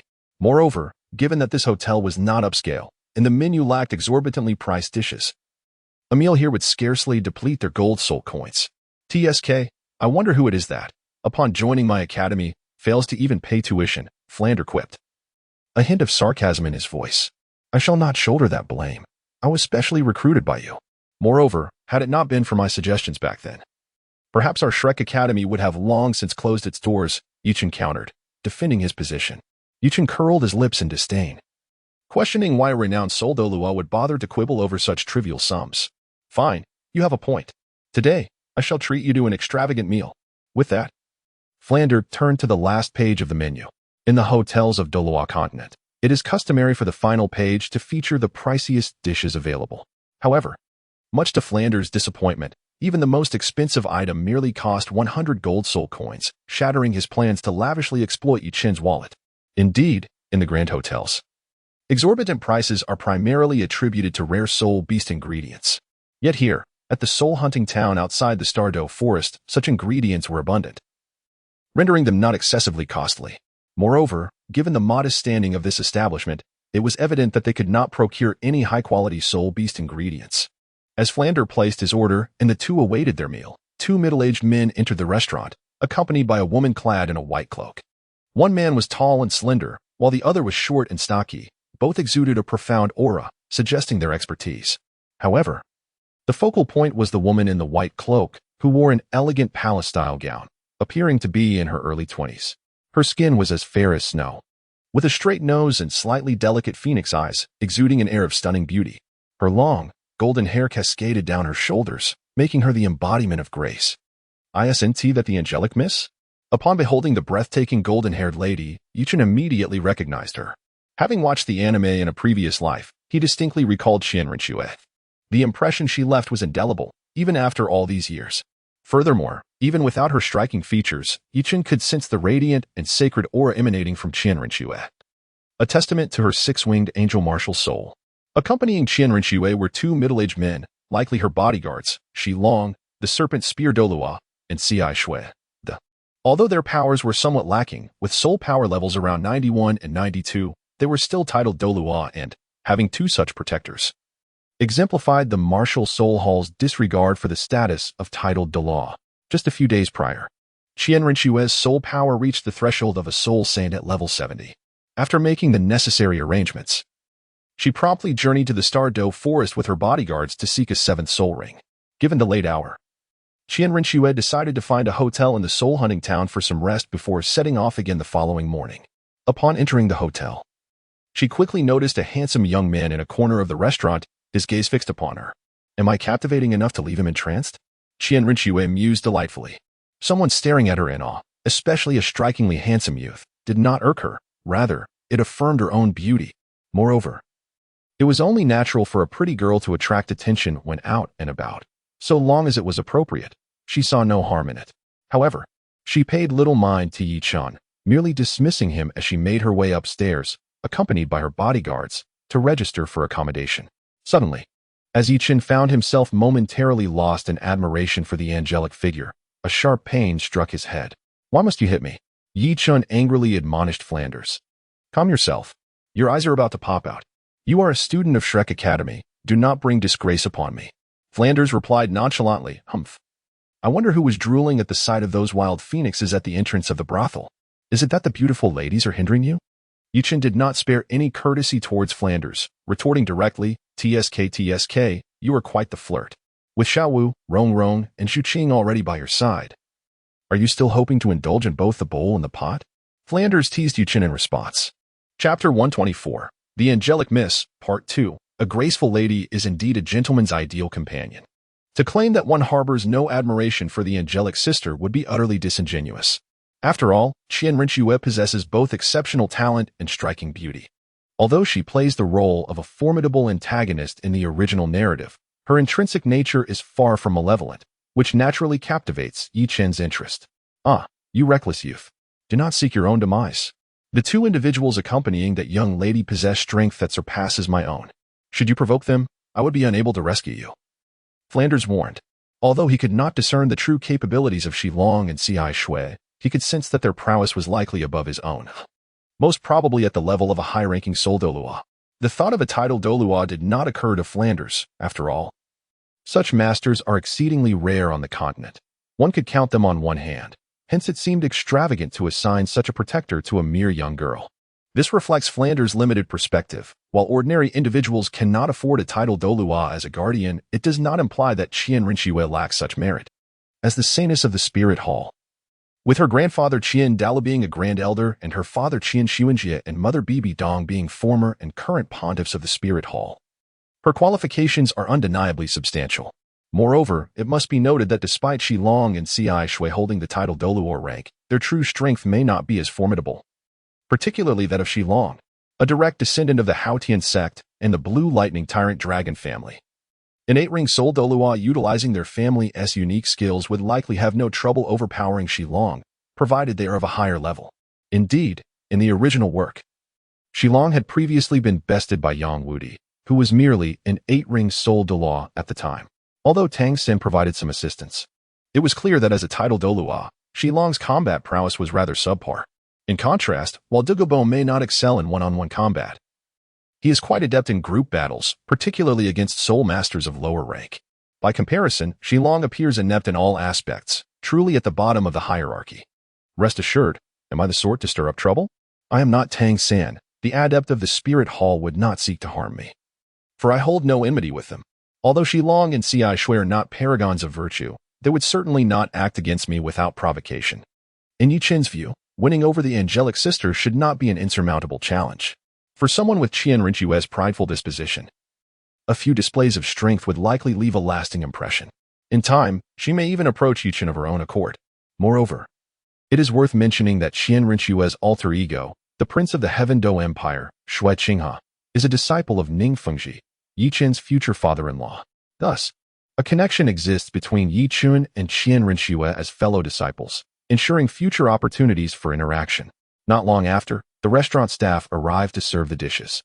Yi Chun had initially intended to treat the angelic sister to a meal, but alas, fate did not favor him. After Qian Rinxue ascended the stairs, she did not reappear, leaving Yi Chun with a slight sense of regret. After a night of tranquility, the following morning, Yi Chun and Flanders set off together towards the Stardow Forest. Shortly after their departure, Qian Rinxue, Shilong, and Ci Shui also began their journey. As they traversed the path from Soul Hunting Town to the Stardow Forest, Yi Chun and Flanders suddenly spotted 3 figures soaring through the air from behind, heading directly towards the Stardow Forest. By heavens, 2 title Douluos! Flanders exclaimed, nearly losing his glasses in shock as he beheld Qian Rinxue and her companions flying above, while Qian Rinxue's wings made her flight seem natural. Flanders had not observed flying-type martial souls in Shilong and Ci Shui without external aid. The ability to fly is exclusive to flying-type soul masters or those possessing flight-related soul skills, which unmistakably indicates that they are title Douluos. What is there to be astonished about mere title Douluos? Yi Chun curled his lips in disdain. Naturally, these words were spoken only after Shilong and Ci Shui had distanced themselves. Otherwise, it would undoubtedly be perceived as provocation. Humph. Do you think you can contend with a mere title Douluo? President Flender, I'm not boasting when I say that within a few years, I will be capable of defeating such title Douluos with ease. Go on, Go on, you're just blustering without a thought. Hearing Yu Qin's arrogant claims, Flender rolled his eyes. In just a few years, you believe you can overpower a titled Douluo? Why not aim for the heavens instead? In fact, ascending to the heavens seems far easier than besting a titled Douluo. Speaking of which, have skilled practitioners truly become so devalued in these times? Even titled Douluos are relegated to mere bodyguards? Flender himself, at level 82, remains far from reaching the status of a titled Douluo. Who would have imagined that those significantly stronger than himself would be reduced to such roles? When did the Douluo Continent become so competitive? What is so surprising about that? My father-in-law has a titled Douluo serving as his bodyguard as well. Whether it's the sword Douluo or the bone Douluo, they can easily overpower those two titled Douluos without breaking a sweat. Having titled Douluos as bodyguards is not exclusive to Qian Renxue, Ning Fengji, Bibi Dong. And even the late Qian Xuanji enjoyed similar privileges. Of course, Qian Renxue and Ning Fengji are truly in need of protection. While Bibi Dong and Qian Xuanji can only be considered subordinates, is there not a difference? Sectmaster Ning is the leader of the 7 Treasure Glazed Tile School. What difference does it make? When it comes to backing, my father-in-law might not even compare to that young lady. Yu Qin's words left Flanders somewhat perplexed. In Flanders' view, disregarding strength and merely considering status on the Douluo Continent, excluding the sequestered Houghton sect, Ning Fengji would rank just below the Pope of the Spirit Hall. Bibi Dong, would he not? He would be on par with the esteemed Yu Yuanjin, the patriarch of the Blue Lightning Tyrant Dragon clan, a titled Douluo. Did you notice the 2 pairs of wings on that young lady's back? They belong to a divine spirit, the 6-winged angel, a direct descendant of the Spirit Hall's Qian family. The 6-winged angel spirit? Shouldn't it possess 3 pairs of wings? Why does it only have 2 pairs? Could it possibly be a case of spirit degeneration? Flander expressed his bewilderment. Yu Qin, has Qian Renxue's martial soul actually regressed? Thankfully. Dean Flander dared to voice such a claim. Dean Flander, if you lack understanding, refrain from making unfounded statements. The 6-winged angel martial soul only possesses 3 pairs of angelic wings upon advancing to the title of Douluo. Otherwise, it is limited to 2 pairs. Is that correct? Flander adjusted his glasses. Indeed. Yu Qin nodded, embodying the wisdom of a minor. Now that he recognized the individual as a direct descendant of the Spirit Hall, the lad should refrain from aspiring to unattainable heights. Having just been admonished by Yu Qin for his lack of insight, Flander swiftly countered with the metaphor of a toad. Chapter 125. The Bloodthirsty Vulture Humph. Any discerning observer can easily distinguish who among us resembles the toad. Yu Qin disdainfully curled his lips. He possessed both talent and good looks, coupled with immense wealth. Who could possibly be compared to a toad? Wasn't it evident? Are you feeling rebellious? Flander shot Yu Qin a menacing glance. Flander, as gentlemen, we engage in action rather than words. In terms of strength, Yu Qin was indeed no match for Flander. He would need to advance to the 6th ring Soul Emperor before he could challenge Flander with any semblance of confidence, so he quickly conceded. Well, it's good that you understand. Seeing Yu Qin relent, Flander nodded in satisfaction, a smile gracing his face. Just wait until I surpass you. I will hang you from the Academy's flagpole and let you bask in the sun for 3 days. Yu Qin silently cursed at Flander's cunning smile. The soul-hunting town was not far from the Stardoe Forest, merely over 100 miles away. In less than 2 hours, the two had officially entered the Stardoe Forest. Soul beasts aged 50,000 years could be considered ancient, and one would not encounter them in the peripheral areas of the Stardoe Forest. Even in the inner regions, such aged soul beasts were exceedingly rare. Hence they made their way directly to the core of the Stardoe Forest. 3 days later, in the core region of the Stardoe Forest, Flander, that bloodthirsty vulture has been trailing us for over half an hour. Do you have any ideas? Yu Qin turned to Flander as he observed the vulture circling above, its age surpassing 40,000 years. Having followed for so long, its intentions were clearly malicious, and given their location in the core area, they needed to devise a plan swiftly. If they encountered another high-aged soul beast, their situation could become perilous. In terms of strength, I am somewhat stronger than that bloodthirsty vulture. However, I cannot match its speed. Although Flander's cat-eagle martial soul was indeed a flying type and quite swift, as a human, he could not compete with the vulture's speed. How about this, Flander? You take me up with you, and I will use some control soul techniques on it. While it is subdued, you can seize the opportunity to take it down, Yu Qin proposed after some contemplation. Despite his soul power level being somewhat lacking at only level 60, equivalent to a quasi-soul emperor, which aligned with soul beasts of about 20,000 years, he believed that with the divine-grade quality of his pure bamboo staff martial soul, and the enhancement effects of the pure domain. Controlling the bloodthirsty vulture wouldn't pose a problem, albeit the duration of control might be considerably shortened. It is difficult for me to unleash my combat capabilities while engaged in battle with a soul beast. Flander expressed his concerns. Then let us not ascend too high. Once I have it under control, I will simply let it drop. Yichen suggested after a moment's thought. The physique of a soul master far exceeded that of an ordinary person, and with soul power enveloping him. As long as the fall wasn't too great, he would not suffer fatal injuries. Moreover, Yichun possessed soul bone abilities, purity from the mud and thorn guardian, which could reduce physical damage to a quarter, making the impact manageable. You're the one who proposed this. Flander chuckled mischievously. And just to be clear, there shall be no retribution. Yichen harbored deep suspicions that Flander would retaliate against him. How can you say such a thing? As the dean, am I truly that kind of person? Is there no longer any trust between individuals? Flander proclaimed with righteous indignation. I sincerely hope that is the case. Yichen cast a meaningful glance at Flander. Humph, the cat owl, manifest. Flander retorted with dissatisfaction, activating his martial soul. In an instant, 8 soul rings of yellow, purple, and black radiated brilliantly. Once the martial soul was manifested, a pair of enormous wings sprouted from Flander's back, and his entire body was enveloped in a layer of feathers. His orange-yellow eyes displaying vertical pupils, transforming his previously lewd demeanor. Let's go? With a swift motion, he lifted Yichun and, with a powerful flap of his wings, soared into the sky, approaching the bloodthirsty vulture. The vulture, unperturbed, being a flying soul beast, considered the sky its domain. The audacity of these 2 bipedal snacks to provoke it was intolerable, and it charged toward them. As they drew nearer, Yichun could increasingly sense the bloodthirsty aura emanating from the vulture. Raptors such as vultures naturally feast on carrion, but the bloodthirsty vulture, a soul beast, had added a vampiric trait to its already gruesome diet, classifying it as a truly malevolent soul beast. A realm of pearlescent white materialized as Yichun, wielding his pristine bamboo staff, initiated his soul techniques. The first technique, binding. The second technique, perception lock. The fourth technique, blindness. The fifth technique, silence. In an instant, for illusory images of the bamboo staff erupted from Yichun, striking fiercely at the vulture's diminutive head. Thud, thud, thud, thud. After receiving 4 blows, the bloodthirsty vulture found its body immobilized, its thoughts sealed, its vision obscured, and unable to unleash any soul techniques, temporarily stripped of all combat capability. Although the effects of the 4 soul techniques overlapped somewhat, Yichun employed all of them to ensure that the more controlled techniques the target endured, the longer it would take to escape that control. Given the uncertainty of whether Flander could dispatch the bloodthirsty vulture in an instant, Yichun unleashed his full power to afford Flander more time.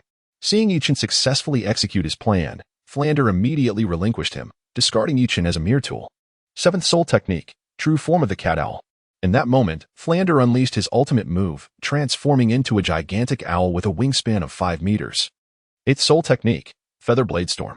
Countless razor-sharp feathers, condensed from soul power, erupted from Flander, resembling a tornado as they descended upon the bloodthirsty vulture. At that moment, the vulture, ensnared by Yichun's soul techniques, was entirely oblivious to the impending danger. Puff, puff, puff. The sharp soul feather blades pierced through the vulture's feathers, penetrating its flesh and causing a profusion of blood to spray. Although Flander was a speed-oriented assault-type soul master and his attack power was not overwhelmingly strong, the bloodthirsty vulture, being a similar type of soul beast with no exceptional defenses, was caught off guard by Flander's 8th soul technique, feather blade storm, and suffered a devastating blow, leaving its body drenched in blood and riddled with injuries as though subjected to a torturous execution. Chapter 126, Bloodthirsty Demon Vine.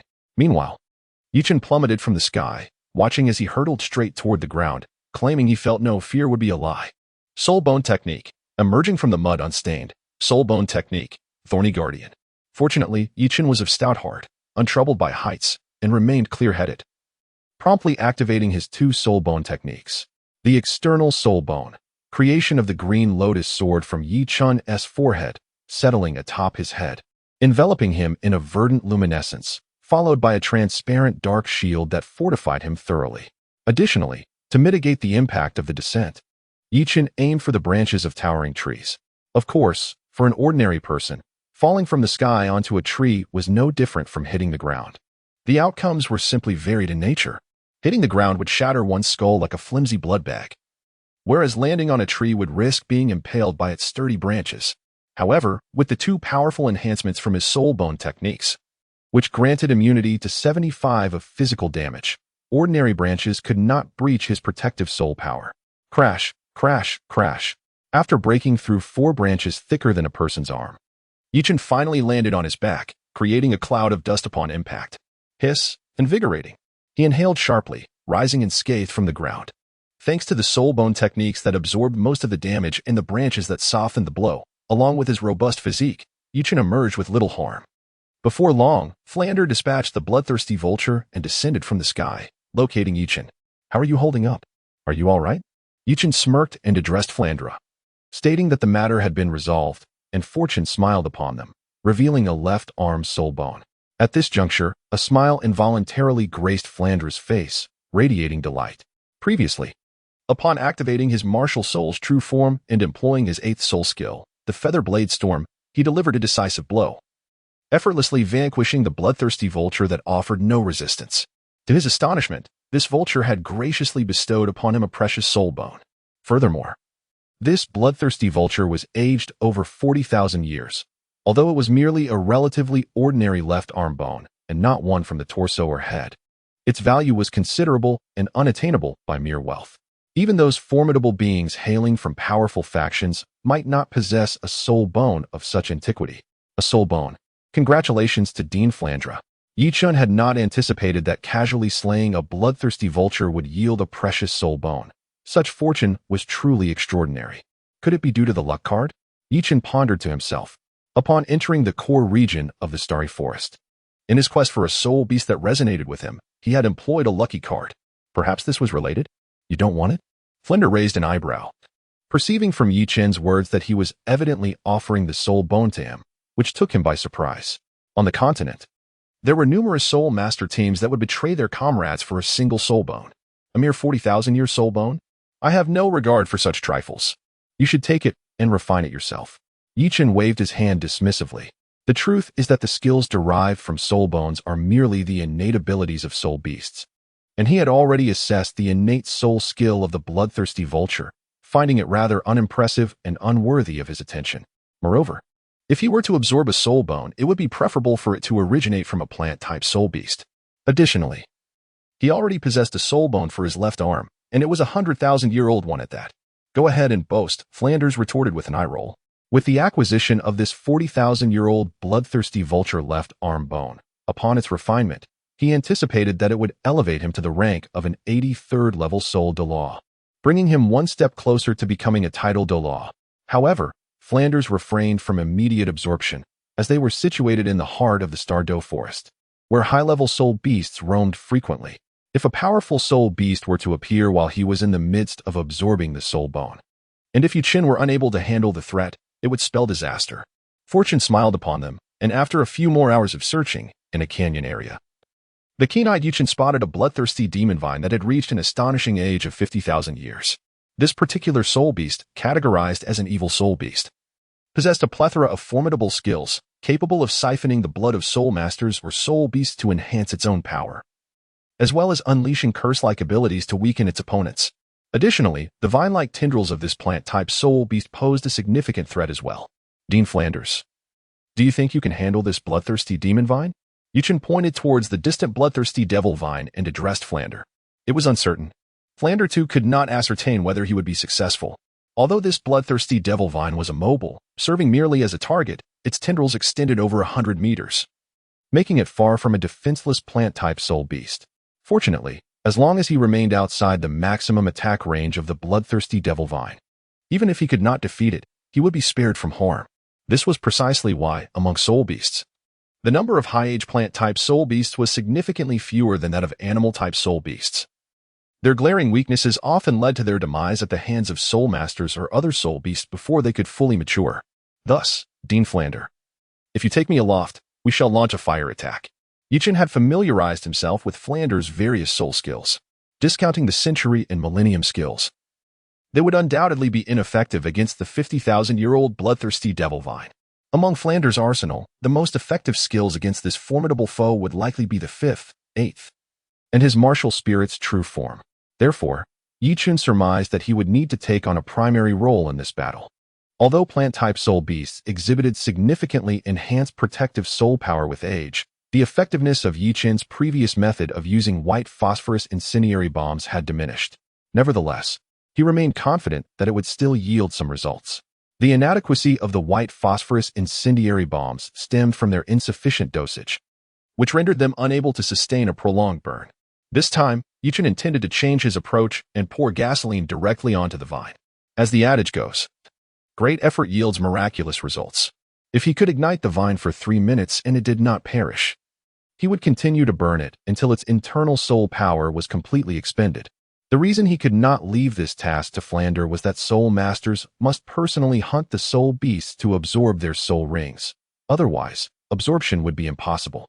Chapter 127. The bloodthirsty devil vine bathed in flames. Subsequently, Flander, with his martial spirit manifested, soared into the skies above the canyon with Yi Chun. Fortunately, although the bloodthirsty devil vine's blood tendrils were lengthy and had a considerable attack range, it lacked any means of ranged attack. As long as they flew higher, they posed no threat. Do you think you can manage a fire attack? Flander inquired of Yi Chun. After all, neither of them possessed fire attribute soul skills, and conventional flames would be futile against a 50,000-year-old soul beast. During their previous excursion to the setting sun forest to acquire the 5th soul ring, the iron projectiles, white phosphorus incendiary bombs, Yi Chun had used had proven effective, yet their size was inadequate. At that time, the target was a 2,000-year-old forbidden spirit flower, which was relatively small and easier to handle. However, the bloodthirsty devil vine was not only ancient but also immense, its sprawling tendrils covering thousands of square meters. Tossing hundreds or even thousands of bombs may not suffice. Rest assured, it should be fine. Despite the multitude of tendrils on the bloodthirsty devil vine, both plant and animal soul beasts possessed vital weaknesses, including core regions. There was no need to concern themselves with the countless tendrils. They merely needed to focus on its core. After surveying the area from above, Yi Chun quickly identified the core region through the arrangement of the tendrils. However, he encountered a challenge. The core was not situated above ground but rather underground. The soil above posed a barrier, complicating his plan for a fiery assault. After some contemplation, Yi Chun resolved to take decisive action and prepare to incinerate all the tendrils of the bloodthirsty devil vine. By eliminating the tendrils, only the core and root would remain, rendering the bloodthirsty devil vine far less threatening. He then hurled a barrel of gasoline, procured from the system shop, downwards. Generally, plant-type soul beasts possess less cognitive ability than animal-type ones, yet this bloodthirsty devil vine had reached an age of 50,000 years. Even if it were somewhat dim-witted, it still had some sense. Observing the 2 human soul masters dropping a cylindrical object from above, the bloodthirsty devil vine instinctively swung a blood tendril to demolish the falling gasoline barrel. With a resounding explosion, gasoline splattered all over the bloodthirsty devil vine. Regardless of the intentions of the 2 human soul masters, preventing their success was paramount. With this thought, the not-so-bright bloodthirsty devil vine commended itself. Watching the gasoline barrel explode, Yi Chun remained unfazed. Whether it exploded or not, the gasoline merely needed to land on the bloodthirsty devil vine. The splattered gasoline could even distribute more evenly. Yi Chun did not cease his actions, pondering whether a single barrel of gasoline would suffice. It was imperative to thoroughly douse the entire bloodthirsty demon vine. Fortunately, ordinary supplies were quite affordable in the system's marketplace. After expending several tons of gasoline and saturating the entire vine, Yi Chun inhaled the pungent aroma of gasoline. Nodding in satisfaction, Dean Flander, let us depart. We are about to ignite a fire, and remaining above the bloodthirsty demon vine is not a prudent choice. It could easily lead to us becoming smoked meat. What on earth are you up to? Flander inquired, puzzled by Yi Chun's earlier actions. You will find out soon enough. Yi Chun offered little explanation. After exiting the range of the bloodthirsty devil vine, he deftly tossed a firebomb into the air. With a resounding explosion, the incendiary device erupted, scattering white phosphorus that ignited spontaneously, setting ablaze the gasoline Yi Chun had just poured. The flames spread with astonishing rapidity, and in the blink of an eye, the bloodthirsty devil vine, drenched in gasoline, found itself engulfed in a sea of fire.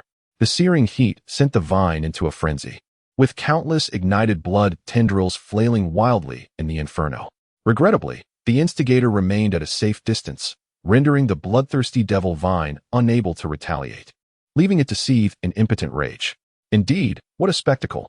The roaring flames provided Yi Chun, who had lived 2 lifetimes, a true glimpse of grandeur. Of course, setting ablaze a forest within the Stardew Great Forest did not equate to arson. Otherwise, had he dared to act so recklessly in his previous life, he would have faced dire consequences, even if his youth might have spared him from severe punishment. My word, Flandra exclaimed, feeling the intense heat wash over him, his limited vocabulary forcing him to express his astonishment with a mere exclamation. It seems this bloodthirsty devil vine is doomed, he remarked to Yichin, observing the vine's futile struggle within the flames.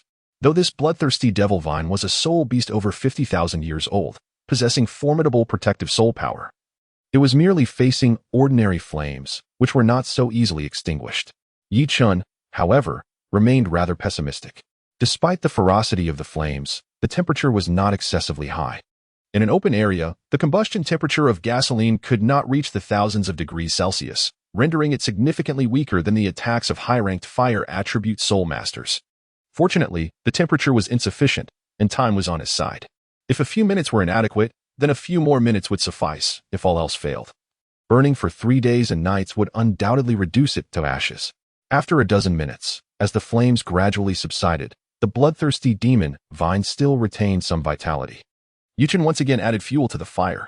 After repeating this process for over half an hour, the blood vines that had sprung from the bloodthirsty demon vine were entirely consumed by Yichin's flames. Having waited for over an hour, the temperature of the crematorium had decreased significantly. Estimating that he could now endure the heat, Yichin eagerly prepared to deliver the final blow.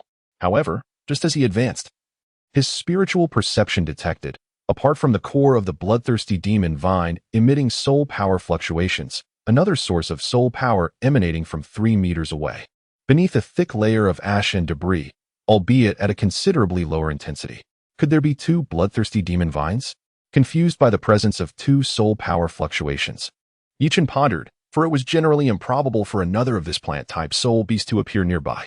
After all, the bloodthirsty demon vine was immobile, and the number of passing soul beasts was limited. The older and more potent specimen would certainly not permit a rival to encroach upon its territory. Wait a moment. Could it be that? Suddenly, Yichin had an epiphany, promptly advancing to clear away the ash and debris. Soon, the skeletal remains of a feline soul beast came into view. The skeleton appeared somewhat fragmented, indicating it had been there for a considerable time. But that was not the crux of the matter. The key detail was the presence of a soul bone from the left leg within the skeleton. Could it truly be a soul bone? Yichin never anticipated that he would stumble upon such unexpected gains. Chapter 128, The Essence of Plant-Type Soul Beasts. However, it is understandable. The bloodthirsty devil vine has always had a penchant for hunting the soul beasts that wander nearby. After draining their blood, the carcasses of these soul beasts are left behind. Even though the drop rate for soul bones is exceedingly low, with enough hunting, there remains a chance for them to appear. Since soul beasts cannot utilize soul bones, this left leg bone has naturally been preserved. Sensing the emanating fluctuations of soul power, Yichin estimated that this left leg bone from an unknown type of soul beast was approximately 10,000 years old. As for the specific species of the soul beast, Yichin, lacking expertise in soul beast studies, could not discern it merely from a skeleton. After some contemplation, Yichin decided against absorbing this soul bone for the time being and carefully stored the left leg bone along with the skeleton into his storage soul tool. Subsequently, Yichin produced a shovel and began to excavate the core of the bloodthirsty devil vine. At this moment, the bloodthirsty devil vine, having exhausted its soul power in the previous inferno, along with its blood vines being incinerated by Yi Chun, posed no threat whatsoever. Soon, he unearthed a wooden tumor, roughly the size of a human chest, festooned with numerous roots. How unsightly! Yichin could not help but voice his disdain as he gazed at the grotesque wooden tumor, which constituted the core of the bloodthirsty devil vine. If Yichin were to neglect it and return the tumor in due time, the bloodthirsty devil vine would revert to its original form. For plant-type soul beasts, as long as the core remains unharmed, the loss of other parts is not necessarily fatal. The ability to regenerate severed limbs is a common trait among them. Without further hesitation, he drew forth a sharp sword and plunged it into the tumor. Instantly, a multitude of golden specks erupted forth, gradually coalescing into a pitch-black soul ring. Oh, the fluctuations of soul power are quite substantial. Observing the crimson liquid flowing from the wound, Yi Chun raised an eyebrow. Suddenly, he recalled that an animal-type soul beast, considered a valuable find, offers not only soul rings and the potential for soul bones, but also its flesh and blood, which hold worth. Likewise, plant-type soul beasts have their merits. For instance, the blue silvergrass is an edible plant-type soul beast, akin to leeks, which can be harvested periodically. Additionally, higher-aged plant-type soul beasts may coalesce treasures similar to tree cores within their bodies. Given that this bloodthirsty devil vine is not a tree, it naturally lacks a tree core. However, it does possess substances with similar effects, such as the red liquid before him, which encapsulates the essence of the bloodthirsty devil vine.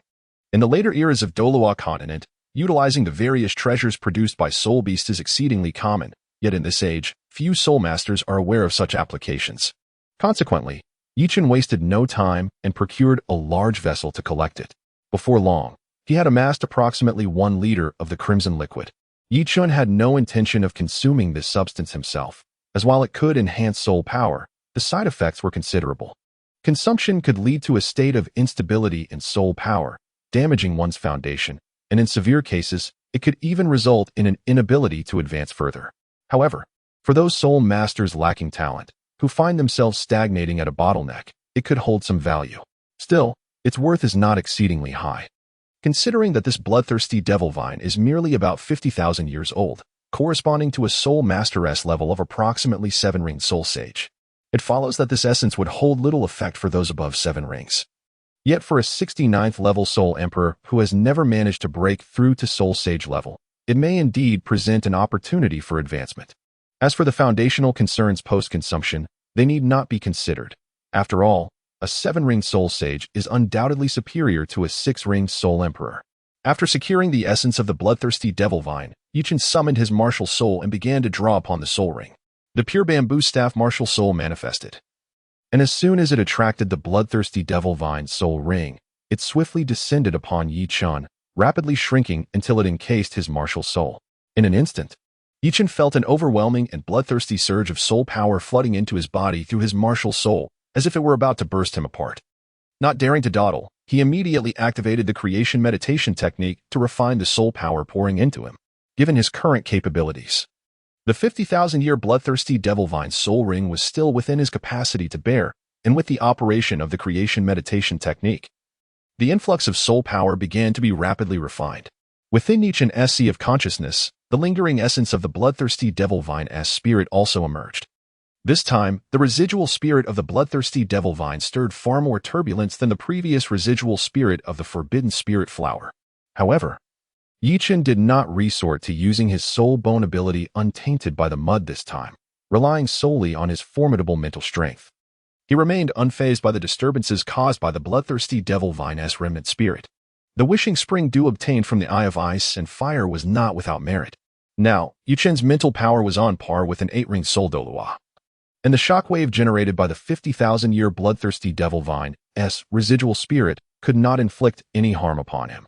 It could be said that the absorption of the 50,000-year bloodthirsty devil vine soul ring was an effortless and delightful experience for Yi Chun. Several dozen miles away from the canyon where Yi Chun resided, under the protection of Shilong and the bloodthirsty guards, Qian Rinxue was absorbing her 7th soul ring. Nearby, the body of a nearly 60,000-year holy light blazing lion lay. According to the optimal soul ring ratio, an ordinary level 70 quasi-soul sage could withstand a 7th soul ring of up to 50,000 years.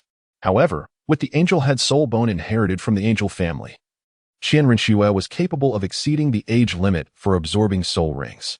Even though the enhancement provided by the head soul bone to physical attributes is not as substantial as that of a torso bone, its impact on mental strength is significant, thus rendering it quite beneficial.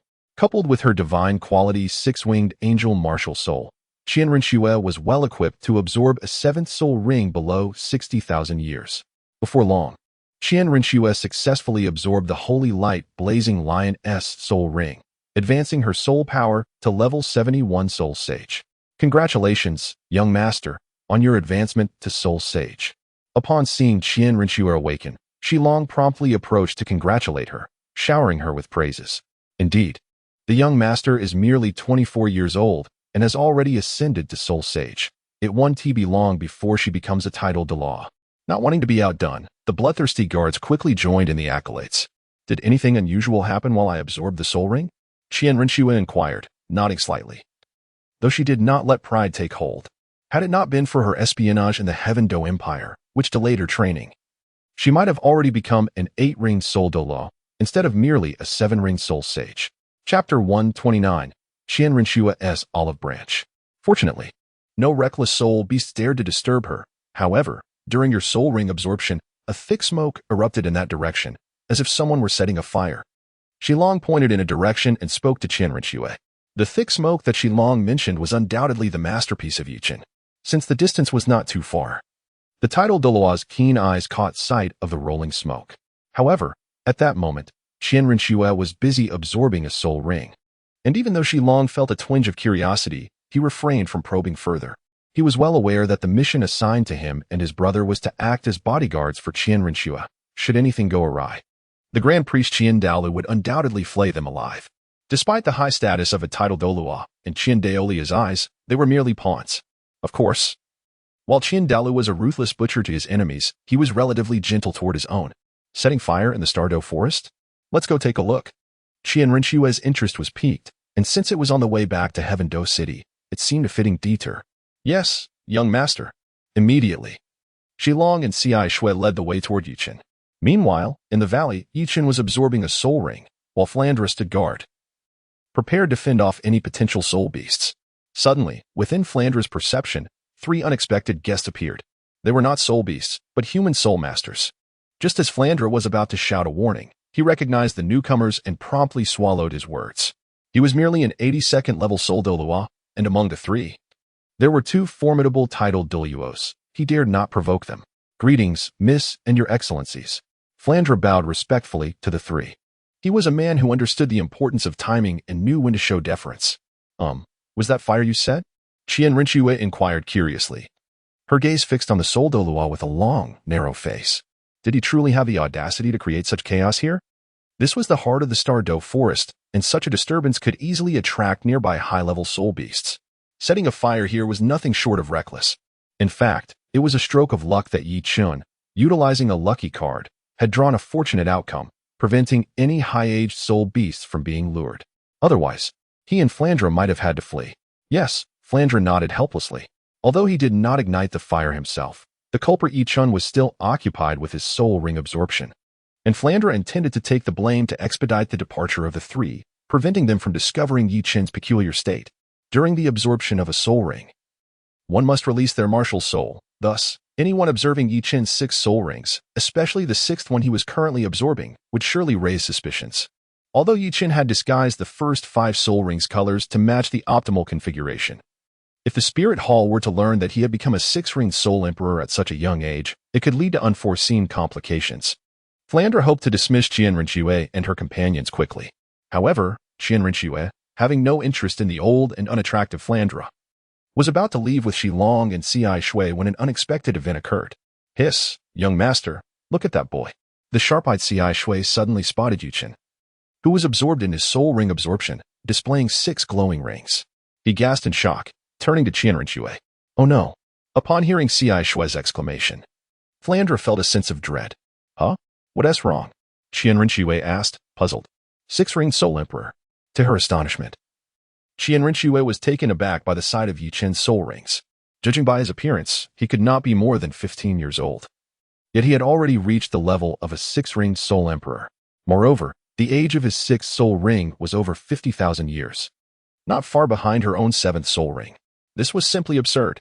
Such a young individual achieving the status of a 6-ringed soul emperor, was there truly another genius with such extraordinary talent on the continent? Even she doubted her own capabilities in comparison. Furthermore, she discerned that the boy's martial soul seemed to possess exceptionally high quality, rivaling her own 6-winged angel. It was known that her 6-winged angel martial soul was a divine-level martial soul passed down from the god of angels. When had a martial soul appeared that could compete with its quality? After a moment of stunned silence, Qian Rinxue finally regained her composure. This gentleman, who is that boy to you? She pointed at Yi Chun and inquired of Flandra. As the young master of the Spirit Hall and a future successor, her first thought was to recruit Yi Chun into her ranks. What if she couldn't? That was not an option. Bringing him back to the Spirit Hall would be entirely at her discretion. With 2 title Douluo-level subordinates by her side, she was confident that this 8th-ring Sol Douluo would not be able to stop her. Should recruitment fail or if the boy were an enemy of the Spirit Hall, she would simply eliminate him preemptively. He is my student. I am the principal of the Shrek Academy in Heaven-Do City, Flandre answered truthfully. Knowing that even if he remained silent, the Spirit Hall would uncover their identities, especially with 2 title Douluos present. He dared not lie. Shrek Academy? Qian Rinxue was taken aback. Was there an advanced Soul Master Academy within Heaven-Do City? As the Crown Prince, how had she remained unaware of it? Young Master. Shrek Academy was formerly known as Blue Tyrant Academy, established by the illegitimate daughter of the second-in-command of the Blue Lightning Tyrant Dragon Clan, before it was renamed. The current principal is Flandre, and the most powerful Soul Master there is merely a Soul Sage. It's surprising to learn that Flandre has advanced to an 8th-rank Sol Douluo, Ci Shui whispered to Qian Rinxue. Having acted as a spy within the Heaven-Do Empire, Shi Long and Ci Shui were not idle. They had gathered intelligence on the various prominent forces within Heaven-Do City. Shrek Academy, housing powerful soul masters such as Lu Erlong, Flandre, Zhao Wujie, and Xiao Xian, was a considerable force, thus drawing their attention. Very well, Principal Flandre. I extend an invitation on behalf of the Spirit Hall, welcoming you to join us. Upon discerning Shrek Academy's background and realizing it posed no threat to the Spirit Hall, Qian Rinxue immediately extended an olive branch to Flandre, leaving him no opportunity to refuse.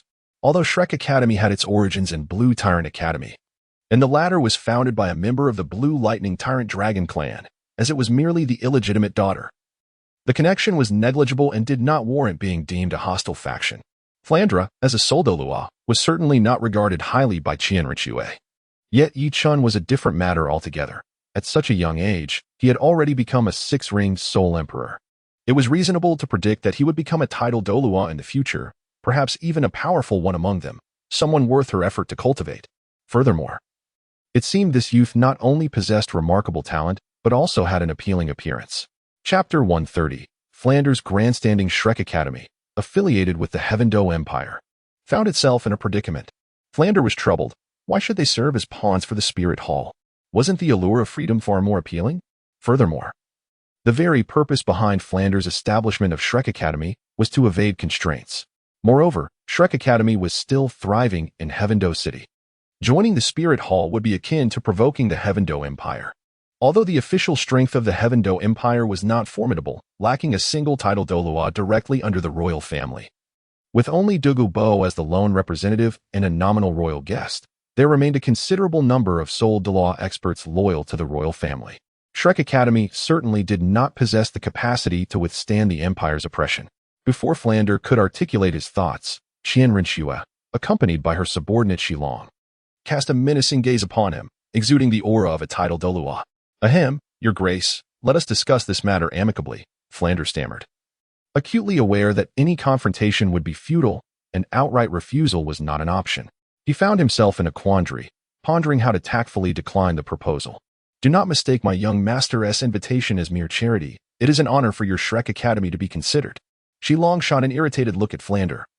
Feeling that a mere institution like Shrek Academy should be grateful for the opportunity to join the Spirit Hall. My apologies. But it is not that I am unwilling to join the Spirit Hall. Rather, Shrek Academy is already allied with the 7 Treasure Glazed Tile School. After a moment's contemplation, Flandre decided to invoke the name of the 7 Treasure Glazed Tile School. Though he was indeed fabricating a tale, outsiders were unaware. Especially since the esteemed Miss Ning Rongrong was currently enrolled at Shrek Academy. To claim otherwise would be met with disbelief. While the Spirit Hall wielded considerable power, Flandre hoped that with the 7 Treasure Glazed Tile School as a backing, they might avoid direct confrontation. Qian Rinxue furrowed her brow at the mention of the 7 Treasure Glazed Tile School. She harbored no fear of them, with the might of the Spirit Hall. Even 2 such schools would pose no threat. However, the 7 Treasure Glazed Tile School was a potential ally for the Spirit Hall, and until the larger picture became clear, Qian Rinxue planned to court them. Given her nominal mentor, Ning Fengji, she believed that should her plans to usurp the Heaven-Do Empire succeed, Ning Fengji, a man of keen insight, would likely acquiesce to the prevailing circumstances. Hence she did not view the 7 Treasure Glazed Tile School as an adversary. In the original narrative, The reason for the seven treasure glazed tile school's vehement opposition to the Spirit Hall was due to Ning Fingji's ignorance of his disciple, Shui Qinghe. Being the young master of the Spirit Hall, and his lack of awareness regarding the true strength of the Spirit Hall. This misunderstanding, compounded by Bibi Dong's subsequent ambush, led to the ruin of Ning Fingji's family and thus solidified the seven treasure glazed tile school's stance against the Spirit Hall. Indeed, the esteemed Miss Ning Rongrong was presently a student at Shrek Academy.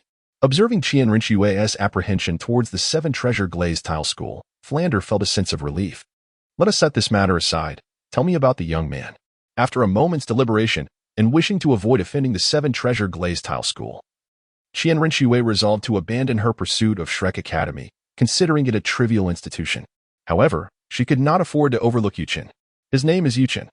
I am not entirely familiar with his background. Perhaps you could inquire when he awakens? In truth, Flander was not well acquainted with Yuchen's details, knowing only his age, martial spirit, and some of his abilities, while remaining oblivious to his background. Very well. After some thought, Qian Rinxue nodded.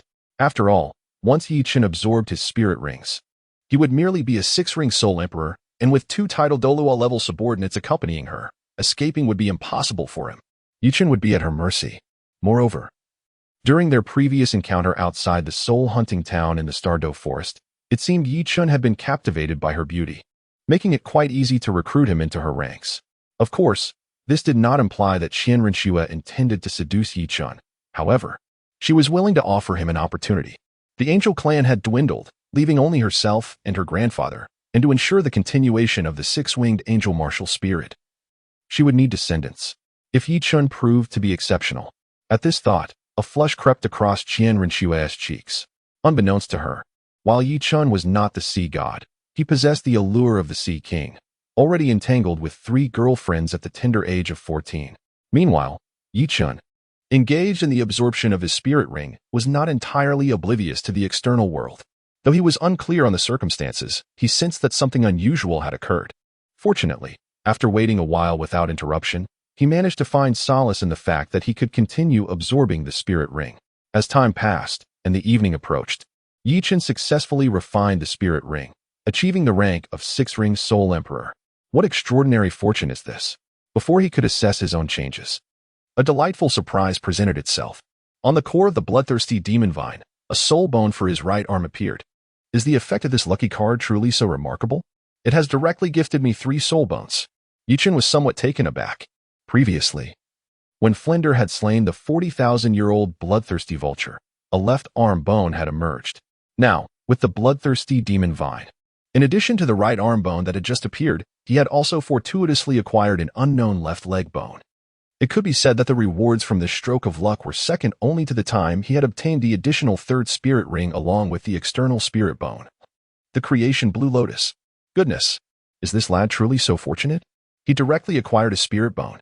In the distance, Qilong gazed at the right arm bone of the bloodthirsty demon vine, immediately feeling envious. Observing the color of Yuchen's 6th spirit ring, Qilong understood that the age of this right arm spirit bone should be around 50,000 years. For a title Douluo, absorbing a spirit bone of such age would undoubtedly enhance one's power significantly, especially for a title Douluo of his relatively inferior caliber.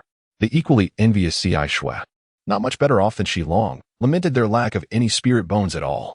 Chapter 131. I am Yuchen, 18 years of age.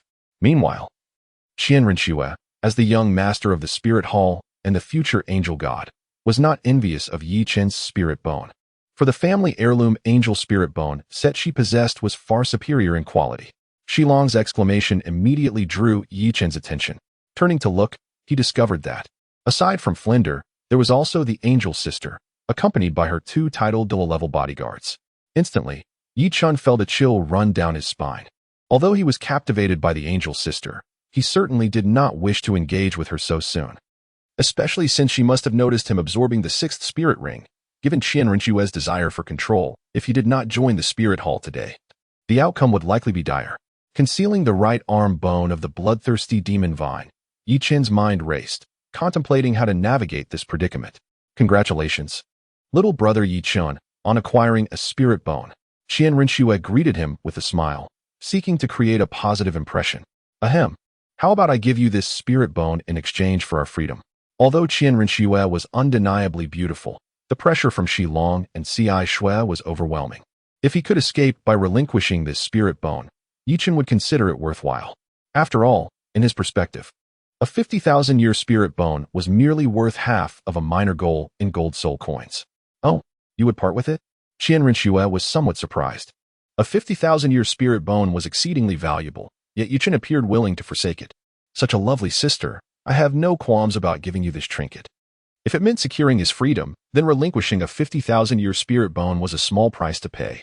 However, Yichen feared that Qian Rinxue might not desire the spirit bone, but rather him as a person. If, in a few years, his strength were sufficient, he would gladly accept such an offer, but alas, his current inadequacy left him feeling quite vulnerable. Forget the spirit bone. I am not interested in trifles.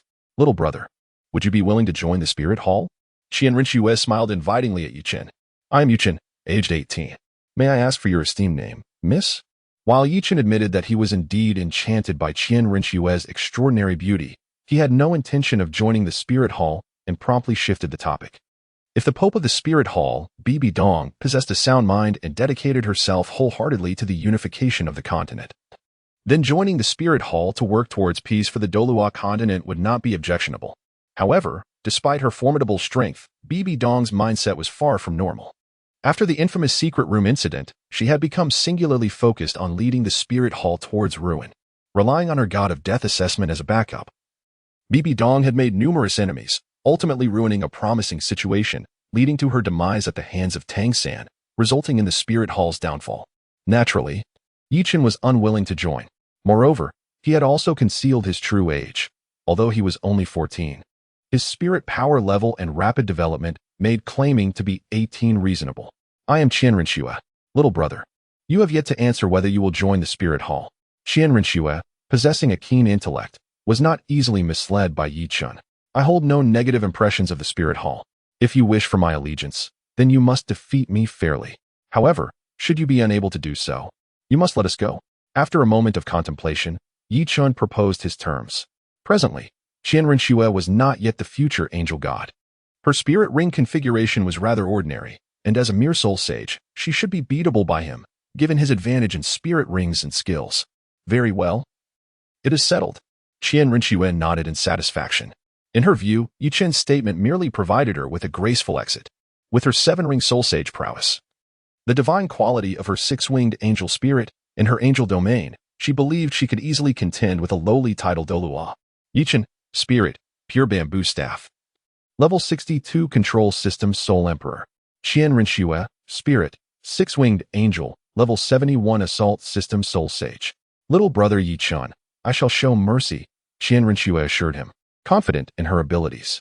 Then I thank you, Sister Shui, but I hope you will honor your promise. Yichen cast a meaningful glance at Qian Rinxue, who felt almost certain of her victory. Yet, Yichen's confidence in his own abilities was even more resolute.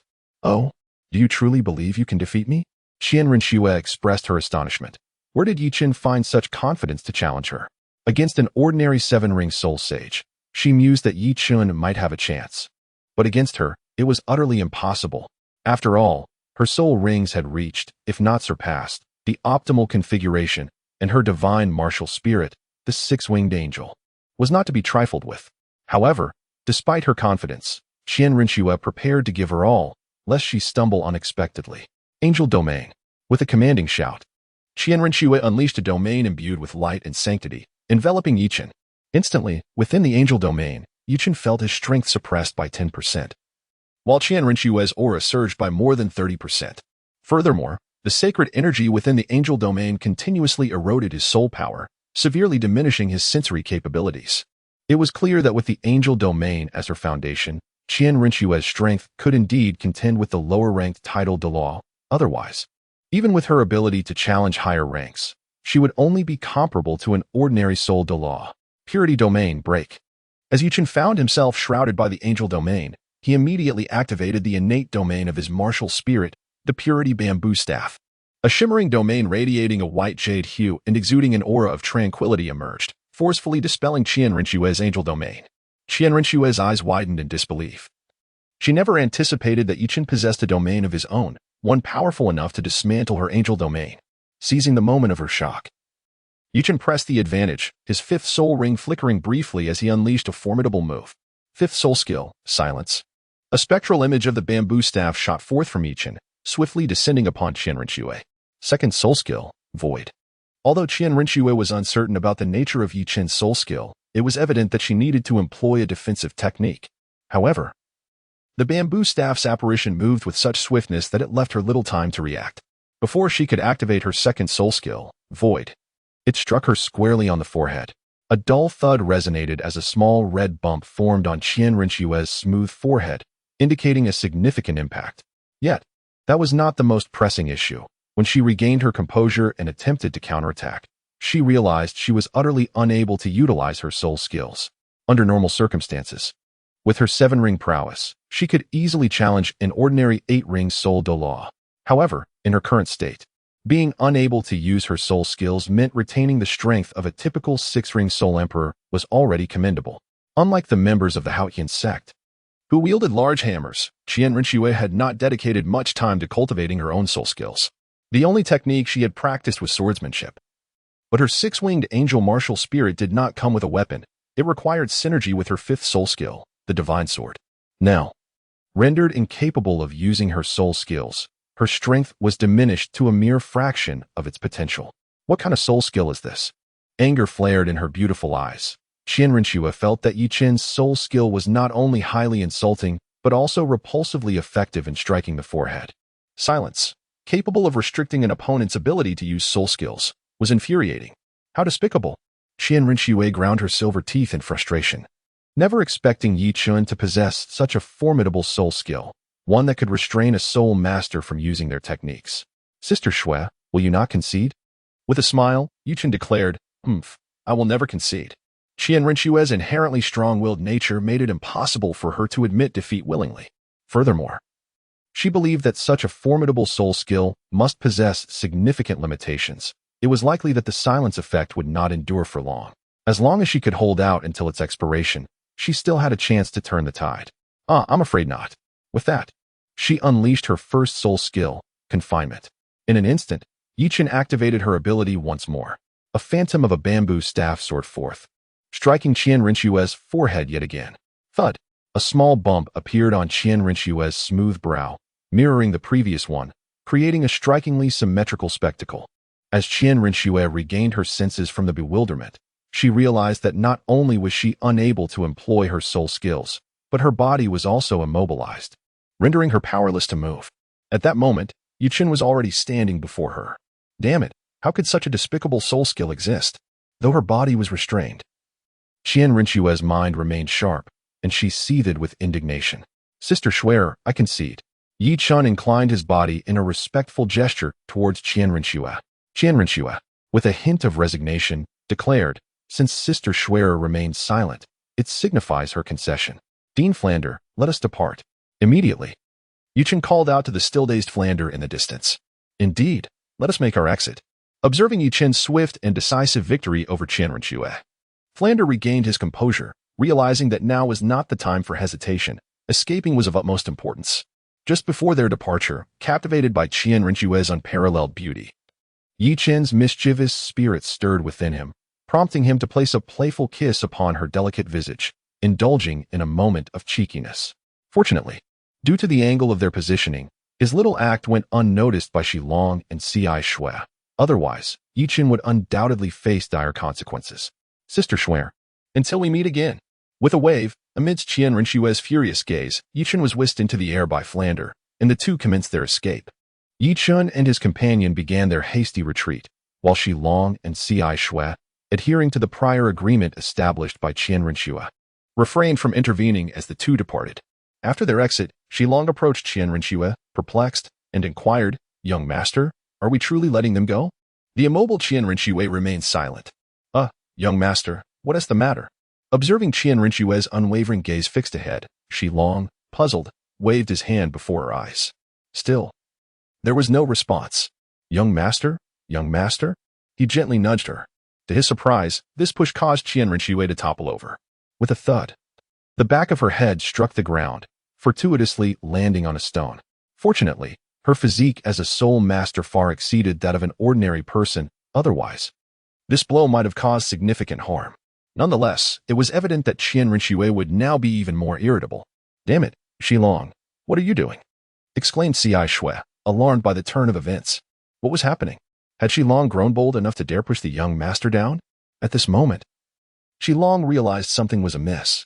It seemed that ever since Qian Rinxue had received those 2 blows from Yichen, she had not uttered a word. Could it be that her head had been damaged? Without delay, he helped her up, intending to assess her condition. Just then, Qian Rinxue finally broke free from her stupor and returned to her senses. Hissing in pain, she felt a lump forming at the back of her head and immediately recalled Yichen's mischief. Her teeth clenched in anger. That detestable Yichen. Despite her kind invitation to join the spirit hall, he had the audacity to strike her and take advantage of her, truly infuriating. This was the first time she had ever suffered such a loss. Young master, are you all right? Xilong asked cautiously from the side. Humph.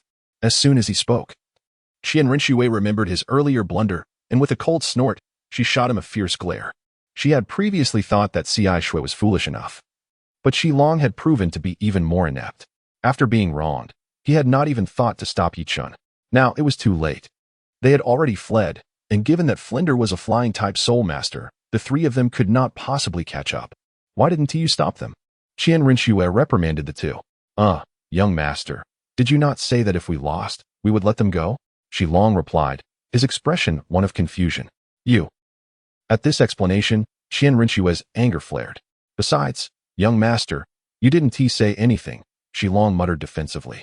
Although his voice was low, Qian Rinxue, being a 7-ring soul saint, had keen hearing and caught his words. You might as well die.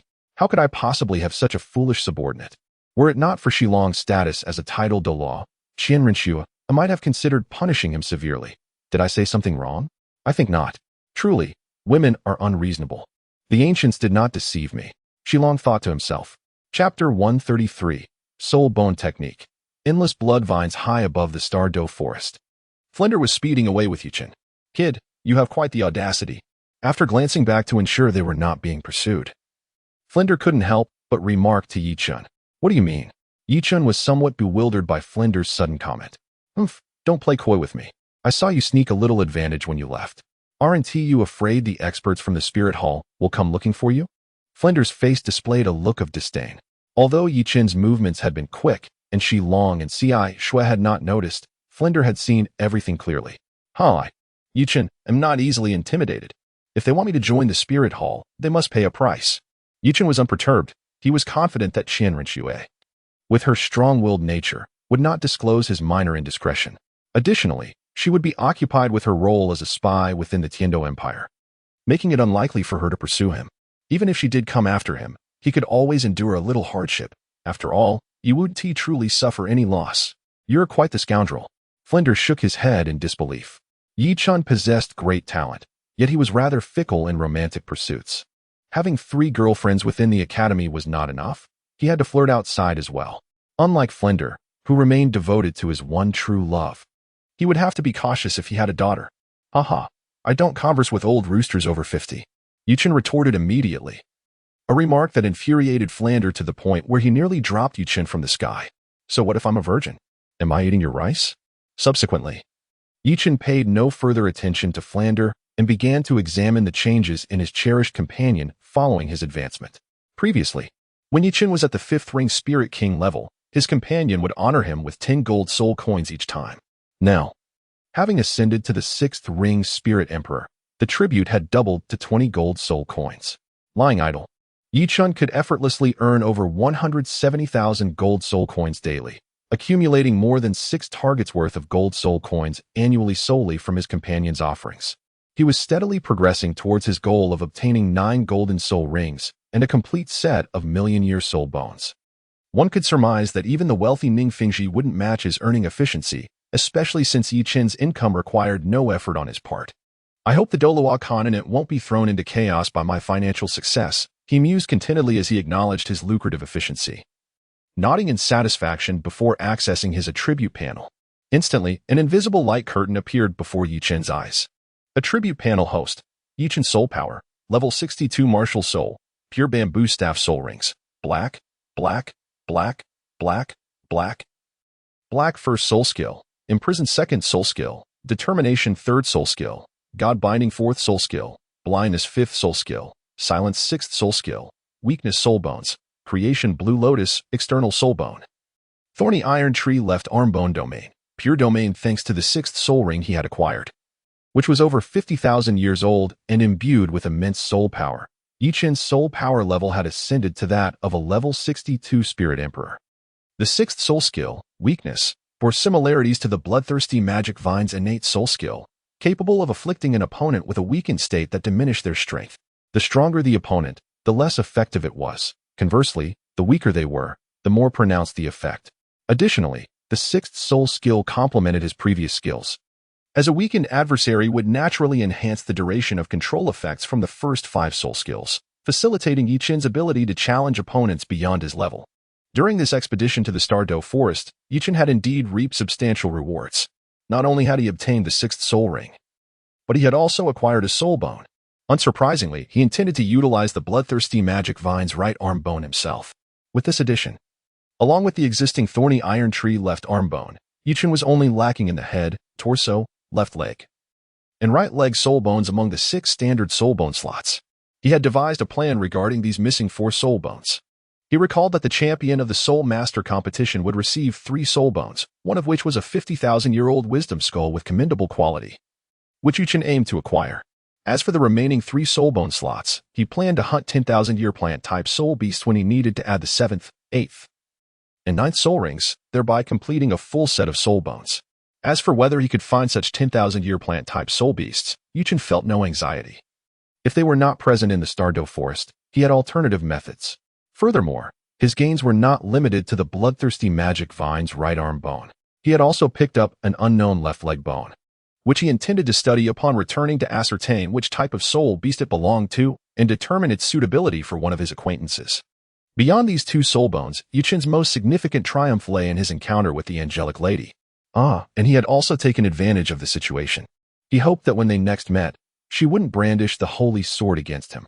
10 days later, Flander and Yichen returned to Shrek Academy. The reason for their 10-day absence was that they had intentionally concealed themselves in the outskirts of the Douluo Forest for several days. Yichen was aware that the trio of Qian Rinxue were departing from the Douluo Forest in the same direction as himself, both heading back to Heaven-Do City. Should they retrace their steps, the likelihood of an encounter was considerable. For the sake of safety, he chose to hide alongside Flander within the confines of the Douluo Forest for several days, waiting until Qian Rinxue had vacated the area before setting out on their return journey. Upon arriving back at the academy, Yichen immediately returned to his quarters to begin refining the bloodthirsty demon vine right arm bone. Previously preoccupied with travel, he had not had the opportunity to absorb the soul bone. Now that he was back at the academy, it was time to engage with it. A few hours later, Yichen had completely refined the bloodthirsty demon vine right arm bone, and his recently advanced soul power level had increased by more than a notch, reaching the pinnacle of level 63 and drawing near to level 64. After some reflection, Yichen discovered that the soul bone skill, Endless Blood Vines, proved to be quite effective. The skill, activated by soul power, could materialize blood vines akin to those of the bloodthirsty demon vine itself. The more soul power expended, the greater the quantity of blood vines produced. Conversely, less power resulted in fewer vines. These blood vines could entangle and control foes, as well as lash out at enemies, inflicting considerable damage. Additionally, the blood vines had the capacity to siphon the blood of adversaries, potentially leading to their demise due to significant blood loss, and could also provide sustenance for Yichen's own cultivation through the act of bloodletting. Indeed, this was a distinctly sinister soul skill. Were it not for Yichen having consumed the celestial herb which had transformed his innate talent, he would have had no need to tread along a crooked path, as his diligent training alone would suffice. Otherwise, with this soul bone skill, he would undoubtedly become a formidable evil spirit master in the future, with great potential. It was likely that the city of slaughter would be his ultimate destination. Of course, it was also possible that before he could reach the city of slaughter, he might be dispatched by the experts of the Spirit Hall. In the following chapter, titled Targeted by Qian Rinxue, we find ourselves in Heaven-Do City, within the prince's residence. Have we managed to uncover the background of that Yichen? Qian Rinxue inquired, her brow furrowed, addressing Shilong. Apologies, young master, but we have not gathered much information regarding Yichen, Shilong replied, somewhat sheepishly. What use are our informants if they cannot even ascertain details about a single individual? Qian Rinxue expressed her dissatisfaction. If you cannot uncover information about one person, what purpose do you serve? You see, young master. It appears that Yichen has not registered with the Spirit Hall in various locations, which is why we currently lack substantial intelligence. When we were in the Stardow Forest, Yichen mentioned he was 18 years old, and naturally. Shilong proceeded to investigate based on this age and his clear bamboo staff martial soul. However, due to the age discrepancy and the fact that the clear bamboo staff martial soul underwent later evolution, the Spirit Hall could not clarify matters in a short time. Nevertheless, as the largest spirit master organization on the continent, if they committed themselves to the task, they would surely be able to uncover the entirety of Yichen's background. What have you discovered? Do not tell me there is nothing. Qian Rinxue glared at Shilong, poised to send him back to the spirit city should he dare utter a word of none. Qian Rinxue had no need for inept subordinates, no matter their rank. Not even a title Douluo. Well, we do have some information, but do not beat around the bush, just speak. Yes, young master. According to our intelligence, it appears that the Spirit Hall's attempts to recruit Yichen are likely futile. What is the reason for this? Qian Rinxue furrowed her brow. She had no intention of giving up on Yichen. Yichen, endowed with formidable talent, has ascended to the status of a six-linked soul emperor at a tender age. It is imperative to recruit him into our ranks, ensuring that we extract every ounce of his remaining value to illuminate our endeavors.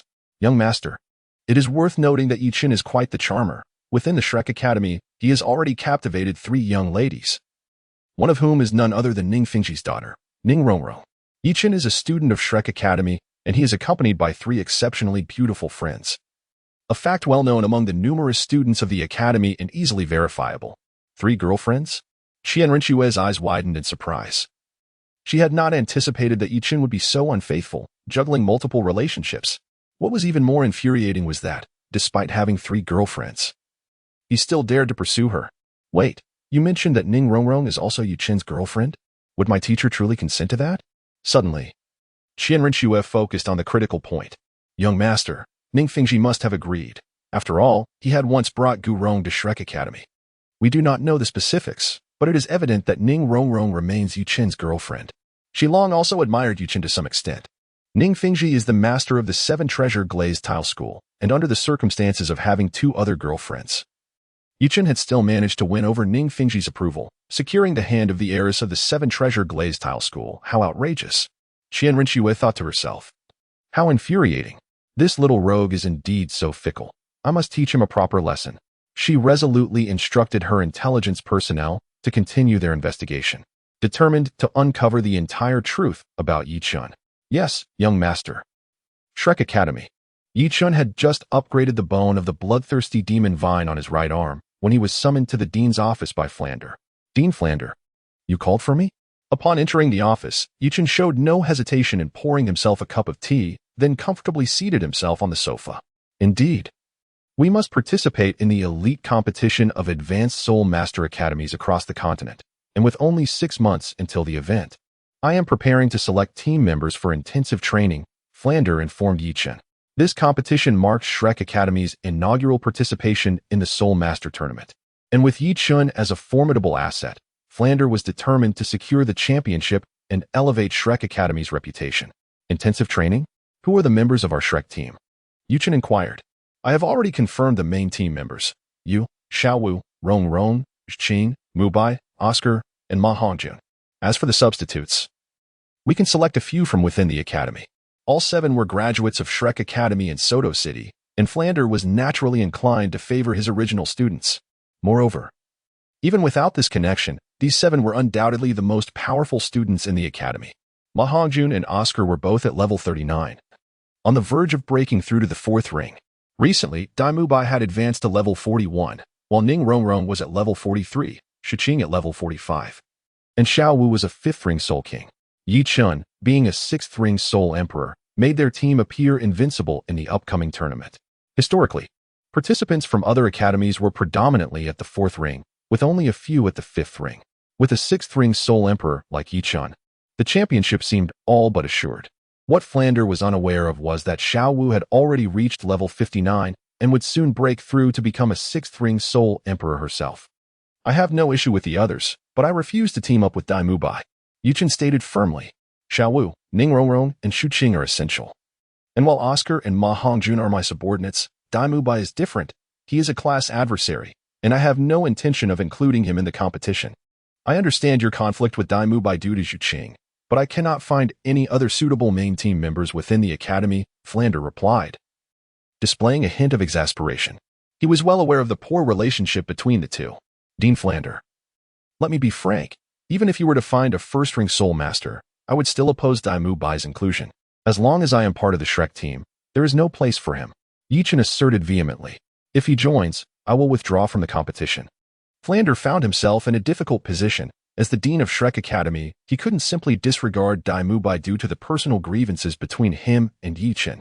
That would be unjust. Dean Flander, consider our current standing in the Heaven Do Empire, Yichen proposed, hoping to persuade him. What do you mean? Flander was puzzled. Think about it. We are competing within the Heaven Do Empire. Given the strength of our Shrek team, winning the championship for the Heaven Do Empire should be a certainty. You are aware of the animosity between the Heaven Do Empire and the Xing Luo Empire.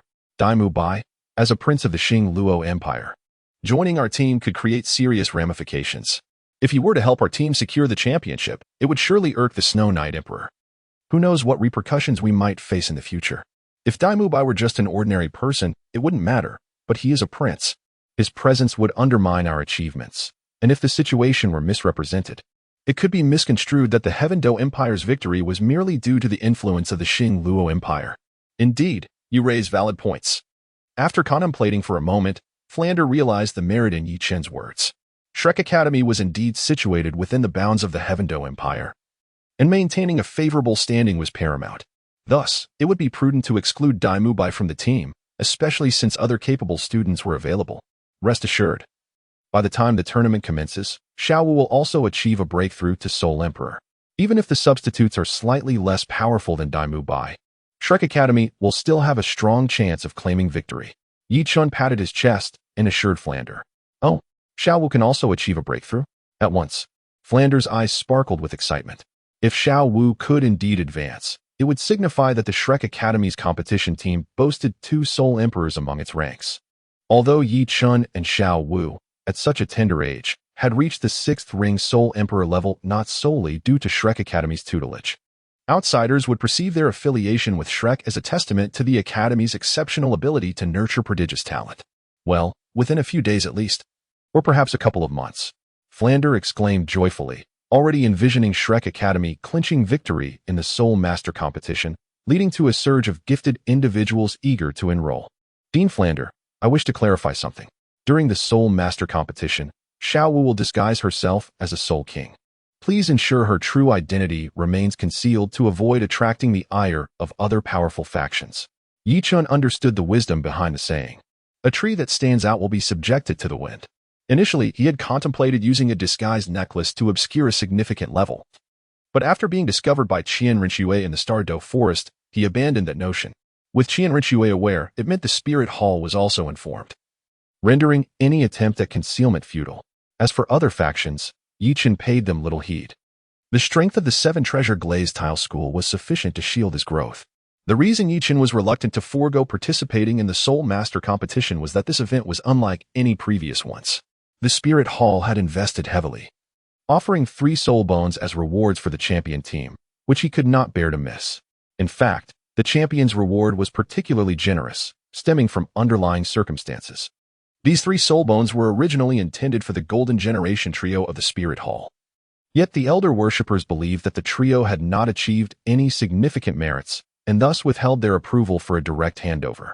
Additionally, Bibi Dong felt confident that the Spirit Hall would secure victory this time, so she planned to present these 3 soul bones merely as a formality. This fortuitously created an opportunity for Yichen to seize. Understood. Since Daimu Bai will not participate, I shall have Talon join the team and select 3 substitutes to form the Shrek team. Talon? Yichen raised an eyebrow, seemingly recognizing Tang Dachui's loyal servant, the grandson of the Hercules Titan. Unlike the original tale, the Titan refrained from harassing Xiaowu. After all, she has become the head of Shrek Academy. And despite her seemingly soft and adorable exterior, she is, in fact, a fierce rabbit. All the students within the academy, regardless of their status, must respectfully address her as Sister Xiaowu. Indeed, Talon possesses the martial spirit of the mighty gorilla, boasting a soul power level of 37, which may increase, rendering him not particularly weak. This was of little consequence. He could simply oversee the arrangements. As for the training camp, let Zhu Qing and Rongrong take the lead, while Xiaowu and I shall abstain from participation. Even if it were just Yuchen competing alone in the Soul Master competition, victory would be assured. After all, the most formidable Spirit Hall team consists merely of 4 Soul Ancestors and 3 Soul Kings. Although the siblings Xieyu and Hulaina possess the martial spirit fusion skill, enchantment, its power is only at the level of a high-level Soul Emperor, making it quite manageable to handle. Very well. After some contemplation, Flanders agreed. The disparity in strength was too great. The participation of Yichen and Xiaowu in the training camp would hold little significance. Subsequently, Flanders informed the other 5 about the necessity of team synergy and training. Meanwhile, Dai Mubai, who had originally intended to join the Soul Master competition, felt a sense of devastation upon realizing his exclusion. If everyone in the Shrek team surpassed him in strength, he would accept it. However, to be replaced by Talon, a mere Soul Master, was nothing short of blatant discrimination. How infuriating. That old man Flanders actually barred me from participating? In the dormitory, Dai Mubai began to curse vehemently. It was all because of Yichen. How dare he target me so directly? I shall not rest until I avenge this grievance. Dai Mubai was convinced that his absence from the Soul Master competition was entirely Yichen's fault. Alas, he found himself powerless against Yichen. After all, this was not the Star Luo Empire, and his identity as a prince held no sway in the Heaven Do Empire. Chapter 136, The Left Leg Bone of the Nether Spirit Cat after leaving Flanders' office. Yichen recalled the soul bone he had found in the Star Do forest and prepared to conduct a thorough examination. Brother, what are you staring at that skeleton for? Xiaowu inquired curiously as she observed Yichen tinkering with the skeletal frame on the table. During my visit to the Star Do forest with Dean Flanders, I discovered the soul beast skeleton and obtained a soul bone. I intend to investigate what species the soul beast belongs to. If it proves suitable for Zhu Qing, then this soul bone shall be hers. Zhu Qing is a speed-type soul master, and in Yichen's plans, he aims to eventually equip her with a set of soul bones derived from a 10,000-year-old speed-type soul beast. However, not every soul bone from a speed-type soul beast is appropriate for Zhu Qing. In Yichen's view, the soul bone from the Nether Spirit Cat would be the most fitting for her. The Nether Spirit Cat is not an uncommon soul beast across the continent, and gathering a complete set of 6 Nether Spirit Cat soul bones should not pose a significant challenge. For instance, the Zhu family of the Star Luo Empire undoubtedly possesses a considerable number of Nether Spirit Cat soul bones. With numerous members and a long-standing lineage tied to the Nether Spirit Cat, they would have hunted many over the centuries. Even though the drop rate for soul bones is low, they likely have a substantial stockpile. After all, unlike soul rings that vanish upon a soul master's death, soul bones can be passed down. Moreover, Yichen can utilize a soul bone age enhancement card to elevate the age of the soul bone, thus placing no particular demand on its age, whether it be 100, 1,000, or 10,000 years. The only distinction lies in the amount of gold soul coins required. This must belong to a feline soul beast, right? Xiaowu remarked uncertainly, unable to recognize it since only the skeleton remained. Are you sure? Yichen pondered. He too could not discern whether it was a feline or a feline-like creature. If we remain uncertain, perhaps we should invite Zhu Qing to examine it. She should have a better understanding of speed-type soul beasts. Generally, while a soul master may not be well-versed in the knowledge of all soul beasts, they are quite familiar with those related to their own martial spirit as it pertains to their future development. Indeed, that makes sense. Yichen nodded and summoned Zhu Qing. Zhu Qing, could you take a look at this soul beast skeleton and discern which soul beast it belongs to? Yichen pointed at the skeleton on the table. Is this the legendary ghostly spirit cat of 10,000 years? To discuss other soul beasts would truly perplex Zhu Qing. Yet she possessed an intimate understanding of the ghostly spirit cat, which shared her martial spirit. Zhu Qing, are you certain this is a ghostly spirit cat? Indeed. It is highly likely, Zhu Qing affirmed with a nod. It seems fortune has favored us. Nothing can stand in its way. Qing, this soul bone is yours. As he spoke, Yichen presented the found soul bone to Zhu Qing. With this left leg bone of the ghostly spirit cat, Zhu Qing now possessed 2 soul bones from the same spirit, one of which was a rare external soul bone. Brother Chun, is this left leg bone truly from this ghostly spirit cat? Zhu Qing inquired joyfully. Yes, during our recent expedition to the Star Do forest, I fortuitously discovered it while augmenting my 6th soul ring. One can find soul bones as well. Zhu Zhuqing was taken aback, astonished that such precious soul bones could be stumbled upon so casually. Well, go ahead and refine it. With this left leg bone of a 10,000-year-old spirit, your strength should see considerable enhancement. Presently, Zhu Zhuqing was a level 45 soul master. It was anticipated that upon refining this soul bone, she would ascend to level 46 and acquire an additional soul bone skill. As for enhancing the age of Zhu Zhuqing's soul bone, Yichen had yet to contemplate that. At present, the resources were scarce, and it would be prudent to wait until he possessed an abundance of golden soul coins before considering such matters. Subsequently, Zhu Zhuqing began the refinement of the ghostly spirit cat's left leg bone. After a short while, she successfully refined the soul bone, and as expected, her soul power level advanced to level 46. Yichen, what is the soul bone skill? Yichen was somewhat intrigued. The ability known as ethereal piercing granted an additional 30 points of piercing attribute for half an hour after activation. Quite impressive. This soul skill suits you well. Upon hearing this, Yichen nodded in satisfaction. As a sensitive attack-type soul master, Zhu Zhuqing's greatest fear was the absurdly high defense of certain defensive soul masters. With the soul bone skill ethereal piercing, which added a significant piercing effect, Zhu Zhuqing's ability to break through defenses would greatly increase. Coupled with her previous soul skill, which inherently possessed a degree of piercing capability, she would no longer face the awkwardness of ineffective attacks. 10 days later, within the prince's residence in Tiando City. Young master, we have thoroughly investigated the information on Yichen. Shilong reported to Qian Rinxue, holding a detailed dossier on Yichen.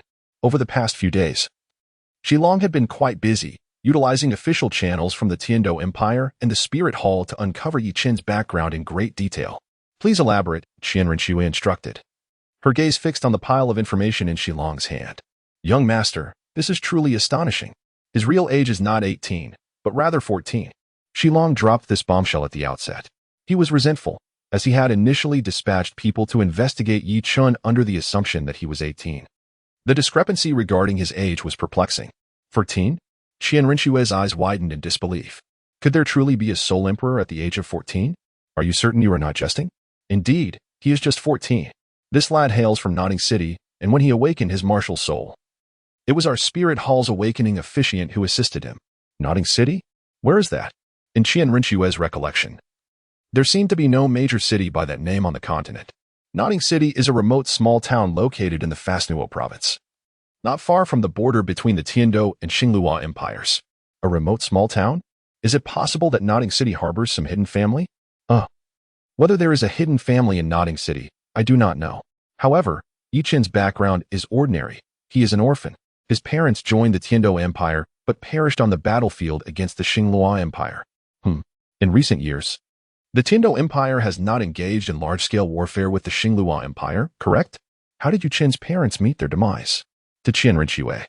Given Yichen's exceptional talent and powerful martial soul, according to the theory of martial soul inheritance, his parents should also have been formidable soul masters. The absence of large-scale conflict between the two empires yet still resulting in high-ranking soul masters' deaths puzzled her. Young master, this is precisely what I find perplexing. Shilong continued. According to records from the Spirit Hall in Nodding City, when Yi Chun awakened his martial soul, it was merely an ordinary bamboo staff, with a mere innate soul power of level 3. This revelation left Shilong in disbelief. How could a soul master with innate level 3 soul power cultivate to become a soul emperor by the age of 14? An innate level 3 soul power? Qian Rinxue was taken aback.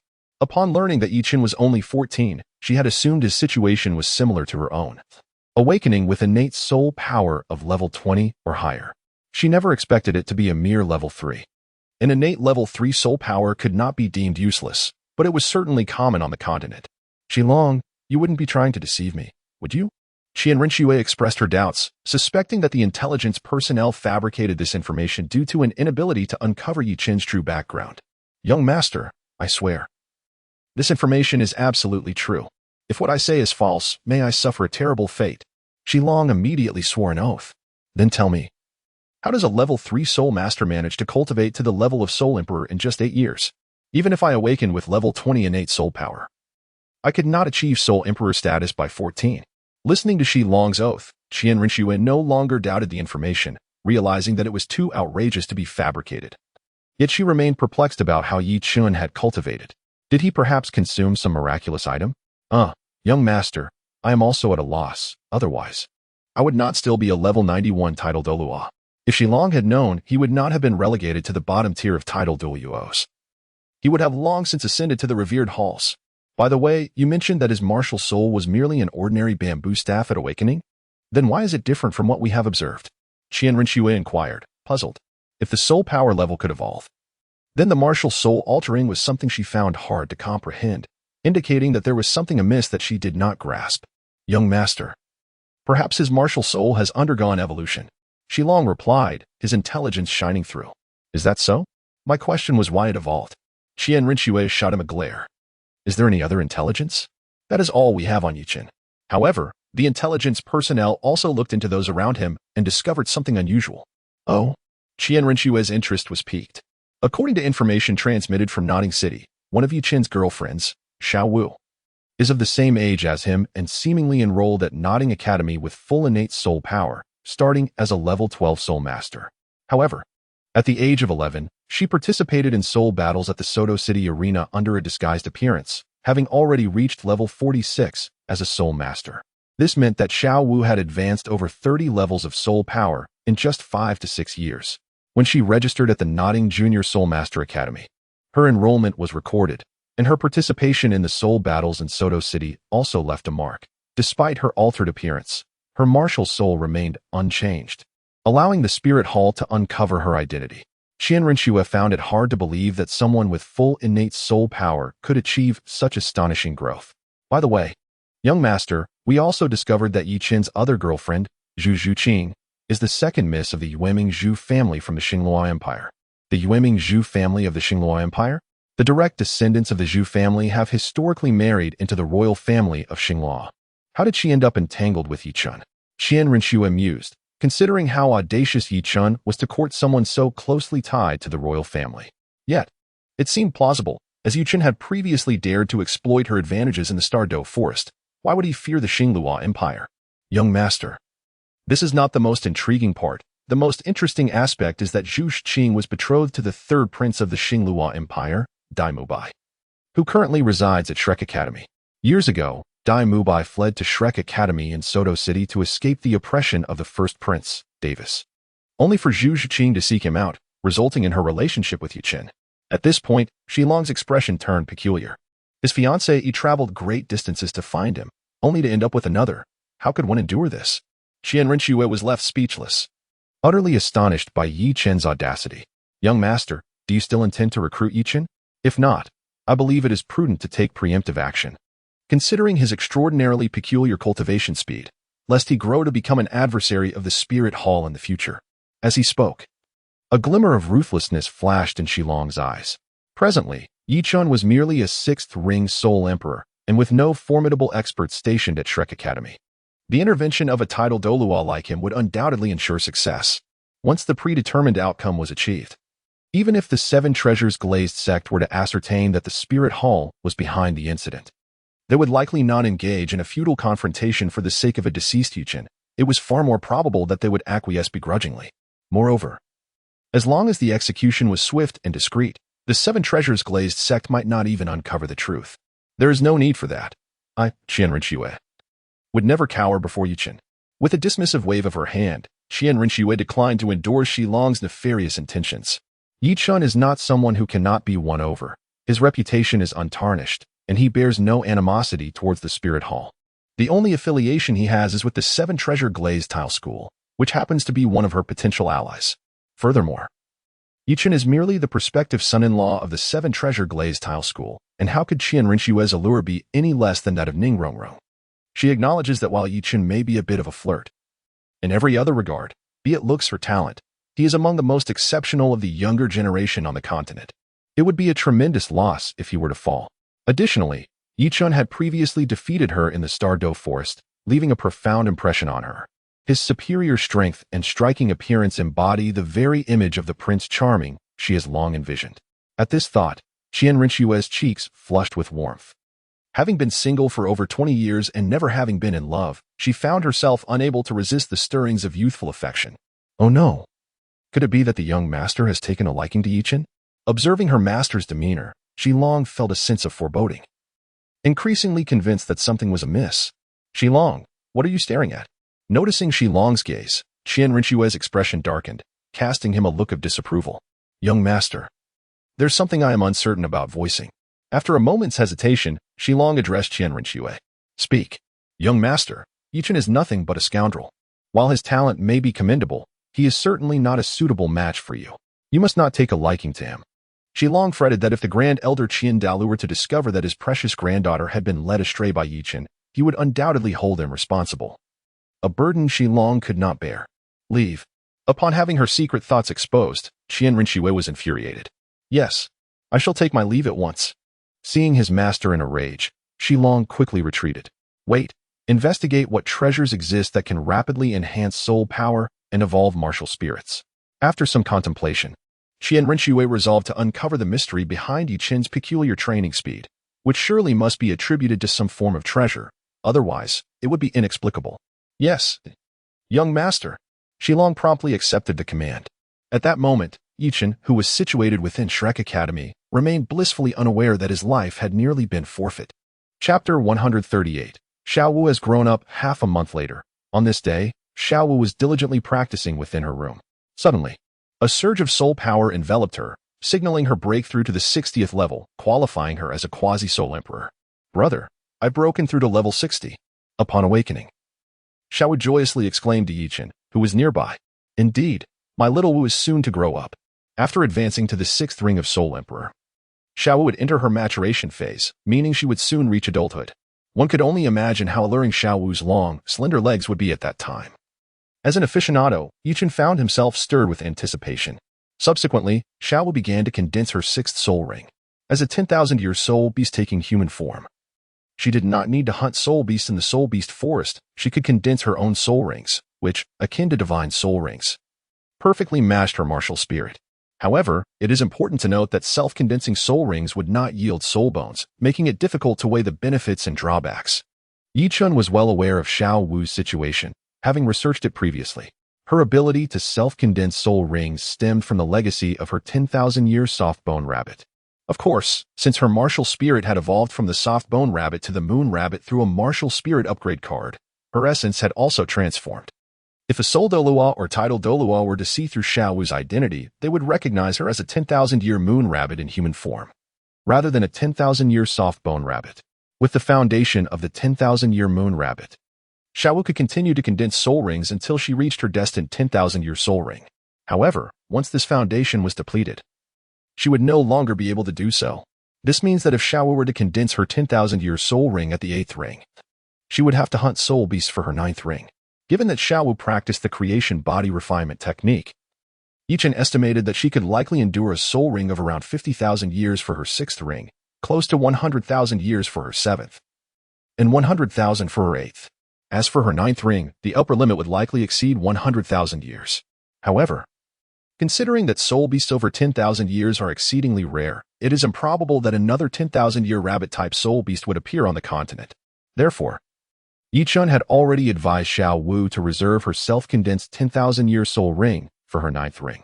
Though both the 8th and 9th soul rings would be 10,000-year rings, the soul skills derived from them would certainly differ, with the 9th ring producing more powerful effects. This is because, upon adding a soul ring, the martial spirit becomes significantly stronger, and the strength of the soul skills is determined by the quality of the martial spirit at the time of the addition. If the martial spirit does not undergo evolution or the age of the soul ring does not increase, the potency of the soul skills remains constant, independent of soul power levels. Although the 10,000-year soul rings enhanced by the soul ring age enhancement card have yet to be tested, Yichen surmised that their situation would be akin to soul bones, where the soul skills would likely still yield only one, while one that is inherently 10,000 years might produce 2 soul skills. It is precisely for this reason that Yichen urged Xiaowu to reserve her 10,000-year soul ring for the 9th ring. 2 10,000-year soul skills from the 8th ring, combined with 1 from the 9th, would undoubtedly pale in comparison to 1 10,000-year skill from the 8th and 2 from the 9th. As the moon rabbit, radiating a lunar aura, Xiaowu was enveloped in a soft glow of moonlight. Yichen observed that in addition to the 5 originally dark soul rings surrounding Xiaowu, a new yellow century-old soul ring emerged, and its age was rapidly advancing. Before long, Xiaowu's 6th soul ring transformed into a purple millennium soul ring. After more than half an hour, the color of the soul ring deepened, evolving into a black 10,000-year soul ring, with its age steadily increasing. Gradually, as the sun set and the moon rose, a little over half a day passed, and the age of Xiaowu's sixth soul ring approached 50,000 years. At this juncture, Xiaowu was also nearing her limits. Shortly thereafter, the age of the sixth soul ring began to stabilize. From Yi Qin's perspective, Xiaowu's sixth soul ring would not be inferior to his own, also surpassing 50,000 years. Although Yi Qin had a 100,000-year external soul bone, the creation blue lotus, and another 100,000-year thorny iron tree bone in his left arm, Xiaowu possessed no soul bones. Nevertheless, her martial soul was of divine quality, and like Yi Qin, she had cultivated the creation body refinement technique. Excluding the factor of soul bones, Xiaowu's physical prowess was considerably superior to that of Yi Qin, who was a tool spirit master. Furthermore, the previous bloodthirsty vine soul ring, which had just surpassed 50,000 years, had not truly reached Yi Qin's limit of endurance. It was simply challenging to find soul rings that matched one's high age. Yi Qin would not seek out soul rings at the very edge of his endurance merely to save a few golden soul coins. He preferred to settle for something reasonable. The upper limit of one's endurance was not a precise value. It fluctuated significantly, and the age of soul beasts could not be accurately assessed. One could easily falter while teetering on the edge of their limits. In contrast, Xiaowu, who condensed her own soul rings or absorbed divine-given soul rings, experienced a different scenario. As her soul ring age incrementally increased, she tested her limits, and when she approached her threshold, she would simply stabilize the age, ensuring she would not encounter insurmountable challenges. Upon successfully condensing her sixth soul ring, Xiaowu's soul power level soared to the rank of Soul Emperor, and her physical transformation was notable. Previously, she appeared to be around 16 years old, but now she seemed to have matured by 2 years, taking on the appearance of 18. Indeed, the grown-up Xiaowu had become even more beautiful. Yi Qin could not help but exclaim in admiration, remarking that the grown-up Xiaowu was in no way inferior to Qian Renxue, each possessing their own unique charm. "Brother, I have entered my mature phase." Upon waking, Xiaowu excitedly leapt towards Yi Qin. My dear Xiaowu has become even more beautiful." Suddenly, Xiaowu stood up and measured their heights. Quickly realizing that Yi Qin, standing at 1.78 meters, seemed to have shrunk a few centimeters compared to her. "Brother, did we not agree to grow up together? How is it that you have become shorter?" Xiaowu teased playfully, directing a mischievous look at Yi Qin. "Yi Qin, in truth, Yi Qin is not short. After all, he is merely 14 years of age. Were it not for his elevated soul power rank, an ordinary 14-year-old boy would likely not surpass Yi Qin in height. He certainly does not possess the well-built physique of a beast martial soul master. And in terms of stature, he holds little advantage." Chapter 139. Ning Rongrong's Minor Insecurities. "By the way, Xiaowu, what is your sixth soul skill?" Yi Qin deftly shifted the conversation. In the original narrative, Xiaowu possessed a sixth spirit ring of 100,000 years, which undoubtedly surpassed the current one by several tiers. However, that was a price paid with her life, thus it is incomparable. She wields an enhancement-type spirit ability. The sixth spirit skill, Power of the Dark Moon, which amplifies her attack, defense, and speed by 150 for half an hour. A percentage-based enhancement skill? Quite impressive. After some contemplation, Yi Qin recognized that Xiaowu's sixth spirit skill, Power of the Dark Moon, was indeed remarkable. Currently, it is merely at the level of 10,000 years, but once it reaches 100,000 years, the effects will surely be even more extraordinary. That night, Yi Qin found himself unable to sleep, playfully grasping Xiaowu's long, slender legs until dawn. The following morning, during breakfast, Ning Rongrong laid eyes on the grown-up Xiaowu and immediately widened her gaze. "Xiaowu, how have you transformed so dramatically overnight?" Ning Rongrong gestured to compare their heights, instantly feeling a pang of impact. Although Zhu Zhuqin was also notably shorter than Xiaowu, her physique was exceptionally well-developed and alluring. In contrast, Ning Rongrong found herself lacking in height and curves. At that moment, a wave of self-doubt washed over her. "Rongrong, do not feel disheartened. You are still young and will grow in time." Yi Qin gently patted Ning Rongrong's head, offering words of comfort. This is all your fault. Did you not promise to help me grow taller? Why am I still like this?" Ning Rongrong shot Yi Qin an exasperated glance, her gaze fixated on her own chest, where she could barely see her toes, her expression filled with dissatisfaction. Zhu Zhuqing observed quietly, sensing that something was amiss with Ning Rongrong. All right, I shall assist you tonight.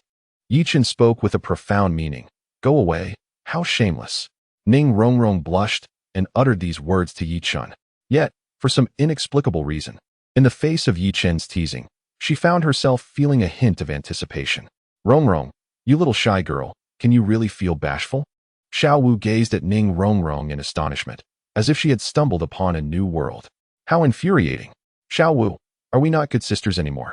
No, I cannot hold back any longer. Behold my 9-in white bone claw. With that, Ning Rongrong lunged at Xiao Wu, disregarding her breakfast, and began to tickle her underarms. Watching the playful scuffle between Xiao Wu and Ning Rongrong, Yi Chen stole a glance at Zhu Qing, unable to suppress his fanciful thoughts, wondering when he might experience such intimate moments. Alas, how could he be so consumed by such improper thoughts? Zhu Qing is certainly aware of Yi Chen's subtle thoughts. Ahem. Zhu Qing, where does your mind wander? I am, after all, a person of integrity. Yi Chen spoke with righteous indignation.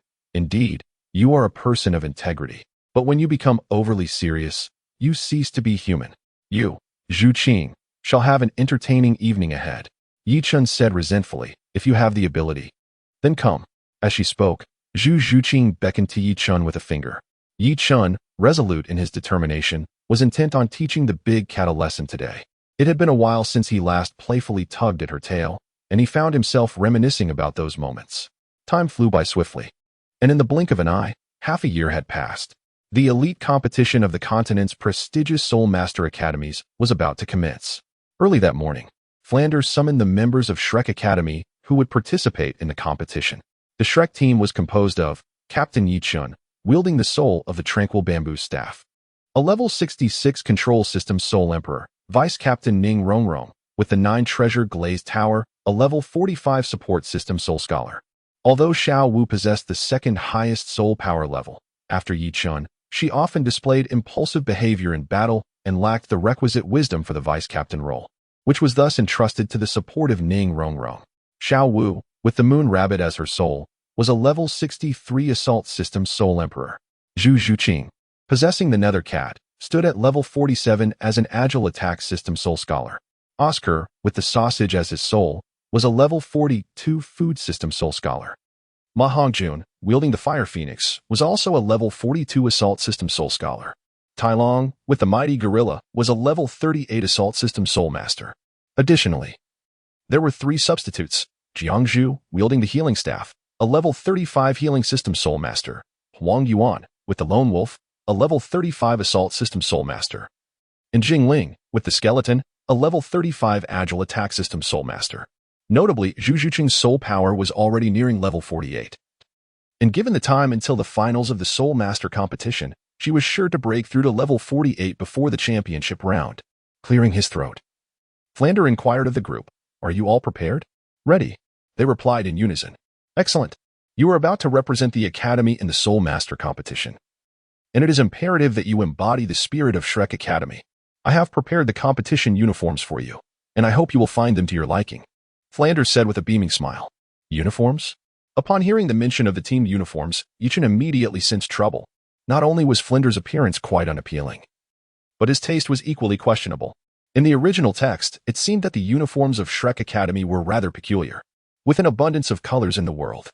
Flinder had chosen a rather unfortunate shade of brownish green, which clearly highlighted his unique sense of aesthetics.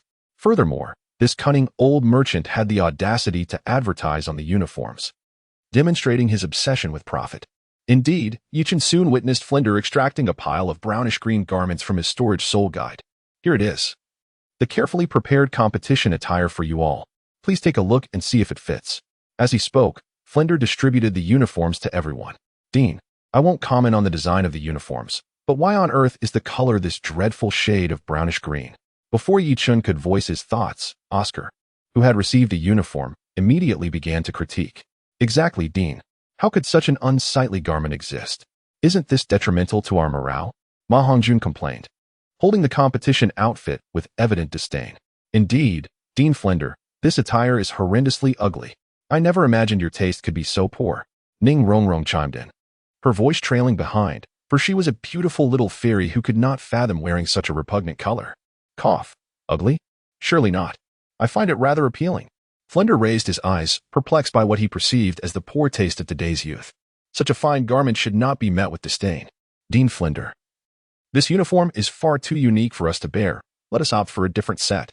Yuchen addressed Flender, saying, Indeed, my brother is right. This attire is utterly unsightly, and Sister Xiaowu would never wear it. Xiaowu immediately concurred. However, the Academy's funds are somewhat constrained, and besides, the team uniforms have already been produced. Would you consider just making do with them? The thought of Flender reaching into his pockets again was out of the question. Wear them if you like, or not. Chapter 140. The Evolution of Martial Spirits. Dean Flender, our Shrek Academy is, after all, a prestigious higher-level Soul Master institution. Wearing such an eccentric team uniform during competitions would surely invite ridicule from other Soul Master academies. If we were to lose the competition due to our attire, the repercussions would be significant. Yichen, with a gentle and persuasive tone, addressed the assembly. The competition uniforms have been distributed to you. Wear them if you wish. If not, it is up to you to procure your own. For the dean has no funds to spare. Flender, with a nonchalant gesture, added, Do as you please, as long as you do not solicit money from me. Such a miser. Ning Rongrong murmured in dissatisfaction. Following this, Flender began to elucidate the rules of the Soul Master competition.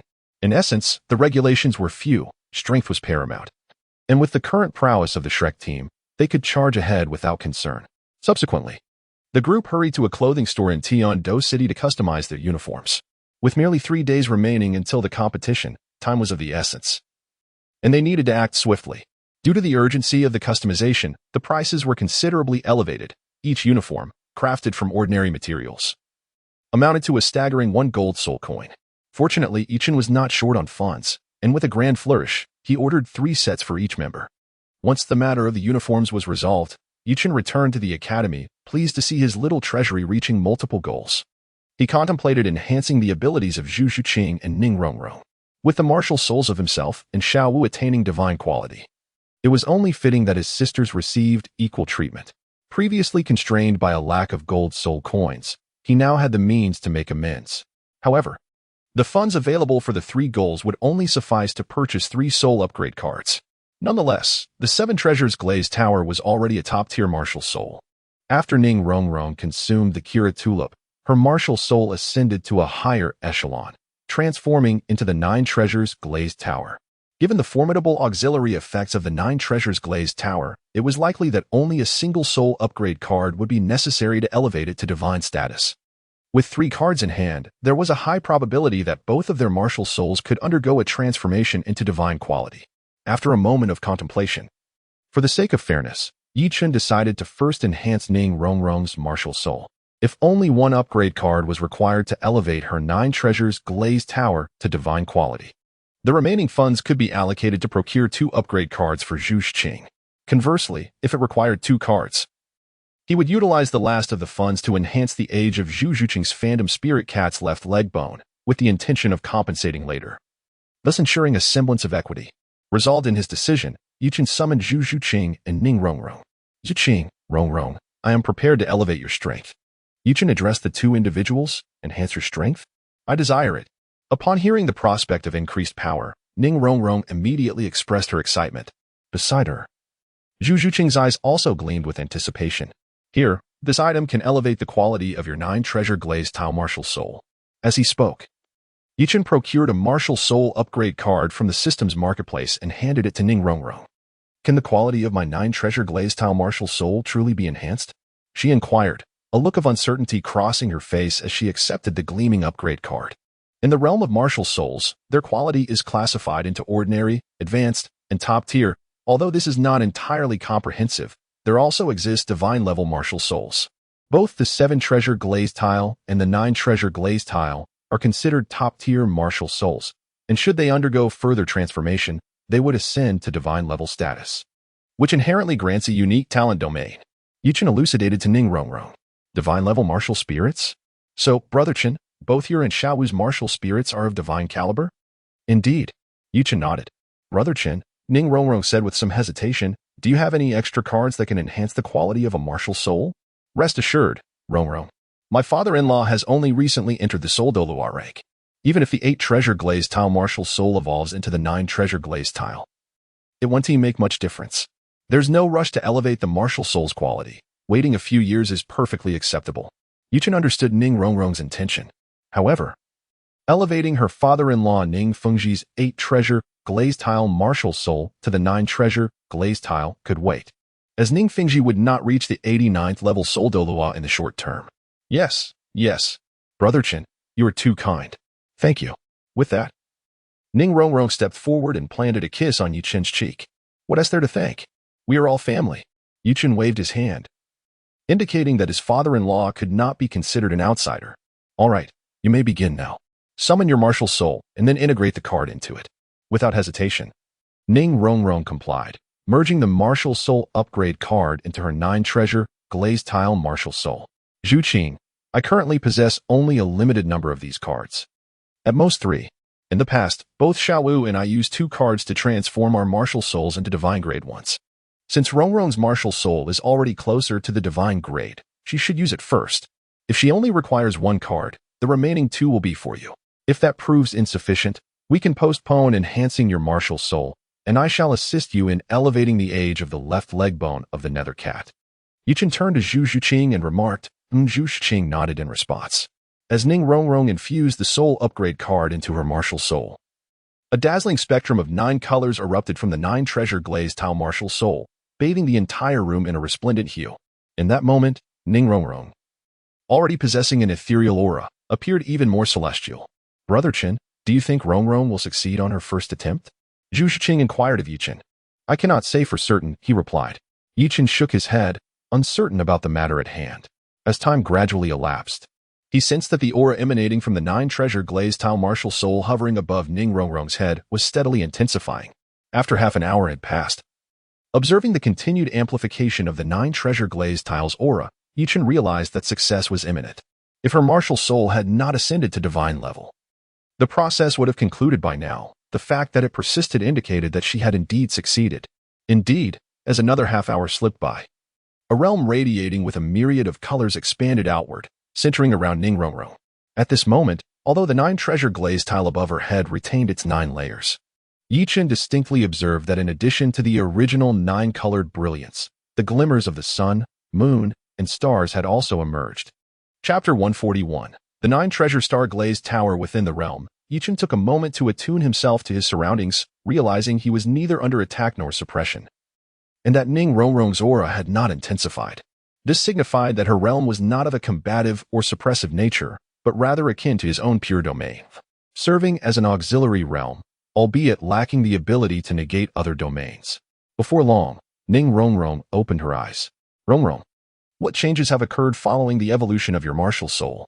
Yuchen inquired as soon as he noticed her awakening. Hiki, Brother Chen, come and feel it. The 9 treasures have transformed into star-glazed, and the first is power. Without directly responding, Ning Rongrong's first soul ring flickered slightly as she unleashed her first soul skill, power amplification, directed at Yuchen. Instantly, he perceived that, following Ning Rongrong's enhancement, his strength had astonishingly risen by over 70%, reaching a level of 75. Previously, as a 4-ring soul master, Ning Rongrong could only amplify her allies' attributes by 50, and now, the enhancement effect had increased by half. Rongrong, has the effect of your soul skill strengthened? With an expression of astonishment, Yuchen remarked, it is important to note that Ning Rongrong's enhancement capabilities were already formidable. Now, with this new elevation, it seems to leave no respite for other support-type soul masters. Previously, each enhancement attribute could only boost by 10 at its base level, and with each significant advancement, an additional 10 could be gained. However, following the transformation of her martial soul, the base enhancement has risen to 15, with each additional ring contributing another 15, effectively increasing the enhancement by 50%. Ning Rongrong, brimming with excitement, exclaimed, my father, Ning Fengji, is currently an 8-ring soul Douluo. Excluding the effects of the 8th soul skill, the various attribute enhancements amount to merely 90. Yet, upon my advancement to the 5th ring soul king, the enhancement potential will soar to over 90. Determined, Ning Rongrong resolved to seize the title of the continent's foremost support-type soul master from her father. It can be asserted that the evolved new martial soul far surpasses even the 9-treasure glazed tower. Indeed, my Rongrong shall undoubtedly become the strongest support on the continent. By the way, Rong, let us bestow upon your martial soul a new name. Henceforth, it shall be known as the 9 Treasure Star Glazed Tower. It is noteworthy that not only have the soul skills transformed, but even the incantations have undergone changes. Upon hearing Ning Rongrong's words, Yichun realized that previously, when she invoked her buffs, she would chant 9 treasures, emerge with glazed light, whereas now she recites 9 treasures, emerge with starlight. Rong.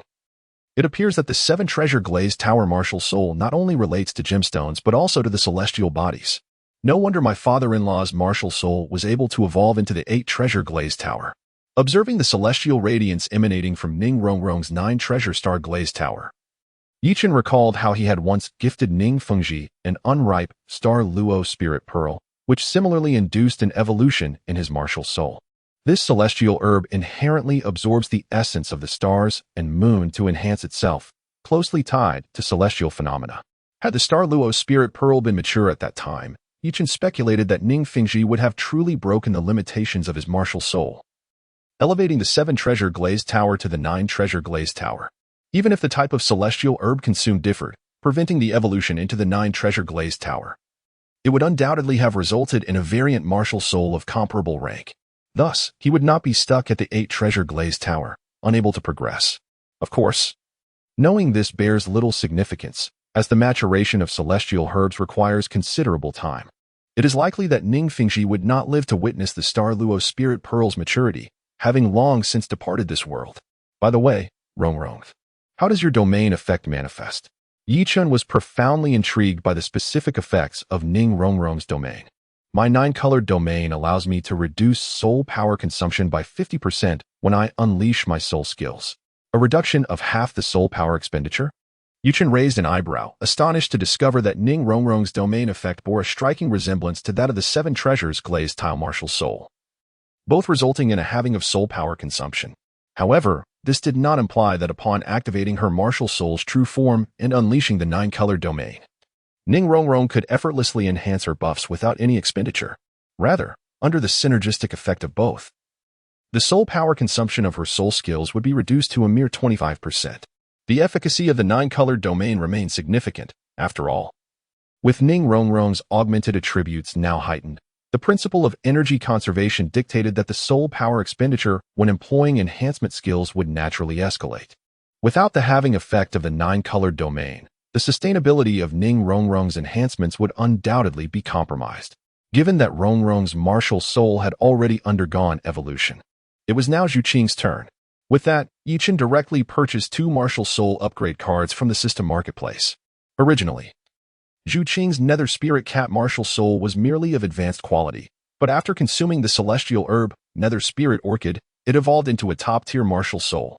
This situation was akin to Yichun's own, as there remained a considerable distance to reach divine quality. Thus, 1 upgrade card would certainly prove insufficient, prompting Yichun to procure 2.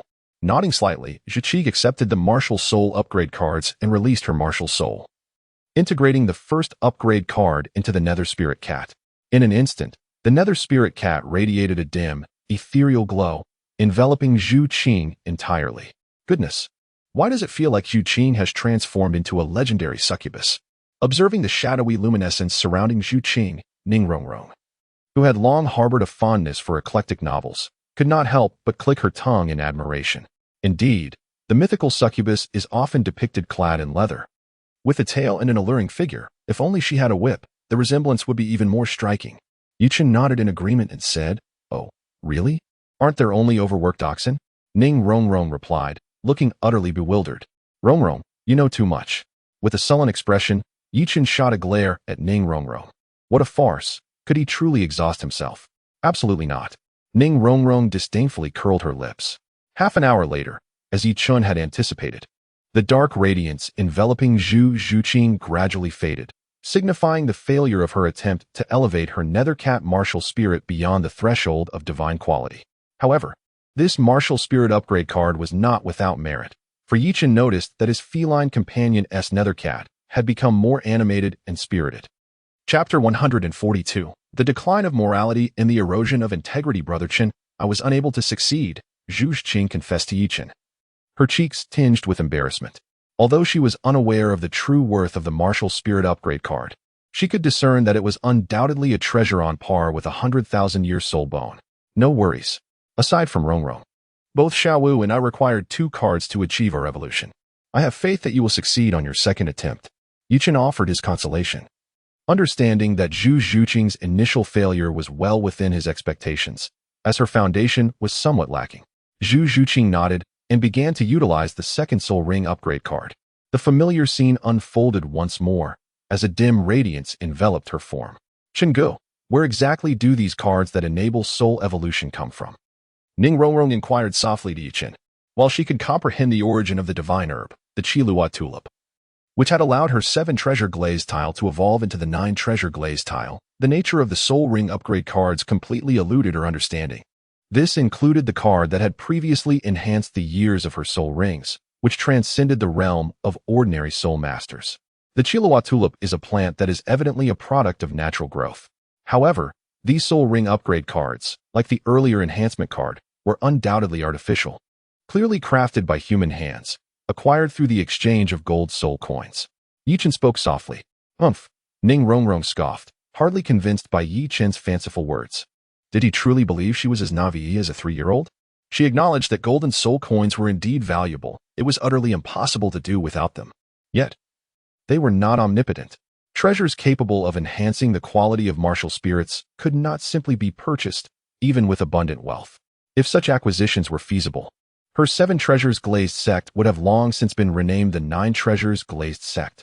No force on the continent could rival the 7 treasures glazed sect, despite the fact that the Martial Soul Palace and the 2 empires likely boasted greater fiscal revenues. The sheer number of members within these 3 factions ensured their daily expenditures would far exceed the 7 treasures glazed sect, but in terms of per capita income, the latter undoubtedly surpassed them by several tiers, thanks to the treasure-seeking abilities of the 7 treasures glazed pagoda's martial spirit.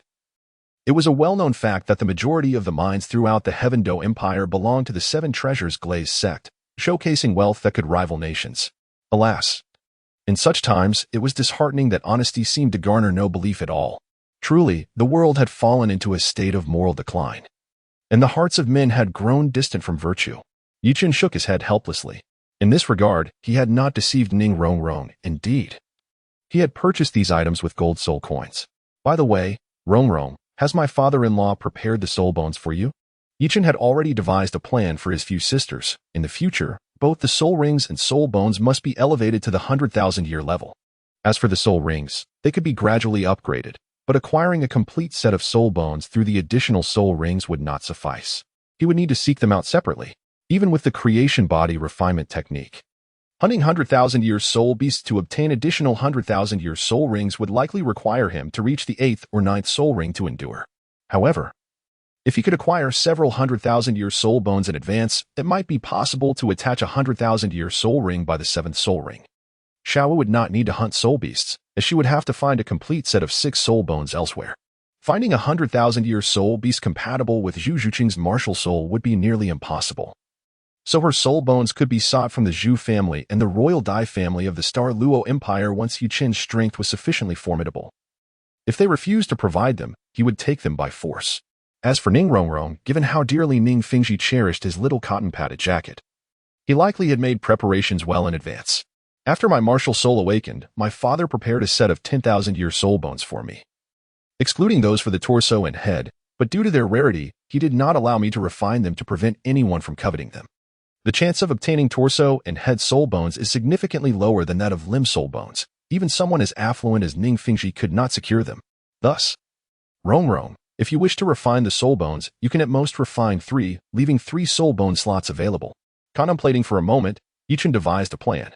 Before Ning Rongrong's soul power level reached the 7th ring, he intended to have her refine 3 soul bones and elevate these 3 to the 100,000-year level. In this manner, coupled with the benefits from the creation body refinement technique and the creation soul refinement decision, Ning Rongrong would possess the potential to absorb a 100,000-year soul ring. The soul beasts suitable for the 7 treasures glazed tile martial soul are relatively abundant, and it is likely that the 9 treasures glazed tile martial soul is similar. 100,000-year soul beasts on the continent are hard to find, but there is an abundance in the vast sea. Even the million-year deep-sea magic whale king exists there. So with some effort, a 100,000-year sea soul beast could certainly be located. were it not for the low compatibility of sea soul beasts with feline and rabbit martial souls.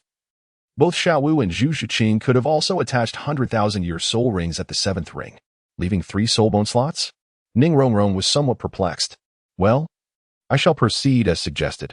I will help you obtain 3 excellent soul bones. In Yi Chen's vision, Ning Rongrong would ultimately possess 300,000-year soul bones of single soul bone skills and 3 of dual soul bone skills, which would equate to 900,000-year soul bone skills.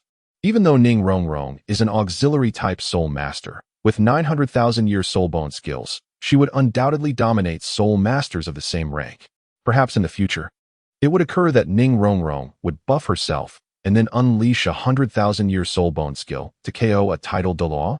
As time gradually passed, nearly an hour later, the transformation of Zhu Zhiqing's spectral cat martial soul was reaching its conclusion. Suddenly, a dim domain erupted from Zhu Zhiqing. Within the confines of this domain, Yi Chun immediately sensed that his strength seemed to be suppressed by 20%, while Zhu Zhiqing's aura surged significantly. A suppression enhancement type domain? Yi Chun raised an eyebrow, surprised to discover that Zhu Zhiqing's domain bore a striking resemblance to that of the god of killing, capable of suppressing the strength of opponents within its realm while simultaneously amplifying its own power. A soft meow echoed, and Zhu Zhiqing opened her eyes. Yi Chun observed that Zhu Zhiqing's nether cat martial soul had not undergone much change in size. It remained petite. However, the original purple-black fur had transformed entirely into a shade of dark black. No, it would be more accurate to describe it as a somber hue. The brightness of the originally well-lit room diminished significantly upon the completion of Zhu Zhiqing's martial soul transformation, as if her soul had absorbed the light. Additionally, with the metamorphosis of her martial soul, her soul power level elevated by 1 rank, reaching the 48th level of soul ancestor. Yu Qing, your little cat has undergone quite a transformation, Yi Chun exclaimed, pointing at Zhu Zhiqing's martial soul as she awakened. Chapter 143, The Dark Spirit Cat Indeed. It feels significantly more powerful compared to the previous nether cat martial soul, Zhu Zhiqing sensed. The divine-grade martial soul was far superior to her former top-tier martial soul. With her current strength, she felt confident in defeating her former self from before the transformation. Yu Qing, I see your cat has transitioned from being attributeless to now embodying the dark attribute. It would be somewhat inappropriate to continue calling it the nether cat. Perhaps a new name is in order? Despite the inclusion of nether in the name, it referred not to an attribute but rather to the ghostly speed akin to the netherworld. The nether cat martial soul was, in fact, a non-attribute type focused on agility. However, after its transformation, Yi Chun could clearly sense the now-present dark attribute. In Douluo Continent, there exists a notion of ultimate attributes, and it seemed that Zhu Zhiqing's martial soul had reached the pinnacle of darkness, especially considering its divine-grade quality. What about calling it the Dark Spirit Cat? Zhu Zhiqing pondered, tilting her head. This is your exclusive martial soul. As long as you like it, that is what matters. Yi Chun, not overly concerned with the name of the martial soul, emphasized strength above all. After my martial soul transformed into the Dark Spirit Cat, many alterations have occurred with my soul skills, all of which now carry the dark attribute. Zhu Zhiqing explained to Yi Chun and Ning Rongrong regarding the changes in her soul skills following the transformation. The first soul skill, Nether Strike, had evolved into the current Dark Strike. Initially, when its yellow 1,000-year spirit ring was activated, Zhu Zhiqing's speed would double, allowing her to strike her opponent swiftly. After Yi Chun enhanced it to a 1,000-year spirit ring, the attack method remained unchanged, but her speed boost increased to 120. Now, with the transformation into the Dark Spirit Cat, the percentage of speed increase had risen to 150, and the power of her claw attack had significantly improved, also incorporating dark attribute damage. Previously, the second soul skill, Nether 100 Claws, allowed her to attack the same spot on her enemy over 100 times in a fleeting moment, with a slight piercing effect. After the transformation to the Dark Spirit Cat, this skill had morphed into Dark Claw. The method of attack had shifted from numerous scratches to a singular focused attack, now featuring a 20 piercing effect.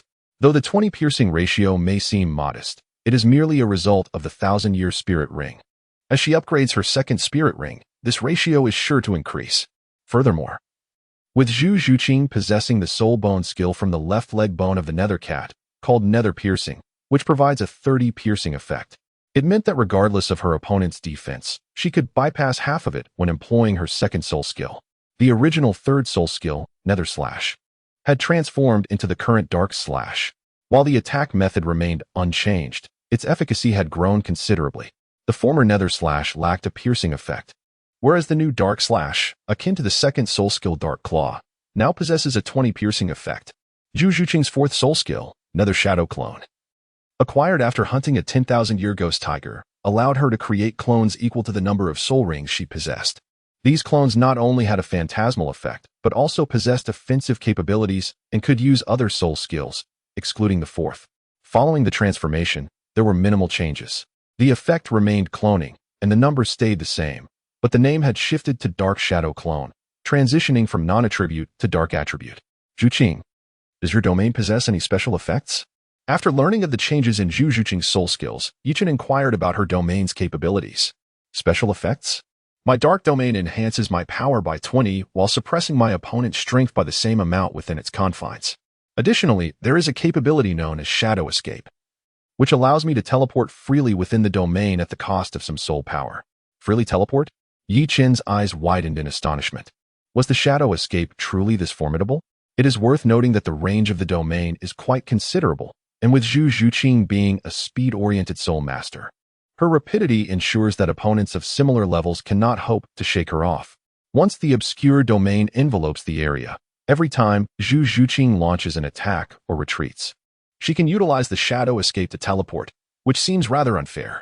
To be frank, even Yichen found himself envious of the effects of the obscure domain. The notion that space reigns supreme and time is revered resonated deeply with him. However, while the obscure domain boasts impressive effects, it still pales in comparison to Yichen's pure domain. Not only does the pure domain amplify soul abilities by an impressive 50%, but it also possesses the unique ability to forcibly disrupt other domains, rendering it one of the most powerful domains available. After all, among the world's elite, possessing a domain is commonplace. Figures such as Qin Daolu, Poseidon, Tangchen, and Bibi Dong exemplify this. In Yichen's perspective, his pure domain, which includes a domain-breaking effect, coupled with Xiao Wu's lunar domain that dissipates soul power, and Zhu Zhuqing's obscure domain with its Shadow Escape, all showcase remarkable capabilities. In contrast, Ning Rongrong's 9-colored domain merely reduces soul power by 50 without any additional special effects, making it significantly less impressive than those of the other three. Nonetheless, as an auxiliary soul master with considerable needs for soul power, the 9-colored domain complements her abilities well, thus not entirely lacking in merit. 2 days later, the custom team uniforms urgently ordered by the Shrek team finally arrived at Shrek Academy, with the Soul Master competition's opening ceremony scheduled for the following day. Yi Chun had initially intended to urge their preparation that evening, only to discover that they had already been completed. Quite impressive. When compared to the drab-green uniforms provided by Principal Flinder, this set was vastly superior. Ma Hongjun, clad in a black uniform, admired his reflection while patting his round belly. Once a portly individual, Ma Hongjun had slimmed down somewhat since receiving the Rooster Crown Phoenix Sunflower from Yichin. Yet he remained quite stout, coupled with the vastly improved meals at Shrek Academy compared to those in Soto City. Ma Hongjun's indulgent eating habits of rich meats and abundant feasts led to a steady increase in his girth, resembling the past evil firegrass, chicken trend, perhaps even surpassing it. Fatty. You might want to consider losing some weight. The specially tailored, oversized uniform nearly fails to conceal your belly, Oscar remarked with a teasing smirk, pointing at Ma Hongjun's belly. Little Ao, you know nothing. This is muscle, Ma Hongjun retorted, thumping his belly, causing a ripple of flesh. Indeed, you are as solid as a mountain. I genuinely worry about the young ladies in the entertainment district. Will they be crushed under your weight? Oscar scoffed disdainfully. In Oscar's view, Ma Hongjun's considerable size would undoubtedly make those beneath him quite uncomfortable, necessitating a higher fee of gold soul coins. How dare you, little Ao? Are you itching for a fight? Ma Hongjun glared menacingly at Oscar. While he might struggle against others, he felt confident he could take on Oscar, a food-type soul master. Humph, fatty. Once you repay the gold soul coins you owe me, then we can discuss this further. Oscar replied with a dismissive smirk. Research indicates that regularly consuming food crafted by food-type soul masters can accelerate soul power cultivation. The current Shrek Academy stands in stark contrast to its former state, which had only a handful of students. Now, it boasts a multitude of scholars, many of whom come from affluent backgrounds. With Oscar having mastered the incantation for crafting sausages, his culinary business flourished. Even without the monthly subsidies from the Spirit Hall for low-level soul masters, Oscar, dubbed the Sausage Prince, earned a substantial income from selling soul power sausages, leading a life of comfort and abundance. It could be said that he enjoyed a dual triumph in both strength and enterprise, yet he remained lacking in romantic companionship. Conversely, Ma Hongjun, having lost his subsidies, found himself without income. His unchanged lecherous nature and rising expenses, influenced by Dai Mubai's lavish tastes, left him seeking financial assistance from Oscar, who had a bit more to spare. Thus, following Yichen, Oscar became Ma Hongjun's second creditor. Ahem, little Ao, as good brothers, discussing money might hurt our feelings, Ma Hongjun said warmly, throwing an arm around Oscar's shoulders, conveniently forgetting their previous grievances. Indeed, discussing money may hurt feelings, but discussing feelings can be costly. Oscar replied somberly. Ma Hongjun, can we not enjoy ourselves in peace? Enough of your banter. Let us discuss the competition arrangements. Yichun interjected, somewhat exasperated by their exchange. At his cue, everyone turned their attention towards him.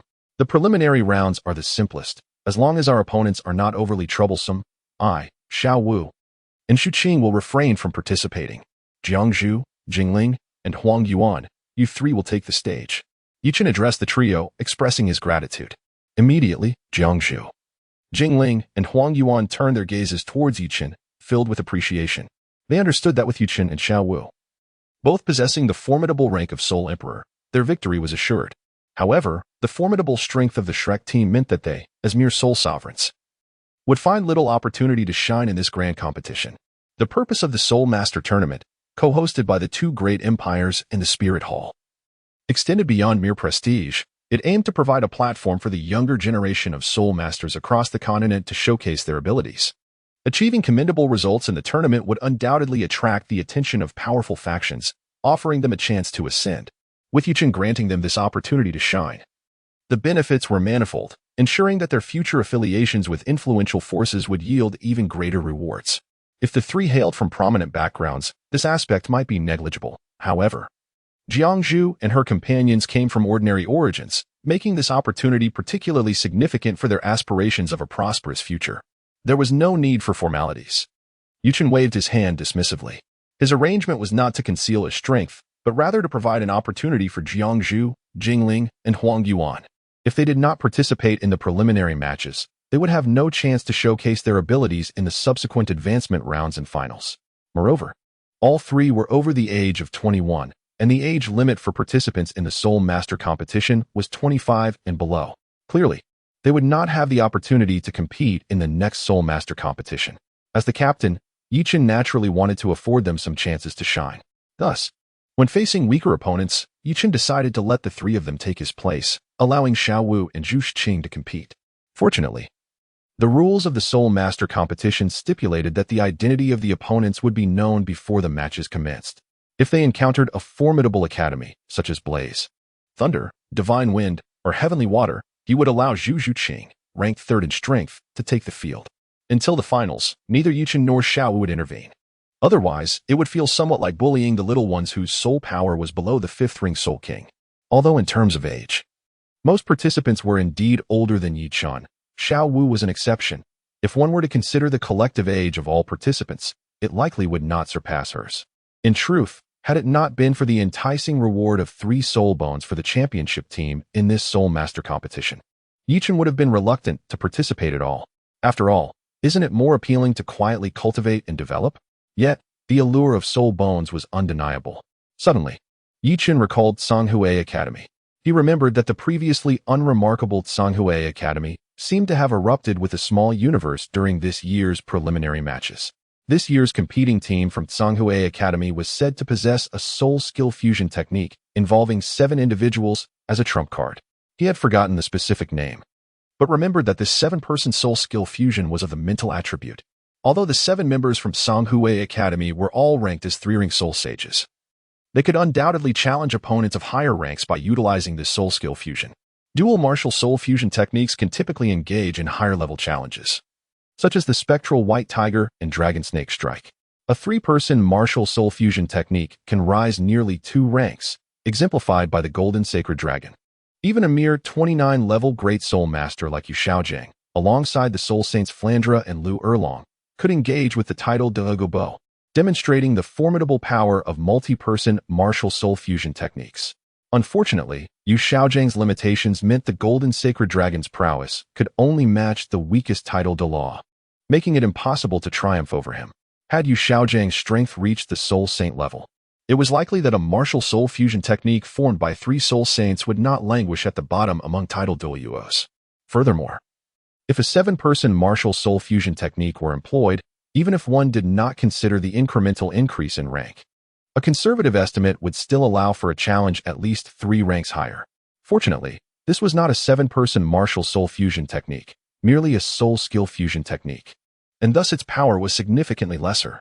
Nevertheless, relying solely on Ning Rongrong, Oscar, Ma Hongjun, Talon, Jiangzhu, Jingling, and Huang Yuan, there was a genuine possibility of encountering unforeseen setbacks. Mental soul skills differ from ordinary soul skills. If one suffers severe injuries, the consequences could be dire, potentially leading to a state of idiocy. After pondering this, Yuchen resolved to take matters into his own hands when the time came. The next day, the opening ceremony of the Continental Elite Soul Master Academy tournament in the Tiando Empire was held at the Tiando Grand Soul Arena. As the most grandiose event in the realm of Soul Masters, the Soul Master Tournament drew not only the attention of Soul Masters but also that of the royal aristocracy and common folk alike, as every citizen of Tiando City regarded the tournament as a grand festival. Although Soul Masters may seem distant from the majority of the populace, it did not diminish their yearning for such a spectacle. A month prior, tickets for the opening ceremony had sold out, and the Tiando Grand Soul Arena had ceased all soul battles to undergo internal renovations.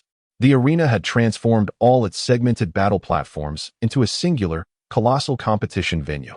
Aside from the VIP area situated at the northern side of the arena, the revamped Grand Soul Arena could now accommodate up to 80,000 spectators simultaneously.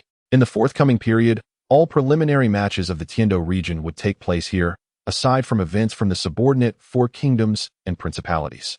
As the sun rose, those who had secured tickets for the opening ceremony eagerly made their way to the Tiando Grand Soul Arena. Outside the arena, the streets were crowded. Had it not been for the large presence of city guards maintaining order, a stampede could have easily occurred. Among the throngs were youthful admirers filled with infatuation, nobles eager to recruit prodigies, and even wealthy women seeking to relive their youth. After all, the participants in the Soul Master Tournament were all aged 25 and below. And due to the nature of martial souls, most Soul Masters possessed commendable appearances, making them highly desirable to these affluent women. At that moment, the members of the Shrek team, led by Dean Flandra, Vice Dean Zhao Wujie, and Vice Dean and team leader Lu Erlong, were en route to the Tiando Grand Soul Arena. Although Lu Erlong's temperament was somewhat tempestuous, earning her the moniker of Mother Tyrannosaurus, she volunteered for the leadership role, as Flandra and Zhao Wujie were both rather unrefined and unattractive. "Wow, how lively!" exclaimed the ever-curious Xiao Wu, unable to contain her excitement as she gazed around in wonder. Of course, this is the Soul Master Tournament, held once every 5 years, the grandest event on the continent. How could it not be bustling? Ning Rongrong replied to Xiao Wu. Regrettably, amid such vibrant festivities, Xiao Wu felt like a mere background character. She lamented, casting a resentful glance at Yichen, frustrated that this detestable fellow had not allowed her to compete in the preliminary matches. Cough, cough. Xiao Wu, your strength is so formidable. Wouldn't it be unfair for you to compete? Leave the matches to us. Ning Rongrong interjected, patting her developing figure with confidence. Despite being merely a level 45 support, her training in the creation body refinement technique and superior soul ring configurations allowed her to surpass her peers. Her fair fists, when swung, were not to be underestimated. Additionally, she could amplify her attributes with soul skills. While she might struggle against a 4-ring soul sect, dealing with 3-ring soul sages should be manageable. Well, 3-ring soul sages in the Soul Master Tournament are just there to make up the numbers, she added. Indeed, Xiao Wu, you are truly exceptional. But we must not reveal our trump cards too soon as members of the Shrek team. Yichen insisted, braving the discontented gaze of Xiao Wu. Just then, a group of girls in sky blue team uniforms approached, joining the Shrek members on their way to the Tiando Grand Soul Arena. Wow, are those the ladies from the Heavenly Water Academy? Their quality is certainly impressive, Ma Hongjun exclaimed, instantly captivated by their short skirts and stockings. Fatty, could you refrain from being so lecherous? You're embarrassing our Shrek Academy. Oscar nudged the drooling Ma Hongjun with his elbow. Ahem, I can't help it. I simply cannot restrain myself, Ma Hongjun said, feeling a bit embarrassed. In such a public setting, mind your image and don't bring shame upon us. Xiao, do you believe in love at first sight? I used to be a skeptic, but now I find myself a believer. Ma Hongjun said dreamily. Fatty, can you truly call this love at first sight? It seems more like a case of infatuation, doesn't it? Yichen could not help but utter a remark. Although Ma Hongjun's malevolent fire had been extinguished, his lecherous nature remained unabated. In truth, this was partly Yichen's fault. He had lent Ma Hongjun a considerable sum of golden soul coins, allowing him to indulge in the pleasures of high-quality companions. Consequently, now that the threat of the malevolent fire had dissipated and he no longer feared an untimely demise, Ma Hongjun's frequency of seeking out companions had increased significantly, rivaling even that of Dai Mubai. Brother Chen, your words are rather harsh, Ma Hongjun exclaimed. Though love at first sight and lust may convey a similar sentiment, the implications are entirely different. Fatty, with so many beautiful young ladies at the Heaven Water Academy, which one has caught your eye? It was evident that Oscar was also a creature of sight, eagerly eyeing the women. That leading lady is simply splendid, Ma Hongjun remarked lewdly. The leading lady? Fatty, I advise you to reconsider. A person of your character is unworthy even to play the role of a sycophant. The leading lady in question was naturally Shui Binger, who possessed the Ice Phoenix martial soul. In terms of talent, Ma Hongjun might have been worthy of being Shui Binger's admirer. However, if only his character were commendable and he were not so portly, there might have been a glimmer of hope. Alas, Ma Hongjun, renowned for his numerous conquests, was certainly not the kind of man that someone as exceptional as Shui Binger would ever consider. At the very least, the current Ma Hongjun lacked the qualifications to be her admirer. Brother Chen, let us not be so blunt. We are still good friends, Ma Hongjun lamented, the shattering of his delusions evident on his face.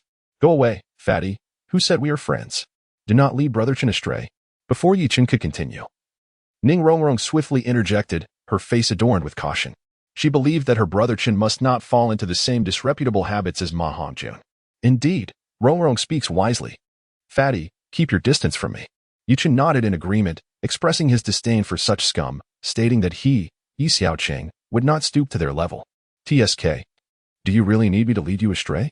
Ma Hongjun raised his eyebrows at Yichen, implying that with 3 girlfriends already, he should not refer to himself as anything less than an elder brother. Chapter 146. Victory shall surely belong to. Part 1. My friend. I grant you the opportunity to articulate your thoughts anew. Yichen wore a sullen expression as he directed a death stare at Ma Hongjun. Alas, it seems only the nobility are permitted to set fires, while the common folk are forbidden from lighting lamps. When shall we, the ordinary people, be able to stand tall and proud? Ma Hongjun let out a deep sigh.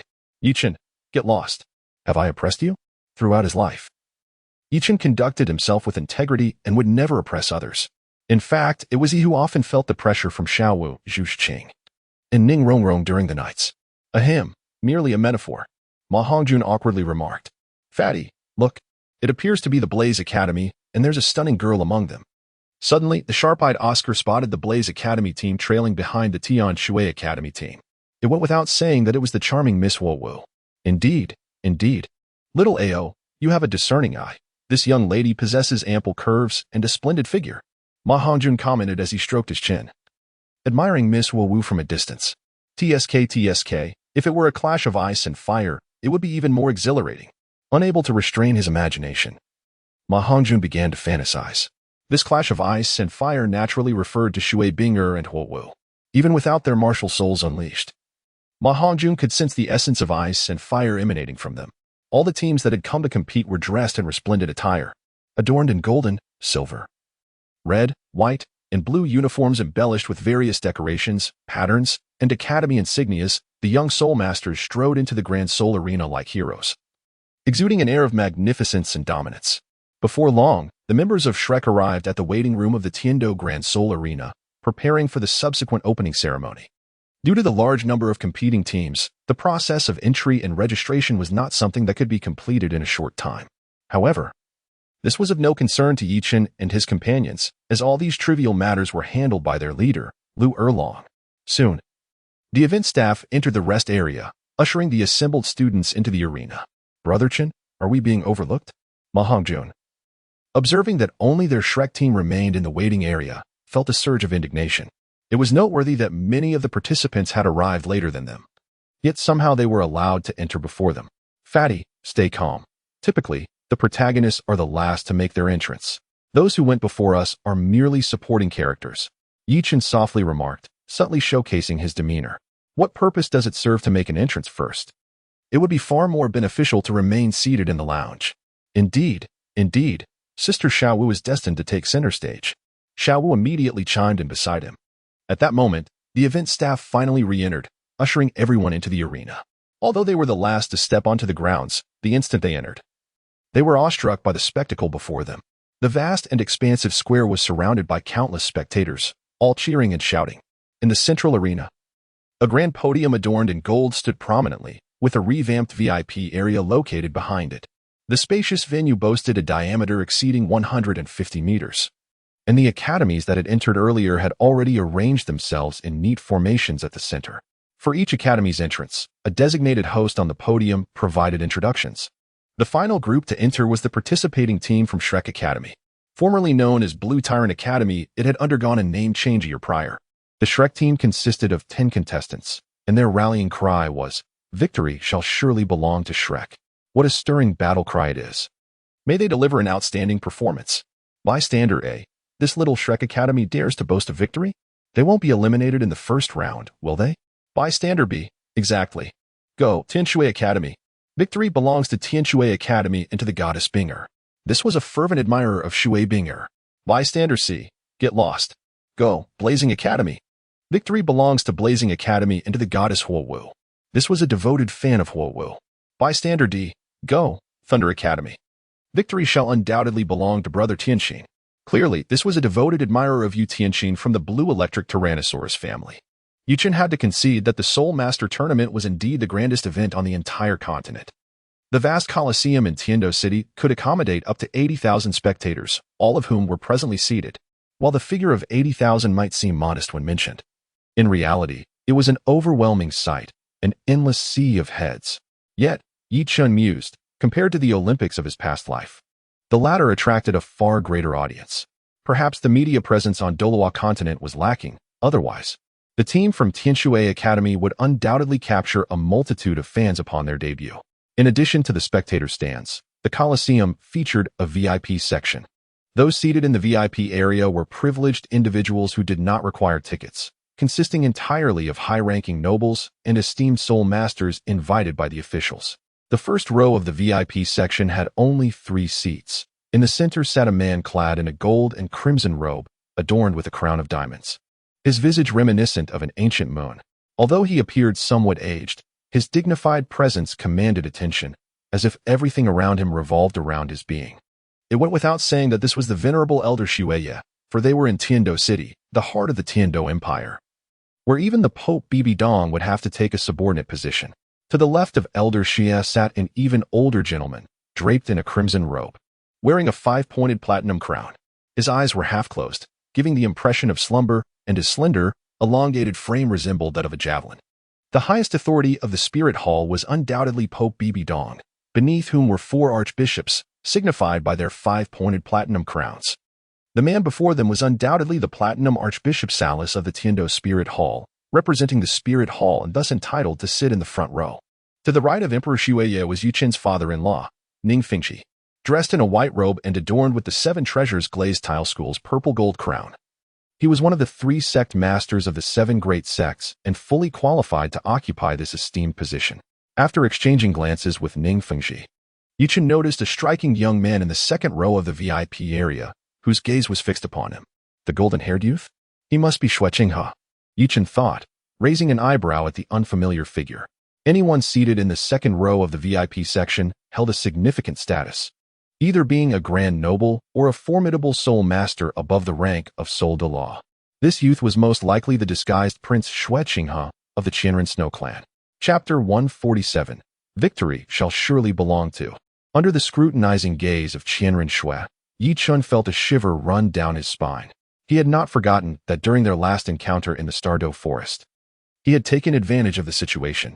Although he had felt a fair amount of anxiety initially, he realized that with no experts from the Spirit Hall seeking him out, he was undoubtedly safe.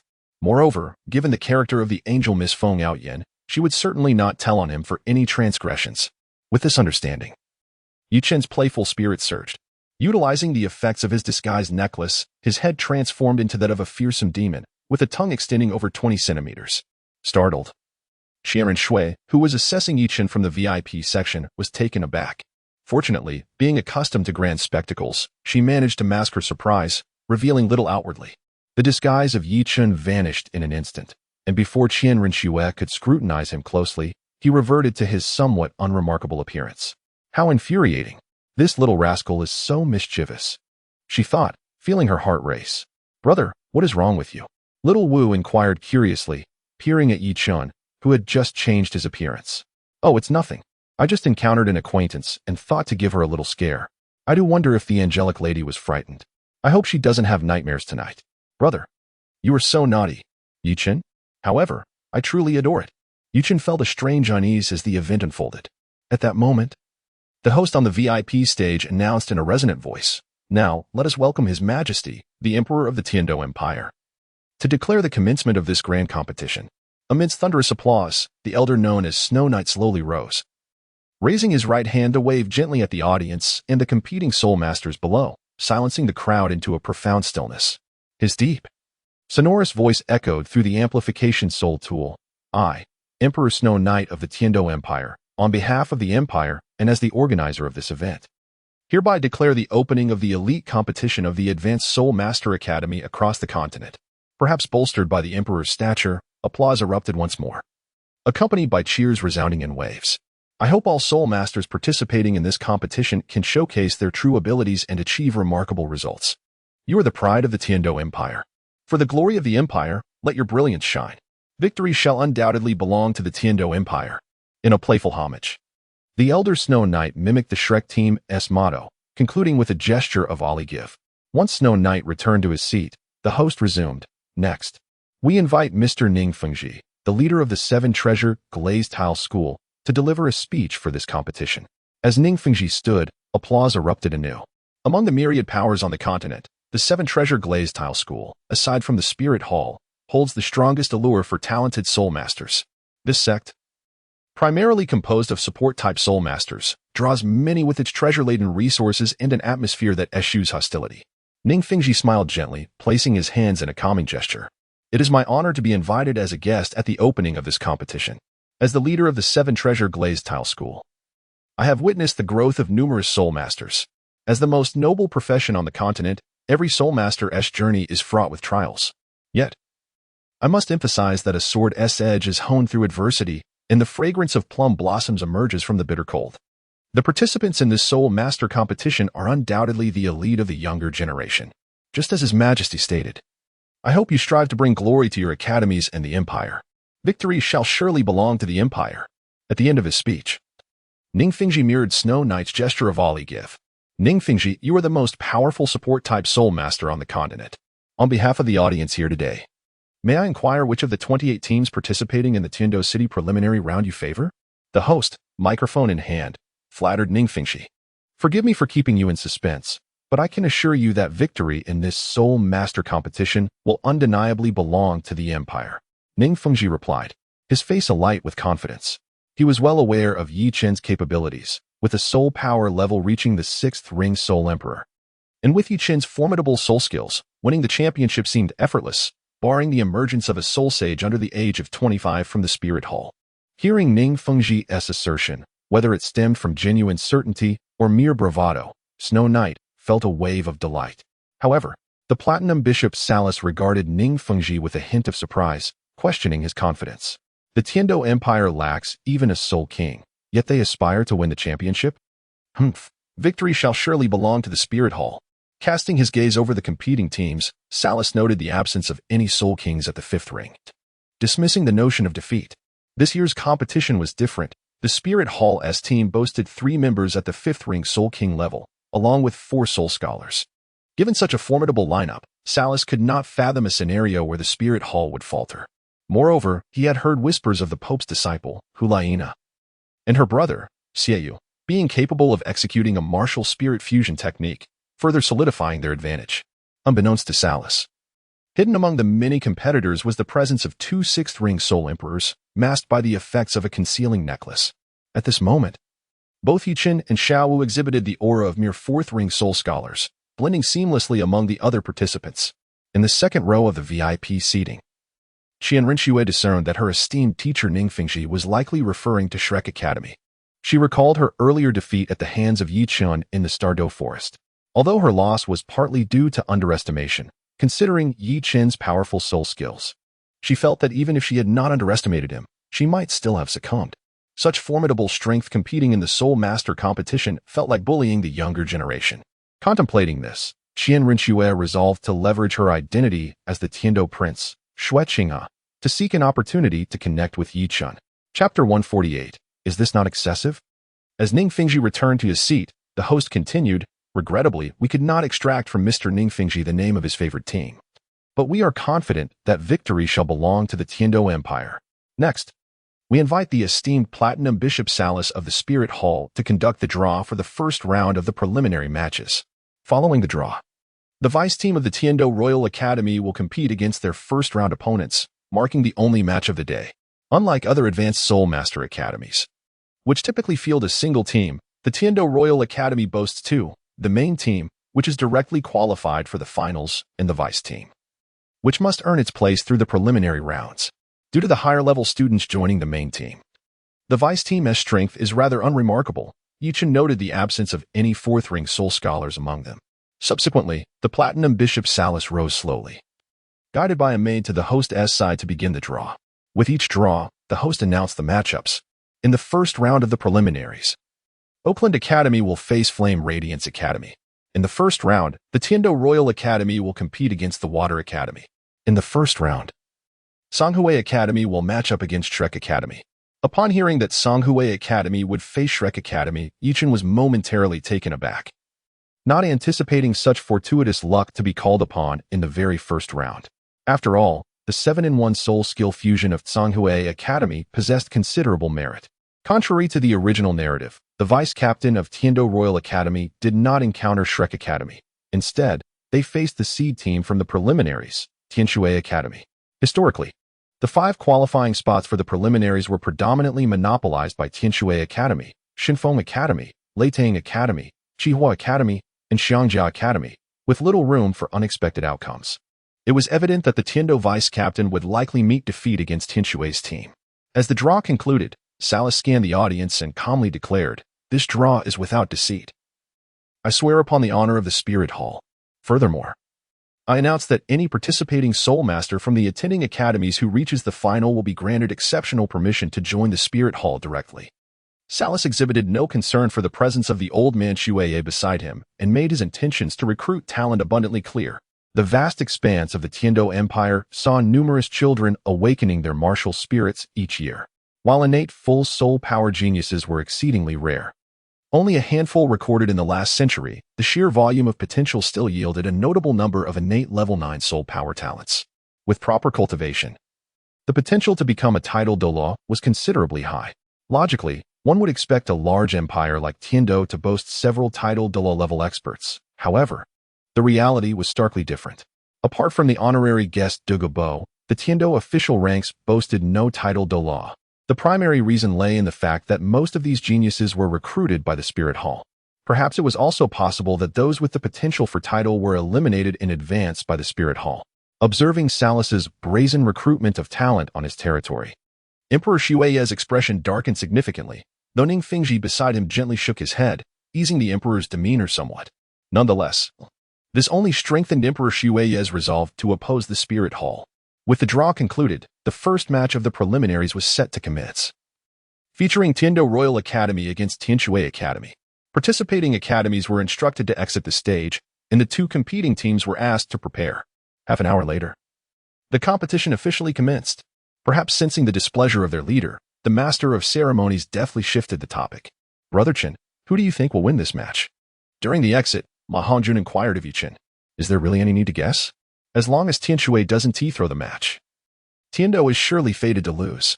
In Yu Chen's view, not only the vice-captain of Tiando, but even the main team, led by Yu Tianheng, would struggle against Tianxue's squad. After all, Tianxue possessed a martial soul fusion skill, Ice and Snowfall, serving as their trump card. Shui Bing'er and Shui Wu were both 4-ring soul masters. and the ice and snowfall they activated boasted combat prowess equivalent to a 5-ring Soul King. Against the main team of Tiendo, the outcome was genuinely uncertain. Brother Chun, you must indeed deceive me. Otherwise, I stand to incur significant losses, Ma Hongjun said earnestly. What? Are you considering placing a bet? In the Great Soul Arena? Betting was commonplace, especially during the highly publicized Soul Master competition. The stakes were undoubtedly higher than usual. Of course, you know my expenses are considerable. I must find some means of income, right? Since Tianshui Academy is bound to win, I naturally wish to participate. By the way, Brother Chun, would you like to place a bet as well? Eager to engage in a seemingly foolproof venture, Ma Hongjun, in need of gold soul coins, was quite keen on the idea. Of course, the Great Soul Arena isn't foolish enough to give you free money. The strength of Tianshui's team far exceeds that of Tiendo's vice captain, so the odds will likely reflect that, yielding minimal profits. Even the smallest leg of a mosquito is still meat. While it may not attract your interest, I certainly see value in it. Xiaoyao, let us go. I'll take you to earn some money. With that, Ma Hongjun attempted to drag Oscar toward the betting area. Fatty, who are you calling brother? I'm older than you by a couple of years. Oscar rolled his eyes, reminding Ma Hongjun of their age disparity. Xiaoyao, don't sweat the small stuff. Let us go earn some money. Ma Hongjun waved his hand dismissively, pulling Oscar along. Meanwhile, Yichen fell into contemplation, as Ma Hongjun's proposal had sparked a new line of thought. Previously, he had refrained from venturing into the Great Soul Arena for profit due to fears of becoming too entangled. Additionally, even if he could make money, the limited number of participants and the overall betting amounts were not substantial. If he were only to earn trivial sums, his motivation would be lacking. However, times had changed. Now, having advanced to the 6-ring Soul Emperor rank, his abilities could easily contend with 7-ring Soul Saints. With his father-in-law as a formidable backing, he was no longer concerned about drawing too much attention from potential adversaries. Furthermore, with the Soul Master competition attracting vast audiences, the total betting amount would surely be significant, enabling him to not only earn quick money, but also substantial sums. The Great Soul Arena is so lucrative. I'll just aim for a few modest targets. Surely, that isn't too much to ask? Stroking his chin, Yichen pondered. With the advantage of foresight and formidable mental acuity, Yichen could effectively predict the outcome of both teams. Moreover, considering the lackluster past performance of Shrek Academy against seed teams, the odds of their victory would likely be quite high, ensuring a bountiful return. While he was not in dire need of wealth, he certainly would not refuse the allure of more golden coins. Chapter 149, Placing Bets After Some Reflection. Yichen resolved to head to the betting area to familiarize himself with the rules of the Great Soul Arena. Xiao Wu, you all head to the stands. I have something to attend to. Yichen addressed Xiao Wu and the others. Brother, where are you going? Xiao Wu inquired with a hint of confusion. In these times, making a living is no easy feat naturally. Your brother must seek to earn a livelihood. Otherwise, how shall I provide for you all? Yichen remarked lightly. Well, brother, isn't your money supposed to fall from the heavens? Why must you still earn it? Xiao Wu, with a look of astonishment, pondered when Yichen had begun to seek wealth. Wasn't it supposed to come effortlessly? Over the years, Xiao Wu had never witnessed Yichen laboring for money. Yet the golden soul coins seemed perpetually abundant. Yichen remarked, enough of the banter. I shall return to seek you out shortly. He then proceeded to the restroom, utilizing a disguised necklace to alter his appearance, transforming from a graceful youth into a menacing middle-aged man bearing a scar, possessing a soul power level of 63, that of a soul emperor. Upon arriving at the betting area of the Heaven Do Grand Soul Arena, Yichen observed 3 betting windows, each already bustling with eager patrons. Satisfied by the sight of the crowd, he nodded approvingly. These were prime candidates for his ambitions. Whether he could acquire a few golden soul coins during the Soul Master competition would hinge upon the prosperity of these unsuspecting bettors. Though he had never personally placed a wager, Yichen was well acquainted with the betting rules of the Grand Soul Arena. Generally, wagers are categorized into 2 types. The first type features fixed odds, while the second type possesses variable odds that fluctuate in accordance with the total amounts wagered by both sides. At the closing of bets, the final odds are determined based on the funds wagered, with the arena retaining a 5% profit margin, ensuring a steady income. For instance, if the total bets for a duel reached 1 million golden soul coins, the arena would collect 50,000 as their share, distributing the remaining 950,000 according to the proportions of the winning side's original bets. In this context, the fixed odds betting could potentially result in losses for the arena. For example, if the Royal Duels Vice team faced off against the Heavenly Water team, the odds for the former might be 1 to 10, while the latters would be 1 to 1. 1.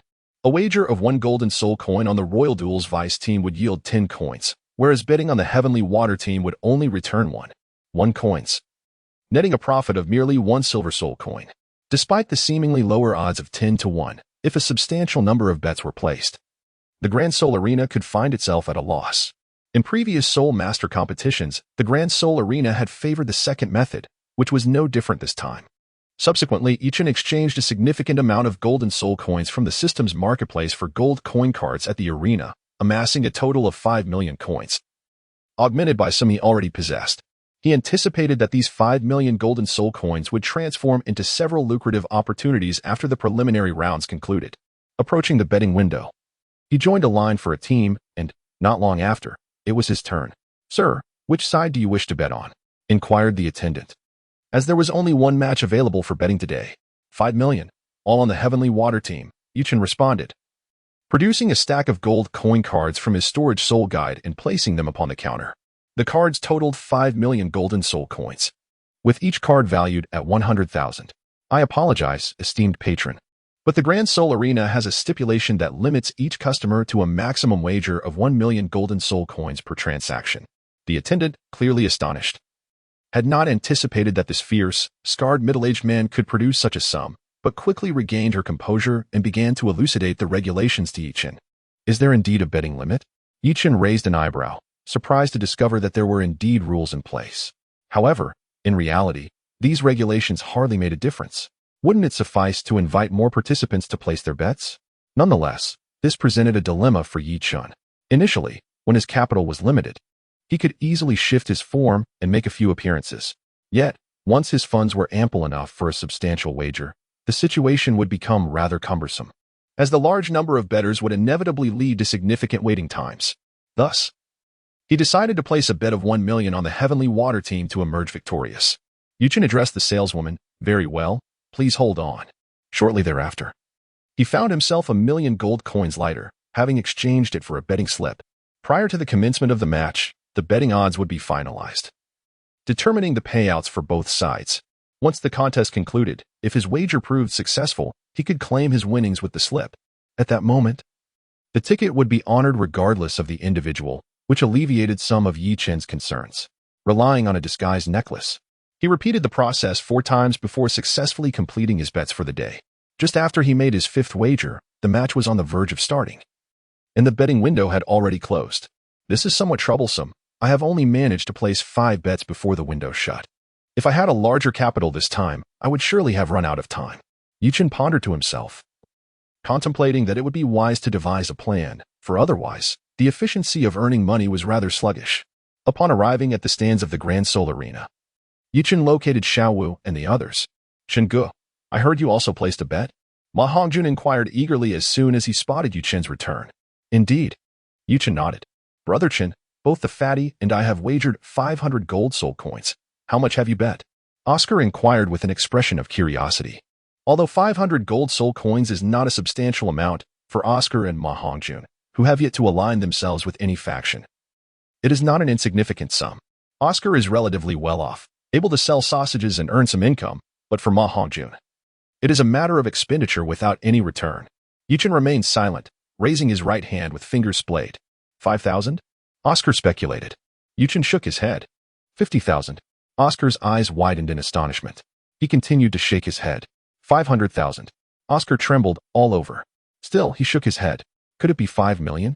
Ma Hongjun exclaimed in disbelief, his voice barely above a whisper. Indeed. Yichen nodded. However, there was no further development. Ma Hongjun and Oscar were left in a state of despondency. "Brother Chen, will you take me along for the bets in the future?" Oscar promptly inquired upon regaining his composure. "Indeed, Brother Chen, do include us," Ma Hongjun chimed in. "Are you certain?"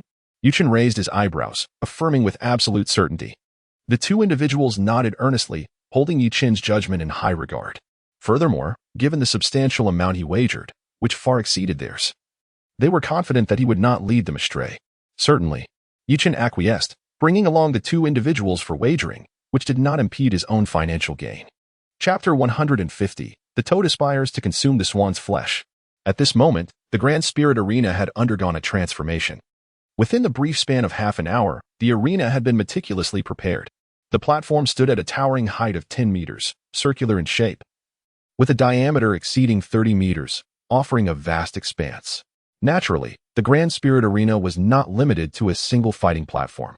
When the preliminary matches commenced the following day, 5 platforms would be set up simultaneously to prevent an overly protracted competition schedule. 28 teams would engage in 27 rounds of preliminaries, with each team facing 27 opponents, meaning that every squad would contend against all others. A victory would yield 1 point, while the defeated would earn none. Upon the conclusion of the preliminaries, the top 5 teams based on points would advance to the qualifying rounds. Progressing to the qualifying rounds signified entry into the ultimate finals. These rounds would not eliminate any teams but rather serve to provide a rough ranking of each team's strength, ensuring that formidable teams would not clash prematurely, thereby enhancing the excitement of the finals. Soon, as the announcer proclaimed the names and martial spirits of the competing teams with great fervor, accompanied by flickering lights, the participants from the Royal Duel Sub-Team and the Heavenly Water Team made their grand entrance. The Royal Duel Sub-Team presented a commendable appearance. Their light golden uniforms adorned with the characters for Heavenly Duel on the left chest and 7 silver stars on the back, symbolizing the Heavenly Duel Empire. Each member exuded vigor, appearing to be in their 20s, and under the illumination of the soul-guided lights, they seemed to radiate a captivating brilliance, akin to a constellation of golden suns, captivating the audience's attention. However, in comparison to the Heavenly Water Team, the Royal Duel Sub-Team was undoubtedly a notch below. The Heavenly Water Team was comprised entirely of enchanting young women, their alluring figures accentuated by fair legs clad in icy blue crystal stockings, enhancing their allure. Coupled with their sky blue, ultra-short skirts and high heels, they strikingly hit the sweet spot of countless spectators, inciting a crescendo of cheers throughout the Grand Spirit Arena. On the stands, Ma Hongjun gazed at the 7 women of the Heavenly Water Team with wide-eyed astonishment. Even Yuchen, beside him, felt the stirrings of a rather unrefined spirit, unable to resist the temptation to scrutinize them closely. Suddenly, while admiring the figures of these captivating women, Yichun felt a sharp pain at his waist. Hiss! Yichun inhaled sharply, turning his gaze to discover Xiao Wu firmly grasping the soft flesh at his waist, her enchanting eyes glaring at him with intensity. Xiao Wu, what is the matter? Although caught in the act by her, Yuchen, possessing a thick skin, feigned innocence. Humph. Your eyes are about to pop out. It was evident that the little rabbit was feeling a twinge of jealousy. Nonsense. I can withstand any trial as your older brother. I am a seasoned veteran. Yuchen spoke with a countenance of innocence. Xiao Wu replied, if you continue to gaze around indiscriminately, be prepared to face the consequences when we return. Her tone was menacing. Nearby, Zhu Zhuqing and Ning Rongrong nodded in agreement, their expressions reflecting a similar sentiment. After receiving Xiao Wu's warning, Yichen suppressed his mischievous spirit and began to watch the match with utmost seriousness. On the soul fighting platform, the disparity in overall strength between the Royal Fight Vice Team and the Heavenly Water Battle Team was starkly apparent. All 7 members of the Royal Fight Vice Team were at the 3rd ring Soul Master level, while excluding their captain, Shui Binger. The Heavenly Water Battle Team boasted 2 members at the 4th ring Soul Master level, with the remaining 4 teammates all possessing soul power levels exceeding 35. Regardless of the perspective, the Royal Fight Team had little chance of victory. The first round of the preliminary match officially commenced. At the referee's signal, this marked the beginning of the first preliminary match of the prestigious Continental Advanced Soul Master Academy Elite Competition. Similar to the general rules of the Great Soul Arena, the Soul Master competition allowed 1 minute for both sides to unleash their martial souls. Instantly, the platform was illuminated with yellow and purple soul rings. Upon noticing that 3 members of the Heavenly Water Battle Team were Soul Masters, the captain of the Royal Fight Vice Team immediately realized they had encountered an unfortunate start. After all, their opponents hailed from the renowned Heavenly Water Academy, a prestigious institution within the Elemental Academy. It would indeed be surprising if they lacked Soul Master level members. However, conceding defeat was out of the question. This was the inaugural match of the Soul Master competition, and as the vice captain of the Tiando Royal Academy, surrendering would be a significant embarrassment. Moreover, the Emperor of Snowy Night and 3 esteemed committee members were observing from the VIP seats. If they were to act in such a manner, they would undoubtedly face dire consequences in the future. The minute passed swiftly, and as the 7 contestants of the Royal Fight Vice Team prepared to put up a struggle, aiming to maintain a semblance of dignity in their defeat, the Heavenly Water Battle Team unleashed their prowess. Despite their delicate appearance, the members of the Heavenly Water Battle Team showed no mercy in their assault. The first soul skill, Ice Seal, was initiated by Captain Shui Binger, resulting in an instantaneous area of control. A chilling aura enveloped the battlefield, and 4 members of the Royal Fight Vice Team, including their captain, were swiftly encased in solid ice. With their strength already inferior, the Royal Fight Vice Team found themselves further handicapped, and within half a minute, they were entirely eliminated by the seemingly delicate yet formidable girls. Pathetic, Yuchen scoffed, finding the Royal Fight Vice Team's performance utterly disgraceful. It was likely that among the 28 teams in the preliminary rounds, the Royal Fight Vice Team, bearing the Tiando Royal Academy's name, would rank at the bottom, even inferior to the Zhonghui Academy. Indeed, the nobility of Tiando is decayed. The students of the Tiando Royal Academy were all offspring of the empire's aristocracy. Aside from those hailing from powerful martial soul families, they were scarcely more than useless. It was no wonder that the Tiando Empire found itself under the heel of the Star Luo Empire. Were it not for the Spirit Hall restraining the Star Luo from annexing Tiando and the alliance with the 7 Treasure Glazed Tile School, the Tiando Empire would have surely met its demise long ago. My goddess Binger is so powerful. Suddenly, Ma Hongjun exclaimed, his admiration palpable. When did Shui Binger become your goddess? Oscar queried, bewildered. Just now, Ma Hongjun replied. TCH, a toad aspiring to eat a swan's meat. Oscar retorted disdainfully. Little Oscar, that is where you are mistaken. Look at Shui Binger's martial soul, the Ice Phoenix, and mine, the Fire Phoenix. Does that not signify a perfect match? Ma Hongjun asserted earnestly. Go die? Just look at your own character. Oscar spared no mercy in dismantling Ma Hongjun's argument. Another sycophant emerges on the continent. Yuchen gazed at Ma Hongjun, contemplating within. In the realm of Douluo Continent, the presence of sycophants is indeed overwhelming. There is a saying that aptly encapsulates this phenomenon. The sycophant who indulges in flattery ultimately ends up with nothing. It seems that Ma Hongjun is no exception. However, there exist instances where a sycophant may achieve great success, such as the exemplary figure Feng Xiaotian. Yet, not every sycophant possesses the remarkable qualities of Feng Xiaotian. With an innate full soul power and a mutated martial soul, coupled with an impeccable character, such a sycophant could easily win the affection of Miss Huo Wu, making Feng Xiaotian's ultimate success seem rather ordinary. Xiao Wu, Zhu Qing, Rong, you may return for now. I shall head to the betting exchange to collect the winnings. After addressing Xiao Wu and the others, Yi Chun proceeded to the restroom, transforming his appearance before making his way to the betting area of the Grand Soul Arena. Chapter 151. I have brought disgrace to the capitalists as the odds for the Tianshui battle team merely 1-1. 0-6? At the betting exchange. Yu Chen's eyes widened in disbelief as he spoke to the attendant. He had anticipated that the odds would be low following a victory for the Tianshui battle team. Yet he never imagined they would be this low. Indeed, sir, the attendant replied with a professional smile, nodding in affirmation. Damn it, where's my money? Yi Chen, with an expression of discontent, slammed the 5 betting slips, each worth 1 million gold soul coins, onto the counter. With odds of 1-1. 0-6. Yi Chun wagered 5 million gold soul coins, potentially yielding a return of 5,300,000 gold soul coins.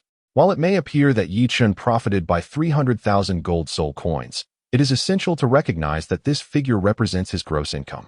The Great Soul Arena imposes a commission of 5%.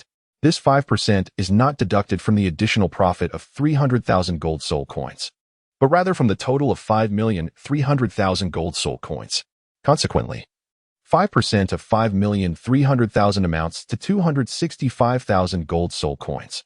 Thus, after making a wager of 5 million gold soul coins, Yi Chen ultimately netted a mere 35,000 gold soul coins, a scenario that would surely provoke a capitalist to exclaim in frustration.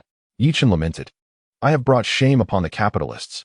Welcoming esteemed guests to visit again, the saleswoman beamed as she handed Yi Chen a substantial stack of gold cards. Stepping out of the exchange office and gazing down at the 3 cards worth 10,000 each and 1 card valued at 5,000, Yi Chen felt a silent stream of bitter tears welling up within him. This particular betting round had offered odds of 1-1. 0-6. Had it been 1-1. 0-5, his wager would have triumphed, yet in the end, he faced a loss. How absurd. Can the deputy captain of the trashy Royal Combat Team not possess even a modicum of strength? Yi Chen inwardly cursed. If only the strength of the Imperial Do's Vice Team were a tad stronger, the gap with the Tianshui battle team wouldn't be so pronounced. and perhaps the odds would rise accordingly. After all, the Imperial Do's vice team hails from the Royal Academy of Tiendo. Surely, there must be a handful of diehard fans. At that moment, Yuchen spotted Ma Hongjun and Oscar. Xiao Ao, we've only made 3 gold soul coins and 5 silver soul coins this time? Ma Hongjun lamented, weighing the 3 gold soul coins and 5 silver soul coins in his hand.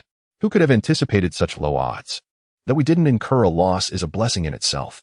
Oscar, equally speechless, hadn't expected to earn so little, with high costs and low returns. The world is indeed a harsh place. Hearing that Ma Hongjun and Oscar had merely earned 5 gold soul coins, Yuchen felt a sense of relief in comparison to his own earnings of 35,000 gold soul coins.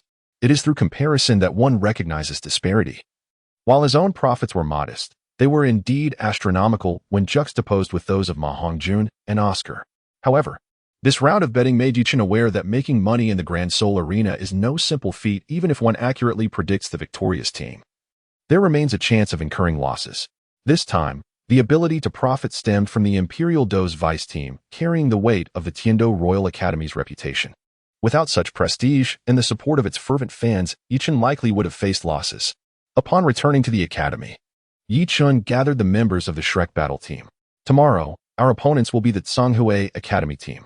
In this match, we must conceal our true strength, aiming for a balance in power and ultimately secure a narrow victory over Tsanghui Academy. Yuchen earnestly cautioned the crowd. Revealing their true strength prematurely would undoubtedly lead to a significant decrease in Shrek's odds in the Grand Soul Arena.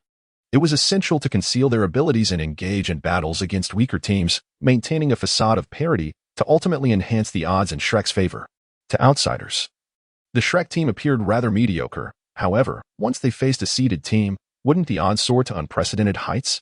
To reap substantial rewards, one must rely on unexpected upsets. Why is that? Xiao inquired, her brow furrowed in confusion. The others also regarded Yuchen with curiosity. Surely you are aware that odds are established in the Grand Soul Arena, aren't you? With a broad smile, Yuchen remarked, "Hiss, Brother Chen. Are you planning to make a surprise profit?" Ma Hongjun, who was particularly sensitive to the golden soul coins, immediately speculated on Yi Chen's intentions. Indeed, today, the Emperor's team is facing the Tianshui team, and the odds for Tianshui are exceedingly low. If our displayed strength surpasses theirs, how can we possibly make a profit?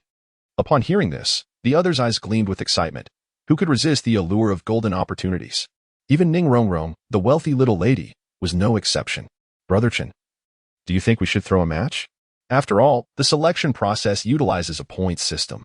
By the end of the preliminaries, our strength will undoubtedly be revealed. When we encounter a weaker team, if we intentionally lose, wouldn't that yield substantial rewards? Ma Hongjun's mind was racing, and he quickly devised a plan. Fatty, you have a keen eye. After pondering for a moment, Yuchen's eyes sparkled as he gave Ma Hongjun a thumbs up. This suggestion was indeed quite astute. As long as they secured a position within the top 5 in the preliminaries, they could advance to the next round without needing to win every match.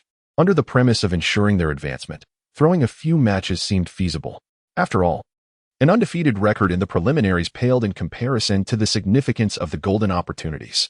Moreover, once they surpassed the preliminaries, both the advancement matches and the finals would not take place in the Grand Soul Arena, making it highly likely that no betting would occur. All right. I will orchestrate our strategy for tomorrow. Although the apparent strength of Tsanghui Academy was not formidable, lacking even a 4-ring Soul Master, being composed entirely of 3-ring Soul Scholars, it was unbeknownst to many that Tsanghui Academy possessed a hidden card, 7 combined soul skills. What? 7 combined skills? Yuchen's words detonated like a colossal bomb, leaving everyone wide-eyed in astonishment. Fear not, it is not a martial soul fusion technique, merely a soul skill fusion technique, which pales in comparison in terms of power. Moreover, I shall also take the stage tomorrow. Thank goodness, I was under the impression it was a 7-person martial soul fusion. Ning Rongrong exclaimed, patting her not-so-ample bosom with a look of disbelief. She had indeed heard tales of the formidable power of martial soul fusion techniques on the continent. The most common martial soul fusion technique involves merely 3 individuals. Should a 7-person fusion ever manifest, it would undoubtedly be dazzling and extraordinarily magnificent. Tomorrow, in the match against Tsanghui Academy, the participants will include Tai Long, Jiangzhu, Jingling, Huan Yuan, myself, Zhu Qing, and Rongrong. Zhu Qing and Rongrong, you are to match my soul power level, which is at the 3rd ring soul ancestor, and you must refrain from utilizing domain and soul skills above the third ring. Yichen determined the participants for tomorrow's event. Prior to the opening ceremony, the Shrek team had already registered, but they only recorded the competitors and their martial spirits. Regarding their soul power levels, participants had the option to either conceal this information or register it. There was no obligation to disclose it.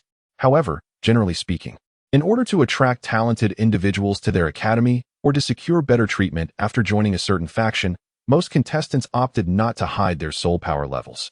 Among the Shrek team, Yi Chun, Xiao Wu, Zhu Zhuqing, and Ning Rongrong chose not to register their soul power levels, while the others did.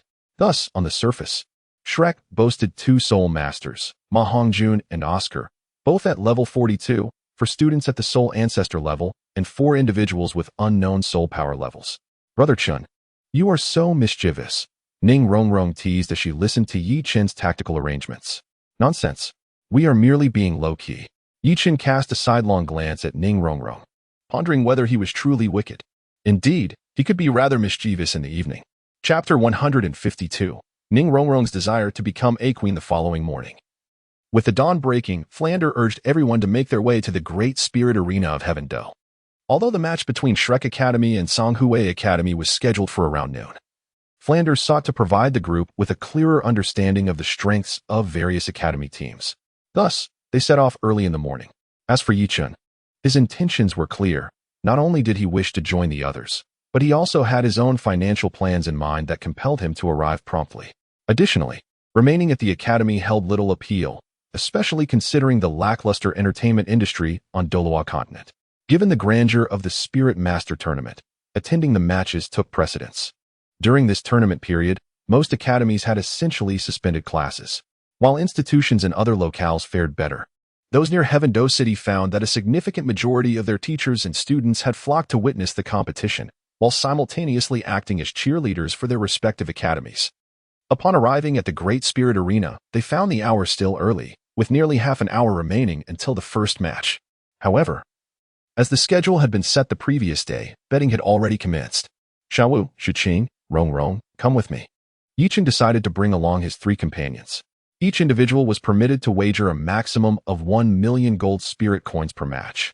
With his original capital bolstered by the gifts from his son the day before, Yichen possessed just over 7 million gold spirit coins, necessitating 7 separate bets even with the aid of a disguise necklace.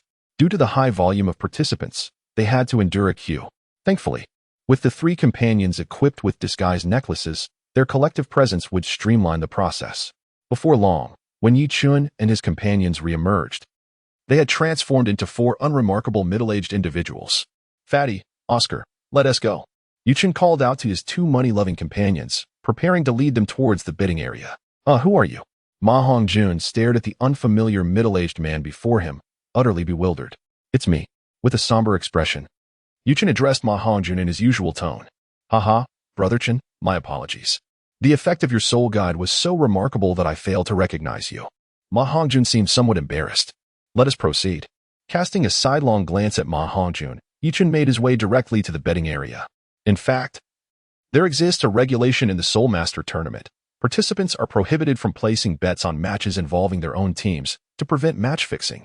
Consequently, neither Ma Hongjun nor Oscar could wager on the matchup between Shrek Academy and Songhue Academy. However, this restriction could easily be circumvented. For instance, one could have someone else place a bet on their behalf, or simply disguise oneself, as Yi Chun had done.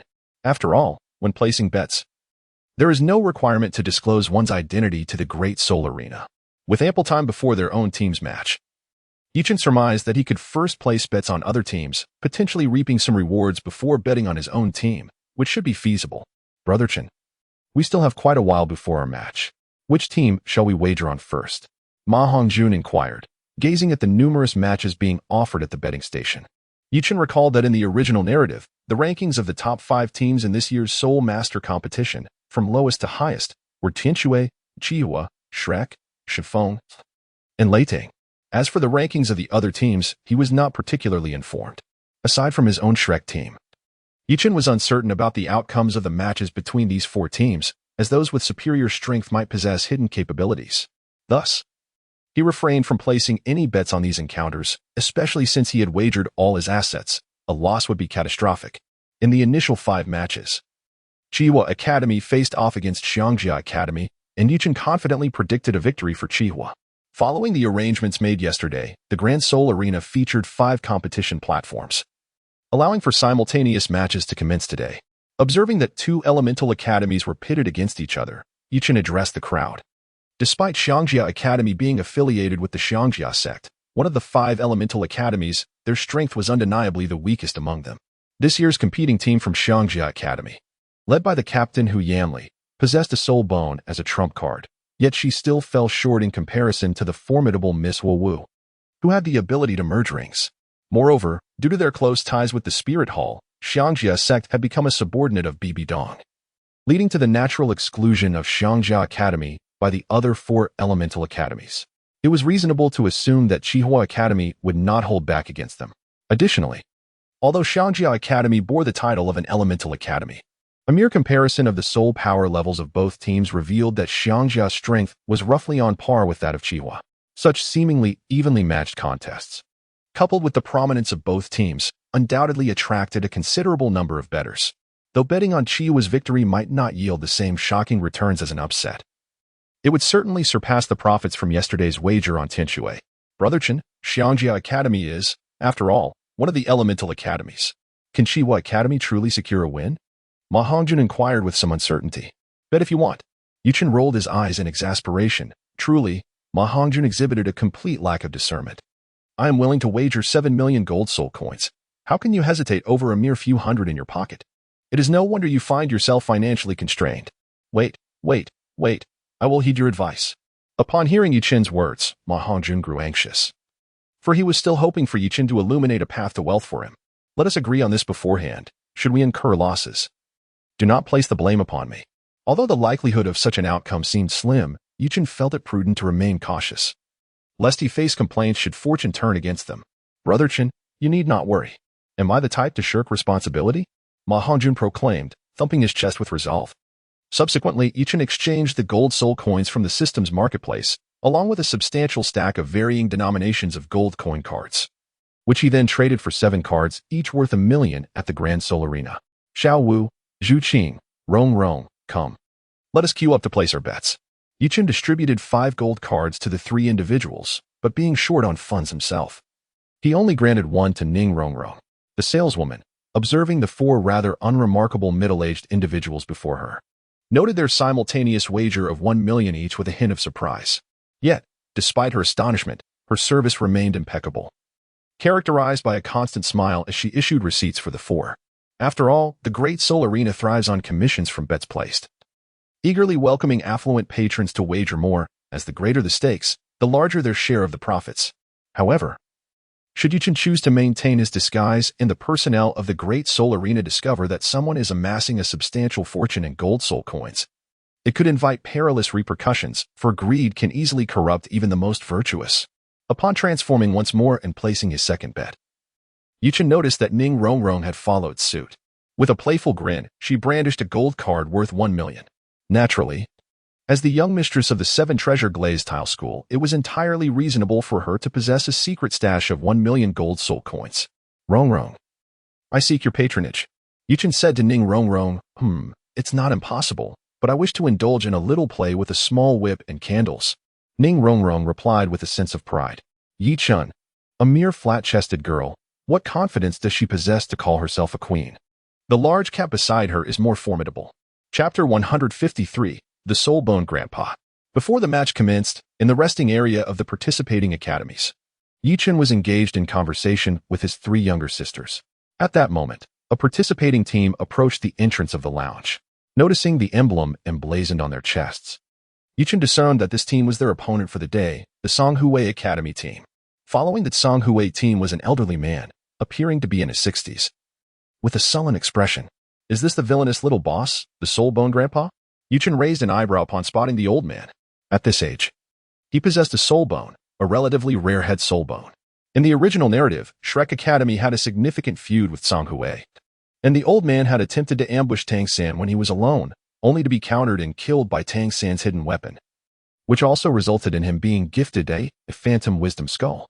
However, The skull was of such low grade that Tang San deemed it unworthy and later passed it on to Ning Rongrong.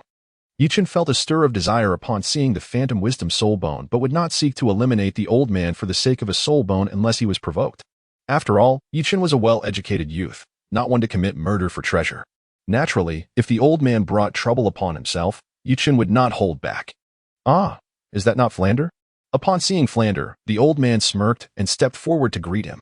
Upon learning that Songhui Academy would face Shrek Academy, he had eagerly researched Shrek's information. Discovering that Shrek's adversary was Flander's students filled him with joy, for he had a history with Flander. However, back then, he was merely a sole emperor of the 6th rank, while Flander had already ascended to Soul Sage. He was no match for him. Now, with Songhui Academy's team squaring off against Shrek's, it was precisely what the old man had wished for. If the Songhui team could decisively defeat Shrek, it would be a fitting retribution for past grievances. Losing? Impossible.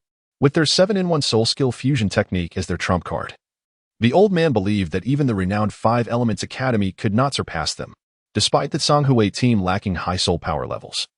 Not even having a 4th-rank soul master, their 7-in-1 soul skill fusion technique allowed them to challenge opponents beyond their rank with ease. Moreover, this skill was of a mental type, and most soul masters on the continent had weak mental fortitude, making such challenges even more feasible. What brings you here? Flander frowned and inquired, recognizing the old man and suspecting he harbored malicious intentions. Ah, Flander, it seems you still remember me. I hope your Shrek team does not suffer too severe a defeat today. The old man's mood brightened at the thought of Songhui's impending victory over Shrek, a smile returning to his face. Pa, you think your Songhui team can defeat my Shrek? Get a good night's sleep. In your dreams, anything is possible. Flander was brimming with confidence regarding his Shrek team. With both Yichen and Xiaowu as 6th-rank Soul Emperors, he could not fathom a scenario where his academy faced defeat, unless it were a fixed match. Just wait and see, Flander. The old man retracted his smile, snorted coldly, and left a threatening remark before taking a seat with the Songhui team on the other side of the lounge. Flander, do you know that old man? After the old man departed, Ma Hongjun curiously inquired. Yes, that old rascal is named Xinian. His dream remnant martial soul is quite peculiar. A unique soul that can create various illusions, leading individuals to lose themselves within and ultimately self-destruct. Be cautious. His character is malicious and vindictive, and he is a 7th-rank soul sage. Everyone stay alert. Flander cautioned his team. As for himself, he was unperturbed by Xinian. Though the dream remnant martial soul was rare and belonged to the mental control category, Flander was now an 8th-rank soul Douluo, and the gap in their ranks was not easily bridged. Flander, do you hold a grudge against him? Will that old man target your beloved students? Ma Hongjun, unabashed, feigned concern. Well, I cannot say for certain. For now, you all must refrain from wandering off. When leaving the Colosseum, stick with me, Erlong and Lao Jiao. As for inside the arena, you need not worry. Xinian would not dare act against us within the Colosseum. Flander acknowledged the possibility of Xinian plotting against them, thus ensuring the safety of his team. As the match was about to commence, the group exited the lounge and proceeded to the viewing platform of the Colosseum. Today marked the official start of the competition, while yesterday had merely served as a warm-up.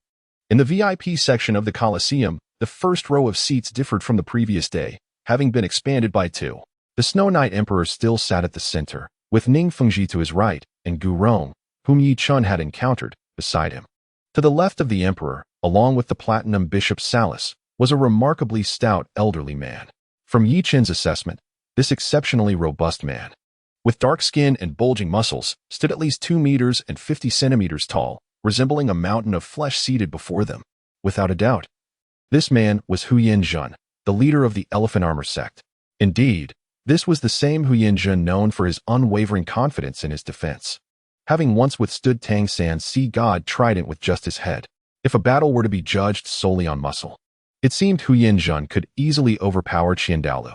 Once the esteemed guests were seated, the announcer introduced the participating teams, and the day's matches officially commenced.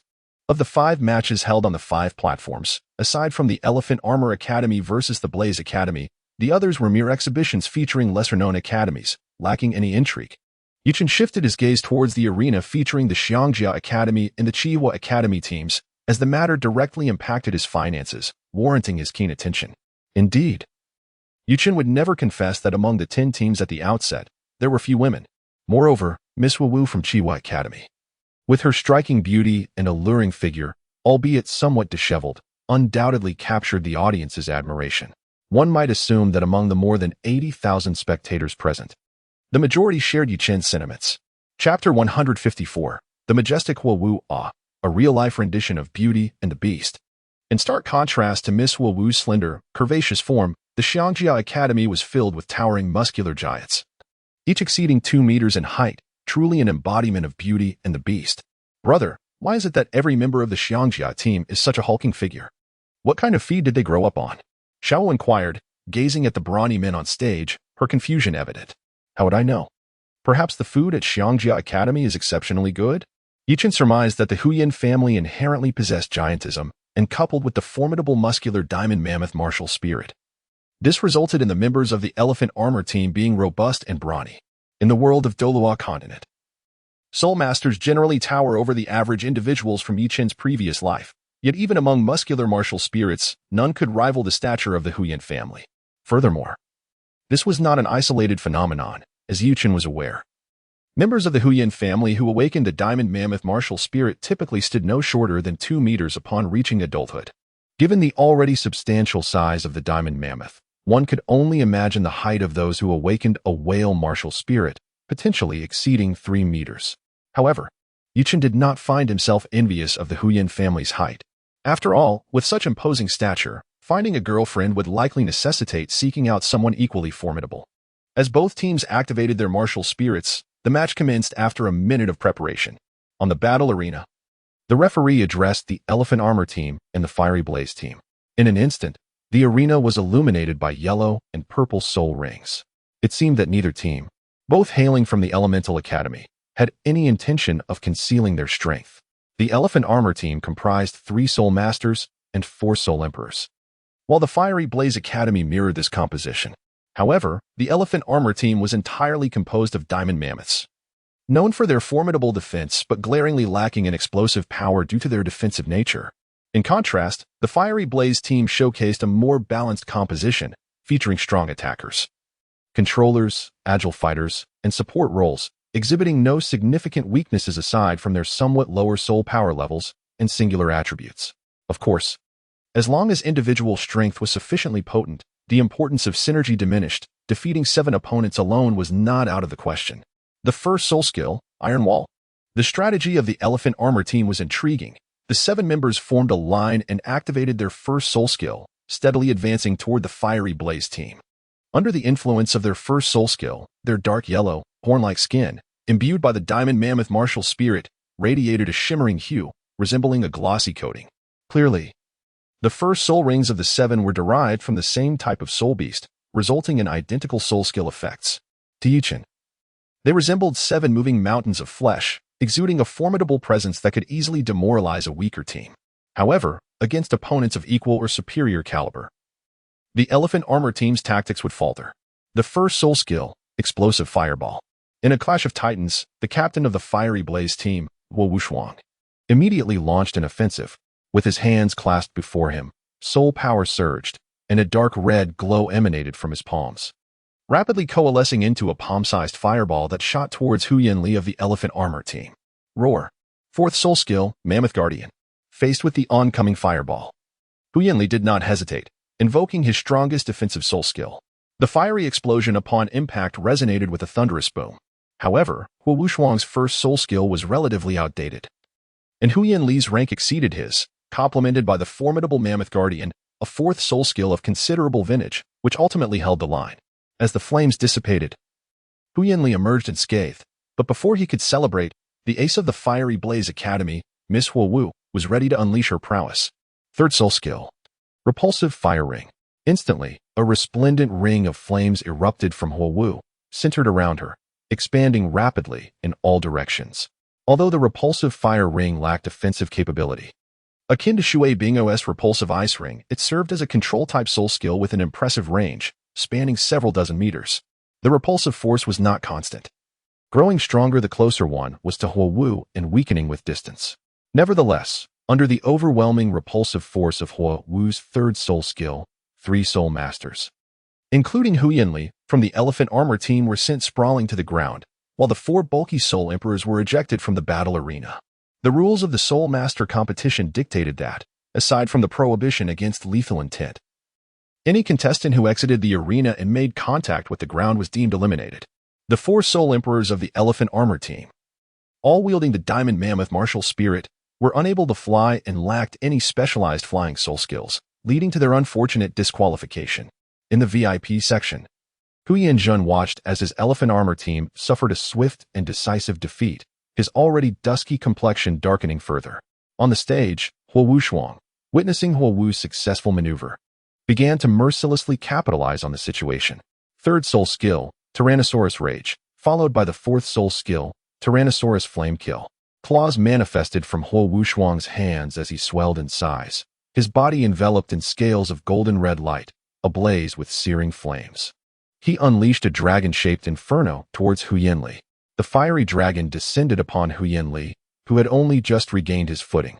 Fortunately, the effect of Hu Yanli's 4th Soul Skill, Mammoth Guardian, still lingered. However, even so, Hu Yanli found himself in dire straits.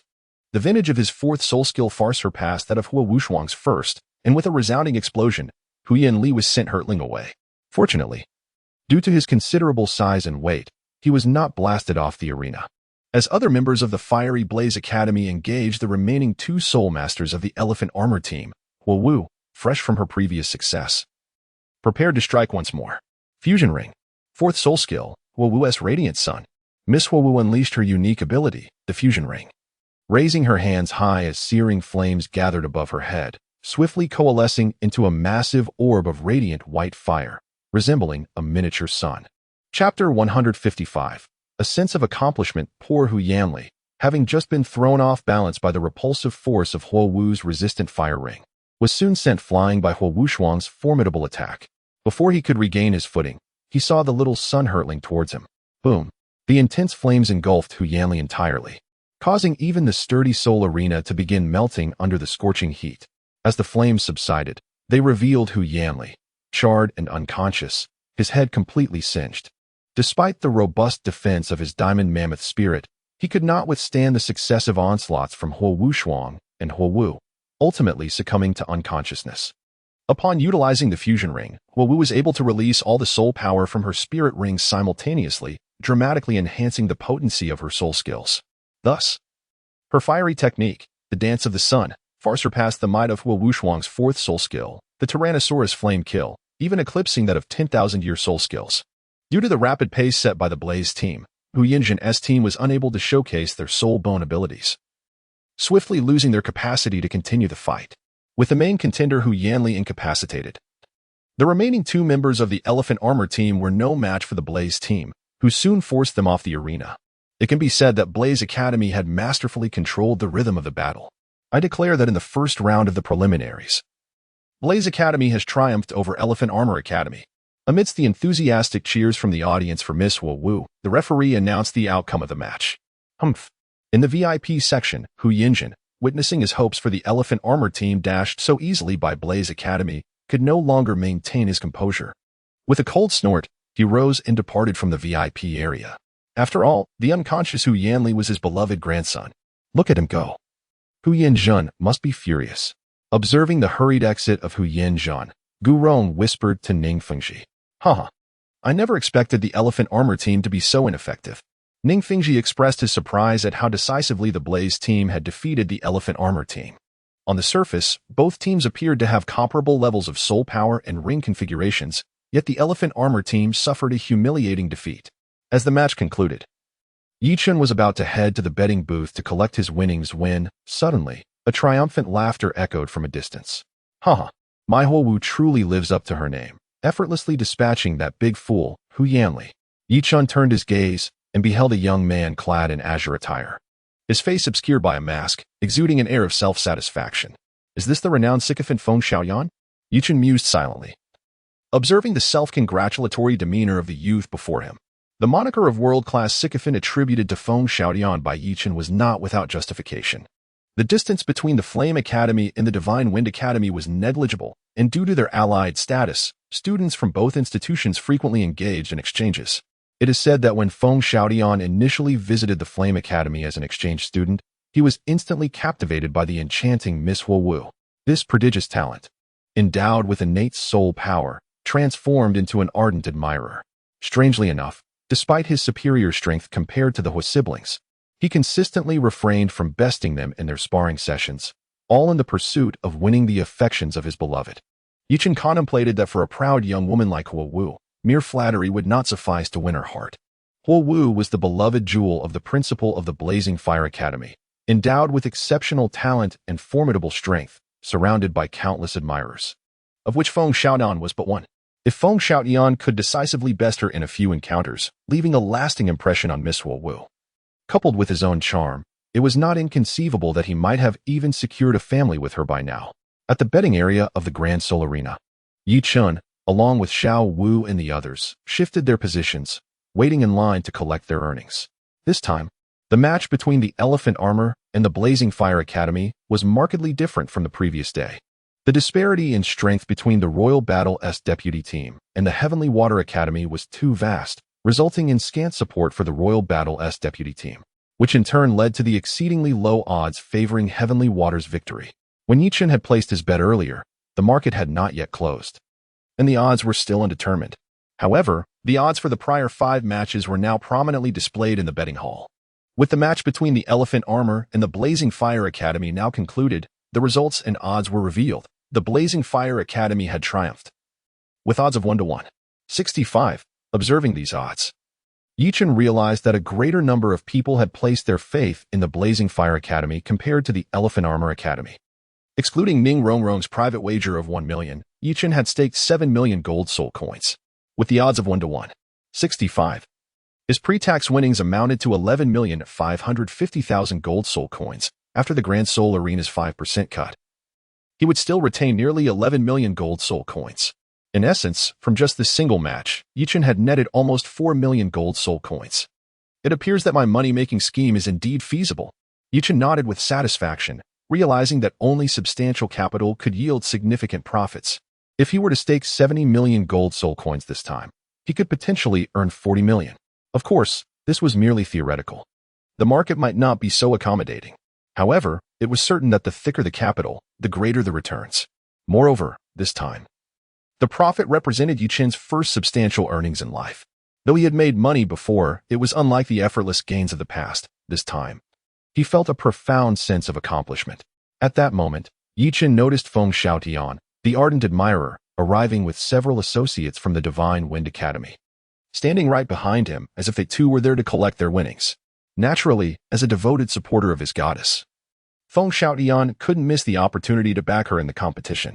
It was likely that even if the Blaze Academy had no chance of victory, Feng Xiaotian would willingly open his wallet to support Miss Huowu. "Boss, how much did you wager on Miss Huowu?" one of the Divine Wind team members inquired. Looking up at Feng Xiaotian, "Humph, to support Huowu, I bet 50,000 gold soul coins on the Blaze Academy." Feng Xiaotian replied with pride. "Wow, boss, I didn't realize you had such wealth. You must treat us today." The junior member's eyes sparkled with admiration. "Haha, no problem. I'll take everyone to the Tiando Grand Hotel for a splendid feast," Feng Xiaotian boasted. The Tiando Grand Hotel was renowned as the most prestigious establishment in the Tiando Empire, with ordinary meals costing tens of thousands of gold soul coins, clearly indicating Feng Xiaotian's willingness to invest. "By the way, boss, when are you planning to win over Sister Huowu?" Another junior inadvertently struck a chord with Feng Xiaotian. Coughing awkwardly, Feng Xiaotian stammered, "Well, there is no rush. It's all about taking it slow. Yes, very slow." Feeling a bit embarrassed, he longed for the day yet faced the indifference of Huowu, leaving him at a loss. After a moment of contemplation, Yichen stepped forward and patted Feng Xiaotian on the shoulder. "Young man, how old are you?" May I ask who you are, uncle?" Feng Xiaotian replied, somewhat bewildered by the sudden familiarity of this middle-aged stranger. "Don't mind who I am. I just heard you say that finding a girlfriend should be a slow process." Yichen smiled and said, Yes, it was indeed I who mentioned it." Feng Xiaotian nodded in agreement. "Young man, you seem to be of considerable age. Are you not yet 20? Indeed. You are already over 20 and still without a girlfriend? Do not mistake my words for disdain at the tender age of 12. I had already courted 3 young ladies. Young man, heed my advice. When the moment arises, seize it, for if you delay, your beloved may be swept away by another." And that would spell the end of your hopes. Yuchen shook his head, a look of wistfulness on his face. Good sir. You had 3 girlfriends at the tender age of 12? Feng Xiaoyan's eyes widened in disbelief, astonished that this seemingly unremarkable middle-aged man concealed such a storied past. I am a man of integrity. Why would I deceive you? In my youth, I was even nicknamed the Cupid, he proclaimed, summoning the 3 young women beside him. Come forth and enlighten this young man. Indeed, Xiao was referred to as Ru Hua, Zhu Zhuqing as Cui Hua, and Ning Rongrong as Chun Hua. Xiao retorted. Go to hell. Zhu Zhuqing spat. Bah. Ning Rongrong added. How annoying. Hearing the names Yichen had whimsically assigned, the trio each reacted with varied expressions. Yet all rolled their eyes in unison. Feng Xiaotian observed the 3 middle-aged beauties before glancing back at Yichen, suddenly realizing he had encountered a true master of romance. Instantly, admiration filled his gaze. It was important to note that, despite the trio's disguises making them appear older, their beauty remained undeniable. In contrast, Yichen's appearance post-disguise was rather unremarkable. While not unattractive, he could easily blend into a crowd. Good sir, will you teach me? Feng Xiaotian gazed at Yichen with fervent enthusiasm, nearly falling to his knees in supplication. Ah, a promising student. Yichen nodded in approval of Feng Xiaotian's attitude. Young man, share with me how you wooed your lady. Thus, Feng Xiaotian recounted his pursuit history in broad strokes. Alas, this won't do. What a poor approach to be a mere sycophant. Do you not realize that in the end, a sycophant gains nothing? Upon hearing this, Yichen shook his head. What shall we do about this, my dear uncle? Feng Xiaotian immediately panicked. While he was indifferent to being called a sycophant, he was deeply concerned about the possibility of ending up with nothing after all his efforts, a fate he could not abide. Allow me to propose a suggestion, dear uncle. Yes, please do share. Do you know how I came to have such a wife? Yichen pointed to the disguised Chunhua, asking how she had come about. Feng Xiaotian appeared perplexed, struggling to comprehend. What? You say I am an aunt? Ning Rongrong retorted, clearly displeased. Even auntie sounds better than old aunt, doesn't it? Why not call me big sister? No wonder you can't attract a girlfriend. No, I misspoke. Please don't be upset, Sister Chunhua. Fortunately, aside from when facing Huo Wu, Feng Xiaotian's wits were intact. And he quickly realized his blunder. Youth, let me tell you, when I first met your sister Chunhua, we were merely 12-year-old adolescents. Back then, she was rather headstrong and indifferent towards me. Eventually, I cornered her against the wall and, with a decisive move, won her over, without allowing Ning Rongrong to interject. Yichen continued, feigning nostalgia for his youthful days. Is that true? Feng Xiaotian asked incredulously. It certainly wasn't that simple at first. Naturally, she was resistant. However, I told her that if she didn't agree, she wouldn't have a moment to catch her breath today. Within an hour, I had already won her over. Don't doubt it, just follow my lead, and at the very least, you won't be at a loss. After all, she has given you her first kiss. Once you've had the first, the second will follow, and soon enough, you'll deepen that impression. I believe you will succeed swiftly. Young man, go forth with confidence. I have faith in you. After speaking, Yichen patted Feng Xiaotian's shoulder and struck a playful pose. Yes, thank you, uncle. Feng Xiaotian nodded enthusiastically. Observing this, Yichen felt quite satisfied. He hoped that Feng Xiaotian, this ardent admirer, would not be met with Huo Wu's wrath. The line to exchange coins was not lengthy, and soon it was the turn of Yi Chun and his companions. They placed their tickets on the counter, and amid Feng Xiaotian's astonished gaze, they received a substantial pile of cards, each worth 100,000 gold coins. My goodness, this amount of gold cards must surpass 10 million. This uncle is not only adept at wooing women but also at making money. Feng Xiaotian mused silently. Then, under his envious gaze, Yichen and his party departed from the exchange area. Naturally, with money in their pockets, how could they bear to leave? They transformed their appearances once more and returned to the betting area. Brother, who shall we bet on this time? Xiao Wu inquired, gazing at the numerous matches yet to be closed for betting. Today, aside from our own match, there is little worth betting on, Yichen replied, glancing at the day's entire schedule with disappointment. The formidable Soul Master Academies within the Tiando Empire were few, primarily the 5 Elements Academy. As long as the academies did not face each other, victory was nearly assured, with very few instances of defeat. Regrettably, aside from the recent confrontation between the Elephant Armor Academy and the Blazing Fire Academy, the other 4 elemental academies were merely preying on the underdog teams. What constitutes an underdog team? It is one that lacks even a 4-ring Soul Master and possesses no hidden cards, truly a team of no significance. The disparity in strength was glaringly obvious. Any rational observer would know how to bet. Moreover, with the Great Fighting Soul Arena taking a 5% cut, Yichen decided against placing any bets. After all, even if he broke even, the profit would be minimal. As for the underdog skirmishes, Yichen would refrain from betting. For without a substantial difference in rank, it was impossible to ascertain who would prevail among soul masters of the same level. Thus, the only match available for betting today was between his own Shrek Academy and the Tsanghui Academy. However, neither Shrek nor Tsanghui possessed the renown of the Five Elements Academy, so the total amount wagered was likely to be modest. It remained uncertain whether it could accommodate Yichan's tens of millions of gold soul coins. Chapter 157, Entrance Part 1. After several transformations, having placed all the gold cards in his pocket on the line, Yichen and Xiao Wu returned to the stands. The Tiando Great Fighting Soul Arena featured 5 fighting arenas, allowing for 5 matches to take place simultaneously, with a total of 28 participating teams. Consequently, the daily schedule was divided into 3 groups, all held in the morning. As Yichen returned to the viewing area, the first group of 5 matches had concluded, and the bout between Shrek and Tsanghui was scheduled for the third group, just before noon. This round featured none other than the previously unrivaled Thunder Academy. Yichen had to admit that the strength of the Thunder Academy battle team was indeed formidable. The Dragon Roll Academy was hardly worth mentioning, but among the other elemental academies, the members possessed spirit power levels comprising 3 spirit ancestors and 4 spirit masters. In contrast, Thunder Academy boasted 4 spirit ancestors and 3 spirit masters. Furthermore, their team captain, Yu Tianxin, wielded the renowned Blue Lightning Tyrant Dragon, deemed the world's most powerful beast spirit. Even without employing the family's unique dragon transformation secret technique, Yu Tianxin effortlessly defeated his opponents with ease. However, since Xiao Wu's Soft Bone Rabbit spirit evolved into the Moon Rabbit spirit, and Zhu Zhuqing's Nether Cat spirit transformed into the Dark Spirit Cat, the title of the world's foremost beast spirit could no longer be upheld by the Blue Lightning Tyrant Dragon. To be frank, the claim of the Blue Lightning Tyrant Dragon as the world's #1 beast spirit was somewhat inflated. There were many spirits of comparable quality throughout the continent, yet they lacked the accompanying secret techniques of their respective families. For instance, Ma Hongjuan's Fire Phoenix, Shui Bing'er's Ice Phoenix, and the Golden Crocodile Douluo of the Spirit Hall, known as the Golden Crocodile King, were all spirits of equal caliber. In the current era of Douluo Continent, spirit abilities are roughly categorized into beast spirits and weapon spirits. Thus, the 6-winged angel spirit falls under the category of beast spirits as well. As for why the title of the world's foremost beast spirit was attributed to the Blue Lightning Tyrant Dragon, Yichen speculated that the angel family perhaps did not wish to compare their 6-winged angel to mere beasts. As time passed, the moment for Shrek Academy's entrance drew near.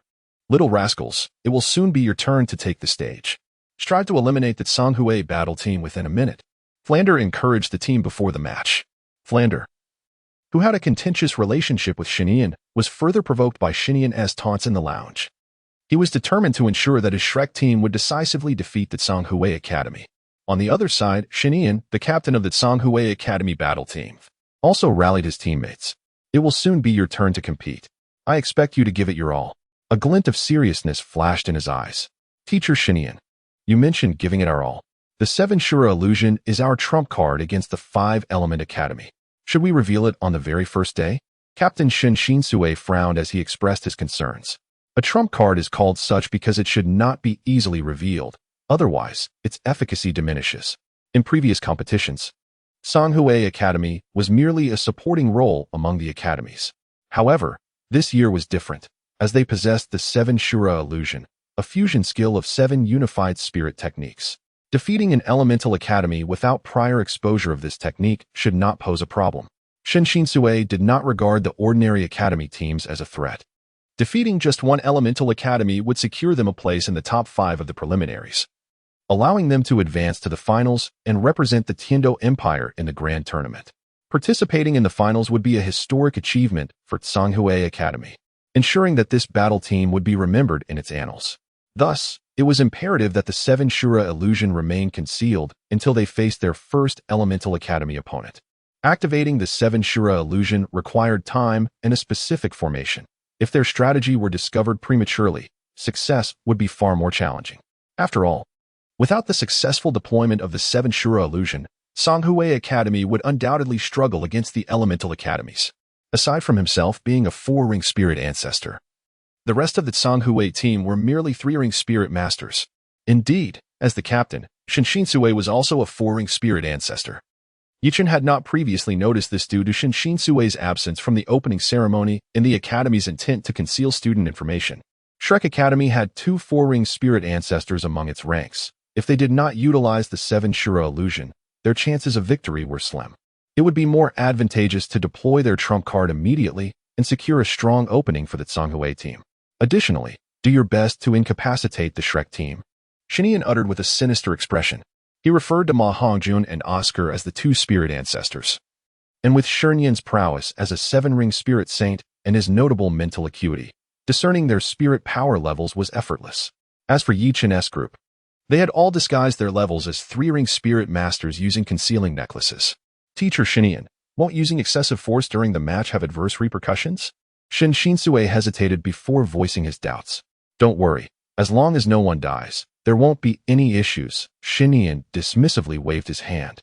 With the backing of the esteemed Platinum Bishop Salis of the Spirit Hall, as long as no fatalities occurred in the arena, they would face no consequences.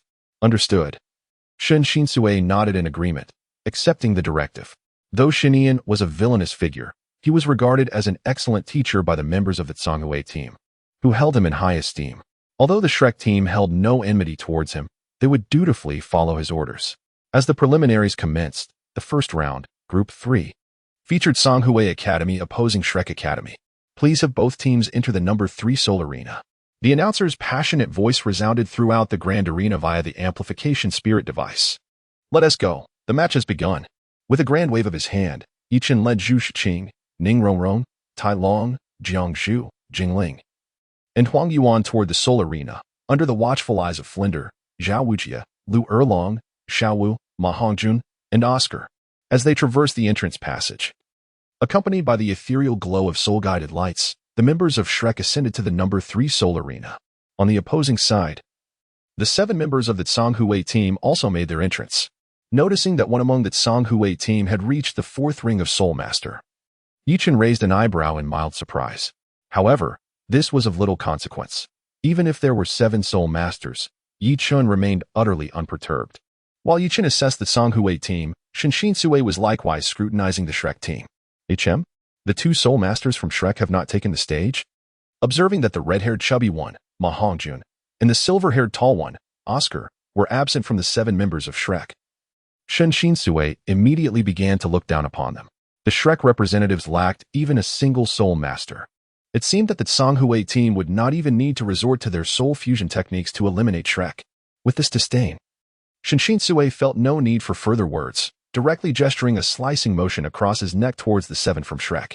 Yichen, as a Soul Emperor of the 6th ring, finding himself threatened by a mere 4-ring Soul Master on the arena, left him incredulous. Were it not for the prospect of future monetary gain, he would have deemed the Tsanghui battle team utterly worthless.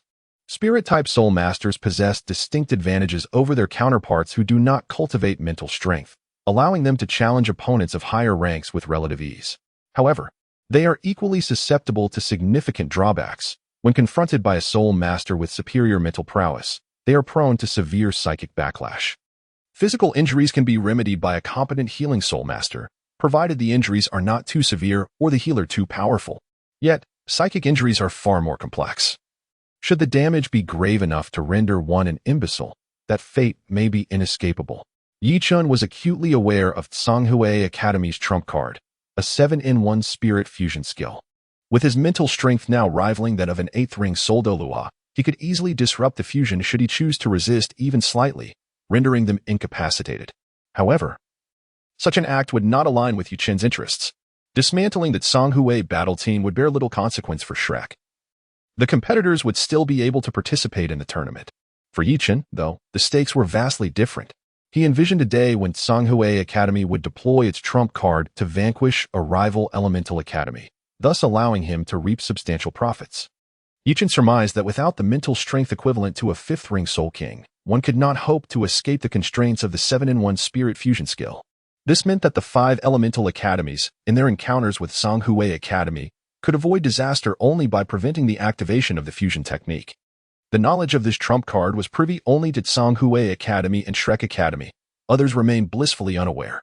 In ignorance, even the mightiest of opponents, such as the Thunder Academy, could find themselves at a disadvantage. Thus, the most advantageous course for Yichen was to eliminate the Tsanghui battle team before they could employ their spirit fusion skill.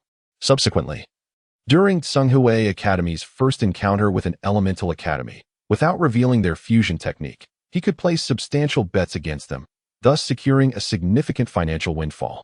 The Tsanghui battle team, appearing unremarkable, would possess a minimal chance of pulling off an upset against the elemental academies, resulting in exceedingly favorable betting odds. As the two teams prepared to unleash their martial spirits, 1 minute passed before the match commenced. The referee addressed both teams, and in an instant, all 14 members of the teams manifested their martial spirits, the arena illuminated with a dazzling array of yellow and purple soul rings. Among Tsanghui's ranks, a white hue was evident, indicating that one participant had not achieved optimal soul ring compatibility. Meanwhile, Yi Chun, along with Zhu Zhuqing and Ning Rongrong, concealed their black 10,000-year soul rings with disguising necklaces. In the VIP section, Fengji inquired, "What is happening? How did Rongrong and that boy become level 39 soul masters?" Glancing at his precious granddaughter and Yi Chun, Gu Rong communicated his confusion to Ning Fengji. "Uncle Gu, I too find it puzzling. It appears this young man harbors secrets." Ning Fengji replied, a smile gracing his face. Soul guiding devices capable of concealing soul power levels were not unheard of on the continent, and Ning Fengji had encountered them before. However, these devices typically rendered users indistinguishable from ordinary individuals devoid of soul power, rather than altering their apparent soul power levels, as Yi Chun and Ning Rongrong had done. It was evident that the devices they possessed were extraordinary. Nevertheless, Ning Fengji considered this concealment advantageous, as it might help them avoid the machinations of rival factions. "Is that Rongrong?" Emperor Shui Yi remarked, surprised as he observed Ning Rongrong in the arena. Being an ally of the Tiando Empire and knowing Ning Rongrong was Ning Fengji's biological daughter, he recognized her as a remarkable young lady. "Indeed, that is my little girl." Ning Fengji nodded affirmatively. "Isn't Rongrong only 14? Remarkable. I suspect she will soon attain the rank of Soul Master," Emperor Shui Yi praised. Despite his own limited strength, he possessed the acumen to discern Ning Rongrong's status as a level 39 Soul Master at a glance. "Ah, your majesty flatters me," Ning Fengji responded with a smile, internally musing that his little girl was already a Soul Master. "Master Ning, it seems your beloved's martial spirit is not the 7 treasure glazed tile, is it?" Suddenly, from a seat away, Salas squinted at Ning Fengji and spoke. Familiar with the 7-layered 7 treasure glazed tile martial spirit, he was unfamiliar with the 9-layered, multicolored 9 treasure star glazed tile that Ning Rongrong wielded, which radiated the brilliance of celestial bodies. It was evident that this new martial spirit surpassed the ordinary 7 treasure glazed tile. Perhaps Ning Rongrong could become an auxiliary soul Douluo or even a title Douluo in the future. "Indeed, you are correct, Master Salas. Rongrong's martial spirit is not the 7 treasure glazed tile, but rather the 9 treasure glazed tile," Ning Fengji replied with a beaming expression. At that moment, he too felt a hint of astonishment. It seemed that his little girl's martial spirit had evolved since their last encounter. He recalled that the 9 treasure glazed tile was merely an enhancement of the 7 treasure glazed tile, with 2 additional layers and colors. When had it begun to emit the radiance of celestial bodies? However, Ning Fengji chose not to divulge this information to outsiders, planning to inquire further later. "The 9 treasure glazed tile? Congratulations, Master Ning," Salas acknowledged, though he did not place much weight on the revelation. Even if Ning Rongrong could become a title Douluo, she would only be an auxiliary one, hardly a threat to the Spirit Hall. Only those with the dual talents of exceptional ability and strength, such as Tang Hao, posed a genuine challenge. The weak auxiliary would barely register. Chapter 159, the first victory of the Soul Master competition in a mere minute. The time elapsed swiftly, and with the referee's signal, the match commenced. Third soul skill, Forbidden God. As the battle began, Yichen activated his third soul skill. The third soul ring shimmered momentarily, and a translucent staff of white jade shot forth from Yichen, swiftly descending upon the head of Tsanghui battle team's captain, Shinsenyu, delivering a resounding blow.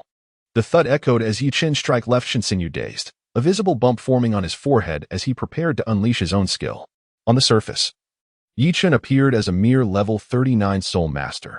However, he was, in fact, a 6th ring soul emperor. With the activation of his third soul skill, Forbidden God, a 10,000-year skill, despite the relatively modest physical damage of his strike, Its primary effect lay in control, which was significant in its own right.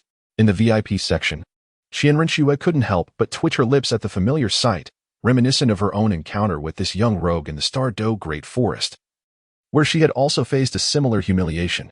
Minimal harm, yet deeply insulting. Upon unleashing his third soul skill, Yuchen prepared to take a back seat. The members of the Zhonghui battle team, all possessing gem-like martial souls, were indeed the 7 individuals capable of performing soul skill fusion as described in the original narrative. The team's captain, a soul master of the spirit control system, had fallen victim to his own third soul skill, Forbidden God, which sealed his mental power. During the duration of this effect, he could only function as a basic attacker, rendering him utterly ineffective. With one less participant, the soul skill fusion technique of the Zhonghui battle team could not be activated, and thus, with the formidable strength of Zhu Zhuqing and Talon, they could easily overcome their adversaries. As Yuchen took action, the other 6 members of Shrek Academy did not remain idle. With Ning Rongrong's 9 treasure glaze tile, she promptly bestowed buffs of power and speed upon Zhu Zhuqing, Talon, Jingling, and Huang Yuan, while Yuchen and Jiangzhu had no need for such enhancements. As a control type and a healing type soul master, their significant advantage rendered agility and strength attributes unnecessary, especially since the battle would not last long enough to warrant an increase in soul power attributes. If an ordinary 3-ringed 7-treasure glazed tile soul master were to provide buffs, they would only enhance 3 attributes by 40. However, Ning Rongrong, though appearing as a 3-ringed soul master, was actually a 4-ringed soul master, and her transformed 9-treasure glazed tile was far superior to the 7-treasure glazed tile. Currently, her enhancements had soared to an impressive 75. Feeling an exhilarating surge in power and speed, Talon could not contain his excitement and began mimicking a gorilla, beating his chest to display his newfound strength. With his third soul skill, Golden Body of the Demon Ape, Talon, already a towering figure, saw his muscles swell even further under the influence of the mighty gorilla martial soul. When he activated his amplification-type soul skill, his muscles visibly expanded, not only increasing his size but also enhancing his ferocity.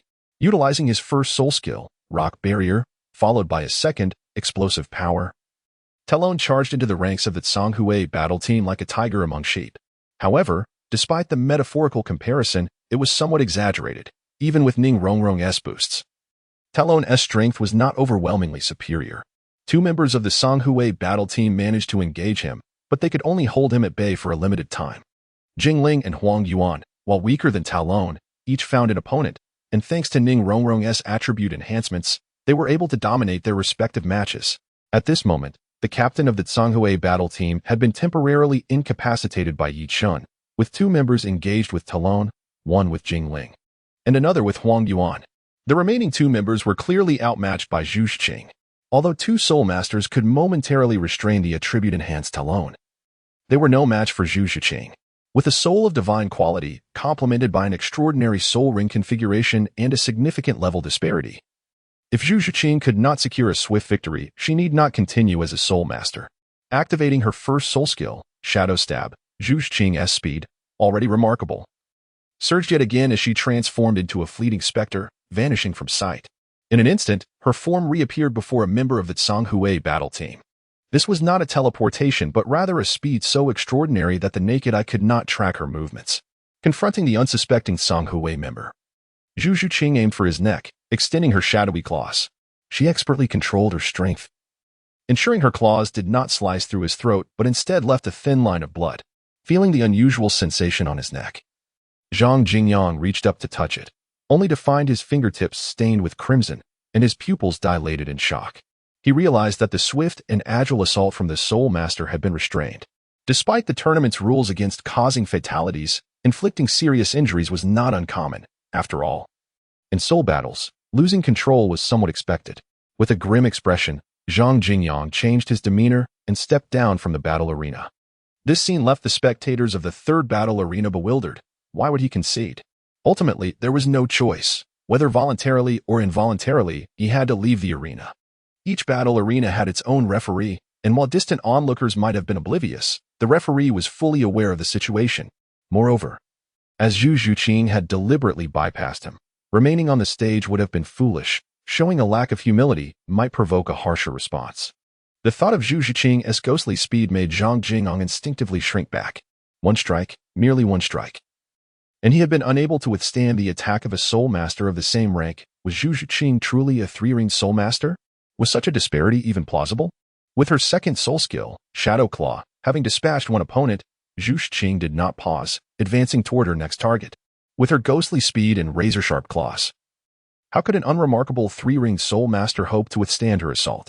Thus, when Songhui battle team's captain, Shen Xinshui, regained his senses after Yichen's unexpected blow, he witnessed his teammate, Zhu Zizhong, being effortlessly knocked out by a strikingly beautiful girl clad in alluring leather. The Songhui battle team found themselves in an undeniably precarious position.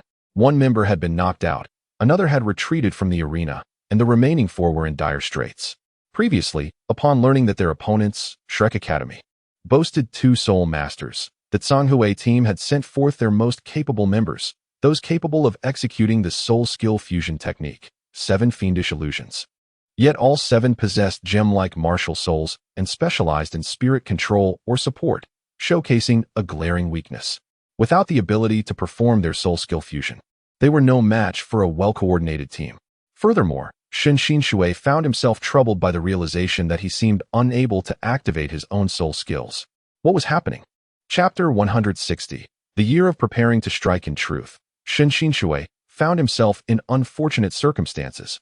All 4 of his soul abilities were of the mental type. Conversely, Yichen's third soul ability, Divine Seal, specifically incapacitated his opponent's mental faculties.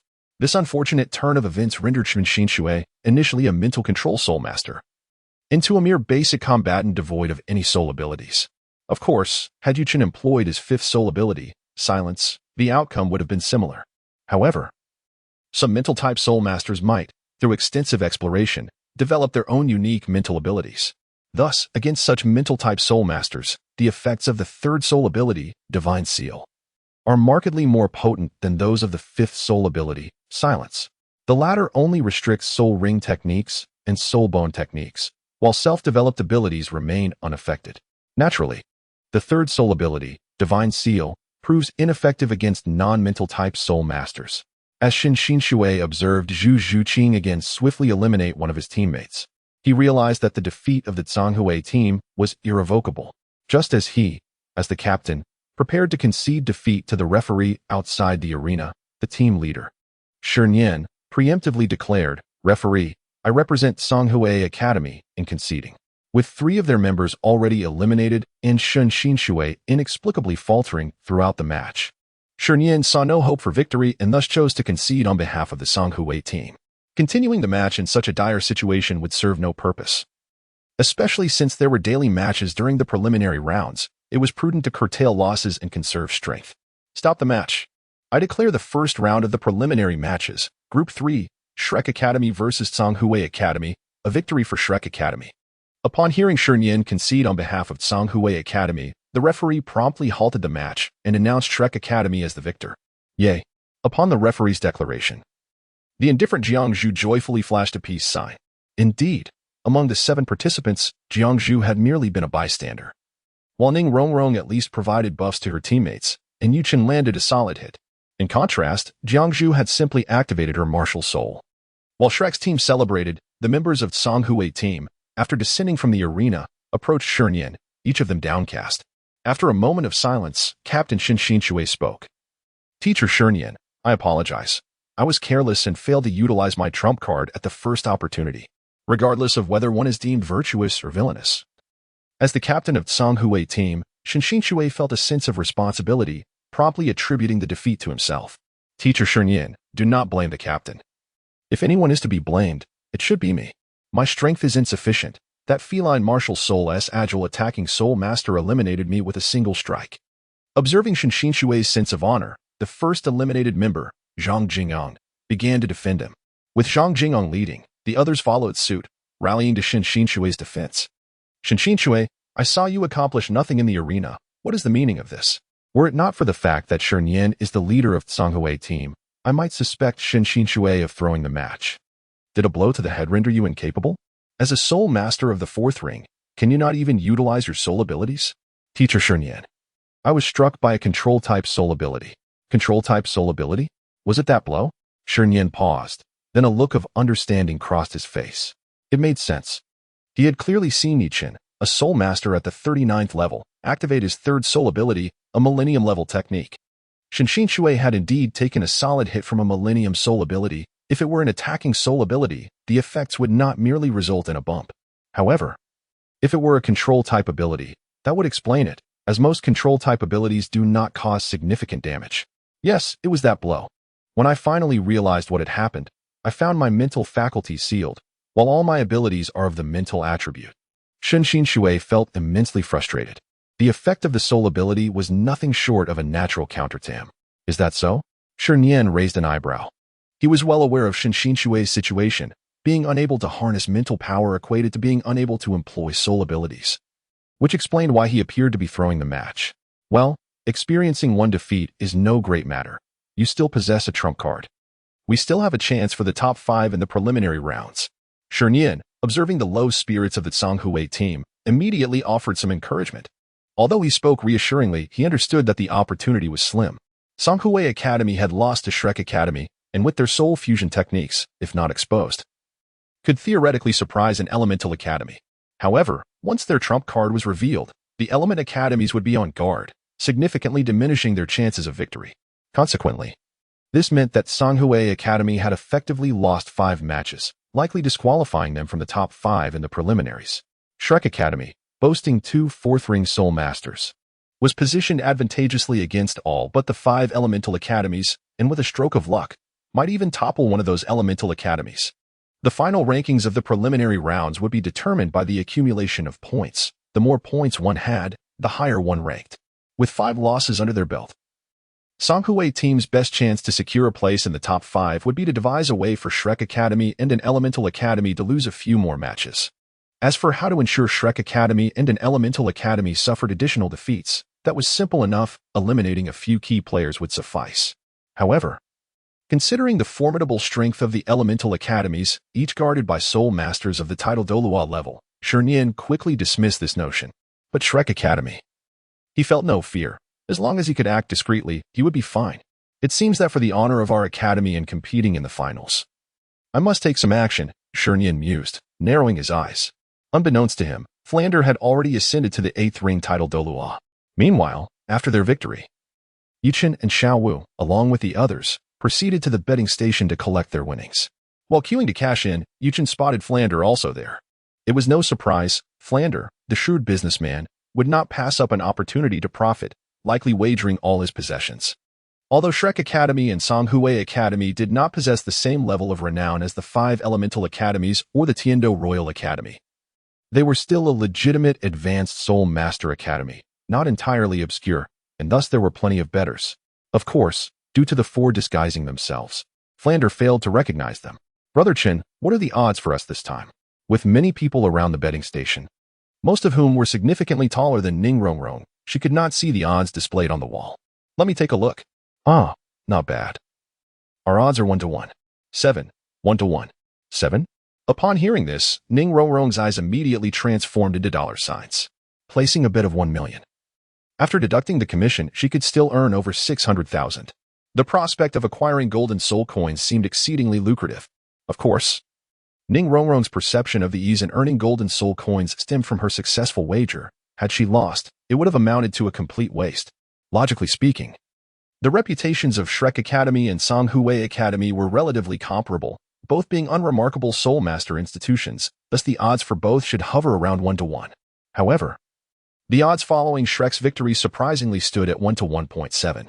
Yichin speculated that this discrepancy might be due to the limited overall betting pool and the substantial wagers placed on his side, which consequently lowered the odds. Nevertheless, despite this, Yichin had still made a considerable profit. Earlier, he had placed a neat bet of 1,100,000 golden soul coins. And with the odds of 1-1.7, after the 5% commission taken by the Great Soul Arena, he would still be left with over 17 million golden soul coins. In merely 2 matches, his initial 7 million had transformed into over 17 million, surpassing his modest target by a significant margin. Delighted to cash in his betting slips, Yichun and his companions shed their disguises, preparing to return to the academy alongside the others. However, just as they exited the gates of the Great Soul Arena, a stranger approached. "Greetings, Miss and young Master Chen." The youth bowed respectfully to Ning Rongrong and Yi Chun. "Wang Lin, what brings you here?" Yi Chun inquired, somewhat puzzled, as Ning Rongrong spoke up. Yi Chun was unfamiliar, yet Ning Rongrong recognized him. Wang Lin was a disciple of the Seven Treasures Glazed Tile sect and served as one of her father Ning Fengxi's aides. "Miss, the sect master has requested to see young Master Chen. Did father mention the reason?" Ning Rongrong inquired immediately. The sect master did not elaborate, only instructed me to escort young Master Chen to the Tiando Hotel. "Is my father treating us?" Yi Chen raised an eyebrow. It was nearly noon. Could it be that his father-in-law was hosting a banquet? "Rongrong, Xiaowu, Zhuqing, you may return to the academy with the dean." Yi Chen instructed the three of them after a moment's contemplation. Ning Fengxi was typically quite busy, either attending to the trivial matters of the sect or rescuing the fox-eared maiden.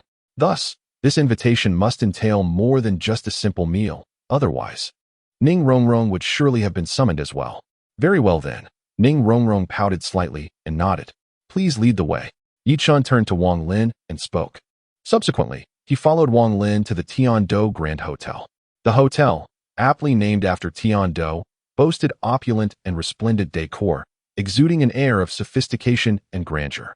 The welcoming hostesses at the entrance, as well as the waitstaff within, possessed striking beauty, reminiscent of the most popular girls from Yi Chen's previous life.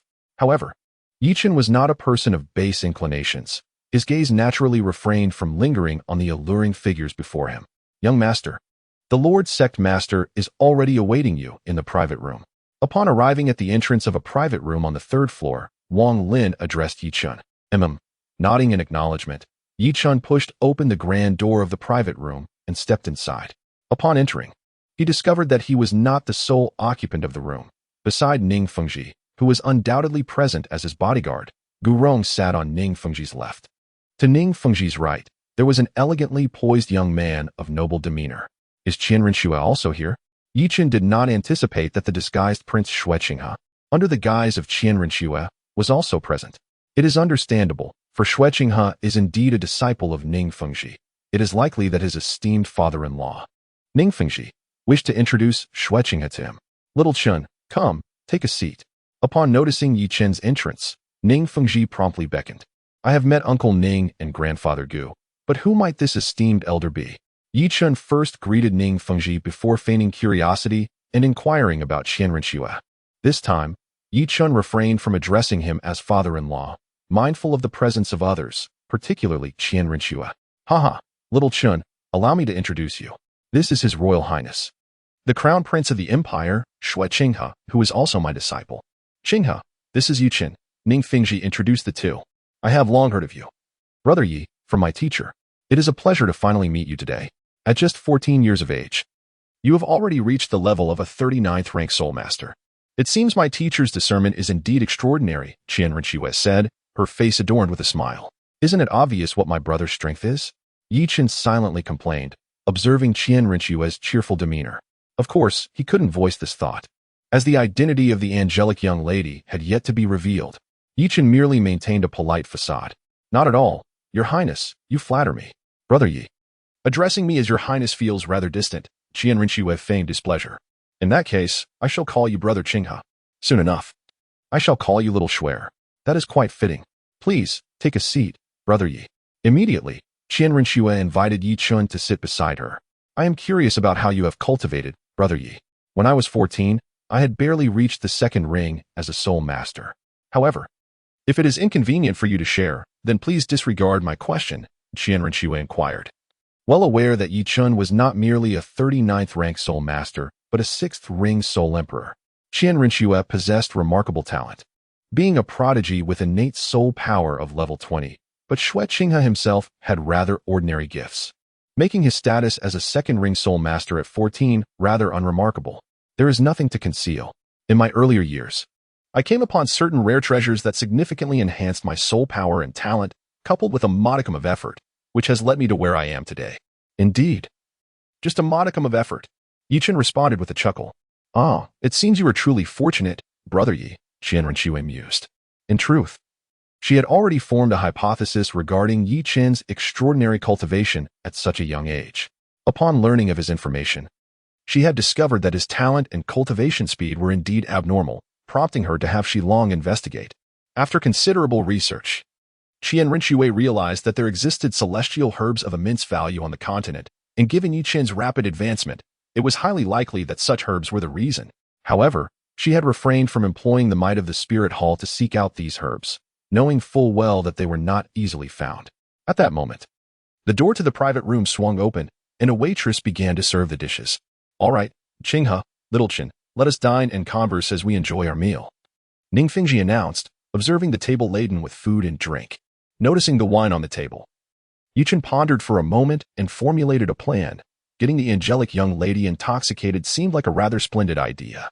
As for whether he could indeed intoxicate Qian Rinxue, that was a matter to be addressed later. Yichun requested the waiter to fill his glass to the brim, then raised it towards Ning Fengji, saying, "Uncle Ning, I am sincerely grateful for your kindness. I shall drink to that." Chapter 162, Pouring Wine for Qian Rinxue. Ning Fengji nodded in acknowledgement. Although Yichen was merely 14, it is customary for young men to partake in wine. Besides, given Yichen's formidable prowess, a little indulgence would not be detrimental. The glass was modest in size, holding approximately 50 milliliters, which Yichen downed in a single gulp. "Grandfather Gu, I also extend my gratitude for your care. Please feel free to join me. Since when have I ever taken care of you?" Although Gu Rong was somewhat bewildered, unsure of when he had provided such care to Yichen, he chose to indulge the young man's words and drank heartily as well. "Brother Qinghe, it feels as though we have known each other for ages. Let us share a toast." Yichen raised a glass towards Qian Rinxue, chuckling, "Cheers." Although Qian Rinxue was a girl who did not particularly enjoy drinking, she could not refuse such a gesture and downed her drink in one go. Perhaps the alcohol content was not too high, or perhaps Yichen's physique was remarkably resilient. After 3 consecutive cups, he felt no discomfort. "Brother Qinghe, let us toast to the Shrek team's victory. Cheers." "Brother Qinghe, may our Tiando Empire secure the championship in this year's Soul Master competition." "Cheers." "Brother Qinghe, to our friendship." "Cheers." Coughing lightly, Qian Rinxue, her cheeks flushed from the alcohol, turned to Yichen and said, "Let us pause on the drinks and enjoy some food." Having consumed quite a bit of alcohol, Qian Rinxue, as the crown princess of the Tiando Empire, was accustomed to social gatherings, yet no one dared to pressure her into drinking heavily. As a result, her tolerance for alcohol was not well developed.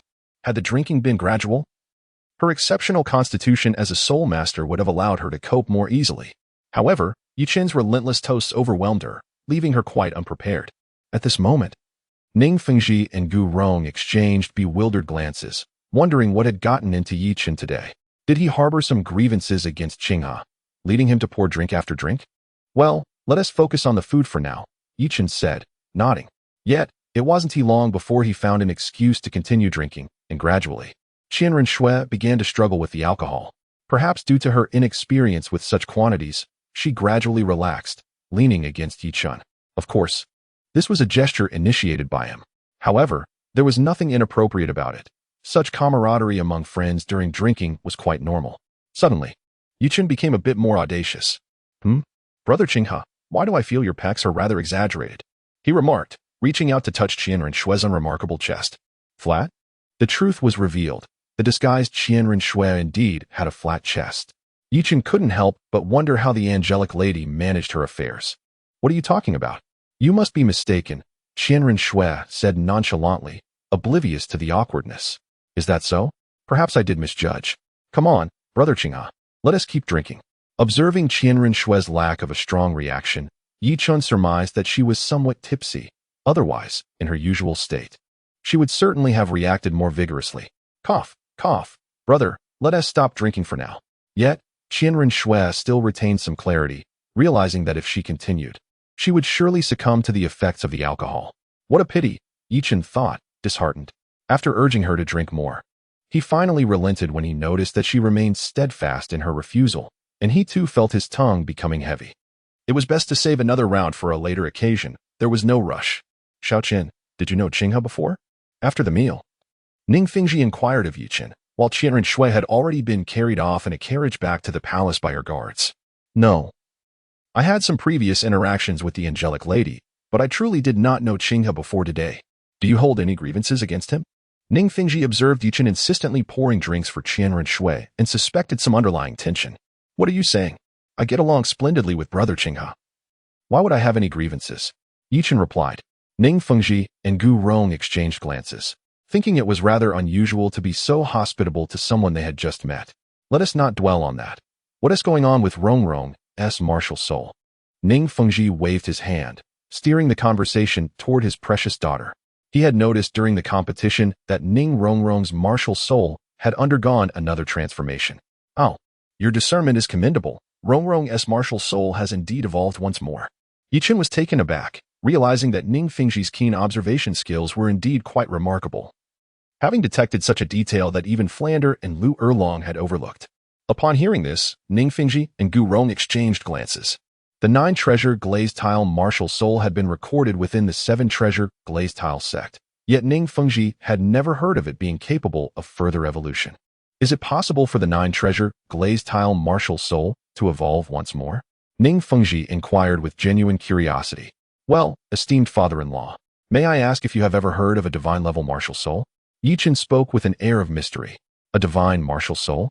What kind of martial soul is this? Is it one that has been passed down from the legendary deities? Gu Rong immediately took over the conversation. In a sense, yes. After all, the 6-winged angel martial soul of the Spirit Hall and the sea god martial soul of Sea God Island are indeed derived from the gods. The quality and capabilities of divine martial souls are undoubtedly far superior to those of top-tier martial souls. Does this imply that there truly exists a deity behind the Spirit Hall? Gu Rong exclaimed. Previously believing that the angelic god worshipped by the Spirit Hall was merely a figment of imagination, he was astonished to discover that deities actually exist. What kind of force is Sea God Island? Ning Fengji inquired about Sea God Island. Indeed, there is a deity behind the Spirit Hall, but not on the continent. Whether this deity is still alive remains uncertain, although it is assured that there will be one in the future. As for Sea God Island, it is the sacred ground left by the sea god, situated amidst the vast expanse of ocean beyond the continent. Yichen provided some enlightening information to the two. Xiaochen, are you suggesting that a deity will emerge from the Spirit Hall in the future? Ning Fengji inquired with a furrowed brow. After reaching the title Douluo level, the disparity in strength between each soul power rank becomes increasingly pronounced, particularly after attaining level 95. A deity, being above the title Douluo, would undoubtedly possess a power that is incomprehensibly superior. If a deity from the Spirit Hall were to arise, would it not effortlessly dominate the entire continent? Indeed, the Spirit Hall is blessed with the existence of the angel god, which ensures that the lineage of the angel family's top powerhouses remains unbroken. As long as a prodigy with innate full soul power or greater emerges, there is hope for them to inherit the title of angel god and become the next divine being. Chapter 163, The Obnoxious Old Man in Pursuit. What should we do about this? If Ning Fengji were not the leader of the 7 Treasures Glazed Tile School, and if the school were merely a minor faction, the rise of a deity would not concern him much. However, the 7 Treasures Glazed Tile School is one of the prominent powers on the continent. Should the deity from the Spirit Hall choose to unify the continent in the future, what will become of the 7 Treasures Glazed Tile School? You need not worry about that. We will address future matters when they arise. If the sky were to fall, there would still be tall individuals to support it. If Yichen were to tell Ning Fengji that his precious daughter and future son-in-law could ascend to divinity, Ning Fengji would undoubtedly be skeptical, and thus Yichen refrained from elaborating further. Ning Fengji cast a speechless glance at Yichen. Realizing that his 7 Treasures Glazed Tile School was precisely among those tall individuals. Never mind, tell me about Sea God Island. What kind of force is it? Although there were rumors of Sea God Island along the coastal regions, the 7 Treasures Glazed Tile School had not paid much attention to it. And it was the first time Ning Fengji had heard of this power. Sea God Island is simply Sea God Island. Stop being coy and tell me the general strength of Sea God Island. Ning Fengji rolled his eyes. You must have heard of Douluo and Tangshan, right? Indeed. Ning Fengji nodded. In their prime, Douluo and Tangshan had quite the reputation on the continent, known respectively as the Invincible of the Sky and the Invincible of the Land. As the leader of a sect, Ning Fengji had certainly heard of their names, even if their generations differed. Sea God Island boasts a high priest of the sea, Poseidon, whose soul power has reached the unparalleled level of 99, just a step away from deification, and is hailed as the Invincible of the ocean. In the marine environment, both Douluo and Tangshan have suffered defeat at Poseidon's hands, and besides Poseidon, Sea God Island has at least 7 other titled Douluo. Is it really that formidable? Ning Fengji could not help but be taken aback. With 8 titled Douluo, Sea God Island far surpassed his own 7 treasures, glazed tile school. Not to mention the presence of such an extraordinary powerhouse as Poseidon. Indeed, but you must keep this under wraps. Qian Douluo has been quite the sycophant to Poseidon. Sycophant. Ning Fengji was caught off guard. Indeed, the former pope of the Spirit Hall, Qian Sundi, passed away early, and when Qian Douluo encountered Poseidon at Sea God Island, he immediately fell for her. Unfortunately, Poseidon favored more masculine figures and took a liking to Tang Chen. The woman he adored did not reciprocate his feelings, but instead chose his rival, leaving Qian Douluo heartbroken and reclusive, spending most of his years secluded in the offering hall. Watching Yichen delve into gossip, Ning Fengji felt somewhat exasperated. Alright, enough of that. Speak of Rongrong's soul, transformation, and refrain from discussing this trivial matter. Ning Fengji was not particularly interested in the romantic tales and gossip surrounding Qian Douluo, Tang Chun, and Poseidon. Very well, since you're not keen on hearing it, I shall refrain from continuing. Noticing Ning Fengji's disinterest, Yichen decided to shift the topic. Dear father-in-law, allow me to extend my congratulations to you. Yichen spoke with a serious expression. Oh, what brings you joy? Your reputation as the foremost support-type soul master on the continent is soon to be jeopardized. The 8-ring Ning Fengji boasts an enhancement of 90 in various attributes, while Ning Rongrong, despite currently being only a 4-ring soul master, has already achieved a boost of 75. Once Ning Rongrong advances to a 5-ring soul king, she will be able to enhance 5 attributes to 90, matching Ning Fengji's level. In terms of support, the 5-ring Ning Rongrong will only lack a 6th and 8th soul skill compared to the 8-ring Ning Fengji.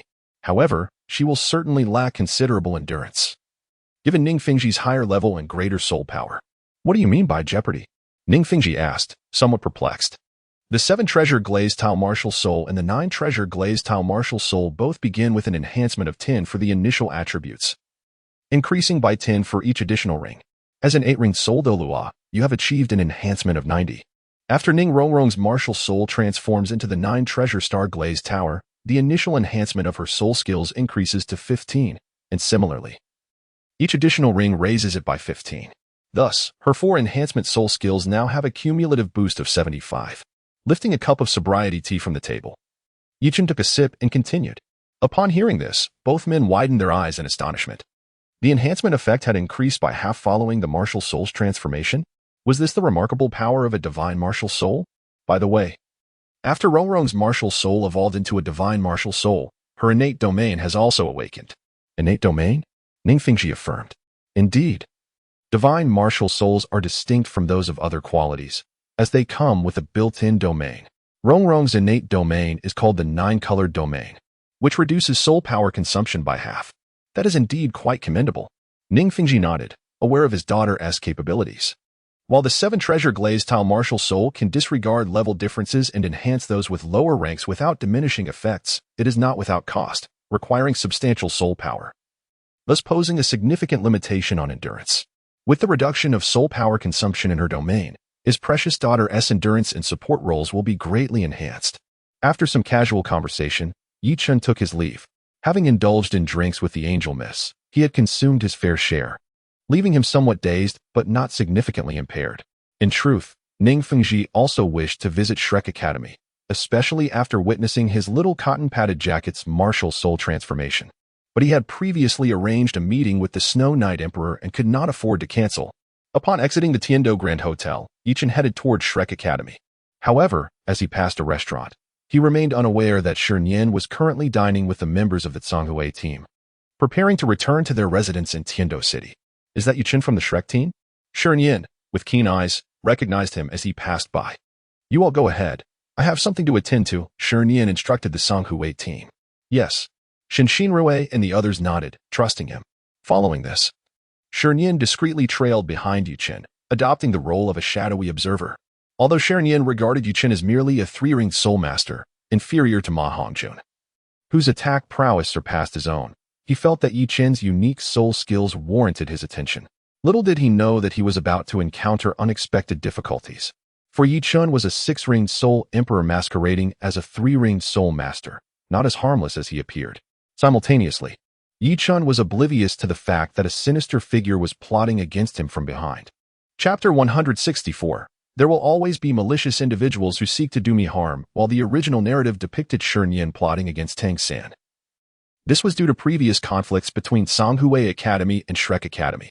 However, currently, aside from the past grievances between Flander and Shi Nian, there were no other animosities between the two academies. The defeat of Songhui Academy in the tournament should not be considered a grudge in Yichen's view. If such minor incidents were to be held against one another, Songhui Academy would have long been finished. This kid is still drinking? Very well. Let this be his downfall. Secretly following Yichen, Shi Nian noticed his swaying demeanor and caught the scent of alcohol from a distance. Immediately realizing that Yichen had been drinking quite a bit, which brought a cold smile to his lips. As Yichen strolled through the streets of Tiando City, he felt quite pleased with himself. In their two previous encounters, Qian Renxue seemed to have met with misfortune at his hands. He wondered if this time, after sharing drinks with her, she would be furious upon waking. Surely, she won't come looking for trouble, will she? Yichen pondered to himself. Suddenly, an unsettling sensation washed over him. The bustling crowd and the surrounding buildings appeared somewhat illusory. He immediately focused his mind and scrutinized his surroundings. In an instant, Yichen realized that he had strayed from the path back to Shrek Academy and was instead heading towards the city gates of Tiando. Which nefarious individual seeks to ensnare me? Upon recognizing that he had fallen victim to an illusion, the remnants of his inebriation dissipated, clearing his mind. Judging by the sophistication of the illusion, it seemed to possess the power of a 6th or 7th ring. A fleeting thought led him to associate it with Shi Nian from Songhui Academy, as there were few experts in mental illusions in this era. It was highly likely to be Shi Nian. In truth, given Yichen's level of mental acuity, had he not indulged in copious amounts of alcohol earlier, he would have discerned the trickery from the outset. Damn, is that old man Shi Nian so petty? Just because I defeated his Songhui Academy, he seeks to eliminate me? Yichen was not truly afraid of Shi Nian. Rather, he regarded Shi Nian's mindset as rather petty. Was it necessary to resort to underhanded tactics simply because he could not win in a competition? Initially, upon realizing that Shi Nian possessed a rare soul bone in his head, Yichen had intended to fish for opportunities. For he was a well-mannered youth who would not engage in the despicable act of murder for treasure without provocation. However, since the fish had now come willingly to his door, Yichen would certainly not be courteous. With an unwavering stride, he feigned ignorance of the illusion and continued his journey towards the outskirts of Tiando City. Before long, Yichen found himself amidst the woods outside Tiando City. Observing that this location was perfectly suited for nefarious deeds, including murder and the obliteration of evidence, he nodded in satisfaction. Come out, you vile rat. After a deep breath, Yichen directed his gaze toward a large tree a dozen meters to his right. To his surprise, Shi Nian emerged from behind the tree. Caught off guard, Shi Nian had not expected to be discovered. He had originally planned to eliminate Yichen stealthily within the illusion, but before he could make a move, Yichen had already seen through his ruse. Old man Shi Nian, was it merely winning against your Songhui Academy in the competition that prompted such measures? Yichen rolled his eyes, utterly perplexed by Shi Nian's thoughts at that moment. Young man, in order for Songhui Academy to qualify for the advancement competition, I can only accompany you this far. Confident in his assured victory, Shi Nian clasped his hands behind his back and spoke calmly. Yichen squinted his eyes and declared, I wager you dare not kill me. It was precisely due to the lack of thorough investigation by Shi Nian that such a thought could even arise. Had he been aware that Yi Chun was the future son-in-law of Ning Fengji, the esteemed leader of the Seven Treasure Glazed Tile sect, he would undoubtedly have refrained from such considerations. The mere existence of the Songhui Academy could hardly withstand the retribution of the Seven Treasure Glazed Tile sect. Of course, this was contingent upon the necessity of eliminating Yichen first. Why is that? Shi Nian raised an eyebrow. Old man, you have lived for quite some time.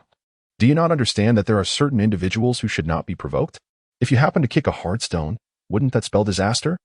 Yichen spoke with a mocking expression. At that moment, Shi Nian felt an ominous premonition. Could it be that Yichen possessed some formidable background? Who are you, young man? Shi Nian squinted, intending to clarify. Nonetheless, regardless of the answer, Yichen had to die. If he lacked any significant background, he could be eliminated without hesitation. If his background was indeed substantial, the outcome would remain unchanged. After all, considering the situation from another's perspective, should someone wish to assassinate him, retribution would inevitably follow. Shi Nian sought clarity primarily to prepare himself for potential threats. You needn't concern yourself with that. A mere soul saint, what audacity do you have to attempt my assassination?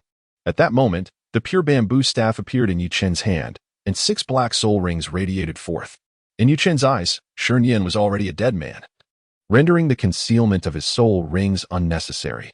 A 6-ringed soul emperor? Entirely black soul rings? Impossible, absolutely impossible. The emergence of the 6 black rings left Shi Nian in utter shock, exclaiming in disbelief. While he might have been surprised by a 4th soul ring reaching a millennium, it was still within the realm of comprehension, for exceptional talents occasionally defy expectations.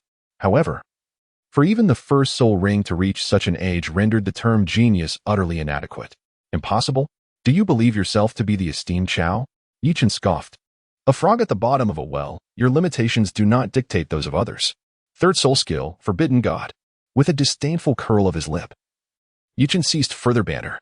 With a flick of the bamboo staff, the 3rd soul ring flickered momentarily, and a spectral bamboo staff, exuding a lustrous white jade hue, swiftly descended upon Shi Nian's head. Amidst his astonishment, Shi Nian quickly regained his senses and prepared to evade. Unfortunately, Yi Chen's soul skills possess tracking and locking capabilities, making evasion far from simple, unless, of course, Shi Nian could teleport over a distance. Bam! With no time to dodge, Shi Nian could only watch helplessly as the spectral staff struck him on the forehead. In an instant, Shi Nian felt a wave of discomfort. Although the blow was not particularly forceful and did not disorient him, his vast mental energy was rendered inaccessible. With no time to ponder, Shi Nian instinctively sought to flee. Even if his powers were at their zenith, he had no confidence in defeating Yi Chen. Not to mention, the superior configuration of soul rings that far exceeded optimal ratios left him feeling a deep sense of despair. The enhancement provided by soul rings to a soul master is comprehensive. The higher the age, the greater the power boost. 6 entirely black rings, claiming that one could not challenge a higher level, was something Shi Nian would never believe. Moreover, he could discern that the quality of the bamboo staff martial spirit wielded by Yi Chen was extraordinary, undoubtedly one of the continent's rarest top-tier martial spirits. As Shi Nian turned to flee, Yi Chen could not allow this opportunity to slip away. Setting aside the issue of the soul bone on Shi Nian's head, merely the sight of Yi Chen's soul ring configuration made it imperative for Shi Nian to die. After all, only the dead would remain silent. Soul bone technique. Endless blood vines.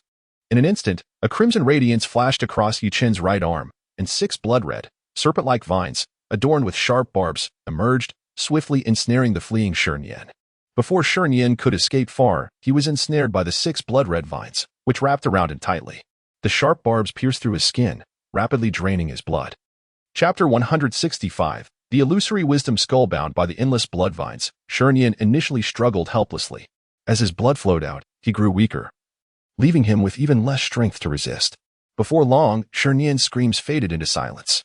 Sensing that Shi Nian had lost all vitality, Yi Chen released the blood vines, revealing Shi Nian's lifeless body. Now drained of all its blood, Shi Nian resembled a horrifying mummy. Yi Chen, despite having orchestrated this grim fate, could not suppress a shiver, feeling a chill run down his spine. This was not due to shock over the soul bone technique, endless blood vines' lethal efficacy, but rather because it was the first time he had witnessed such a gruesome death. Fortunately, having consumed considerable alcohol prior, even though it was his first kill, Yi Chen did not succumb to overwhelming nausea, merely feeling somewhat queasy. No wonder the evil soul masters are universally reviled. Having taken a life with the endless blood vines for the first time, Yi Chen began to comprehend the essence of an evil soul master. He surmised that the innocent civilians victimized by these malevolent beings likely met similarly gruesome ends, perhaps even worse. Of course, the evil soul masters who harm innocents, ultimately hunted down by the spirit hall, deserved their fate. However, Shi Nian was not innocent. He had come to kill, thus he must be prepared for retaliation. Glancing at the blood vines glowing ominously, and then at Shi Nian's horrific corpse, Yi Chen promptly commanded the blood vines to dissipate, leaving behind the essence of the blood they had extracted. The soul bone technique, endless blood vines, was classified by Yi Chen as an evil soul technique, not solely due to the gruesome aftermath of killing, but because the blood vines could absorb the blood of living beings and convert it into essence to enhance one's own strength. However, Yi Chen's rapid ascent in power rendered such blood essence unappealing. After all, feeding on blood to cultivate was hardly palatable. With that time, he would rather recline and earn more gold soul coins, indulging in lavish spending instead. Furthermore, once one crosses a moral line, the likelihood of repeating such actions increases exponentially. If this became an addiction akin to drug use, it would spell disaster. Why forsake the righteous path for the murky waters of depravity? Of course, While the blood essence could be disregarded, Yichen had no intention of passing up the illusory wisdom skull on Shernyan's body. With a crack, a blood vine struck Shernyan's body, shattering it into powder, revealing a soul bone shimmering with mystical radiance. Well, that saves me the trouble of disposing of the body. I hope Shernyan has the foresight in his next life not to tread upon iron plates again. As Yichen beheld Shernyan's instantly pulverized form, he offered a brief blessing. After all, in this era, good people were few and far between, especially those who willingly bestowed soul bones upon others. After securing the revealed illusory wisdom skull, Yichen examined it closely and discovered that this soul bone was not of low age. Judging by the intensity of its soul power fluctuations, it likely reached a millennium. Subsequently, Yichen returned to the academy. Upon his return, Yichen sought out Ning Rongrong. "Brother Chen, why have you consumed so much alcohol?" Ning Rongrong frowned, expressing her discontent toward Yichen, who reeked of liquor. "Oh, I encountered a kindred spirit and indulged in a few extra drinks." Yichen felt a twinge of anxiety, akin to the sensation of being caught red-handed by his current girlfriend while clandestinely drinking with another girl. A good friend? Could it possibly be yet another beautiful girl? Ning Rongrong inquired, her expression filled with skepticism, for she was well aware of what good friend meant in Yichen's lexicon. "Rongrong, where are your thoughts wandering?" He replied, "This time, it is my father-in-law who is treating. Would he invite other girls?" Yichen rolled his eyes. Although Ning Fingji might deceive others, he would never betray his own little cotton-padded jacket. "Who is that?" Ning Rongrong asked, somewhat embarrassed. "Your father's disciple, Shui Qinghe." "Oh, so it's Brother Qinghe," Ning Rongrong exclaimed, suddenly enlightened. Indeed, it was quite normal for her father to introduce his brother to Chen. "Brother Qinghe, sooner or later, he will become your close companion." Yichen pondered silently. Of course, he would never voice such thoughts. Enough of that. While returning from my meal, I fortuitously stumbled upon a soul bone. And I must say, its quality is quite commendable, so I shall present it to you. With that, Yichen retrieved the illusionary wisdom skull that had recently emerged from his storage soul tool. Found it. In the streets of Heavendo City, one can still discover a soul bone, and a relatively rare head soul bone at that. Ning Rongrong was utterly skeptical of Yichen's claims. "How come I didn't find one?" "Ah, it's quite the tale. That year, at Songhui Academy, someone had the audacity to plot against me. I lured them outside Heavendo City and turned the tables, ultimately leading to the emergence of this soul bone." TSK, Brother Chen. Is this what you mean by playing the fool to catch the wise? Ning Rongrong's eyes sparkled with intrigue. While others may not be aware of Yichen's prowess, the three of them certainly were. Even a mere seven-ringed soul sage stood no chance against him. Furthermore, she was well aware of the effects of Yichen's third soul skill, which was particularly effective against spirit-type soul masters. What nonsense! Do I truly need to feign ignorance? This was merely a case of that individual underestimating their opponent and hitting a brick wall. These days, pretending to be a fool is hardly in vogue. After all, if one pretends for too long, they may genuinely become a fool. Brother Chen, don't you still lack a head soul bone? Are you truly giving this to me?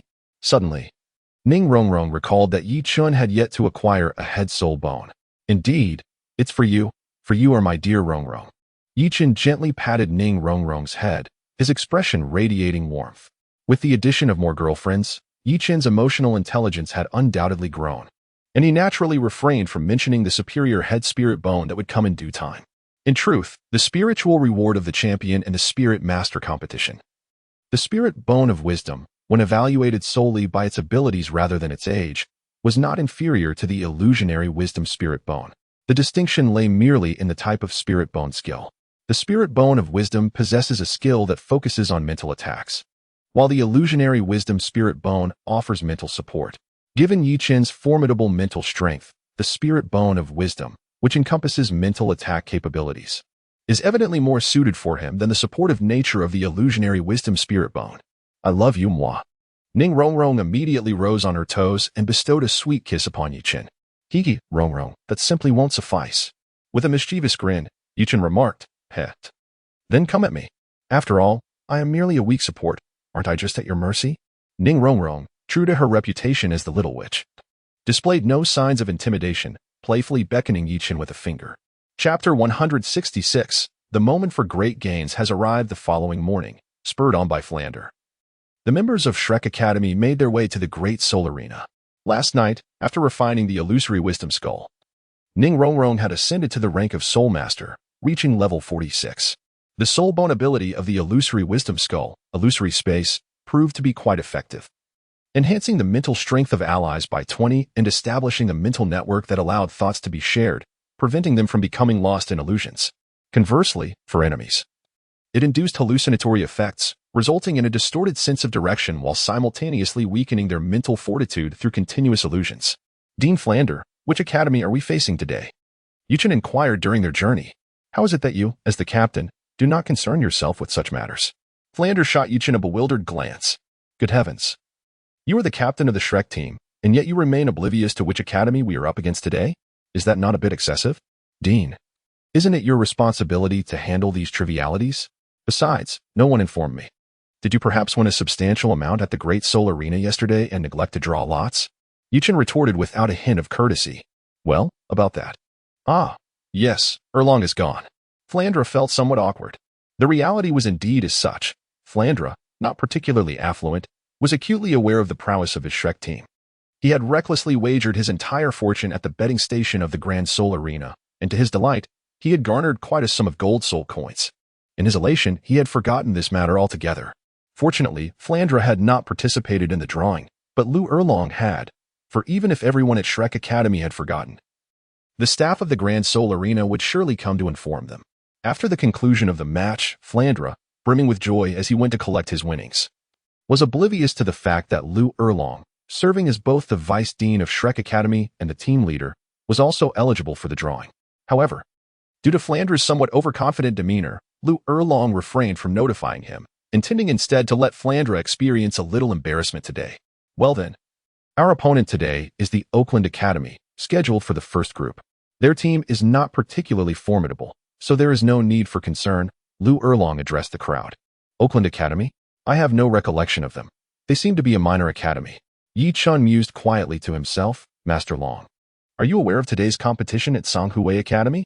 To profit in the Grand Soul Arena, one must rely on unexpected outcomes. In this year's Soul Master Tournament, the only contenders capable of causing upsets are our own Shrek Academy and Songhui Academy. If Songhui Academy faces off against the secondary academy today, the odds may not be significant, allowing me only a modest gain. However, should they encounter a certain elemental academy, it would indeed be a time for substantial profit. Yuchen found it hard to believe that anyone from the current 5 Elements Academy could withstand the combined soul skills of the 7-in-1 technique from Songhui Academy. This was not something he had paid much attention to. Lu Erlong shook his head. In his view, this year's Soul Master competition was considerably more manageable than during the time of the Blue Tyrant Academy.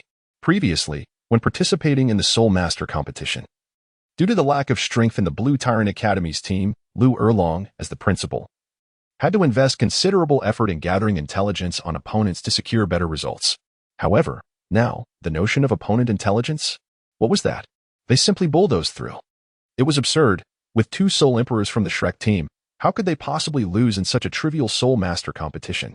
Consequently, Lu Erlong, as the team leader, and Flanders, as the principal, did not bother to investigate their opponents nor pay much attention to other teams. Upon arriving at the Great Fighting Arena, Yichen noticed that there was still ample time before the competition commenced. He immediately took his 3 sisters and changed their appearances as they made their way to the betting area. Of course, others, including Flanders, had also arrived. For who could resist the allure of the radiant little cutie? At that moment, the wall in the betting area already displayed the schedule for the day's events.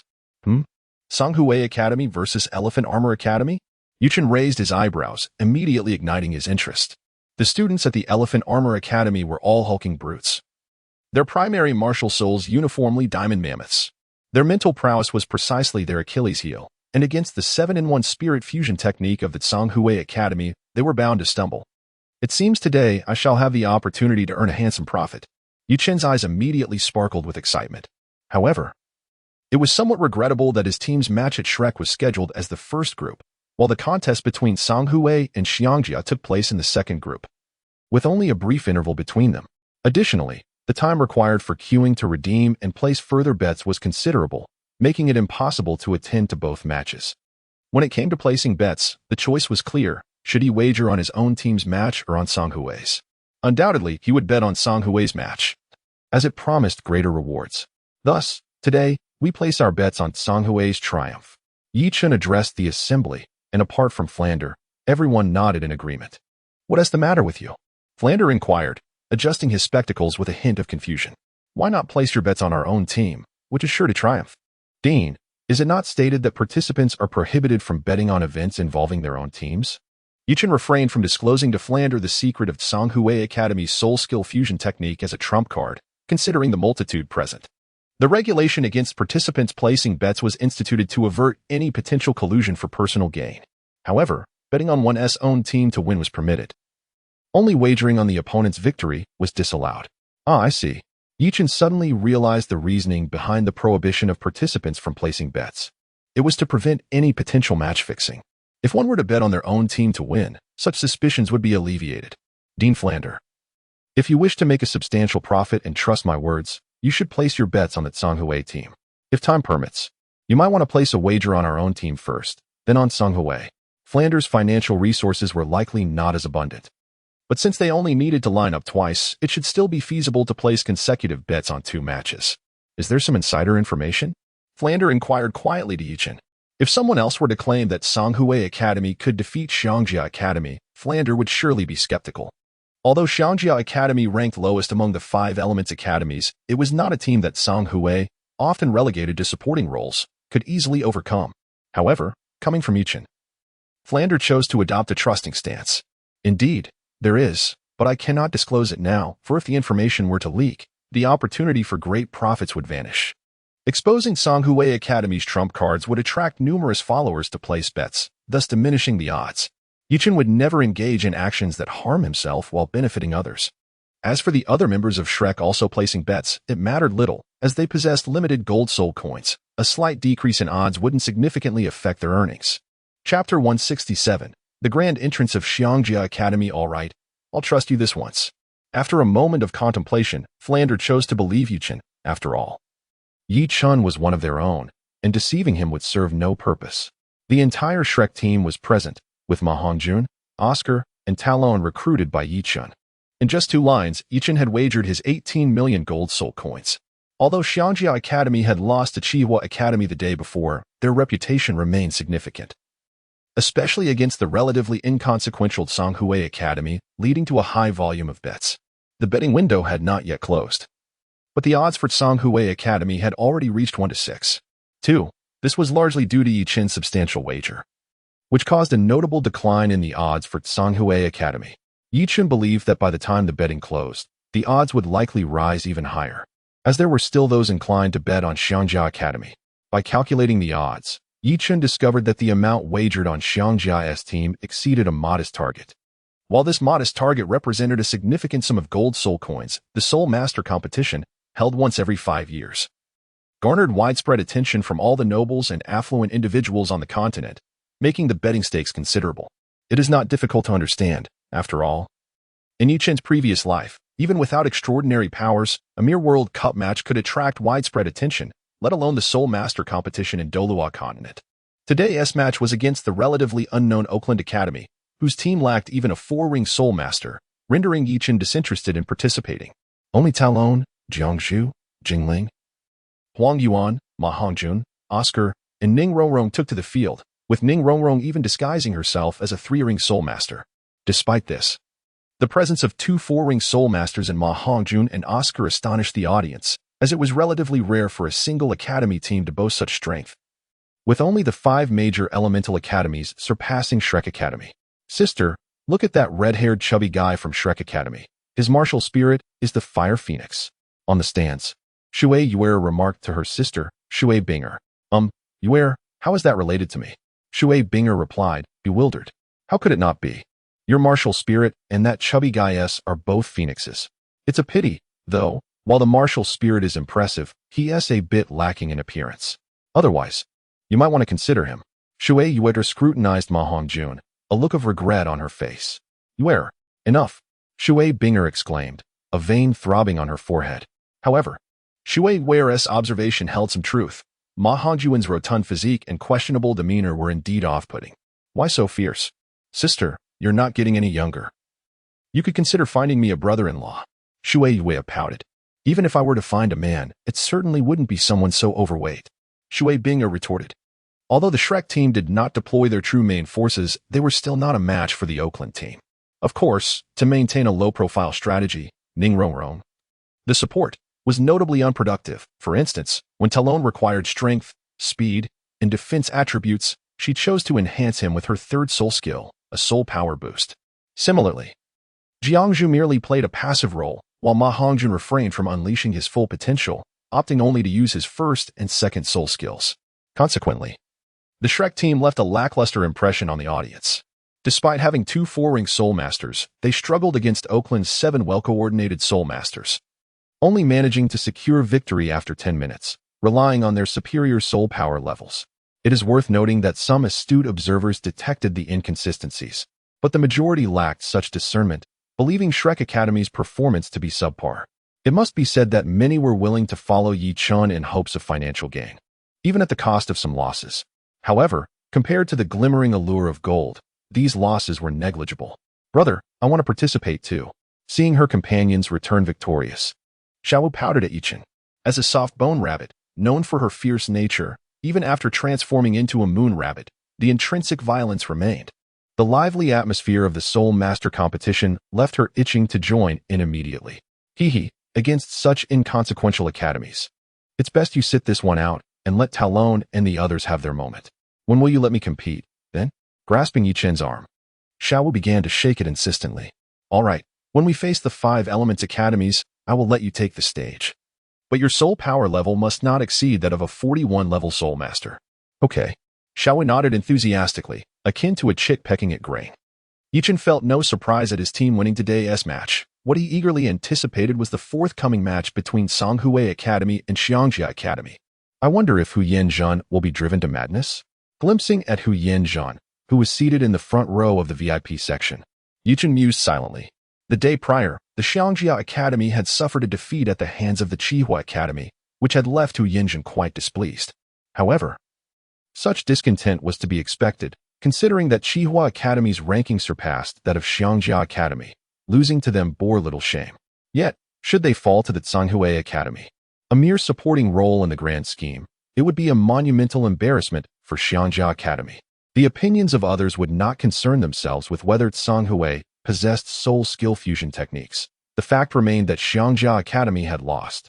Furthermore, it was highly probable that Xiangjia would be the only one of the 5 elemental academies to lose to Songhui, solidifying their reputation as the perennial underdog among their peers. After all, with adequate preparation, the chances of the 5 elemental academies team faltering were minimal. As time passed, it soon became the turn of the second group for today's competition. On the 4th Soul Arena, amidst the flickering lights, the Xiangjia Academy team made their grand entrance. Indeed, it was quite a spectacle, as the participants from Xiangjia Academy were all of considerable stature, each one a veritable powerhouse. In stark contrast, the 7 members of Songhui Academy, whose martial souls were of the gem variety, appeared less imposing, resembling 7 hulking figures intimidating a group of children. Songhui Academy? I advise you to concede early, lest your defeat be all the more humiliating. Hu Yanli taunted as the match was about to commence. Chapter 168, Songhui vs. Xiangjia. Superficially, the Xiangjia team boasted 3 4-ring soul practitioners, while Songhui's only had their captain at that level, making it seem like a foregone conclusion. All participants from Xiangjia hailed from the Xiangjia sect, which, while not on par with the Blue Lightning Tyrant Dragon Clan or the 7 Treasure Glaze Tile sect, still held a respectable standing on the continent. Faced with the unremarkable Songhui Academy, Hu Yanli and his comrades were naturally filled with pride, incensed by the mockery. The 7 members of Songhui Academy felt a surge of anger. No need to be upset. Once the match begins, we will unleash our full potential and demonstrate our strength to Xiangjia Academy, said their captain, Shen Xian Shui, to the other 6. They nodded in agreement, choosing to remember this grudge for the time being, anticipating the chance to showcase their prowess against these towering opponents. In the second round of the preliminaries, Group 2, Songhui Academy faced off against Xiangjia Academy, with the match commencing in 1 minute. As the referee signaled the start, all 14 competitors released their martial souls. The Xiangjia team harmoniously summoned their Diamond Mammoth martial souls, while Songhui presented a unified front of Gem martial souls. Is Songhui Academy truly this weak? They can't even achieve optimal spirit ring configurations, exclaimed Hu Yanli, as if discovering a new continent.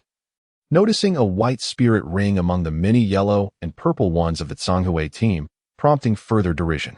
How infuriating. Don't get too cocky. Lu Haoxi, the one with the white spirit ring, felt as though he had been struck by lightning, immediately harboring a deep-seated animosity towards Hu Yanli. To strike one's face and expose a vulnerability is a grievous affront. That white spirit ring had always been Lu Haoxi's sore spot, and now, in front of such a large audience, it was laid bare for all to see. How could he not resent it? The minute passed swiftly, and the match officially commenced. First soul skill, Copper Wall Iron Bastion. The 7 members of the Xiangjia team shouted in unison, activating their initial soul skill, and following the same routine as the previous day, they positioned themselves in a row, advancing steadily towards the 7 members of Zhonghui Academy with an unstoppable momentum. Hu Yanli believed their strategy was sound. It had merely faltered against the explosive power of Qihua Academy's formidable combatants the day before. Today, however, facing an academy like Zhonghui, whose gem martial souls lacked explosive power, victory seemed assured. As the Xiangjia team approached with rising momentum, the Zhonghui Academy did not falter. The 7 members swiftly adjusted their formation, centering around their captain, Shen Xian Shui, and forming a hexagonal shape. Subsequently, they spread their gem martial souls wide. And Zhang Jingyang and the other 6 simultaneously unleashed their 3rd soul skill, while Shen Xian Shui activated his 4th. Suddenly, 7 beams of colorful light shot skyward, coalescing around Shen Xian Shui's martial soul to form a magnificent 7-colored pillar of light, stretching 30 meters into the air and enveloping the entire formation of 7 individuals. Here it comes, the 7-in-1 soul skill fusion technique. Yichen nodded in approval from the stands. Although this was merely a soul skill fusion technique and paled in comparison to martial soul fusion techniques, the sheer number of participants suggested that its power would not be inferior to that of a dual martial soul fusion technique, particularly given that this fusion technique capitalized on the often weak mental attributes of most soul masters, despite having bested Shen Yan the previous day. And considering Zhonghui Academy as a potential rival, Yichen found himself increasingly satisfied as he watched Zhonghui's 7 members potentially earn him a fortune.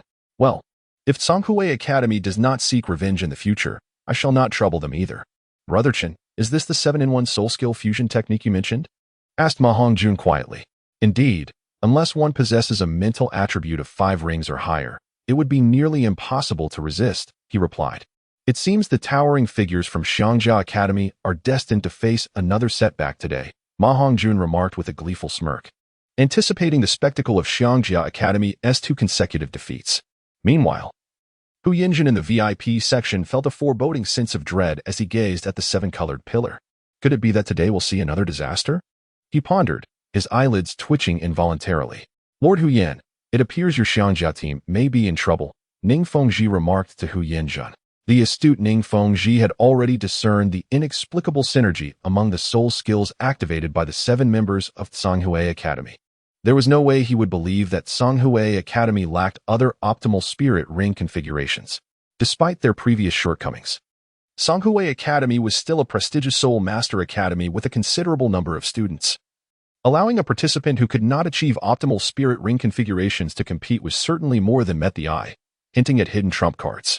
Thus, Ning Fengji considered the possibilities of both martial soul fusion techniques and soul skill fusion techniques. However, given the rarity of martial soul fusion techniques, especially amongst 7 individuals, it was far more likely that what they were witnessing was indeed a 7-person soul skill fusion technique. Lord Ning, it may be premature to draw such conclusions, Hu Yanjun retorted, stubbornly maintaining his composure despite his growing apprehension.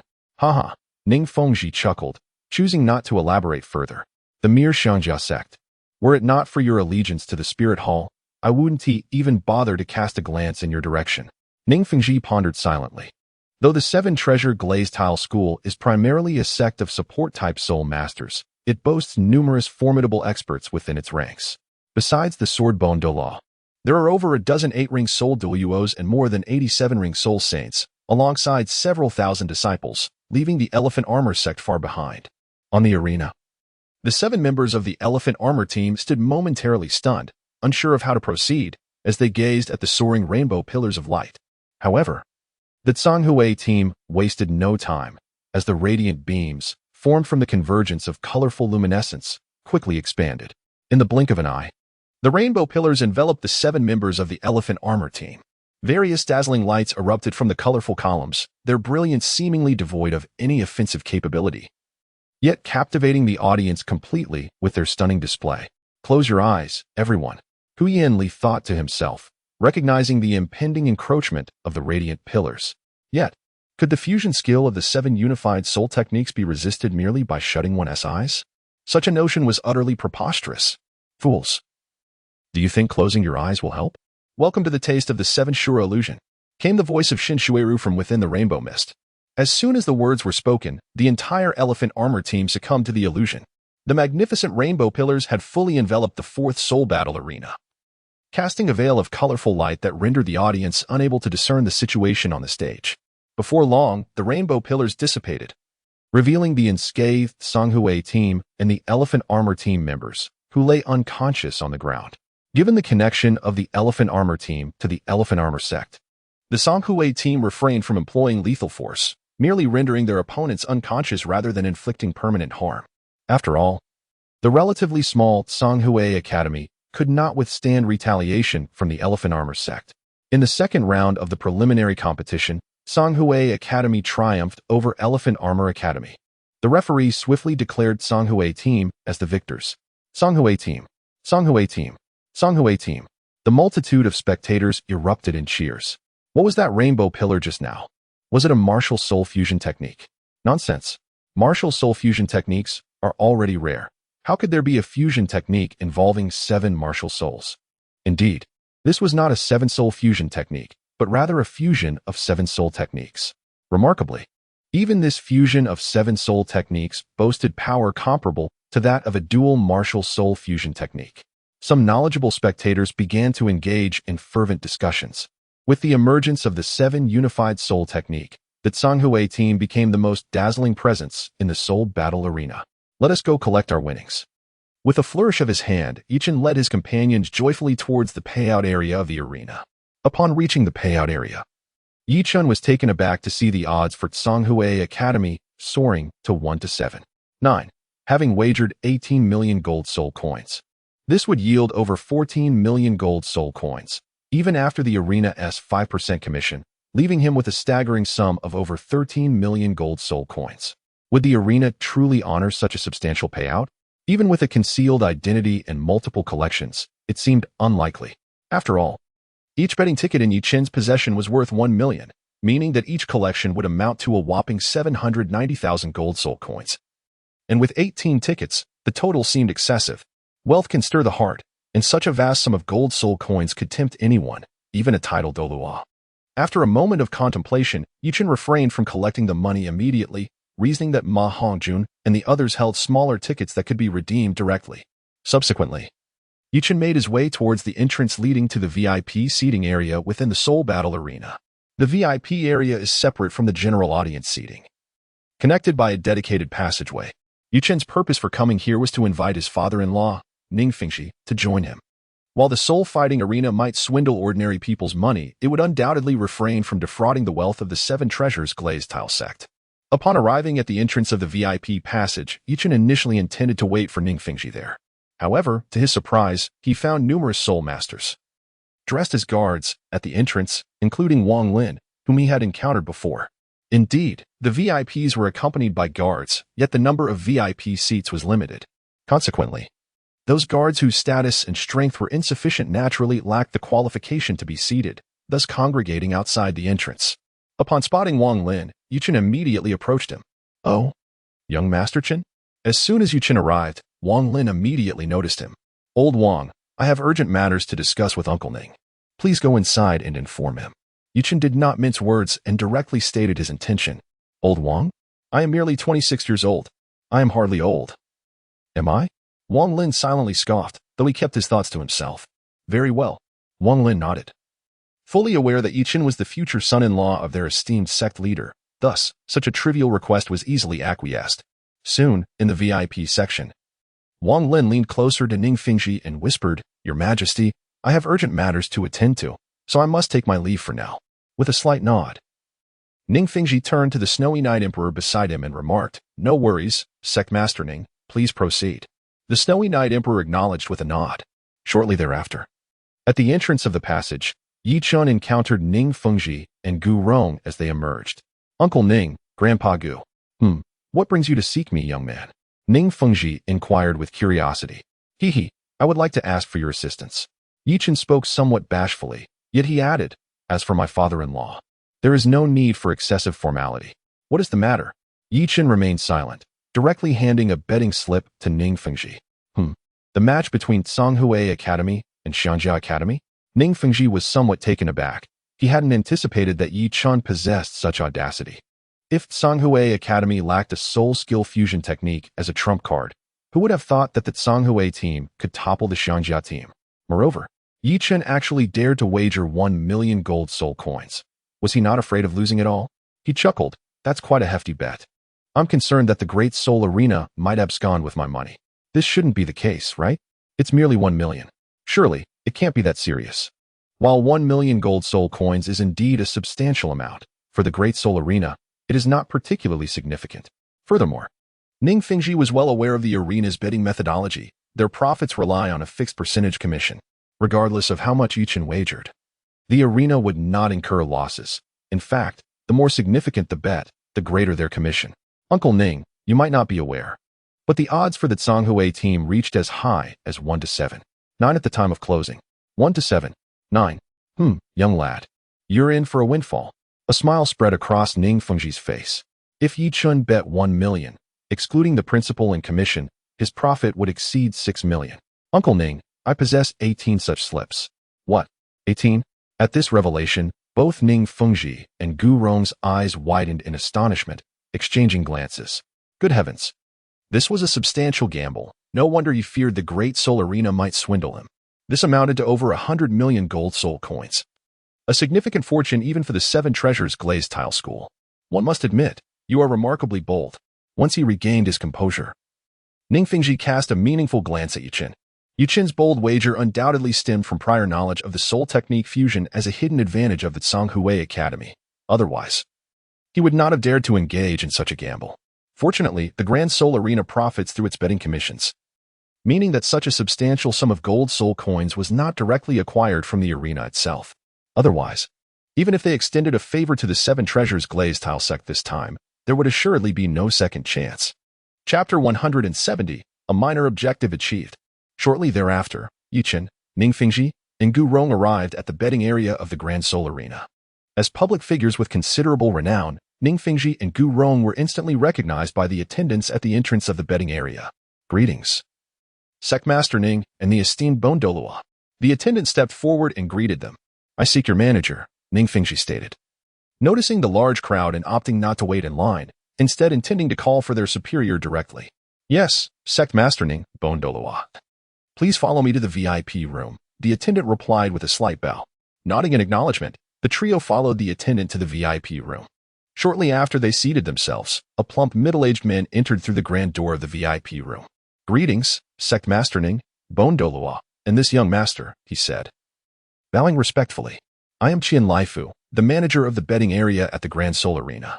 May I inquire what instructions Sectmaster Ning has for me? Upon entering, Qian Laifu immediately saluted the three with utmost respect. Laifu? Is he the same Laifu that Changwei defeated? Yi Chun contemplated in silence. Upon hearing this, Ning Fengji remained silent, merely exchanging a glance with Yi Chun. Manager Qian, I had placed a considerable bet at your establishment, so for convenience, I requested Uncle Ning to accompany me. As he spoke, Yi Chun handed over the 18 betting slips, each amounting to 1 million, to Qian Laifeng. Qian Duo accepted the betting slips and immediately began to examine them.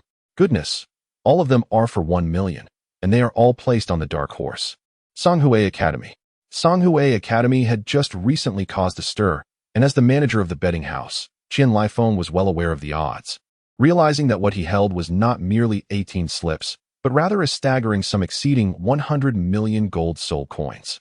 Upon seeing such a multitude of betting slips, Qian Laifeng understood why Ning Fengji and Gu Rong had come to him. It was essential to recognize that this was a colossal amount of over 100 million gold soul coins. Given such immense stakes, it was entirely reasonable for Yi Chun to be concerned about the potential for unscrupulous actions from the Great Soul Arena. Of course, Anyone capable of placing a single bet of 18 million gold soul coins undoubtedly possessed a formidable background, and the Great Soul Arena would likely hesitate to engage in any underhanded dealings. Importantly, the gold soul coins won through betting did not originate from the Great Soul Arena, but from the wealthy individuals placing the bets. The arena merely acted as an intermediary. May I inquire your name, young master? Rest assured, these slips are issued by our Great Soul Arena, and they will be honored in full. It was clear that even in the absence of Ning Fengji and Gu Rong, Qian Lifeng would have made the same assurance. After all, any attempt to abscond with such a substantial sum could not be executed within their own establishment. At the very least, they would wait until Yi Chun had departed. Yi Chun, young Master Chen, I shall arrange for your funds to be dispersed immediately. Thank you, Manager Qian. You are too kind, young Master Chen. Our Great Soul Arena warmly welcomes esteemed guests who come to place bets. Qian Lifeng's statement was indeed accurate. For an increase in the number of bettors allowed the Great Soul Arena to enjoy a more substantial commission. For instance, in this instance, although Yi Chun stood to gain significantly, the arena profited over 7 million gold soul coins from him, a considerable amount in its own right. Shortly thereafter, Qian Lifeng exited the VIP room to retrieve the gold coins card. Uncle Ning, may I discuss a matter with you? After Qian Lifeng had left, Yi Chun addressed Ning Fengji. Oh, the Soul Master competition has only just commenced, and I intend to secure a substantial profit. However, as you know, the limit for a single bet is 1 million, which is rather inefficient. Would you be able to assign a few subordinates to assist me? Yi Chun had contemplated this notion ever since he learned of the betting limits. Each time he placed a bet or collected his winnings, he had to alter his appearance to avoid drawing attention, which was quite cumbersome. If Ning Fengji could assign people to lend a hand, it would not only enhance efficiency but also lend the prestige of the Seven Treasures Glazed Tile School, thereby deterring the Great Soul Arena from any dubious thoughts. Very well. I shall send a few disciples to assist you tomorrow. Ning Fengji acquiesced, recognizing that Yi Chun was to be his future son-in-law, and this was not a significant matter. Thank you. If I earn a considerable amount, I shall certainly present you with some fine gifts. If he were to reap substantial rewards during the Soul Master competition at the Great Soul Arena, it would not be out of the question to bestow some gifts upon Ning Fengji. Of course, this hinged upon the condition that he indeed garnered significant winnings. After all, the betting amounts were not limitless, and should Yi Chun amass too much, the wealthy individuals who lost might hesitate to place further bets.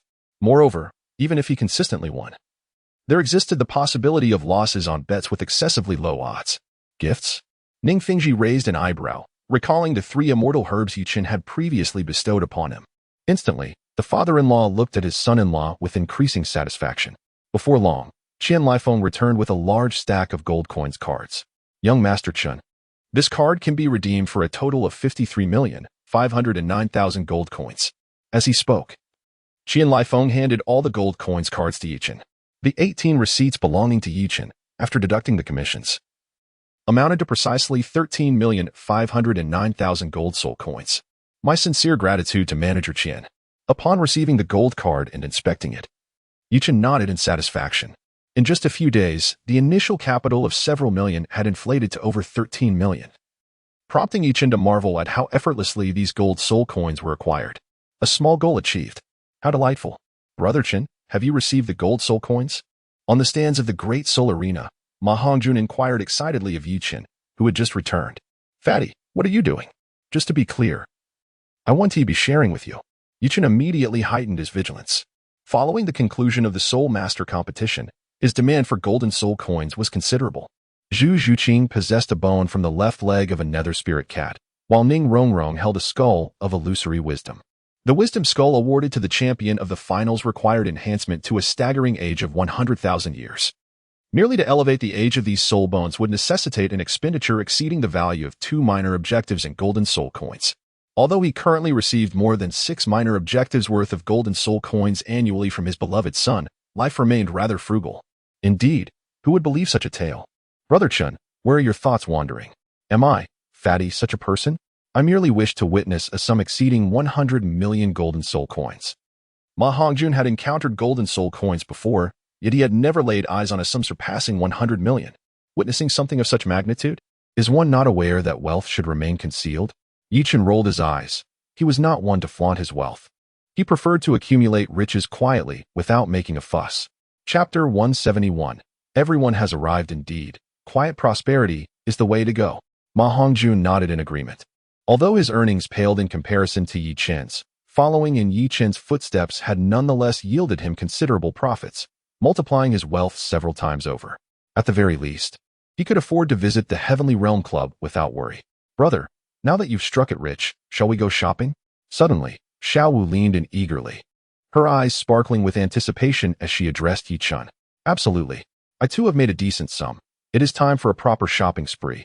Ning Rongrong chimed in, her agreement evident. With money in hand, one must find ways to spend it. Otherwise, what is the purpose of earning? Hearing Xiao Wu and Ning Rongrong, Zhu Zhuqing nearby also felt a surge of excitement. After all, shopping is an innate desire for women, and young girls are no exception.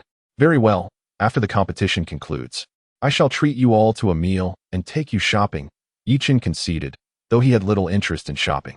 However, with his three sisters expressing such enthusiasm, he had no choice but to agree. As noon approached and the third group's matches concluded, Flander was called to draw lots. Having earned a substantial sum at the Great Seoul Arena, Yi Chen left and reserved a table at the Tiando Grand Hotel to celebrate.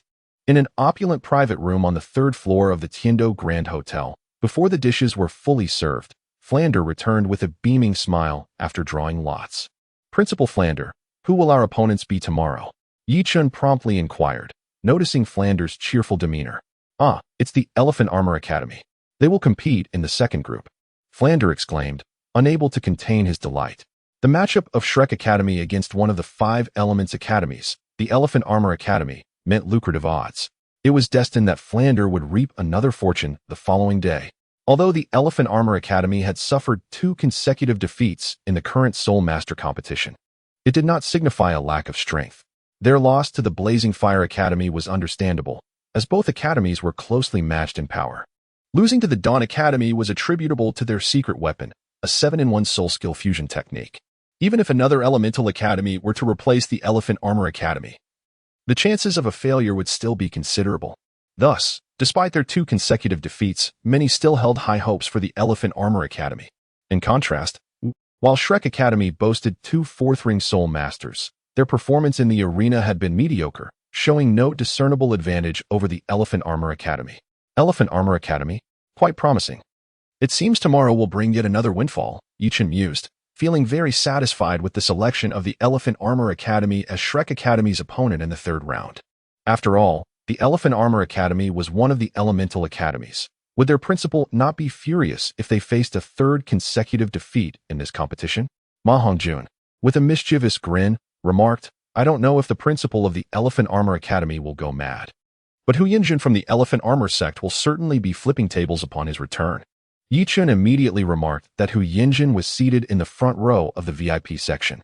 The fact that the Jia Academy had already suffered defeats against the Qihua Academy and the Zhonghui Academy was a source of embarrassment. Should they be defeated once more by the Shrek Academy tomorrow, achieving the dubious honor of 3 consecutive losses? It was likely that Hu Yinjin would feel too ashamed to attend the matches. Laughter erupted among the crowd. The following day, upon Yi Chen's arrival at the Grand Seoul Arena, he found that the individuals promised by Ning Fengji had already gathered. Though not a large number, there were still 20 in total, led by a man named Ning Yu, who appeared to be around 40 years of age. His martial spirit was the 7-treasure glazed tile pagoda, marking him as a direct descendant of the 7-treasure glazed sect and a cousin of Ning Fengji. However, his talent was somewhat lacking, as his soul power was only at the 6th ring, not yet reaching the limits set for the 7-treasure glazed tile pagoda. Nevertheless, their purpose at the Grand Seoul Arena was not to engage in battle, and thus the strength of their abilities was of little consequence. Apart from Ningyu, the remaining individuals were all 5th-ring Soul Kings, each possessing the 7-treasure glazed tile pagoda as their martial spirit, and they were not few in number. Although the individuals assigned to assist Yi Chun by Ning Fengji may not have been particularly formidable, they represented the 7-treasure glazed sect, and in the city of Tiando, no one would dare to harbor any ill intentions. Yi Chen expressed his gratitude to Uncle Yu and the others for their assistance. Yi Chen expressed his gratitude to Ning Yu and the others. Haha, there's no need for formalities, little Chun. Although Ning Yu was not very familiar with Yi Chun, he was aware that this young man was the future fiancé of his niece, Ning Rongrong, and therefore did not maintain any heirs. Uncle Yu, I presume Uncle Ning has briefed you on our forthcoming endeavors? Indeed, The sect master had already instructed me on that matter, Ningyu replied with a nod. Excellent. Let us first head to the betting area and examine the schedule of the matches. With additional support, Yichen naturally intended to place bets beyond his own resources. However, it was imperative to first scrutinize which matches were guaranteed wins. For those shrouded in uncertainty, he would refrain from wagering. Betting on assured victories was akin to reaping profits, while uncertain matches were merely gambling. Upon arriving at the betting station, Yichen began to peruse the day's events. Auckland Academy versus Flame Radiance Academy. Purple Star Academy against Songhui Academy. Shrek Academy facing off against Elephant Armor Academy, and Blaze Academy competing against Thunder Academy. After surveying the matches, Yichen contemplated the outcomes. The encounters involving lesser-known academies were unpredictable, leaving him uncertain of the results. He was confident that Songhui Academy would triumph over Purple Star Academy. However, others were not oblivious to this either. Songhui's team possessed a powerful soul skill fusion technique as a trump card, making their victory nearly assured. Yet the odds were too low. Betting on it could lead to losses due to the 5% commission from the Grand Soul Arena, making it a dubious venture. Even a potential profit would be minimal. As for the matchups between Shinfeng Academy and Tianshui Academy, they too were against lesser-tier academies, guaranteeing a win. Yet the odds remained unappealingly low. Aside from his own Shrek Academy's match against Elephant Armor Academy, Yichen discerned that only the confrontation between Blaze Academy and Thunder Academy presented a lucrative opportunity. Thunder Academy boasted 4 Soul Masters, while Blaze Academy had merely 3 at the 4-ring Soul Master level, indicating a higher probability of victory for Thunder Academy. Although Miss Wu from Blaze Academy wielded a formidable fusion soul skill, Yu Tianxin from Thunder Academy possessed the legendary dragon transformation technique, passed down from the Blue Lightning Tyrant Dragon clan, amplifying his strength beyond that of Huowu. It could be asserted that, as long as Thunder Academy did not engage in match fixing, the victory was assured. Given the Blue Lightning Tyrant Dragon clan's prideful nature, it was unlikely that Yu Tianxin would resort to dishonesty. Thus, Yichen placed his faith in Thunder Academy. Moreover, in the original narrative, Thunder Academy had indeed triumphed over Blaze Academy. Chapter 172, A Promising Future. Nevertheless, Yichen was aware that those favoring Thunder Academy would certainly outnumber those backing Blaze Academy. After all, within the Elemental Academies, Thunder Academy had consistently held the top position, supported by the Blue Lightning Tyrant Dragon clan. Thus its odds would likely not be high. Conversely, Blaze Academy's reputation was similarly weak, indicating that while Yichen might not amass a substantial fortune from this match, he could at least secure a modest profit, ensuring no losses would be incurred. Uncle Yu. Today we shall place bets on 2 matches, Shrek Academy against Elephant Armor Academy and Blaze Academy versus Thunder Academy, wagering on victories for Shrek Academy and Thunder Academy. Yichen addressed Ningyu, inquiring about the specifics of the wager. How much shall we stake? Shrek Academy is betting 35 million soul coins, while Thunder Academy has placed a bet of 100 million. As he spoke, Yichen retrieved a card from his storage soul guide, the total value of which amounted to 135 million soul coins. This card represented all the soul coins he possessed. It was evident that the odds for Shrek Academy would undoubtedly surpass those of Thunder Academy. Although Yichen contemplated wagering his entire fortune on the match for his beloved Shrek Academy, the betting limits were constrained, and few held faith in Shrek Academy's victory. Betting 35 million was not significantly different from going all in. After all, the entirety of the betting pool would be distributed to the winners in proportion to their stakes, and 35 million soul coins would certainly constitute a considerable share of Shrek's betting pool. You're making such a bold move? Ningyu was immediately taken aback by Yichen's audacity. After all, this was a staggering sum of 135 million soul coins. Was his future nephew-in-law truly so affluent? In a match deemed a certain victory, there was no harm in placing a larger bet. Yichen waved his hand dismissively. Little Chen, it is quite reasonable for the Thunder Academy to triumph over the Blaze Academy. However, as for the Elephant Academy, it is evident that Ningyu is unaware of the formidable strength of the Shrek team. The reputation of the Elephant Academy is still considerable, and I worry that Yichen's efforts may be in vain. Rest assured, Uncle Yu. Allow me to assure you that our Shrek team boasts 6 members whose soul power exceeds the 40th level, not to mention the Elephant Academy. Even against the mightiest Thunder Academy among the 5 Elements Academy, we are certain of our victory. Yichen did not disclose that he and Xiaowu had already ascended to the rank of 6-ring Soul Emperor. He merely mentioned that their soul power exceeded the 40th level. Hiss, No wonder you dared to play so boldly. Upon hearing Yi Qin's revelations, Ningyu could not help but take a sharp breath. Among the 7-member team, 6 possessed soul power at the 4-ring soul master level. Based on the standards of past soul master competitions, even in the finals, this qualifies as a formidable lineup, ensuring an effortless victory in the preliminary rounds. Officially, only 2 members of the Shrek team are registered at the 4-ring soul master level, concealing the majority of their true strength, undoubtedly harboring nefarious intentions. The more Ningyu observed, the more he perceived the promising future of Yi Qin. After handing over the gold coins to Ningyu, Yi Qin returned to the competition stands, leaving the betting matters to Ningyu and the others. Fortunately, the schedules for the 2 matches did not place them in the first group. Shrek Academy was in the second group, while Thunder Academy was in the third, allowing ample time. Otherwise, with such a substantial amount at stake, relying solely on Ningyu and the other 19 would have made it impossible to queue in time for the bets. After all, the limit for a single individual bet is merely 1 million gold soul coins, meaning that for a total of 13,500,000 gold soul coins, each person would need to place 6 or 7 bets on average. Yi Qin returned to the viewing platform not long after. As the first match of the day had officially commenced, the initial bout was rather mundane.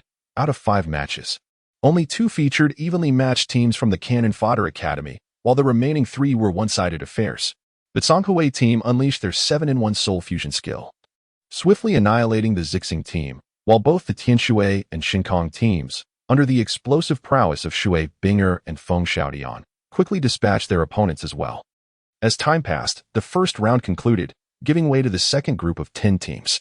This time, they faced the Xiangjiao Academy, with Shrek Academy deploying Talon, Jianzhu, Jingling, Huang Yuan, Mahanjun, Oscar, and the formidable Zhu Shuqing.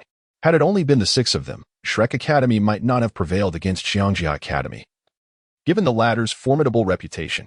Thus, to err on the side of caution, Yi Qin sent forth Zhu Shuqing, a soul master of level 48, possessing a divine martial soul and domain. With her strength, even a 1v7 scenario would be manageable. After all, Zhu Shuqing's umbral domain grants her the ability to teleport freely within its confines, posing an insurmountable challenge for lower-level soul masters. Yi Qin refrained from sending Ning Rongrong into the fray, as the team already included 2 support members, Jiazhu and Oscar. Deploying a third support would severely compromise Shrek Academy's offensive capabilities against the robust Xiangjia team. Moreover, Zhu Shuqing's second and third soul skills, as well as her left leg soul bone skill, all bore piercing effects, making her a daunting adversary for the lumbering giants of Xiangjia Academy. To maintain a low profile, Zhu Shuqing still disguised herself as a level 39 soul master. Let's go. Yi Qin encouraged his companions, striking a playful pose. Don't worry, Brother Qin, Ma Hongjun reassured him, thumping his chest. Xiangjia Academy is no match for our Shrek Academy. Today, they will undoubtedly face a threefold defeat. As the soul guiding lights flickered, both the Xiangjia and Shrek teams made their grand entrance. Perhaps due to their earlier defeat at the hands of the Songhui team, Hu Yanli adopted a more cautious demeanor, intently observing the 7 members of Shrek Academy upon stepping onto the stage. Intelligence indicated that Shrek Academy was formidable, and with 2 4-ring soul masters participating, this match was one they could not afford to lose. ABA, that red-haired fatso can fly. You handle him once the match starts, just keep him occupied. Ashan. You cut to the back line and eliminate those 2 healers and food-type soul masters as swiftly as possible. The remaining 4 will be my responsibility, A11, a Qi, a Guy, and a Sure. Hu Yanli instructed his 6 subordinates. The names of the 7 members of the Xiangjia team were quite amusing, all bearing the surname Hu Yan, followed by characters signifying strength, extraction, mountains, and so forth. The third round commenced with Shrek Academy facing Xiangjia Academy, and within a minute, the match officially began. As both teams assembled, the referee announced the start. Instantly, the yellow and purple soul rings illuminated the battle arena. In a flash, Oscar, as a food-type soul master, sprang into action, generating 5 pink euphoria sausages. Strangely, in the original narrative, Oscar's third soul skill was the flying mushroom sausage, while the fourth was the pink euphoria sausage. However, due to the influence of Yi Qin, those 2 skills had swapped places. The source of both soul skills remained the same, yet their ages differed significantly. Oscar's third soul ring was over 1,400 years old, while the fourth exceeded 4,000. Despite the disparity in soul ring ages, the effects of the pink euphoria sausage remained unchanged, enhancing all attributes by 10. However, The flying mushroom sausage's capability saw a substantial upgrade, allowing it to fly for 3 minutes at the speed of a 4,000-year-old phoenix-tailed chicken, a notable improvement over the original. Talon, Jingling, Huangyuan, Ma Hongjun, and Zhu Zhiqing devoured Oscar's pink euphoria sausages, their spirits soaring. The food crafted by a food-type soul master could serve as real sustenance and be instantly absorbed as soul power. Meanwhile, Oscar and Jiangzhu opted for the flying mushroom sausage, sprouting a pair of energy wings and soaring into the sky. The 7 members of Xiangjia Academy were all earthbound and lacking long-range attacks, making Shrek's aerial advantage pivotal in evading Xiangjia's backline strategies. How shameless! Hu Yanli muttered under his breath, observing the 2 aerial soul masters from Shrek. Quickly, he adjusted their strategy, redirecting Hu Yanshan to confront the other Shrek members. With the activation of his 2nd and 3rd soul skills, Ma Hongjun ignited in a blaze of phoenix flames. His 2nd skill, Fiery Phoenix, amplified his flame power by 30, while the 3rd skill, Phoenix Wing Ascension, not only granted him the ability to fly for the duration but also enhanced his flame potency by 100 and increased the attack radius by 50. Phoenix Fire Line. Ma Hongjun, soaring through the air, puffed out his chest, inhaled deeply, and unleashed a torrent of scorching phoenix flames toward Hu Yanli, the leader of Xiangjia Academy. Though ostensibly a mere century-old skill, the enhancements from his 2nd and 3rd skills rendered the power of Phoenix Fire Line comparable to that of a 1,000-year soul skill. Guardian Mammoth. Upon perceiving the formidable power of Ma Hongjun's Phoenix Fire Line, Hu Yanli discerned that his 1st soul skill, the Copper Wall and Iron Bastion, offered insufficient protection. Thus, he promptly activated his 4th soul skill. A diamond mammoth phantom roared skyward behind him, enveloping Hu Yanli in a shield radiating a diamond hue. In an instant, the searing Phoenix Fire Line engulfed Hu Yanli. However, the 4th soul skill, Mammoth Guardian, which boasted considerable age, rendered it impossible for Ma Hongjun to dispatch Hu Yanli in one fell swoop. Of course, Ma Hongjun was aware of this impossibility. But according to the strategy devised prior with the Shrek team, it was unnecessary for him to eliminate Hu Yanli outright. He merely needed to stall any soul master from the elephant armored team until Zhu Zhiqing could assist after dealing with the others. Nonetheless, Ma Hongjun was proud, believing he could certainly triumph in a duel against Hu Yanli, for he could not tarnish the reputation of the Phoenix Martial Soul. Soul Bone Technique, Netherworld Assault. Soul Bone Technique, Netherworld Piercing. Meanwhile, Zhu Zhiqing quietly activated the Soul Bone Technique, Netherworld Assault from her Netherworld Cattail, and the Soul Bone Technique, Netherworld Piercing from her Netherworld Spirit Cat's left leg. The Netherworld Assault enhanced Zhu Zhiqing's speed by a staggering 100. Making her already swift movements even more elusive. The Netherworld Piercing, with its additional 30 piercing effect, proved particularly effective against the thick-skinned giants she faced.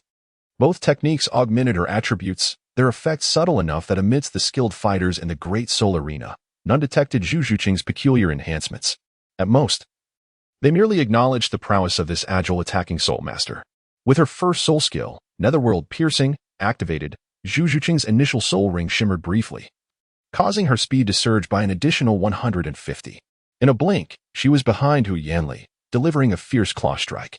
The Netherworld Piercing, enhanced by the Soul Bone Technique, unleashed devastating power, and despite Hu Yanli's Copper Wall and Iron Bastion defense, blood erupted from the deep claw mark left upon his back. The sharp pain coursing through him made Hu Yanli gasp involuntarily. With the divine quality of his martial soul, the millennia-old soul skill, and a series of buffs, Zhu Zhiqing's strike nearly incapacitated him. Gritting through the pain, Hu Yanli activated his 3rd soul skill, Mammoth Shockwave. As his soul power surged, 3 earthy waves radiated outward from him. Unfortunately, this attack proved futile. Zhu Zhiqing's agility and superior soul power allowed her to evade effortlessly as the shockwave unfolded. While Hu Yanli momentarily escaped danger, his comrade Hu Yanshan was far less fortunate. With Hu Yanli now on the defensive, Zhu Zhiqing swiftly redirected her assault towards Hu Yanshan. Utilizing her 3rd soul skill, Dark Slash, she brought her hands together above her head, merging her claw blades into a dark, claw-shaped weapon a foot in length, and struck fiercely at Hu Yanshan's chest. Zhu Zhiqing refrained from aiming for the head to avoid the risk of fatal injury, as the rules of the Soul Master competition prohibited such actions. In the face of Zhu Zhiqing's oncoming strike, Hu Yanshan had no time to evade and could only hastily activate Diamond Guardian to withstand the Dark Slash. Regrettably, Zhu Zhiqing's speed was too overwhelming. When the Dark Slash met Hu Yanshan's chest, his defense had not fully materialized. The blade shattered the incomplete Diamond Guardian, piercing through his defenses, and blood erupted as it severed a rib. Fortunately, Zhu Qing tempered her strength, preventing the strike from penetrating completely through Hu Yinshan's torso. With a single blow, Hu Yinshan, a defensive soul master at level 41, lost his combat capability. Having vanquished one opponent, Zhu Qing did not pause, turning her attention back to Hu Yanli. Meanwhile, Tai Long, Jingling, and Huang Yuan faced off against the remaining 4 soul masters of the Elephant Armored team. Although they were outnumbered, the opposing team consisted solely of defensive soul masters, lacking offensive prowess. Moreover, having previously consumed Oscar's pink haze sausage, which amplified all attributes by 10. Tai Long and his companions, while unable to secure the upper hand, were unlikely to suffer significant losses in the short term.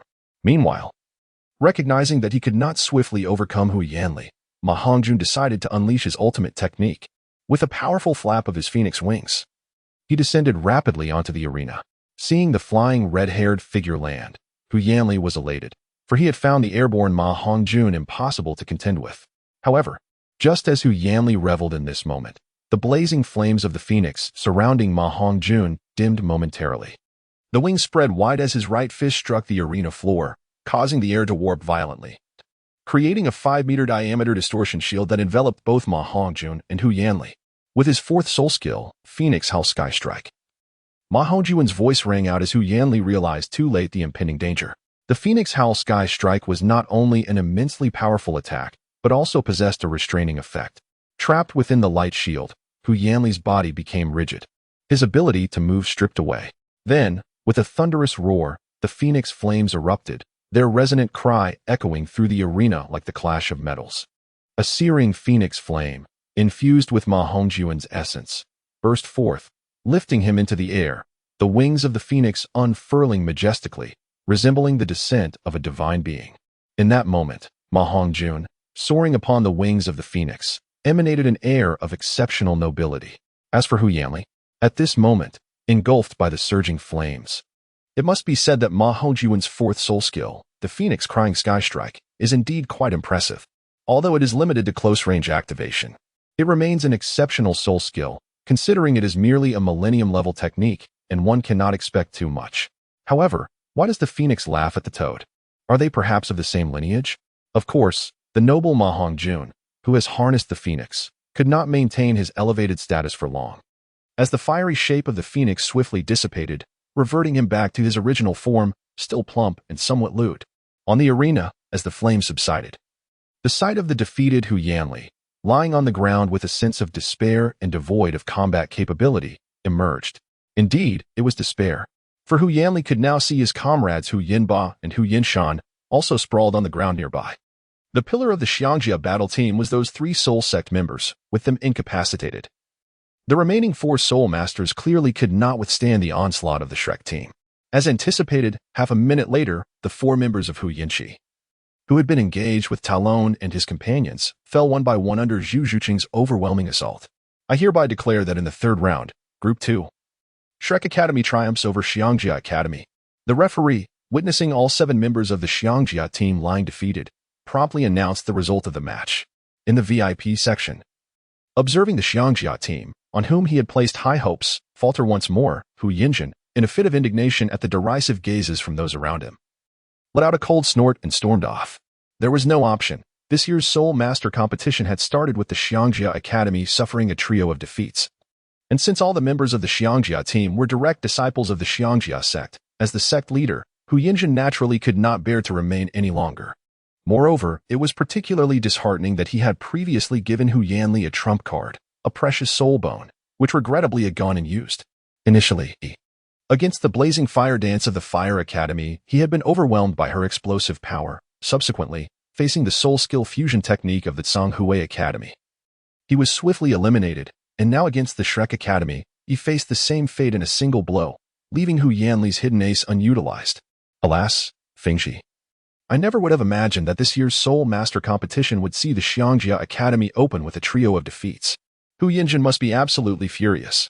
After Hu Yinjin left, Gu Rong, with a smile, whispered to Ning Fengxi, "Indeed, Uncle Bone, I too did not foresee this. To be honest, I am quite surprised by the glorious achievements of the Xiangjia team," Ning Fengxi responded. Historically, while the Xiangjia Academy has often languished at the bottom of the 5 Elements Academy, they could at least maintain a position in the top 5 and qualify for the elimination rounds. If these 3 losses had not been consecutive, the Xiangjia Academy would not have been so thoroughly shamed. Yet, ironically, they commenced with a trio of defeats. As of now, among the 28 teams in the Tiando competition, only the Xiangjia team has knelt thrice. Even the most unremarkable of supporting academies have managed only 2 consecutive losses. The Xiangjia Academy has suffered 3 successive defeats. And when they subsequently face the Tian Shui Academy, the Xinfeng Academy, and the Lei Ting Academy, the odds are overwhelmingly against them. Unless a miracle occurs, it can be said that this year's Xiangjia Academy will bid farewell to the elimination rounds. Of course, this does not imply that the Xiangjia team's strength is lacking. After all, facing the Zhonghui Academy, which boasts a 7-in-1 soul skill fusion technique, and the monstrous Shrek Academy, the Xiangjia Academy's downfall is understandable. On the viewing platform, Flinder, who had been keenly observing his own academy's match, could not contain his applause at Shrek Academy's victory over Xiangjia Academy. This one not only brought Flinder a handsome return on his previous bets, but also signified that under his stewardship, Shrek Academy was on the path to glory. For Flinder, this validation outweighed any financial gain. Meanwhile, the trio of Yichen, Xiaowu, and Ning Rongrong, who did not compete, hurried to greet their victorious companions after the match concluded. Well done, Fatty. That move of yours was absolutely spectacular. Yichen gave a thumbs up to his companions. Chuckling, Ma Hongjun felt a bit embarrassed by the praise and was about to respond modestly when Yichen continued, "It's a pity, though, that you're a bit overweight. If you weren't so rotund and awkward, wouldn't the ladies be beckoning you with a mere finger?" Ma Hongjun retorted. "Am I fat because I eat your family's rice? Can we refrain from discussing this, Jingu?" he said, looking rather gloomy. "Come on, fatty. Don't dwell on such minor details. We must look forward," Yichen replied with a smile, patting him on the shoulder. At the betting table, Yichen noted with satisfaction that the odds for Shrek Academy had reached 1 to 3. 1. Initially, the odds were not so low. Considering Shrek Academy had not exhibited remarkable performances, being only marginally stronger than the lesser-known academies. Thus, the odds should have been considerably higher. However, after Yichen placed a bet of 35 million gold soul coins, the odds dramatically decreased. Nonetheless, Yichen was quite content, betting 35 million at odds of 1 to 3. 1. After deducting the Great Soul Arena's commission, he stood to gain over a modest target, earning more than 68 million gold soul coins. With the assistance of Ning Yu and others, Yichen wouldn't need to collect the funds himself. He could leave that to them. Additionally, Yichen glanced at the odds for the Fiery Academy and the Thunder Academy. Many were favoring the Thunder Academy. And with the closing of the betting window approaching, the odds for Thunder Academy stood at 1 to 1. 4, suggesting little change. If the odds remained at 1 to 1, 4, Yichen's previous wager of 100 million could yield a profit of 33 million, which, when combined with the earlier winnings of over 68 million, meant Yichen could achieve a modest target that day. Although the profit was slightly less than the previous day, it was still sufficient to fill his coffers. Of course, opportunities like today would not be frequent in the future. As Yichen's earnings increased, others would incur greater losses, leading to a reduction in the funds across various betting platforms. Furthermore, as the matches progressed, the strengths and weaknesses of each academy's teams would become more apparent, making it easier to predict outcomes. Unless there were unexpected upsets, the potential for substantial profits would diminish. Moreover, Yichen could not rule out scenarios where certain academies, despite having the ability to win, might choose to lose for various reasons or even forfeit entirely. For instance, if the Divine Wind Academy faced the Fiery Academy. Given their amicable relations and Feng Xiaoyan's tendency to be overly accommodating, the likelihood of deliberately losing to the Fiery Academy was considerable, as suggested in the original narrative. Regarding forfeited matches, since they had not officially commenced, they were treated uniquely, to prevent exploitation for profit. The Great Soul Arena would refund the entire betting amount to those who wagered on the forfeiting party. After further betting activity, the odds for the Thunder Academy decreased slightly, settling at 1 to 139 upon the closing of the betting window. Though the odds had dropped, the change was minimal, allowing Yichen to still achieve a modest target. The match between the Fiery Academy and the Thunder Academy unfolded as Yichen anticipated. The blue electric Tyrannosaurus spirit indeed proved to be the mightiest beast spirit. Despite Miss Wu's melt ring ability, she ultimately succumbed to Yu Tianqing, who possessed the family's secret dragon transformation technique, suffering significant injuries in the process. This led Feng Xiaodian, who was fervently devoted to Miss Wu, to express his displeasure and vow to teach the Thunder Academy a lesson in subsequent matches. This indicated Feng Xiaoyan's adeptness in the art of devotion. Yichen contemplated that Feng Xiaoyan possessed a licking power enhancement, erupting with a small universe, making this possibility quite high. Excluding the two captains, Feng Xiaoyan and Yu Tianqing, the overall strength of the Thunder Battle Team was still superior to that of the Wind God Battle Team. However, Feng Xiaoyan's individual prowess surpassed that of Yu Tianqing. Therefore, on the whole, the strength of the Wind God Battle Team was slightly greater than that of the Thunder Battle Team. Although Feng Xiaoyan had been preoccupied with the development of his unique soul skills, which led to a relatively slow enhancement in soul power compared to other innate full soul power geniuses, it could not be denied that his strength was still formidable. Naturally, had Feng Xiaoyan not devoted himself entirely to tinkering with his self-created soul skills, given his innate full soul power talent, he would certainly have reached the level of a 5-ring Soul King by now. In contrast to Hu Liena from the Spirit Hall, who attained the 50th level of soul power at the age of 20, Feng Xiaoyan, despite his innate full soul power, remained at the 44th level as a soul ancestor at the age of 24. This stark disparity illustrates the misguided path he had taken. Following the conclusion of the competitions between the Blaze Academy and the Thunder Academy, Ningyu promptly arranged for personnel to cash in the receipts. By the time Yichun left the Great Soul Arena, the gold coins card in his storage soul guide had accumulated to a staggering 235 million. Quite delightful. Although the system mall did not recognize the gold coins card, Yichun was unperturbed. The circulation of the gold coins card was extensive. Acknowledged by the Great Soul Arena of Tiando, the Tiando Grand Auction House, and various merchant associations within Tiando City, facilitating the cashing in of gold soul coins without incurring any service fees. Moreover, with the 7 treasures glazed sect at his disposal, Yichun was confident that he could convert even the largest quantities of gold coins cards into gold soul coins through their channels. Chapter 176. Ning Rongrong's desire to compete. Time flew by, and the preliminary rounds had reached the 12th stage. Throughout these days, Yichun had been attentively monitoring the daily matches. So far, apart from the Elephant Armor Academy, the Songhui Academy had also faced off against the Tianshui Academy and the Wind God Academy from the Elemental Academy. As expected, every time Songhui Academy encountered these lesser academies, it was a swift victory. Once their soul skill fusion techniques were unleashed, the arena was enveloped in a dazzling display of light, followed by Songhui's triumph. However, against Tianshui Academy, Songhui Academy revealed their trump cards early, with 4 members being instantly frozen and controlled by Shui Bing'er's rapid first soul skill, leading to a decisive defeat.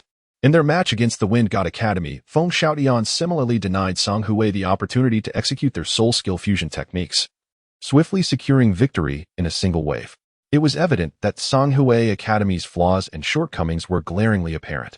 All 7 members possessed gem-type martial souls, and as long as they were not afforded the chance to unleash their soul skill fusion techniques, even lesser academies could potentially defeat them. The advantages of both elemental academies were starkly pronounced, with exceedingly low odds, rendering any minor wagers unappealing to Yichun.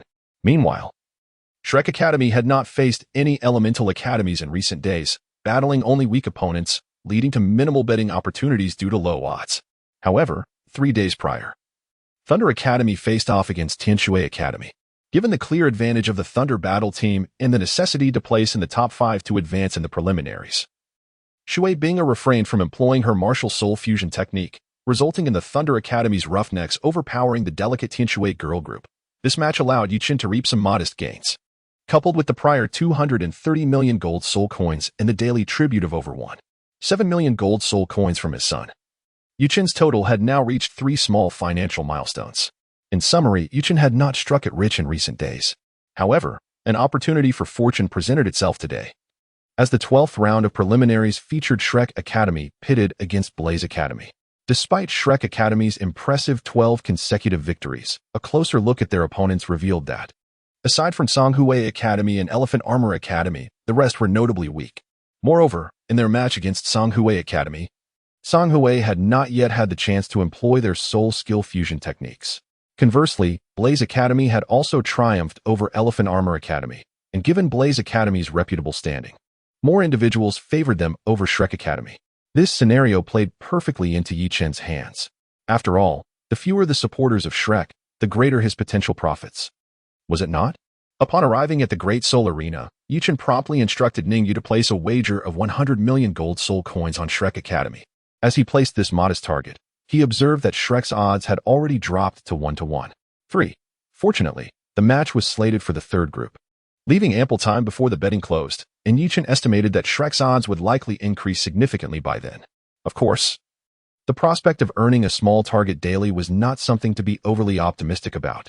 Given Shrek's reputation for defeating Elephant Armor Academy, even when facing other elemental academies, their odds would undoubtedly remain low.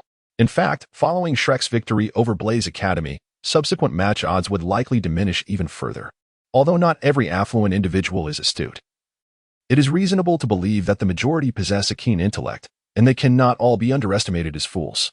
Yichen had already arranged the lineup for the match against Blaze Academy after Flinder completed the draw yesterday.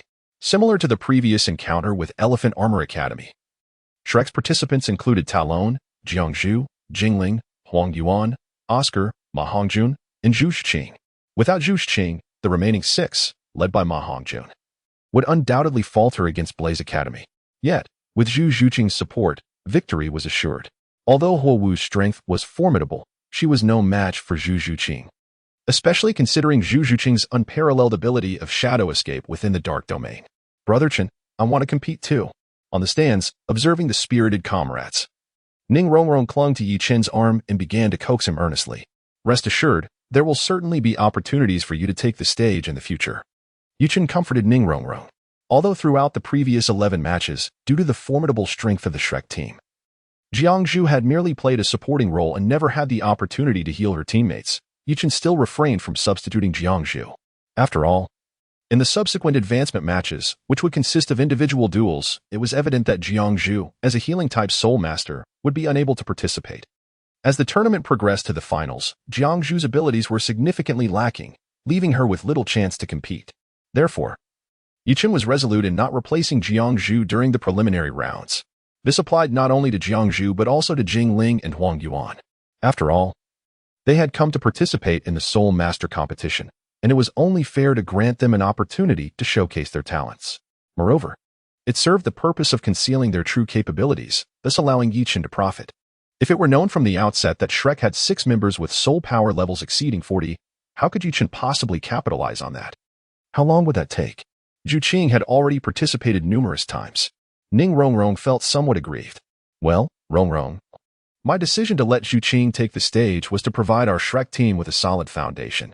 You see, both Xiaowu and I are in the same position as you. Yi Chen felt somewhat helpless.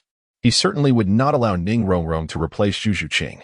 Although, with Ning Rongrong's support, even the strongest individual fighter, Feng Xiaodian, might not be able to defeat Ma Hongjun. Such a team configuration lacked reliability.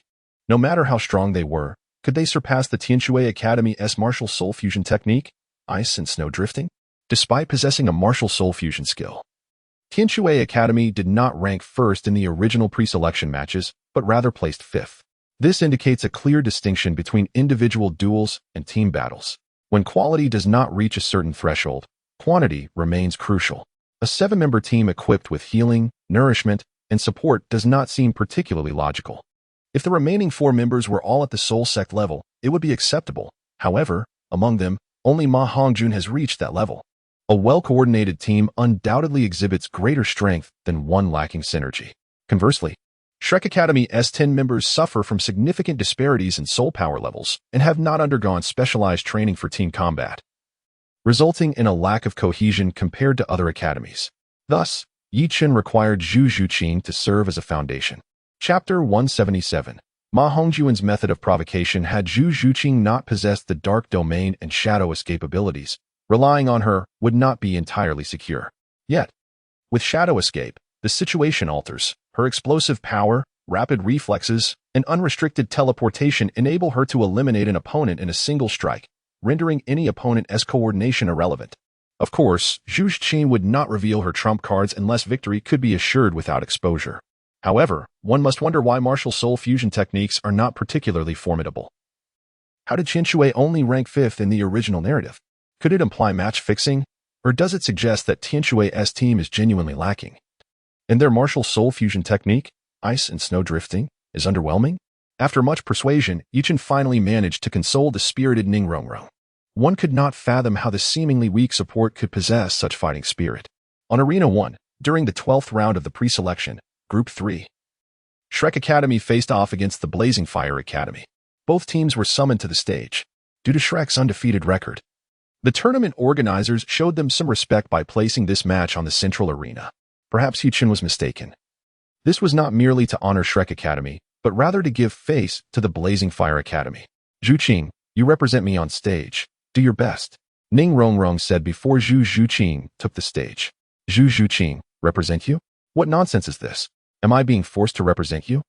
As the Soul Guide lights flickered, Shrek and Blazing Fire teams ascended to Arena 1. Before the match commenced, Ma Hongjuan's attention was immediately captivated by the fiery Miss Wu Wu. There was no denying that among the many contestants in this tournament, none appeared as disheveled as she did. Perhaps it was because her martial soul bore the fire attribute, creating an impression of warmth? Hey, fatty, where are your eyes wandering? Wu Wu, having noticed Ma Hongjuan's unabashed gaze, snapped angrily. If only Ma Hongjuan's physique and appearance were more appealing, Wu Wu might have been less disdainful. Alas, he was currently a lecherous and portly figure. Realizing that the lady was about to explode with anger, Ma Hongjuan reluctantly shifted his gaze away from her ample bosom. Having associated with Yuchen for several years, he did not learn much, but he quickly picked up Yuchen's shamelessness, feeling no embarrassment whatsoever. Humph, fatty. You'll get what's coming to you. Wu Wu glared fiercely at Ma Hongjuan. Hey, you little vixen, Ma Yi is letting you off easy. Don't push your luck. Ma Hongjuan retorted, his annoyance rising. He was not like Feng Xiaoyan, who blindly fawned over women. Even if Wu Wu was beautiful, he would not indulge her. Little vixen? Who do you think you are? Just wait, you fat fool. Wu Wu, who had never lacked admirers, was taken aback by such brazen disrespect and seethed with anger. Bring it on. Let's settle this in a duel. Ma Hongjuan replied without holding back. With a cold snort, Wu Wu chose not to continue trading barbs with him. Rather than indulge in petty squabbles, it was better to teach him a lesson once the match commenced. Zhu Zhuqing, observing from the sidelines, was unexpectedly impressed, noting that this plump man was rather astute. In Shrek Academy's original strategy, Ma Hongjuan was to restrain the fiery Wu Wu, who possessed the greatest explosive power. Meanwhile, Zhu Zhuqing would leverage her speed and strength to deal with the Blazing Fire Academy's soul power users, Wu Wushuang and Huiyun, who were at the 4-ring soul sect level. The remaining 4 soul masters would be managed by Talon, Jingling, and Huang Yuan. The 12th round of the pre-selection, Group 3, Shrek Academy versus Blazing Fire Academy, officially commenced 1 minute later. The referee's voice echoed, and the arena was instantly illuminated by a dazzling array of yellow and purple soul rings. Fatty, prepare to die. Second soul skill, Fire Tornado. Wu Wu shouted as her second soul ring flashed, unleashing a small fire tornado toward Ma Hongjuan. What the? Ma Hongjuan barely had time to react, but Oscar, positioned behind him, immediately leaped out of the way. As a fragile food-type soul master, he knew that being caught in the fire tornado would lead to dire consequences. Second soul skill, Phoenix and Flames. Third soul skill, Phoenix Wing Ascension. Faced with Wu Wu's combined control and attack techniques, Ma Hongjuan wasted no time activating his second and third soul skills. First soul skill, Phoenix Fireline. A surge of fiery phoenix flames erupted from Ma Hongjuan's mouth, countering the incoming fire tornado. Bolstered by 2 amplification soul skills, Ma Hongjuan's Phoenix Fire Line was comparable to a Millennium soul skill, surpassing the power of Wu Wu's Fire Tornado. As the 2 techniques clashed, the fire tornado was swiftly dissipated into countless sparks, landing harmlessly on the arena floor. Though Ma Hongjuan's Phoenix Fire Line rapidly extinguished as well. First soul skill, Blazing Fireball. Undeterred, Wu Wu hurled a searing fireball at Ma Hongjuan, her anger firmly directed at him. This effectively achieved the original goal of restraining him. Meanwhile, Zhu Zhuqing wasted no time at the onset, activating her Soul Bone technique, Dark Ambush and Dark Piercing, striding forward with her high-heeled leather boots toward the formation of the Blazing Fire Academy. Confronted by the approaching Zhu Zhuqing, Wu Wushuang narrowed his pupils in surprise. Realizing that Zhu Zhuqing's speed far surpassed that of an ordinary agile attack-type soul master of the same rank. Without hesitation, he unleashed a powerful explosive fireball. Utilizing his first soul skill, Dark Stab, Zhu Zhuqing, as an agile attack-type soul master, excelled in speed rather than defense. Although he had trained in the transformation body forging technique, granting him considerable physical resilience, he preferred not to withstand his opponent's soul skills head-on. Upon activating his first soul skill, his speed surged by an additional 150, allowing him to deftly evade Hua Wuxuang's explosive fireball. With his third soul skill, Dragon's Fury, and the fourth, Dragon's Blazing Kill, Hua Wuxuang, the captain of the Blazing Fire team, could no longer hold back as he prepared to unleash his ultimate technique. Goodness. Are agile attack-type soul masters in this era so stubborn? Hua Wuxuang mused. Though it was said that attack-type soul masters held little advantage against agile types when their soul power levels were comparable. He was a level 42 attack-type battle soul sect master, while this agile attack-type soul master before him, endowed with the Black Cat martial soul, was merely a level 39 soul master. How audacious of him to rush in without the support of allies. Indeed, to Hua Wuxuang, Zhu Zhuqing appeared to be recklessly offering himself as a target. At this moment, Hua Wuxuang was unaware that Zhu Zhuqing had plans to deal with him and Hui Yun simultaneously. As the fiery dragon-shaped flames surged towards him, Zhu Zhuqing opted not to confront it directly.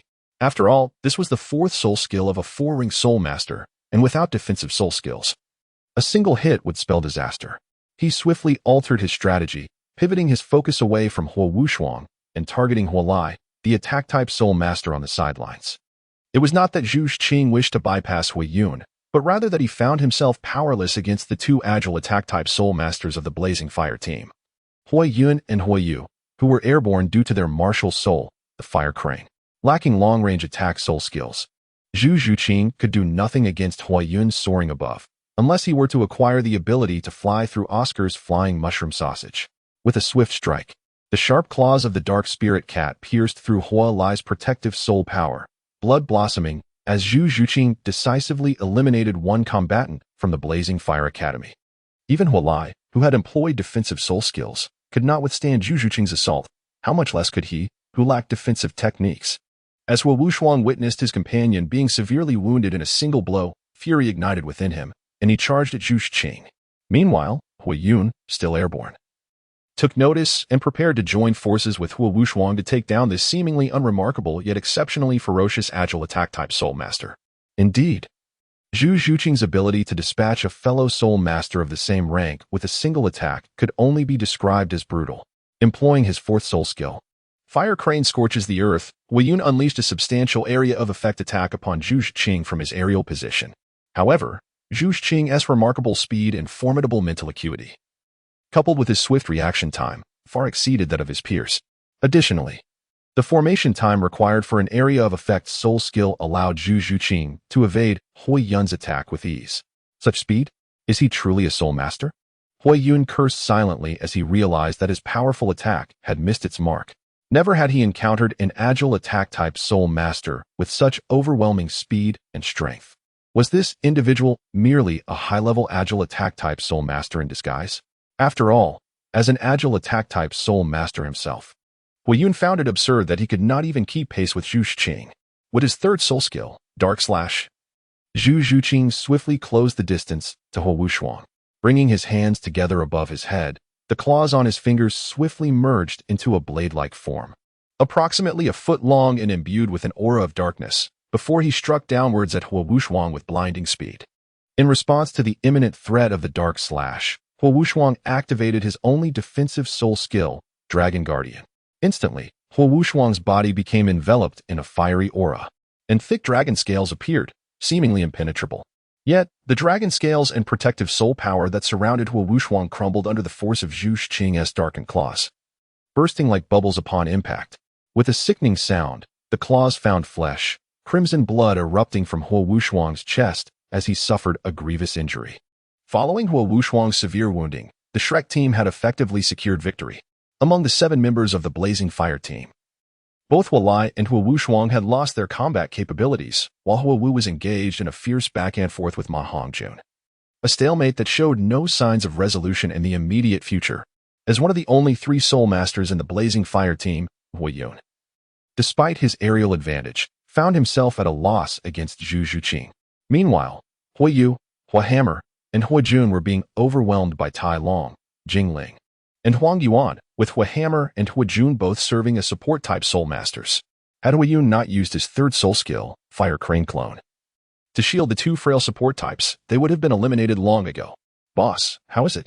Hui Yun inquired, glancing at the incapacitated Hua Wuxuang. Cough. I want to die, but she is exceptionally strong. Be careful, Huo Wushuang replied with a hint of reluctance. Initially, he had thought Zhu Zhuqing would come to offer herself as an easy target, yet he never anticipated her strength. A single blow had nearly incapacitated him. Though he had underestimated her, Huo Wushuang knew that even without his hubris, the outcome would have been the same. What perplexed him was how a mere level 39 agile attack-type Soul Master could so effortlessly overpower a 4-ring attack-type Soul Master. On the other side, after Zhu Zhuqing dealt with Huo Wushuang, she immediately rushed over to Oscar. Without Oscar's flying mushroom sausages, Zhu Zhuqing would truly struggle to subdue the winged Huiyun and Huoyu. Upon seeing Zhu Zhuqing return, Oscar promptly tossed over the flying mushroom sausages he had prepared earlier. When Zhu Zhuqing faced Huiyun once more, wings had already sprouted from her back. Initially, Huiyun was at a disadvantage against Zhu Zhuqing. Now that she had compensated for her inability to fly, overcoming the flying Soul Master Huiyun was a breeze. Moreover, Oscar's flying mushroom sausages matched the flight speed of the 4,000-year-old phoenix tailcock's comb snake, which meant that a Soul Master with a flying martial soul was not truly comparable to a flying soul beast in speed. The soul fighting arena was not large, and despite Huiyun's best efforts to evade, she could not withstand even half a minute before being knocked out by Zhu Zhuqing's second soul skill, Shadow Claw. After defeating Huiyun, Zhu Zhuqing wasted no time in assisting Talon and the others in taking down Huoyu, Huochue, and Huojun.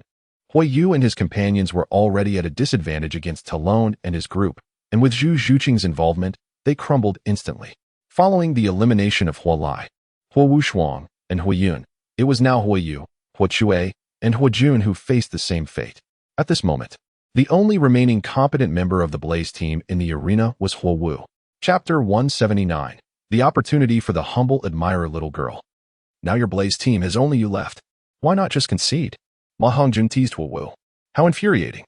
Huo Wu's strong-willed nature would never allow her to concede without a fight. Even in defeat, she would battle until the very last moment. Her third soul skill, Resistance Flame Ring, unleashed a brilliant ring of fire that erupted from her body, creating a powerful repulsive force that sent Ma Hongjun tumbling through the air. Fusion, her fourth soul skill, Huo Wu Yaoyang. As she watched the hefty Ma Hongjun fall, Huo Wu prepared to unleash her ultimate move to finish him off. Though this match was destined to end in defeat for the Blaze Academy, they could not afford to lose face by being utterly humiliated. At that moment, Zhu Zhuqing, who had initially planned to watch the spectacle unfold and let the boastful Ma Hongjun face Huo Wu alone, sprang into action. Understanding the devastating power of Huo Wu's ultimate move, one that even the defensively robust Hu Yanli could not withstand, Zhu Zhuqing positioned herself before Huo Wu. Her sharp claws poised against the delicate skin of Huo Wu's neck. Stand down. Zhu Zhuqing's swift action was made possible by the lengthy preparation time required for Huo Wu's ultimate move, which allowed her to seize the opportunity. Feeling the sharpness at her throat, Huo Wu fell silent. I concede. After uttering those 3 words, Huo Wu felt an overwhelming sense of weakness wash over her, experiencing defeat for the first time in her life.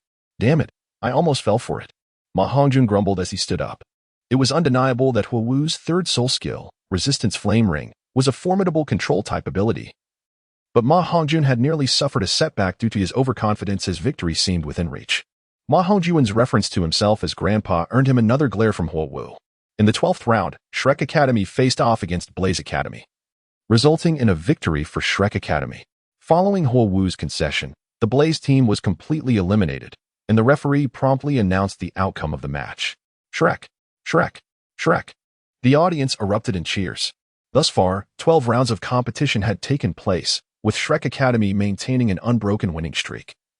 Having bested both the Elephant Armor Academy and Blaze Academy, garnering significant popularity. If Songhui Academy was to be likened to the dark horse of this year's Soul Master competition in the Tiando region, then Shrek Academy was undoubtedly a great black horse as well. After all, Songhui Academy had already fallen to Shrek Academy. Even if Shrek Academy were to face defeat against the likes of Water Academy, Thunder Academy, or Divine Wind Academy, they would still secure one of the 5 qualifying spots in the preliminaries. As for the lackluster supporting academies that could not even triumph over Elephant Armor Academy or Blaze Academy, they surely stood no chance against Shrek Academy. After the match concluded, Yi Chun, Xiao Wu, and Ning Rongrong hurried to the exit of the Soul Fighting Arena to welcome their teammates. However, at the exit, Yi Chun noticed the overly eager admirer, Feng Xiaodian, waiting as well. Soon, The victorious Shrek team and the defeated Blaze team emerged. Zhu Qing, well done. Ning Rongrong rushed forward to greet Zhu Qing, completely oblivious to the dark expression on Huo Wu's face as she praised her. Huo Wu, don't be upset. Winning and losing is part of the game. Feng Xiaotian, noticing Huo Wu's displeasure, swiftly transformed into a supportive admirer, attempting to comfort the goddess. Humph. Huo Wu coldly scoffed, ignoring her number one admirer.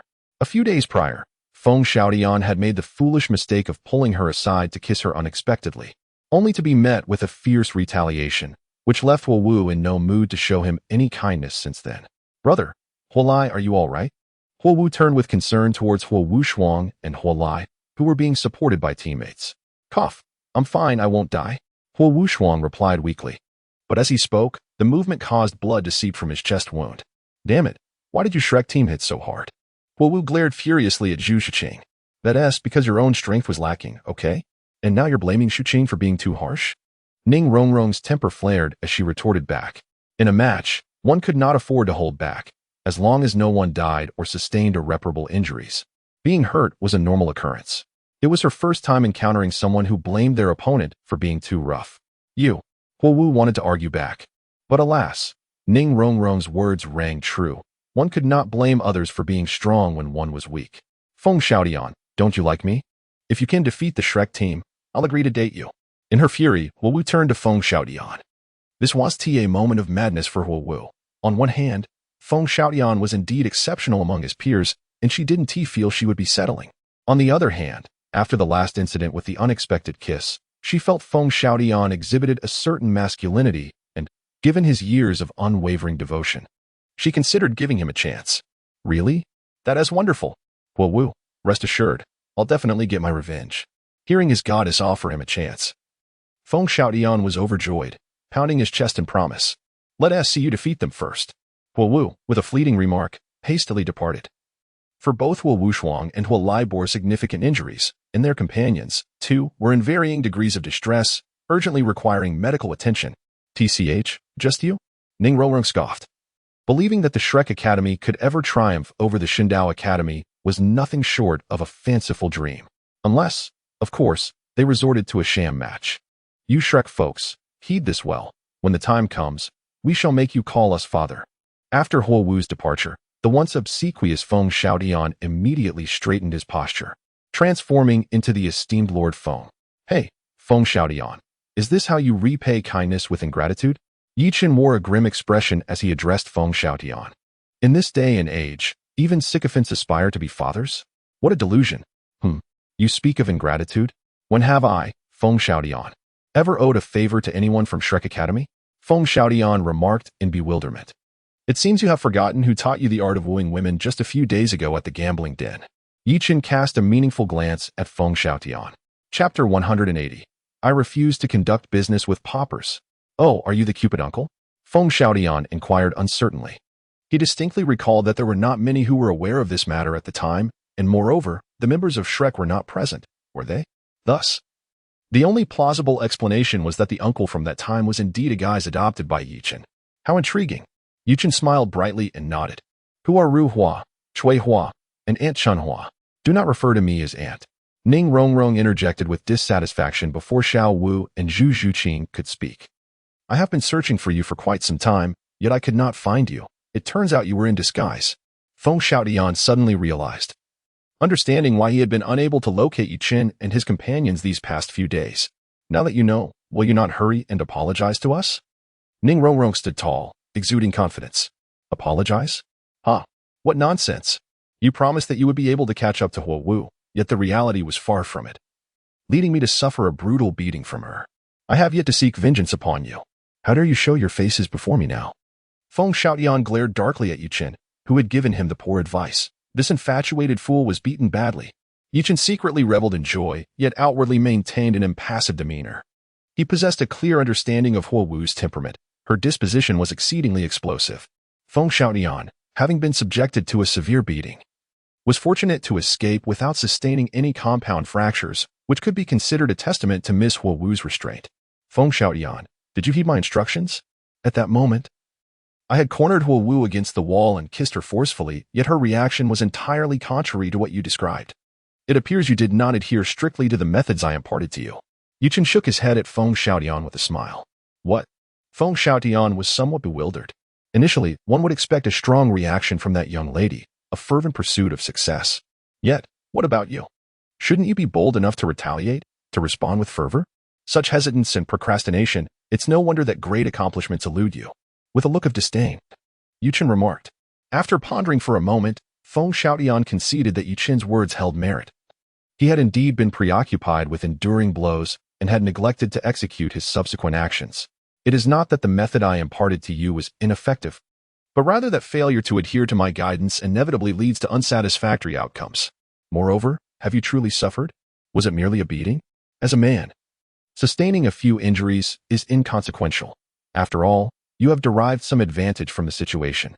Listening to Yichen's proverbial wisdom, Feng Xiaotian could not help but nod in agreement. There was truth in his words, even after several days had passed. Feng Xiaotian could still vividly recall the fiery red lips of Miss Wu, leaving him feeling somewhat parched. So why not muster your resolve and take immediate action? Yichen wore a look of disappointment. Not bad. Wait, are you trying to deceive me again? Suddenly, Feng Xiaotian cast a sinister glance at Yichen. As a genius with sharp intellect, Feng Xiaotian vowed never to be duped by Yichen once more.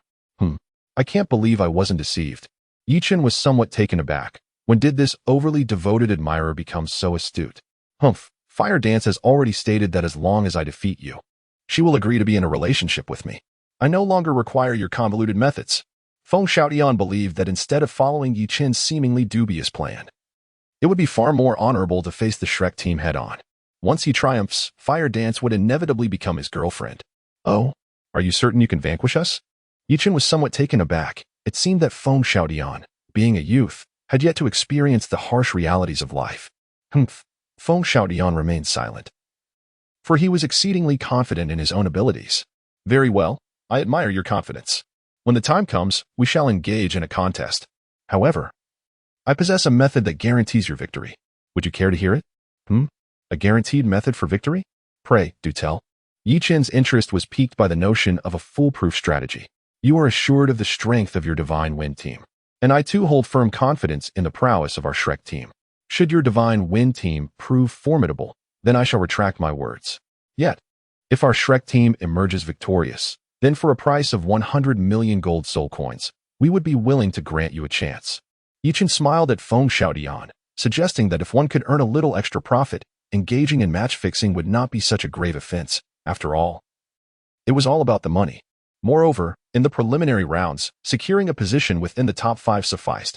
Finishing first was not of paramount importance. Naturally, this was contingent upon the benefits of match fixing being substantial. Otherwise, if the rewards were to be divided among friends, the gain would be minimal. Feng Xiaotian's eyes widened in astonishment. Could it truly be so?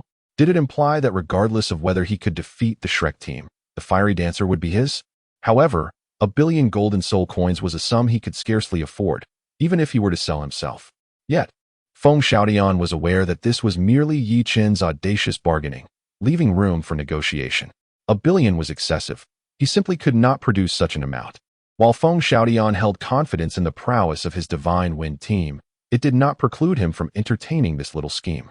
After all, if they emerged victorious, this concern would dissipate, but should they falter, the fiery dancer would be lost. Between golden soul coins and the fiery dancer, which held greater significance? The answer was unequivocal. The fiery dancer was undoubtedly more important. So, how many golden soul coins do you possess? Yichen inwardly cursed Feng Xiaotian, the impoverished wretch. The advantages of match fixing were manifold. Not only could Feng Xiaotian profit handsomely, but the betting houses could also reap their rewards. After all, when placing bets, Yichen entrusted his funds to Ning Yu and others for management, with no restrictions on wagering against the opponent's victory. Yichen was contemplating the prospect of earning a double fortune. With over 800,000 gold soul coins at stake, Feng Xiaotian candidly revealed the amount he possessed. Were it not for his role as a sycophant, betting on every match of the Blaze Academy, and thus earning considerable profits, he would not have accumulated such wealth. Go away, you impoverished fool, don't speak to me. With that, Yichen abandoned any thoughts of business and departed with the Shrek team. What a joke. Though he was indeed greedy for money, 800,000 gold soul coins were hardly worth his attention. I refuse to conduct business with a pauper. Am I really that poor? Feng Xiaodian pondered, watching Yi Qin's retreating figure with confusion. After all, he was a person with over 800,000 gold soul coins. Yet he was deemed a pauper? His companions were, in fact, less affluent than he. When did the definition of a pauper on the continent become so elevated? It baffled him. Chapter 181. Salas seeks trouble at the betting house. Observing the odds of Shrek Academy at 1-1. 42. Yi Qin nodded in satisfaction. The modest goal he set for Ning Yu and the others, once realized, amounted to a staggering 14 million gold soul coins. After deducting the 5% commission from the Grand Soul Arena, Yi Qin stood to gain 34,900,000. Such efficiency in earning was unparalleled throughout the Douluo Continent. Even a wealthy man like his father-in-law, Ning Fengji, would surely be impressed. After the day's matches concluded, as the Shrek team exited the Grand Soul Arena, an unexpected incident occurred. Several soul masters clad in the uniforms of the Spirit Hall blocked their path. What brings you here? Fran inquired, puzzled by the intentions of the Spirit Hall personnel. Lord Salas has issued a decree, requiring Yi Qin of Shrek Academy to cooperate with an investigation. Investigation? What is it regarding? Yi Qin raised an eyebrow. Why all the unnecessary chatter? You shall accompany us. The leader of the Spirit Hall, the six-ringed Soul Emperor Douluo, spoke sternly to Yi Qin. Since when has the Spirit Hall taken such liberties? Our Shrek Academy is certainly not subordinate to your organization and has no obligation to cooperate. Lu Erlong retorted with discontent. Who are you to question? This is an order from Lord Salas. Do you intend to defy it? Douluo scoffed, regarding Shrek Academy as insignificant and assuming they would not dare oppose Lord Salas, who represented the Spirit Hall of Heaven Do. What right does a mere six-ringed Soul Emperor have to boast? Step aside, you are an eyesore. Before Lu Erlong could react, Ning Rongrong, unable to tolerate Douluo's arrogance, interjected. And you are? Faced with Ning Rongrong's commanding tone, Douluo lost his confidence. Although the Spirit Hall was the most powerful soul master organization on the continent, he had no authority to represent it. If he provoked someone of her stature, it would be disastrous. Listen well, my father is Ning Fengji. Ning Rongrong proudly lifted her chest, asserting that few could rival her lineage on the continent. Oh, so it is Miss Ning. My apologies. However, I must inform you that Yi Qin from Shrek Academy is involved in a case during the Soul Master competition, and I request your cooperation with the committee's investigation. The committee Douluo referred to as a temporary organization formed by various forces to ensure the orderly conduct of the competition. A case? Could it possibly be related to Xinian? Yi Qin pondered silently. In truth, the situation was quite as Yi Qin imagined. Since that day when Xinian attempted to strike him down, but was instead killed, the members of Tsonghui Academy had sensed something was amiss when Xinian had not returned by nightfall.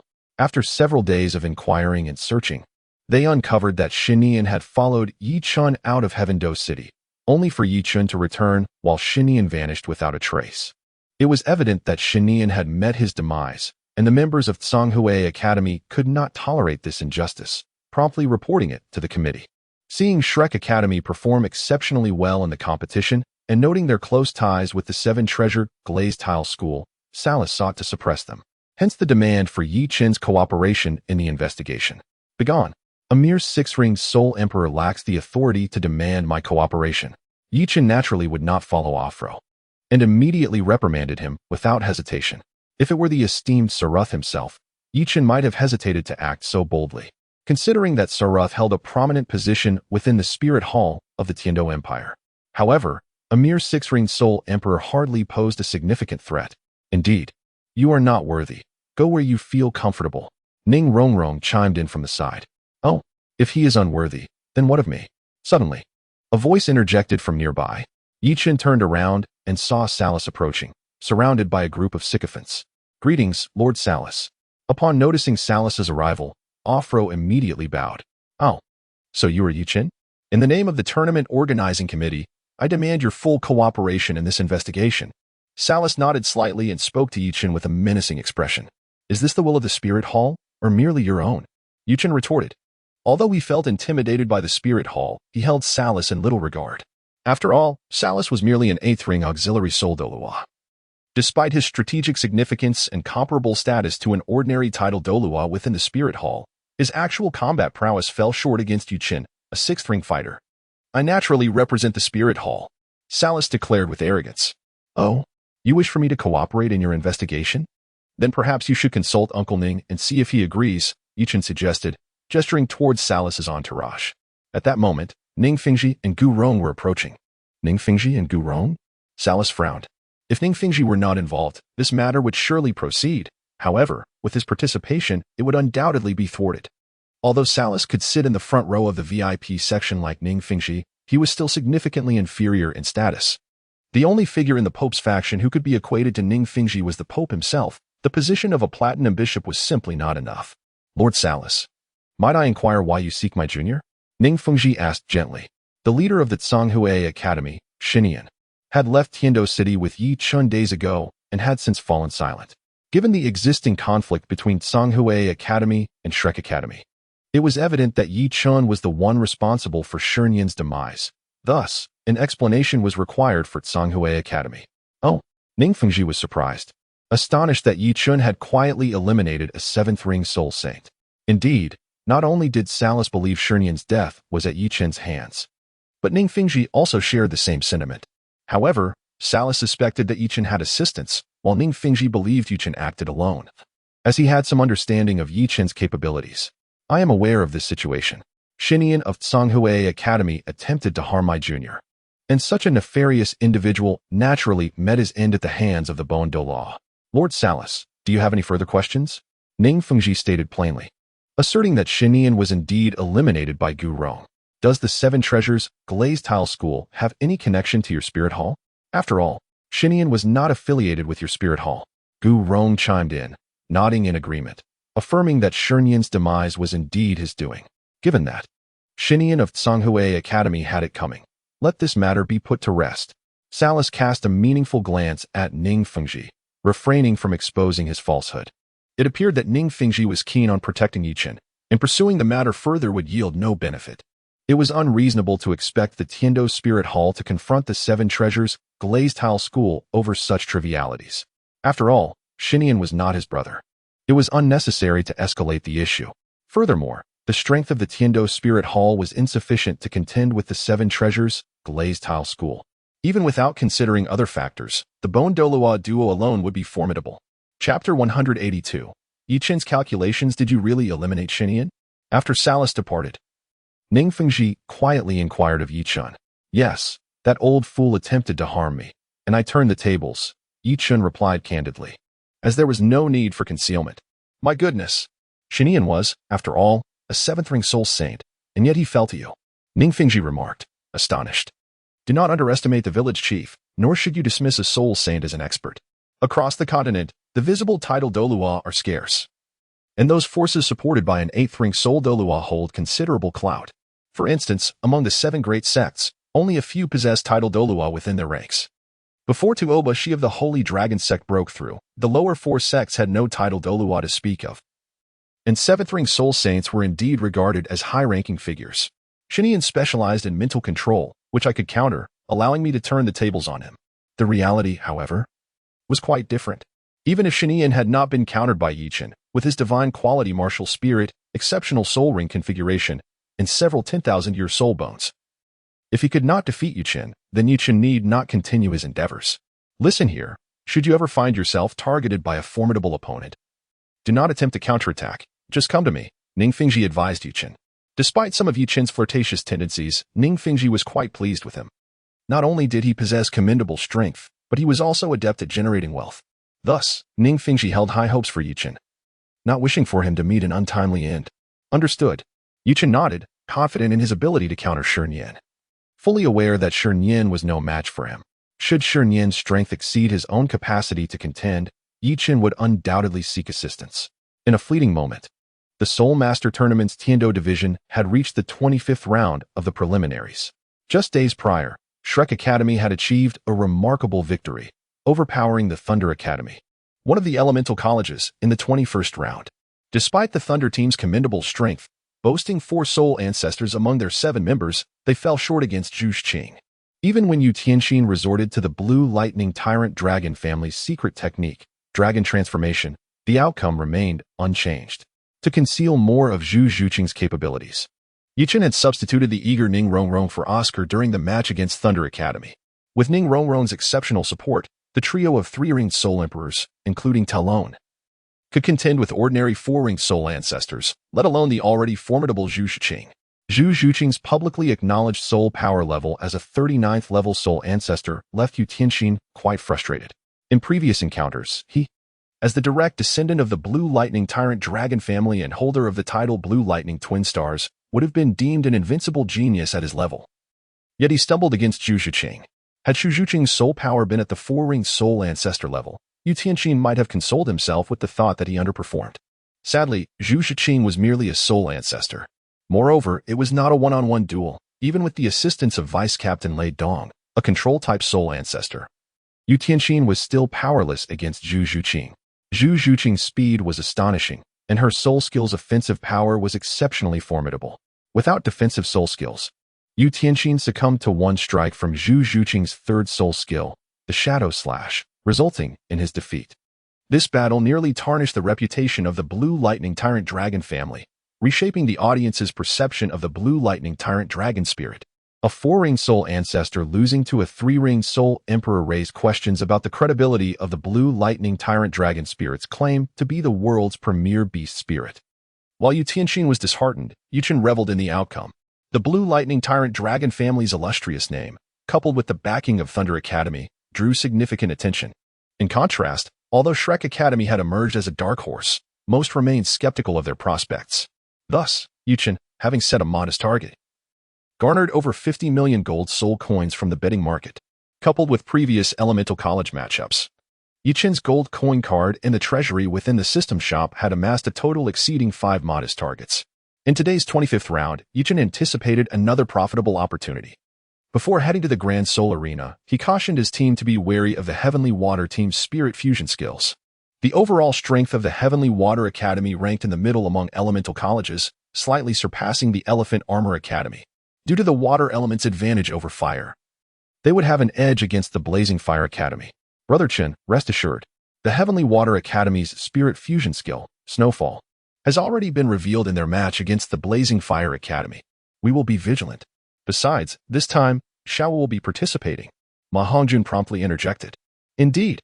With Sister Xiao in the fray, no matter their spirit fusion skills, they are destined for defeat. Xiao declared confidently, puffing out her chest.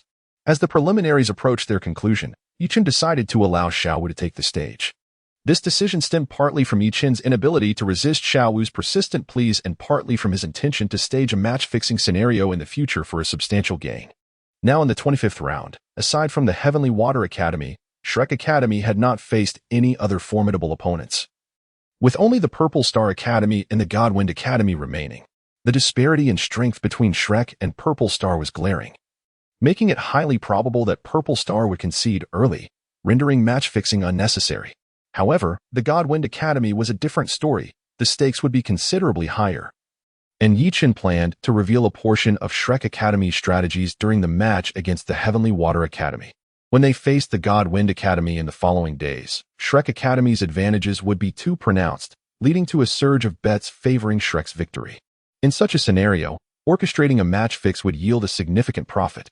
After all, if they played normally and triumphed over the Godwind Academy, Yuchen would only achieve a modest gain due to Shrek Academy's consecutive victories. As for concerns regarding potential retaliation for match fixing, Yuchen remained unperturbed. After all, Shrek Academy was bolstered by an 8th-ringed Soul Douluo, a prestigious academy that could not be easily intimidated. Chapter 183. How can you withdraw? Upon arriving at the Tiando Grand Soul Arena, Yuchen noticed an even greater commotion than in previous days.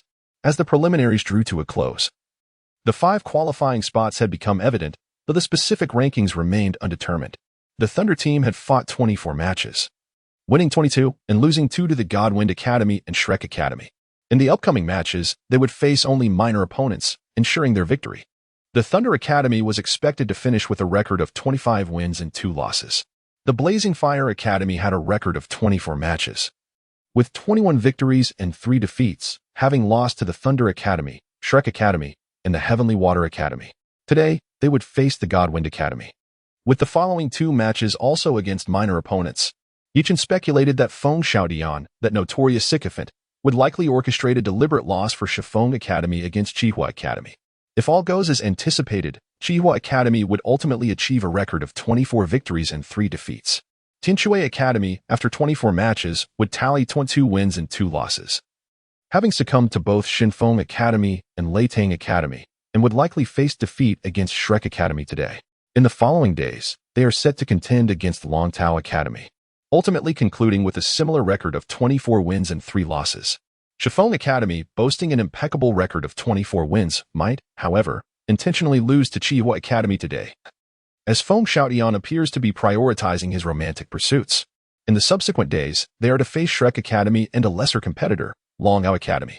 Due to Yi Chen's intention to engage in match fixing, Shinfeng Academy's final standings in the preliminaries should reflect 26 victories and 1 defeat. Likewise, Shrek Academy is also projected to conclude the preliminaries with a record of 26 wins and 1 loss.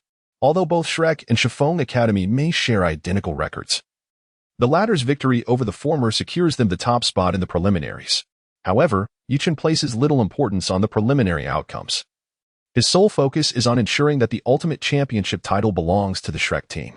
As for Xiangjia Academy, which has languished at the bottom for ages within the Elemental Academy, this season they are destined to miss out on both the qualifying rounds and the finals. Meanwhile, Songhui Academy, having lost to Shrek Academy and only managing a victory against Xiangjia Academy within the Elemental Academy, despite being a dark horse, also finds themselves unable to advance. Had it not been for the emergence of Shrek Academy as a formidable contender in this year's Soul Master Tournament, Songhui Academy might have secured a spot in the qualifying rounds. Alas, fortune did not favor them. Uncle Yu. This 200 million gold soul coins wager sees Shrek placing 100 million, with Chihua Academy matching the same. Yi Chen handed over the gold cards of the 2 small targets to Ningyu, instructing them to place bets. Bet on the victory of the Flame Academy? Could the Flame Academy possibly triumph over the Godwind Academy? Ningyu found himself bewildered. This year's Godwind Academy was stronger than the Thunder Academy, surely. The Flame Academy stood no chance. Indeed, the Flame Academy was unlikely to overcome the Godwind Academy, yet what if there was a significant traitor within the Godwind team? What was happening? The captain of the Godwind team, Feng Xiaotian, was the foremost sycophant of Huowu, the vice-captain of the Flame Academy. Ningyu pondered. What if the Godwind Academy did not intentionally lose to the Flame Academy? He voiced his concerns. Although the likelihood of Feng Xiaotian deliberately losing the match as a sycophant was quite high, caution was warranted. 100 million gold soul coins was no trifling sum. Indeed. Uncle Yu makes a valid point. In that case, please continue here while I seek to converse with Feng Xiaotian. Yi Chen considered that Ningyu's words held merit. Although it seemed that in the original narrative, Feng Xiaotian had acted in such a manner, it remained uncertain whether he would do so now. After all, Feng Xiaotian, while the captain of the Shinfeng team, did not possess the Shinfeng Academy as his personal property. Ningyu nodded in agreement, choosing not to elaborate further. Regardless, even if a loss were to occur this time, it would not alter the fact that Yi Chen was destined to profit handsomely. With ample time before the commencement of the matches, the bout between Shrek Academy and Tianshui Academy was scheduled for the third group, conveniently placed around midday, while the encounter between Shinfeng Academy and Chihua Academy was set for the second group. Departing from the betting area, Yi Chen located Feng Xiaotian in the competitor's lounge. Yi Chen? What brings you here? Feng Xiaotian inquired with curiosity about Yi Chen's intentions. Come, I need to discuss something with you. What is it? This place is crowded. Let us converse quietly. Yi Chen was not one to broadcast matters concerning match fixing. All right. Subsequently, the two found a secluded corner. Feng Xiaotian. Today your Shinfeng Academy faces Chihua Academy, correct? Yi Chen was not inclined to engage in idle chatter and got straight to the point. Well, the competition is in the second group. Feng Xiaotian nodded in acknowledgement. Do you have any plans? Yi Chen replied, as you know, I am pursuing Sister Huowu, and I have already convinced my teammates. When the time comes, our Kamikaze team will simply forfeit. Given the current performance of Kamikaze Academy, we have already secured a place in the qualifying rounds, so deliberately losing a match is of little consequence. Forfeit? How can you forfeit? Yi Chen's eyes widened. Although it was said that the Shinkong Academy had no intention of defeating the Chihua Academy, his modest goal of betting on the gold soul coins would not result in a loss. However, if Shinkong Academy were to forfeit, the Grand Soul Arena would merely refund the principal of the bet. For a competent capitalist, breaking even equates to incurring a loss, a situation Yi Chen was keen to avoid. Furthermore, given the considerable advantage of Shinkong Academy, the odds for Qihua Academy would undoubtedly be high. After all, who among those unaware of the intricacies would imagine that Shinkong Academy would deliberately concede to Qihua Academy? This cannot be. For our Shinkong Academy shall not succumb to Qihua Academy, when Xiao Dian declared with utmost gravity. Truly impressive. You are indeed a master of flattery. Yichen pondered to himself. I did not allow you to triumph over the Blaze Academy. It is merely that I cannot forfeit. He scoffed. Are you suggesting that we, the Divine Wind team, engage in a fixed match? Have you perhaps placed a wager on the Blaze Academy? Although Feng Xiaodian was indeed rather sycophantic, he possessed a commendable intellect aside from his emotional quotient, quickly grasping this notion. Very well. It is of no consequence to inform you that I have already placed a substantial bet. You Divine Wind Academy shall collaborate with me for a staged match. Tomorrow or the day after, when the Divine Wind Academy faces us, the Shrek Academy, I shall grant you a favorable hand. He sneered, feeling somewhat slighted. As if our Divine Wind team could not contend with your Shrek team. Feng Xiaodian curled his lip, expressing his dissatisfaction at being underestimated. Confidence is admirable. Yet one must not be overly presumptuous. Your Divine Wind team is truly no match for our Shrek team. Yichen spoke softly. What do you mean? Feng Xiaodian was somewhat taken aback. Where did Yichen find such confidence? On what grounds do you believe I could become the captain of the Shrek team? Oh, have you concealed your true abilities? With Yichen's words, Feng Xiaodian immediately realized something was amiss with the Shrek team. Chapter 184, Match Fixing. Ever since the day when Wu told Feng Xiaodian that he would have the opportunity to pursue her if he could defeat the Shrek team, he had been brimming with excitement, his enthusiasm akin to being invigorated by a surge of adrenaline. He became particularly attentive to the intelligence regarding the Shrek team. The main roster of the Shrek team, including substitutes, consisted of 10 individuals. According to the rules of the Soul Master competition, participants who failed to register were ineligible to compete, meaning that the opponents of the Shinfeng team would undoubtedly be 7 out of these 10 members. On the surface, among the Shrek team, only Ma Hongjun and Oscar possessed the soul power level of a 4-ring Soul Master. The rest were still at the 3-ring Soul Scholar level. As for Oscar, who belonged to the food system, that was a different matter altogether. Ma Hongjun, however, was a powerhouse of the 4-ring Dassault system.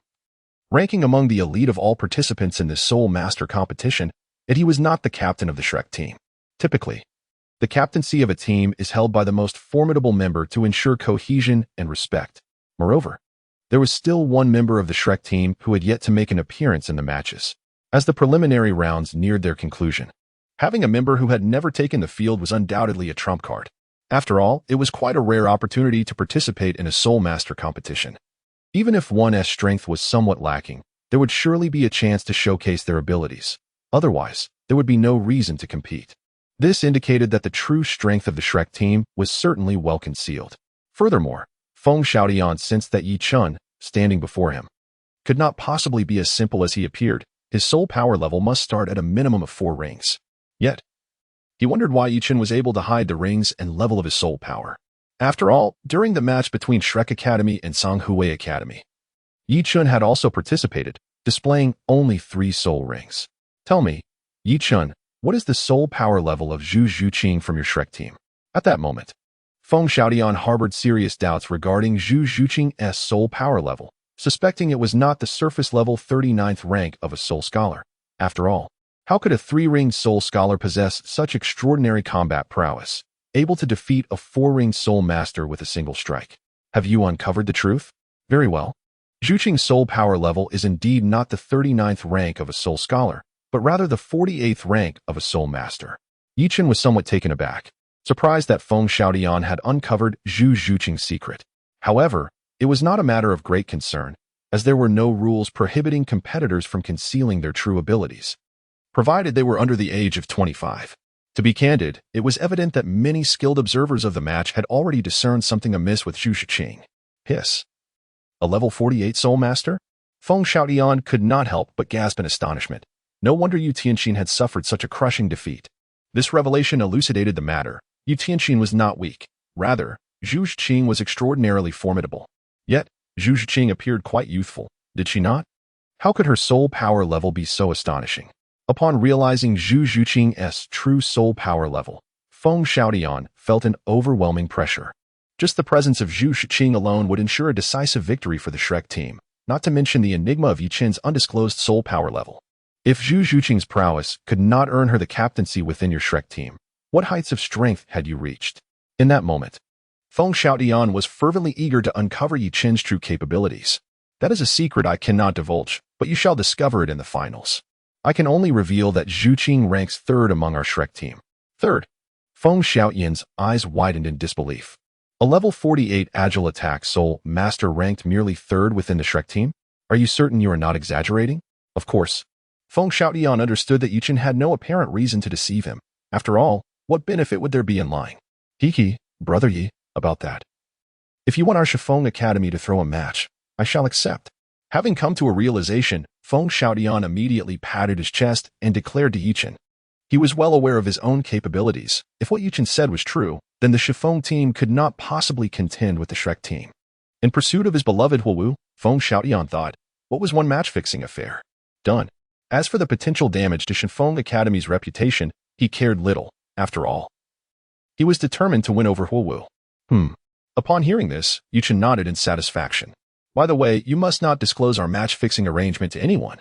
Yi Qin, with a grave expression, earnestly cautioned that if Feng Xiaotian were to make a scene, how could he possibly profit? Rest assured, I will handle this matter. Even if Yi Qin were to remain silent, Feng Xiaotian would never disclose anything. For the notion of prompting an opponent to throw a match and deliberately lose is one that would tarnish the reputation of Shifeng Academy if it were to leak out. Yi Qin was particularly attentive to the betting odds for the match between Shifeng team and Qihua team. In this encounter, his gains would undoubtedly surpass those from the match between his own Shrek Academy and Tianshui Academy. Previously, Shrek Academy had triumphed over Thunder Academy. And since Tianshui Academy had already fallen to Thunder Academy, it was clear that Tianshui Academy posed no threat to Shrek Academy. Were it not for the fact that Tianshui Academy was composed of delicate young ladies with a vast following, the betting odds would have been significantly lower. Nevertheless, Yi Qin estimated that a 1-to-1, 2 odds for Shrek would still be quite favorable, as the second match was about to commence. Shifeng Academy faced off against Qihua Academy, with betting odds set at 1-to-1. 8 for Qihua Academy. It was inevitable. Given Shifeng Academy's remarkable performance in this year's Soul Master competition, having decisively defeated Thunder Academy and claimed the top position among the 5 Elements Academies.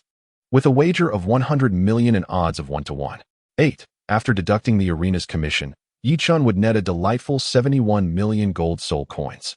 Once the match commenced, Feng Xiaotian, the ever-devoted supporter, proved true to his word. Qihua Academy fielded all their main players, while Shifeng Academy sent forth only 3 ring soul venerates, lacking even a single soul master. It was evident to anyone with a modicum of sense that Qihua Academy was guaranteed victory. However, Miss Huowu harbored some dissatisfaction towards Feng Xiaotian. Her fiercely competitive nature made her feel slighted by this arrangement. Yet, despite her outward anger, she felt a flicker of gratitude inside, for such treatment was not afforded to everyone, and the other members of Qihua team shared in the glory. On the arena, the 7 soul venerates of Shifeng team put on a show of bravado before promptly surrendering, allowing Qihua Academy to secure an effortless victory. Inevitably, the audience erupted in curses directed at Shifeng Academy, resulting in a slight blemish on its reputation. Nonetheless, Feng Xiaotian, unperturbed, brushed off the vitriol. Having already conferred with the Academy and the other members of Shifeng team, and thus faced no reproach. Chapter 185, Tactical Arrangements in the Preliminary Round. During the 25th match, on the Central Arena, Shrek Academy faced Tianshui Academy. Having successively defeated Xiangjia Academy, Qihua Academy, and Thunder Academy. Could Shrek Academy once again achieve glory against Tianshui Academy? The audience, filled with anticipation, awaited the outcome, as the host, microphone in hand, fervently proclaimed the excitement of the event.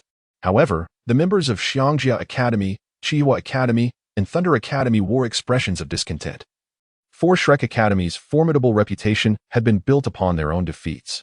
Everyone, be cautious. While Xiangjia Academy may be somewhat acceptable, the prowess of Shrek Academy, having bested both Qihua Academy and Thunder Academy, is truly extraordinary. We must give our all. Shui Binger solemnly addressed her comrades. From Shui Binger's words, it was evident that Xiangjia Academy, backed by the Xiangjia sect, had consistently been the target of disdain and rejection from the other 4 elemental academies. This sentiment was not without merit, as the members of Xiangjia Academy predominantly hailed from the Xiangjia sect, wielding the Diamond Mammoth martial soul. Although it appeared that the Xiangjia team possessed competent soul power levels, their singular approach and evident weaknesses rendered them incapable of competing against the other four elemental teams. Indeed, the members of Tianshui team nodded earnestly. Shrek team was undeniably powerful, having even defeated the once dominant Thunder Academy, a testament to their might. Although Thunder Academy had previously succumbed to Shifeng Academy, this was not indicative of their inferiority. Rather, it was a reflection of Feng Xiaoyan's exceptional individual strength that had elevated Shifeng Academy to the apex of the elemental academies this year. In the original storyline, Tianshui team had refrained from revealing their trump card, the martial soul fusion technique, ice and snow drifting. However, circumstances had changed. Following consecutive defeats to Shifeng Academy and Thunder Academy, Tianshui team, eager to avoid being the bottom dwellers among the 5 qualifying spots in the preliminaries, opted to utilize their martial soul fusion technique right from the outset against Qihua Academy, with Shui Binger and Xue Wu leading the charge. With the revelation of their martial soul fusion technique, Shrek team would undoubtedly be on guard, leaving Tianshui team uncertain of their chances in this encounter. After all, Shrek team's capabilities were exceedingly enigmatic. Indeed, they were peculiar. Zhu Zhuqing's speed and power were unparalleled. Moreover, during Shrek Academy's match against Thunder Academy, the observant Shui Binger had discerned that Ning Rongrong, the support-type Soul Master, provided an amplification effect that far exceeded that of an ordinary 7 treasures glazed tile Soul Master. On Shrek team's side, Yichun meticulously devised strategies for the upcoming confrontation. For the battle against Tianshui Academy, Yichun aimed for a crushing victory to showcase Shrek team's strength, thereby increasing the betting odds against Shifeng Academy in future encounters. Thus, he enlisted the talents of Xiao Wu, Zhu Xing, Ning Rongrong, Ma Hongjun, Oscar, Talon, and Jiang Zhu for this match. Of course, Yichun also instructed that Xiao Wu and the others should not exert their full strength, aside from refraining from utilizing their domains. Xiao Wu was permitted to reveal no more than a 5-ring soul power level, while Zhu Xing and Ning Rongrong could display their 4-ring soul power levels. Xiao Wu, you will handle Tianshui team's martial soul fusion technique, ice and snow drifting. Yichun advised Xiao Wu earnestly. Among the 7 members of Shrek, only Xiao Wu and Zhu Zhuqing possessed the capability to counter the martial soul fusion technique, Snowfall.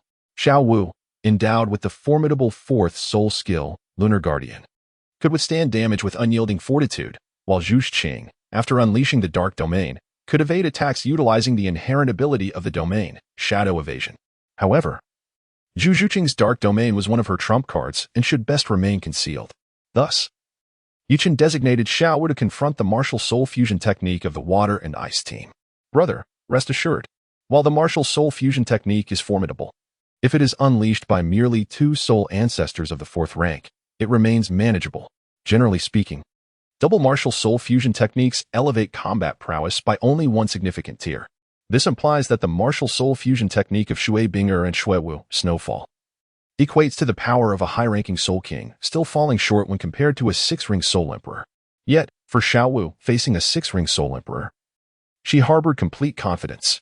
Indeed, Yichun nodded, acknowledging that with the current configuration of their team, there was no reason for them to lose. Subsequently, amidst the flickering lights, both teams ascended to the central arena of the Grand Soul Arena. Let us cast our gaze upon Arena 1, where the Tianshui team is represented by their main members, Captain Shui Binger and Vice Captain Xue Wu, who are capable of executing the martial soul fusion technique known as falling ice and snow. Facing the dark horse of this tournament, the Shrek team, will Tianshui emerge victorious? On the Shrek side, goodness, the Shrek team has made adjustments, introducing a member who has yet to appear in this competition, sparking our anticipation for what this debutante will showcase.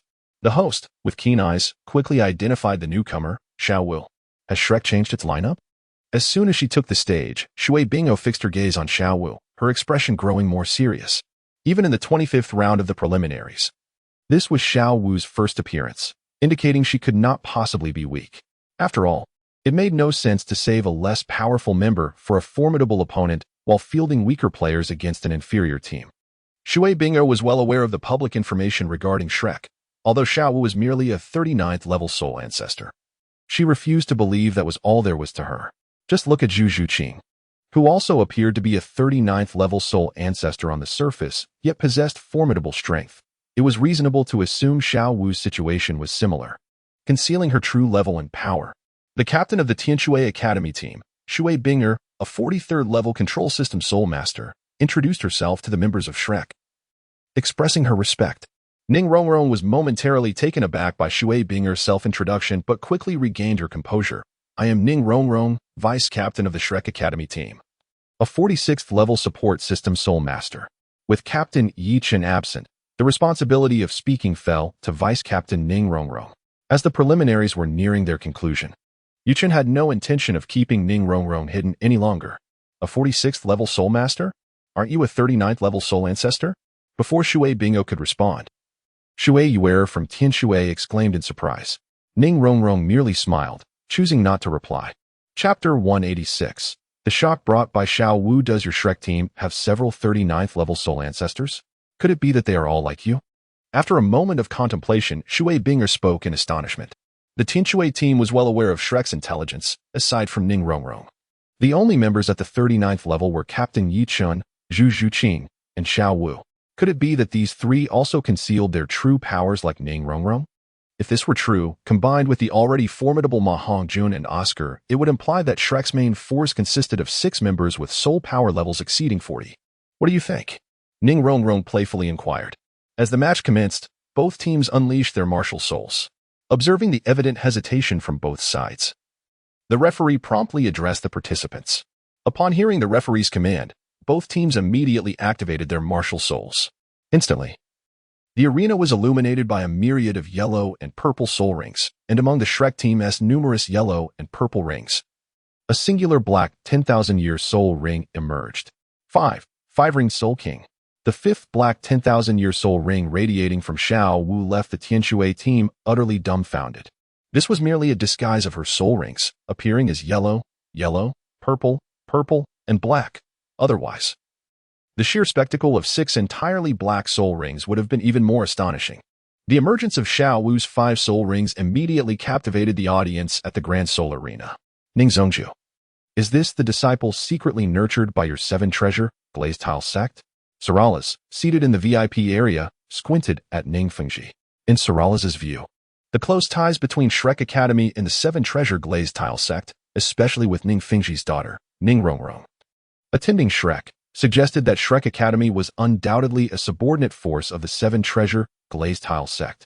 Moreover, Xiao Wu, as a Soul King, was likely a trump card secretly cultivated to counter the Spirit Hall team.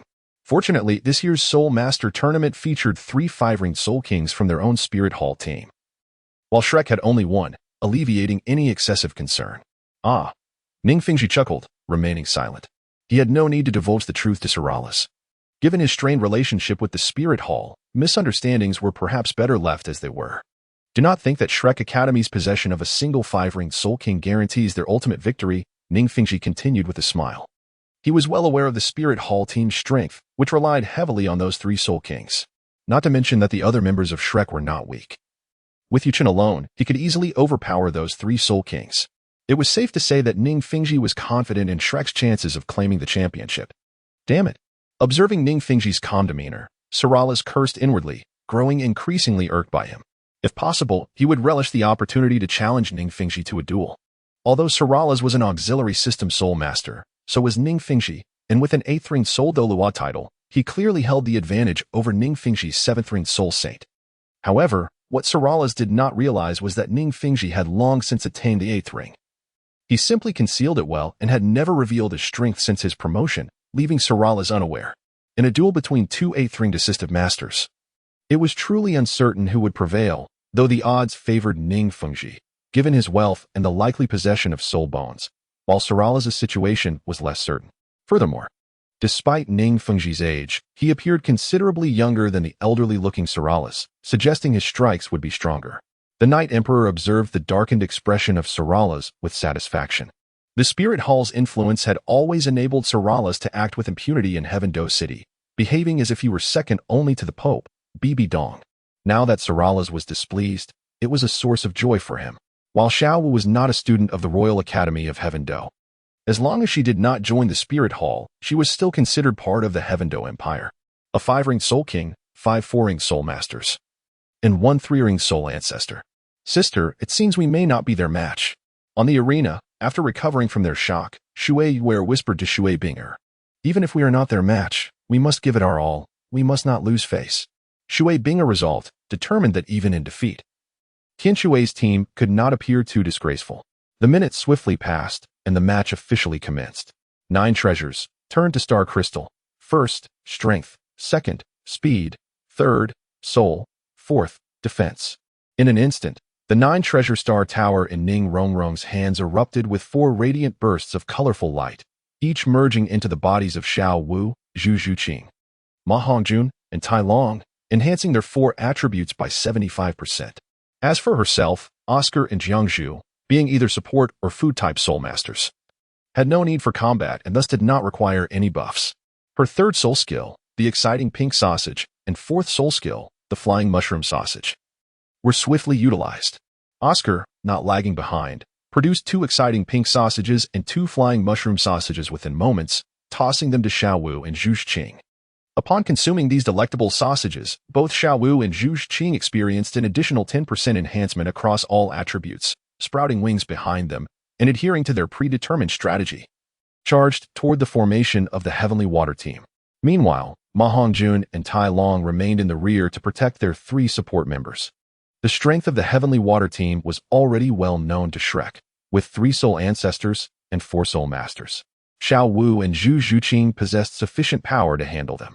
On the other side, as the match commenced, Shui Wu, stationed behind the Heavenly Water Team, began to perform a graceful dance.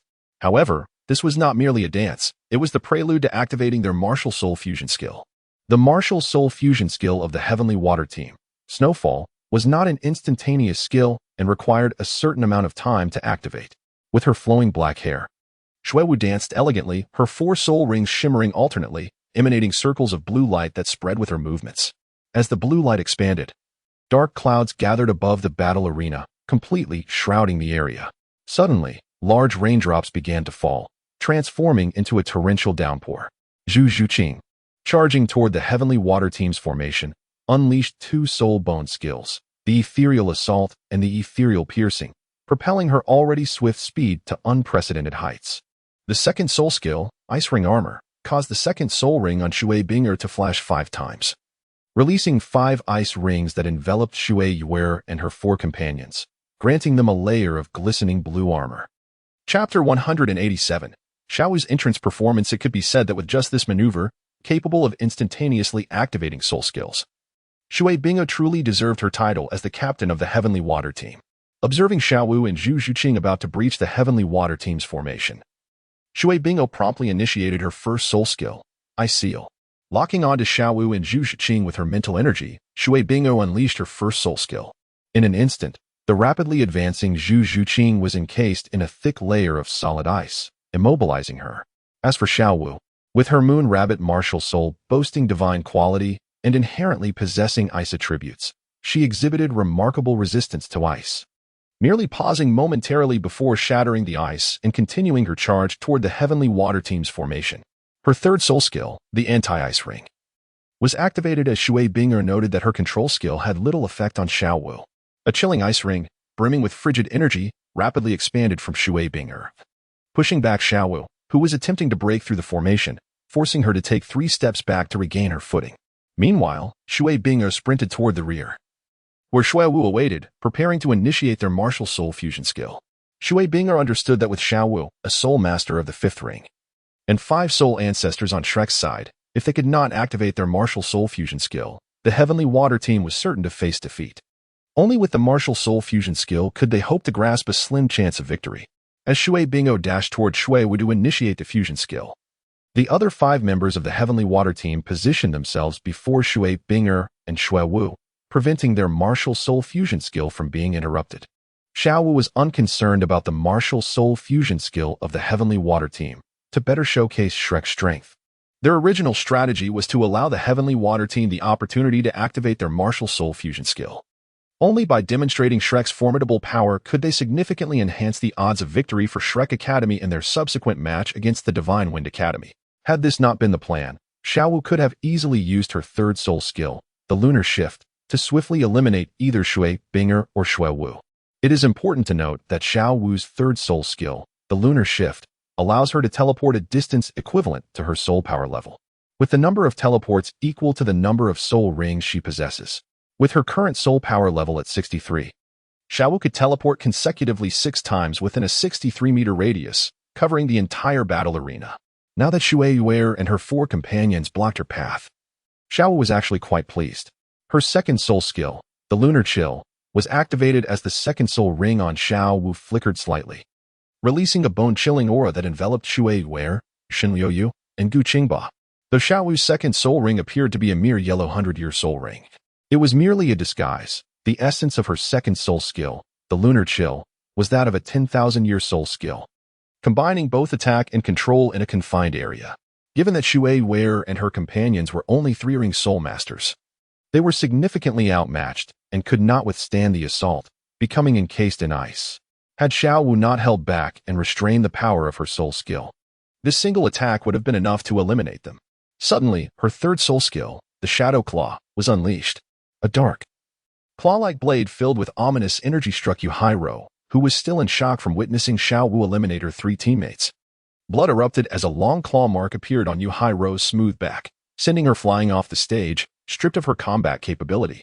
Zhu Zhiqing, with a soul power level of 48, was significantly higher than Shui Binger at 43, and thus was not hindered for long by Shui Binger's ice seal, which lacked sufficient experience. Facing the formidable Xiaowu, a 5th-ring soul master, the members of the Heavenly Water team felt immense pressure, their focus entirely drawn to Xiaowu, which inadvertently provided Zhu Zhiqing with an opportunity. In mere moments, their team had lost 4 combatants, leaving the remaining member, Qiu Ruoxue, feeling utterly bewildered. Do you concede, young lady? Xiaowu teased playfully at Qiu Ruoxue. At that moment, Qiu Ruoxue felt on the verge of tears. As a mere 37-level soul master, how could she possibly contend against a soul king and a soul ancestor? Just then, a brilliant blue-white light column shot up into the sky from Shui Binger and Xiaowu, finally activating their martial soul fusion skill, Snowfall. As the Snowfall skill was triggered, the rain in the sky transformed into countless snowflakes dancing in the air, each one sharp as a blade, swirling down to form a vortex of ice and snow, sweeping toward Xiaowu and Zhu Zhiqing. Excellent, the martial soul fusion skill has finally commenced. Watching Shui Binger and Xiaowu finally unleash their martial soul fusion skill, Xiaowu nodded in satisfaction. How could one prove their strength without allowing their opponents to showcase their true capabilities? Zhu Qing, I will take over from here. Although the individual damage inflicted by the falling snowflakes is minimal, their incessant descent is relentless. Xiaowu manages to withstand it merely by relying on her protective soul power.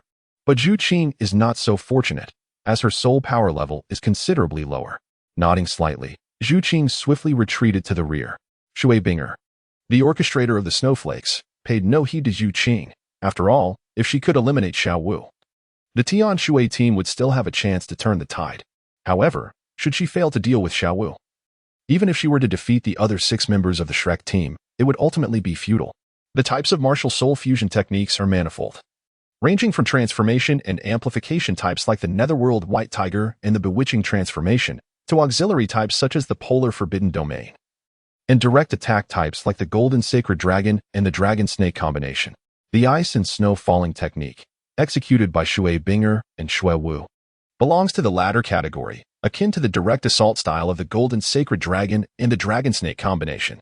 In this form of martial soul fusion technique, a massive pillar of soul power emerges upon activation, encasing the user in a protective barrier without sufficient strength. It is impossible to breach this barrier and inflict damage on the soul master within. To counter such martial soul fusion techniques, one must either shatter the protective pillar or destroy the simulated entity formed by the fusion, like the Golden Dragon from the Golden Sacred Dragon or the Venomous Dragon from the Dragon Snake combination. Otherwise, the problem remains unresolved. As long as the user possesses soul power, the simulated entity generated by the fusion technique becomes virtually indestructible, capable of replenishing itself through the consumption of the user's soul power, unless it is obliterated on the spot. The first soul technique, Lunar Needle. Xiaowu's first soul ring flickered slightly, and an ice needle suffused with lunar energy shot forth towards the protective pillar, encasing Shui Binger and Xiaowu. Of Xiaowu's 6 soul techniques, only the first and second possess offensive capabilities. The third and fourth are functional techniques. The fifth is a control technique, and the sixth is a percentage amplification technique.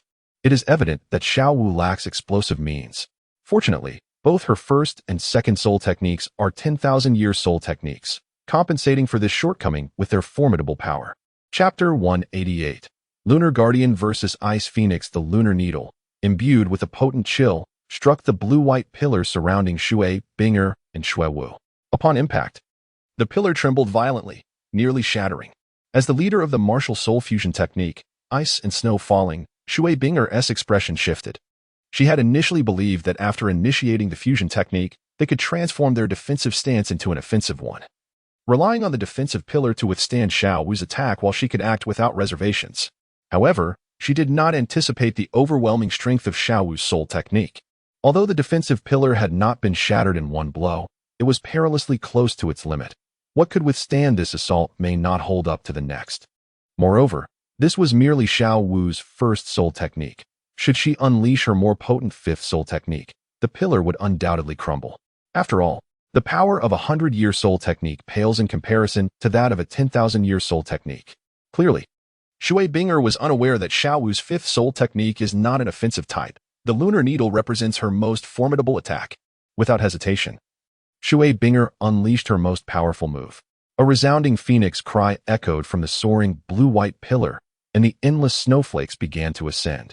In midair, the snowflakes coalesced into a gargantuan blue phoenix that materialized from thin air. The resplendent blue phoenix descended, devoid of any earthly presence, transforming into a dazzling ice-blue radiance as it floated down, exuding an aura of unparalleled nobility. In stark contrast to the immense ice phoenix, Xiao Wu's slender figure appeared diminutive, as the brilliant blue light of the phoenix illuminated the entire soul arena. Be cautious. I hope you can withstand this.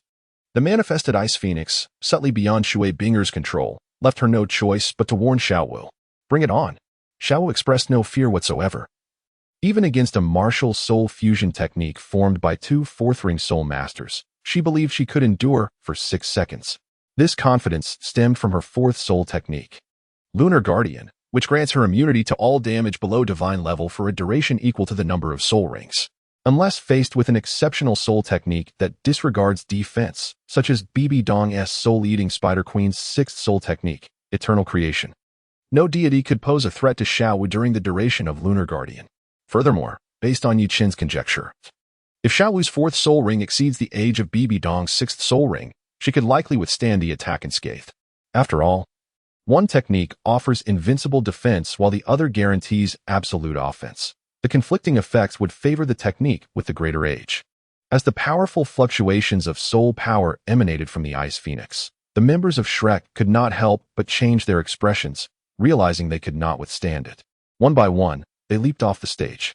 Similarly, Qiu Ruoxue from the Tian Shui team recognized the might of this attack and quickly assisted her incapacitated teammates off the arena. In a matter of moments, only Xiao Wu, prepared to endure, remained on the stage, alongside Shui Binger and Xuewu, who were about to unleash their ultimate attack. At this point, Shui Binger, as the leader, had lost control over the manifested Ice Phoenix, and with its enormous form descending from above, a tremendous surge of energy cascaded downwards. The ice and snow falling martial soul fusion technique is incredibly formidable. Once deployed, it immediately locks onto its target, with the frigid currents fully securing Xiao Wu. Yet, in that fleeting moment, a luminous moonlight radiated from Xiao Wu. Fourth soul technique, Lunar Guardian. The moonlight, pale as silk, enveloped Xiao Wu, who, in that very moment, resembled a celestial fairy. In the next instant, the Ice Phoenix descended, unleashing a massive surge of ice attribute soul power that encased the arena in a shimmering blue hue, instantly freezing it. With a thunderous roar, the entire soul fighting platform collapsed, marking the most destructive and dazzling scene of the preliminaries. Even the arena was obliterated, a testament to its overwhelming power. Yet, astonishingly, its intended target remained unscathed. Amidst the ruins of the platform, Shui Binger, unable to maintain the martial soul fusion technique, struggled to stand with the support of Xuewu, her gaze fixated on the intact Xiao Wu, her eyes filled with bewilderment. She could not comprehend why such a scene unfolded. How could their martial soul fusion technique, combined with her own martial soul's primal force, fail to overcome Xiao Wu, a formidable five-ring soul king? It was well known that during their training at Tianshui Academy, they had practiced this very move. and even the numerous 5-ring Soul King teachers there could not withstand it. Not even the elite 6-ring Soul Emperors could easily resist. Yet here stood Xiao Wu completely unharmed, leaving Shui Binger utterly perplexed. At that moment, on the platform, the 2 remaining members of the Tianshui team were utterly drained of soul power. It was questionable whether they could even continue fighting, let alone execute their martial soul fusion technique again. In stark contrast, Xiao Wu remained in peak condition. It was evident that the outcome of the match between Shrek Academy and Tianshui Academy was already determined. Can you tell me why? Shui Binger asked Xiao Wu with a tinge of bitterness. For so long, Shui Binger, possessing the top-tier beast martial soul Ice Phoenix, and innate soul power reaching level 9, had regarded herself as the epitome of excellence. However, this match made her realize that there were many who surpassed her, leaving her deeply disheartened. Moreover, she could not fathom how Xiao Wu remained unscathed under the might of her powerful martial soul fusion technique. My 4th soul skill grants immunity to any damage. Xiao Wu candidly revealed the effect of her 4th soul skill, Lunar Guardian. Those with discerning eyes in the audience would easily discern this, and for those less perceptive, it would not significantly impact their understanding of the battle. Thus, Xiao Wu had no intention of concealing it. Ah, I see, Shui Binger responded, realization dawning upon her. She had thought it impossible for a common 10,000-year defensive soul skill used by a 5-ring Soul King to withstand her martial soul fusion technique. It turned out to be an invincible soul skill. Although Shui Bingo had never encountered invincible-type soul skills before, she acknowledged that the world is full of wonders. And some fortunate individuals must indeed possess such extraordinary soul skills, which provided her with a slight sense of relief. This isn't a matter of our team lacking strength, rather. The enemy is overwhelmingly powerful. We admit defeat. Shui Bingo managed to utter those words with difficulty. The Tianshui team was not one to shy away from loss. Since Xiao Wu had defeated them fair and square, the reality was undeniable and acceptable. Chapter 189. The Cold Moon Fairy in Truth. Shui Binger had not lost unjustly. Xiao Wu's true strength had yet to be fully revealed. If she had given her all, the 7 members of the Tianshui team would not have lasted half a minute against her.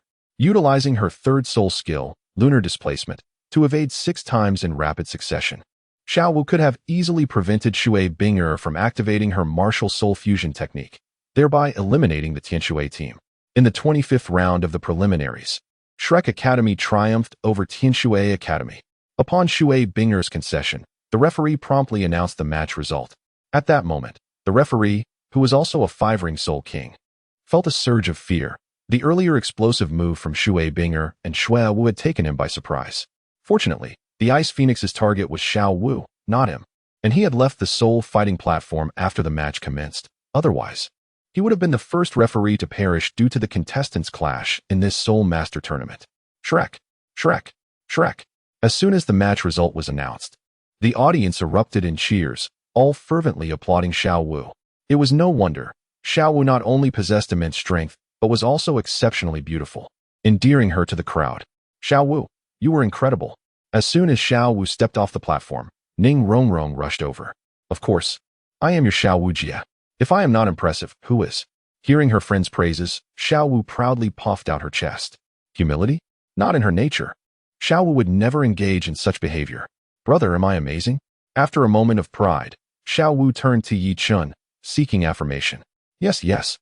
My Xiao Wu is the most amazing. Yi Chun naturally nodded in agreement. Subsequently, he proceeded to the betting area of the soul fighting arena to collect his earnings. As anticipated, the odds for the match between Shrek Academy and Heavenly Water Academy were quite low, standing at merely 1-1, 21 in favor of Shrek. This was due to the fact that although the Heavenly Water team had employed a martial soul fusion technique during their match against the Blazing Fire Academy, the technique, known as ice and snow drifting, merely conjured snowflakes without revealing the Ice Phoenix, indicating that they had held back. Consequently, most spectators placed their faith in Shrek Academy, who had triumphed over the Thunder team. Despite the modest odds of 1-1, 21, it was still a reasonable sum, and with a small wager, Yuchen earned nearly 15 million gold soul coins, including his previous winnings from the match between the Divine Wind Academy and the Blazing Fire Academy. Yichen now had access to over 580 million gold coins and soul coins combined. Furthermore, in the upcoming days, Shrek Academy was scheduled to face the Divine Wind Academy, providing Yi Chun, who was preparing to orchestrate a match-fixing opportunity, a chance for a substantial profit. Likely the most lucrative single match of the tournament. Of course, this was also the only match where Yuchen could potentially profit. The subsequent rounds of the playoffs and the finals were not held at the Great Seoul Arena, leaving Yuchen with no further opportunities to capitalize. On the following day, during the 26th round of the preliminaries, Shrek Academy's opponent was not the Divine Wind Academy, but rather an inconsequential institution, UC Academy. Clearly, the tournament committee intended to maintain suspense until the end. After all, both Shrek Academy and Divine Wind Academy boasted records of 26 victories in 26 matches, ensuring heightened interest in the competition for the top spot. Although their opponent was merely a minor academy of mediocre strength, Xiaowu still took to the arena. UC Academy, displaying commendable spirit, did not concede the match without a fight. In this contest, Xiaowu demonstrated her formidable prowess, delivering a performance that captivated the audience, comparable to her previous match against the Heavenly Water team. As the match commenced, Ning Rongrong had not yet had the opportunity to bestow buffs upon her teammates, nor had Oscar managed to produce his sausages when Xiaowu began her display. Unleashing her fourth soul skill, Lunar Guardian, she entered an invincible state, which doubled her attack power for the duration of the effect. Utilizing her third soul skill, Lunar Shift, she swiftly penetrated the opponent's formation. With her long legs adorned in crystal high heels, she executed a series of ordinary attacks. 6 consecutive movements eliminated 6 opponents, leaving only 1 adversary remaining. A situation that required no further elaboration. The entire match concluded in under 10 seconds. The tens of thousands of spectators were left astounded, while they could anticipate the outcome. They were utterly unprepared for the match to conclude so swiftly. Despite the brevity of the contest, its brilliance was undeniable, and Xiaowu garnered a significant following. Affectionately dubbed the Frost Moon Fairy by her fans, though they were unaware of the specific nature of her martial soul among the rabbit-type souls. It was undeniable that Xiaowu's Moon Rabbit martial soul was of the ice attribute, coupled with the lunar radiance that accompanied her soul skills and her striking beauty. The moniker Frost Moon Fairy was indeed fitting. As the 27th round of the preliminaries, the final day dawned. Yuchen promptly made his way to the betting area upon arriving at the Great Seoul Arena. Given that Xiaowu was the only participant in the Tian-Do region publicly recognized as a 5-ring Soul King, and considering her impressive performances in the previous 2 matches, the betting stakes for this match were considerable, with high odds favoring the Divine Wind Academy. After a moment of contemplation, Yuchen decided to set 2 modest targets, instructing Ningyu to place a bet on the victory of the Divine Wind Academy. Betting on the Divine Wind Academy? Are you attempting to fix the match? Yuchen urged him to wager on the victory of the Divine Wind Academy, which left Ningyu somewhat perplexed. However, he quickly deduced Yuchen's ulterior motives. Oh, the pursuit of profit. How unrestrained. I seriously wonder if you might end up in peril when you venture outside. Ningyu couldn't help but jest at Yuchen, marveling at the audacity to engage in match-fixing for the sake of financial gain, completely disregarding the potential repercussions. Yuchen, however, Yuchen's intention to engage in match-fixing went unchallenged by Ningyu. Although the title of first place in the budget competition was indeed quite impressive, it paled in comparison to the gleaming allure of gold. With the investment of 2 small goals worth of golden soul coins, the odds for Shinkong Academy immediately shifted to 1-1. 6. In truth, Yuchen possessed a considerable number of gold cards. If he were to wager everything, he could potentially earn even more. Yet, after some contemplation, he chose to abandon this notion. Golden soul coins are inexhaustible. If he placed a substantial bet, those who wagered on Shinkong Academy would consequently receive lesser returns. Presently, the advantage of Shrek Academy was so evident that, aside from Yuchen, the only others betting on Shinkong Academy's victory were members of Shrek and Shinkong themselves. The members of Shrek, including Flander and Ma Hongjun, had already liquidated their assets to wager their entire fortunes, while Feng Xiaodian from Shinkong Academy had also rallied his companions to prepare for a lucrative outcome. Chapter 190. Do not lose face. The final round of the preliminary matches for this Soul Master competition was about to commence. Let us direct our attention to the central arena, where today's most exhilarating contest will unfold, featuring Shrek Academy, boasting an impressive 26 consecutive victories against Shinkong Academy. As the biggest dark horse of this year's competition, will Shrek Academy manage to secure a flawless victory in the preliminaries? Let us await the outcome. The host in the VIP section spoke passionately, energizing the audience, accompanied by the flickering lights of soul-guided lamps. The Shrek and Shinkong teams made their entrance onto the central soul fighting stage. For this final match of the preliminaries, Yuchen arranged for Talon, Jiangzhu, Jingling, Huang Yuan, Ma Hongjun, Oscar, and Ning Rongrong to take the field. The competition must proceed. Forfeiting would mean missing out on the golden soul coins. Although Shrek intended to engage in match fixing against Shinkong, Yichun believed that once they were on stage, they could not resort to deception. They had to at least demonstrate their abilities. This illustrates Yichun's duplicity. Do not lose face. This match would determine which team would earn the honor of first place in the preliminaries of the Tiando competition. Thus, despite 5 matches occurring simultaneously, all eyes were fixed on the central arena. What is going on with Shrek? Where is the Cold Moon Fairy? Exactly. Not only is the Cold Moon Fairy absent, but my queen is also not present. By my queen, they naturally referred to Zhu Zhuqing. Protest. Strong protest. Shrek is engaging in match fixing. Observing Shrek Academy's lineup, the audience erupted in uproar. This was undeniably blatant match fixing. Master Ning, it seems your 7 treasure glaze tile sect does not regard the competition committee at all. In the VIP section, Salis derisively remarked to Ning Fingji.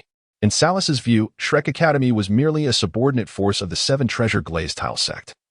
And such brazen match fixing showed a complete disregard for the competition committee. Originally, Salis thought Ning Fingji was a person concerned about his reputation.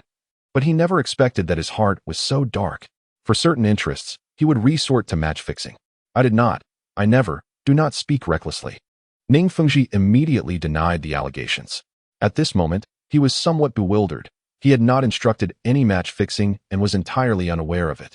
Moreover, Shrek's match fixing had nothing to do with his 7 treasure glazed tile sect. Desperate for money, Ning Fengji cursed inwardly, being a clever man. He quickly grasped the underlying interests and concluded that this was undoubtedly the handiwork of Yichun, who was driven by greed. On the soul fighting stage, Feng Xiaoyan looked at Shrek's lineup with immense joy. After all, the fiery dancer had previously stated that if he defeated Shrek Academy, she would start a relationship with him. Now, the dream of a devoted admirer was about to become a reality. How could he not be delighted? Boss, it's just as you said. One of Feng Xiaoyan's underlings exclaimed excitedly. Previously, Feng Xiaoyan had persuaded them that victory against Shrek Academy was assured and urged them to place bets. Little did they expect it to be true. As long as the 5th ring Soul King, Xiaowu, and the exceptionally fast, high-attack Zhu Zhuqing remained absent, their Shinkong team was bound to win, right? What a loss. If I had known, I would have wagered my entire fortune. Another underling lamented. Feng Xiaoyan. The outcome of this match was predictable. Shinkong Academy emerged victorious. However, even without Yichun, Xiaowu, and Zhu Zhuqing participating, Shinkong Academy's victory was not easily attained. With Oscar's invigorating pink sausage enhancing all attributes by 10, Ning Rongrong amplifying by 75 across 4 attributes, and Ma Hongjun, who excelled in explosive power. They were far from an easy foe. Additionally, Talon, at level 38 as a Soul Master, with buffs, matched the combat strength of an ordinary 4-ring Soul Master, only lacking a 4th soul skill compared to a true 4-ring Soul Master. Meanwhile, Jing Ling and Huang Yuan, despite their inferior foundations, managed to hold their ground against Shinkong Academy's Soul Masters for a short time. Fortunately, Feng Xiaoyan's strength was commendable. Noticing that the situation was subtly slipping from his grasp, he immediately unleashed his trump card, the self-created soul skill, 36 slashes of the Gale Demon Wolf, decisively defeating Ma Hongjun and subsequently overcoming the others, thus securing victory against Shrek Academy. The preliminary matches of the Tiando competition have concluded. Following the established procedure, an awards ceremony will soon be held to present qualification certificates for the advancement matches to the top 5 academy teams. The process of the ceremony was not complicated. Upon the host's announcement, the captains and vice-captains of the top 5 academy teams ascended the VIP podium.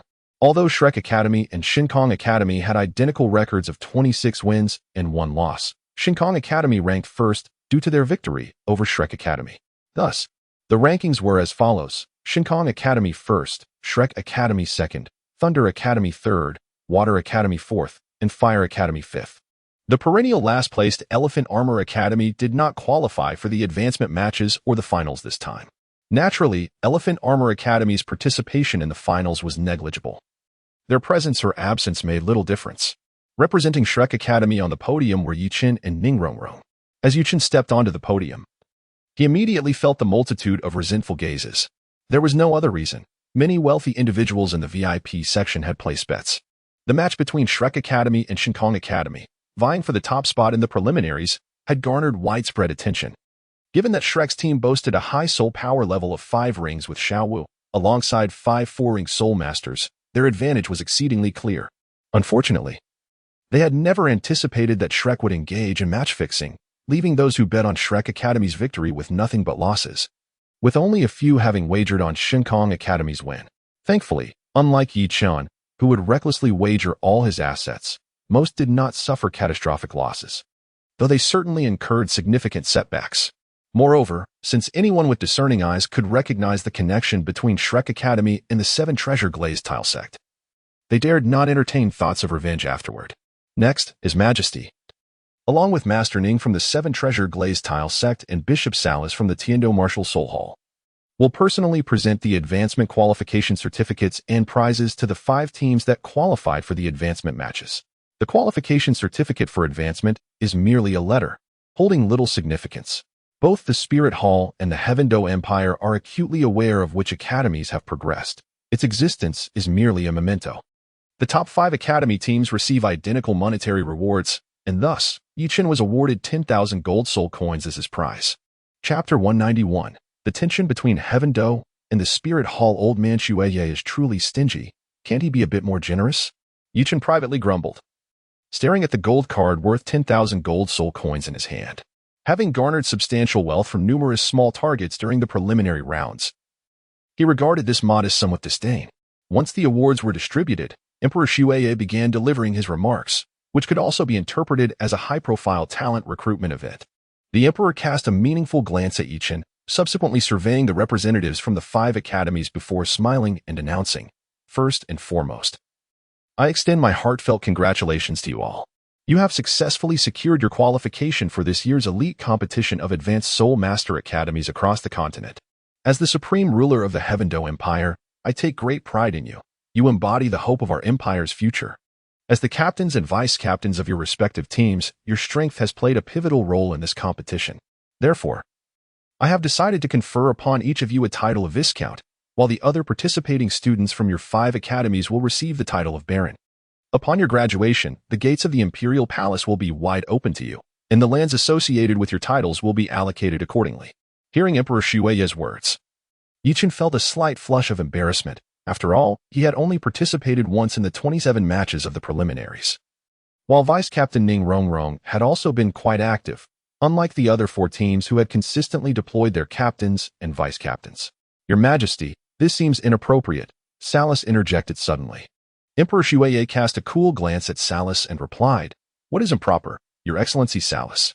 In previous competitions, there has been no precedent for awarding titles, and besides, is it not too high a title to bestow?" Salas's expression darkened. In truth, the title of Viscount within the Heavendo Empire is not particularly high. Anyone joining the official ranks of the Heavendo Empire, as long as they are a 3-ringed Soul Master, can easily attain the title of Baron, while the captains and vice-captains of the 5 academies possess soul power levels above 40. However, the title conferred by Emperor Shueye carries actual power over lands, rather than being merely a ceremonial honor, thus holding significantly greater value. Moreover, this Viscount title does not impose the same obligations as titles earned through official service, which is why Salas argued that this reward was excessive. He believed that Emperor Shueye was disrupting the market. If the Heavendo Empire set such a high standard, would not the Spirit Hall be compelled to offer competitive rewards in their recruitment endeavors? This could easily lead to a detrimental spiral of competition within the industry.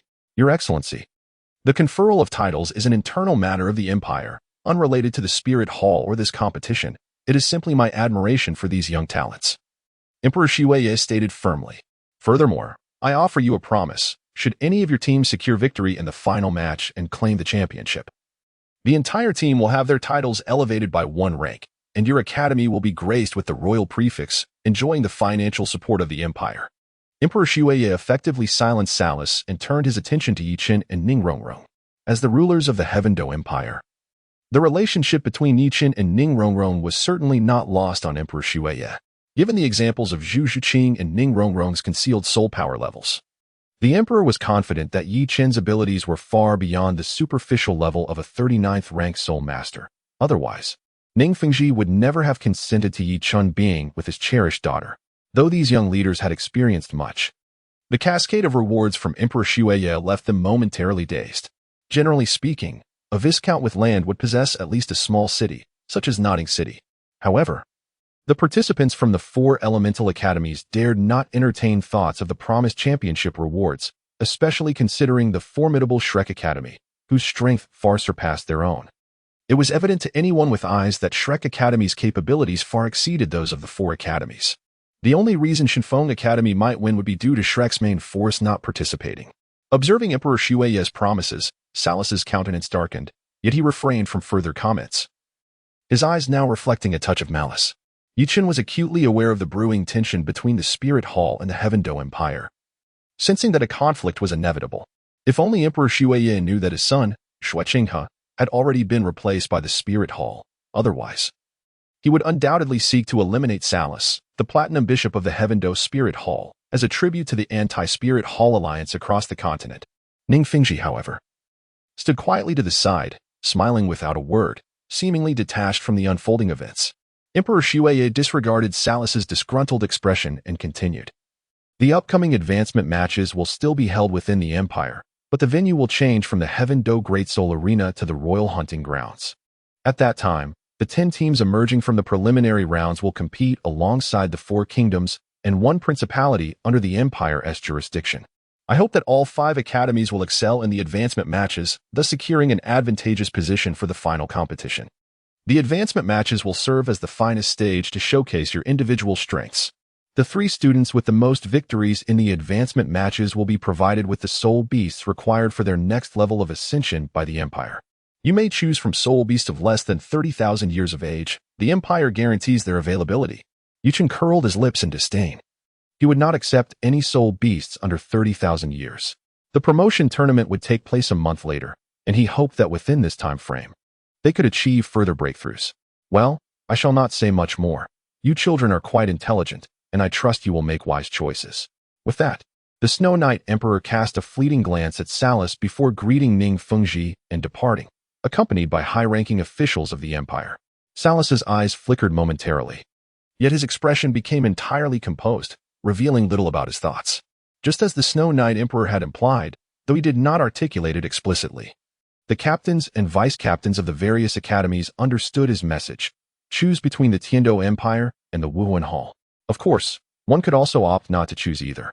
For in the Snow Knight Emperor's eyes, as long as one did not join the Wuhuan Hall, it sufficed.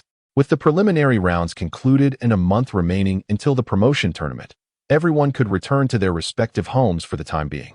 However, Yichen did not go home. Following the conclusion of the competition, the award ceremony awaited, and he had yet to claim his prize. Chapter 192. Future Plans at the Betting Table. Observing the odds of Shinfeng Academy at 1-1. 7. Yichen felt a sense of satisfaction. Earlier that morning, the odds for Shinfeng Academy had been significantly higher, but after Yichen had set 2 modest goals, they promptly dropped to 1-1. 6. At that time, it was still early, and many had yet to place their bets. Subsequently, as the betting closed, the odds rose by 0.1, betting 200 million. With odds of 1-1, 7 would yield 340 million. Even after deducting the 5% commission from the Great Soul Arena, Yichen earned a profit of 12 million gold soul coins, validating his efforts. At the outset of the preliminary rounds, Yichen possessed merely a few million gold soul coins, yet in less than a month, his balance in both his gold card and the system's marketplace had accumulated to 7 modest goals, bringing him great joy. Perhaps it is not as much as I thought.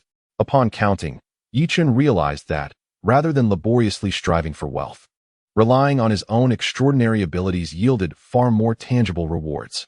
Currently, with a soul power level of a 6-ringed soul emperor, his extraordinary abilities could bestow over 6 modest goals annually. After a month of diligent work, he found he could achieve the same outcome as lying idle for more than a year. Not to mention that his soul power level would continue to rise in the future. Moreover, it is crucial to note that such lucrative opportunities would not always be available.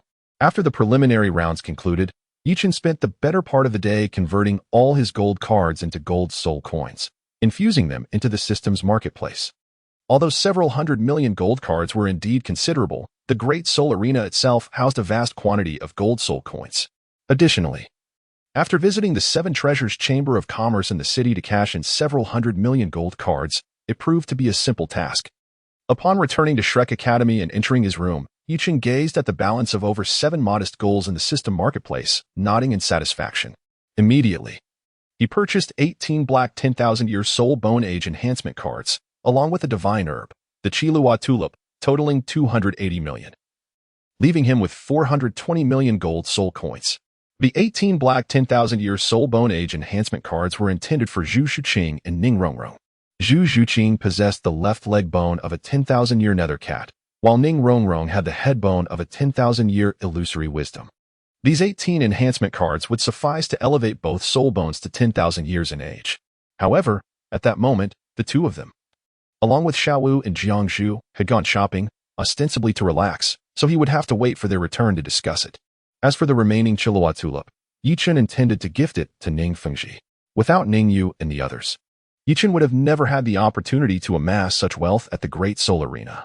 Now that he had prospered, presenting a fine gift was hardly a significant matter, especially since he was, after all, to be his future father-in-law.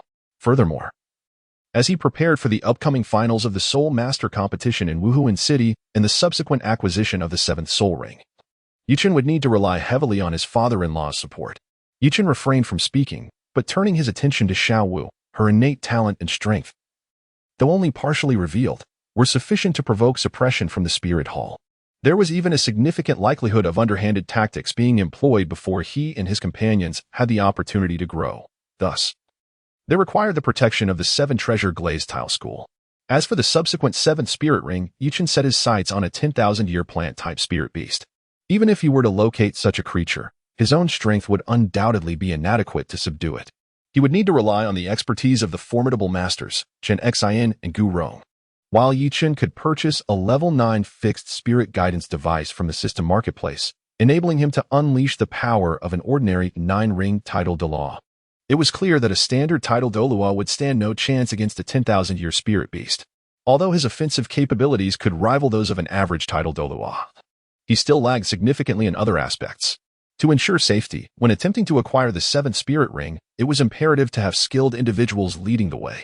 As for the possibility of finding a 10,000-year plant-type spirit beast, Yichen was not overly concerned. Though such ancient spirit beasts were rare, particularly those at the 10,000-year threshold, there were indeed several high-age plant-type spirit beasts in the Stardow Forest, all of which were merely one step away from breaking through to the 10,000-year mark. Just like human spirit masters, spirit beasts also encounter cultivation bottlenecks. Moreover, surpassing the 10,000-year mark is significantly more challenging for spirit beasts than for human spirit masters attempting to progress from level 89 to level 90. Within the system marketplace, Yichen discovered a divine herb known as the Immortal Spirit Grass, capable of substantially enhancing the innate talent and cultivation of plant-type spirit beasts. It was remembered that one of the 10 great fierce beasts of the future, the Demon Eye Tree, became the king of all demons after fortuitously consuming a stalk of immortal spirit grass. Without such an opportunity, given the inherent talent and potential of the Demon Eye Tree, it would have been fortunate for it to become a 10,000-year spirit beast. Yichen believed that presenting a stalk of immortal spirit grass to a plant-type spirit beast that was stuck at the 10,000-year bottleneck would likely enable its evolution into a true 10,000-year spirit beast. Although a single stalk of immortal spirit grass required a modest amount of gold soul coins to procure, this expense was trivial compared to the cost of obtaining a 10,000-year spirit ring or spirit bone. As for spirit rings, even an original 10,000-year 7th spirit ring could only produce one spirit skill and the true form of the martial soul. For Yichen, the difference between a 90,000-year 7th spirit ring and a 10,000-year one was merely 10 million gold soul coins. However, spirit bones were an entirely different matter. Each standard 10,000-year spirit bone would come with 2 10,000-year spirit bone skills. This was one more skill than Yichen could hope to achieve through the use of spirit bone year enhancement cards on a 10,000-year spirit bone. Moreover, the probability of a spirit beast less than 10,000 years old yielding a spirit bone was exceedingly low, even with the application of a luck card. Yichen could not guarantee a successful acquisition. A single 10,000-year spirit bone would recoup his investment, additionally providing a 10,000-year spirit ring, a transaction Yichen was well aware of. Upon reaching the rank of 7-ringed soul sage, he could expect to experience significant advancement. In fact, through the expenditure of a considerable amount of gold soul coins to greatly enhance the age of his spirit rings, Yichen would soon be able to break through to the level of 70, nearing the rank of Soul Sage. With 10,000-year external spirit bones such as the Creation Blue Lotus, the Thorny Iron Tree left arm bone, and the Bloodthirsty Demon Vine right arm bone. Coupled with the Creation Body Refinement technique, Yichen's physical prowess was formidable enough to withstand spirit rings far exceeding the optimal age ratio. However, Yichen was hesitant to continue raising the age of his spirit rings. For the upcoming 7th spirit ring, his target was a 10,000-year spirit beast. If he were to further increase the age of his existing 6 spirit rings, he would find himself unable to bear the pressure exerted by a 10,000-year spirit ring once he reached level 70. The phenomenon of a twin martial soul spirit master succumbing to explosive demise due to the overwhelming strain of spirit rings was a cautionary tale.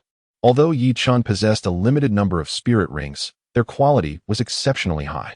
For were 10,000-year spirit rings, one was a 20,000-year spirit ring, and one was a 50,000-year spirit ring. With 3 10,000-year spirit bones and the Creation Body Refinement technique, an ordinary person would have been overwhelmed long ago. Chapter 193. Ning Rongrong's little game that evening. After indulging in the sight of Xiao Wu's exquisite long legs, Yichen stealthily slipped out of his small villa. The moonlight was splendid, illuminating the dark earth perfectly for Yichen to engage in mischief. Ah, splendid. The window is ajar. Observing that the window of Ning Rongrong's room on the 2nd floor of the neighboring villa was left open, Yichen nodded in satisfaction. With deft movements, he climbed up to the 2nd floor and, with a nimble flip, entered Ning Rongrong's chamber. "Chengge, you've come." Upon hearing the noise, Ning Rongrong poked her head out from under the covers, her face alight with surprise. "Aha! Chengge, it has been several days since you last teased me. Come here." Ning Rongrong beckoned to Yichen, her cheeks flushed, exuding a sense of eagerness. There was an air of impatience about her that felt somewhat peculiar. Could it be that Rongrong has unique tastes? Yichen pondered to himself. Cough, Rongrong, stop daydreaming all the time. There are serious matters at hand. He, Yi Shaochen, had not climbed into Ning Rongrong's room tonight for mischief, but rather to enhance her soul bone's age. Serious matters? What could be more serious at this hour? Shaochen, come and attend to Queen Rongrong. As he lifted the covers, he found Ning Rongrong, clad in tattered attire, with her left hand on her hip and her right hand beckoning him with a finger. This alluring outfit was something she had deliberately purchased while shopping during the day. Could he tolerate this? Such a mischievous girl in need of a lesson. Without hesitation, Yichen lunged forward and playfully spanked Ning Rongrong. However, being still quite young, he ultimately restrained himself. After teasing her for a while, he finally addressed the matter at hand. "Rongrong, take these treasures that enhance the age of soul bones." As he spoke, he handed her 9 black cards for increasing the age of soul bones. Black? 9 cards? Could it be that my illusionary wisdom skull can transform into a 100,000-year soul bone? Ning Rongrong exclaimed with delight. She had previously used cards that could elevate the age of soul rings, knowing that yellow ones could enhance by a century, purple ones by a millennium, and so forth. Therefore, these black cards should each enhance by 10,000 years. Yes, you will soon possess a 100,000-year soul bone, however. This artificially enhanced soul bone differs somewhat from a naturally obtained one, as it retains only its original soul bone skill. One soul bone skill? That is of little concern. After all, the skill of a 100,000-year soul bone is bound to be far superior to that of a 10,000-year one. Ning Rongrong was unfazed by this minor flaw. Despite the absence of one skill, she was still acquiring a 100,000-year soul bone, a treasure of immense rarity within the spirit master realm. Although she was the young lady of the 7 treasure glazed tile school, she had never truly aspired to possess such a gem. Hurry and use them.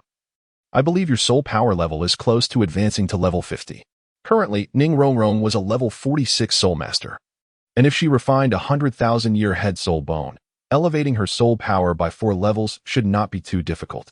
However, as this illusionary wisdom skull was enhanced from an already 10,000-year base, it might not necessarily elevate her soul power by 4 levels. But even if it fell short, the enhancement would still be significant. Perfectly, Ning Rongrong's soul ring configuration was purple-black, and upgrading the first 3 soul rings to black 10,000 years would not hinder her absorption of the 5th soul ring. With the use of the black 10,000-year soul bone enhancement cards, the illusionary wisdom skull began its transformation into a 100,000-year soul bone, and Ning Rongrong's soul power surged dramatically. However, upon using the last enhancement card, while the illusionary wisdom skull successfully evolved into a 100,000-year soul bone, it was somewhat regrettable that the soul power gained from the enhancement lacked residual strength. Ultimately, Ning Rongrong's level plateaued at 49 as a Soul Master. Still a step away from the coveted level 50. What a pity, I couldn't break through. After assessing her progress, Ning Rongrong felt a twinge of regret. Let's set that aside for now. Has the Soul Bone skill, Illusory Space, changed in any way?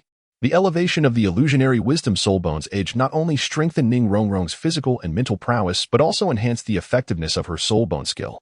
Moreover, 100,000-year Soul Bone skill is on par with 100,000-year Soul skill, meaning that at this moment, Ning Rongrong, who had yet to reach 5 ranks, already possessed 100,000-year Soul skill. There has been a change, however.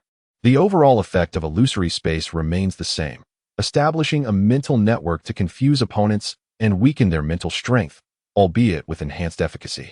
Additionally, the original Illusory Space could amplify a teammate's mental strength by 20. Now, that ratio has increased to 50. An amplification of half of one's mental strength? Not too shabby. With the Soul Bone skill, Illusory Space, Ning Rongrong was progressing ever further down the path of a super support character. Subsequently, Yichen did not waste time with idle chatter.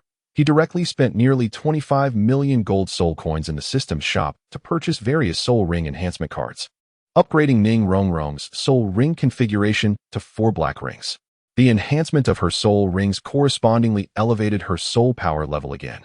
Originally, Ning Rongrong was just a step away from level 50. As the first soul ring underwent its transformation, she crossed the threshold and advanced to level 50. Due to the absence of a 5th soul ring, Yichen was unable to ascertain Ning Rongrong's exact level. However, it was likely around level 52. As a black 10,000-year soul ring could sufficiently elevate a level 50 spirit master by 1 level. Although Ning Rongrong's first, second, and third soul rings were initially purple 1,000-year rings, the elevation to 10,000-year status did not equate to an addition of 3 10,000-year rings. But the two could still be compared. With Ning Rongrong's physical and mental strength, she could withstand a 5th soul ring of approximately 20,000 years. Yichen estimated that after adding the 5th spirit ring in a few days, Ning Rongrong's spirit power level should reach the rank of Spirit King at level 54. However, Ning Rongrong's spirit abilities were somewhat unique. Although the age of her spirit rings had increased, the enhancement effects remained unchanged. The only difference was that, with the age of the spirit rings rising, the spirit power consumption when using spirit abilities had significantly decreased. After enhancing Ning Rongrong's spirit bones and spirit rings, Yichen planned to visit Zhu Zhuqing's room next door, intending to complete 3 sessions in one night and spend the night with the big cat. However, unable to resist the persistent coaxing of the mischievous Ning Rongrong, the two engaged in a playful game of queen and her servant until the early hours of the morning, when the indulgent queen finally released her unfortunate servant. Chapter 194. Being out and about. Caution is key. Let us share a room tonight. Noticing the late hour, Yichen realized that the big cat had likely fallen asleep, leading him to abandon his plan of completing 3 sessions in one night and decide to postpone until the next morning.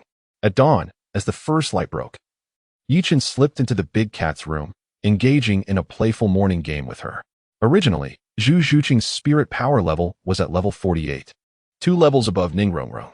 After Yichen enhanced her left leg bone of the nether spirit cat to a 10,000-year spirit bone, her spirit power exceeded level 50.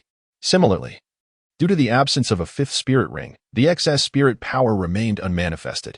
Although the big cat had reached level 50, Yichen still upgraded her spirit ring configuration to 4 rings of complete darkness. After all, both Xiao Wu and Ning Rongrong had received enhancements. In the spirit of fairness, Zhu Zhuqing deserved the same treatment, as Yichen was not one to show favoritism. After enhancing the left leg bone of the nether spirit cat to a 10,000-year level, the spirit bone technique, nether piercing, improved from an enhancement of 30 to an enhancement of 50.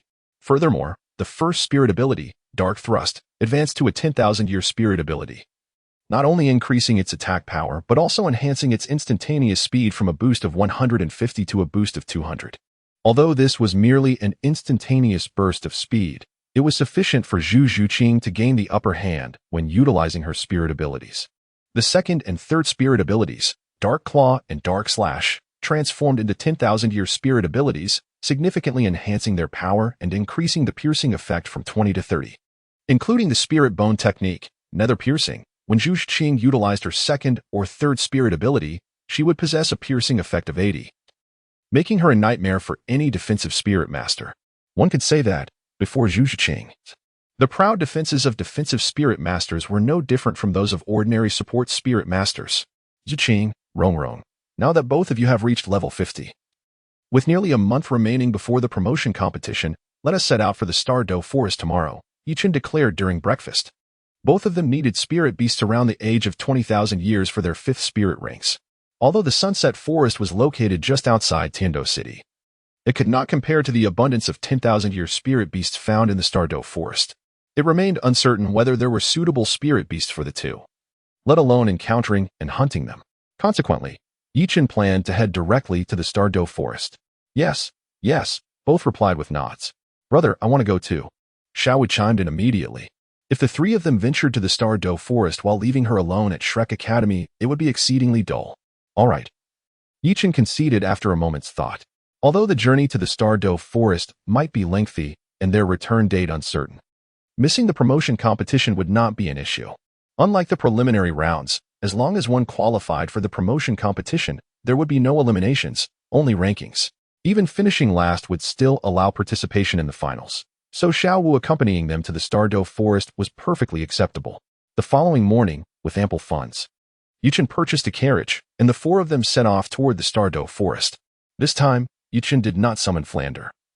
For both he and Xiaowu possessed the combat power of rank 7 spirit saints, making them more than capable of handling 20,000-year spirit beast with ease. Even if they encountered a 50,000-year spirit beast, the four of them could retreat unscathed. As for higher-age spirit beasts, as long as they did not venture into the core area of the Douluo Forest, they were unlikely to encounter such creatures. Moreover, the 20,000-year spirit beasts that Zhu Zhuqing and Ning Rongrong required were plentiful in the surrounding regions, eliminating the need to enter the core area. Additionally, having Flander accompany them while bringing 3 young ladies would have been quite a distraction. The official roads within the Tiando Empire, while not comparable to the paved roads of Yichen's previous life, were still relatively spacious and smooth, allowing for a decent pace of travel in the carriage. 10 days later, in the evening, the four of them arrived at a hunting soul town on the outskirts of the Douluo Forest. As night was approaching, Yichen suggested, let us rest in the hunting soul town for the night and set off again in the morning. After selling the carriage at a nearby coach station, he addressed Xiaowu and the others. Yes, they all nodded in agreement. Previously, Yichen had purchased the carriage to avoid disturbances to their private time. Now, selling it was a strategic choice, as they might not pass through this hunting soul town on their return after acquiring their spirit rings. In truth, had it not been for his habit of avoiding waste, he would not have given such a trivial sum a second thought. He could earn back the cost of a carriage in mere moments. Subsequently, Yichen sought out an inn within the hunting soul town. Although the inns in the hunting soul town could not compare to the luxurious hotels of larger cities, they were still of decent quality. As those who chose to stay there were typically seasoned spirit masters who could easily afford it. Do you have any available rooms? Upon entering the inn's lobby, Yichen noticed a service attendant behind the counter and promptly inquired. Yes, welcome to our home inn. How many rooms would you like? If the guests were a man and a woman, the attendant would not ask further questions and would simply provide one room. However, seeing one man with 3 women left him puzzled about their relationships. Just one room, with a large bed, Yichen commanded, waving his hand grandly before the others could say anything. Hearing Yichen's words, the attendant quickly understood that the 3 godlike girls were indeed his companions. Immediately, the attendant's gaze towards Yichen was filled with envy and admiration. Xiaowu, Shiqing, Rongrong, while we are out, unexpected events may occur. So we should be cautious and share a room tonight. Yichen began to explain to Xiaowu and the others, displaying a facade of concern for their well-being. Xiaowu and Ning Rongrong blushed, remaining silent, while Zhu Zhiqing quietly scoffed but refrained from outright opposition. Observing the reactions of his 3 companions, Yichen maintained an outward calm, inwardly reveling in delight. It appeared that the night might lead to a shared slumber. Subsequently, after settling the room fee, the attendant handed Yichen the key to room 001 on the 3rd floor. Room 001. It seems to be a presidential suite, he mused, contemplating the key in his hand. Upon reaching the 3rd floor and opening the door, he was greeted by a spacious bedroom exceeding 80 square meters. The decor was quite appealing, but what captivated Yichen's attention the most was the grand bed in the center, measuring 3 meters in length and over 5 meters in width. Well, perhaps it was 5 meters long and 3 meters wide? Regardless, what mattered was that the room housed only one bed, more than sufficient for 4 occupants. Only one bed. Had I known, I would have brought my colorful little villa, Ning Rongrong muttered. Although she often appeared shy when alone with Yichun, in the presence of others, she was decidedly the most reserved. Well, since we are out and about, let us keep it simple and make do. In truth, Yichun could have brought his soul-guided villa with him, but doing so would have precluded the opportunity for a shared night. So he had opted not to carry it along and had not reminded Ning Rongrong to bring it either. Rongrong, weren't you just flaunting your playful side? Why the sudden modesty? Zhu Qing couldn't help but tease from the side. Who was being modest? Ning Rongrong retorted, her cheeks flushed. Not long ago at the academy, someone was proclaiming their desire to be a queen, and I was kept awake by the commotion. Zhu Qing said with a grin. Clearly, Zhu Qing had overheard the playful game of queen and her servant that Ning Rongrong had engaged in with Yichun that night. How dare you, Zhu Qing? I'll take you on. Ning Rongrong, feeling both embarrassed and angry, pounced on Zhu Qing, tumbling onto the bed in a playful scuffle. For a moment, an air of springtime mischief filled the room, leaving Yichun feeling rather parched. Xiaowu, after a long day of travel, shall we freshen up? Yichun chose to ignore the playful scuffle between Zhu Qing and Ning Rongrong, guiding the somewhat bewildered Xiaowu into the bathroom nestled in the corner of the bedroom. How bothersome. If you must scrub my back, at least refrain from tickling me, Xiaowu's dissatisfied voice echoed in the bathroom shortly thereafter. Understood.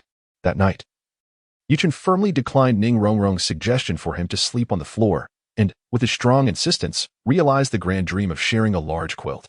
Of course, the reality of this shared sleeping arrangement was somewhat lacking, as they had not truly crossed any boundaries.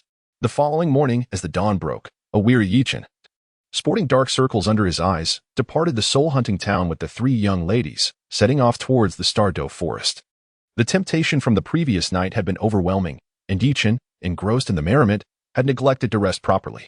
Fortunately, the physical prowess and mental fortitude of a soul master far surpassed that of an ordinary person, making a missed night of sleep rather inconsequential. In the inner region of the Douluo forest, the sun blazed high in the sky. It's getting late. Let us have lunch and take a moment to rest, Yichun announced to Xiaowu and the others as they traversed the forest. Ning Rongrong remarked, didn't you say that after using that card, my luck and Zhu Qing's would greatly improve? Yet here we are, on the second day, and we still haven't encountered anything suitable. The card Ning Rongrong referred to was, of course, the luck-enhancing card priced at 100 Douluo coins each. Given the vastness of the Douluo forest, relying solely on chance seemed futile. Thus, upon entering the inner region, Yichun promptly employed the luck cards for both ladies. However, with the second day having passed without success, it was evident that Yichun's 200,000 gold soul coins had gone to waste. Thankfully, he had previously amassed a considerable sum at the Great Soul Arena, rendering this minor loss insignificant. Rest assured, as long as there are suitable soul beasts in the vicinity, we are bound to encounter them, Yichun reassured them. Holding a degree of faith in the efficacy of the luck cards, he believed that without them, his genuine luck would never have led to the acquisition of the external soul bones, the creation blue lotus and the bloodthirsty devilvine arm bone, both undoubtedly valuable finds. Shortly thereafter, the four gathered beneath a towering tree, indulging in the provisions they had prepared beforehand.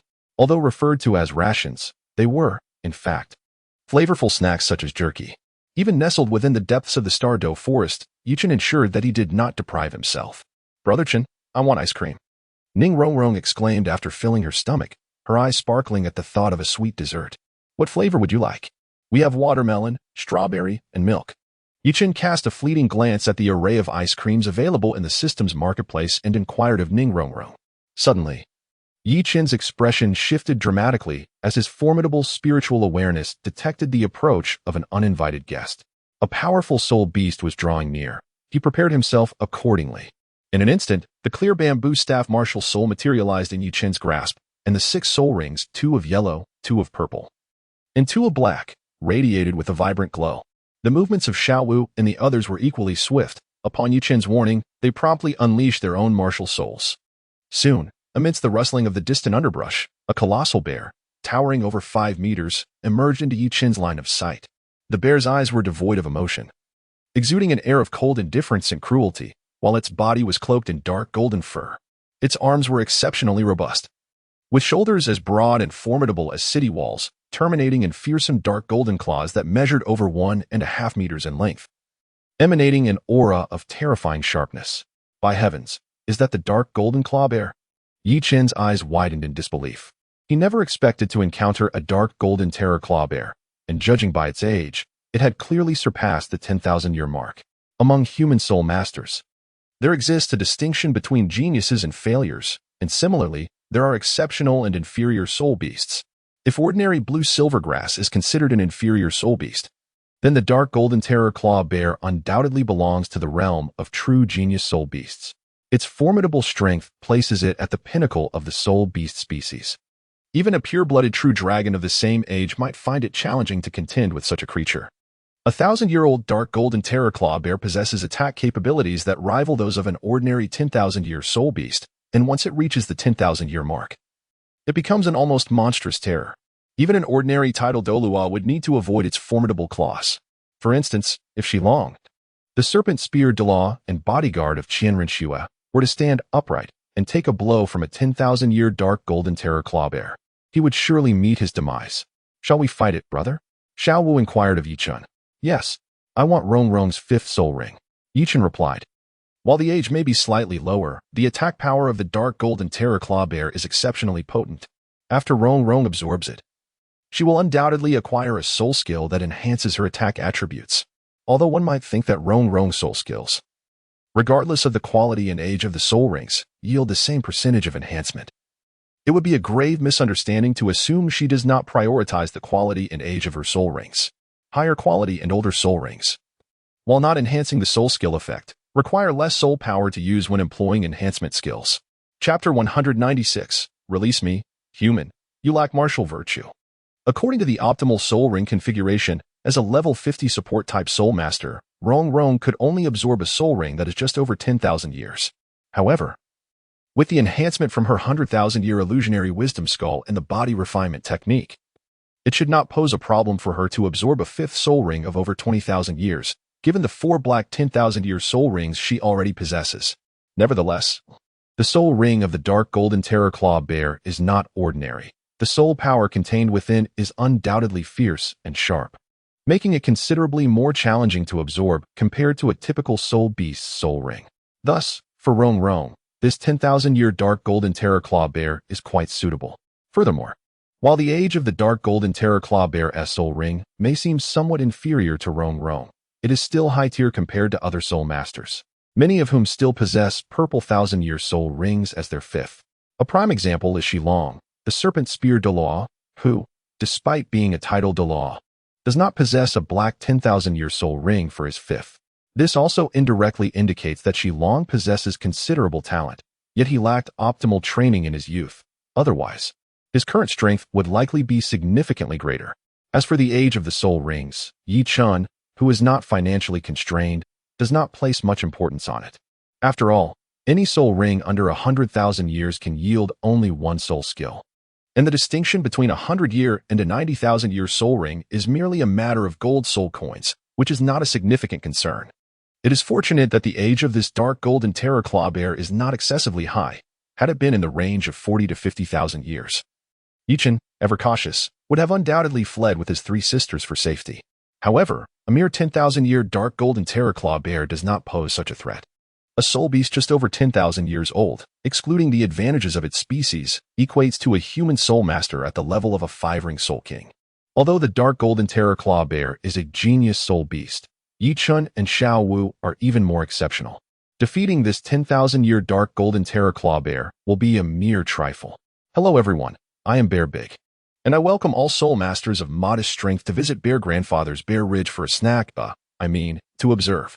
After a hearty meal, Bear Grandfather was patrolling his territory when he unexpectedly stumbled upon 4 human snacks.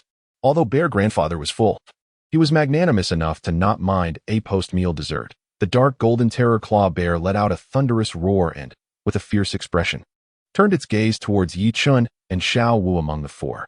Once soul beasts reach the 10,000-year mark, their intelligence is significantly heightened. Throughout its lengthy existence, this dark golden terror claw bear has encountered many human soul masters and understands that the more soul rings a human possesses, the stronger they become. Sensing the threat posed by the 2, the dark golden terror claw bear designated Yichun and Xiao Wu as its primary targets. As for Zhu Zhuqing and Ning Rongrong, with only 4 soul rings between them, they pose no significant threat in the bear's eyes. and it could easily dispose of them with a casual swipe of its paw. Defending the dignity of Bear Ridge, I vow to protect the honor of the Dark Golden Terror Claw Bear tribe. With a clear target in sight, the Dark Golden Terror Claw Bear immediately charged towards Yichin with its powerful legs. While the Dark Golden Terror Claw Bear may not be particularly swift, it is not entirely lacking in speed. Among soul beasts of the same age, only agility-focused soul beasts can outpace it. Its relatively slower speed is merely a comparison to its terrifying attack capability, which is vastly superior. Rong Rong, Xiao Wu and I will restrain it. You take the finishing blow. Yuchen strategized as he observed the Dark Golden Terror Claw Bear charging towards them. Understood. Purification Domain.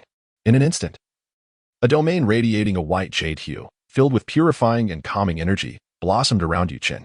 With his 6th soul skill, Weakening, and 5th soul skill, Silence, he activated both soul rings, sending 2 shadowy bamboo rods hurtling towards the bear's head, striking it with a resounding thud. With 2 dull thuds, the Dark Golden Terror Claw Bear fell into a weakened state and could no longer utilize its innate soul skills. Although the Dark Golden Terror Claw Bear appears to be a melee-focused soul beast, it is, in fact, a super soul beast adept at both close and ranged combat, capable of launching devastating soul power claws from a distance. If not completely restrained, a sneak attack could prove perilous, even with Yichin's soul bone skills.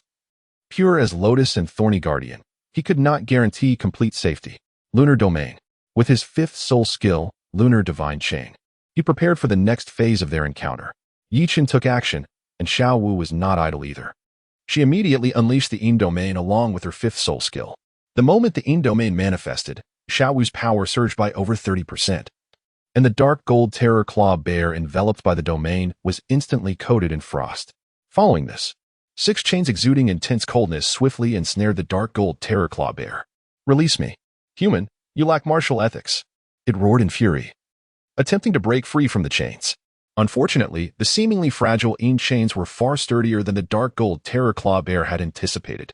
Although the bear possessed formidable strength, escaping Xiao Wu's Yin chains proved to be an unattainable feat, especially since Yichin had already cast a weakening buff upon it, rendering escape even more improbable.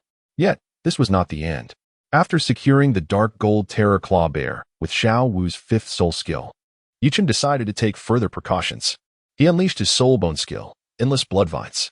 In an instant, 6 robust crimson vines, resembling gigantic serpents, rapidly coiled around the Dark Gold Terror Claw Bear, binding it securely.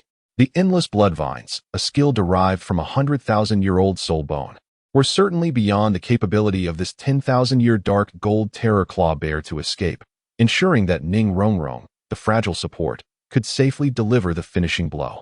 Yichin gestured for Ning Rongrong to proceed with the finishing blow. Nodding in acknowledgement, Ning Rongrong retrieved a Gatling gun from her storage soul guide and aimed it at the head of the Dark Golden Terror Claw Bear, pulling the trigger.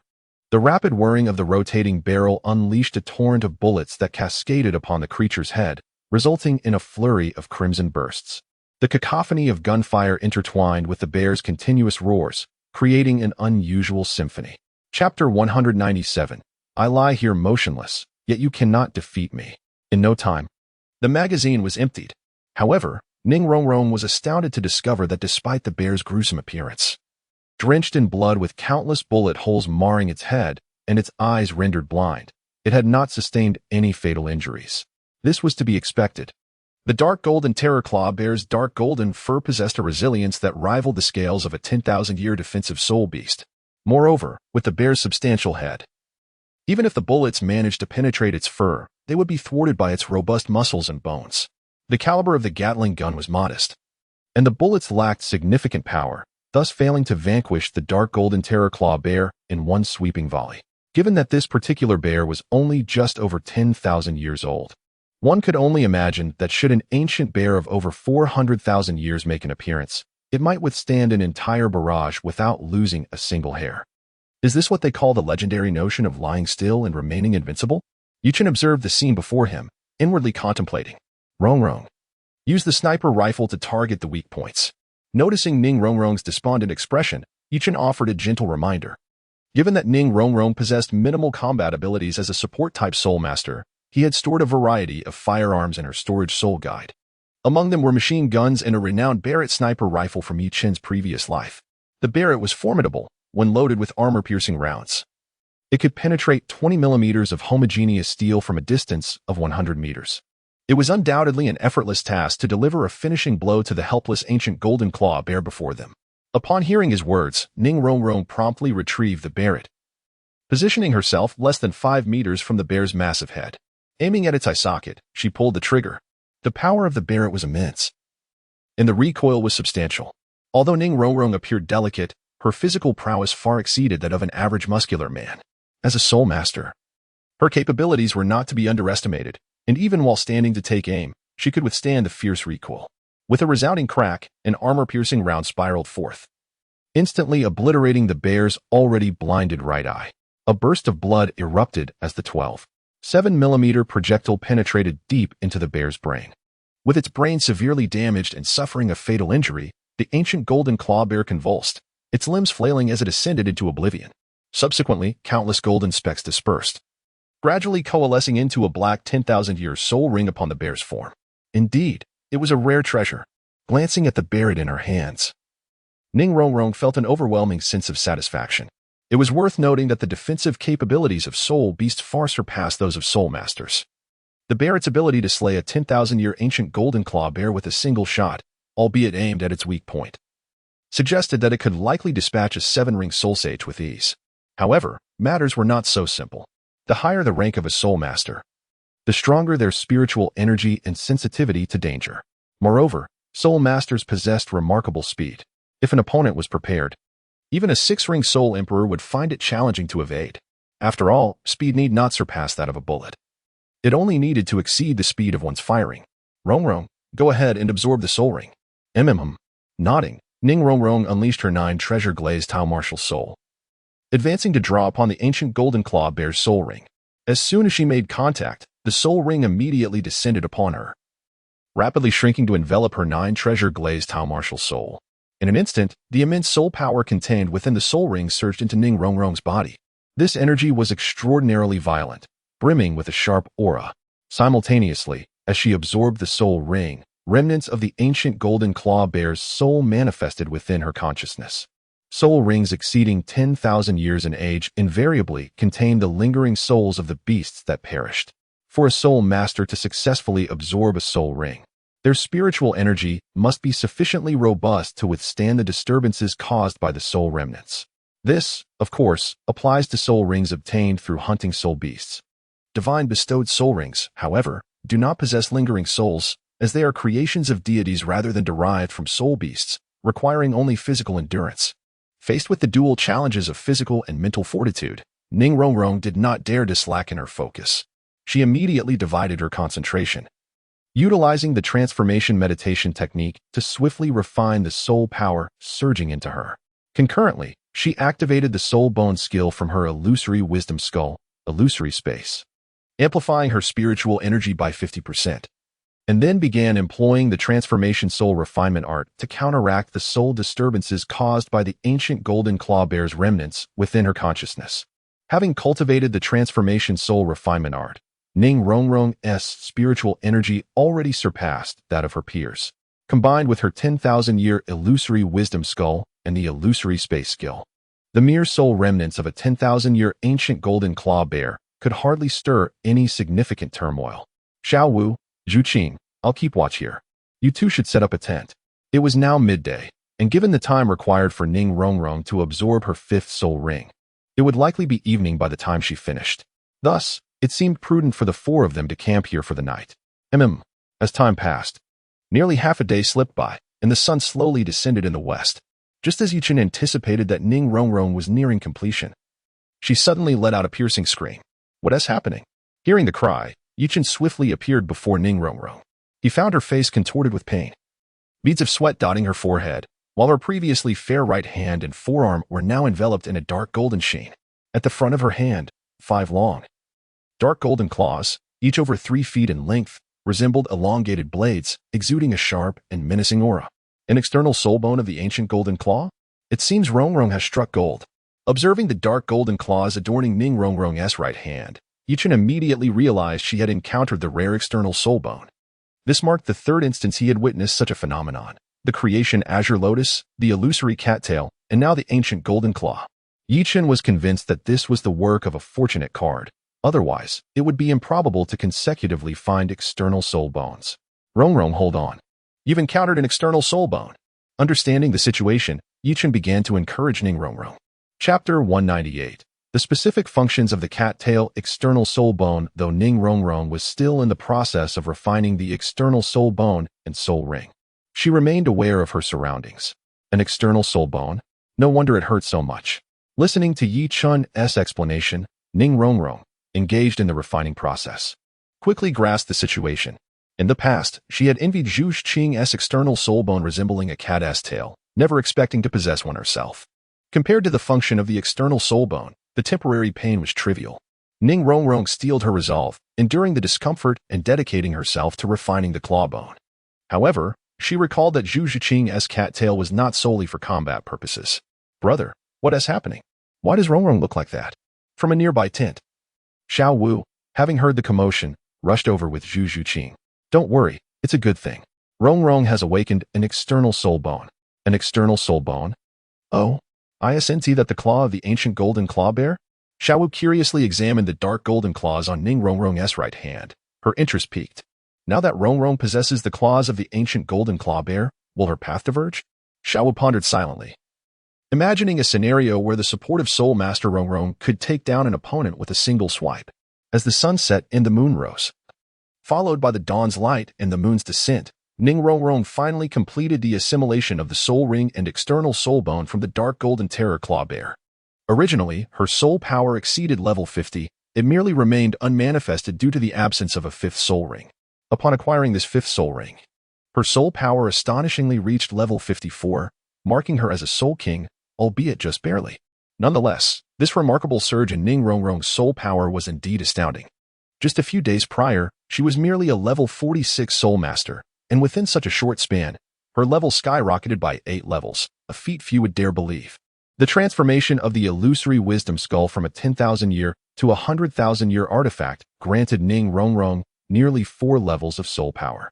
The evolution of her first, second, and third soul rings into 10,000-year rings contributed at least 2 additional levels. Furthermore, the combination of the 10,000-year dark golden terror claw bear soul ring and the external soul bone, the dark golden claw, collectively enhanced her power by at least another 2 levels. Therefore, an increase of 8 soul power levels seemed quite reasonable. Chenggu, I have reached level 54 as a soul king, and I possess an external soul bone. Upon awakening, Ning Rongrong excitedly exclaimed to Yichen, proudly lifting her right arm to showcase the dark golden claws. Ah, congratulations, Rongrong, Yichen replied, acknowledging her achievement. Ning Rongrong's fortune was indeed remarkable. Although the other soul bones derived from the dark golden terror claw bear possessed commendable abilities, most leaned towards defense. Only the left and right arm bones exhibited the terrifying offensive capabilities of the dark golden claw. However, when compared to the palm bone, the arm bones were evidently inferior. And among them, the right arm bone was superior to the left, which was precisely what Ning Rongrong had acquired. So far, apart from the newly obtained external soul bone, the dark golden claw, Ning Rongrong had no offensive soul skills. With the addition of the dark golden claw, her role as a support-type soul master would undergo a slight transformation. Although she would remain primarily supportive, Yichen envisioned her evolving into a combat-oriented support role. What is a combat-oriented support? In simple terms, it is a role that can both assist and engage in battle. After all, Yichen recalled that in many of the popular games from his past life, a well-played support character could shine brightly. The 9 soul rings generated soul skills that were primarily supportive, which was not a concern. The lack of offensive or defensive capabilities could be compensated for by the soul bone skills. Furthermore, Ning Rongrong's 5th soul skill was anticipated to be an attack enhancement skill.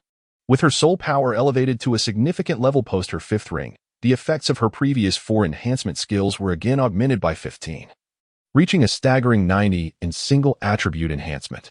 It is noteworthy that a 90 enhancement ratio was on par with Ning Fengji, who was currently at the 8-ring soul Douluo level. If not for her slight deficit in soul power level, she could potentially become the 2nd strongest support-type soul master on the continent. Rongrong, what soul skill does your large claw grant? Zhu Qing, also adept with claws, inquired curiously about the dark golden claws on Ning Rongrong's right arm. Zhu Qing, what do you mean by large claw? This is the external soul bone, dark golden claw. Ning Rongrong rolled her eyes at Zhu Qing, exuding a hint of pride. The soulbone skill is named Dark Golden Claw, featuring 2 modes of attack, a regular attack mode and a soul skill attack mode, capable of long-range assault. As she spoke, Ning Rongrong demonstrated the soul skill attack mode against a nearby large tree. Instantly, a terrifying claw blade filled with a sharp aura shot forth, severing the stout trunk of the tree effortlessly. Since the dark golden claw slashed from low to high, the tree, now bisected, began to topple towards Ning Rongrong, the unwitting culprit. Ah, it's falling. Everyone, run. However, her good fortune did not persist. Following the addition of her 5th soul skill and the acquisition of the rare external soul bone, Zhu Qing, who had utilized a luck card for 2 consecutive days, had yet to reap any rewards, leaving her somewhat dejected. Yet, Yichen had anticipated this outcome, as the number of high-year soul beasts was significantly fewer than that of their lower-year counterparts. In the vast Douluo Forest, the 2,000-year dark attribute agile attack soul beasts compatible with Zhu Qing were scarce, and it was reasonable that she had not encountered any in just a few days. In a clearing within the inner region of the Douluo Forest, Yichen was preparing a barbecue. As noon approached, a reckless black-backed wild boar, perhaps having been kicked by a donkey, attempted to challenge Yichen and his companions. As they were nearing mealtime and feeling quite hungry, Yichen decided to let it have a go, leading to the inevitable skinning, deboning, slicing, skewering, and seasoning with cumin in one seamless process. After enjoying a sumptuous barbecue feast, the 4 quickly ventured into a somewhat dim forest. Compared to other areas, the vegetation here was denser, and as they traversed the woods, the thick foliage obscured the sunlight entirely. Suddenly, Yichen, walking ahead, sensed something amiss. Chapter 199. The terrifying assassins of the soul beast realm. This dimly lit forest was eerily quiet.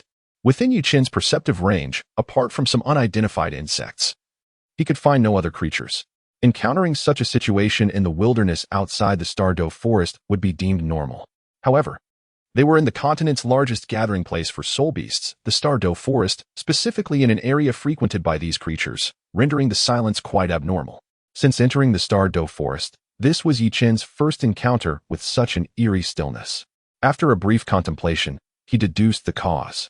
One possibility was that the plant-type soul beasts in this forest were too dominant, driving away other animal-type soul beasts, or that a tribe of plant-type soul beast resided here, instilling fear in other soul beasts. Alternatively, a powerful predator may have appeared in this forest, prompting the resident soul beasts to flee. Yichen surmised that it was likely the second scenario. After all, within the range of his spiritual perception, he had not detected any formidable plant-type soul beasts or their congregations. Caution advised that within this forest, there must be a soul beast of considerable strength. Thus, it would be wise for us to depart. Until the age of the target is ascertained, Yichen dared not to be careless. This area merely constituted the periphery of the Douluo Forest, where, generally speaking, soul beasts of exceedingly high ages were not prevalent. As long as this unknown predator's age remained below 50,000 years, Yichen need not fret over safety. Nonetheless, despite this reasoning, he resolved to leave immediately. In the face of unknown dangers, the spirit of recklessly advancing forward is indeed admirable. However, it did not align with Yichen's prudent philosophy. He believed that there was no shame in exercising caution when necessary. After all, it is the one who endures to the end who truly prevails. Furthermore, he was not alone in this endeavor. Beside him was Ning Rongrong, whose strength could only be described as rather feeble. Although Ning Rongrong possessed an external soul bone, the dark gold fear claw, theoretically granting her the prowess of a 5-ringed soul king, she lacked practical combat experience and could not unleash its potential in a short span. If they encountered even a mere 10,000-year soul beast, it was likely that Ning Rongrong would merely be swept away. However, just as Yichen was rallying his 3 companions for a strategic retreat, he sensed the approach of an unexpected guest and halted his steps. "Hey, brother. Didn't you say we were fleeing? Why have you stopped?" Xiaowu, trailing behind Yichen, inquired with confusion at his sudden pause. "What do you mean by fleeing?" "We are merely changing our course." "Do you understand changing course?" Yichen cast a glare at Xiaowu, questioning her audacity in speaking such blatant truths. Indeed. "We are merely shifting our position," he replied, somewhat exasperated. "Isn't it all the same?" She continued, "I have sensed a soul beast approximately 20,000 years old approaching us. This creature is most likely the predator of this forest, a mere 20,000 years of age, and we can confront it head-on with ease." Yichen paused his steps upon discerning the true nature of the forest, there was no need for them to flee. The soul beast, aged over 20,000 years, was more than capable of reigning supreme in the inner regions of the Douluo forest. Its lair, surrounded by numerous soul beasts, naturally deterred any intruders. For who would willingly present themselves as a delectable morsel? This very reason contributed to the desolation that enveloped the forest. As the quartet lay in wait, anticipating the arrival of a soul beast, an abrupt change occurred. Suddenly, Yichen sensed the absence of their target. His eyes widened in astonishment. Could the soul beast possess such extraordinary skills in concealment? The sudden disappearance of the soul beast could signify either a swift retreat utilizing spatial soul techniques or its inherent ability as a stealthy, agile creature to mask its presence. Yichen's mental perception was considerable, yet he failed to detect the soul beast's aura once more, thus eliminating the possibility of spatial techniques.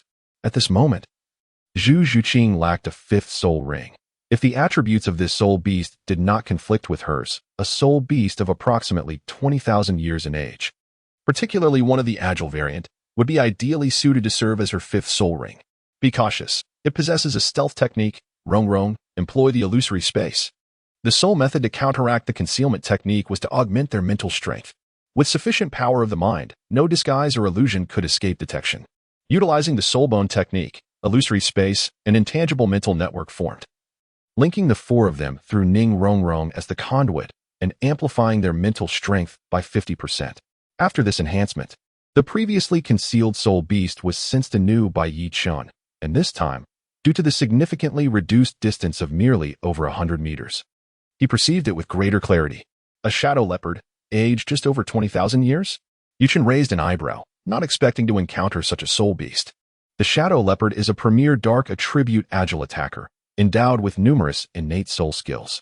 Beyond its offensive capabilities, two abilities warrant particular attention. The innate soul skill, concealment, which the shadow leopard has just employed, not only allows it to obscure its form and mask its presence, but also diminishes the sound of its movements while walking or running. This very skill renders the shadow leopard a terrifying assassin within the realm of soul beasts. Often, its prey remains oblivious to its demise, having their heads severed in utter silence.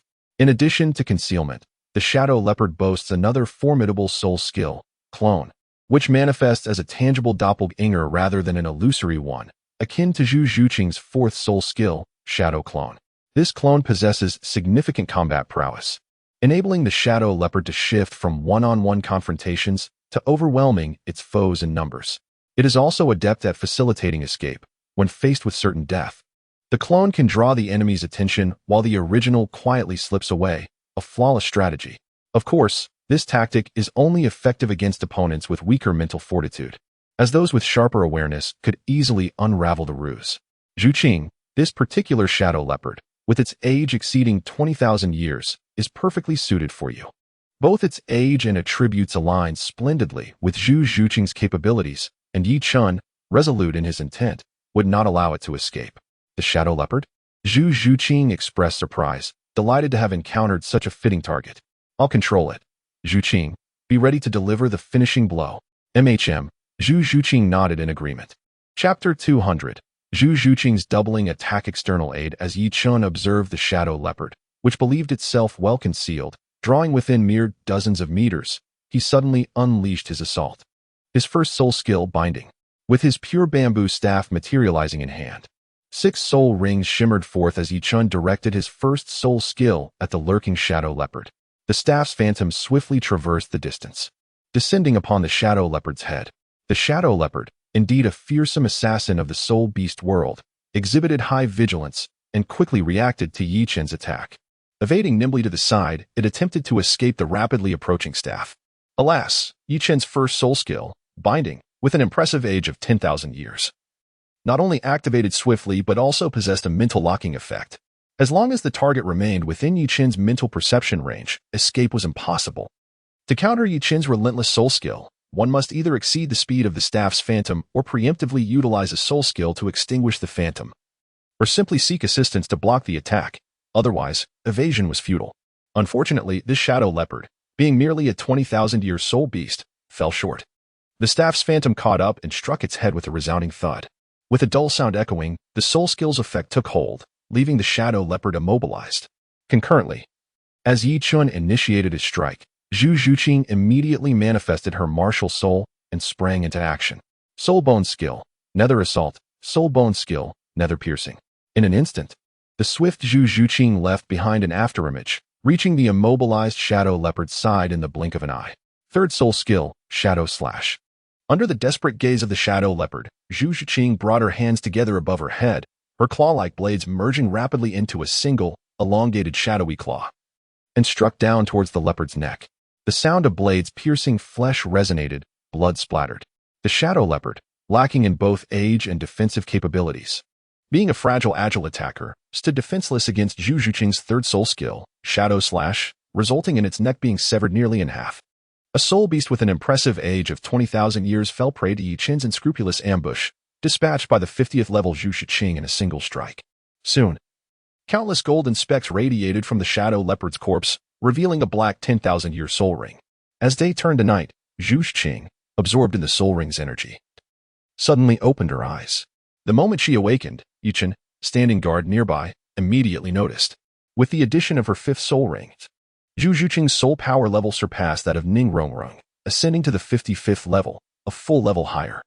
This elevation stemmed from Zhu Zhuqing originally being a 48th level soul master, thus granting her 2 additional levels over Ning Rongrong. Moreover, the age of the Shadow Leopard's soul ring, exceeding 20,000 years, surpassed that of the Dark Golden Terraclaw Bear's soul ring by around 10,000 years. These factors combined meant that even with Ning Rongrong's unexpected acquisition of an external soul bone, her soul power level remained 1 tier lower than Zhu Zhuqing's. Casting a glance at the Shadow Leopard's lifeless form, Yi Qin discovered no soul bone had emerged. The absorption process was silent, and the absence of any soul bone indicated that such a fortune was out of reach. The 2 lucky cards used on Ning Rongrong had yielded a rare external soul bone, whereas the 4 lucky cards applied to Zhu Zhuqing seemed to have been in vain. Why seemed? Because Yi Qin remained uncertain whether their encounter with the Shadow Leopard had been influenced by luck. Zhuqing, what is your 5th soul skill? Although the absence of a soul bone did not dampen Yi Qin's spirits, he was nonetheless curious about Zhu Zhuqing's new abilities. It is a skill named Shadow Connection, which requires synergy with my 4th soul skill, Shadow Clone. It allows me to transform all my clones into shadows, triggering a link.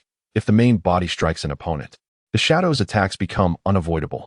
Listening to Zhu Zhuqing's explanation, Yi Qin fell silent for a moment, realizing that his beloved feline companion's new soul skill was indeed remarkable. It appears that there is an element of unfair advantage at play.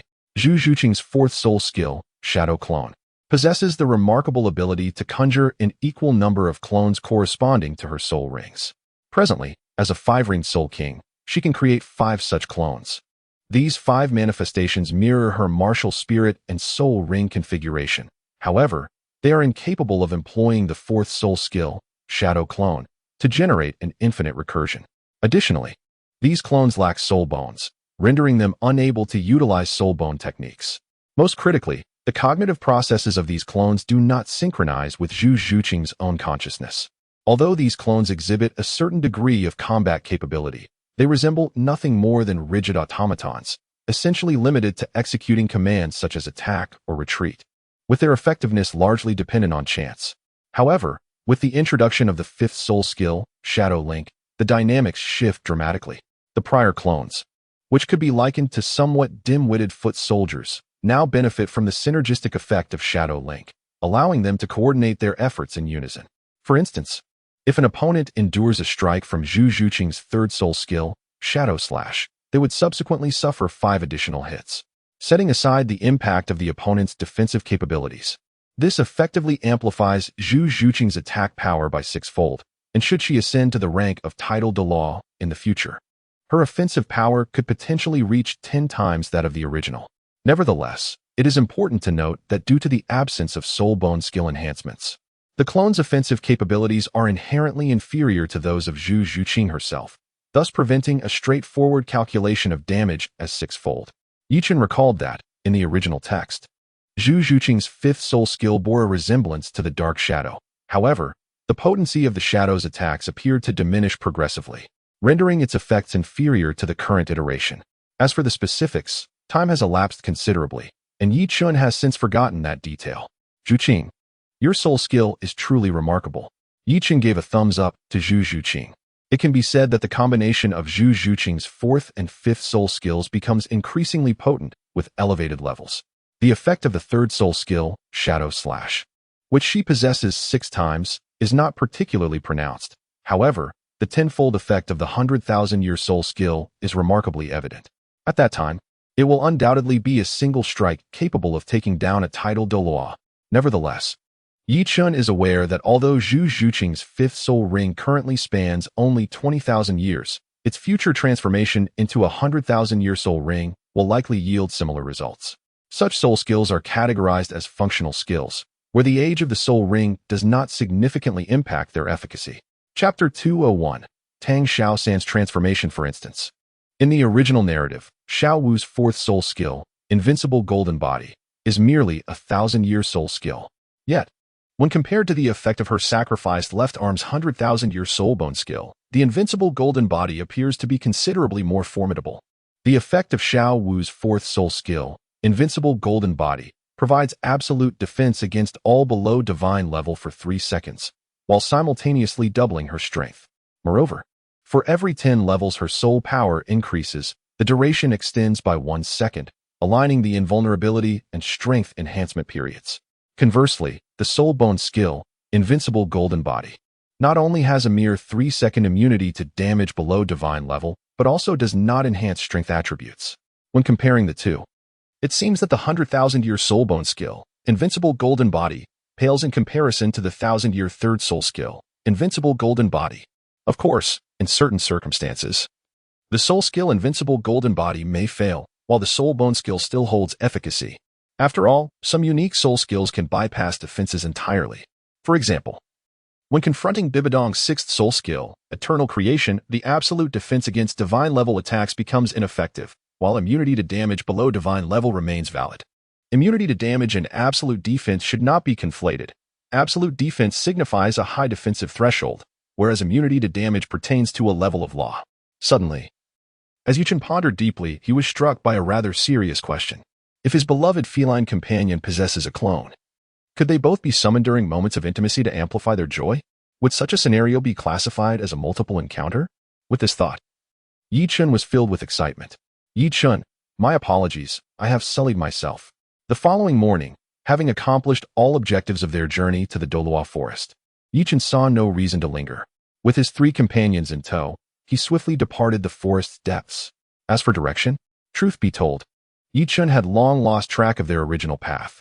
He could only rely on the sun's position to roughly determine their course. Deep within an unnamed forest where blue-silver grass flourished in unprecedented abundance, the protagonist, Tang San, sat cross-legged in meditation before an extraordinarily colossal blue-silver grass. Its slender vines coiled upward, intertwining until they reached a height of approximately 10 meters, forming what appeared to be a singular, extraordinary plant. Its entire form radiated a crystalline blue hue, its surface shimmering with an otherworldly luster. Surrounding it, the blue-silver grass thrived with unparalleled vitality. Each vine as thick as an ordinary person's waist, exceeding a foot in diameter. This was, without question, the undisputed king of blue-silver grass, the sovereign of all flora.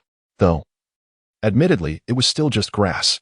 Beneath the benevolent nourishment of the blue-silver king and the countless blue-silver grass in the forest, Tang San was undergoing the awakening of his blue-silver emperor bloodline. As the transformation took hold, Tang San's appearance underwent a metamorphosis. His once jet-black short hair gradually lengthened into deep azure locks, streaked with faint golden highlights. His martial soul, too, underwent a radical evolution, shifting from the unremarkable blue-silver grass to the exalted blue-silver emperor. If the ordinary blue-silver grass martial soul could be dismissed as worthless, then the blue-silver emperor was undeniably among the pinnacle of plant-type martial souls. Having awakened the blue-silver emperor martial soul, mastered the blue-silver domain, and condensed his innate spirit ring, Tang San bid farewell to the blue-silver king and departed the forest. Outside, Tang Hao, seated in meditation, sensed his son's presence and slowly opened his eyes. Ayin, Xiaosan. Though Tang San's transformation was nothing short of rebirth, more profound than any cosmetic alteration, Tang Hao recognized him instantly. Excellent. Xiaosan, you finally succeeded. Witnessing his son's staggering transformation, Tang Hao swelled with pride. Young as he was, Tang San displayed maturity beyond his years, coupled with prodigious talent. Not only was he one of the rare individuals on the continent born with innate full spirit power, but he also possessed twin martial souls. This filled Tang Hao with renewed confidence in his vendetta against the Spirit Hall. True to his expectations, Tang San had achieved the rank of Spirit King at the mere age of 14, setting a new continental record. Indeed, Tang San was now a 5-ranked Spirit King. Diverging from the original timeline, Tang Hao had not abandoned his son after his martial soul awakening, nor had poverty forced Tang San into menial labor. Thanks to Yi Qin's influence, fate had taken a different turn. After leaving Holy Spirit Village, Tang Hao had journeyed to the Star Luo Empire. Given the close ties between the Clear Sky clan and Star Luo prior to their seclusion, even as an ostracized member, Tang Hao was warmly received by Emperor Dai Tian. Moreover, setting aside his clan affiliation, Tang Hao was a formidable titled Douluo in his own right, a figure worth courting. As for the Spirit Hall's bounty, Dai Tian couldn't care less. Thus, Tang San enrolled in the Star Luo Imperial Academy, the finest institution for spirit masters in the empire. Complete with simulated training grounds, unburdened by financial struggles, Tang San devoted himself entirely to cultivation. With the empire's limitless resources, including spirit-nourishing food crafted by food-type spirit masters, his progress was meteoric. Witnessing his son's brilliance, Tang Hao bestowed upon him the 100,000, your blue-silver emperor right leg bone left behind by his mother. This confluence of factors propelled Tang San to the rank of 51st level Spirit King. With his 5th spirit ring being the blue-silver emperor's innate ring capable of evolving as his body's limits expanded. Upon refining the 100,000, your leg bone, Tang San utilized its ability, no wildfire can consume it. The spring breeze brings rebirth, in tandem with the Tang Sect's secret arts to fully heal Tang Hao's accumulated injuries. Restored to peak condition, Tang Hao's spirit power surged to the 96th rank. Now, brimming with confidence, he dared even to challenge Qian Dao Lu after employing the spirit ring detonation technique. With his son's healing capabilities, the risks were negligible. Xiao San, in this year's Spirit Master Tournament, I want you to crush the Spirit Hall's so-called Golden Generation beneath your feet. The murder of his wife was an unforgivable sin. Even though Qian Sunji, the mastermind, was dead, Tang Hao's hatred endured. His grievances with the Spirit Hall extended beyond personal vendettas. Countless relatives had perished at their hands before the Clear Sky clan's seclusion. Chapter 202, the unyielding pride of Flinder. Though his current strength was insufficient to topple the Spirit Hall, humiliating their team in the tournament was a feasible first step, a prelude to forming a continent-wide alliance against them. Golden Generation? Tang San was puzzled. The title sounded grandiose, but their true strength remained unknown. The Spirit Hall's team boasts 3 5-ranked Spirit Kings this year, hailed as their Golden Generation. Tang Hao scoffed. Spirit Kings in their 20s. Barely past the 50th level and they dare flaunt them? Absurd. In his eyes, his 14-year-old Spirit King's son deserved a far loftier title. Yes, father. Though unclear on the details, as vice-captain of the Star Luo Imperial Academy's main team, Tang San deemed it his duty to defeat the Spirit Hall's team. His subordinate rank was a concession to Dai Wei-si, the crown prince and team captain, who, alongside his fiancée Zhu Zhuyun, could execute the formidable martial soul fusion skill, Netherworld White Tiger. At the 49th level, Dai Wei-si was a competent leader. Moreover, as the Empire's heir, his authority was undeniable. As for the Spirit Hall's 3 Spirit Kings, Tang San paid them no heed. Even before his martial soul's evolution, his Tang Sect techniques had allowed him to surpass his peers effortlessly. Now, with his enhanced abilities, they stood no chance. Were it not for the tournament's prohibition of hidden weapons, even Spirit Emperors or Sage Kings would not intimidate him. With merely 3 days remaining until the promotion tournament, Yi Qin and his companions returned to Shrek Academy. Ah, splendid. You have finally arrived just before the commencement of the tournament. I was beginning to worry that you would miss it, exclaimed Dean Flanders, his countenance beaming with joy in his office. Dean Flanders, the promotion tournament does not entail any eliminations. Does it truly matter if we arrive late? How can you say such a thing? This is a pivotal moment for Shrek Academy to establish its reputation. You must not falter. Rest assured, my friend. The first place in the promotion tournament of the Tiendo competition zone is destined for Shrek Academy. Mark my words. Yi Chun patted his chest and assured Flander. Well, that's good. By the way, Shiqing, Rong, have you both advanced to the 5th ring Soul King? Flander lacked the ability to see through the disguises of the two's necklaces. But since they had returned, it was highly likely they had indeed leveled up. The two nodded. Haha, splendid. In this year's Soul Master competition, Our Shrek Academy's participating team boasts 2 6th-ring Soul Emperors and 2 5th-ring Soul Kings. As for the Spirit Hall team and the Royal Fighting team, they are merely there to serve as a backdrop. At that moment, Flander brimmed with exuberance. After all, during the awards ceremony of the preliminary rounds, Emperor Shueye had proclaimed that whichever team could seize the championship of this year's Soul Master competition would enjoy the financial backing of the Tiando Empire. Coupled with the prestige of winning the Soul Master competition, Shrek Academy would undoubtedly flourish in the future. The advancement matches of the Continental Advanced Soul Master Academy Elite competition were not as lively as the preliminary rounds. To protect the privacy and safety of the individual Soul Masters, the advancement matches were not open to spectators. Thus, the competition venues were not held in the Great Soul Arena. The advancement matches continued to be divided by the two empires, with the 30 teams that passed the preliminaries competing in their respective empires. As for the main teams from the 2 Imperial Academies and the Spirit Hall team, they were directly granted entry to the finals. This was not due to any underhanded dealings in the competition, on the contrary. The strength of these 3 teams was indeed among the best, and their guaranteed entry to the finals provided a better platform for the other teams to showcase their talents. The primary purpose of the joint hosting of the Soul Master competition by the 2 empires and the Spirit Hall was not merely to vie for first place. It was to attract more exceptional talented Soul Masters. The Royal Hunting Ground, located 50 kilometers southwest of Tiando City, featured varied terrain and vast expanses, serving as a training and hunting ground for royal personnel. The Royal Knights, considered one of the most formidable legions under the Tiando Empire's royal command, had been meticulously cultivated. To avoid unnecessary troubles and conflicts, and to prevent other academies from observing the strengths of the teams entering the advancement matches, the 15 Advanced Soul Master Academy teams would be arranged to rest in separate locations. Clearly, the Tiando Empire's royal family was well prepared for the advancement matches. Upon the arrival of the Shrek Academy members, the first sight that greeted them was the imposing Royal Knights. The Royal Knights of the Tiando Empire were clad in gleaming silver armor, a robust plate armor that provided formidable protection. Even their mounts were meticulously chosen, being the celestial horses, which possessed a certain bloodline of soul beasts. While these horses had little offensive capability, they were incredibly swift, capable of bearing heavy loads, and boasted exceptional endurance, making them the ideal choice for cavalry. The horses were also armored, and the combined weight of the knights and their armor did not hinder the speed of these magnificent steeds. Once this cavalry unit charged, their might would be truly astounding. The Royal Knights had long been a core elite force cultivated by the Tiando Empire's royal family, comprising a total of 50,000 members, with captains of over 100 being Soul Masters. This was an extremely costly military force, yet its deterrent power was equally immense, ensuring that the several kingdoms and principalities under the Tiando Empire's nominal control would not dare to act recklessly. However, in Yu Chen's eyes, this 50,000-strong Royal Knights of the Tiando Empire lacked the battlefield intimidation that a single Douluo could wield. While in one-on-one combat, Douluo and the Snake Spear Douluo Xilong could be likened to elder brother and younger brother. In large-scale battles, Douluo was second to none. Despite the overwhelming numbers of the Tiando Royal Knights, the number of Soul Masters among them was not significant, and even fewer were high-ranking Soul Masters. Faced with a master like Douluo, who excelled in group combat, without top-tier combat strength, they could easily be annihilated.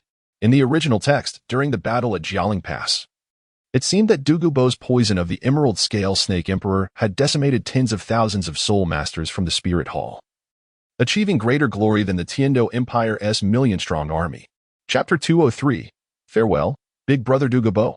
I may not defeat a titled Douluo, but I can reduce the battlefield to only titled Douluos. Thus, in Yu Chen's perspective, maintaining a Royal Knights was less beneficial than nurturing several Douluos. Once unleashed on the battlefield, they would undoubtedly hold back a million-strong army. Moreover, while titled Douluos were powerful and generally experienced minimal casualties, deploying the Royal Knights in battle would inevitably lead to significant losses. Unfortunately, titled Douluos were scarce and were unlikely to accept invitations from the Tiando Empire, let alone a group combat adept like Douluo. Present your credentials. Upon arriving at the Tiando Royal Hunting Ground, the members of Shrek Academy were halted by the outer personnel of the Royal Knights. The so-called credentials were the advancement qualification vouchers issued after the conclusion of the preliminary rounds. Flander presented the vouchers to the other party, and a knight clad in silver armor with a red plume immediately saluted the group. Welcome, esteemed Soul Masters from Shrek Academy. I'm Roxanne, captain of the 3rd Squad of the Tiando Royal Knights. please follow me. Without mounting his horse, Roxanne led the group of over 10 from Shrek Academy, escorted by 50 fully armed royal knights, into the depths of the hunting ground. After traversing a small hill, the scenery suddenly opened up before them, revealing a vast expanse of grassland that lifted their spirits and brought an indescribable sense of comfort. The grassland was encircled by a large military camp, where the advancement matches would take place. Subsequently, the Shrek Academy members were escorted to a spacious military camp, where their resting quarters comprised a courtyard with 5 tents. As it was a military camp, the accommodations were not luxurious, but they were exceptionally clean. Until the conclusion of the advancement matches, the 13 members of Shrek Academy, including Flander, Lu Erlong, and Zhao Wujia, would reside here. The advancement matches also followed a round-robin system, but due to the reduced number of teams, the duration of the competition was shortened from 1 month in the preliminary rounds to half a month, followed by another half-month of rest, culminating in the final match at the border of the Tiando and Xinglua empires. In the original text, the final match of this Soul Master competition was held at the headquarters of the Spirit Hall, Spirit City. It appeared that this was a temporary decision made by Pope Bibidon, yet neither the Tiando nor Xinglua empires could oppose it, given that the Spirit Hall had invested heavily, offering 3 precious soul bones as rewards for the championship team. While it was possible to disagree with holding the finals at Spirit City, the 2 empires would need to present prizes comparable to these 3 soul bones. Roxanne performed a standard military salute to Flander. Esteemed Dean, please rest early. The advancement matches will officially commence tomorrow. At that time, there will be personnel assigned to guide you to the competition venue. There will be no opening ceremony. The matches will commence directly, and the outcomes will be determined jointly by the Empire and the Spirit Hall for fairness. Thank you, General Roxanne. Flander smiled and returned the gesture. I shall take my leave. Despite being the captain of the 3rd Brigade of the Royal Knights, Roxanne is merely a level 44 Soul Master. Flanders, as the Dean of the Advanced Soul Master Academy, certainly does not dare to neglect his duties. The 5 barracks form a secluded courtyard, one for Flanders and Zhao Wujia, another for Lu Erlong and Zhang Zhu, a third for Ma Hongjun and Oscar, a fourth for Talon, Jingling, and Huang Yuan, and the last one for Yichen, Xiaowu, Zhu Shuqing, and Ning Rongrong. Although it may be a bit cramped, it is precisely what Yichen desired. With 3 young ladies arranging their belongings in the room, there is no need for the rough-hewn Yichen to concern himself. As Yichen sat at a stone table in the courtyard, feeling somewhat aimless, he suddenly spotted 2 figures approaching from a distance. These 2 were none other than his esteemed father-in-law, Ning Fingxi, and his brother Qian Renxue. Uncle Ning, brother Qinghe. Upon seeing Ning Fingxi and Qian Renxue, Yichen's eyes brightened, and he hurried out to greet them. Brother Qinghe, what brings you to my humble abode? Yichen inquired, while he was not surprised by Ning Fingxi's visit.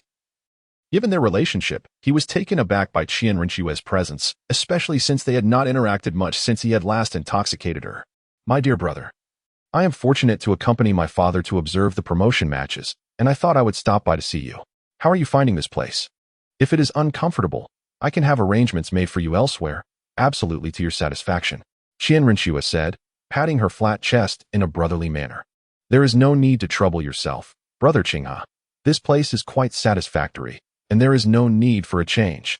Yichen replied, how could it not be? For the next half-month during the promotion matches, Yichen would be able to share a bed with his beloved companions every day, which was delightful. By the way, Uncle Ning, brother Qinghe, please come in and have a seat.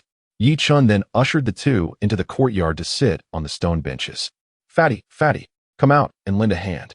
Yichen addressed Ma Hongjun, who was busy arranging his belongings inside the room. Brother Chen, what's the matter? Ma Hongjun inquired. Leaning his head out of the window, quickly boil a kettle of water. Yichen commanded. Ma Hongjun responded with a pause.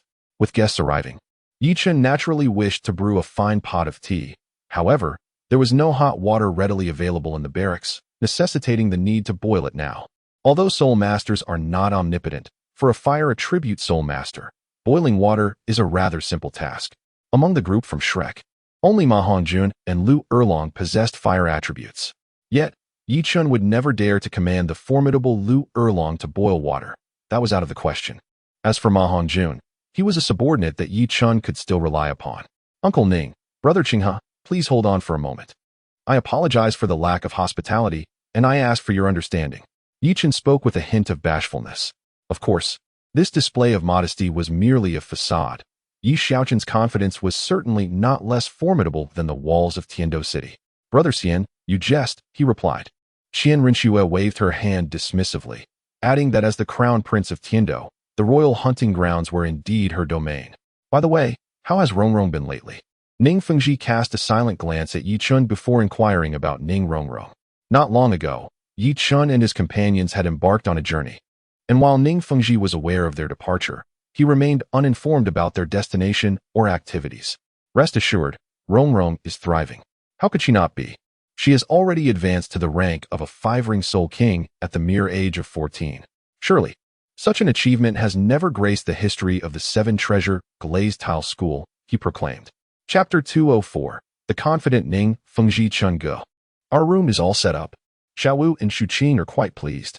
You should come in and take a look. At that moment, Ning Rongrong's voice echoed from within the quarters of Yi Chen and his companions. Yi Chen, Ning Fengji, Qian Rinxue. In an instant, Ning Fengji's expression darkened, while Qian Rinxue regarded Yi Chen with a teasing gaze. Ahem. Well, Ning uncle, allow me to explain. We merely shared the same bed at night, nothing more. Yi Chen immediately began to explain. However, his words only served to darken Ning Fengji's expression further. Ning Fengji was utterly astonished. Despite Yi Chen's outwardly respectable demeanor, he harbored such despicable tendencies within. What was even more disconcerting was the presence of other young women involved. At that moment, Ning Fengji felt an overwhelming urge to smash Yi Chen's head in. "Ah, father? Brother Qinghe, what brings you here?" Hearing Yi Chen's disregard for her, Ning Rongrong stepped out to ascertain the situation, only to find her father scowling and Xue Qinghe watching the unfolding drama with amusement.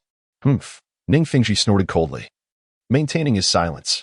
"Rongrong, your teacher and I happen to have some free time, so we thought we would come by for a visit." The atmosphere grew somewhat awkward as Qian Rinxue remarked on the unfolding spectacle. At that moment, Ma Hongjun returned, having boiled water. Yi Chen promptly redirected his attention and began to brew tea. "Uncle Ning, Brother Qinghe, please enjoy some tea." Nodding in acknowledgement, Xue Qinghe took a cup and savored its aroma. Ning Fengji, too, chose to selectively forget the previous discomfort. After all, he had already consented to his precious daughter being with Yi Chen, and discussing anything else now seemed rather pointless. Furthermore, in his youth, Ning Fengji had certainly indulged in far more romantic escapades than Yi Chen ever could. Subsequently, the three of them sipped their tea and shifted the conversation. "My dear brother, the venue for this year's Soul Master Tournament Finals has been changed," Qian Rinxue said slowly. What is the situation?" Yi Chen was fully aware, yet feigned ignorance. The Spirit Hall had unexpectedly proposed to relocate the originally scheduled finals to the Spirit City. At first, both empires were opposed to the idea, however.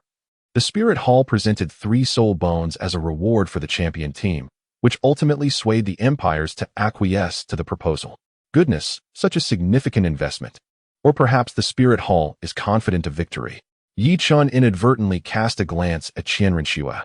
Observing her demeanor, it seemed that Qian Rinxue had not disclosed her true strength to Bibi Dong. After all, had Bibi Dong been aware that she could triumph over the formidable Qian Rinxue, a soul sage of the 7th ring, she would undoubtedly not have proffered those 3 soul bones as rewards for the championship. Although the Spirit Hall is a grand and powerful institution, it would not be so careless as to disregard the value of 3 soul bones of considerable antiquity. The other 2 soul bones might be somewhat justifiable, yet the one possessing an astounding age of 50,000 years, the Wisdom Skull, a manifestation of mental concentration, is valued no less than the ordinary 10,000-year limb soul bones. Knowing she would likely lose, Bibi Dong would certainly be loath to part with it. Furthermore, this soul bone was intended for her beloved disciple, Hulaina, who in Bibi Dong's eyes is far more precious than Qian Rinxue, her own flesh and blood. It is indeed unfortunate that Hulaina has caused her teacher, Bibi Dong, considerable trouble. As for what lies beyond my knowledge, dear brother, you must exercise caution. It is possible that the Spirit Hall has already set its sights on you. The you referred to by Qian Rinxue encompasses both Yi Chen and Xiao Wu. Despite her youth, Xiao Wu is already a 5th-ring Soul King, showcasing her extraordinary talent. As for Yi Chen, although he has not revealed his soul power level, as the captain of the Shrek team, he is perceived by outsiders as possessing formidable strength, likely also a 5th-ring Soul King. Given their remarkable talents, it is entirely reasonable that they would attract the attention of the Spirit Hall. The Spirit Hall has set its sights on me? Yi Chen blinked.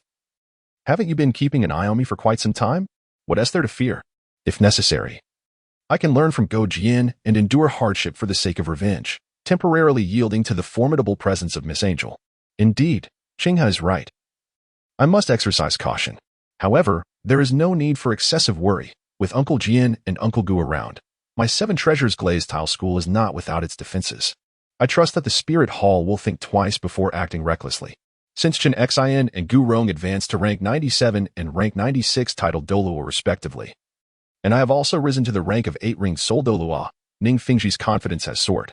With my formidable support, I believe that even the so-called invincible Qian Daolu of the skies would find it challenging to contend with Chen Xin and Gu Rong together. Although the Seven Treasures glazed tile school may not match the Spirit Hall in strength, self-preservation should not pose a problem. Evidently, Ning Fengji is unaware of the true might of the Spirit Hall. Uncle Ning, the Spirit Hall is immensely powerful. It would be prudent for us to prioritize peace and avoid conflict. Hearing Ning Fengji's assertion that they are not without strength, Yu Qin's eyelids twitched. Compared to the Spirit Hall, the Seven Treasures glazed tile school indeed pales in comparison. Whether in terms of the number of soul masters or top-tier combat power, the Seven Treasures glazed tile school falls significantly short of the Spirit Hall. The elite combat strength of the Seven Treasures glazed tile school is solely represented by Chen Xin and Gu Rong. There would be no need for the supreme boss Qian Daolu or Bibi Dong to intervene personally. Even a few elder worshippers could easily lead the Spirit Hall to decisively overpower the Seven Treasures glazed tile school. In the original narrative, the survival of the Seven Treasures glazed tile school was due to the Spirit Hall's decision not to dispatch elder worshippers, and the title Douluo sent were not particularly strong. Otherwise, the losses would have been far more devastating. Ning Fengji nodded slightly. As a wealthy individual, he naturally preferred to avoid constant conflict, aiming instead for a tranquil existence where he could quietly amass wealth, which would be most beneficial for the Seven Treasures glazed tile school. After some idle chatter, Ning Fengji and Xue Qinghe prepared to take their leave. Uncle Ning, during the preliminaries, I truly appreciate the assistance from Uncle Yu and the others. I believe you will find this delightful. Yichen then presented a jade box containing the celestial herb, the Qiluo tulip, to Ning Fengji. In fact, he had procured it right after the preliminaries, but due to his search for soul rings for Zhu Zhiqing and Ning Rongrong in the Stardow Forest, he had not encountered Ning Fengji until now. Oh? Ning Fengji raised an eyebrow, sensing a familiar aura. As the leader of the Seven Treasures glazed tile school and one of the continent's wealthiest individuals, the items that captured his attention were exceedingly rare.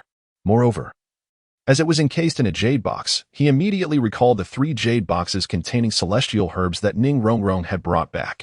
With this thought, Ning Fengji's gaze turned fervent, and he promptly stored the jade box in his soul tool. Chapter 205, Qian Renxue's Dilemma. This left Qian Renxue, who stood nearby, feeling somewhat perplexed, silently speculating what could possibly evoke such fervor from her old fox of a teacher. However, before she could ponder further, Yichen produced another jade box and presented it to her. Brother Qinghe, it feels as if we have known each other for ages. I gift you this. Brother. What is this? Holding the unadorned jade box, Qian Renxue was somewhat bewildered and immediately thought to open it. Wait, Brother Qinghe, let us open it when we return. I hope you will enjoy it. Yichen halted Qian Renxue's movements, speaking with profound significance. All right, I shall heed my virtuous brother's words. Hearing this, Qian Renxue nodded, momentarily suppressing her curiosity. Ning Fengji cast a meaningful glance at Yichen. Although it seemed that Yichen and Xue Qinghe were like close brothers, the perceptive Ning Fengji had already discerned something amiss. Whether it was Xue Qinghe or Yichen, both appeared to harbor ulterior motives in their camaraderie. If the jade box Yichen presented to Xue Qinghe contained celestial herbs, then Ning Fengji needed to contemplate Yichen's intentions. Although they were acquainted, the exchange of such a significant gift was rather unusual. Was there some hidden agenda? However, unable to fathom the underlying reasons, Ning Fengji chose not to dwell on it further, considering that one was a future son-in-law and the other his own disciple, both of whom were essentially allies. Regardless of their motives, fostering goodwill was ultimately a positive endeavor. After departing from the temporary residence at Shrek Academy, Ning Fengji suppressed his excitement and greeted Xue Qinghe before promptly returning to his lodgings at the royal hunting grounds. What could incite such fervor in the typically composed teacher? Observing Ning Fengji's hurried departure, Qian Renxue felt a tinge of perplexity. Upon returning to his quarters, Ning Fengji immediately opened the jade box gifted by Yichen. To his surprise, the celestial herb within was not the starry luo ling he had previously consumed, but rather a celestial herb known as the Qiluo tulip. Alongside the herb, Yichen had included a note detailing its name and usage, ensuring that Ningfingji would not waste its efficacy through ignorance. The 9-treasure glazed tile pagoda. Ningfingji murmured while gazing at the Qiluo tulip in his hand. Meanwhile, back in her quarters, Qian Rinxue also opened her jade box. Inside, she found an unassuming white flower, roughly the size of a palm, resembling a peony, devoid of leaves, with its stem connected to a solid black stone. The flower was accentuated with several striking red petals, vivid as blood, evoking a sense of awe. What is this? I feel as though I have seen it before. As she gazed at the flower, a sense of familiarity washed over Qian Rinxue, though she could not place it. Shifting her focus from the flower, she noticed a small note. The heartbreak read, it read, accompanied by a legendary tale. Long ago, there was a young man. Indeed, it was the celestial herb known as the heartbreak red. Since Yuchen had harvested this herb from the ice and fire yin-yang well, he had refrained from using it due to the potential conflicts between different celestial herbs. It was fortuitous that he could now present it to the angelic lady. Heartbreak red? Heartbreak red. In an instant, Qian Rinxue's eyes widened. Was this not the legendary celestial herb? When she had previously tasked the snake spear Douluo, she longed to investigate Yichen's background. They discovered that Yichen's soul power cultivation rate was unusually rapid. Consequently, she had sought information on rare treasures that could cause a martial soul to undergo transformation and enhance soul power. The spirit hall possessed numerous records of celestial herbs, leading Shi Long to suspect that Yichen had consumed such herbs, a notion he reported back to Qian Rinxue. Intrigued by the potent effects of celestial herbs, Qian Rinxue had delved into their study, and the heartbreak red, dubbed the King of Flowers, naturally caught her attention. Regrettably, despite expending considerable resources, she had found no trace of the herb, quelling her desire to search further. Yet, she never anticipated that Yichen would so generously gift her such a precious celestial herb. Although they addressed each other as elder brother and younger brother, their acquaintance was still relatively new. Was Yichen truly so magnanimous? Wait, could it be that this little rogue has uncovered my true identity? Suddenly, this thought crossed Qian Rinxue's mind. No. My disguise is so impeccable that even a titled Douluo cannot see through it. How could this little rogue possibly discern it? Qian Rinxue was confident in her ability to conceal her angelic identity, believing it unassailable. Otherwise, she would have been exposed during her years of infiltration in the Tiando Empire. Nonetheless, despite her reassurances, she increasingly felt that Yichen likely knew her true identity. Damn it, what does this little rogue mean? At this moment, Qian Rinxue felt a sense of frustration. Initially, in the Stardow Forest, she had intended to recruit Yichen due to his extraordinary talent, envisioning him as a future subordinate. However, with Yichen gifting her the heartbreak red, it seemed he had ulterior romantic intentions. Unbeknownst to Yichen, his small gift had inadvertently caused the angelic lady to fall into a state of distress. The following morning, the promotion matches officially commenced. The rules of the promotion matches were straightforward. Each academy would dispatch 7 competitors for individual battles. Each participant would continue to fight until they were defeated, with the victor facing the next opponent until one side had all 7 members vanquished. A particularly strong contestant could potentially achieve a clean sweep, eliminating all opponents. Unlike the preliminary rounds, which featured multiple arenas, the promotion matches were held in a single venue, the Grand Arena of the Royal Knights. A total of 15 teams participated in the promotion matches, engaging in 14 rounds of round-robin competition, with one team having a bye each day, resulting in 7 matches conducted in the same arena. The Grand Arena, having undergone renovations, featured a circular competition area with a diameter of 100 meters at its center.